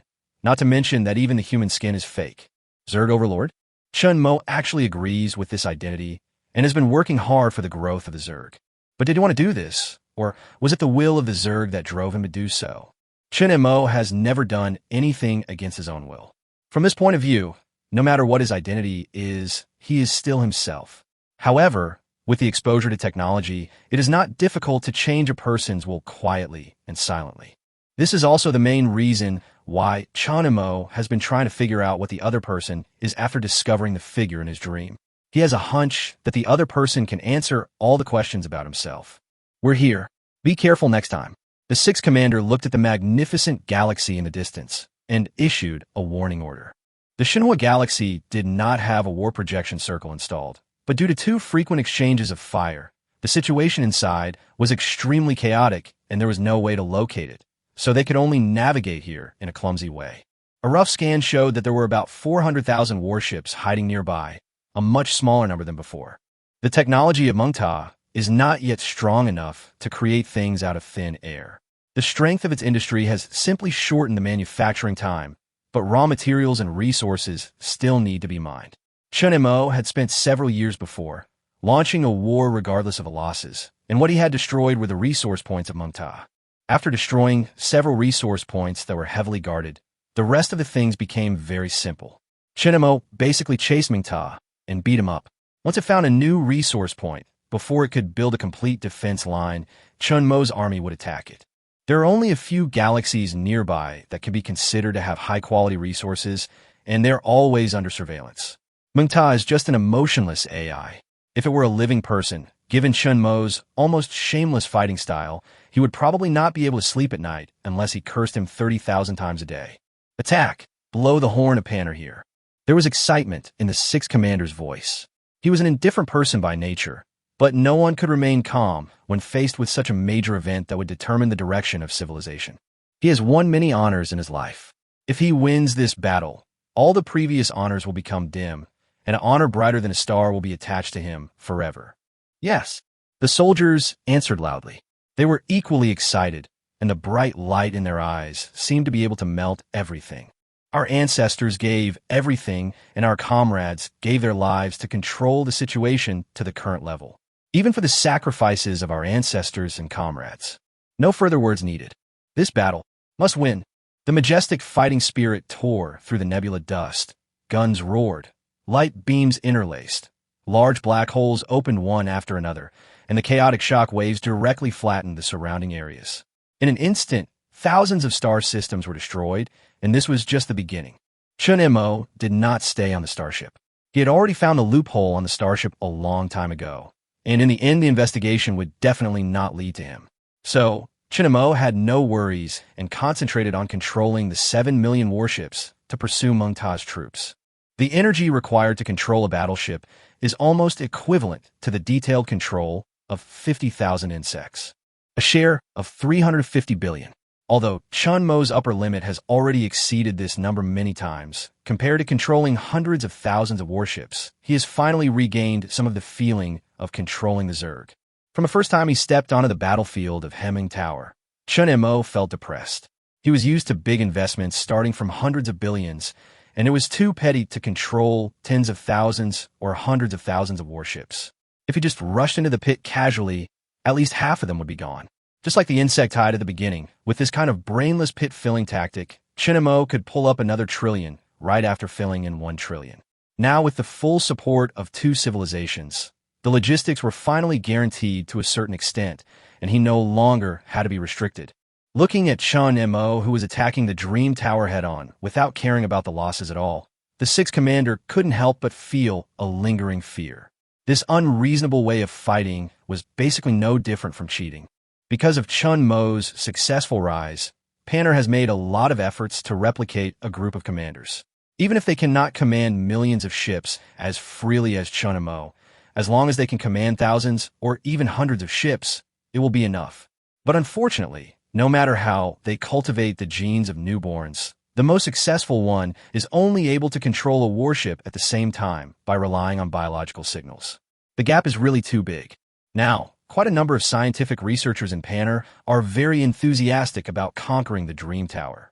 This enthusiasm does not come from the desire to unify civilization, to take back what civilization should have, to take back what was left by their ancestors, to take back what originally belonged to them, but from the desire to look through the experimental records of the Dream Tower and study carefully how to create a monster like Chun Mo.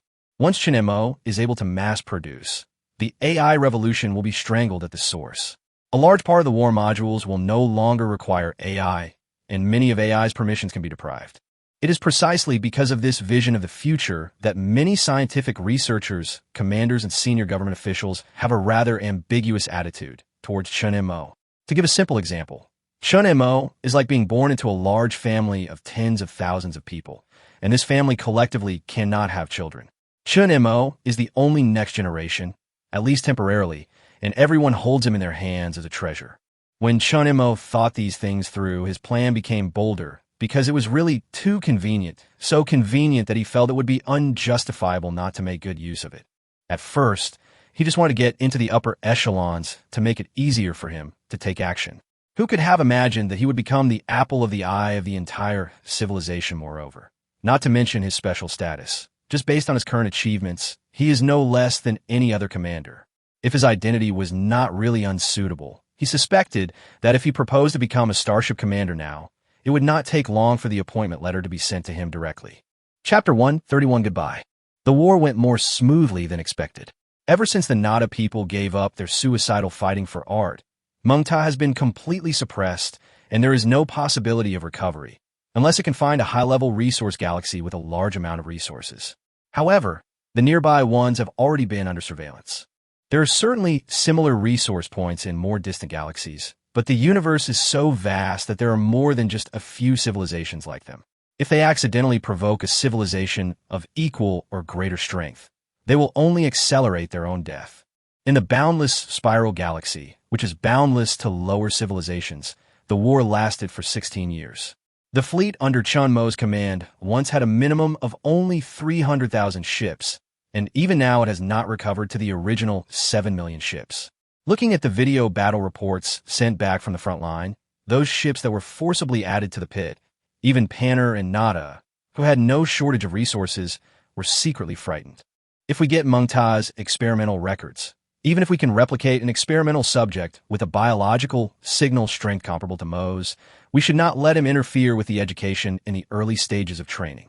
An officer in charge of resource allocation sighed and said that according to the normal plan, if the biological signal capability could be replicated, the most suitable people to lead them would definitely be the original predecessors. But with Chun Mo's way of fighting, if he really cultivated a group of maniacs who did not care about the casualties after a large-scale war, wouldn't Panner be completely hollowed out from the inside out? Rather than that, let's consider Philly's military rank, said another person. Although Philly did not enter the Xinhua galaxy and lost Chun Mo's help, don't forget one premise. Philly is not a waste. Even if no one helps her, she is still an extremely outstanding fighter. And after training and learning during this period, she has also shown her ability in command. Although she is not yet qualified to be a starship commander, at least she can't be treated as an ordinary commander, not to mention. As for Mo's prestige, the combined contributions of the two are more than enough to rival that of a starship commander. Moreover, there is a serious shortage of starship commanders right now, and there is no possibility of squeezing anyone out. It would be better to give them a title and let them rebuild the Fourth Fleet. That's a solution. Philly will definitely become a starship commander, and Mo will join the same fleet by then. We are powerless to stop this, so we might as well help facilitate it. After all, they haven't gotten married yet. I heard the date has been set after we recapture the Dream Tower. We have to prepare a decent gift. Gift? Both the wedding and the gifts are products of ancient times. Since we're going to hold a wedding, we must also bring out the gifts. I have sent you a copy of the information. Please take a look and choose. Well, the old tradition is really troublesome. It is not difficult to know from the conversation between the two that most people are optimistic about this war. This is true for the people, the government, and even more so for the military. They're the first to receive intelligence from various battlefields. Because of the Great War in the Xinhua Galaxy, Mengta had to transfer part of its fleet there, which directly led to the release of pressure on the remaining battlefields. Now they're almost advancing to a position less than 800 light-years away from Mengta's mother galaxy. Once the Divine Fire Galaxy is successfully conquered and the army approaches, Mengta will completely lose the qualification to resist. It's time. Chun Mo tapped the table lightly, looking at the starship in the distance with a dangerous look. Although sinking a starship is not as beneficial as recovering it, this is the best way to clear suspicion. It's finally today. The sixth commander stood in the starship command room with his hands behind his back, maps and battle reports flashing before his eyes. They spent a lot of time and took advantage of the giant black hole that could not be filled in a short time, and finally encircled all the warships that Mengta had deployed in the Xinhua Galaxy. The Sentinel Matrix and the Observer are measuring the specific size of the encirclement and are preparing for the next final blow. In order to preserve as much manpower as possible, after the encirclement is formed, he will naturally not let his warships charge again. It is better to distort this piece of the universe. The consequence is nothing more than a temporary detour. There is still time for the distorted part to be repaired by itself or through human intervention. The war is about to end, and we will go down in history. When saying this, the sixth commander seemed very relaxed. He had never thought that the price of ending the war in the Divine Fire Galaxy would be heavier than he had imagined. The space distortion device began to accumulate energy, and everyone carefully observed the state of the universe. This was not the latest scientific research achievement. The space distortion device had been successfully developed long before civilization was still one. Mengta naturally also mastered the corresponding technology and understood the shortcomings of the device. The space matrix force field is turned to maximum. Yes, the starship opens the space matrix force field at maximum power, which can effectively prevent Dream Tower's counterattack. Correspondingly, Dream Tower can also use the same means to deal with the distorted universe. But according to speculation, their energy left is not enough to resist the space distortion device with maximum power. Devour, we are finally going to win. The childhood playmate could not hide his excitement. The sixth commander nodded. Looking back on his life, all he could remember was war. He was born into a military family, and his playmates and companions all ended up being trapped in the ruthless meat grinder of the battlefield. If the war is over, what are you going to do? Teflo asked softly. I don't know, but I will definitely stay away from war and glory. People like me are not suitable for this place. The playmate did not lie. His personality was more suitable for a career that would keep him from going out, rather than wandering around the universe. What about you? Teflo did not answer for a long time.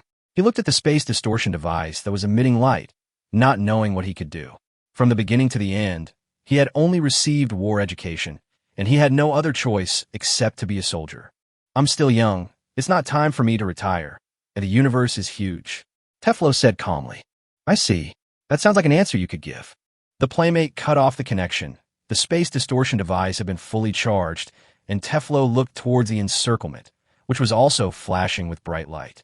That light represented that Meng Ta wanted to use the same means as a final counterattack. A trap beast fight. Teflo ordered all fleets to release space distortion devices. Two beams of energy passed by each other. One beam of light would distort an area with a radius of 1,500 light-years and destroy Meng Ta's fleet, while the other beam of light would accurately lock on a Teflo's starship. The universe twisted and folded silently, but the area where the starship was located remained stable. Just as Teflo speculated, Meng Ta no longer had the means to break through the maximum power space matrix force field. Goodbye, dream. Tefro's words came to an abrupt end. In just a moment, he saw a large number of parts falling off, and the top was visibly distorted. What was going on? The space matrix force field has clearly been opened to the maximum. Now think about it. The starship has the highest standard of stealth system, and it is surprising that the Dream Tower was able to lock onto the starship at the last moment. Teflo suddenly looked at the other operators in the operation room, and the scene before his eyes almost made him scream. Those people had their heads twisted, their necks twisted at abnormal angles, and their faces showing sick smiles. By now, looking at the starship that was beginning to twist and deform, Chun Mo coldly uttered a name in his heart. Teflo. Chapter 132, Incomprehensible Talent. The Sixth Fleet returned in triumph. They successfully wiped out all the Meng Ta fleets distributed in the Shenhua galaxy. After leaving enough garrison forces, the fleet left the chaotic galaxy for replenishment. However, facing this result that should have been exciting, no one was happy. Teflo died. The commander of the sixth starship died. Throughout history, starship commanders, who symbolize the highest concentration of military power and civilization, rarely die even in the most tense periods. Including Teflo, only 5 starship commanders have died on a battlefield, and the first 2 died in the period when civilization was falling apart, and the last 3 were concentrated in the recent period. If the situation had not been developing in a clear direction, the continuous sacrifice of starship commanders alone would have been a severe blow to the morale of the army. The saddest thing is that, just like the nominally missing Aurea, Teflo's body was not even preserved. When the universe folded and twisted to a certain extent, it briefly collapsed into an existence similar to a supermassive black hole, along with the damaged starship, and all matter was swallowed up in an instant. People held a grand funeral for Teflo, and the planet was temporarily painted a solemn black. Because there was no corpse, it was impossible to follow the tradition of making Teflo into an immortal satellite. So they chose a star that symbolized fearlessness, renamed it Teflo, and left a mark on it. Normally, a funeral of this magnitude should not be held during such a tense period, but the commanders had additional considerations. In terms of form, the final battle was about to begin, and this was something that had to be done to boost the morale of the soldiers. Immediately after the funeral, the army reorganized and marched towards the Meng Ta galaxy, which was already trapped. This time, except for the basic garrison forces left in the galaxy, all the troops were mobilized. Even in some unimportant galaxies, almost no soldiers were left. Faced with this situation, Chun Mo was a little annoyed. There were only 2 starship commanders left. How could he kill them without arousing suspicion? Although he could use parasites as a starship commander, his mindless pursuit of death would be a big problem for anyone to see. If we kill one of them, It shouldn't be a big problem, but in this case, Philly will have to take priority over the remaining starship commander. There are 3 control positions in the core of Dream Tower. Nada needs to take a quota. They have already let it go because there are many works of art on the planet, and even the galaxy itself has been transformed into works of art. It is absolutely impossible to move. There is no benefit in continuing to split. As long as Panner's demands are not too excessive, it will not be a big problem to reintegrate into one civilization. After all, they have been a family with the same origin a long time ago, so giving Nada a quota is a foregone conclusion. There are 2 quotas on the Panner side, one of which will be given to a government politician, and the second one will be given to the military system. Judging from the positions, it is likely that one of the remaining 2 starship commanders will be selected. This is not the result Chun Mo wants to see. If the holder does not change the settings of the Dream Tower, he will never have the chance to get the Dream Tower. Jadilio must die. This is a prerequisite that needs no consideration. Among all the commanders, Jadilio, as the commander of the first starship, has the highest prestige. If he doesn't die, Philly will never have a chance. As for the remaining Roblo, in fact, Roblo has not been the Starfleet commander for too long. Chun Mo's horrific battle results, plus the credit of persuading Nada to send troops, if all contributions are quantified, the 2 are almost equal. After all, the point is to kill Jadilio. Mo, we have built the jump circle. Your fleet will jump first. At this time, Jadilio's order came. Yes. In an unfamiliar battlefield, letting Chun Mo's fleet go first is a strategy unanimously agreed upon by all commanders. After all, even if they encounter an enemy ambush, at most they will lose some warships, and there will be no casualties among the soldiers. Chun Mo controlled the fleet through the magnificent folding circle, which was similar to a snake with its head and tail connected. A faint blue light flashed on the huge circle. A similar device is also arranged in the star field of the Dream Tower. Since it can rely on the anti-warp circle to limit the warp, there is naturally a device to break through the warp blockade and force the warp. There was no chance to build it before, and now Meng Ta has been forced into a cowardly state, unable to restrict Panner's fleet. It can only watch the other party build a large warp circle in its own star field. The jump went very smoothly without any obstruction. The remaining soldiers paid high tributes to the fleet emerging from the jump circle. There is no need to verify identities. A fleet like this, with a number of over 1 million and mixed with ships from the Panner and Nada civilizations, will only appear under the command of one commander. The new commander, Mo, symbolizes victory and destruction. Although he is the youngest commander among the senior leaders, in the hearts of all soldiers, especially the younger generation of soldiers, Chun Mo's prestige is second only to the starship commander. If we start from the degree of recognition, he even exceeds the starship commander. Young people are always impulsive. They advocate direct solutions and don't like to beat around the bush. Compared with starship commanders who plan a lot of things, Chun Mo's almost violent combat style is more in line with their character. Especially since Chun Mo doesn't need soldiers, this kind of extreme personal heroism of one person shouldering an entire fleet. Over time, Chun Mo has almost become a myth in the hearts of the younger generation of soldiers. Soon, the 2nd, 3rd, and 4th fleets gradually sailed out. Looking at the warships in the front, Roblo couldn't help but sigh at Chun Mo's outstanding talent. Before Maka sacrificed himself, he had resolved the knot in Philly's heart that made her want to break up the engagement. In comparison, Chun Mo was indeed good enough, not just among his peers. The brilliance exuded by this young man could even burn him, the starship commander. In the future, when civilization is unified and expands outward, there will definitely be more places where Chun Mo will be needed. It is only a matter of time before the other party's achievements and status surpass his own. Every time I see such outstanding young people, I feel like I'm getting old. Jadilio's voice came. He could understand Roblo's feelings very well.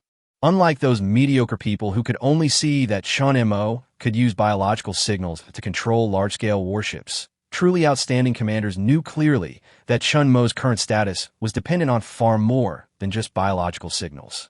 Even without this, he would sooner or later grow into an excellent commander, because what the other party really relied on was his extraordinary command ability. Biological signals were just the most handy weapon in his hands. Without this weapon, he could still annihilate Meng Ta's fleet. Strangely enough, everyone couldn't understand one thing. Chun Mo, a young experimental subject, displayed the talent of a seasoned commander with sufficient experience. It was not obvious when the fleet was small, but the larger the fleet, the more outstanding the talent displayed, as if he had commanded many large-scale battles. They couldn't find the truth, and ultimately could only attribute it to the dry word talent. Chapter 133, Third-Party Forces. Tens of millions of warships surrounded the mother galaxy where the Dream Tower was located, and the war soon broke out. However, no matter how urgent the situation was, they never used large-scale strategic weapons. On the surface, with their level of technology, it would seem simpler and more convenient to simply destroy the Dream Tower and then rebuild an intelligent AI system. But things are not that simple. The Dream Tower itself is not a physical entity. It can be hidden in any advanced computer. The control chip is not so much the core of the Dream Tower as it is its limitation. If the control chip is destroyed, it will no longer have any worries, instead of being trapped in a corner like it is now. Panner was very sure that Meng Ta must be hiding in other weak civilizations in the universe. Once the chip is obtained, all parts belonging to Meng Ta will belong to Panner. If the chip is destroyed, not only will Meng Ta be completely released and no longer have any scruples, but even the AI system that Panner has restudied will be controlled by Meng Ta, because it was inferior to Meng Ta in all aspects when it was first born. Therefore, in the final stage of the attack, the situation was not as smooth as expected. Chun Mo controlled millions of ships under his command. They were divided into two formations and shuttled back and forth like two huge gears tightly meshing together, quickly cutting off the external ships of Meng Ta. He himself was near the fourth starship. Unlike other commanders, Jadilio had been seriously injured on the battlefield, so seriously that he had to abandon most of his body, making it impossible to use conventional parasitic methods to infect. However, this was not the case with the commander of the fourth starship, Roblo. He still retained most of his body and could achieve the most basic parasitism. Chun Mo realized one thing on the eve of the battle. It would be too petty to kill only one starship commander. He wanted to bury the only two remaining starship commanders together in this war. This is a very difficult task to accomplish. With Meng Ta's current strength, no matter whether he uses conspiracy or takes advantage of the situation, it is not enough to fill the gap between the two sides. Therefore, the participation of a third-party force is needed. Let the glory of the Zerg bloom in this star field. Chun Mo once issued orders to the division commanders. After a long period of study and infiltration, the Zerg have digested most of Panner's technology. It can be said that except for some strategic-level weapons that Chun Mo cannot understand the principles of, the Zerg tide is no weaker than Panner. Of course, he needed to cover up. He didn't want the insect swarm to be exposed too early. The war in Panner needed to end. The insect swarm would serve as reinforcements for the Dream Tower and start the final war here. For this reason, all the insects participating in this war would abandon their flesh and blood and descend in the form of machines. No one would doubt that this was a brand new civilization, but would instead regard it as Dream Tower's final trump card. In fact, the Zerg disguised as machines should have appeared earlier. Meng Ta would not communicate with Panner, and even if it was misunderstood by Panner, it would not explain. With the help of the insect swarm, many plans will be implemented more smoothly. Why wasn't this done from the beginning? Chun Mo thought for a long time before finally finding the answer from his shattered soul. Probably fear, an emotion that should not appear in the master. The intelligent civilization was so powerful that Chun Mo subconsciously hid the insect tide when facing the superior civilization. Since joining Panner, he has only taken advantage of two Zerg tides. One was to design Aurelia, and the other was now. Boom! The repeatedly folded universe collapsed, forming a leak similar to a black hole, but far more terrifying than a black hole. As a result, the two planets of Meng Ta disappeared in an instant. A huge gap was torn in the complete defense system, and the originally stable situation collapsed in an instant. Almost. Chun Mo's eyes swept around, and wherever his eyes fell, the universe twisted and huge wormholes spread outward. In an instant, the universe turned into a piece of cheese, mixed with the stench of decay, and endless mechanical insects poured out of it. Kill. The division disguised as a machine issued an order, and the biological signal spread downward, extending to the next level intelligent node, and then continued to be conveyed downward by these little guys. In a very short time, the order was delivered to the insect swarm army, numbering more than 500 trillion.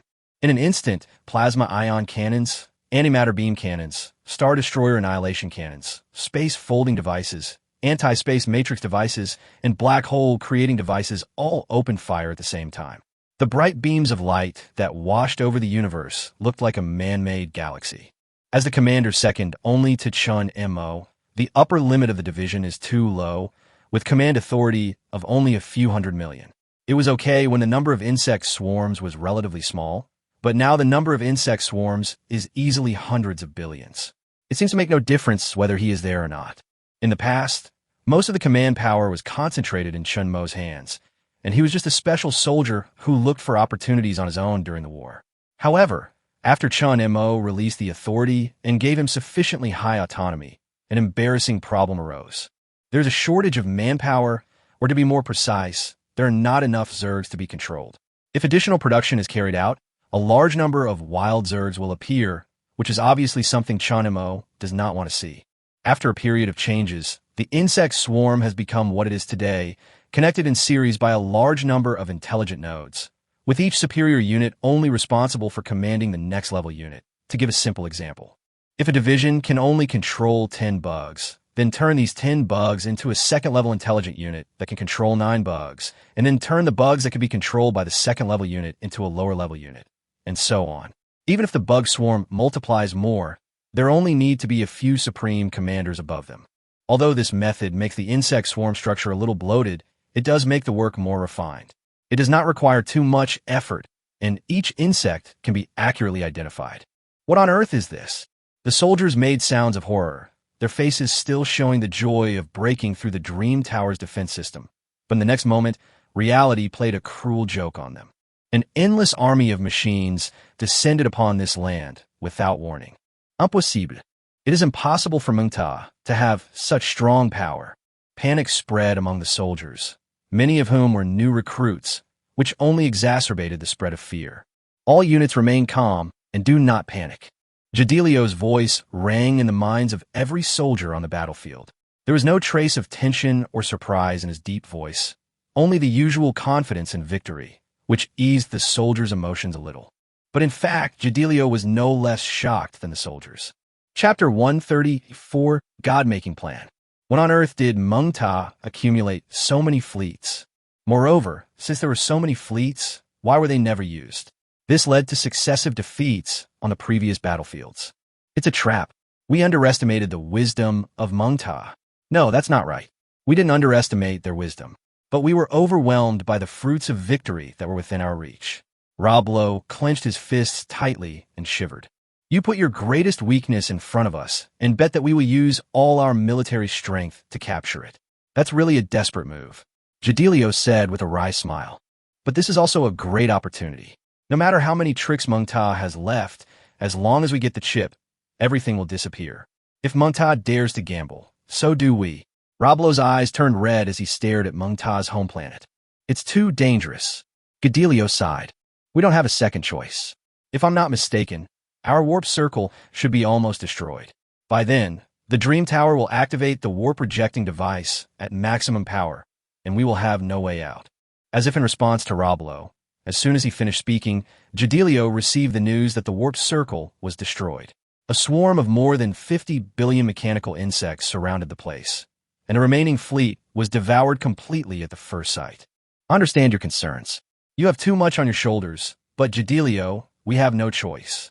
Roblo hung up the communication, issued more than 20 orders in succession, and quickly set up a defense line. No choice. Jadilio muttered a few words, was silent for a few seconds, suddenly laughed a few times, then stopped smiling and ordered loudly. All troops listen to my order, free action is allowed, open the authority commander, and destroy the enemy. Yes. With a fiery response, Panner's fleet regained its brilliance, and as the battle continued, they unexpectedly discovered a pleasing fact. Compared to their extremely oppressive appearance, these mechanical fleets are not as powerful as they look. They are far weaker than ships of normal specifications. Although their numbers are terrifying, the scene that everyone imagines, where they will be completely destroyed as soon as they come into contact with their own fleets, will not happen. After all, compared to the hundreds of thousands of ships left in the jump circle, there are at least tens of millions of ships here. Jadilio and Roblo breathed a sigh of relief at the same time. Although they were prepared to sacrifice themselves, no one wanted to die in vain if they didn't have to. Their fleet can hold out for a long time. As long as they can successfully obtain the core of the Dream Tower within this period of time, everything will end. The strategy became clear, and the two top commanders adjusted their mindsets and issued orders in an orderly manner. Mo, use your warship to open up a path. Yes. Although high-power weapons can be used to destroy the mechanical Zerg blocking the road, once the power is too high, there's a great possibility of destroying the planet behind. The two cannot gamble and are destined to sacrifice the people who open the way. There is no one more suitable than Chun Mo's fleet. Only, hitting myself is a feeling that is hard to describe. Philly was chosen as the commander of the team that would invade the planet. She was originally promoted from frontline soldier and had the prestige of a commander. There was no more suitable candidate.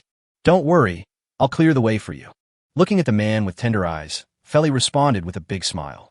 She entered the ship and followed behind Chun Mo's fleet. Looking at the swarm of insects and light beams rushing towards her, Philly did not feel any fear in her heart. Boom! Thousands of warships blocked the front in time and cleared out the troublesome bugs by using energy self-destruction. Yes, that's right, just like when she fell to the lowest point in her life. That man stood in front of her so resolutely. Philly never worried that her battleship could not reach the planet. No matter what was blocking the way, as long as the young commander was by her side, she would not feel confused. The child who was once afraid of the dark now lives in a world with a star that never goes out, and that is the source of his courage. Philly ordered the fleet to follow closely, with nearly 1 million ships on her side, clearing obstacles for her in various ways. All the intelligent units on the battlefield saw this scene. They had just received an order to protect the girl on the battleship at all costs, provided they continued to disguise themselves as enemies. A large number of insects will follow Philly to the planet and lend a helping hand in the name of the enemy. Next, Chun Mo turned his gaze and looked at the starships that had been under concentrated bombardment since the beginning but were still standing. As long as these two starships were destroyed, the plan would truly come to an end. With the help of both the biological fleet and the insect swarm mechanical fleet, Philly's fleet successfully entered the planet. It was at this moment that the originally chaotic insect swarm immediately became violent. Violent waves burst out in all directions, and Samuel, which was at least 10 times larger than an ordinary ship, jumped out of the open wormhole. Compared with the past, Samuel had undergone earth-shaking changes. As the strongest individual in the Zerg swarm, and with the convenience of his genetic sequence being recorded at any time, he could be resurrected infinitely even if killed, making him the best experimental subject. Whenever the Zerg swarm obtains a new technology or gene, they will experiment on Samuel. Lin disassembled the starship's frame and customized a structure suitable for the bugs. Samuel abandoned the low-frequency antimatter group and ordinary nuclear fusion device, and a newly born small star became its new energy source. It can be said that apart from the insufficient backup in the arsenal and the difference in size, Samuel can probably be regarded as a small starship. If placed in a lower civilization, he would be a god that could destroy the world. Through his research on Panner's history, Chun Mo discovered that just like the lore of civilization, when civilization developed to a certain level, everyone was keen on creating gods. The original intention was to use technology to get rid of the weakness of flesh and blood in the conventional sense, so that organisms themselves could reach a new level. When they're on missions outside, they may occasionally land on some galaxies with low-level civilizations. If they are lucky enough to meet a mild-mannered god, the civilization will be preserved, and the scene of the god casually destroying the planet will be forever recorded in the legends of the civilization. Until the civilization reaches the same level, it will suddenly realize that there are no gods, but only the aggregation of advanced civilization technology. But the plan is not perfect. No matter what method is used, when the creatures get rid of enough flesh and blood and replace them all with machinery, the concept of the creatures themselves will gradually collapse over time. They will become crazy, uncontrollable, and destroy everything indiscriminately. No matter how advanced the civilization is, it cannot avoid this outcome. Panner believes that this is the rule of the universe, and the universe does not allow the existence of biological individuals that are so powerful. But when it comes to the Zerg, there is no need to worry about this. If Samuel is destined to go crazy one day, then kill it before it goes crazy, and then rely on the retained genetic sequence to give a new body. In other words, recreate the gods. Chapter 135 Defection. Since technology can be used to build powerful ships, why are civilizations still obsessed with creating gods? The answer is simple. It stems from the inherent weakness of living things. The weaker the creature, the more enemies it will face that pose a deadly threat. The stronger the creature itself, the higher it will be in the food chain when it is born. For the creatures that have survived such a cruel law of the jungle, the idea of becoming stronger has been deeply imprinted in their blood, to the point of becoming an instinct of civilization. Even Chun Mo, while improving his own genes, did not forget to transplant technological products to strengthen himself. In addition, the power given to living things themselves naturally makes them more convenient, flexible, and controllable than external objects. Samuel showed a ferocious smile, and the metal pieces on his mouth burst into sparks due to friction. Dazzling light vibrated around his body, illuminating the entire star system. Even the light emitted by the star itself was blocked. It rushed into the fleet like an exploding supernova. In an instant, thousands of ships were torn apart by the turbulent energy. Obviously, Samuel's target was the two starships hidden in the core area of the fleet. Chun Mo pretended to control the fleet to block the attack. Facing the attack from the front, Samuel opened the space matrix force field and rushed forward without dodging. Because of the fast speed, it often took Samuel a long time to pass through the ship, and the ship with a hole in it began to explode slowly. There were more and more dim fireballs in the white light, and at this time, the blow that seemed to be able to tear the universe apart finally arrived. You can't just bear it. The Zerg database has complete starship data. Samuel is well aware of the power of the oncoming light beam. He unfolds 4 thrusters on his shoulders, and violent stellar energy gushes out. Samuel falls suddenly, and the light beam passes by his back. The solid composite metal softens and drips like asphalt. Those ships and mechanical bugs that don't have time to dodge are not so lucky and are pierced into nothingness in an instant. The 2 million ships guarding near the starship all belong to Chun Mo's fleet. Because there are no soldiers on board, the starship will have fewer worries when opening fire. For example, this time, if the ships were replaced with full staff soldiers, the 2 commanders would not fire without scruples. Samuel looked around and saw the ship's guns lighting up again. Without hesitation, he continued to lead the swarm of insects towards the starship. Boom, boom, boom. One by one, the insects were destroyed by the light beams and the folded universe. They did not disappear directly, but left behind a pulse signal containing a large amount of information. The light blue ion light flickered in it, and the communication between the fleets gradually became sluggish. The 2 commanders soon discovered that the Zerg swarm was not even targeting them, but the ships scattered nearby. They created pulse signals that were enough to intercept communications in a near self-destructive manner. What does Meng Tao want to do? Jadilio was extremely curious. He tried to contact the fleet outside, and everything was normal. The starship has several ways of communication. The pulse signal that almost fills the space is not enough to completely cut off the communication link between the starship and the outside world. No matter what Meng Tao wants to do, we can't move to the outside as it wishes, said Roblo. It was an easy-to-understand suggestion. Since we couldn't figure out the enemy's intentions, we couldn't just let them act in vain. The 2 starships began to move. Seeing this scene, Chun Mo smiled. It's too late. An indescribable terror suddenly descended upon everyone. It was not simply the fear of death or the fear of disease, the worry about disasters, and other simple intuitive terrors, but it came from the depths of the soul and blood, which could not be compensated by technology, and it was the panic of the food chain when prey encountered top predators. The will of the mother nest, or the will of the insect tide, can also be said to be the embodiment of Chun Mo's will. The upper limit is enough to support the terrifying will of trillions of insect swarms. What effect will it bring when it is materialized in a relatively small space? Although Jadilio and Roblo didn't know what was happening, they could clearly feel a creepy coldness piercing through their bodies like a sharp sword. Puff! Roblo exhaled heavily, then took a deep breath.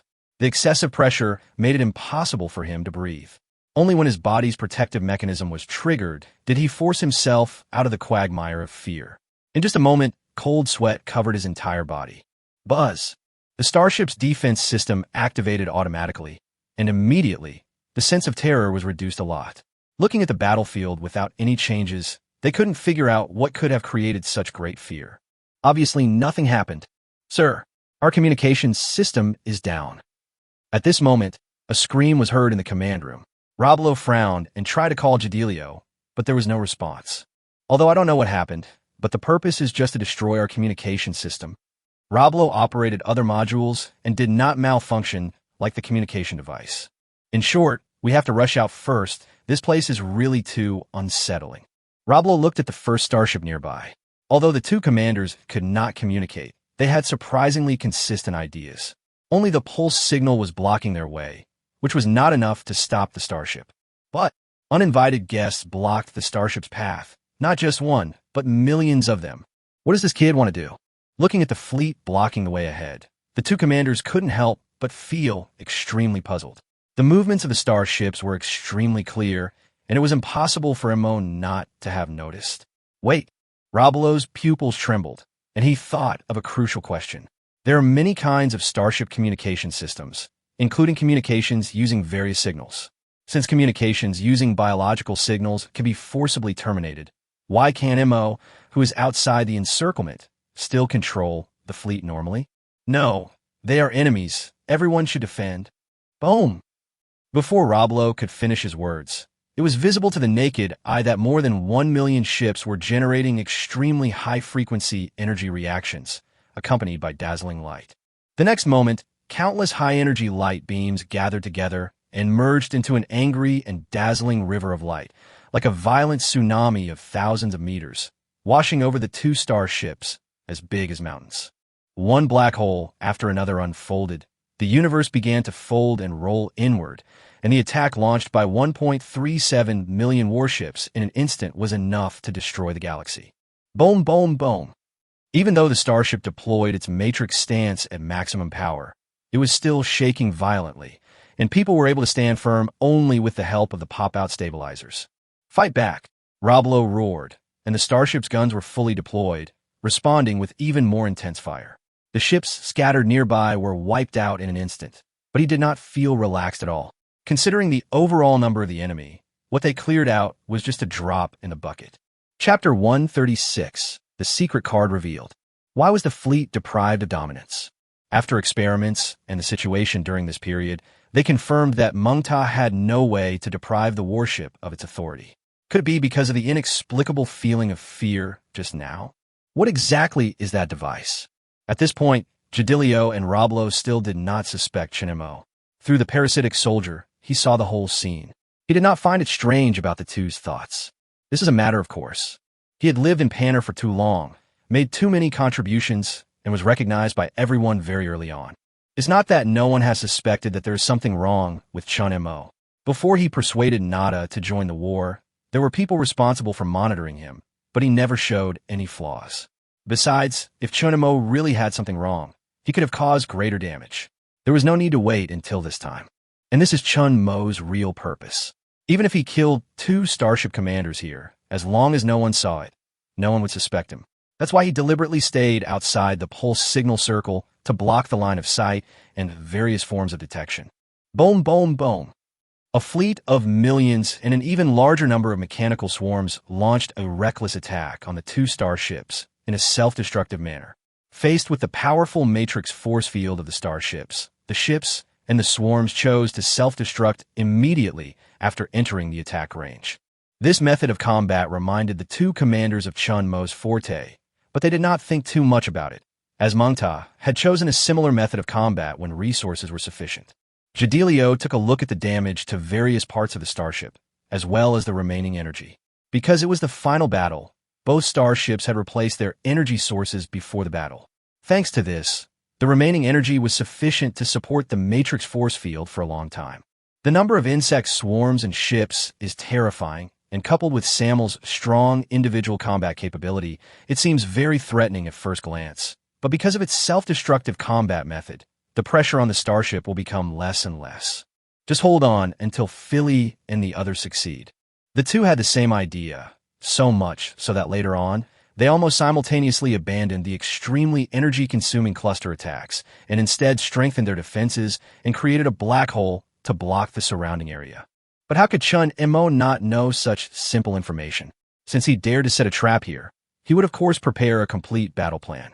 Forced warp circle. This was a device that was urgently built by the division's insect soldiers after the encirclement was formed. The materials were taken from the insect swarms that had abandoned their flesh and blood. There were more than 3 billion of them, and they relied on themselves to build a huge folding circle. The universe within it began to distort, and waves surged through the battlefield. The two starship commanders noticed it at the first moment, and their intercom immediately turned into storms and thunder. Could it be that Meng Ta still has a fleet that can provide support? No. Never allow the enemy to provide support. All units liberated, lock onto the target, and launch an annihilation strike. Yes. Looking at the starship's main gun that was gathering energy, Chun Mo was not nervous. He had never thought that he could completely hide it from the two of them, but it was a little too late to realize it now. A swarm of insects numbering nearly 10 million poured out. In the shadow of the folding circle, there was an even more terrifying existence hidden. We must not let the things hidden inside fold out. Emission. The light of the main gun disappeared in an instant, and the universe extending from the main gun to the warped circle split outward like a torn piece of paper. In a hurry, the two of them didn't care about much else and directly used the imperfect technology. All of this was within Chun Mo's expectations. A corner dog will do whatever it wants. It is reasonable for him to use the most powerful weapon in a desperate situation. He had already thought of a way to deal with this. The swarm of insects that emerged from the folding circle linked together tightly, and then shrank inward at an extremely fast speed, like a balloon whose gas had been suddenly drained. Black hole creating device. Each of the tens of millions of insects is equipped with a black hole-making device. In order to create these special insect soldiers, the division has spent a long time and devoured resources recklessly. Compared to directly hatching insects and manufacturing technological devices, the resources consumed are much higher. But even the smallest black hole, with the support of quantity, still underwent qualitative changes. The entire battlefield was almost distorted by the huge gravitational force of the black hole. The insects hiding in the ion light were arranged in regular positions, and the folding circle was flashing a flickering red light, forcibly confining the gravity of the black hole within the isolation circle. The insect swarms and warships in the isolation circle were not so lucky. Nearly half of them were swallowed up the moment the black hole was born, and the rest could only barely resist. The distance between the two sides was closing at a rapid speed. Under the cover of the supermassive black hole, the speed of tearing the universe suddenly slowed down. The two forces of twisting and tearing entangled with each other. The sharp spear hit the solid shield. Even if it could penetrate, it would take a lot of time. And during this period of time, the real terror will come. The mere tip of the iceberg of the behemoth was enough to make Ji and Rob Lowe's pupils tremble. Starship.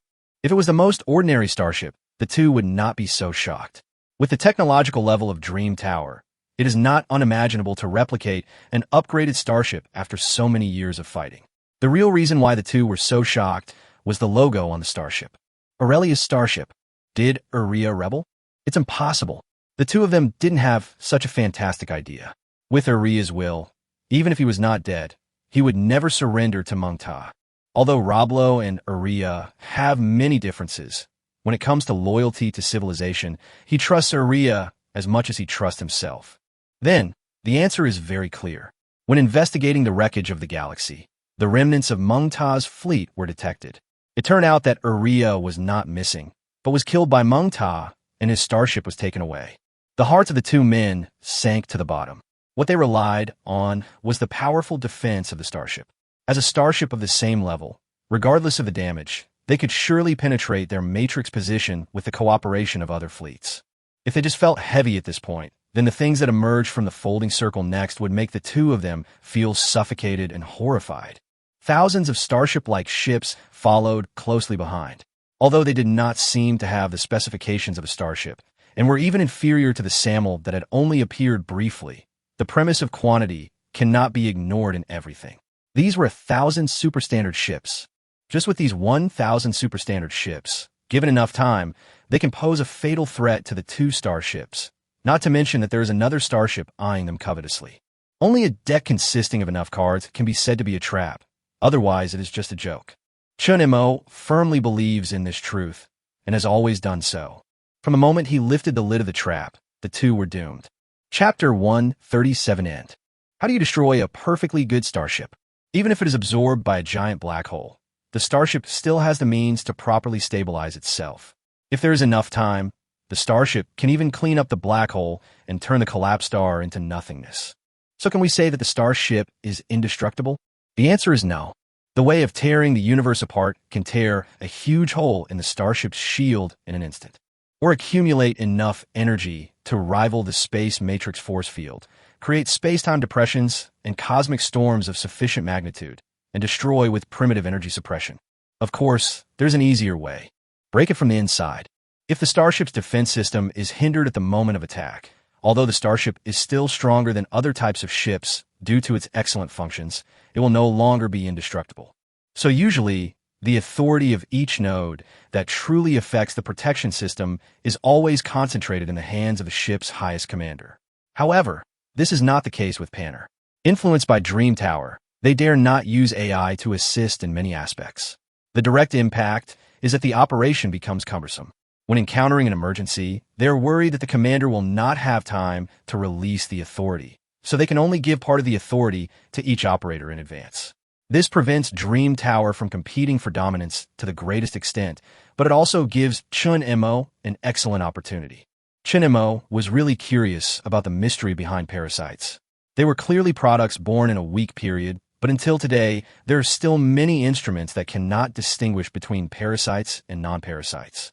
This inevitably made Chun Mo think of the main means of destroying the first planet, mutant space viruses and parasites, both of which surpassed the Zerg's technological level when they appeared.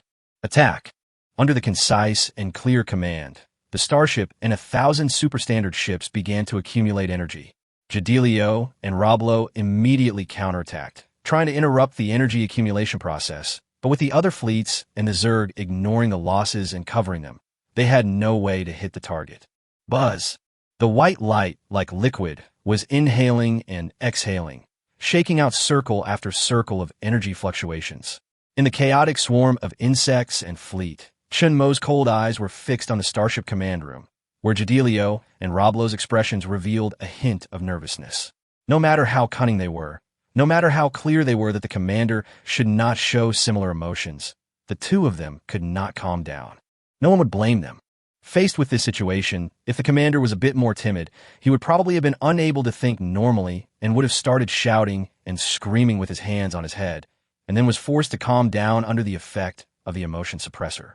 The two men did not use any instruments, but relied on their own will to stay awake, observe the battlefield, and look for opportunities. They were truly excellent. Looking at the fleet that seemed to fill the universe, the two had the illusion for the first time that starships were nothing more than this.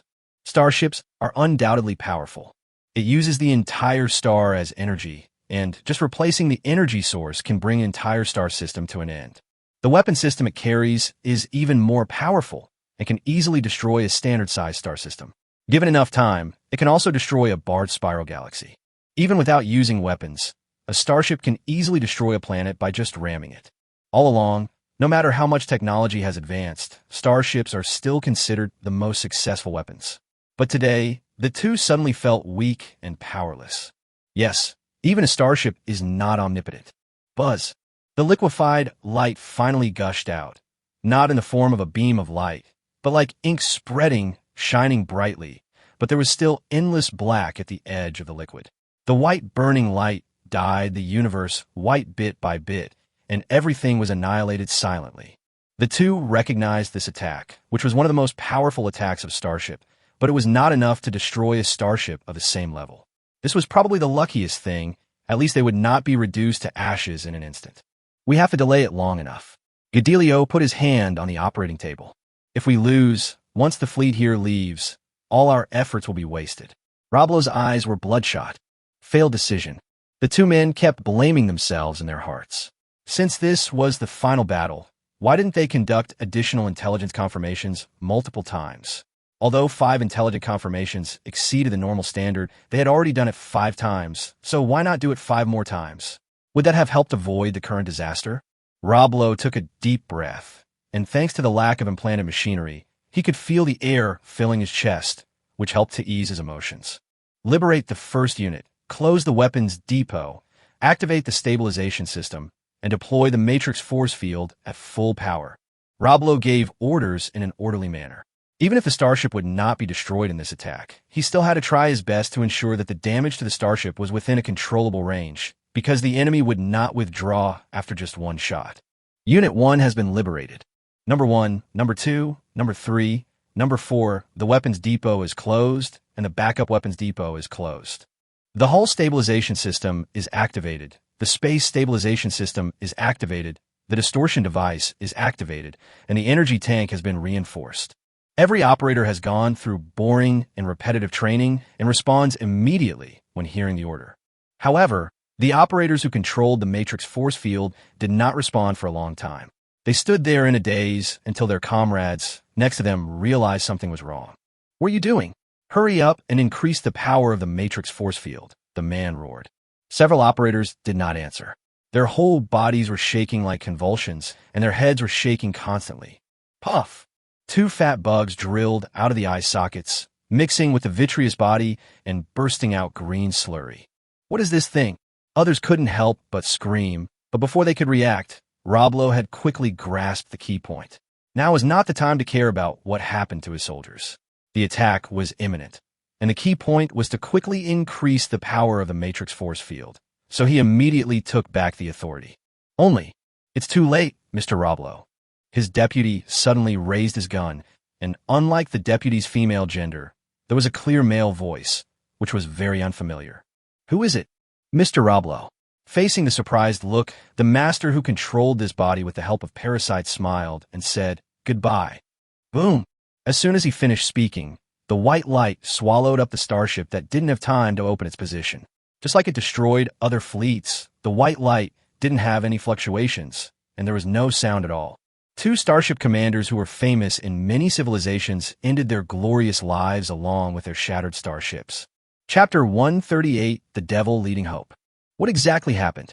From the moment the starship was isolated, this question emerged in the hearts of countless soldiers. Faced with the dazzling halo that completely divided the universe into 2 worlds, they tried to break it, but under the protection of the terrifying number of insect swarms, everything was in vain. It was already difficult for them to protect themselves, so how could they have the energy to carry out rescue? Especially since most of Chun Mo's fleet and starships were trapped inside. Boom, boom, boom. Ships explode every moment, becoming brilliant fireworks in the dark universe. Thanks to the mental suppressor, even in the face of desperate situations, there was no rout in this battlefield filled with a large number of recruits. A large number of ships relied on the black hole as cover to delay time as much as possible. Chun Mo's eyes swept across the battlefield, deliberately slowing down the Zerg's offensive. Panner's fleet could not be completely destroyed here, and he needed these people to serve as witnesses. Buzz! At this moment, the isolation circle that had been bright all the time suddenly dimmed, just like a light bulb that suddenly lost power. Although there was still a faint light remaining, it would soon go out completely. People were excited about this, like fireflies seeing the light of hope, and they couldn't help cheering. But this cheering and excitement only lasted for a moment. When the light completely dissipated, what was extinguished was not only the isolation circle, but also the thing called hope. Impossible. This is impossible. Everyone who saw the scene before them, even if they turned their mental suppressants to the maximum, still couldn't remain calm. The remaining joy turned into horror, and their brains and ears simultaneously rang with palpitations. Some even vomited out of fear. They had never thought of such an outcome. Even when they saw the starship and Chun Mo's fleet were isolated, they still naively believed that this was just a means for Meng Ta to tear apart the fleet and quickly destroy the rest of the fleet while the starship was unable to provide support. But what was in front of them? Fragments of a starship. There are fragments of starships everywhere. This is Panner's most powerful ship, a galaxy-level destroyer. How could it be completely destroyed in such a short time? Is this a dream? We must not have woken up yet. The fleet frantically called the 2 commanders. People couldn't believe what they saw before their eyes. They would rather attribute everything to false illusions than believe the fact that the 2 starships were destroyed. The commander was like this, and the soldiers were completely desperate. This emotion was spreading outward at a very fast speed. It was undoubtedly a fatal blow to the war that had not yet ended. Once the will to fight was lost, the situation would take a sharp turn for the worse, even for two evenly matched sides. The captains who reacted regained their composure, but no matter how much they shouted, it was of no use. Their prestige was not enough to inspire the terrified soldiers. Keep calm. We haven't lost yet. The iconic sound echoed across the battlefield. It sounded cold, but when the sound was connected with the owner of the sound, it would give the soldiers great courage. No matter how the starship was destroyed or what happened to the two commanders, the war is not over yet. Our comrades are searching for the core on the dreamy mother planet. They haven't given up yet. Should we give up here? If you don't want to die here, cheer up. I repeat, if you don't want to die here, cheer up and kill the enemy. Yes. Chun Mo's voice was very cold. To be honest, he had lost all emotions and was not suitable to be an agitating spokesperson. Even if he tried hard to create a warm atmosphere, he was still a long way from being qualified. But it was this declaration without too many ups and downs that rekindled the fire in the hearts of the soldiers in this desperate situation. What he relied on was not the content, but his impressive combat record. In fact, even if he did not say these words, simply and firmly ordered the soldiers to fight with him, it would have the same good effect, but it would not be so enthusiastic. Not all the ships in the isolation circle were destroyed. Chun Mo deliberately left about 500,000 ships, and with the help of hundreds of thousands of ships outside the field, there were barely 1 million ships. With the help of the soldiers who had rekindled their fighting spirit, they could maintain the stalemate for a short time. While controlling the fleet and the swarm and commanding other soldiers, he also paid attention to the mother planet of Mengta. Although Philly and the others encountered some dangers, they were not as serious as they had imagined. After all, their estimate of Dream Tower strength took the Zerg into account. Since there are still such abundant troops, there must be many crises on the mother planet. In fact, Dream Tower has really reached the end of its rope. Chun Mo's approach of focusing on resource points meant that Mengta did not have too many resources left. Even if he built a fleet in the external starfield, it would not be possible to get there by warping due to the blockade of the starfield. Of course, for the core of paramount importance, Dream Tower still reserved a large number of protective devices, but the swarm relied on its huge numbers to forge a path the moment it landed. If it were not for the genetic restrictions, Chun Mo would have obtained the control chip long ago. Speaking of this, Chun Mo was a little confused about how Mengta verified the identity. He even didn't use the Zerg genes to create a pure panner, but it didn't work. The control chip didn't recognize it at all. The current situation is that Chun Mo has cleared all the fatal threats, washed the fruits of the Garden of Eden, and placed them on the plate, just waiting for Feli to come over to eat and drink. There are some dangers deliberately left on the road, but they are only dangerous and cannot be called fatal. Looking at the positions of Philly and others, Chun Mo estimated the time in his mind. While encouraging the soldiers, he ordered the insect swarm to kill them. Time was running out. There were still many captains and middle and high-level commanders left. In order to execute the last step of the plan smoothly, at least half of these people had to be eliminated. The sacrificed soldiers would never imagine that the leader who held high the fire of hope and led them to victory was actually the culprit who pushed them into the bottomless abyss with his own hands. Follow me closely. A commander led nearly 500 warships, skillfully shuttling between the insect swarms. Burton, the first-level commander of the 5th Starship, and one of the candidates for Starship Commander. The commander's information emerged in Chun Mo's mind, and then the universe above the fleet twisted, and Samuel jumped out of it, piercing through the ship's energy core with one blow. Chun Mo shifted his gaze away from the exploding fireball and turned to look at the next commander on the list. Time passed like this. Ships exploded continuously, and the outstanding commanders of each war, along with their ships, turned into gorgeous fireworks. Buzz! Suddenly, a strange wave swept across the battlefield without warning, and the fleet that truly belonged to Mengta immediately cut off power and floated quietly in the universe. Chun Mo ordered the insect swarm to stop, his eyes ignoring the cover of the Dream Tower and finally falling on the woman with glow all around her. P.S. Counting the content, the climax of this civilization is finally coming. Tomorrow or the day after tomorrow. It should be about 500 to 600 words, but has laid the groundwork for more than 40 chapters. The style of this book will not change. I will continue to write in this way. While I write this book, I will speed up the pace a bit. Chapter 139, Post-War Issues. The process of getting the control chip was so simple that it made Philly feel unreal. Although there were casualties, the assault team lost more than 90 of its troops, and only less than 100 people survived. But even so, it was still much simpler than imagined. Philly set foot on the planet with the determination to die. The assault corps of 1,000 people faced the most core defense of the Dream Tower.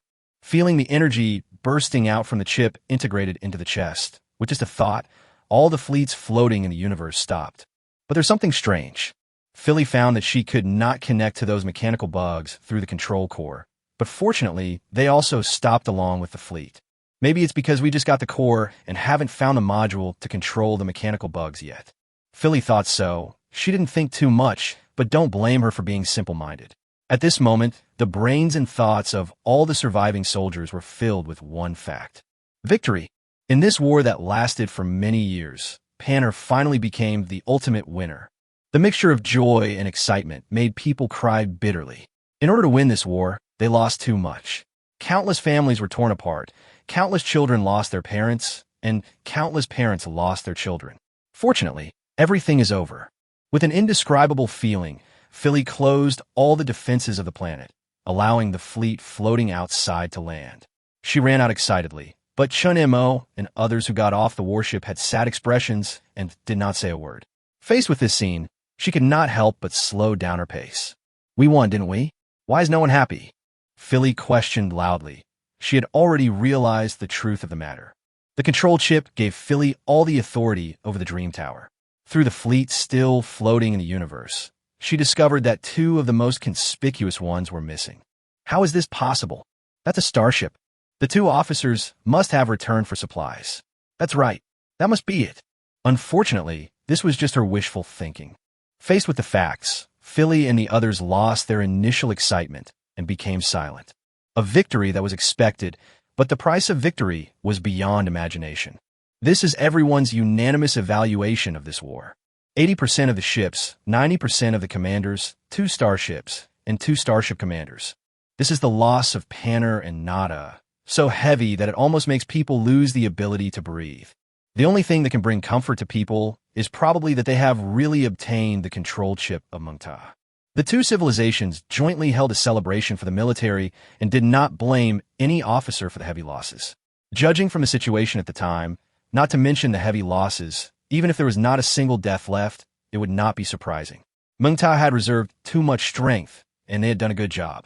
Due to the heavy losses of mid- and high-level commanders, almost all the surviving soldiers and officers were promoted. Chun Mo becomes the supreme commander outside the fleet. He will be in charge of an independent biological fleet and enjoy the same treatment as the starship commander. Philly, who led the team to seize the control chip, achieved 3 consecutive jumps in position and became one of the highest commanders. However, because all the starships were destroyed, it is currently a vacant position and soldiers and ships need to be slowly filled. In addition, Philly will be given a place in charge of the military's control chip. Before this war, the chip candidates had already been selected, but with most of the high-ranking military officers basically dead, the best candidate left was Philly. Of course, Chun Mo was also a good choice, but because of Mengta's genetic experiment, he could not control the chip. This was the reason inferred according to the rules. As for the others, if it was only Philly, everyone would have some complaints, but looking at Chun Mo standing quietly behind Philly, no one dared to raise a second opinion. It will take some time to format the Mengta program. During this time, the chip will be fully handed over to Philly. Nada's losses are equally severe. If we use Mengta's fleet to attack, we won't have to take away 1/3 of the authority. This was said by a senior government official at a secret meeting. Although Nada joined the war, and they were of the same origin a long time ago, in the eyes of some people in Panner, there are still differences between the two, and now is the best opportunity. This proposal has been recognized by many people.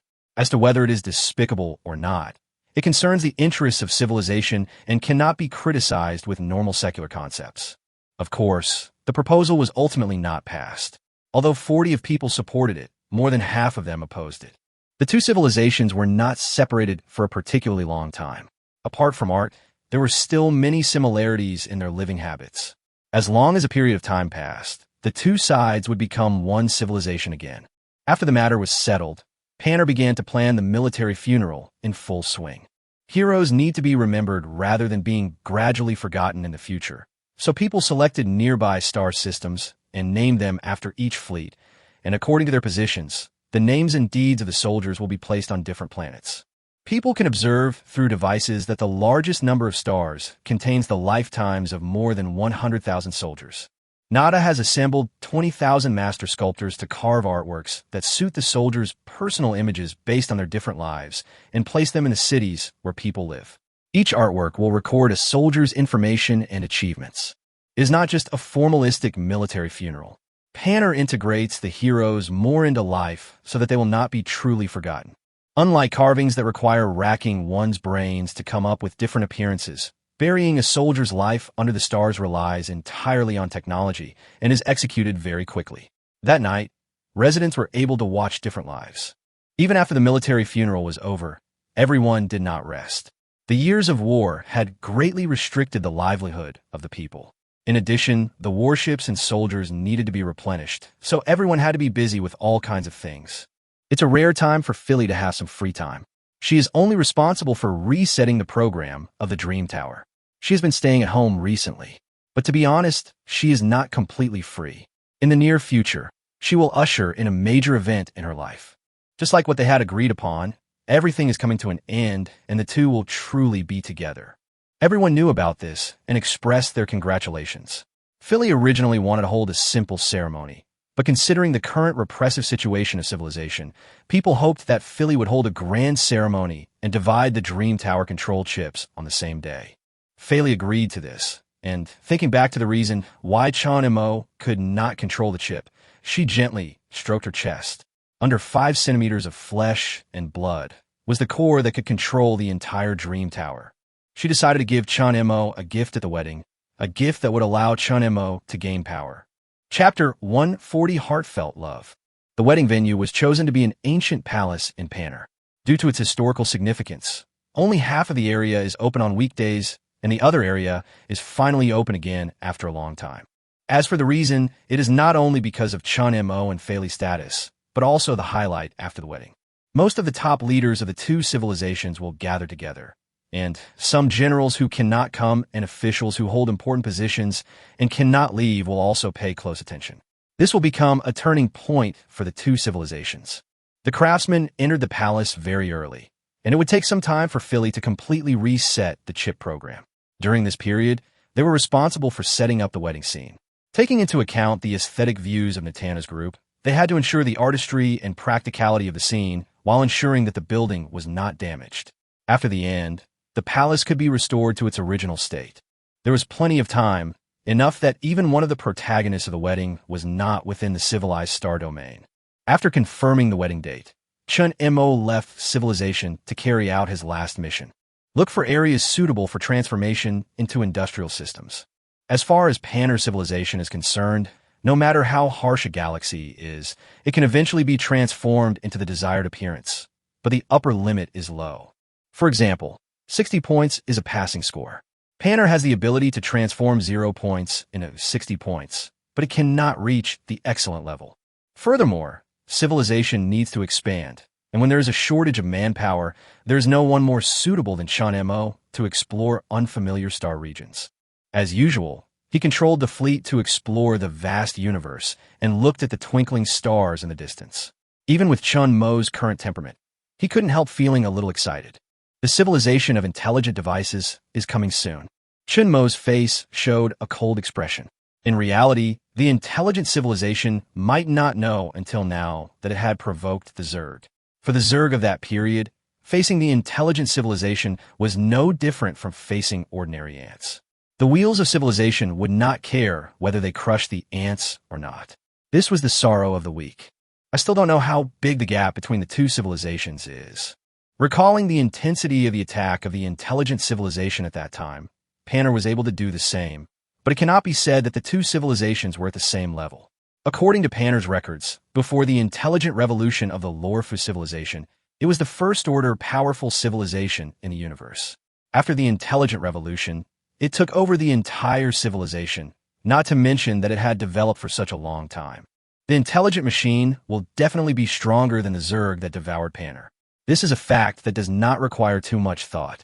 I heard that several civilizations are quite dissatisfied with intelligent devices. They were all strong people who evolved step by step, but in the end, everything was taken away by a scientific research product. They are inevitably sad and cannot tolerate it. But, alliance. To be honest, Chun Mo doesn't like the word ally. In his opinion, they're just a group of people forcibly bound together for the sake of interests. Not only do they have to intrigue against each other, but they also have to worry about being stabbed in the back by the other party during war. He is used to the Zerg, whose subordinates absolutely obey orders, so there is no need for him to cooperate with other civilizations. In addition to distrust, there is another more important reason. If any civilization truly understands the nature of Zerg, they will instantly become an irreconcilable enemy. The Zerg are filled with the idea of devouring everything. They will kill everything, swallow the fresh corpses of the enemies, and create a more powerful body from the remains of the corpses. From the very beginning, the Zerg's path was destined to have no allies or subordinates, and everything in the world had only two identities: food, and things that sooner or later have to become food. Towards the Zerg, each civilization will only show fear and disgust that is even more serious than that shown towards the intelligent civilization, and may even gang up on them. As for hiding their true nature and acting alone, it is fine, but if they cooperate, they will be exposed sooner or later. No powerful civilization is a fool. Forget it. The focus now is Panner. The intelligent device is a matter for a long time to come. Besides, there is the mysterious man in the dream. It's time to go back. The universe in front of the fleet began to distort, gradually opening a medium-sized wormhole connecting to Panner. Just as Chun Mo was on his way back, the wedding venue had been set up. Even Nada's most picky artist couldn't help but exclaim at how perfect it was when he came here. The wedding was in a retro style, and the process was very complicated. As soon as Chun Mo arrived, he was pulled over to record the process and change into handmade clothes. The wedding started on the second day, with the complicated wedding oaths being announced by the highest authority in Panner's government. According to normal procedures, it should have been the military leader, but the military now had no officers with higher status than these two, so they could only settle for the next best person. The wedding was broadcast in both civilizations, and people were cheering almost crazily, not only for the blessings to the two newlyweds, but also for the expectation of a better future. I heard that the government has passed the proposal, and today will be designated as an important holiday. When all the procedures were declared completed, two beams of bright light fell from the sky and condensed into a flawless ring on the raised hands of Chun Mo and Fei Li respectively. The two put them on each other and hugged each other happily. This is the end of what residents can see, as another important event will be held on site. Fei Li, wearing a wedding dress, walked onto the stage, with light shining on her chest. The highest government official of Panner and the person nominated by Nada also walked onto the stage. No explanation was needed. People knew what was going to happen next, and they held their breath, preparing for the new era. However, before the ceremony actually began, Fei Li had something to say. She turned her head and looked at Chun Mo's face, which always had a smile on it, and she felt the courage to face everything. "It's you. Helped me when I hit rock bottom. It's you again. When I was in crisis, he stood in front of me without hesitation. More so you. Always standing behind without regrets. I'm not worthy of being the one in charge of the control chip." Fei Li's words stunned everyone. Although many people thought so, after all, she could have her current status more relying on Chun Mo's support, so it would be better to say that they were identifying with the man standing behind her rather than identifying with Fei Li. Mo is undoubtedly much better than me, but he cannot become the controller for ridiculous reasons. This is extremely unfair. I modified the program of the control chip without authorization. For this, I am willing to accept any punishment. But now, Mo can also become the controller, and I voluntarily give up the position. Fei Li, don't refuse. This is what you deserve, Mo. No, it should be my love. Fei Li showed a happy smile. She felt that there was no happier moment than now. She finally had everything, and she was sure of one thing. Even if she had modified the chip program without authorization, no one would refuse this proposal. They didn't dare. Chun Mo walked slowly onto the stage, with his arms outstretched, causing wrinkles on his clothes. It seemed a little too small. I'll have to recut it when I have time. By the way, as for children's clothes, although you can buy them everywhere, they are your own children, so you'd better do these things yourself. Fei Li fantasized about a happy future, and the two of them hugged each other. Just as the people in the audience were about to applaud, a storm of fear immediately swept through the entire venue. Their eyes suddenly widened, and they looked at the scene on the stage with horror. A bony hand, stained with blood, pierced Philly's chest and grabbed the glittering chip. P.S. Happy Valentine's Day, everyone. I didn't expect this plot would happen on this day. It's really an inexplicable coincidence. Happy Valentine's Day, everyone. Chapter 141. Thank you. Looking at the hand that pierced her chest, Philly raised her head tremblingly. The man in front of her still had the familiar smile on his face, but there was no longer any warmth in it. Silent. Because she was one of the protagonists of the wedding, Philly did not wear external skeleton armor. She could feel the blood gushing out of the wound, and the temperature and strength were flowing away together, but she didn't care about it at all. She just stared at Chun Mo blankly. Why? The complicated current situation was difficult for Philly to understand. She could not believe that the person she loved so much would pierce her chest with his own hands. Is it hard to understand? Chun Mo pulled his hand back. Philly fell to the ground without support. Facing the lover he once loved deeply, he was too lazy to even look at her.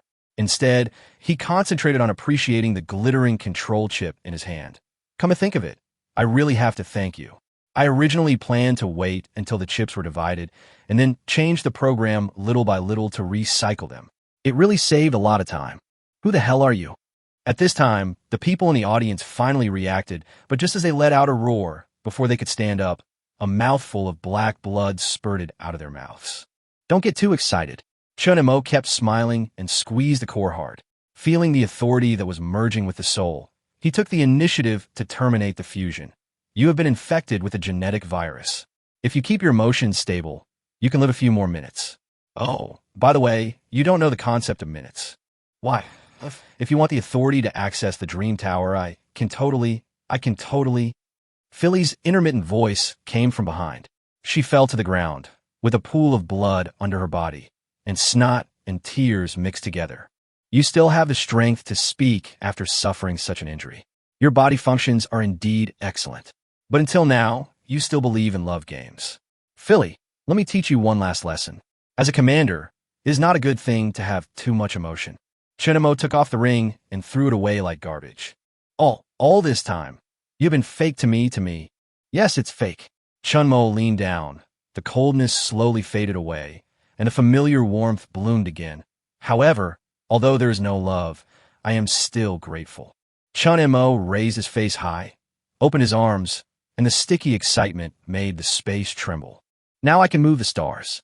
Buzz. The moment he finished speaking, a huge wormhole opened up in the sky, and a swarm of worms poured out of it.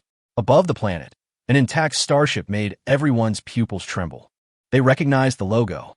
3 beams of light fell from it, and 3 creatures with human-like bodies but extremely ugly heads fell to the ground. They knelt on one knee and shouted in a fanatical voice, "Master! Father Starship, it turns out. Philly's almost dry eyes shed tears again. She cried in despair. The pillar named Chun Mo collapsed, completely tearing apart the world that had just been mended. Philly, don't be so naive in your next life. Chun Mo turned around and looked at the people below the stage. Behind him, Samuel raised his fist high. Boom! Because of the news blockade, the residents still don't know what happened on the mother planet. From the end of the war until now, they're still immersed in joy. If nothing unexpected happens, this joy will probably continue until the distant future. However, the arrival of a beam of light brings the joy to an abrupt end. Without any warning, the planet was suddenly hit, and the planet's defenses did not react at all. Joy was replaced by panic, and dazzling beams of light obscure the fireworks. In the universe outside the planet, witnessing the brilliant light of the planetary explosion, the master slowly withdrew his gaze. He and Samuel were ordered to clean up Panner and Nada. Some important resource planets are more time-consuming because they need to ensure the integrity of the planets. But a galaxy like this one that is habitable has absolutely no value to keep, so it is more direct to destroy it than to laboriously clean it up. The Zerg army's pace encountered almost no resistance. Chun Mo's infiltration of Panner and Nada was very thorough. There were parasitized people in every group. It was difficult for them to kill all their compatriots, but it was very easy to drop the genetic virus. For the Zerg, the most valuable things of the 2 civilizations are nothing more than a large amount of resources. As for the principles of science and technology, Chun Mo had already acquired everything through the parasitic scientific researchers, based on scattered memories and reading materials. It just takes some time to digest it, so this part was all left to Lin to deal with. As for Chun Mo, he has been studying the control chip of Mengta recently. He doesn't need Mengta's troops, but Mengta, the super artificial intelligence. Philly did not lie. After proper experiments, he had confirmed that he could control the Dream Tower without any side effects. However, he did not integrate the chip into himself. Instead, he stored it on the repaired mother nest. He does not need the computing and calculation capabilities of super artificial intelligence, nor does he need to rely on super artificial intelligence to control the fleet. Dream Tower will be used as his trump card until he faces the intelligent civilization. Although he does not know whether a revolutionary event will occur in the super artificial intelligence under the suppression of the insect tides will, Chun Mo is still prepared to reset the program regularly. In the palace of Panner's home planet, the master who had just completed his mission carefully arranged his clothes to ensure that there were no wrinkles. Although the master did not care about these things, the master believed that this was etiquette that should be followed. Is the next step the intelligent civilization? The sturdy Samuel asked. This is just a projection because there is a compressed star in his body, which makes it impossible to control the size of his body freely. The palace where Chun Mo lives is not big enough to accommodate him. Probably. We don't need to think about these things. We just need to wait for the Lord's orders. The master said calmly. I'm just a little annoyed. That damn civilization actually dared to threaten the safety of the Lord. Samuel exhaled angrily. Even though it was just a phantom, the materialized anger still caused the palace to tremble. Okay, don't disturb the Lord. The master turned his head. I know. Samuel suppressed his anger and looked towards the end of the magnificent corridor. Two teams of upright insect soldiers are lined up on both sides. Inside the door in the center was their supreme master. The teacher knocked gently on the door. Master, I am the master. This was an unnecessary action. No matter where they were, Chun Mo could clearly know their location. The door opened inwards, and the two walked into the room. The ruler, sitting on the throne, slowly opened his eyes. Chapter 142 Past and Present. Is everything settled? Yes, all resources have been integrated, and the genetic virus specifically targeting Panner and Nada has been spread into the universe. The master lowered his head. Now the only thing left is Lin's matter. Chun Mo has never forgotten the mysterious man's words. He said that when he devoured the civilization he was in, he would tell him everything. Now, Chun Mo has followed the agreement, but has not waited for the other party to arrive. If the mysterious man was not unwilling to abide by the agreement, then it was because Lin had not yet sorted out all the technology and had not reached the concept of complete devouring. Go help Lin. Yes. Scientific and technological organization is a very time-consuming task. Even if you can find the principle, it still takes some time to fully master it. And just as Chun Mo thought, after the Zerg completely mastered all the technologies of the two civilizations, a strange yet familiar guest visited him again in his spiritual world, which was larger than the star field. Looking at the face that looked exactly like his own, Chun Mo was no longer as surprised as before. He had already thought of many possibilities. Who are you? He asked the question he had asked many times, and this time he got an answer. I am you. It was an expected answer, but Chun Mo shook his head. Not accurate enough. It looks like you already have the answer. Are you my future self or my past self? I am the you of the past. Is it? It's a little difficult to explain. You can see for yourself. Chun Mo suddenly felt dazed, and when the dizziness disappeared, a completely different picture appeared in his spiritual world. From the explosion of the universe to the birth of the galaxy, the picture gradually freezes on an ordinary planet. A black and purple creature with tentacles all over its body is lurking cautiously in a dangerous jungle full of huge monsters. It is undoubtedly weak, and there are countless creatures in the jungle that can easily destroy it, but compared to those simple-minded creatures, it possesses rare wisdom. They create traps, take advantage of the fight between the two, sneak into the nest when the female is not around, and eat the babies. It grew stronger cautiously, and gradually, characteristics of the creatures it had devoured began to appear on its body, and it hatched insects one after another. The population began to expand, and relying on numbers, it even dared to actively hunt the most powerful population. This is the origin of you and me. The Lord of the Past smiled. Chun Mo did not respond and continued to look at the screen. After the worm swarm devoured all the creatures on the planet, the Overlord looked up at the stars for the first time. Unlike Chun Mo, who could travel to the universe with the help of human technology, the Overlord, whose civilization had not yet been born on the planet, chose a more clumsy way.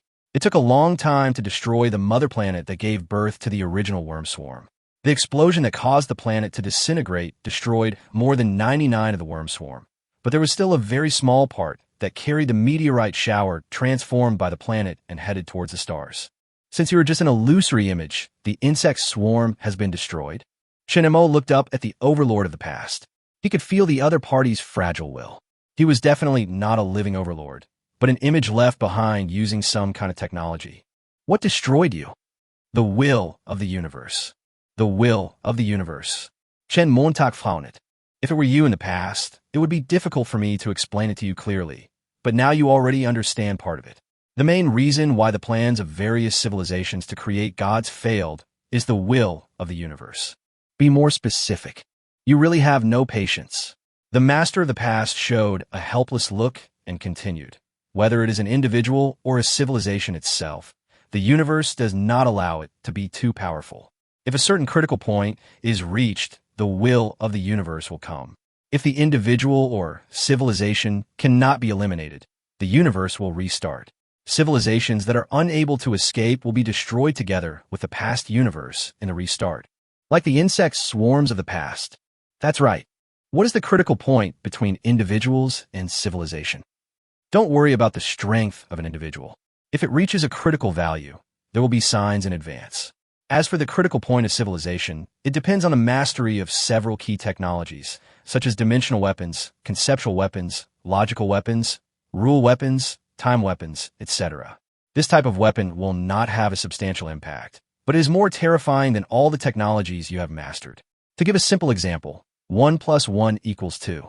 If I change the enemy's concept of addition, the more troops he supports, the more he will lose. If I change my own concept of subtraction, the more troops I lose, the more troops I will replenish.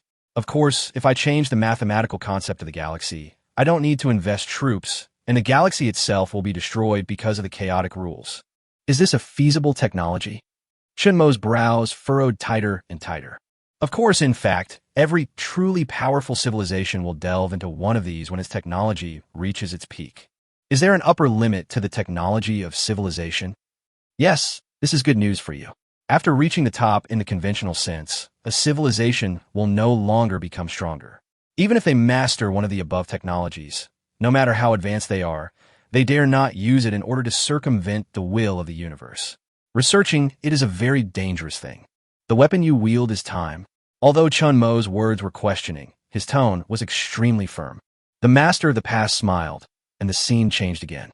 At that time, the insect swarm was all over the universe, and there were almost no other civilizations. But suddenly, the insect swarm began to dissipate without warning. There was no materialized attack, no energy fluctuation, no feeling at all. The insect swarm destroyed itself under the irresistible mysterious force. At the last critical moment, the Overlord used the rules of time to come to the restarted universe in the future and immediately cleared all its knowledge about the rules of time. But the will of the universe had already locked it. Feeling the terror of coming again, it made a decision in an instant and injected part of the will and genes of the Zerg Hive into the created mother nest, and then self-destructed. This is why there are mutant viruses and technologies beyond ordinary civilizations in the mother nest. It was originally a product of a higher civilization. The mother nest wandered in the universe and finally landed on a blue planet. During the period of dormancy, the mother nest went through many eras, and different creatures ascended the throne of the world's overlord. When creatures called humans rose up, a ray of will from the mother nest was injected into a woman. The woman was completely unaware of this, and as the insects reproduced from generation to generation, the will of the insect tide also kept changing hosts along with their blood, until a man named Chun Mo dejectedly locked himself in the basement. After a long time, the mother nest finally appeared, and one night injected the remaining will and genes into the man's body. The scene ended here. Chun Mo took a deep breath and asked a question. Why choose me? The mother nest had countless opportunities to revive, but it never chose to wake up. There are many outstanding people in the long river of history, So why did it choose him? A complete loser? According to the choice of will, you were the most suitable candidate at that time. That's why I say it's my past self. After all, to be precise, I'm not completely you. Chun Mo chuckled a few times. Why don't you choose to go back to the past, to the time when the Zerg tide was weak? Even if you voluntarily forget the rules of time and many technologies, you can still provide a lot of useful information, such as what advanced civilizations there are. This involves the law of cause and effect. If the will of the universe destroys the past universe, I will not be born and will be destroyed in a fundamental sense. The master of the past replied, you have taken the initiative to forget about technology. It seems that I can't get any help with it. Yes, and this is the last time I will talk to you. I have been marked with an indelible mark. If I continue to exist, even if it is just an image with a fragile will, the will of the universe will sooner or later bring destruction again. So there's no need to worry. You're the only master. One last question. You said that civilizations that cannot escape the universe will be restarted and destroyed. So is it possible for civilizations to escape the universe? This is the consensus of many civilizations, but I don't know where they will escape to. Perhaps it is a wider existence or another universe. To do this, you need to master all the technologies I mentioned.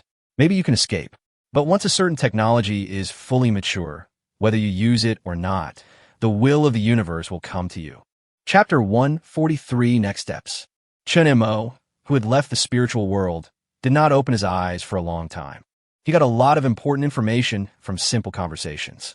The first issue that comes to mind is naturally the identity issue. He had always been wondering whether he was controlling the insect swarm or whether the insect swarm was affecting his subjective consciousness. Now it seemed that he was not a complete human being from the beginning. The blood of the Overlord has always been hidden in the soul. The appearance of a mother nest is just to awaken the instinct. As for the initial period of confusion, it probably takes some time to fully awaken. As the instinct awakens, the power of the Overlord will return little by little. This is also the reason why training has no obvious effect, and control has always been the main reason for its self-growth.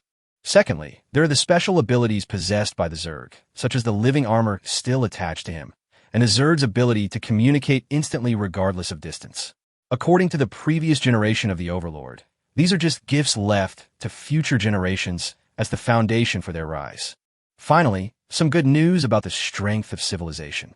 The universe has existed for an extremely long time. The longest-lasting civilization Chun Mo has come into contact with is less than 1/10 of that. Panner still has the power to destroy a barred spiral galaxy. So how powerful would a civilization that has existed for hundreds of millions or even billions of years be? Can a barred spiral galaxy be destroyed easily with just a thought? The master of the past gave an accurate answer. And the answer is no. Civilization has a conventional upper limit. Panner is some distance away from that upper limit, but it is no longer out of reach. In other words, after absorbing the technological achievements of Panner and Nata, and relying on the characteristics of the Zerg that can form groups quickly, Chun Mo can already compete with all the civilizations in the universe, although the result is likely to be a complete loser. What we really need to pay attention to are those forbidden technologies. There must be top civilizations in the current universe conducting research. Of course, the probability of intelligent devices is not high. Super artificial intelligence is overly rigorous, which means that there will be no omissions or differences in the experimental process. However, many scientific achievements are discovered by chance and accident. Artificial intelligence lacks this. The greatest hope is to study mathematical rules, but the intelligent device revolution has only been around for tens of thousands of years, which is not enough to get into the door. Even if it is studied, there is nothing to worry about. Intelligent device civilization is most likely the pinnacle of conventional technological civilization. If they can swallow it, the Zerg will become a truly top civilization, but the difficulty is too great. Fortunately, it is not completely impossible. The Zerg tide has the confidence to stalemate with the intelligent civilization. Even if the fleet is destroyed, they can just find resource points and hatch again, especially since they still have the trump card of Dream Tower in their hands. In short, Chun Mo already has the initial strength to challenge the intelligent civilization. Now there are two priorities. The first is to thoroughly digest the technology of Panner and Nada to ensure that the required devices can be produced anytime and anywhere. The second is to determine the location of the intelligent civilization. This was not a war on a planet, nor was it a war in a mere spiral galaxy. The universe was so vast that even with a mature warp device, it was not easy to accurately find a civilization.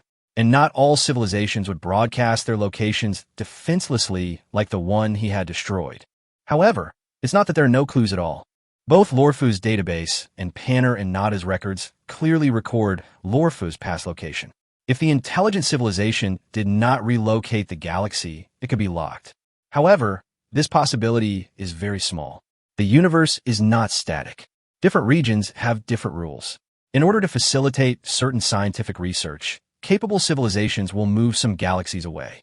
In addition, if a war has occurred, they will also move away after it ends. But this is the only clue, and Chun Mo is not ready to give up. He created a more complete mother nest, and is currently working with Lin to integrate technology and biology to create more powerful troops. Relying on the equipment on the Mengta galaxy, Chun Mo can perfectly cover his own position, and because he holds the reset core, he can achieve the relocation of the galaxy. When the war breaks out, he will hide to avoid the situation like last time, when the intelligent civilization follows the biological signals and the will of the insect tide to destroy the entire race. As usual, after giving the order, Chun Mo locked himself in the room. A long time ago, he liked to do this, sitting alone, quietly, like a stone statue. Until there was new progress, he would open his eyes again and become the master of the entire insect swarm again, just like this time. Master! Samuel's voice echoed in the palace. Under its feet was an ordinary star system, located in one of the galaxies originally occupied by Lorfu, at the outermost edge of civilization. After testing, it was found that there were life reactions on it.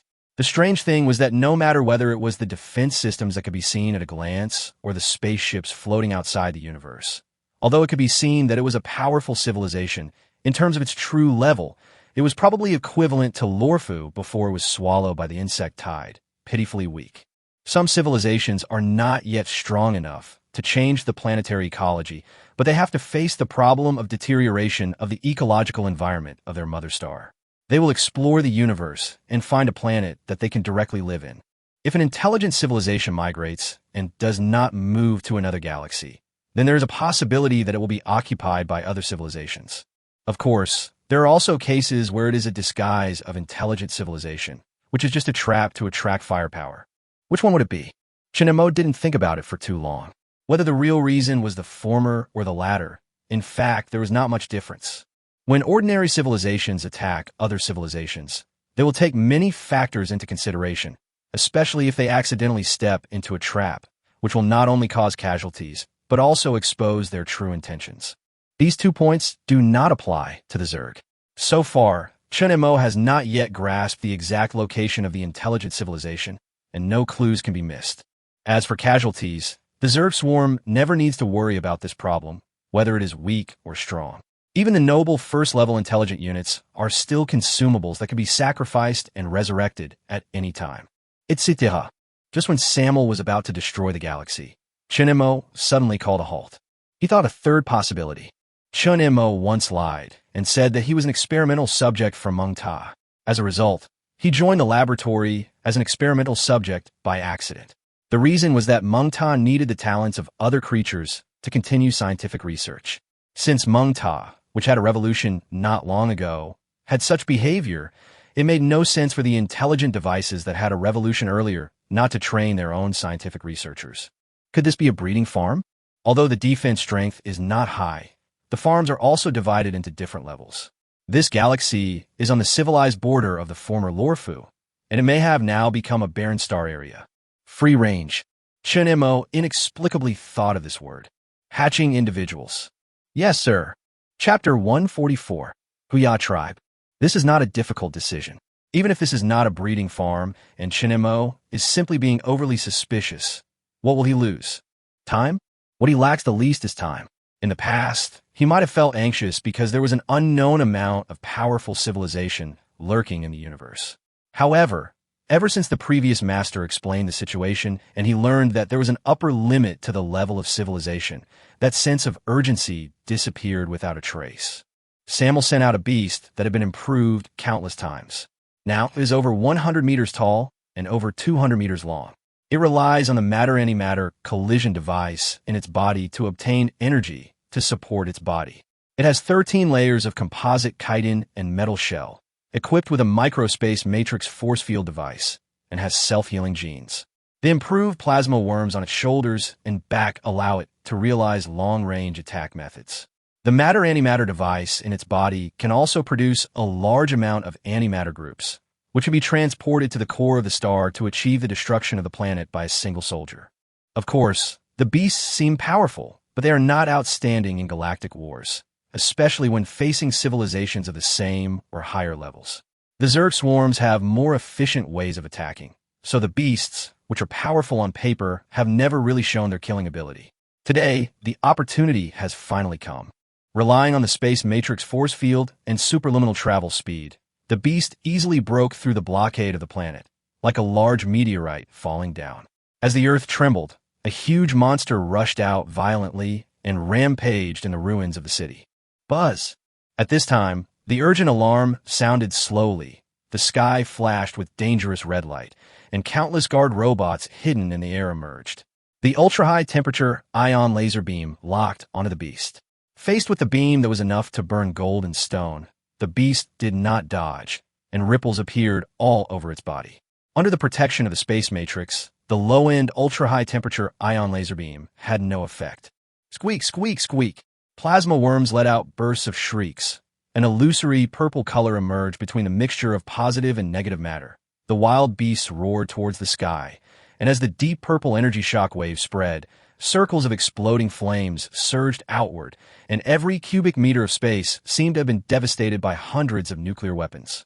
That's right, it's nuclear weapons. The explosion of matter and antimatter is mixed with high-frequency radiation, which will cause irreversible damage to any living organism. After a moment, the high temperature cooled down, leaving only a charred deep pit.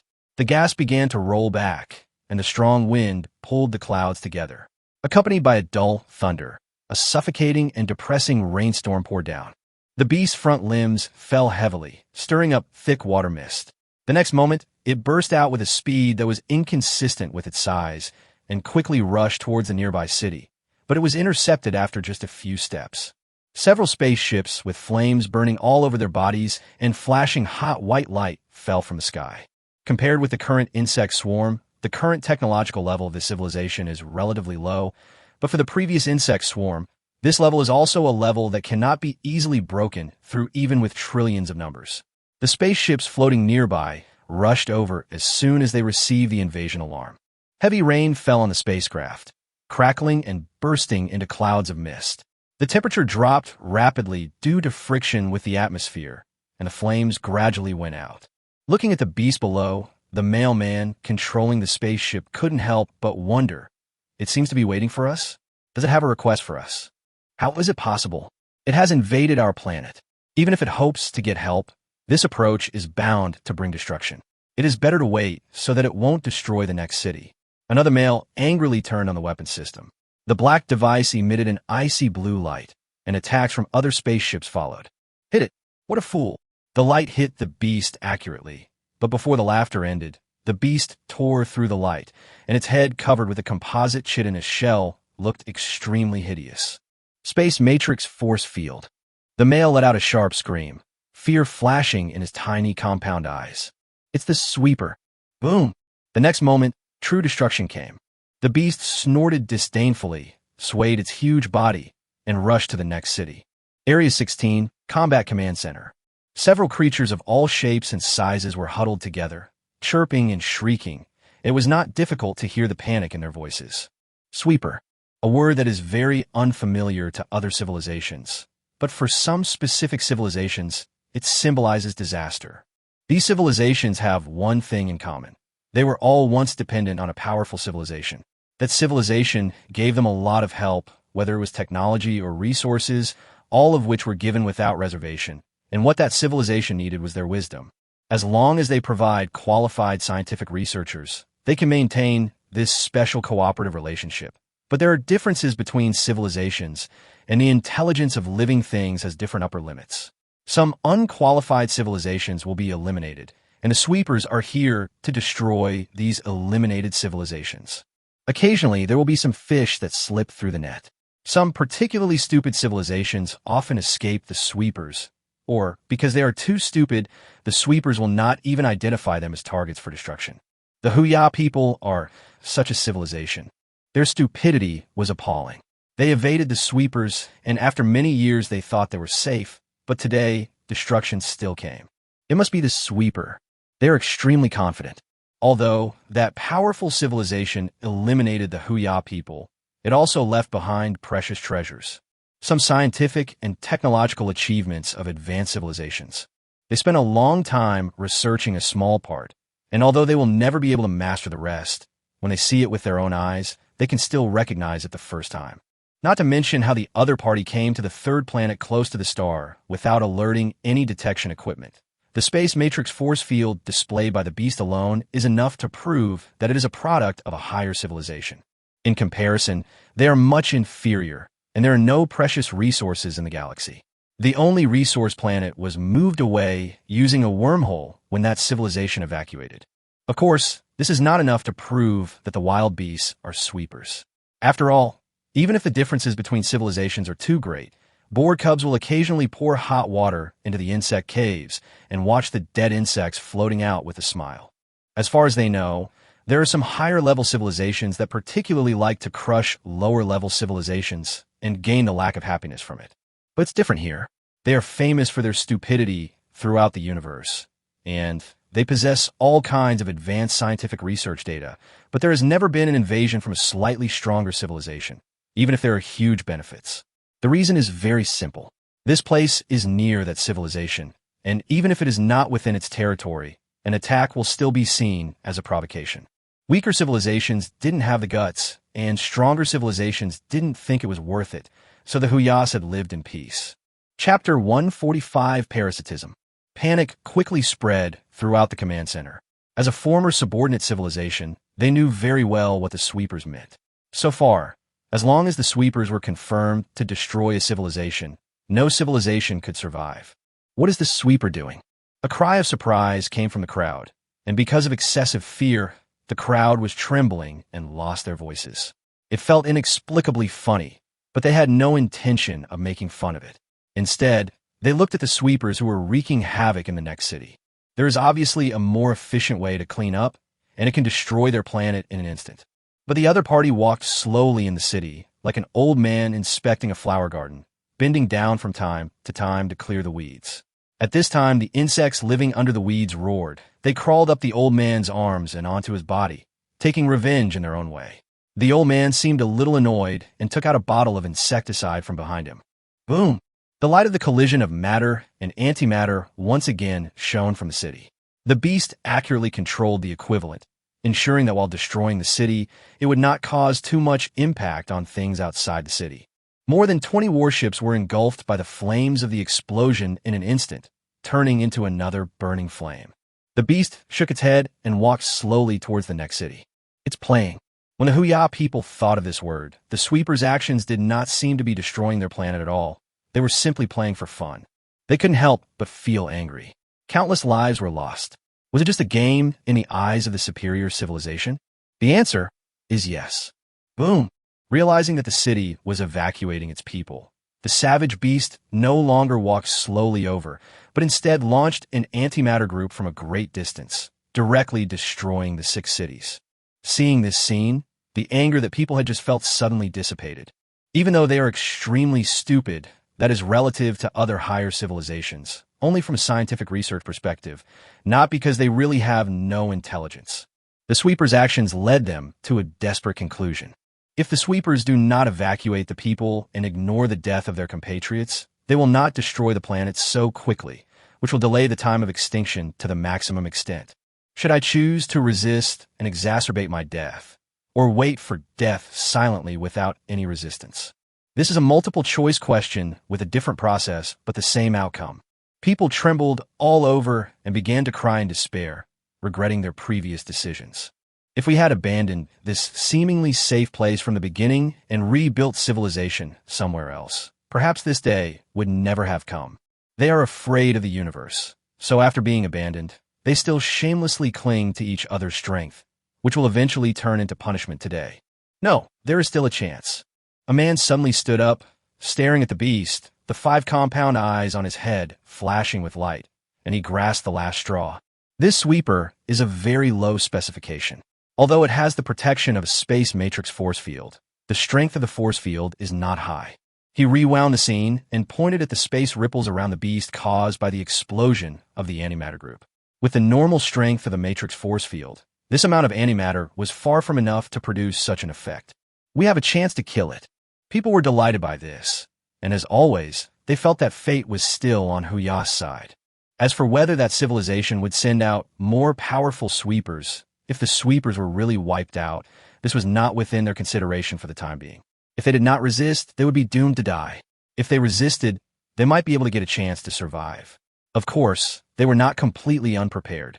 While they were summoning ships and ground forces, space transport ships were dropped from outside. When the firepower covered the sweepers, they would take the opportunity to evacuate the people. This is undoubtedly the best way. Regardless of whether the sweepers can be eliminated or not, enough time for transfer can be gained in the end. Instead of calling for support, they chose to evacuate the people, and in such an inefficient way. Through the monitor biologically transformed from the Sentinel Matrix, Chun Mo could clearly see the movements on the planet. There was no use of a space jump device, no call for support, and the spacecraft could only barely reach near light speed. Even if it was free range, it shouldn't be so far gone that it didn't even have a decent defense, right? But there are some technologies that do not belong to this level of civilization. Chun Mo observed every corner of the planet and found that this was an extremely strange civilization. According to the general system, it was a civilization that could barely break away from the star system and achieve cross-star system colonization, but some of its technologies belong to a higher or lower civilization. To give a simple example, a knight is sitting in an old car. His weapon is a wooden stick tied with a stone, but he is wearing a composite energy-absorbing protective suit. This is obviously an abnormal situation. The birth of a new technology can affect and improve all aspects, rather than being limited to one or two uses. However, at present, this civilization has no normal manifestation of climbing the technology tree, which is particularly deformed. A powerful civilization came here and left behind technology, but the indigenous people could not understand it and could not separate it, so they could only use it unilaterally. This is the most reasonable explanation. If so, is it possible that that powerful civilization is an intelligent being? It is necessary to take a closer look. Chun Mo ordered the beast to maintain a slow speed of destruction, on the one hand letting Samel block the galaxy, and then spreading parasitic spores across the entire planet. It was because of this order that the Huya tribe was horrified to discover that the universe, which had been unimpeded before, was completely blocked in an instant. This was a powerful force that they could not understand and had to be forced to descend. Seeing the wild beasts still destroying the city, the desperate situation aroused the last bit of blood in the Huya people.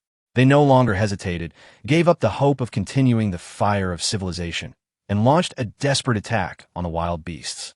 But at this moment, the sky suddenly turned black, and a black cloud fell, and even the light could not penetrate.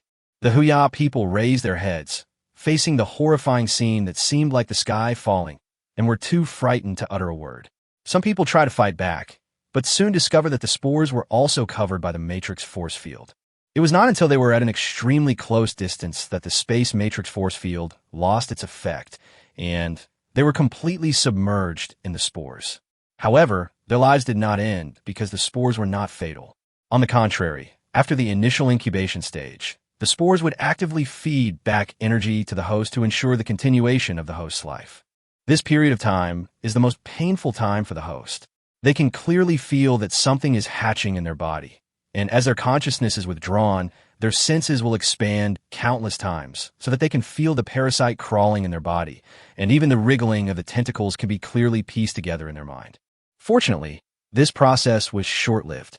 Unfortunately, this process is the last glory of life's subjective consciousness.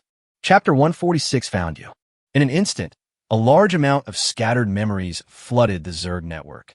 The intelligent units of each node worked at full capacity to quickly clear out the complex and useless information and piece together useful and complete memories.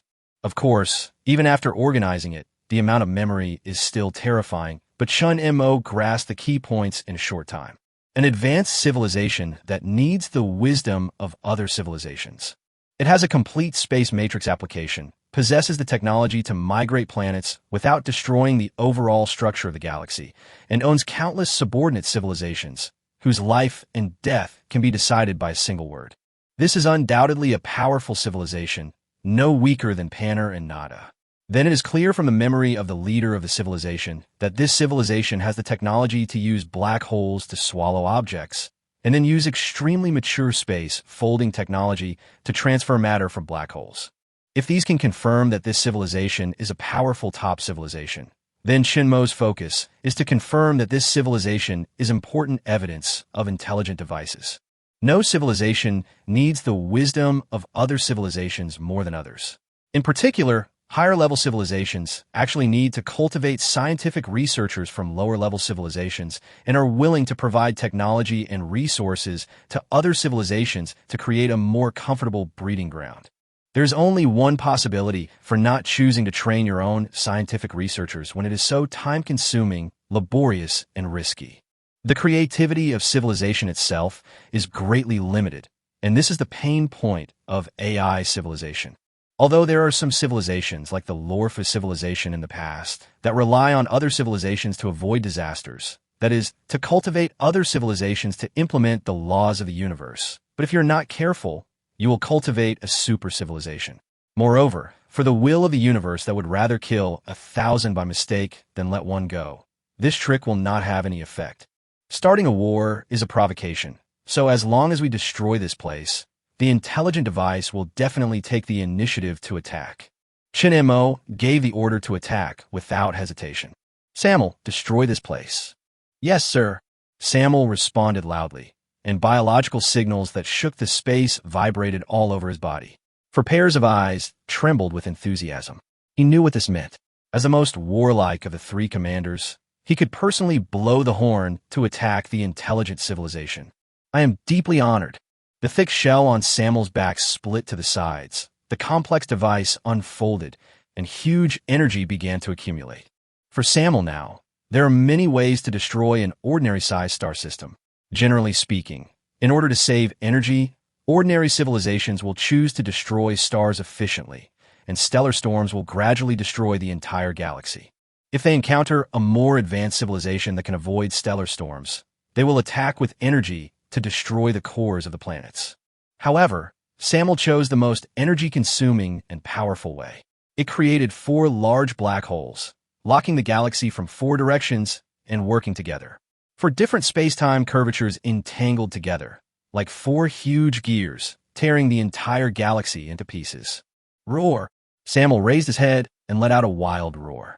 The black hole should have completely swallowed up the biological signals and sounds, but under the entanglement of 4 different space-time curvatures, the black hole actually became the best signal diffusion device. In an instant, the entire star field was echoing with Samuel's roar. Buzz! Before Samuel could close his mouth, the universe above him suddenly twisted. The reaction is really quick. Chun Mo's mind moved. The universe beneath Samuel began to distort, and the worm horde, which had been ready for battle, poured into the wormhole in batches. Yes, there was no planning, no hiding, no temporary retreat. Starting with Samuel's violent roar, the Zerg swarm officially declared war on the intelligent civilization. It seemed like a rather rash decision, but what better option was there? The Dream Tower already has a full area surveillance system, and the intelligent civilizations will only be more perfect. The concealing effect of the Zerg network is a castrated version left by the previous overlord in order to avoid the will of the universe. For the real top civilizations, it is almost no concealing effect. In other words, once the Zerg army really enters the intelligent civilization, it will be detected 100. There is no way to cheat. The moment Chun Mo decided to face the intelligent civilization, he was ready to fight it head-on. The Zerg swarm is never afraid of failure. Chun Mo is not afraid of failure. This is a test that involves sacrificing all military forces for the worst-case scenario. On the premise of ensuring the safety of the Overmind, there is nothing that the Zerg swarm cannot afford to lose. The 2 large wormholes opened almost simultaneously, but unlike the large army sent out by the Zerg Tide, the intelligent device only launched an attack, as before. An invisible large net fell from above, and the first thing it came into contact with was the large black holes scattered around. These black holes, which could nominally swallow all matter, did not even last a second before they quickly collapsed. Quantum level cutting, or a smaller level. A type of insect soldiers known for their defensive power rush forward. There was no difference. Like a black hole, they collapsed the moment of contact. They were not destroyed in the usual way. Instead, they disappeared completely at the genetic level.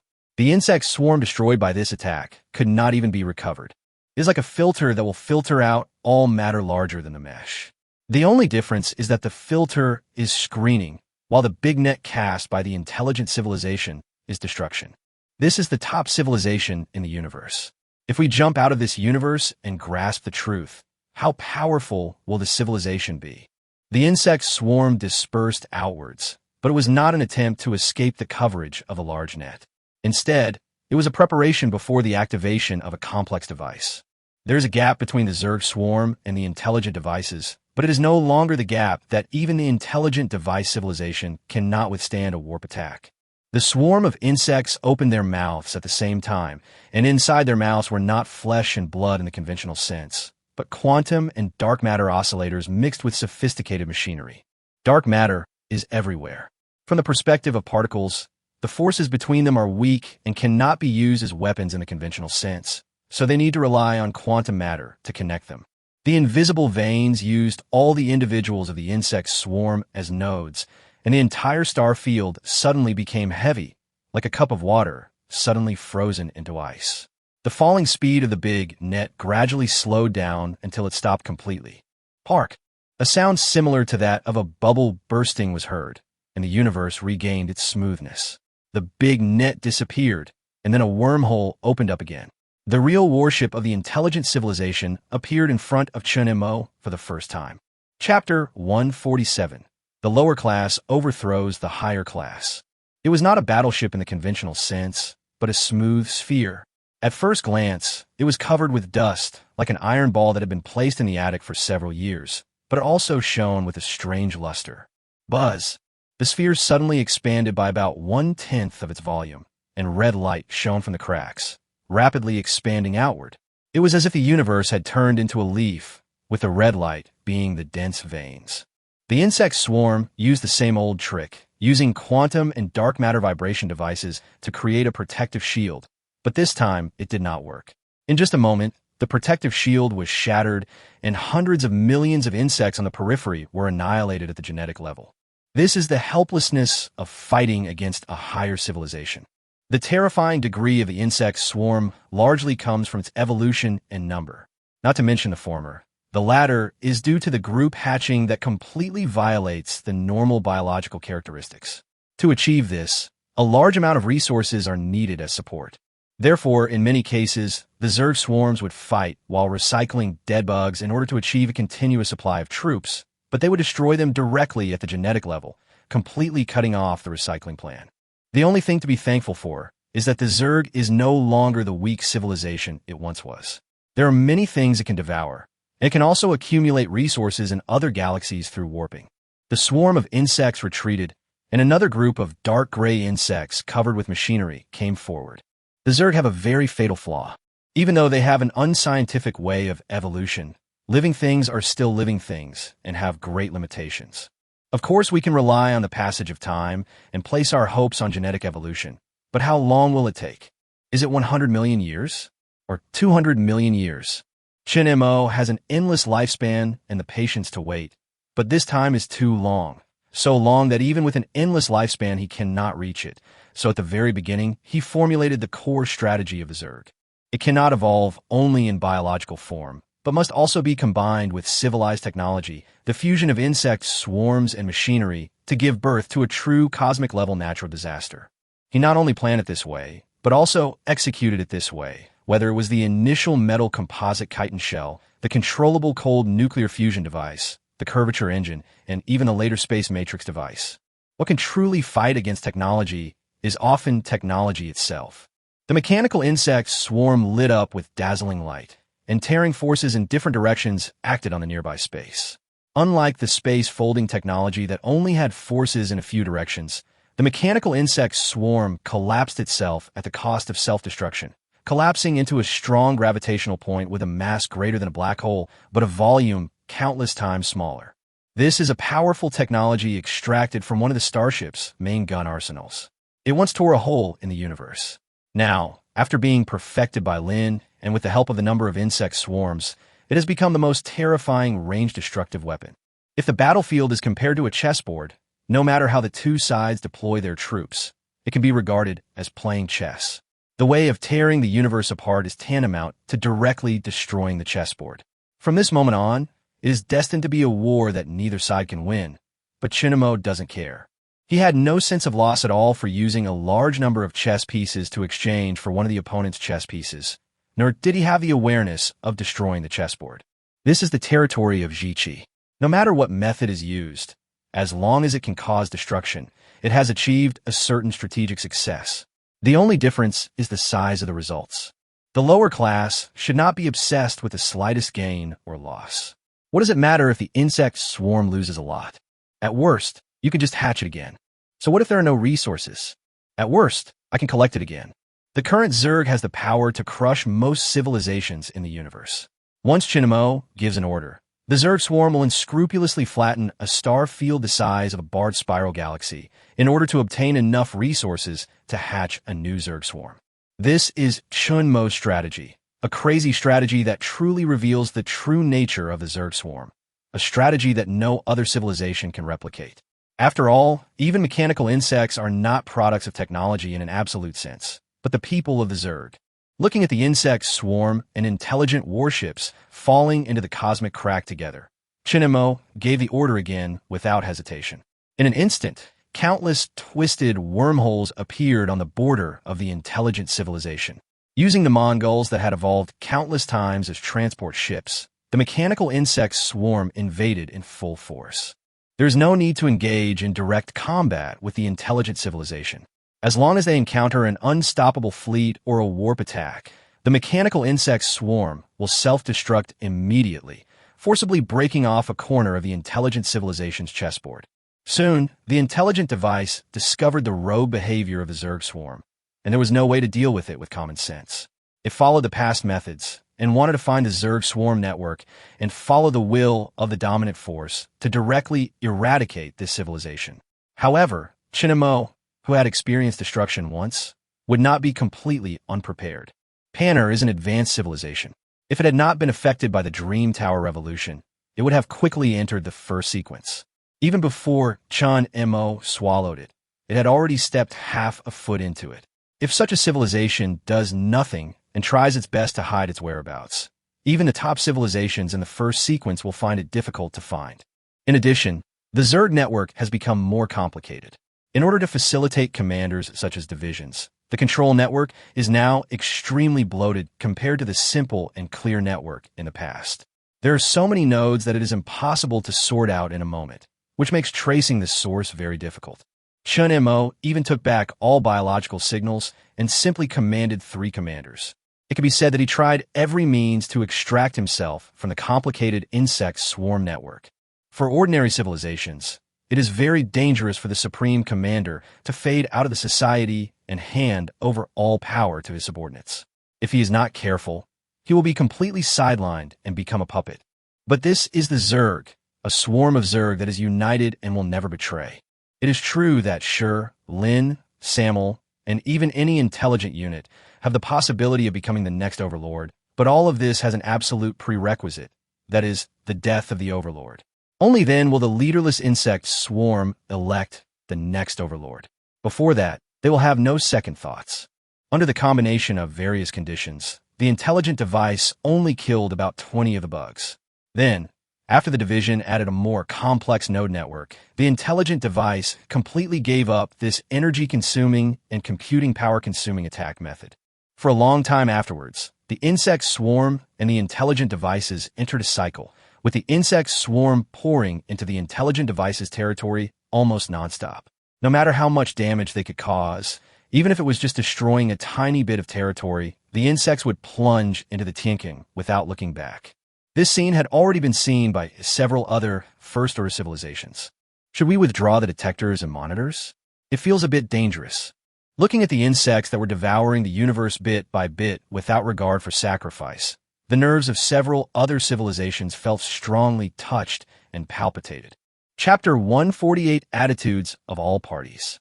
The intelligent civilization is the most annoying civilization in the universe, not only because of its usurping power, but also because of its identity. A superintelligence created by civilization. This is the technology that all civilizations need to rely on. Then suddenly one day, a civilization of equal strength fell because of this and almost lost the spark of civilization.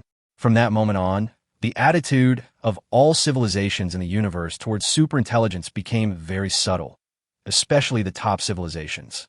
To delve into the truth of the universe, enormous computing power is needed, which is simply impossible to achieve with the brain power of living things, so we need to rely on superintelligence. However, this thing has risks. Even if there is no program setting to minimize the risk, this is in the absence of interference. Once the intelligent device makes a move, they will have a headache and will have no way to resist. Take fractions as an example. If the superintelligence of the top civilization can reach 95 points, and the intelligent devices with completely liberated powers are about 98 points, these 3 points can be ignored because of the civilization's defense line. However, in order to prevent repeating the mistakes of the superintelligence revolution, they took the initiative to suppress the superintelligence score to around 90, which is directly one level lower. Therefore, Xixi became a thorn in the eyes of all top civilizations. They wanted to get rid of it as soon as possible, but they had never found a good opportunity. But today, a warrior finally took action for them. Therefore, all the civilizations in the universe are happy to see Chun Mo's actions, especially after learning that this suddenly emerging civilization is not among the top ones. Even if it really overturns the intelligent device, the trouble it brings to them will be less than that of the intelligent device. If it cannot be overturned, it is also good to discuss this thing. To be honest, if the mysterious civilization can really give the intelligent civilization a fight, they don't mind lending a hand in the final stage. We are all top civilizations and have long passed the stage of fighting, killing, and plundering. Wouldn't it be nice to be more peaceful and stay at home to study the truth of the universe? All top civilizations do this, but the existence of intelligent civilization is extremely annoying, making it difficult for them to concentrate on their research. If it is really destroyed, they will be able to focus on their research. As for why I felt palpitations and even planned to hide, the simplest example is a madman and a strong man fighting each other in the street, with each blow piercing the bone and causing blood to spurt out. Even if you're stronger, you will still be horrified when you see this creepy scene. Even if you're not hit, it would be unlucky enough to get some blood on your body. But where on earth did this civilization come from? Why was there no information about it before? While watching the battle, each civilization also felt extremely weird. A powerful civilization is never achieved overnight, but requires little by little accumulation, especially in the initial expansion stage, which must go through the bloodiest large-scale plunder. This stage is also the stage most likely to be discovered by other civilizations. Otherwise, why after so many years, the top civilizations are still these few old guys who rose up in the same era? The universe may seem huge, but there are only so many resources. The fewer people it is shared among, the more they get. So other civilizations can become powerful civilizations, but they will never become top-notch civilizations of the first sequence. Over the years, the civilization closest to this location was a civilization called Panner, but before they were ready to suppress it, the civilization also encountered the changes of the intelligent revolution. We checked a large area of the star field and found relevant clues. Although they look similar in appearance, the gap in civilization level is too big. At this time, a civilization shared a video with all the top civilizations. We noticed it before and originally wanted to wait until it became stronger, but we didn't expect it to make such a leap forward. The picture shows a swarm of insects numbering over 1 quadrillion wreaking havoc in the galaxy. If it weren't for their limited individual strength, the forces in the picture alone would be enough to swallow up any civilization. Even so, when I saw it for the first time, the dark scene still made my scalp tingle. Anyway, it won't do us any harm. But with its attack method, the impact on the intelligent civilization is very small, and intelligent civilizations are not the type that care about the field. Should we give them some help? Let's wait and see. We don't know the reason yet. This is almost a war of genocide. Is there some deep hatred between the two sides? The higher the level of civilization, the greater the impact on itself after launching a war, especially when the weaker party takes the initiative to provoke a war. There must be some hatred between the two sides. In the end, the various high-level civilizations withdrew their troops near the intelligent civilization, but surveillance equipment and sentinels remained. Although intelligent civilizations could block detection, they could not completely block it. After all, they were all civilizations of the same level. If we talk about the understanding of the truth of the universe, intelligent civilizations are the worst among the top civilizations. It's a pity that they dare not apply the truth of the universe. Otherwise, how could they tolerate a mere superintelligence to jump around until now? Not to mention the thoughts of the top civilizations. The war between the Zerg swarm and the intelligent devices, although just beginning, has entered a white-hot state in the shortest time. The inferior overcomes the superior. It sounds exciting to talk about it, but in practice, it is more difficult than an ant overturning a car. All the attack methods of a Zerg swarm were of no use to the intelligent device. Only tearing the universe apart could cause damage. After the initial chaos, the intelligent device calmly analyzed the most critical points and produced a large number of floating robots to exchange with the Zerg swarm. There is no such thing as soldiers sacrificed in the Zerg swarm, and there is no similar dilemma for artificial intelligences. There is not a single creature in the entire civilization where power is concentrated even more thoroughly than in the Zerg. In a very short period of time, Chun Mo invested more than 800 trillion suicide explosive insects into the field of intelligent civilization, which was quite resource-consuming. Suicide bugs cannot be sent into the battlefield right after they are hatched. They also need to be transplanted with equipment. The resources consumed by 800 trillion suicide bugs are almost equivalent to a small-scale barred spiral galaxy. This is not an exaggeration. Ordinary star systems do not have special planets with extremely high-quality resources. The extracted resources can only produce one suicide bug, in addition to the insect soldiers who escort the suicide bugs. In order to support this war, Chun Mo warped a total of 400 trillion insect soldiers in a distant place in the universe. Their individual strength was weaker, and most of them were the most basic decomposers.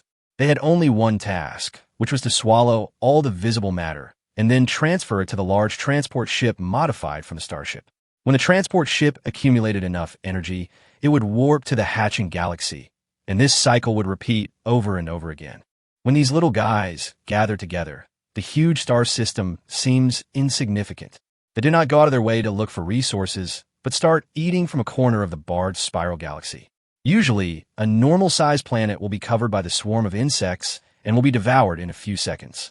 Chapter 149, Singularity. Such a massive action, naturally, could not be hidden from the eyes of the top civilizations. However, because they wanted to watch the show, they turned a blind eye to Chun Mo's obvious practice of plundering resources for huge profits. They even captured many high-quality resource planets from other galaxies and threw them not too far away from the Zerg Tide. Chun Mo did not notice anything unusual when he swallowed the first high-quality resource planet. He just felt that he was lucky to encounter a high-quality resource planet just after entering the galaxy. From his current perspective, there would not be too many planets that can be called high-quality resources in an entire barred spiral galaxy. However, before the resource planet was completely devoured, the front troops of the Zerg Tide found a second, third, fourth, and even a star system composed of planets with extremely high resource content. If Chun Mo still couldn't see that someone was helping him at this time, he would be no different from a fool.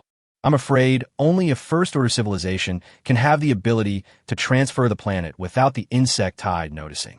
As for why the other party helped, the answer can be easily drawn by simply connecting the cause and effect. His previous guess was correct. There were indeed many civilizations in the universe that were quite hostile to intelligent devices. Among them, there were many civilizations at the same level as intelligent devices. They were unable to start a war for various reasons. When they saw a young man dare to do this, they did not mind replacing the wooden stick in the young man's hand with an iron rod. Although he felt helpless, as if he was being used as a gun, at least Chun Mo really wanted to overturn the intelligent device. Before the attack, he also considered whether there would be help from other civilizations, so his perception was not too bad. Thank you. Chun Mo waved his right hand, and a swarm of insects formed several obvious symbols in the starry sky before continuing to devour. Seeing this scene, the civilization that had been paying close attention to this place all breathed a sigh of relief.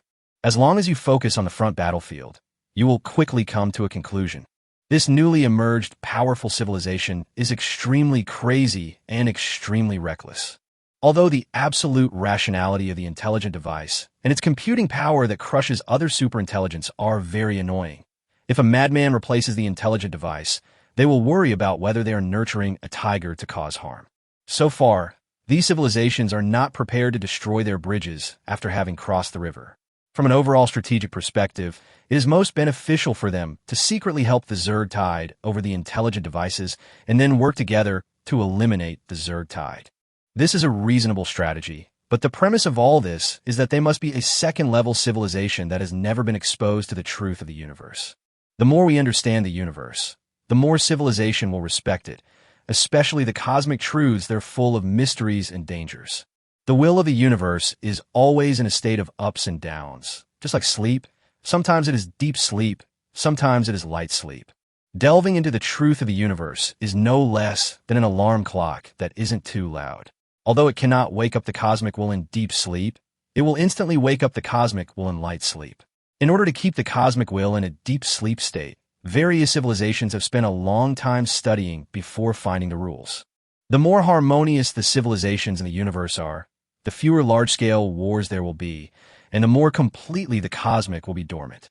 Without using cosmic truths, if several top civilizations go to war, the scale will be extremely terrifying, which is why intelligent devices have been tolerated. And not only that, they also maintain the normal operation of various civilizations in the universe, including the allocation of resources, the cycle of civilizations, and the trivial matters between civilizations. This seriously affected their research progress. Although each one was a small matter, the whole thing was very cumbersome. At the top civilizations, people have become indifferent to everything except the study of the truth of the universe, which has shaped their character of wanting to eliminate all unstable factors. In the past, they basically cultivated some secondary civilizations and let them manage. But as long as it is a civilization, there will be a desire to go further, especially the secondary civilizations that are only one step away from the top sequence. So every once in a while, they will clean up the past order and promote a new order. Just recently, they had just cleared out the previous order and are now attacking the civilization of intelligent devices. They are very satisfied. First of all, the huge number and simple hatching allow them to spread to every corner of the universe, making it easier to manage other civilizations. I used to worry that they were crazy, but now I see that they have the most basic wisdom and courtesy and at least have a certain value in cultivation. However, whether the Zerg Tide can be cultivated in the end depends on whether the will of the universe is awakened. The Zerg Tide's attack by tearing the universe apart is a very dangerous thing. The top sequence civilizations have basically given up this method of attack. However, awakening the will of the universe in different ways will bring different results. If the will of the universe is compared to a collective program, it has many small programs, each of which corresponds to a different situation. As long as the final overall program is not awakened, it will not have any impact on those who are studying the truth. With the help of various civilizations, Chun Mo's pressure was relieved. The most obvious thing was the leap-forward increase in resource conversion rate. When the war was most intense, the number of insect soldiers under Chun Mo's command reached as high as 230 trillion, which is a very terrifying number. When all the insect tides gathered together, the dazzling light they flashed was like a huge spiral galaxy. In this regard, Chun Mo was not under much pressure. With the help of various nodes, the numbers could have continued to grow, but they were blocked. That was after the insect swarm swallowed up a superplanet that was about to explode and a black hole warped in. The strange thing was that the black hole did not swallow up the nearby matter, but instead emitted tiny particles. It calls itself the Singularity. Hearing this name, the master felt his non-existent heart suddenly shrink. Singularity is a concept in mathematics. If the other party really symbolizes the singularity, it at least proves that the civilization has mastered some of the mathematical truths in the universe. Fortunately, this is just a misunderstanding. The concept of singularity does not symbolize mathematics in the other party's civilization. Are you a creature or something? In response to the master's question, singularity gave the answer that it came from the first order civilization. Although it has now completely become a black hole, It was indeed a real creature before that. This state helps our research. Black holes spit out particles that are encoded into signals that can be communicated. You were the one who helped us before, right? The master's attitude was very polite. There is no need to fight for the pleasure of face when facing someone whose background he didn't know. That's right. Singularity admitted directly and generously. It's not just us. Let me tell you some good news. Many civilizations have great opinions about intelligent devices, so your attack on intelligent devices is something we are happy to see happen. Chapter 150, The Order. Thank you and all the civilizations for your help. So is there anything we can do? The master said politely. Singularity was very satisfied with the master's attitude. It always believed that a powerful civilization should have sufficient courtesy. Otherwise, it would not have had to warp over and communicate face to face, so it stated its purpose. Order. For some reason, we don't want to interfere too much with various civilizations, but the universe needs the most basic order. If you agree, we will provide more substantial assistance to help you completely encircle and destroy the intelligent civilization. With your approach, you may cause it temporary trouble, but it is impossible to kill it. I think you are very clear about this. We don't need to pay any other price. The master does not believe in Singularity's statement. All gifts are secretly marked with a price. As a top civilization that has fought out of blood, they may have restrained their fangs, but they have never been synonymous with kindness. Yes, please think about it. We're not in a hurry. By the way, what kind of hatred exists between you and the intelligent device? Singularity asked curiously. They needed a reasonable explanation, a proof that the insect swarm did not choose its targets randomly. We are allies with a civilization called Lorfu. When the intelligent machine destroyed them, we were almost destroyed along with them. The master added a little more details to the facts. I see. Good luck to you. After a brief conversation, the singularity warped away just as it had appeared. The master stayed on the remaining debris of the supernova for a long time, then turned and disappeared into the darkness. The specific conversation information was quickly uploaded to the insect-tied network. Chun Mo sat on the royal chair in the palace and slowly opened his eyes. The order. It was an unfamiliar word, but the duties that needed to be performed were not unfamiliar. The previous master brought a lot of information, including a civilization called True God, whose role was similar to that of the Orderers. The universe is a cycle, and so is civilization. Under the same rules, existence with the same meaning will eventually be born. Although it is a little different from the original plan, it is also a good choice. Chun Mo was not worried about being controlled by the top civilizations. He had a way to destroy all the top civilizations from the very beginning, but he did not want to climb the technology tree slowly. He planned to absorb the nutrients of a top civilization before launching the final destruction. It is an indisputable fact that every top civilization is delving into the truth of the universe, and this practice is tantamount to challenging the bottom line of the will of the universe. Of course, the will of the universe will not clean up before the truth is truly grasped. If there's a layer of dust in a corner where the sun doesn't shine, many people will choose to ignore it due to laziness. But if a cup of milk tea is spilled on the floor, most people don't mind cleaning it up while they're cleaning. Once the top civilization masters the truth of the universe, it is like spilling milk tea on the ground. The moment the cosmic will awakens, it will sweep away all civilizations that have studied the truth of the universe and feed back the resources accumulated by these civilizations in their long history into the universe. Chun Mo didn't have the ability to spill milk tea, and if he spilled it, he would definitely have to clean up the mess. But if you want to force someone to clean up, it doesn't have to be the milk tea that is spilled. A cup of water or a cup of tea can play a similar role. This meeting undoubtedly accelerated the demise of the intelligent civilization. Chun Mo continued to encroach on the intelligent star field as he did in the past. On the other hand, the Dream Tower under his control had been running the same program to improve itself.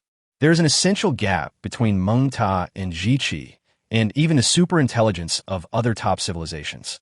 Mengta has no possibility of defeating the other party. But just like an exam, although the final total scores are very different, if you take out one subject alone, there's a possibility that the two will have the same score.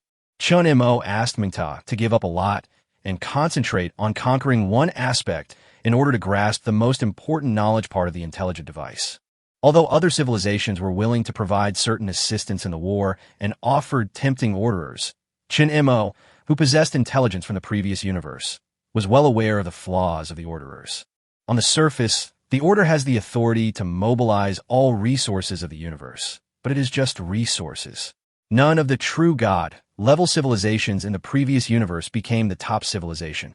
Not long after becoming true gods, they all fell into destruction. The murderer was the top civilization hidden behind. The intelligence is poor. Chen Mo seit deeply. If these civilizations knew that the Zerg had mastered the important rules of the universe, they would never help the Zerg to destroy the intelligent devices, even if they hated the intelligent devices in their hearts. At least both sides have been in peace for so many years. A brutal tiger suddenly rushed into the peaceful forest, which was something that other creatures in the forest could never tolerate. But the tiger cleverly disguised itself as a harmless kitten, thus letting other creatures relax their vigilance. It's not that other civilizations are stupid, but it's a trap of common sense. Rationally, civilization's understanding of the universe is layered and closely related to the level of civilization technology. Who could have imagined that in the previous universe there was a master who mastered the truth of time and passed on his will to the new universe? The master met singularity again. The method was very simple, without the help of any instruments. He just bowed to the void and chanted singularity's name. In less than a second, singularity came again. I believe you have made the right choice. Singularity said, we agree to become the Order, but there is a request. The master smiled. Please go ahead. We need a lot of resources. As you can see, our civilization still has a lot of room for improvement. It is the instinct of all civilizations to strive for progress. No problem. As long as we maintain the stability of all civilizations in the universe, you can use the excess resources at will. Singularity didn't care. If civilization wanted to progress, it couldn't be achieved with just a few resources. As pioneers, they have sufficient means to block other civilizations in front of them and lead them onto the wrong path without them realizing it. The cooperation between the two sides was reached, and Singularity generously described the distribution of cosmic civilizations, and the facts were similar to the situation in the previous universe dominated by the previous master.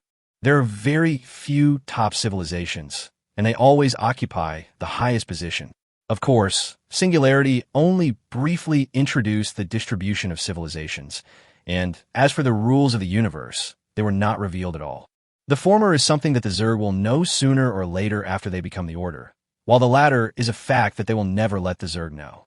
In the last few years of the war, the Zerg still followed their original method and bombarded the star field of the intelligent device. Several other top civilizations also fulfilled their agreement and prevented the core program of the intelligent device from leaving. Colorful signal streams fell like heavy rain, and the storm covered 2 barred spiral galaxies, 2 sombrero galaxies for large spiral galaxies, and empty star fields. Such a complex signal flow forcibly suffocated the core of the intelligent device. When the storm turbulence completely covered the galaxy, the 5 superintelligences officially launched the final cleanup of the intelligent device that was exhausted from dealing with the insect tide. Chapter 151, Disguised as Civilization. If we really discuss the difficulty of conquering, the level of the intelligent device is obviously the highest among the enemies, but the difficulty is actually the lowest. If Chun Mo hadn't asked Meng Ta to run the program a few more times, perhaps the intelligent device would have died before this. Taking advantage of the opportunity of signal flow filling the universe, Chun Mo was finally able to truly estimate the superintelligence of the top civilization. The result was quite encouraging. There was a gap, but it was not despairing. In some aspects, they were even on par. When the stage was set up, the lights came on, the actors entered, and the clown in the dark also revealed a distorted smile. Looking at the 5 super artificial intelligences that were blocking the intelligent device, Chun Mo attached the Dream Towers program to all the suicide bugs. As the explosion occurred, a small gap was opened in the universe. Complex information flows poured into the torn gap and were then intercepted by the suicide bug's undestroyed core. The Dream Tower backed up the information flow within 1.2 nanoseconds and transmitted it to the bug network. This is something that other civilizations cannot do. The Zerg has a lot of black technology, a large part of which comes from the gift of the previous overlord. It once devoured the civilization of the entire universe. With the integration of technology, it will naturally give birth to black technology that exceeds the imagination of civilization but does not touch the truth of the universe. The recording and transmission of the insect tide network is one of them. Chun Mo admired his predecessor very much. Their situations were very different. He enjoyed the former's help and was able to develop the natural disaster insect swarm. But even so, it was still extremely difficult for him to face the top civilization, not to mention that he had to step on Panner's head to achieve a step-by-step leap, thus saving a lot of trouble. Unlike the previous overlord, it had no convenience, no information, and no idea what would happen in the future. It led the entire insect swarm alone, stumbling towards a dangerous future. Even if it was shattered in the end, it still passed on its will.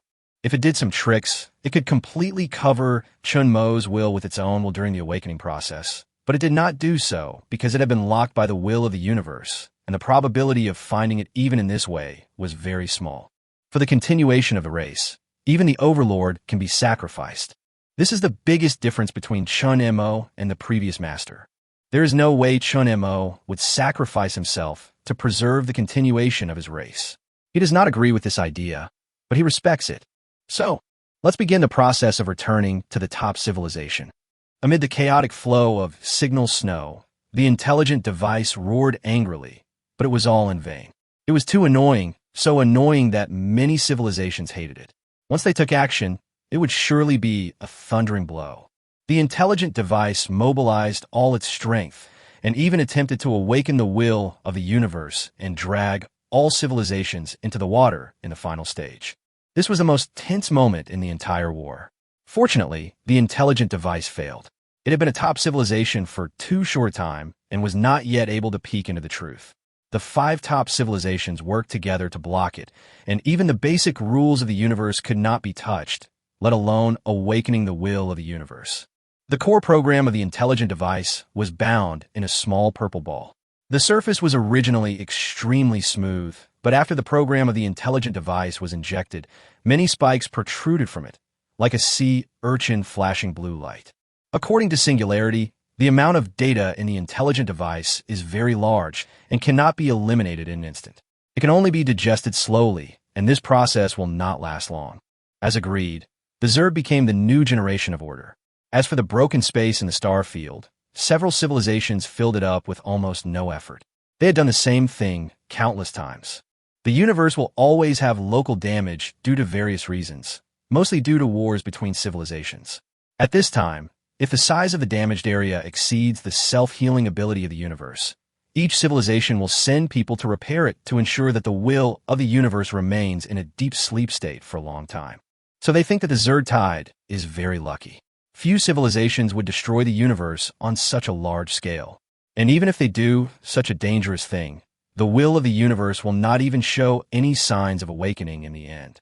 Each civilization will withdraw its forces, and the Zerg will begin to perform its duties after establishing the galaxy. During this period, they will continue to monitor the universe.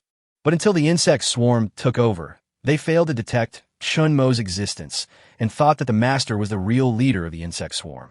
Chun Mo not only used Panner and Mengta's technology to hide, but the more important reason was that he was fully prepared. If there was a civilization observing Panner at this time, they would not notice anything unusual. The former galaxies are still there, with all kinds of residents still living on them, and even their original customs and habits are still preserved. Taking advantage of the fact that several civilizations were fighting against intelligent devices and had no extra energy to manage distant civilizations, Chun Mo completely replicated Panner and Nada.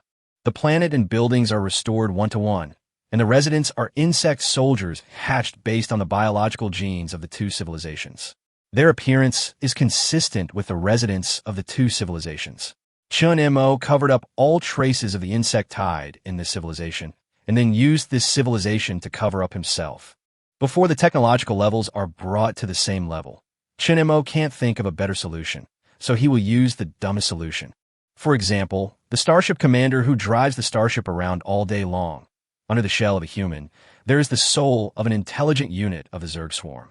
Even if there were creatures familiar with this civilization coming here to travel, the most they could do was not find any acquaintances, and other than that, they couldn't find any flaws. As for the missing acquaintances, Panner had just ended a war with Mengta. Isn't it normal to sacrifice some people using this as an excuse? The current insect tide is divided into 2 parts.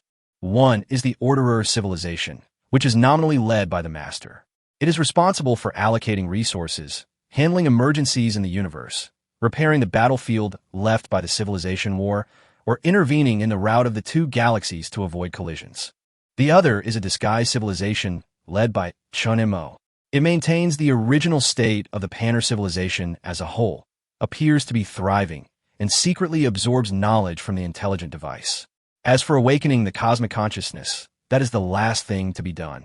Chun Mo does not believe that all top civilizations can be destroyed by relying on the will of the universe.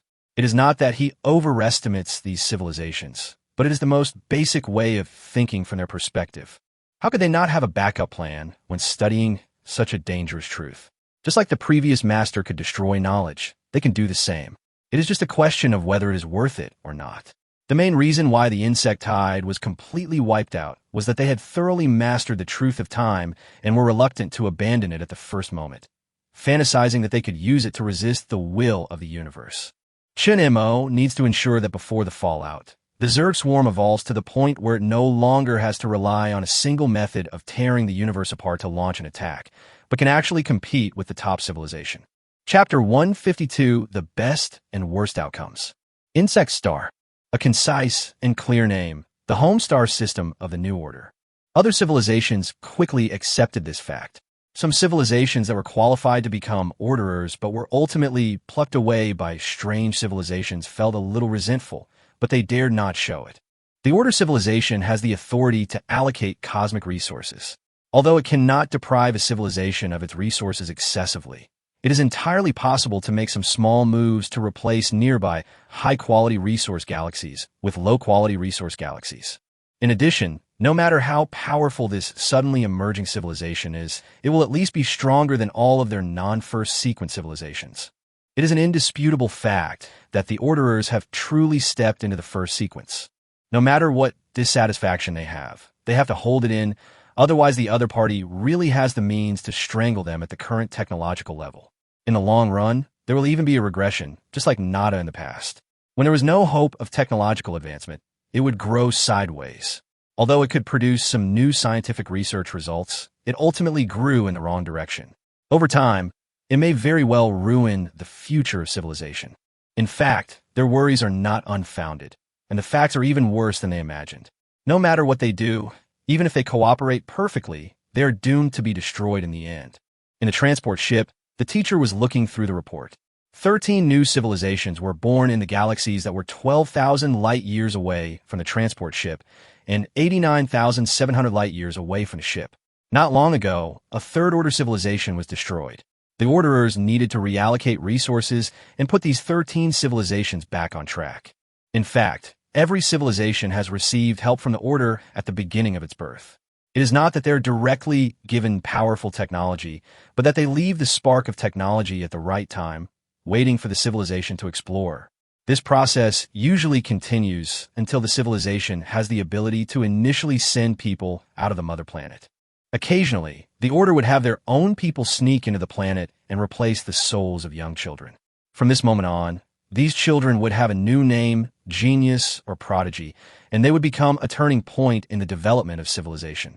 The Master uses this method to provide assistance, and not just to newly born civilizations. Some lower-level civilizations will also secretly use similar methods. Of course, these prodigies will not only make civilizations advance further, but will also usher in the prelude to the demise of top civilizations. They will allow civilizations to spontaneously create the instruments that Chun Mo needs without realizing it, and all this will not be noticed by anyone. Kada! At this moment, someone opened the door of the composite chitin shell. It was Samuel, whose physique could no longer be described as simply strong. Most ships could not carry Samuel. Even with the maturity of technology, its size had shrunk several times. Only transport ships modeled after starships could accommodate it. He walked to the side of the Master, like a majestic mountain falling to the ground, and complained with biological signals. These damn guys, do they really treat us as their subordinates? As an out-and-out warmonger, he suddenly became a man of order, and there was no comfortable place on his body. Don't be impatient. Now is not the time to turn against each other. Shur said calmly. Among the three commanders, his thinking concept was the most mature.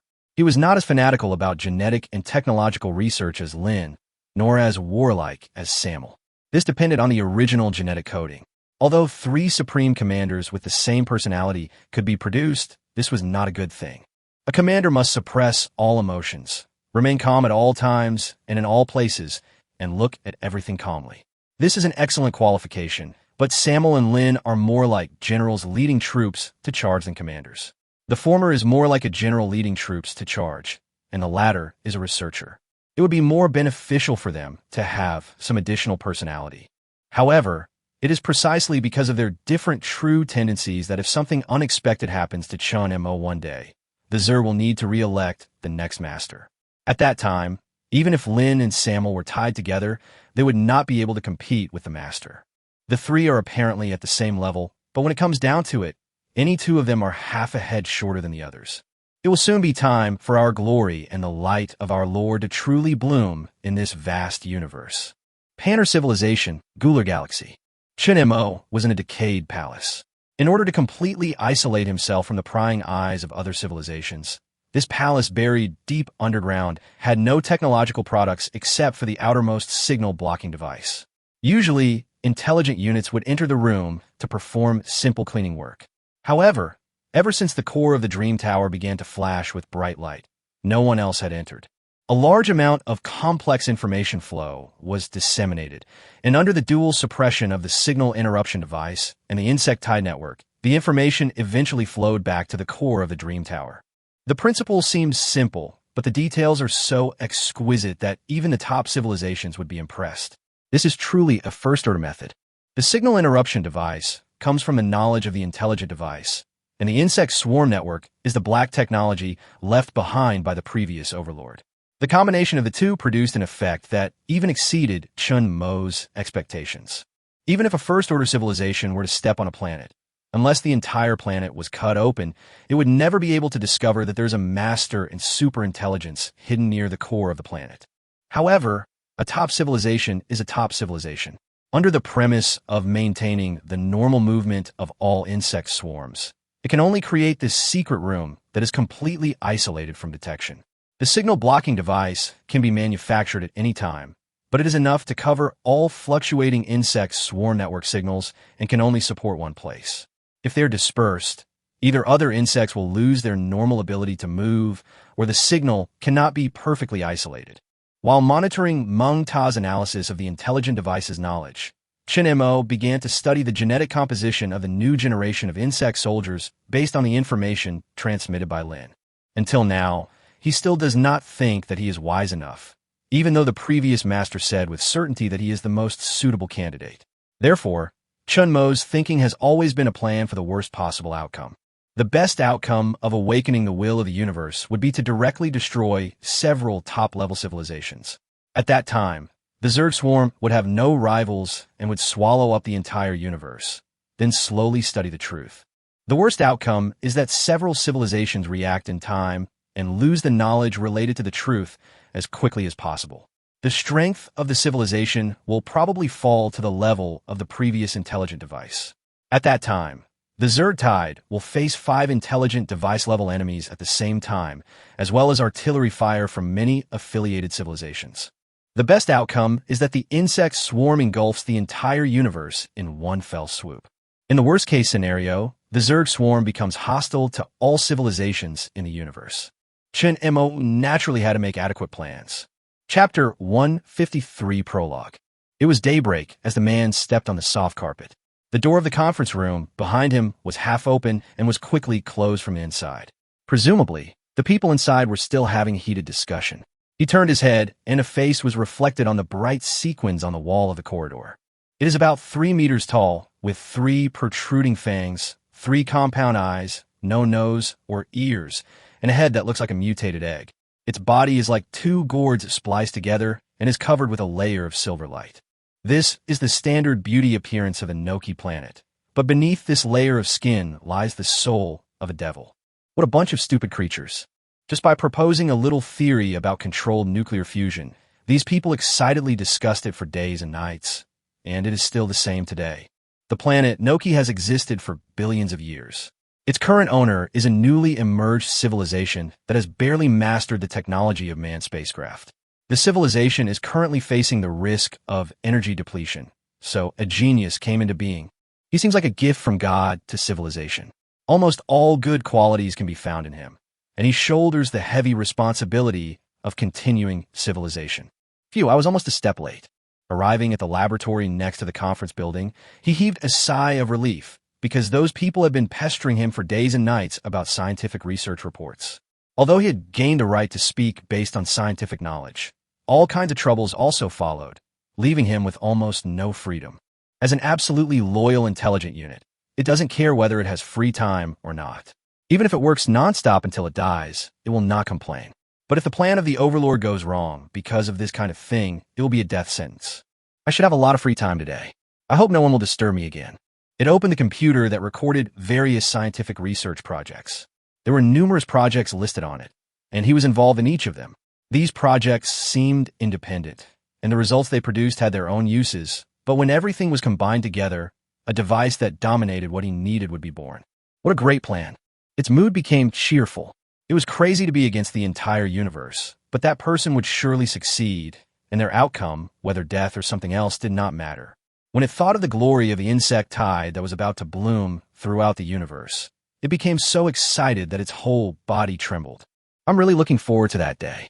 It showed a cruel smile, but when brisk footsteps were heard in the corridor, the smile froze on its face. As a genius, besides those trivialities, there is one more thing worth worrying about. The creatures in this world are obsessed with the theory of excellent genes.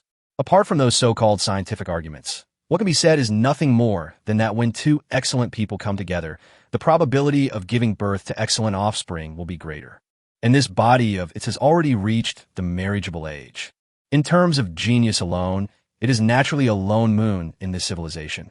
After all, it is just a newborn civilization, and the civilization that gave birth to it is about to enter the first sequence. Not to mention the scientific researchers. In terms of science, even if all the people in the entire civilization from ancient times to the present are tied together, they are not as good as a bug. Therefore, a key problem arises. No matter what kind of meeting it is, or a daily chat, or even if the leader occasionally calls you to the office to express concern, the issue of reproduction will eventually be euphemistically brought up.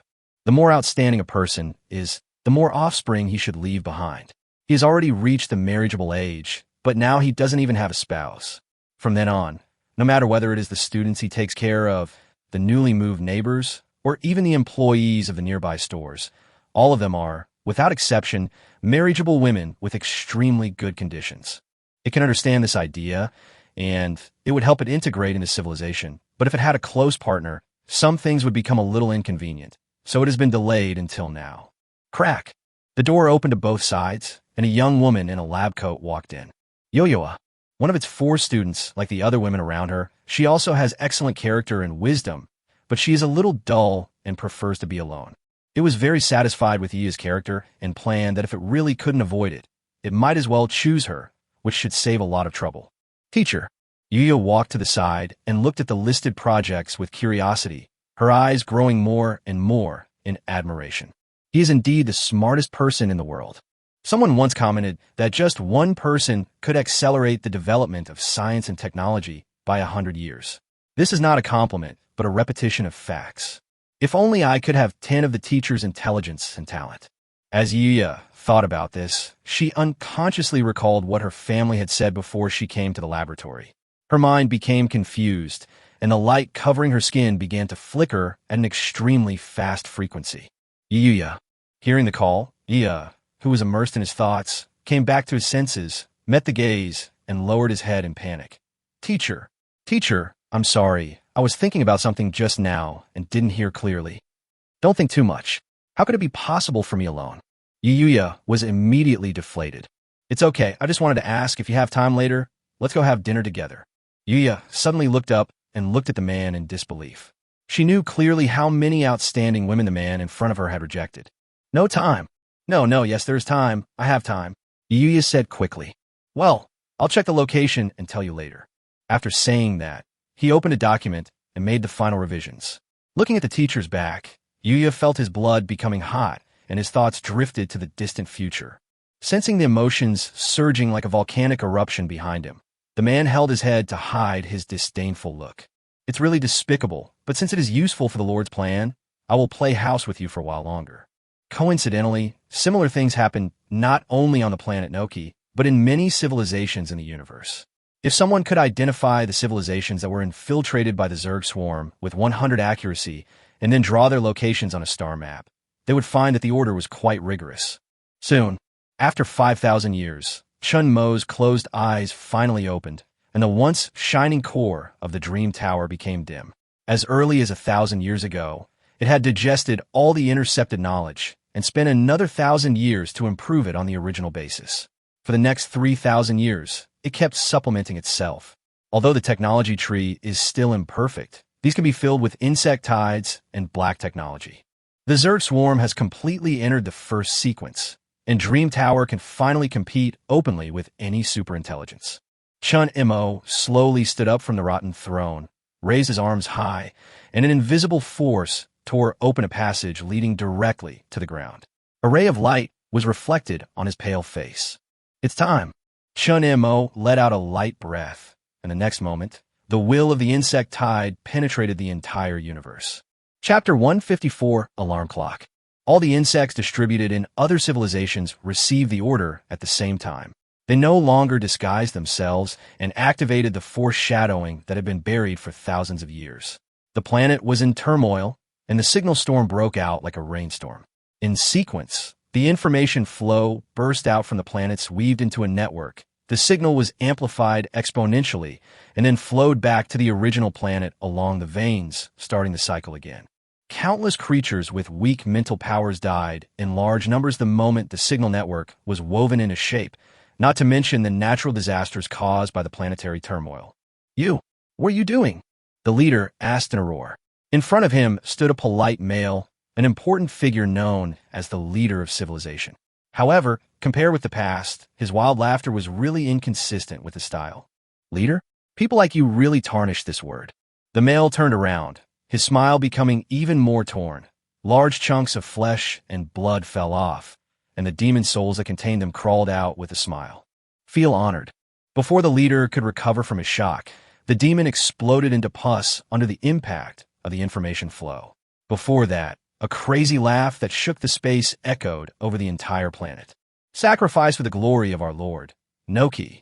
The moment the words fell, the planet that had all its energy drained away exploded into countless meteorite fragments, and the devices attached to the core of the star were also destroyed. The flow of information suddenly rose, echoing wantonly in the universe. The alarm clock started. The invisible fear slowly opened its eyes, and the top sequence civilization noticed it at the first moment. The sky above each information node began to distort, but in the next moment, the distorted space suddenly returned to its original state. Since this was a plan that had been prepared for a long time, given Chun Mo's personality, how could he not make multiple preparations? It takes a short time to awaken the will of the universe, and this time is enough for the top sequence civilization to destroy the information nodes. Given their distance, they can only bring down divine punishment through folding before they grasp the truth of the universe. So as long as they build a high-power anti-folding circle, they can buy precious time. It won't be long, but it will be enough for the will of the universe to awaken. To avoid being detected, everything from the ruins of a spaceship to an entire galaxy has been designed as a natural jump rejection circle over the past 5,000 years. In fact, this is not a smart approach. If a few top sequence civilizations could pay a little more attention instead of looking at the Zerg swarm with arrogance, the result would be completely different. At least Chun Mo would not be able to awaken the will of the universe in this way. But the Orderers have existed for too long, so long that even the top civilizations themselves can't remember how many generations of Orderers they have replaced, and there has never been a single accident. All of them were defective products that were thrown away after being used. Some of the orderly people will gradually realize the truth and secretly plan to resist, but this will only accelerate their own demise. However, the insect tide is different. No matter how smart the top sequence civilizations are, how could they possibly imagine that the second-level civilization in their eyes is essentially the master of the universe before the restart, and that some of their valuable knowledge has been passed down to the current Zerg tide? They are so arrogant that they devote themselves to the study of the truth of the universe. As for the movement of the universe, it is monitored by superintelligence, which constantly analyzes the dynamics of the Orderers. This is not a mistake, but rather the best use of resources. In such a vast universe, ever since the birth of top-sequence civilizations, the superintelligence in their hands has been the most advanced existence. Throughout history, there has never been an accident except for the special product of the intelligent device, but now an accident has been born. With the self-awakening Dream Tower as its core, combined with the black technology of the Zerg Hive network, and absorbing the information flows of the intelligent device and several other superintelligences, the fully mature Dream Tower is essentially on the same level as the superintelligence of top civilizations. It is impossible to fight 1 against 5, and it is also impossible to cover the entire anti-warp circle. However, the anti-warp circle irrigated with civilization and galaxies as mud is so exquisite that as long as a few important nodes are covered before the will of the Zerg Tide is implemented, the superintelligence will definitely not be able to analyze the consequences caused by the changes in the position of the galaxy. As for moving the galaxy, this itself is the authority of the order. If there is a problem in any of these links, the plan cannot be implemented smoothly. As long as the top-level civilizations curb their arrogance and truly take the Zerg swarm seriously, they could be wiped out in the initial stages with a wave of their hands. But they didn't, and they had no reason to do so. Inertial thinking is a terrible thing. Once you get used to it, you will think it is the truth, the rule, and the way it should be. In particular, this inertial thinking has not only lasted for 1 or 2 years, but for tens of thousands, hundreds of thousands, or even millions of years. This has created the absolute pride of the top-sequence civilization. It was just a pet reptile. If you were unhappy, you could kill it at will. Even if you were bitten, it didn't matter. The pain would heal in no time. But no one would have thought that this inconspicuous reptile was highly poisonous. These poisoned top-sequence civilizations, seeing the moment when they could no longer fold, instantly sorted out everything, but it was too late. When Chun Mo was constructing the alarm clock, he deliberately bypassed the 5 top civilizations, which was quite difficult. It was because of this link that the plan was delayed for so long. Unlike normal civilizations, in order to study the truth of the universe more closely, many people in top civilizations choose to transform themselves into part of the universe, just like the singularity that previously turned itself into a black hole. They are scattered in different areas of the universe, silently feeling the rules of the universe, and thus peeking into the truth. It took 2,000 years to identify the members of the top civilization and bypass them, even if the number of insect swarms was enough to overwhelm several spiral galaxies, and with the help of space-time folding technology. As for other civilizations, it is simply impossible for them to break through the blockade of the insect swarm in such a short period of time. The moment the will of the Zerg Tide was implemented, there was no possibility of any turnaround, unless these civilizations truly mastered the truth of the universe. But in this case, the will of the universe would completely lock them down, and what they mastered was only very superficial. Just the one truth of time took the former ruler of all civilizations nearly 80 million years to swallow up. How can these civilizations, whose history of existence does not exceed 20 million years at most, master the truth? Damn bastards. Damn bugs. Damn it. Damn it. A researcher who had transformed himself into a star system roared in frustration. He could not accept the reality, let alone identify with it. In order to study the truth, it has paid too much price and made too many sacrifices, but now, just a mere orderer has done such a heinous thing. Boom! In extreme anger, the entire galaxy began to collapse, and all the creatures living on it were destroyed. Chapter 155, Forget the Taboo. Not only one star system exploded, but after it, more celestial bodies began to self-destruct. Many scientific researchers who still retained their living forms also died with their knowledge. Even the superintelligence of 5 civilizations lost a lot of data and permissions in an instant. Of course, there are differences between the two. The first star system to self-destruct was because it could not bear the hopelessness of the future and could not accept that its life's work would go to waste. The latter is the self-selection of civilization. Just as Chun Mo guessed, since they dared to touch the truth that could destroy the entire civilization, how could the top civilizations be completely unprepared? After all, the will of the universe only purges those who dare to touch the taboos. So as long as you forget the knowledge and erase the mark of yourself before the will of the universe really brings down divine punishment, the storm will immediately turn into a breeze blowing on your face. Whether to throw away the hard work of countless generations in order to avoid disaster is not a difficult decision. Too shallow. Their understanding of the truth is so shallow. This is the main reason that enables them to make the right decision in a short period of time. If the truth is truly mastered, most civilizations will hesitate when faced with the will of the universe. If someone had tied Chun Mo and the gold bricks together when he was living in the basement, he would definitely survive if he gave up the gold bricks, but if he could get ashore with the gold bricks, he would enjoy a lifetime of wealth and glory. Many people would hesitate, but if you exchange the gold bricks for $10, no one would hesitate and just throw the money ashore. The reason why the former master did not temporarily avoid the attack, but chose to fight back was just that simple.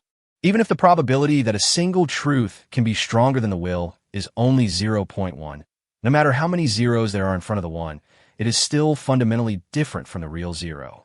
As for the current situation, there is no doubt that when the will comes, the survival probability of several top-sequence civilizations will be 0, so they abandoned it without hesitation.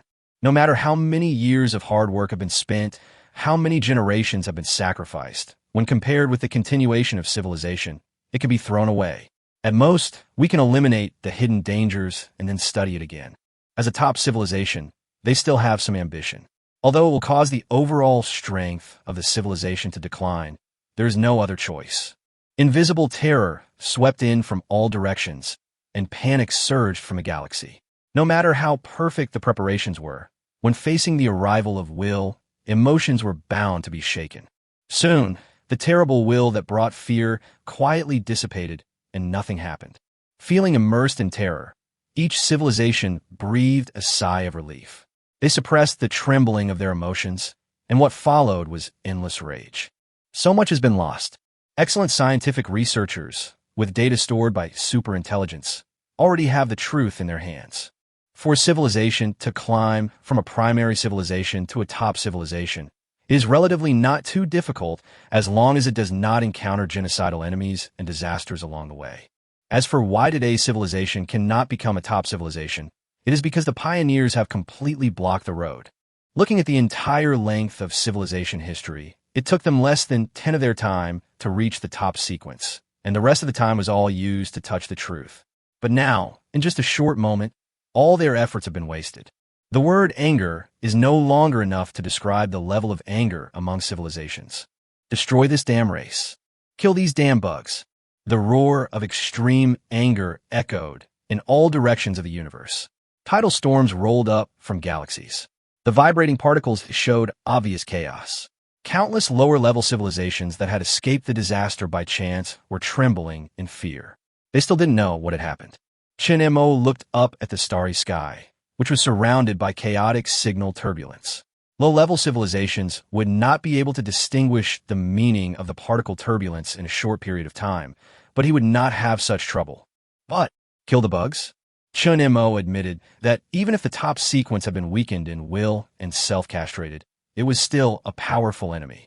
In a one-on-one situation, even if the Zerg Hive had entered the sequence of top civilizations, it still could not guarantee a 100 victory, let alone a 1-on-5 situation.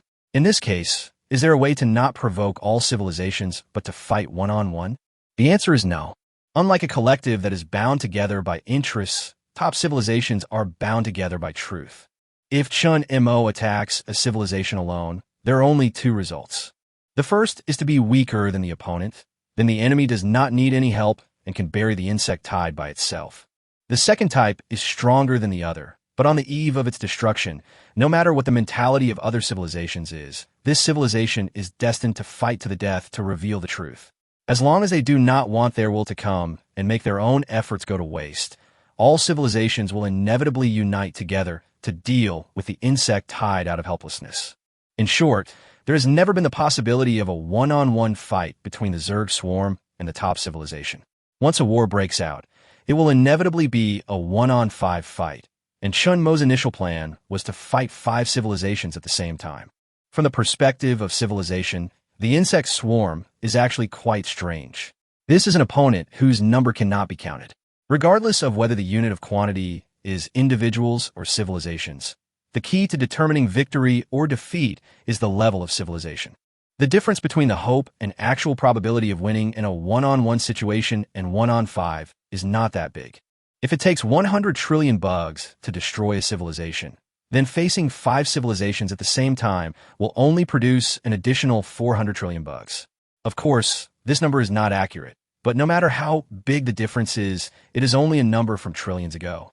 In the past, Chun Mo had a limited control limit due to the fact that the power that a master should possess had not yet fully awakened. But after communicating with the previous master, he completely recovered the abilities that a master should possess. Even if all the nodes of the Zerg network were removed and the original simple structure was maintained, it would still not be considered a burden. On this basis, when the Zerg truly enters the top sequence and the civilization level is the same, what affects the final victory or defeat is resources. This is a very realistic condition. Whether it is production equipment or hatching Zerg swarms, both require a large amount of resources as support. Facing the 5 most advanced civilizations in the universe at the same time, the amount of resources required cannot even be described as huge. So when building a cosmic-level anti-warping circle, Chun Mo also left other things. Although most of them were shattered by the information flow, there are still quite a few left. Gather the resources of the entire universe. Chun Mo muttered a few words, his eyes flashing with purple light, which was a sign that the insect network was operating at its limit. So, let's get started. Chapter 156, The Will of Inheritance. The Zerg are natural predators. No matter what the will of the Overlord is, they will eventually go down the path of plunder. It is not the will of the Overlord that is being overwhelmed, but the nature of the Zerg tide.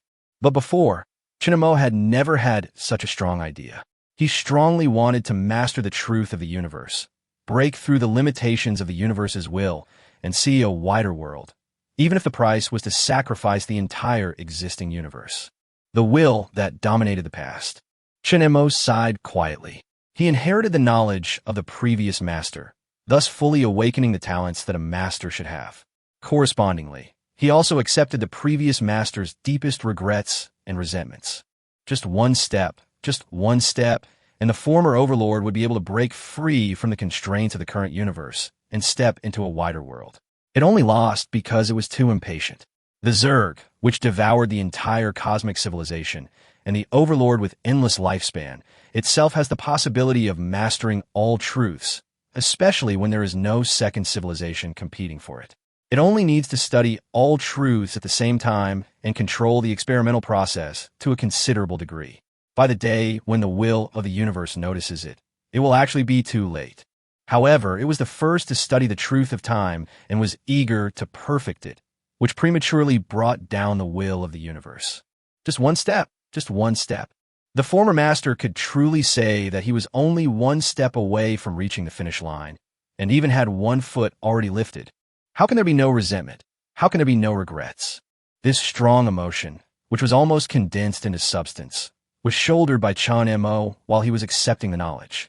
In addition, Chun Mo also wanted to see the wider world, so it was so natural for him to do so.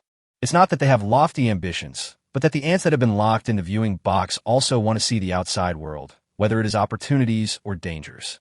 The moment Chun Mo gave the order, countless insects poured out from the void, and dark blood color bloomed, wantonly permeating all existence in the universe. In an instant, the universe became incomparably pure. This was not a feeling, but a literal fact. When the insect swarm develops to the first order, whether it is matter that can be seen directly or various signal waves that require some effort to detect, and even dark matter that can only be used by slightly higher-level civilizations, all can be planned as food. Time is running out, and they're unable to accurately devour high-quality resources or specific resources. They are like evil ghosts that cannot fill their stomachs. They open their ferocious mouths and frantically devour all the matter around them. Hatcheries were quickly set up, and insect eggs were scattered. No specific hatching environment was needed. The eggs were directly exposed to the universe, and when they hatched into adults, they immediately joined the devouring army. In a very short period of time, the number of insect swarms expanded rapidly. The intelligent units of each node possessed the Mongol. The head, which was 3 times larger than the body, was shining brightly due to working at full capacity. From a distance, the flickering light seemed to be connected to form a galaxy. However, this was only a small area. The real number of the insect swarm could not be determined accurately in a short period of time, even with the ruler of the entire network. When the 5 major civilizations and the subordinate second-tier civilizations broke free from their shackles and looked at the swarm of insects that seemed to be about to devour the entire universe, they couldn't help but feel palpitations. Kill them. Accompanied by distorted and terrifying screams, brilliant lights flashed in succession in different regions of the universe. When the light fell on a decomposer, the little guy swelled up like a balloon, and its shell became almost transparent, with cracks all over it. Finally, the decomposer exploded completely, and 12 rays of light shot out, searching for genes and biological networks, accurately hitting the 12 decomposers nearby. This seemingly slow scene actually took only 1 microsecond from the time the light fell until it spread. In less than a second, the insect swarm occupying the entire barred spiral galaxy was almost wiped out.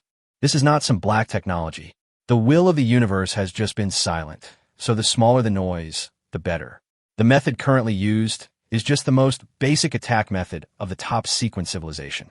Some of the rules of the universe are integrated into the light. These are not forbidden truths that cannot be touched, but more superficial rules of the universe. Touching the rules, understanding the rules, and using the rules are the entry standards for top sequence civilizations. Strictly speaking, this method is equivalent to an upgraded version of the attack that the intelligent device once used to destroy the insect tidal wave.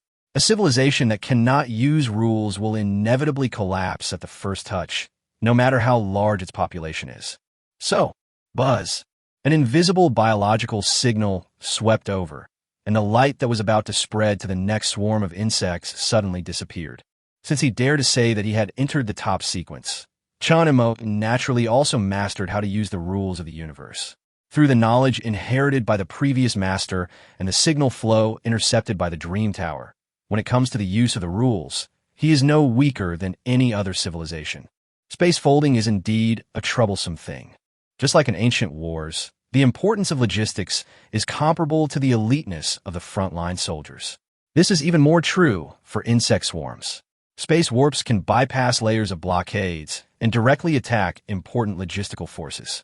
But this alone is far from enough. Chun Mo blocked the nearby starfields. We are all top-level civilizations. You have also lost the most important truth. We have studied the remaining rules of the universe thoroughly. Illusions will not work. Next, let's have a real fight.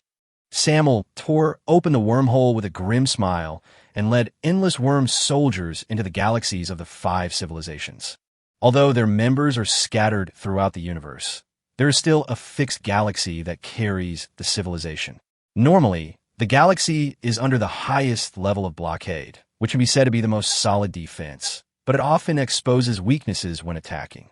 Similarly, if they want to fold the attack, they must briefly tear a gap in their own galaxy, and this is the best time for Samuel to lead the Zerg Tide to attack. It's not that they were careless, but they simply couldn't imagine that the location of their own galaxy would be exposed. The blockades of the top civilizations are not simple war-projecting blockades, but are truly blockades that completely conceal themselves, to the extent that even if a fleet passes by the galaxy, it cannot be detected. However, before that, the fleets that stray into the galaxy will often deviate from their original routes without being noticed. Therefore, even if launching an attack would cause a brief gap in the galaxy's defense, it would be impossible to just lock onto the galaxy's position during this short period of time, let alone have time to retaliate. The real reason is very simple. Long before the plan was implemented, Chun Mo had already locked down the possible locations of several civilizations through the transformed Dream Tower, numbering as many as more than 400,000. The Dream Tower and the Insect Tide had been locking down these more than 400,000 suspicious locations, so the moment the defense tore a gap, Samuel led his troops in. Chapter 157 3 Kinds of Fools. There are no unnecessary temptations, no so-called strategies. The moment Samuel and his army arrived, they launched a frontal attack like a storm. Eat them. Samuel tore the robot with the Matrix force field into pieces, bit off half of its body, and threw the rest into the sea of insects. Everyone, don't panic. Be prepared to attack and defend.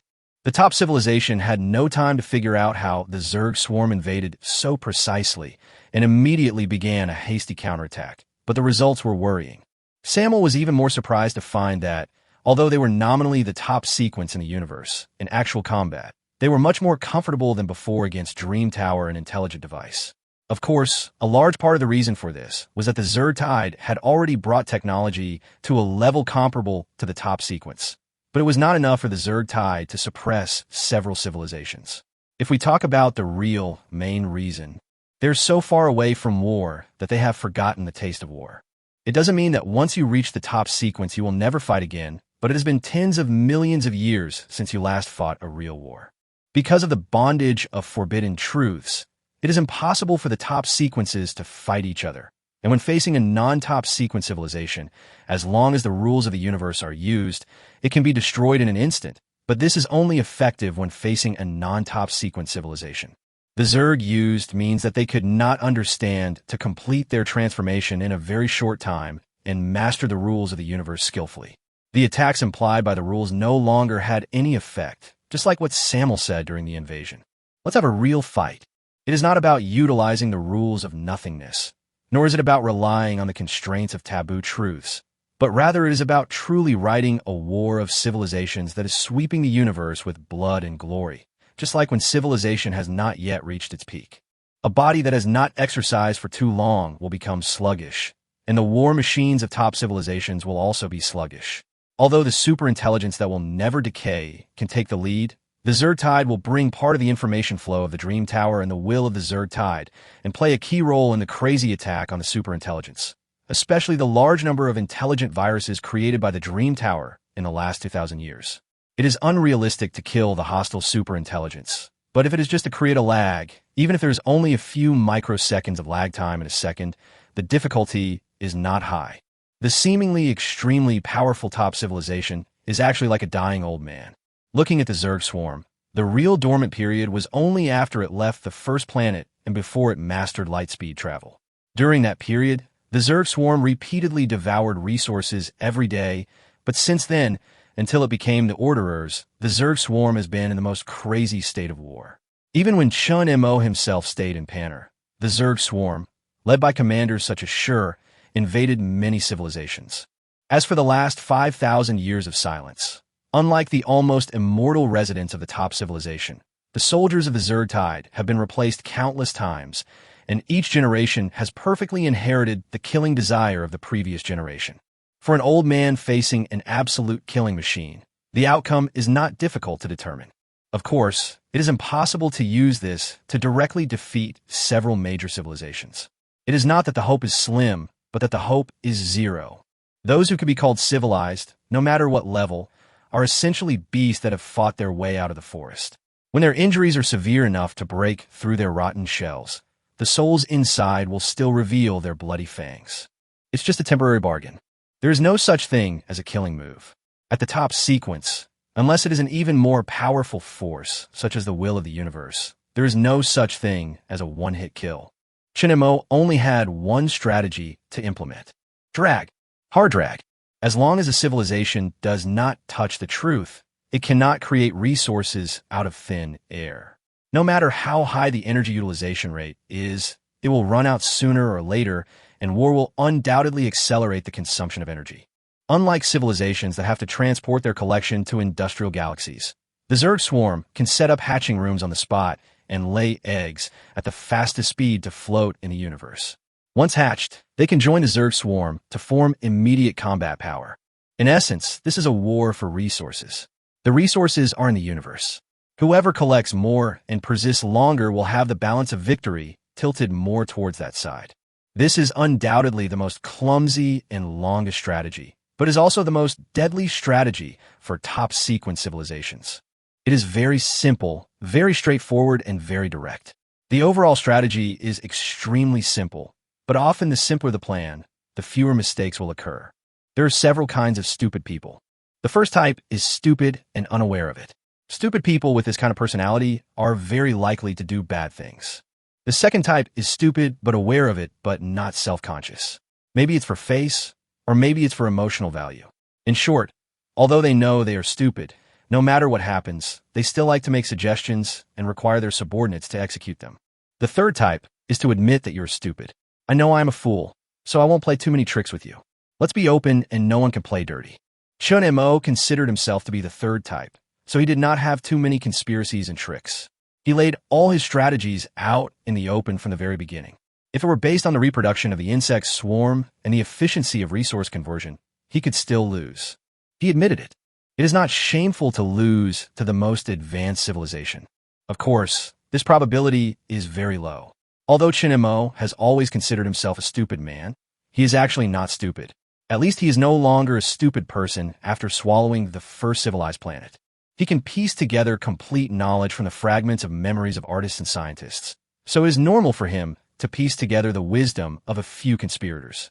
Let's have a real fight.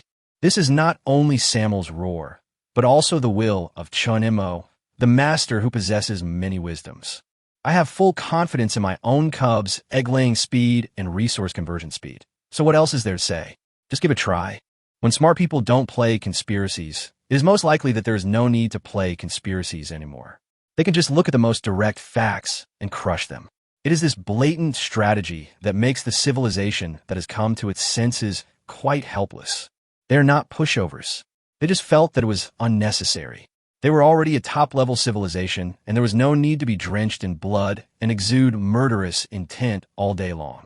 So they covered themselves with a layer of glory. Over time, they were slowly paralyzed. But when the knife really cut into their bodies, the glory shattered, and the ferocious beast that once rushed out of the forest in blood came back again. Isn't it just not using the rules of the universe and fighting head-on? It's not like they haven't gone through this period before. If one-on-one is a bit weak because of the number of enemies, then what's the point of many-on-one? After calming down, several wise men from the civilization began to analyze the situation. Then they saw the decomposers devouring resources unscrupulously and the densely packed insect eggs floating in the universe. They instantly analyzed Chun Mo's strategy. What happened next? No matter how smart you are, when faced with established facts, you will jump into a pit even though you know it is a pit, and everyone will jump in together. Chapter 158, No Need for Allies. Crack, crack. Samuel grabbed a pile of warship wreckage and poured it into his mouth like eating potato chips. The crunching sound of chewing continued, and the transparent blood hole in his abdomen began to heal. Compared to the initial fusion of biological body and mechanical technology, Samuel is now almost entirely biotechnology, so no matter how serious the injury is, he can recover by swallowing enough resources. This saves both consumption and time than rehatching. The war has been going on for some time, and even with his extraordinary self-healing ability, Samuel has been reborn 4 times. Click, click. It chewed it hard for a while, but still couldn't chew it thoroughly, so it just swallowed whole. It hurts my teeth and throat a bit. Samuel spewed out 2 streams of materialized gas, which were impurities to it, and the decomposer next to it immediately swallowed them up. Speaking of the sturdiness of enemy warships, what it remembers most vividly is that one time, relying on its extraordinary self-healing ability, it was trapped in the enemy camp. There were no other bugs around it. After being injured, it grabbed a warship and wanted to recover from its injuries. As a result, it failed to bite the warship. Only a few rows of uneven teeth marks were left on the warship. So Samuel was in tragedy, and his first rebirth was because of this reason. All I can say is that it is worthy of being a warship of a top civilization. The materials used are extremely strong. Even after that incident, its chewing and biting abilities have been enhanced, but it is still quite difficult to eat. To be honest, apart from Samuel, probably only Chun Mo can chew on it after he reveals his true form. As for the others, even the decomposers can't bite them. There are hundreds of thousands of them working together as a corrupt insect swarm to directly pull away the remains and then slowly corrode them at the resource conversion point. Samuel grabbed 2 more piles. Several of his teeth were broken out. If he opened his mouth and roared now, it would be extremely funny. Fortunately, the broken teeth grew back the next moment. It stretched out a bumpy suction cup and licked it, and purple mucus crushed and adhered to it. This is an organ with strong decomposition and corrosive properties. Except for the inability to taste, it can probably replace the function of the tongue. The main body of the device is placed close to Samuel's head. In order to ensure the highest conversion efficiency, the device is the only product of the combination of mechanical technology and biotechnology in its body. Call. Samuel exhaled another breath of sticky gas, which was swallowed by the decomposer as expected. Just as it was about to lead the insect swarm to attack the enemy's space fortress again, at this moment, a familiar biological signal came from afar. Other insects and civilizations could not distinguish them. But as a commander who was produced almost in the same batch, Samuel immediately recognized it as the biological signal of the division. What is it doing here? According to the Lord's orders, the division should be commanding in a distant galaxy that requires 2 transfers to reach. So how could it come here? Samuel scratched his head and finally decided not to interfere. Perhaps the Lord had issued a new order? It has a simple mind and is extremely stubborn. If we use the simplest analogy, Chun Mo is the monarch, Shur is the head of the civil officials, and Samuel is the head of the military generals, and they are both blindly loyal and diehard loyal. In ordinary wars, it would listen to the advice of its teacher and choose different strategies. Once the monarch gave a death order, it would not care what others said. As long as Chun Mo did not change his mind, it would concentrate on completing the previous order. This is the situation now. The Overmind ordered it to conquer this star field at all costs. Not to mention that the Master was just passing by. Even if he came to give orders, there would be no possibility of change unless he heard the Overmind's broadcast in the Zerg network with his own ears. Young men, follow me. Samuel shook his huge head and roared something that was totally uncharacteristic of a Zerg commander. As the core figure of the Zerg's plan to create a god, Samuel has also swallowed a lot of things. If the scattered soul fragments are put together, they can almost make up a person who fills up an entire planet. After removing some useless memories, Samuel learned a lot of knowledge from the remaining memories and was also affected accordingly. When Chun Mo saw that Samuel's behavior seemed like that of a bandit, he was silent for a long time and finally said nothing. Let him do whatever he wants. If there is any mistake, the worst that can happen is that all these things will be removed from the recorded genetic sequence. And when Samuel led the worm swarm to attack the space fortress that it had attacked hundreds of times, the division that had just jumped through the wormhole also looked over here from afar. Samuel could sense the division's position, and the division could naturally find Samuel, but it had no intention of talking to the other party, and opened a new wormhole again according to the location of the target point. This is the advantage of the Zerg tide structure. No matter whether it is the Master or Samuel, even if they question each other's ability, they will never question each other's loyalty. As long as the Overlord is still there, the Zerg below will not have the slightest possibility of rebellion. Otherwise, top civil officials and top military generals would have to pass by each other and at least have basic communication with each other. But the insect tide cubs don't have to worry about this at all. When the wormhole opened again, a brilliant star system appeared under the Master's feet. Several warships were docked near the star system, and each of them was comparable to Panner's high-standard starships. A second-tier civilization naturally couldn't produce so much by itself, but if several of them came together, it would be easy for them to produce it. The insect swarm is a symbol of destruction. This is a fact that all civilizations can see, so at the first moment when the Zerg tide started the war, most of the surviving civilizations turned to the top civilizations. No matter how much they could contribute, they would always help. There's also a small group that simply hid themselves. They can't afford to offend either side, so they just hide until the war comes to an end. The universe is so big, isn't there a hiding place? As for the last part, they are the representatives of various civilizations gathered on the planet. They made a crazy decision. The top sequence civilization has suppressed them for too long. Now is the best opportunity to break free from the class. They decided to turn to the Zerg tide and help the Zerg tide suppress those secondary civilizations that have turned to the top civilization. When the Master learned about this, it showed undisguised contempt, but it did not refuse. Chun Mo's order was to devour all civilizations, so the Master would execute it 100. Those hidden civilizations require a certain amount of effort to find, and having a small part of them jump out on their own initiative like this really saves a lot of time. As for allies, a cold light flashed in the Master's compound eyes. There is no room for allies beside the insect swarm, and in front of it, there is only food and people who are about to become food. The Zerg way, no allies needed. Chapter 159, Civilized Hatred. On the planet, creatures of all kinds of appearances are crowded together, each of them representing a civilization. As for the accompanying soldiers, they all stay on the starships outside, which is a manifestation of sincerity. Different from their previous arrogance, these civilizations were only one step away from the top sequence and could easily overwhelm other levels of second-rate civilizations. They tasted the tension they hadn't felt for the first time in a long time. This is a war that is sweeping the universe, and as time goes on, the longer it lasts, the smaller the living space for civilizations below the top sequence. Resource war. A civilization that has analyzed the nature of war knows clearly that it has only two choices. One is to fall back to the top sequence as before. One is to fight against the insect tide with all your might. As for hiding itself in a neutral position, let's not talk about whether the Zerg and the top sequence will take revenge later. Even if they don't, what if the war cannot be ended in a moment? The resources of the universe are endless. Any civilization that grows from weak to strong will have had this idea.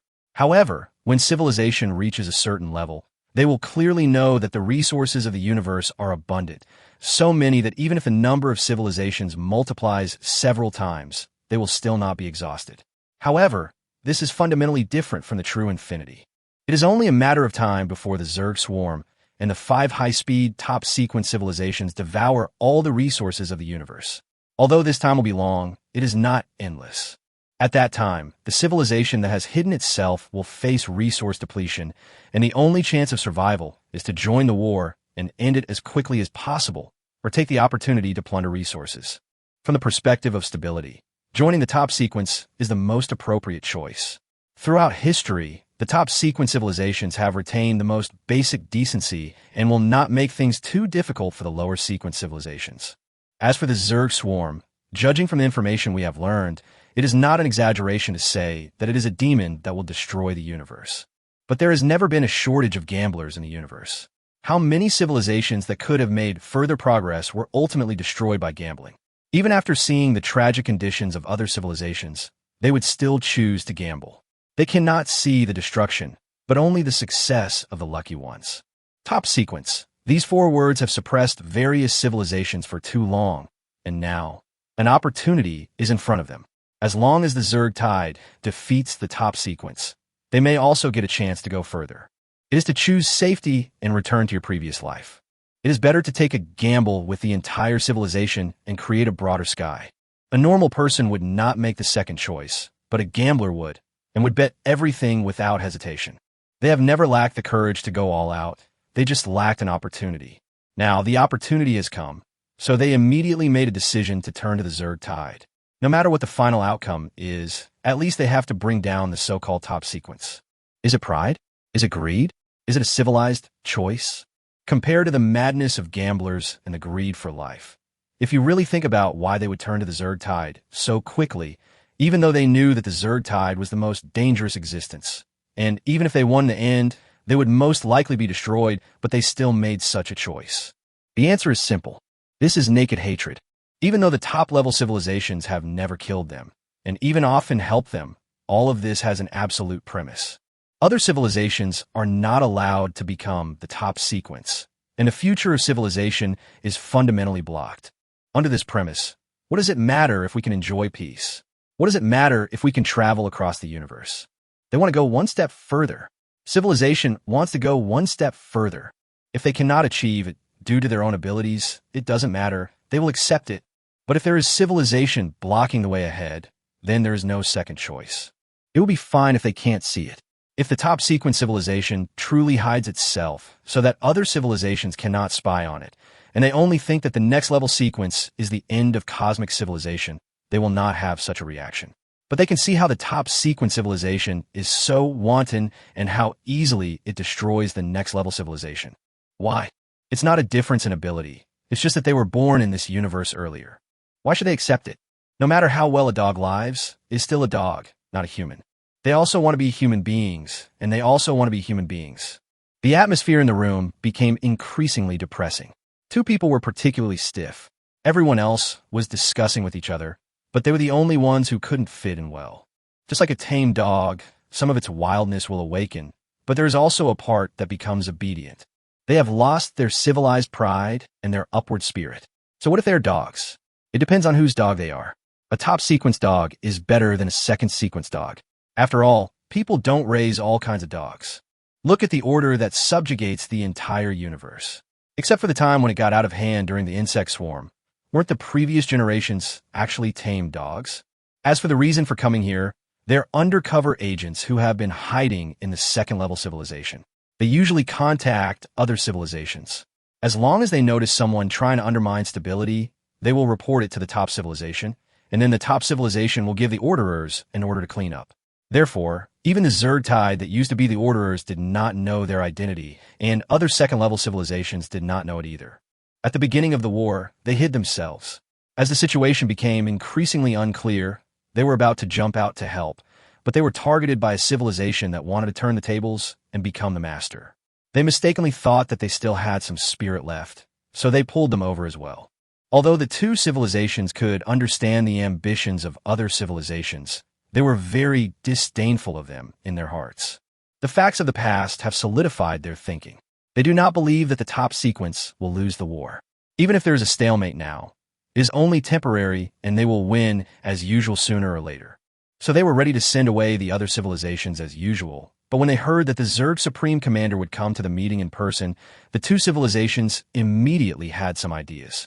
If he is indeed the Supreme Commander of the Zerg Swarm, once their intelligence confirms it, the top sequence will kill him. By then, not to mention opening the door to the top sequence for them, at least they will definitely not be able to escape the position of the Orderer. Or you could be a real undercover agent and keep transmitting intelligence, and you can also get a lot of benefits. The closer the meeting got, the more nervous they became, fearing that some small mistake would ruin their plan, especially those second-level civilizations who shared the same hatred for the enemy. If the plan was exposed, these people would eat them alive without the need for a swarm of insects. Don't be nervous. No matter what the result is this time, at least we can completely get rid of those bastards. Someone noticed their nervousness and spoke up. Ironically, the universal language they use to communicate with each other is actually the language of the top sequence civilization. We were well prepared when we came here, but now we were just feeling a little emotional. That's good. The matter was easily fooled away, and the two were not surprised by the result.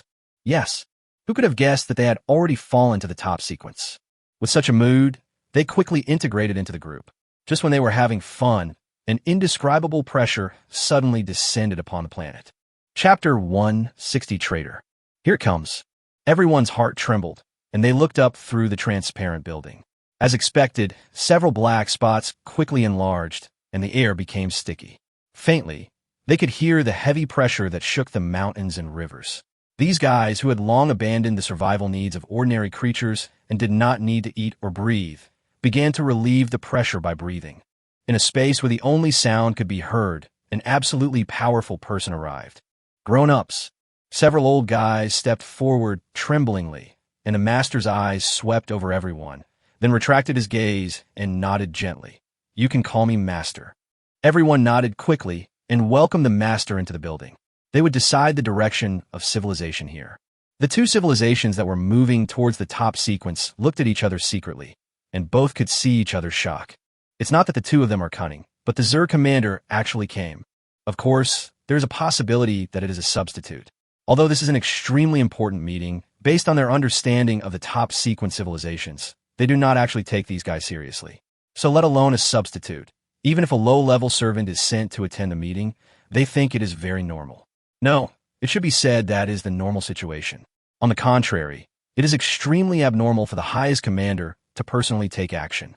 There must be a problem. Do you want to send a signal now? If they were dealing with a civilization of the same level, the two of them would still have the confidence to remain unnoticed. However, facing the insect swarm, once the message was sent, they would both surely die. If civilization as a whole can make further progress, personal sacrifice is not worth mentioning. The two came here with the determination to die, but there is only one chance to pass on information. Now, it is not certain whether the other party is the real person, and there is also the so-called plan. They should obtain more information before sending it together. The two followed into the venue with trepidation and took their seats in order. The master looked at everyone silently. The pressure in the air grew stronger and stronger until finally, one of them stood up and said, "Commander, our plan has been passed on to you. In a word, as long as there is anything we can help with, you ask, and we will always follow your footsteps." The others quickly expressed their affirmation and then looked at the master nervously. Since when did a union of a dozen second-tier civilizations need to be so humble? If someone asks this question, everyone present will give an accurate answer, which is probably when facing a top-sequence civilization. The master looked at the person who stood out with great interest. It was a floating disc with fine hairs growing on the edge, emitting a faint glow. Perhaps the master's gaze was too sharp, and the light of the disc faded at a speed visible to the naked eye until it was completely retracted. Don't worry, if I had no intention of cooperating, I would not have come here. The master smiled faintly. Although the ugly head looked ferocious, all civilizations had long passed the stage of judging emotions from expressions and appearances. The sincerity conveyed in the biological signals at least meant that the other party was not lying. But the master's sudden change of tone froze the smiles that everyone was about to show. As the master's eyes swept over, the atmosphere became tense again. There's a traitor here. We can't have a good chat until we get rid of him. Impossible.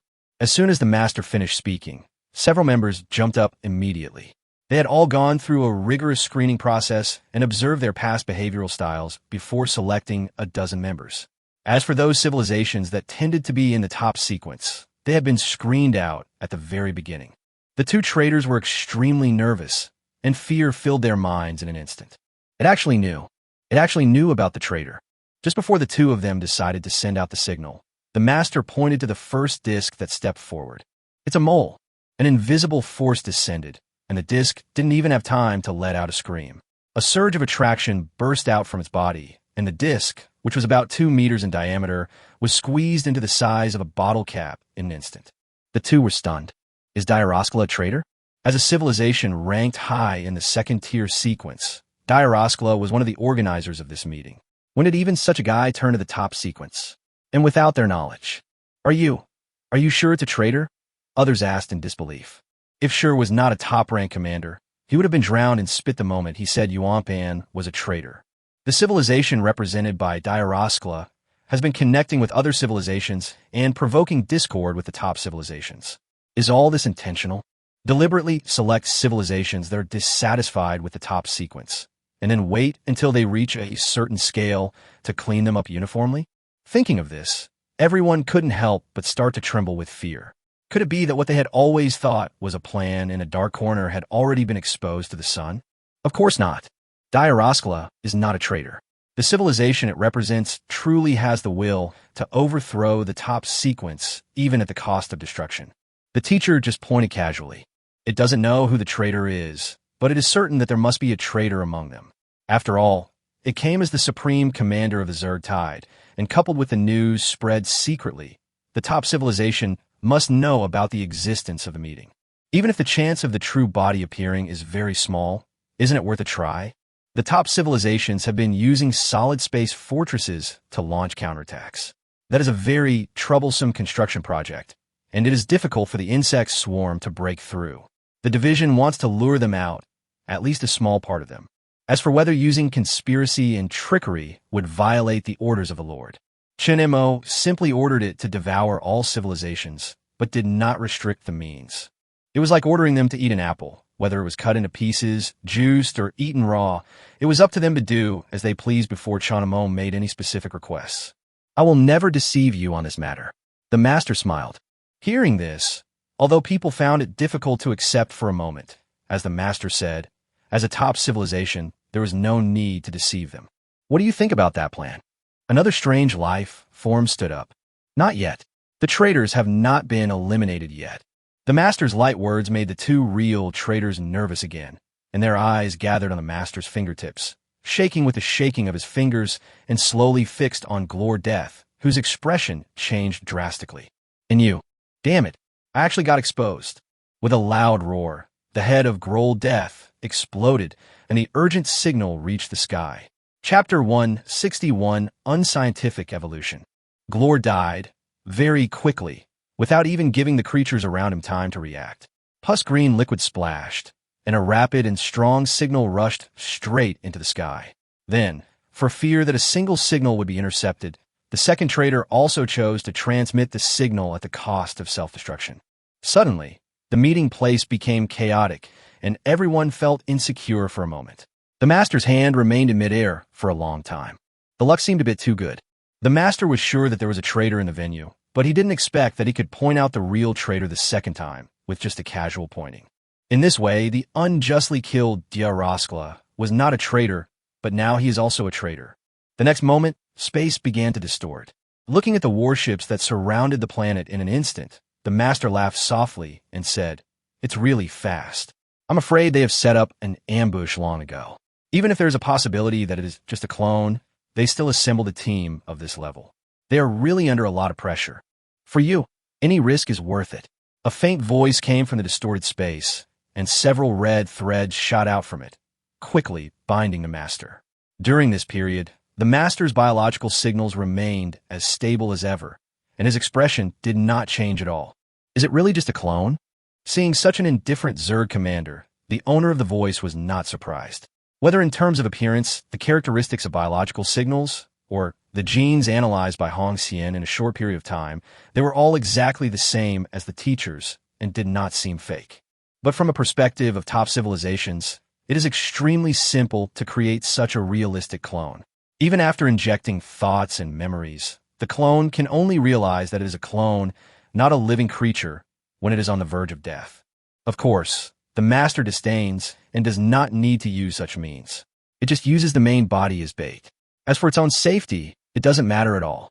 Samuel has been reborn 4 times, so what is there to fear? But there really are quite a lot of people here. As the master's voice fell, people felt the planet beneath their feet begin to vibrate. No, not a tremor. If I really have to use an adjective, it's more like coming alive, and not just the planets under our feet, but the entire star system came alive in an instant. Lifelike. The sound was no longer calm, but produced violent waves, just like a black hole transformed from a singularity. The insect swarm also turned into a celestial body and replaced the original galaxy without anyone noticing. More importantly, the technology was extremely advanced, and it was a technology that the top civilizations only came up with hundreds of thousands of years after entering the top sequence. The insect swarm had only been the order for more than 5,000 years. So how could it be possible for them to master such advanced technology?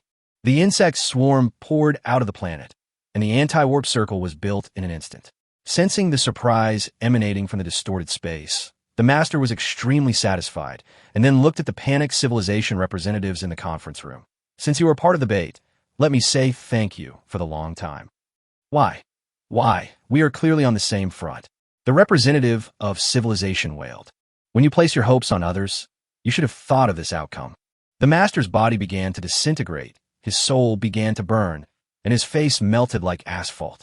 Before his death, he left behind a sentence that made all the representatives of civilization lose their souls. "As for the so-called United Front, you think too highly of yourselves." The master turned into a ball of mud, and the signal in the distorted space fluctuated violently several times. The space gradually closed, and the signal barrier that the insectide had just built had taken effect. It could no longer maintain the stability of the tunnel. Before closing, the signal swept across all the people present, engraving their appearance deeply in their memory. "You are very good. I will remember that." The space was completely closed, but the representatives of civilization had no excitement about escaping a disaster. It was not because a war was about to break out on their planet. At this time, personal safety was insignificant. What really made them feel hopeless was the attitude of the 2 top civilizations. The Zerg swarm doesn't care about them, and doesn't need their strength even at the most tense moment. Once the Zerg swarm wins, as destroyers, can they leave other civilizations behind? Representatives of various civilizations already have a desperate answer to this question. In this situation, they have angered the top sequence civilization. Now, because they're still hiding and the top civilization needs to deal with the insect tide, they have no extra energy, but when they win, they will definitely be liquidated. No matter which force wins in the end, destruction is the end that awaits them, unless they can enter the sequence of top civilizations before the end of the war. However, for tens of millions of years, in the vast universe and countless civilizations, only one Zerg was born under the suppression of the top sequence. Civilization is alive, but dead. That is the condition of it all. No one would understand their feelings, and because of the existence of anti-warp circles and signal-blocking devices, they couldn't even transmit information. Open your eyes and face the cruel reality. Close your eyes, and the tragic scene of the destruction of civilization emerges in the darkness. However, this struggle did not last long. The moment the war broke out on the life-bearing planet, Thick purple swamps and swarms of insects surged out, and the representatives of civilization were buried there along with despair. The moment the war broke out, the top civilizations completely tore off their gorgeous coats and demonstrated their high qualities. They were undoubtedly the most powerful enemy the Zerg Tide had ever encountered, but all of this would eventually be buried under the terrifying numbers of the Zerg Tide. The turning point of the war was that the Zerg Tide controlled the 8-star ships of the second-level civilization and successfully destroyed the most solid matrix fortress of the top civilization at the cost of self-destruction. In fact, at the beginning of the war, even without special matrix fortresses, both sides could fight back and forth with only ordinary matrix force fields. But as the war progressed, the civilizations soon discovered a shocking fact. The bugs are still getting stronger. Admittedly, from an individual perspective, the Zerg swarm is not strong, but because they make up for it in numbers, the two sides have been in a stalemate on the battlefield. However, when they discovered that the Zerg could still become stronger, one can imagine the mood of the various civilizations. This is also the main reason why they are willing to give it a try, even if the chance is small after learning that the Zerg Swarm Supreme Commander might arrive. They don't want to drag it on any longer. Although from a scientific point of view, there are limits for living things, especially when they reach a certain strength. The will of the universe will descend, but the special nature of the Zerg means that if conditions permit, a series of arms can steadily increase their strength. There is no need to consider biological differences, genetic composition, or rejection. Even if he cannot improve to Samuel's level, as long as he has 1/10 of his strength, he can still become the main force on the battlefield. Especially since Samuel is an individual unit, if we focus on other insect soldiers, even the smallest branch would number in the billions. Chapitre 162 à Fragile Alliance. My lord, this is the complete battle report. In a cozy courtyard, Chun Mo was sitting in a rocking chair, with a cat-like insect soldier lying on his legs. If you look closely, you can see that the insect soldier's whole body is trembling. No matter what posture he is in, being above the master is a fact of disrespect. If it were the lowest level insect soldiers who did not have the ability to think for themselves, there would not be too much pressure, but the ones on his legs were only intelligent units. The resurrected division stood aside, leaning forward with a look of respect on its face. It had just made a report on the battle situation. Chun Mo acted as if he didn't hear anything. He shook his body gently, holding the cat's chin with his left hand and stroking its fur slowly with his right hand. After a long time, he slowly opened his eyes. It was not that he was disrespecting Sure, who was the highest commander on the surface, but Chun Mo was indeed a little sleepy recently. There are so many insect soldiers that even the cheating style increase of nodes has little effect. Of course, this is still some distance away from the real bottom line of the Overlord, but the reaction is inevitably a little slow, especially when Chun Mo is not actively concentrating. It is very safe here. He left Panner about 400 years ago, not long after the war began, and found an empty star field. It was equipped with anti-warping circles and signal-blocking devices all around, plus the double camouflage of the Dream Tower and the Zerg network. Unless they get specific intelligence, no civilization will discover the abnormality here. The division's plan was very successful. At the cost of all the ambush troops being sacrificed, the assault force of the top civilization was killed. Samuel took the opportunity to nibble off a small piece of the solid space fortress and was relying on parasites to infect and destroy it. Each civilization has developed ways to deal with parasites, but at the most intense moment of the war, it is inevitable that there is no extra energy to take care of them, which causes considerable trouble for a while. However, there is still a long way to go before they can be conquered, not to mention the top civilization itself. This will be a long war spanning tens of thousands of years. However, the top civilization is ready to show weakness. When they saw that the insect swarm could still evolve unscientifically, they imagined a future situation and knew that this was a nightmare that could very likely bury themselves. Are you ready to form an alliance with us and share research results? Chun Mo muttered to himself, and the Rot-Tan chair began to shake again. Probably they are preparing to share the truth discovered in future research and form an alliance like the previous top civilizations. The master replied, wars between top civilizations are never concluded in a short period of time, so they rely on the greed for civilizational progress, which is the so-called truth, to maintain basic peace. At the beginning, they did not hesitate to go to war with the Zerg, first because of the anger of being forced to give up the truth, And secondly, they did not expect that the Zerg tide could really quietly enter the top sequence in a short period of time. Later, even though they knew about it, because it was a coalition of 5 companies, they did not think that the Zerg could hold on, but the result was shocking. The insect tide not only withstood the joint attack of the 5 families, but is now starting to counterattack. In the future, they will be 100 able to suppress them, although they have reached the top civilization with a technological level that is ahead of other civilizations, whether it is accelerating reproduction, manufacturing intelligent weapons, or improving individual strength. Even if they cannot reach the level of the Zerg swarm, the 5 families combined will not be weak. The real reason that shook the 5 families was that the insect tide was too unscientific, and the speed of its evolution far exceeded the normal speed of breeding. If they continued in this way, even if they could win in the end, it would be a 100 miserable victory. As long as one of the 5 civilizations hid its own strength in the war, it would wait until the insect tide was eliminated, pull out the hidden weapons, and destroy the other 4 families in a counterattack. The reality was even more cruel.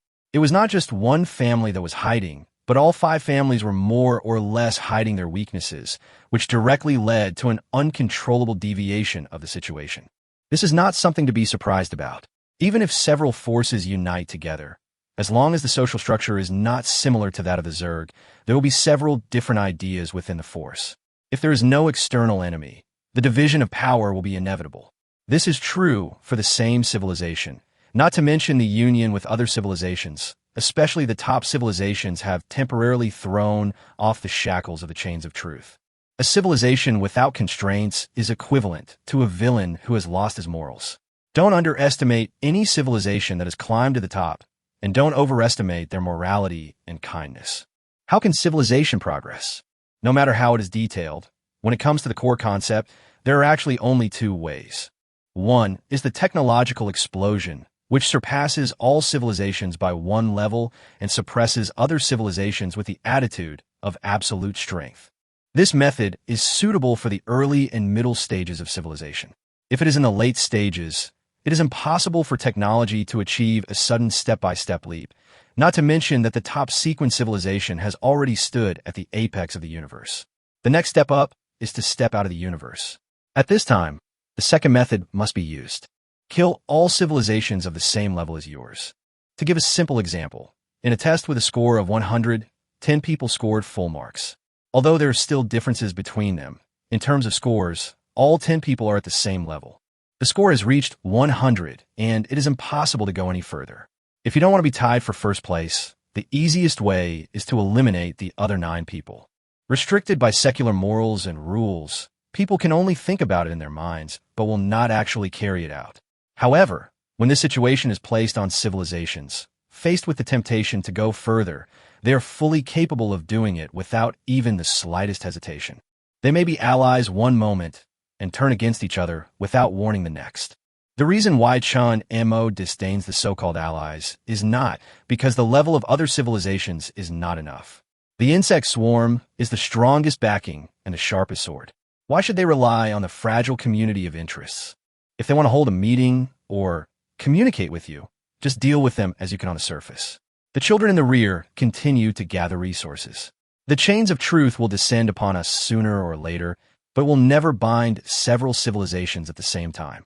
Chun Mo stood up slowly and walked to the lake, where several colorful fish were swimming. This was a stagnant water, and it did not emit any odor after hundreds of years. Instead, it became clearer and clearer. Whether it is mechanical technology or biotechnology, once it reaches a certain level, all of them can be classified as counterintuitive. Yes, sir. The master lowered his head and responded. He was not surprised by this answer. Other civilizations that climbed up from the next level would still hesitate about the goodwill shown by the top civilization. But for the Zerg swarm, harmonious coexistence was a joke. The fangs had been exposed, so there was no reason to shut up until their stomachs were filled. The master left 10 minutes later. To be on the safe side, Chun Mo did not open the anti-warp circle and defense facilities. The master simply committed suicide and was reborn from an incubation room located in another location. Chapter 163 Encounter. Subwhirlpool Galaxy. From the outside, it is a bit like a small barred spiral galaxy with a radius of 7,689 light-years. Due to the special structure of the black hole and other celestial bodies, Part of the galaxy's physical laws and time rules are distorted. Because it is an existence created by the universe itself, the will not punish it. Many research facilities of top civilizations are installed in this galaxy in order to observe the distorted rules from a closer distance and explore the truth of the universe. They were undoubtedly successful and had achieved many important results. It can be said that in terms of research on truth, this galaxy could occupy more than 60 of the share. But all of this was burned at the moment the will came, and the scientific researchers committed suicide along with their scientific research results. Fortunately, the mature scientific research equipment was still preserved, so the top civilization prepared to recycle this galaxy. The device is easy to produce, but it takes a lot of effort to arrange it according to fixed rules. In order to ensure that the distorted rules here are not destroyed, there is no way to migrate the galaxy, and only troops can be sent to control it. There was no movement before, because sending a large number of troops to guard the place at the most tense moment of the war would inevitably arouse the suspicion of the insect swarm. But the longer it drags on, even if it is in a very remote location, the larger insect swarm will sooner or later discover this place. There are many places in the universe where the rules are distorted, but this is the only one of its kind, and they didn't want to abandon it, so they sent out a core force not long ago. Several large detectors drove out of the twisted wormhole. They were coated with special coatings and equipped with a variety of complex stealth devices. Even so, the detection process still needed to be carried out with caution. When do we need to be so careful? A cube floating in the air made a buzzing sound. It is the inhabitants of the top civilization. Although there are already means to transform life forms into celestial bodies or other things, this is only the choice of a small number of people. More people still retain the original appearance of life forms. Bugs are really annoying. It muttered again. In the past, it would only pay attention if it encountered the other four civilizations, and that was just attention. As for the emotions of fear and caution, they did not exist at all. Only today did it taste what it felt like to be worried. You can be bolder if you're not afraid of being annihilated. The detector's operating console lit up, several black dots formed into groups, and sounds were heard. It is the best friend of the cube. Due to an accident, its body was completely destroyed. Eventually, its consciousness was uploaded to a virtual platform, where it started a happy life. When it heard that civilization was in danger, it volunteered to infuse its consciousness into the detector and became a glorious warrior. Why are you kidding me? To be honest, there's really no end in sight for this war. The cube said helplessly. If it were just us, the bugs would probably have won long ago, the probe replied. No way. Although I admit that the bugs are very strong, how could we be defeated in such a short time? Said the cube in surprise. The data you and I saw are different. According to the analysis, even if we try our best, we are at a disadvantage because of the resource conversion rate and production ratio. The bugs can eat everything, and there are no so-called resource points. Although I don't want to admit it, the bugs have indeed reached the real top sequence in a short period of time. The signal coding of the detector cannot convey emotions, but anyone can hear the helplessness in it. The Zerg, this newly emerged race, grew from a small stone into a mountain that weighed down the chests of all civilizations in the blink of an eye. It would have been better if we had destroyed it directly at the beginning. It is obviously not the best choice for the Order, said the cube. You always like to say such unintelligent things. There is no best choice. Every civilization has a rebellious mentality. It's just that the bug succeeded. The detector answered coldly, paused, and added, You should improve your strategic knowledge recently. Bugs are not enemies that can be crushed by relying on rules. Flexible tactics are required. I've been studying a lot recently. You transmit information to me every day. Don't worry. If they are members of a lower civilization, they still need to learn slowly. But we can become military gods in a second just by transmitting information. Besides, I'm not the commander. The cube said nonchalantly. We were also weak once, and if it weren't for our arrogance, this incident wouldn't have happened at all. The cube did not care about the irony of the detector. Ever since its consciousness was uploaded to the detector, it had less and less affection for this old friend. Because of this, no matter what happened, it could analyze it from a neutral and rational standpoint. We were just following the convention. Who knew that in such a short period of time, the bugs could achieve a step-by-step leap in civilization and under our surveillance? Not to mention other things, it took us a long time to research just those cosmic rules. It's really unfair. The cube was extremely puzzled by this, and this was also something that other civilizations found strange. Not to mention other technologies, just mastering the rules of the universe, each of which requires at least 1,000,000 years of study. But what about the insect swarm? I always feel that the bugs have mastered some novel method. Although it is useless to us, we may be able to discover a new way to study the truth from it. Yeah. The cube's attitude was a bit perfunctory. Not everyone would sacrifice everything for civilization, and it was not prepared to live forever. It wouldn't see that day anyway, so it was more indifferent than most people on this matter. The probe didn't say anything else. It knew the thoughts of its old friend very well. Everyone has their own aspirations, and, at least for now, it was enough to contribute to civilization. Several probes scanned the galaxy inside and out, confirmed that there were no problems, and began to transmit signals to the fleet. Buzz! Another wider wormhole opened up outside the galaxy, and an extremely oppressive warship sailed out of it. Judging from their size alone, they were far inferior to the starships of the next-level civilization. But if they were to fight in a real battle, the starships would be far inferior.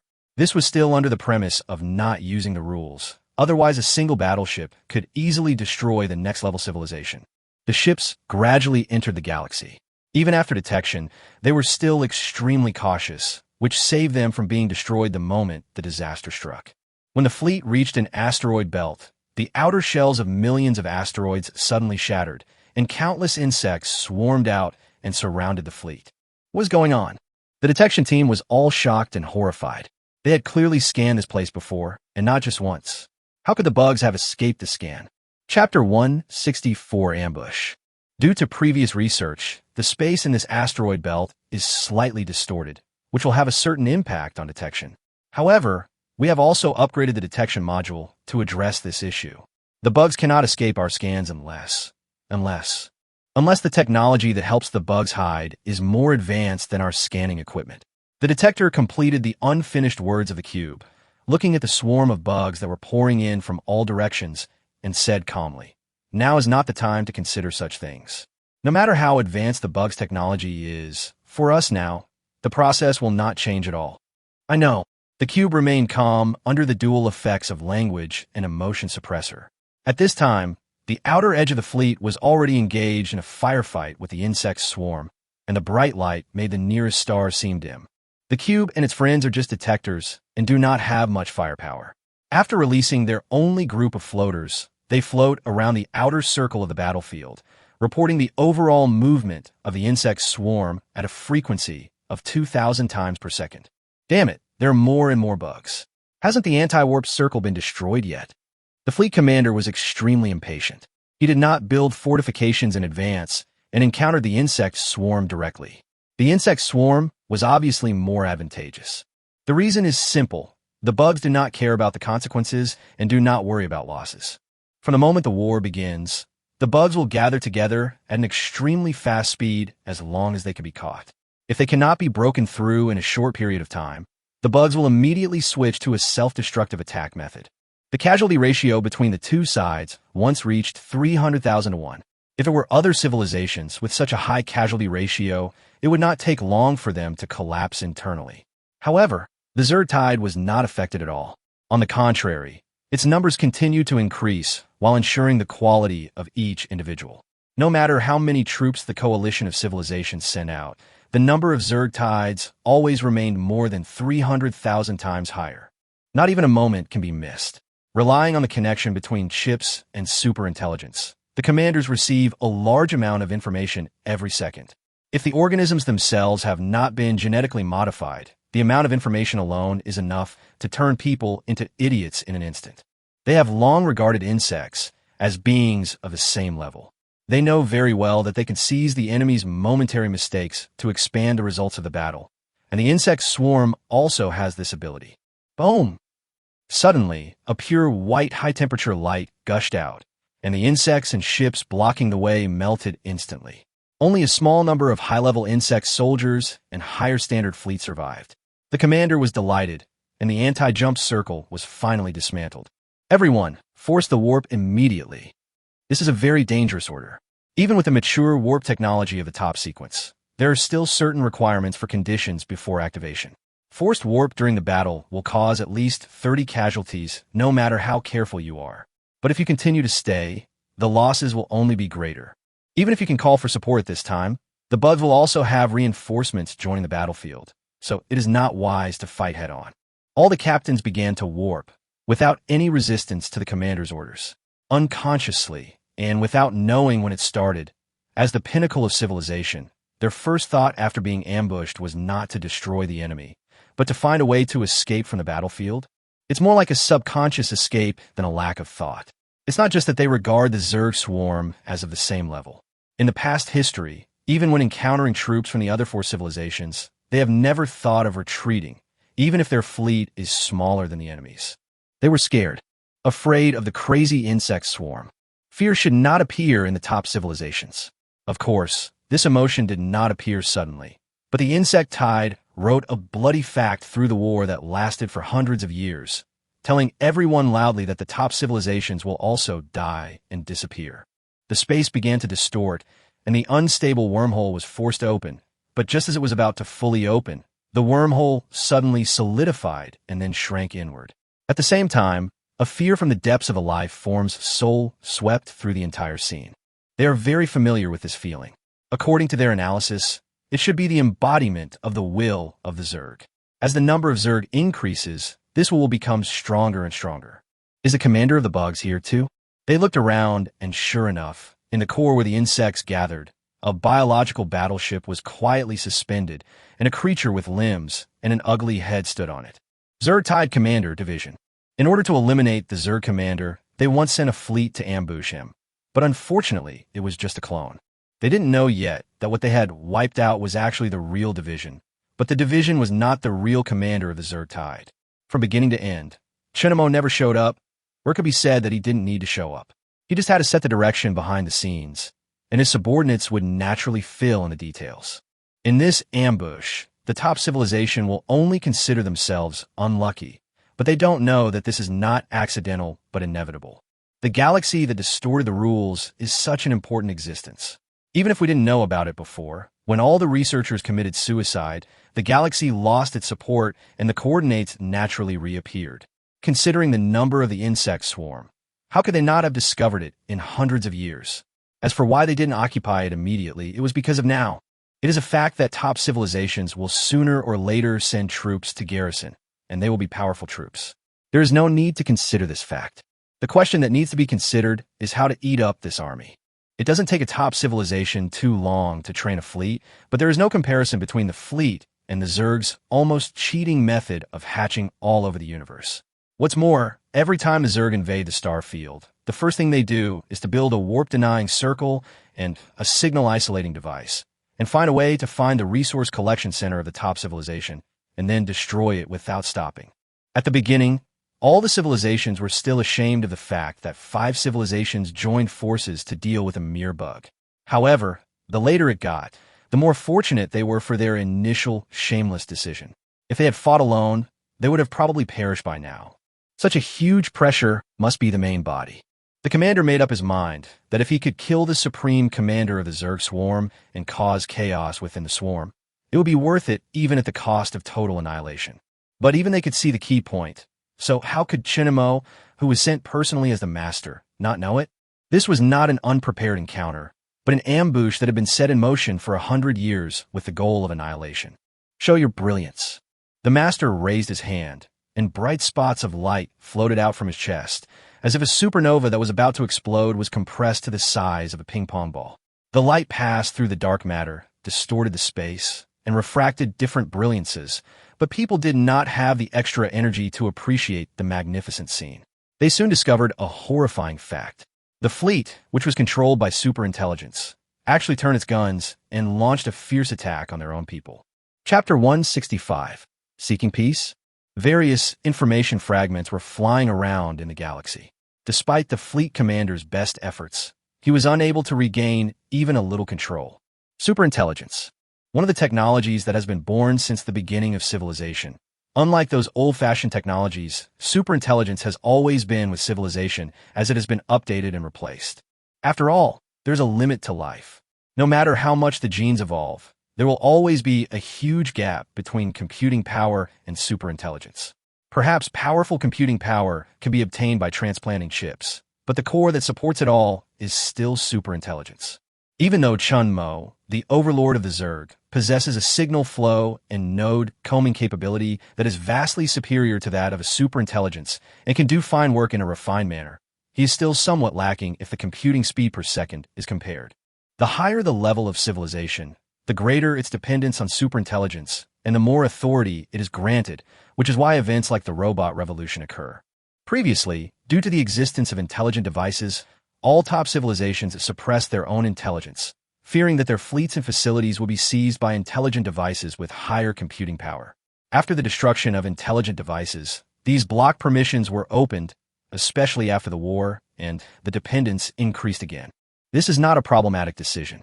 Who could have imagined that the Zerg swarm, which had just entered the top civilization, would have a superintelligence that had also evolved to the top level? Chun Mo has been using Meng Ta to play a supporting role, but this is the first time he has truly shown it in front of people. The reason is not that Meng Ta is not strong enough, but that the number of enemies is too large. Superintelligence is not a bug soldier, so it cannot be hatched one by one. In a 1-on-5 situation, if Meng Ta dared to show up, it would be suppressed instantly. But now it is different. The fleet has only destroyed the anti-jump circle, and the signal cutoff device is still intact. The fleet relies on the modules diverted from the superintelligence for control. Naturally, it is not as good as Meng Ta, which has transferred the entire core. It swallowed up the modules diverted from the superintelligence in a short time of 12 nanoseconds, and then took control of the fleet. The fleet commander turned into a brilliant fireball in despair. At the last moment of his life, he still charged at the signal interruption device to transmit intelligence, but it was just a delusion. The Zerg swarm did not occupy this distorted galaxy, but instead ambushed a large number of Zerg soldiers as they did before. The battle situation was so tense that there was no need to send heavy troops to guard it. As for hiding, they were just trying their luck. A core fleet disappeared without a trace. Even if we know that there must be danger in the galaxy, we might still send a fleet to search for it. Wars like this, you hit a little here, take a little there, and as the fighting goes on, you'll find that you're getting weaker and weaker in all aspects. This is the terrible nature of cannibalization, and the Zerg swarm is undoubtedly the civilization that is most suitable for the cannibalization strategy. Of course, if there's a chance to wipe out the whole thing at once, Chun Mo will not miss it. He would want to drag it out for who knows how many years if it can be solved in one go. The number of insect swarms has reached a very terrifying level. Chun Mo stopped hatching decomposers a long time ago and turned to hatching more advanced insect soldiers. Even so, the number is so large that it makes other civilizations tremble with fear, especially those second-level civilizations. They watched helplessly as the insect swarm, which is larger than a barred spiral galaxy, swept through civilizations of the same level as them under the protection of the rules of the universe. The other side could not even struggle and was turned into food. Whether it is visible celestial bodies or invisible dark matter and signal waves, they are all eaten up cleanly. If they still had hope before, now all the civilizations have completely given up and are leaning towards the top civilization. The Zerg swarm is so brutal and completely unreasonable.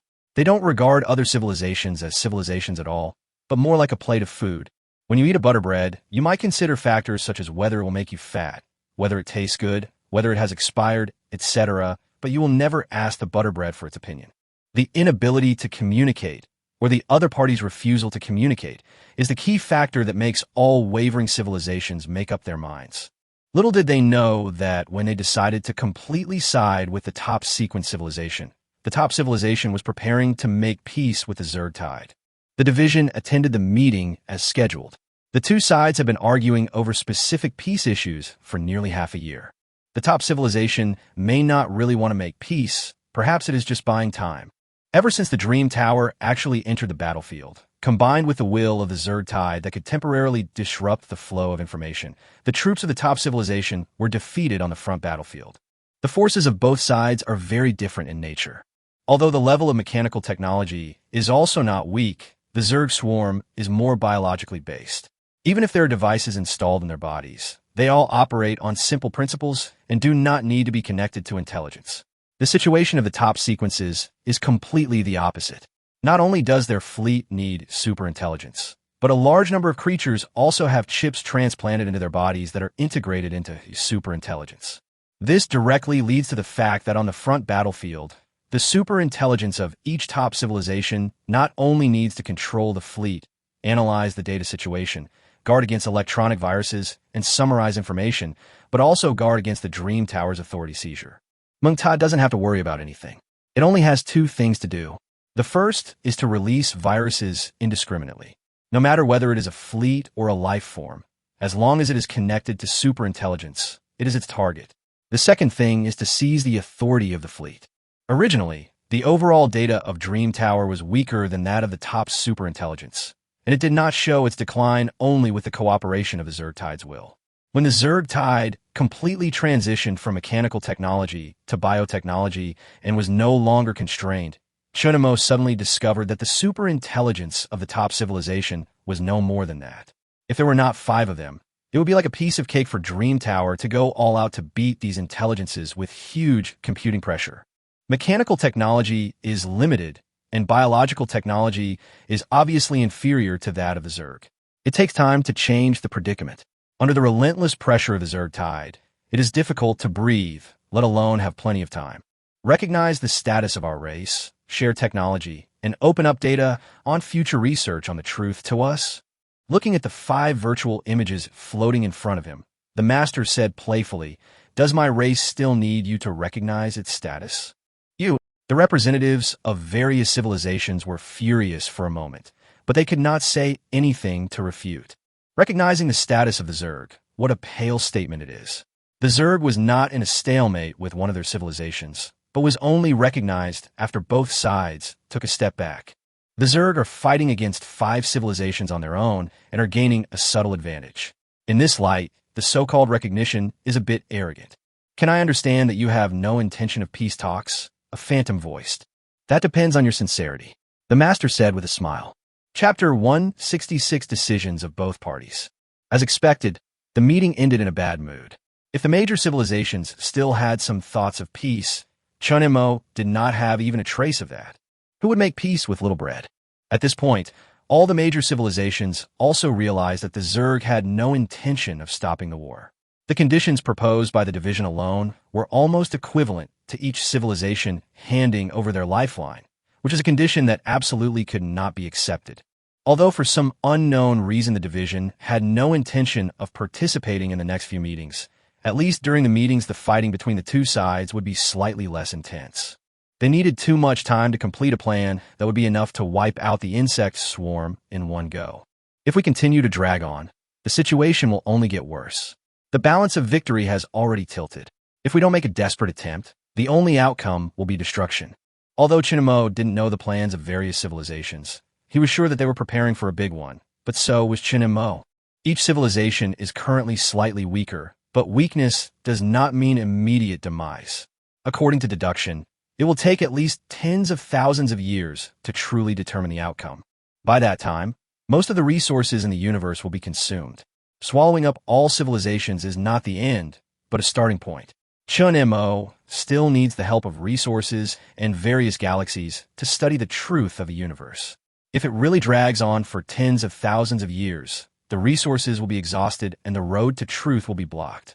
Even if there are more insects, they can only float in the empty universe, waiting for restart. Without mastering the truth, the insect tide will not be able to survive the restart. Chun Mo needs to preserve the resources of the universe, so he is preparing to make a big one, which may cause the insect swarm to wither in a short period of time, but withering is also for the top civilizations. As long as the 5 top civilizations are destroyed, it doesn't matter how many small moves the remaining second-level civilizations make. Even if some civilizations sneakily cross the threshold like the insect swarm did and become the top sequence, it doesn't matter. Not all civilizations have inheritance like the Zerg. The gap between the top sequences is sometimes even greater than that between the next-level civilization and the new civilization. One cosmic rule can completely crush all civilizations. This is also the reason why the top civilizations did not pay attention to the Zerg's small movements at the beginning. Even if they became the top civilizations, without truly mastering the rules of multiple universes and being able to use and exploit them, they could not be called true top civilizations and could be destroyed with a wave of the hand. Of course, Chun Mo is not so arrogant as to despise all civilizations. He does not want to experience the situation where arrogance will lead to destruction. Before the final battle, a group of insect soldiers will use the rules of the universe to destroy all civilizations. In the following time, the situation seemed to stabilize. It was not that the war subsided, but that people had become accustomed to the chaotic universe. After all, whether it was the current insect tide or the alliance of the five top civilizations, they could not use the entire universe as a battlefield. They can destroy the universe bit by bit, piece by piece, but they cannot destroy the entire universe at the same time. The weak civilization moved away, and as they expected, neither the insect swarm nor the top civilization paid attention to their little actions to save their lives. Little did they know that the safety they believed in was just sand in the wind, as both the insect swarm and the top civilization had marked their locations. Chun Mo wants to solve all the troubles at once. The top civilization has a similar idea. In order to avoid events similar to the rise of the Zerg, it is safest to nip all civilizations in the bud. As for the negative impact of destroying all civilizations, they just felt that it was unnecessary to bear it, not that they could not bear it. All they care about is the truth, just like a canary in a cage. No matter how good the residence is or how much food they have, it is not as good as spreading their wings and flying high. It would be fine if they could not see the outside world. As long as they step into the top sequence, a window will open in the dark room, not enough to pass through, but enough to see the outside world. Even the second-tier civilizations have the awareness to sacrifice in order to rise, and the top civilizations also have the courage to sacrifice everything in order to escape the universe. The last meeting between the two sides was 260 years later. The time was based on the galaxy closest to Chun Mo, which was filled with incubation rooms, and was the place Lin was in charge of. As expected, the talks broke down. From the tough attitude of the civilized representatives, it can be seen that they were already prepared. They brought enough money and sat at the gambling table ready to play cards, while their opponents also appeared at the door. Master! The master lowered his head respectfully. In front of him sat the real master of the insect swarm. Chun Mo slowly opened his eyes. Ever since the number of insects approached the upper limit, he became very sleepy. It seemed that he had been sleeping all the time, yet also seemed to be awake all the time. Is everything done? Thanks to the power of genes. Even though he hasn't spoken or moved for hundreds of years, his body functions have not deteriorated. Speaking of which, as Lin's experiment progressed, Samuel's physical functions became stronger and stronger, and he stepped directly on the bottom line of the will of the universe several times. If Samuel had not reacted quickly and committed suicide immediately, without the intervention of top civilizations, the insect tide would have been at least 30 reduced. In addition, the high-level Zerg soldiers that are the real trump card of the Zerg tide have been produced. They are made using Samuel's modules. Although their individual skills have not reached the bottom line, they have been targeted twice due to their large numbers. In the end, after some trimming and cutting, the limit of number was determined. 1,380,000. For a Zerg tide that can easily pull out tens of trillions of troops, 1.38 million is really not an impressive number.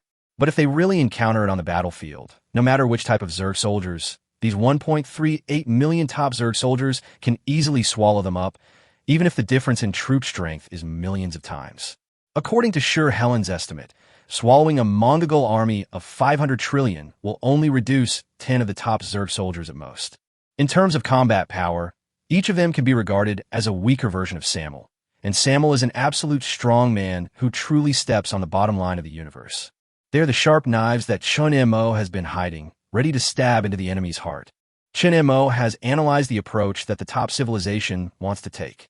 Compared with other civilizations, the Zerg network is an advantage, but also a disadvantage. Even if the biological signal is completely cut off, there will always be a weak line connecting them. The Zerg is more like a whole than any other civilization and will not be split up. The best way to deal with such a race is naturally to target the biological network that wins over all its members. Top civilizations have mastered similar methods, and intelligent devices almost destroyed the Zerg with this. The upgraded source tracing killing is their trump card. Correspondingly, Chun Mo does not need to use superintelligence to connect the entire civilization. Even if the top civilization suffers a loss from the Dream Tower, The most it can do is strengthen its defense instead of withdrawing the authority of the superintelligence. There is no other way. Their dependence on superintelligence is too great. If the superintelligence can be defeated, their civilization level will plummet instantly. Chapter 167 Filled Bucket. The war started again, and it was more intense than ever. Even if the second-level civilizations were hiding in the most corners of the universe, they were still trembling with fear. Even with the smallest aftermath, the energy it ripples out is still enough to destroy the stars. Too much dense information turbulence was interspersed and flashing in the dark space. It was not real light, but the collision of information flows, and the most basic insect soldiers were also annihilated along with it. Unlike in the past, when the technology needed to spread gradually based on genetic sequences and rules, the updated technology directly acts on the biological network. The insect soldiers in this star field and the insect soldiers billions of light years away will be annihilated together. Tracing the source of killing. A type of killing method that truly follows biological genes and achieves the extinction of entire civilization. In just a moment, at least 40 of the insect soldiers at the lowest node of the insect tide were annihilated, and the number was still increasing rapidly. Chun Mo didn't care. He had already guessed the means and would naturally prepare in advance. He created a large number of node branches, which would not make the attack ineffective, but was enough to delay time. This was the biggest flaw of the tracing killing method. It could only find the bottom layer of the biological gene and clean up gradually. Let's get started. Chun Mo's will runs through the entire race. The universe begins to twist and tear. A gap is torn in the galaxy's complete defense system, and a large number of insect soldiers pour out. What they need to face is the most powerful defense of the top civilization. Superintelligence exists between illusions, and any smart device can be equipped with it. However, if you want to make the best use of the computing power of superintelligence, you need equally top-notch equipment to support it. Once you lose the equipment, superintelligence can still operate normally, but data in all aspects will be damaged. At that time, Mengtao will gain an absolute advantage on the battlefield, and it will be easy to cut off the source of killing. The top civilizations are well aware that super-intelligent devices cannot be hidden. The devices that can support the full operation of the top intelligence are comparable to stars in size. Unlike the devices in the early stages of civilization that developed in a compact direction, the later the civilization, the larger the devices will become in order to adequately support intelligence. Whether it's the light when it's running or the signal flow that fills the universe, all of them will clearly mark the coordinates. It was able to hide in the past because it was not running at full power, so it's natural that it's attacked now. They were gambling that the insect swarm would not be able to penetrate their defenses before their demise. Chun Mo was also gambling, betting that the insect swarm could penetrate the defenses of the top civilizations before being completely destroyed. But there are still fundamental differences between the two sides. Chun Mo just bet all his money. The most fundamental things of civilization are still in his arms. The top nodes will not die in the tracing killing. This is the confidence given by the Dream Tower. Even if he loses miserably, there is still a chance to make a comeback. The top civilizations are the ones that are truly risking their lives and property. Once they lose the bet, they will completely collapse without a chance to breathe. In fact, even so, Chun Mo didn't want to gamble. He thought that steady and cautious play would lead to final victory. But the problem was that if it was dragged on, the remaining resources might not be enough to support the mastery of the truth. In addition, all civilizations had already sat at the gambling table. Chun Mo failed to kill the opponent the moment he entered the casino and was forced to sit down together. Break it for me. Samuel grabbed the world's strongest composite material with both hands, ignored the layers of space matrix force fields, and tore it in two. He stuffed the material into his mouth with a grin, and the injuries on his body healed quickly. With a roar, hundreds of thousands of top insect soldiers led 30 trillion insect tides to the core defense of one of the top civilizations. Stop them. The commander of the civilization let out a roar. They no longer cared whether tearing the universe apart would awaken the will that had just been dormant. They forcibly tore a huge rift in the universe between the two sides. Hundreds of thousands of top insect soldiers stopped immediately, while the rest of the insect soldiers rushed in frantically as if they didn't see the crack. In an instant, large numbers of insect soldiers fell, and the civilization commander soon saw a scene that he would never forget. Filled up. The cosmic crack has been filled. Of course, this is not accurate. No one knows what is outside the cosmic crack. but it is definitely not a place that normal civilization can withstand. They throw some strange things in from time to time, and it has never been filled up and will never be filled up. As for why the bugs filled it up, to be precise, the overall number is greater than the output number. The universe is like a bucket with a big hole in it. Although it will leak water continuously, as long as enough water is poured in, the bucket will always be full. This is the case now. Regardless of the losses, the influx of bug soldiers is faster than the speed at which the crack is swallowed. So hundreds of thousands of top bug soldiers stepped over the corpses of their own kind. Boom, boom, boom. The moment the two sides' forces came into contact, countless fleets and insects exploded. Turbulent energy flows scattered, and dense spatial depressions were created in the universe. The dull explosion, even in space where sound cannot be transmitted, still shook the entire star field through other bands. Debris and minced meat floated between galaxies, and every Zerg soldier was charging, no matter if there were enemies ahead or an insurmountable forbidden zone of death. Unless they were completely unable to move, these loyal little guys would wave their limbs, roar, scream, and pounce on the enemy. They don't know what the point of doing this is, nor will they think too much about it. It is enough for them to know that it is the order of the Overlord. Commander, they are about to break through the outer defense line. The screams of his subordinates were transmitted through the chip. The commander looked embarrassed. He knew that the outer line of defense alone was not enough to stop the insect tide, but he did not expect that it would be broken through so quickly. The strength of the top insect soldiers far exceeded everyone's expectations. This is fucking abnormal. The commander wanted to curse. It was natural that individuals were stronger by relying on the transplantation of mechanical technology. However, these insects did not use mechanical technology at all. They used purely biological technology, and it was extremely powerful. He saw with his own eyes that 10 top insect soldiers bit the Sentinel floating aircraft group to pieces. They had many countermeasures against mechanical technology, but they had fewer means against biological technology. After all, no civilization had ever evolved biotechnology to be so powerful. In the early years, although they saw some clues from Samuel, because it had always been an individual, they thought it could not be replicated. Who could have thought that so many would emerge in one go? As for why they did not delve into technology targeting powerful creatures, the reason is very simple. This is equivalent to reopening the technology tree. It is not a problem that can be solved in hundreds of years, and they do not have time. Chapter 168, Breaking Through the Truth with Will.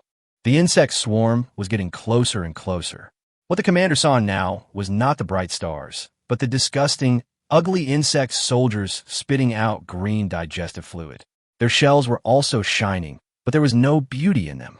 Chaotic information flows filled the surroundings, covering up all sounds. Looking at the swarm of insects with their ferocious mouths opened, the commander could only turn over a trump card first. Activate Silver Rain. As the order was given, a violent gale swept through the universe. It was the dark matter swept up by the energy storm. Then, drop after drop of silver rain fell at 10 times the speed of light, easily penetrating the perfect matrix that even the dark matter beams could hardly shake, and then piercing through the insect swarm. The biological battleships, which were as big as asteroids, were beaten into microscopic particles by the silver rain. The Zerg tide was cut off, and more than 50 of the Zerg soldiers died in the first moment. The pressure was released, and the commander and his soldiers breathed a sigh of relief, but the gap did not last long, and a new wormhole had opened up. This is inevitable. Silver rain will destroy everything within the range. The warp-denying circle can only be closed temporarily. The enemy has a very high-level superintelligence. Under intervention, the warp-denying circle cannot be opened immediately. The enemy will definitely seize this opportunity. All of this is expected, but why are there so many? Faced with a swarm of insects that was even larger than the first batch of troops, the commander was extremely terrified. Impossible. The Zerg are attacking the 5 top civilizations at the same time. In addition, we also received news that a part of the Zerg tide is going to cause trouble for the second-tier civilizations. The number of Zerg swarms is enough to do all these things at the same time, but there's an absolute prerequisite. That is, the Zerg swarm cannot be damaged. However, they have already started the retroactive killing, and this period of time is enough to severely damage the Zerg swarm. Why is this happening? If you're scared just to this extent, it's really disappointing. Chun Mo, who was monitoring the entire area, gently stroked the insect soldier in his arms. His vicissitudes of life gaze penetrated through layers of obstacles, as if it could reach the battlefield directly. The top civilization's estimate was correct. Tracing killing was a very special weapon. No matter how many enemies there were, it was useless. The solution Chun Mo came up with was very simple, which was to continuously stack nodes of different levels. In the past, no matter how bloated it was, the number of node levels would not exceed 20 at most. But now, the number of node levels has reached millions, and the number of each level is at least hundreds of billions. The transmission of information level by level, and then downwards layer by layer, completely violates the fundamental nature of the Zerg Tide, but the benefits are also obvious. Even the traceable killing that has been updated to deal with the Zerg Tide cannot be traced upwards along the complex and huge nodes for a moment. Such a bloated class is obviously quite terrifying. Even with the support of the dominant will, Chun Mo does not intend to maintain it for a long time.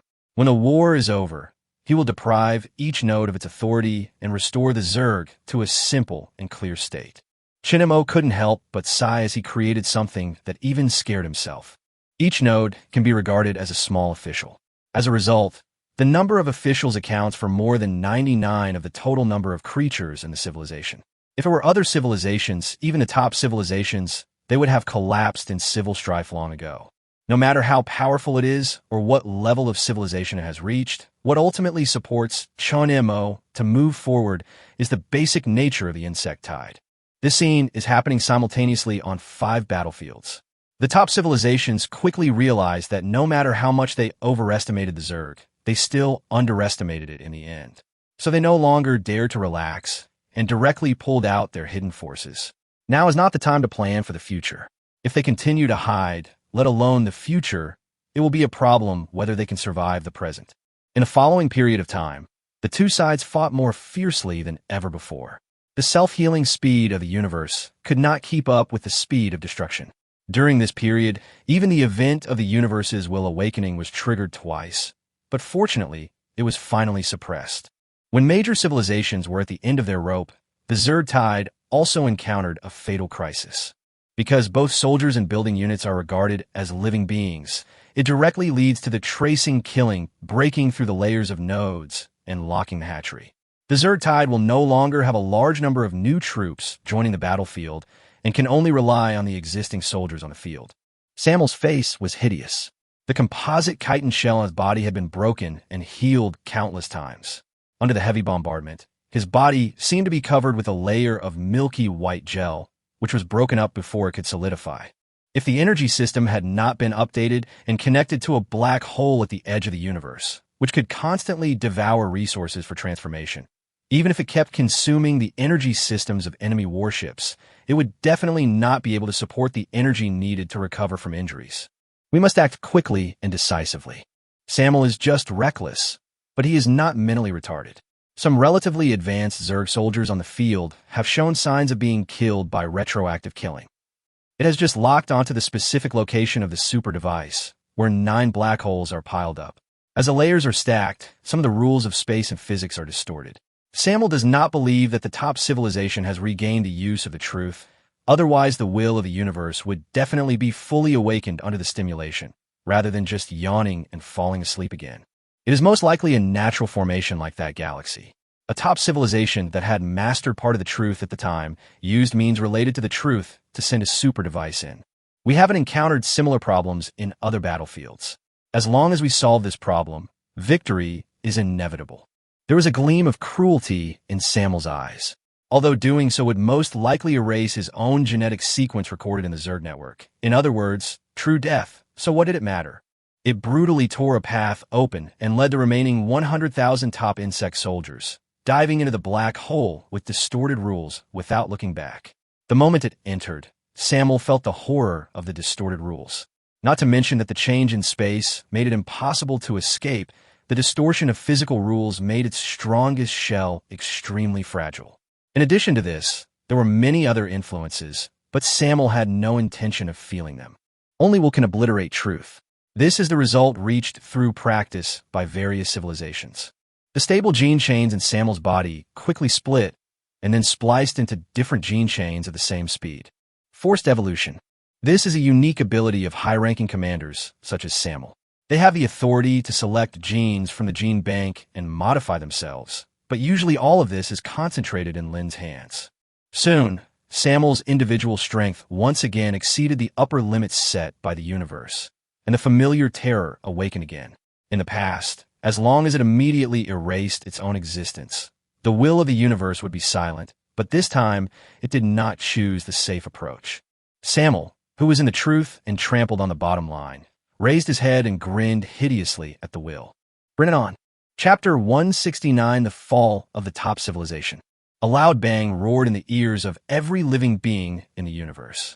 Above the distorted black hole, the universe collapsed layer by layer. The will was invisible, but the arrival of the will could be seen from it. Samel hid at the bottom of the black hole, where the rules of time and physics were distorted, but he was still unable to resist, well, even for a nanosecond.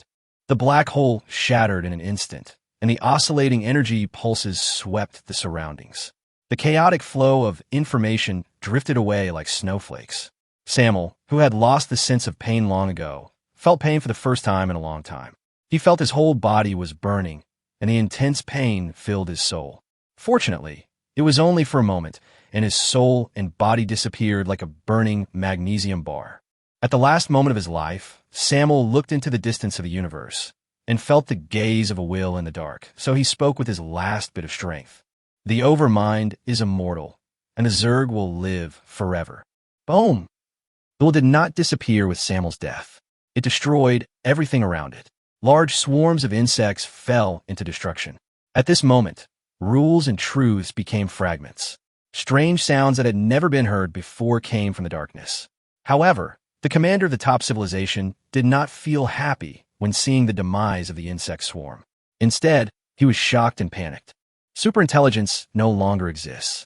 The carrier was destroyed at the moment of Samel's death. Under normal circumstances, after the device is damaged, superintelligence will appear in other devices. This is the terrifying thing about superintelligence. It is not an existence that can be destroyed by a destructive device. But at this moment it was gone. It didn't run to other devices, but disappeared completely, as if it had never appeared. It has been in a field with distorted rules for a long time, so it has been tainted with some truth, which was then obscured by the distorted truth of the black hole. Therefore, when the will was induced to end, they did not discover this place. They themselves did not expect that superintelligence will be tainted with truth, so they did not destroy it. Chun Mo, who had been watching the battlefield, guessed the general reason. Looking at those chaotic warships without intelligent support, he did not miss this excellent opportunity. At the moment when his will was asleep, Mengta withdrew most of the computing power from the other 4 battlefields and focused on attacking this place. Without the confrontation of superintelligence, the battleship's defense system was instantly broken and recoded by the Dream Tower. The battleship that used to protect civilization suddenly became the murderer that destroyed civilization. The balance of victory was completely tilted, and one enemy was eliminated at the most difficult moment, depriving the gene pool and the coding pool. After Chun Mo gave the order to Mengta, he thought about it, and a huge wormhole opened in front of the fleet that originally belonged to the top civilization. The fleet and the remaining sea of worms poured into it and rushed to another battlefield. Although there was still some armed resistance here, the moment Mengta seized the dominance of various devices, all resistance became meaningless. Damn it! On another battlefield, the commander here realized what was happening at the first moment as he saw the swarm of insects and warships pouring out of the wormhole. Damn, these useless guys. He cursed angrily. As a civilization of the same level, although there would be no substantial conflict, they had often shown off their might to them. Before the war, they vowed to wipe out the insect swarm, and even boasted that they should not hold them back. But in the end, they were the first to be destroyed. How can I not be angry? How can I not be annoyed? But they won't all be destroyed, right? The relationship between the 5 civilizations is very delicate. Although they wish each other would die immediately, they have to admit that the other side is powerful. Since one side is still holding on, the other side cannot perish. What exactly happened? The commander called out loudly into the communication system, but the only response he got was a crackling sound. Damn it! He completely gave up the idea of establishing communications and could only temporarily withdraw his troops. The insect swarm appeared very suddenly, cutting off the original formation of the fleet. Incandescent fireballs and flashes of information flow surged around, engulfing all matter, including the fleet. Not only long-distance communications, but now even short-distance communications were blocked. The noise covered everything, and before he could make repairs, he felt a sense of floating up similar to weightlessness, followed by a sudden fall. Due to his excellent physical functions, the sudden change in gravity did not injure him, but the scene happening at the moment made him dizzy. Dominance of the fleet's gravity control module was seized. The gravity module alone was not very important, and the impact it caused was still within the acceptable range. What really frightened him was the fact that the gravity module was deprived of its symbol. The superintelligence that belongs to them can no longer maintain dominance over all modules. This is the real source of fear. A superintelligence with perfect defense and top-notch equipment cannot be deprived of its dominance by the intelligence of the Zerg swarm. There's only one possibility for this to happen. The device was destroyed. Boom! Sure enough, before the commander could observe the situation, a bright beam of light mixed with a large amount of information flow bloomed in the universe, and the light even covered the entire barred spiral galaxy for a moment. In the light, he heard a whistling sound similar to that of strong wind. That was the sound caused by the collision of information flows and the annihilation of one side. He endured the discomfort and struggled to get to the operating table. The intelligence had failed and could only rely on manual operation. You really have a strong willpower. Facing the information bombardment specifically targeting your genes, everyone else fainted, but you just felt uncomfortable. He heard a familiar voice. A being that symbolized destruction appeared in the command room at some point. The master smiled slightly. The density of information suddenly increased. The commander spit out blue-white liquid. His whole body shook and then fell down. It's over here, too. Shur turned around and looked along the gap made by the battleship towards the battlefield where Samuel died. The fall of the two civilizations put the war into a complete countdown. They couldn't understand why the stalemate would turn into an irreversible situation in an instant. Yes, who could have thought that superintelligence would be contaminated by the truth due to being in a star field where the truth is distorted for a long time, thus leading to complete destruction? Before Chun Mo's biggest trump card was revealed, the war was already counting down to its end. What a hollow victory. Chun Mo thought so. But there's nothing wrong with saving some trouble. Chapter 170, The Unknown Future. The war ended completely soon after. The fall of the top civilization heralded the tragic future of cosmic civilization. Although there were still some scattered resistance forces, they were no longer large-scale and posed no threat. Not long ago, Lin developed a highly targeted and diffusible genetic drug based on the gene banks of various civilizations, and carried it by the decomposers that devoured the resources. It slowly permeated every star field in the universe. After a great battle, the number of insect swarms dropped by more than 90, but when the incubation room was reopened, they quickly recovered with the abundant resources in the universe. Chun Mo deleted the Zerg's complex node network and restored it to a simple structure. The fully mature Dream Tower was also formatted 3 times within a certain period of time to prevent intelligent mechanical transformation. Information anchor points are built on each insect soldier. The network built covers the entire universe. It can also find galaxies with distorted rules. After a long search, including the original galaxy, have been found so far, with a total of 6 distorted rules. For example, the distorted galaxy closest to Chun Mo is only 3 light years away. There, the galaxy is filled with white light, and the space keeps folding and extending until it collapses and reorganizes. Here one can experience a deeper level of spatial truth. Relatively speaking, this is one of the easiest truths to control because in the process of civilization development, whether it is the most basic curvature engine or the subsequent space jumps and offensive space folding devices, etc., are all related to space. Although spatial truth is also difficult to understand, it is always easier than other truths that have no clue at all. During this period, the will of the universe became sensitive and was often on the verge of awakening. Fortunately, it did not actually arrive. I don't know if it's because he has walked this road once, but even if the previous master voluntarily forgot the knowledge of the truth of time, when he set foot on the same road again, his progress was obviously faster than that of the other truths. Therefore, Chun Mo had to suspend his research on the truth of time for a while. Of course, things did not go as smoothly as imagined. Even though the research on various truths progressed in parallel, Ensuring that the research was successful could counter the will. It also made the limit of the will's descent lower. Just like those top insect soldiers, although their individual strength is not as strong as Samuel, they can still bring out their will when their numbers accumulate. Chun Mo cut off some of the biological signals, dividing the insect swarm into different groups of different sizes.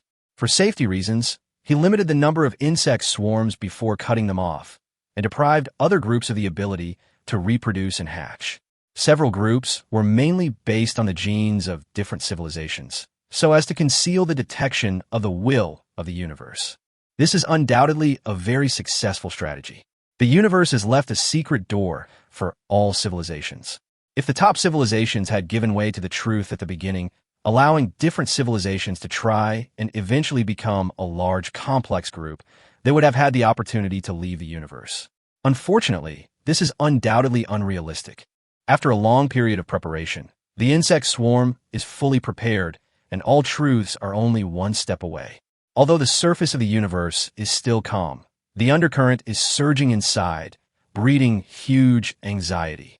Chun Mo stood at the absolute center of the universe. There existed a giant black hole with a distorted star field of 2,000 light-years in diameter. Chun Mo was located in the black hole. There were a large number of transformation devices scattered around him. The insect swarms of various small groups were scattered all around. He still retained absolute control over the group commanders. It took so much time and effort to get to this point, and Chun Mo thought he would be extremely excited, but as he looked at the universe that was beginning to churn, he was unexpectedly calm. Let's get started. With the plain transmission of commands, the insect swarm network instantly connected all groups. A large amount of knowledge flooded the network, and Chun Mo's body radiated light, which instantly covered all the luminous celestial bodies in the universe, and the black was dyed into bright white. Boom, boom, boom. The long-breathing terror came crashing down. Chun Mo slowly raised his head. The wrinkled space shattered layer by layer. The invisible terror collided with the perfect truth, and the entire universe began to tremble. As time passed, Chun Mo gradually weakened. His pupils dilated and his dimension increased. The rules of physics and mathematics changed, and the resources that were originally consumed in large quantities instantly increased at the same speed. The instantaneous output is too low. Chun Mo found the problem. The rules of time were distorted and only affected Chun Mo himself. With the time flow rate increased 100 times, the truth was gradually forced back until it disappeared completely. However, he did not relax his vigilance. The disappearance of the will of the universe instead caused the pressure covering the universe to suddenly increase. The final blow, Chun Mo smiled, and his will was implemented throughout the entire Zerg race. Under the effect of space folding, countless insects rushed towards the transformation device. The Zerg are famous for their numbers, but sometimes their terrifying numbers combined together are far more powerful than just numbers. The will of the universe seemed unable to bear Chun Mo's provocation. Whether it was truth or individual strength, he had crossed the bottom line. The terrible cosmic storm swept through every corner. At this moment, even if Chun Mo did not order the insects to spread the genetic virus, the various civilizations would not have any chance of survival. Chun Mo stood in the center of the storm, and several whirlpools of various shapes condensed in his glowing and transparent body, which were the substantial embodiment of truth.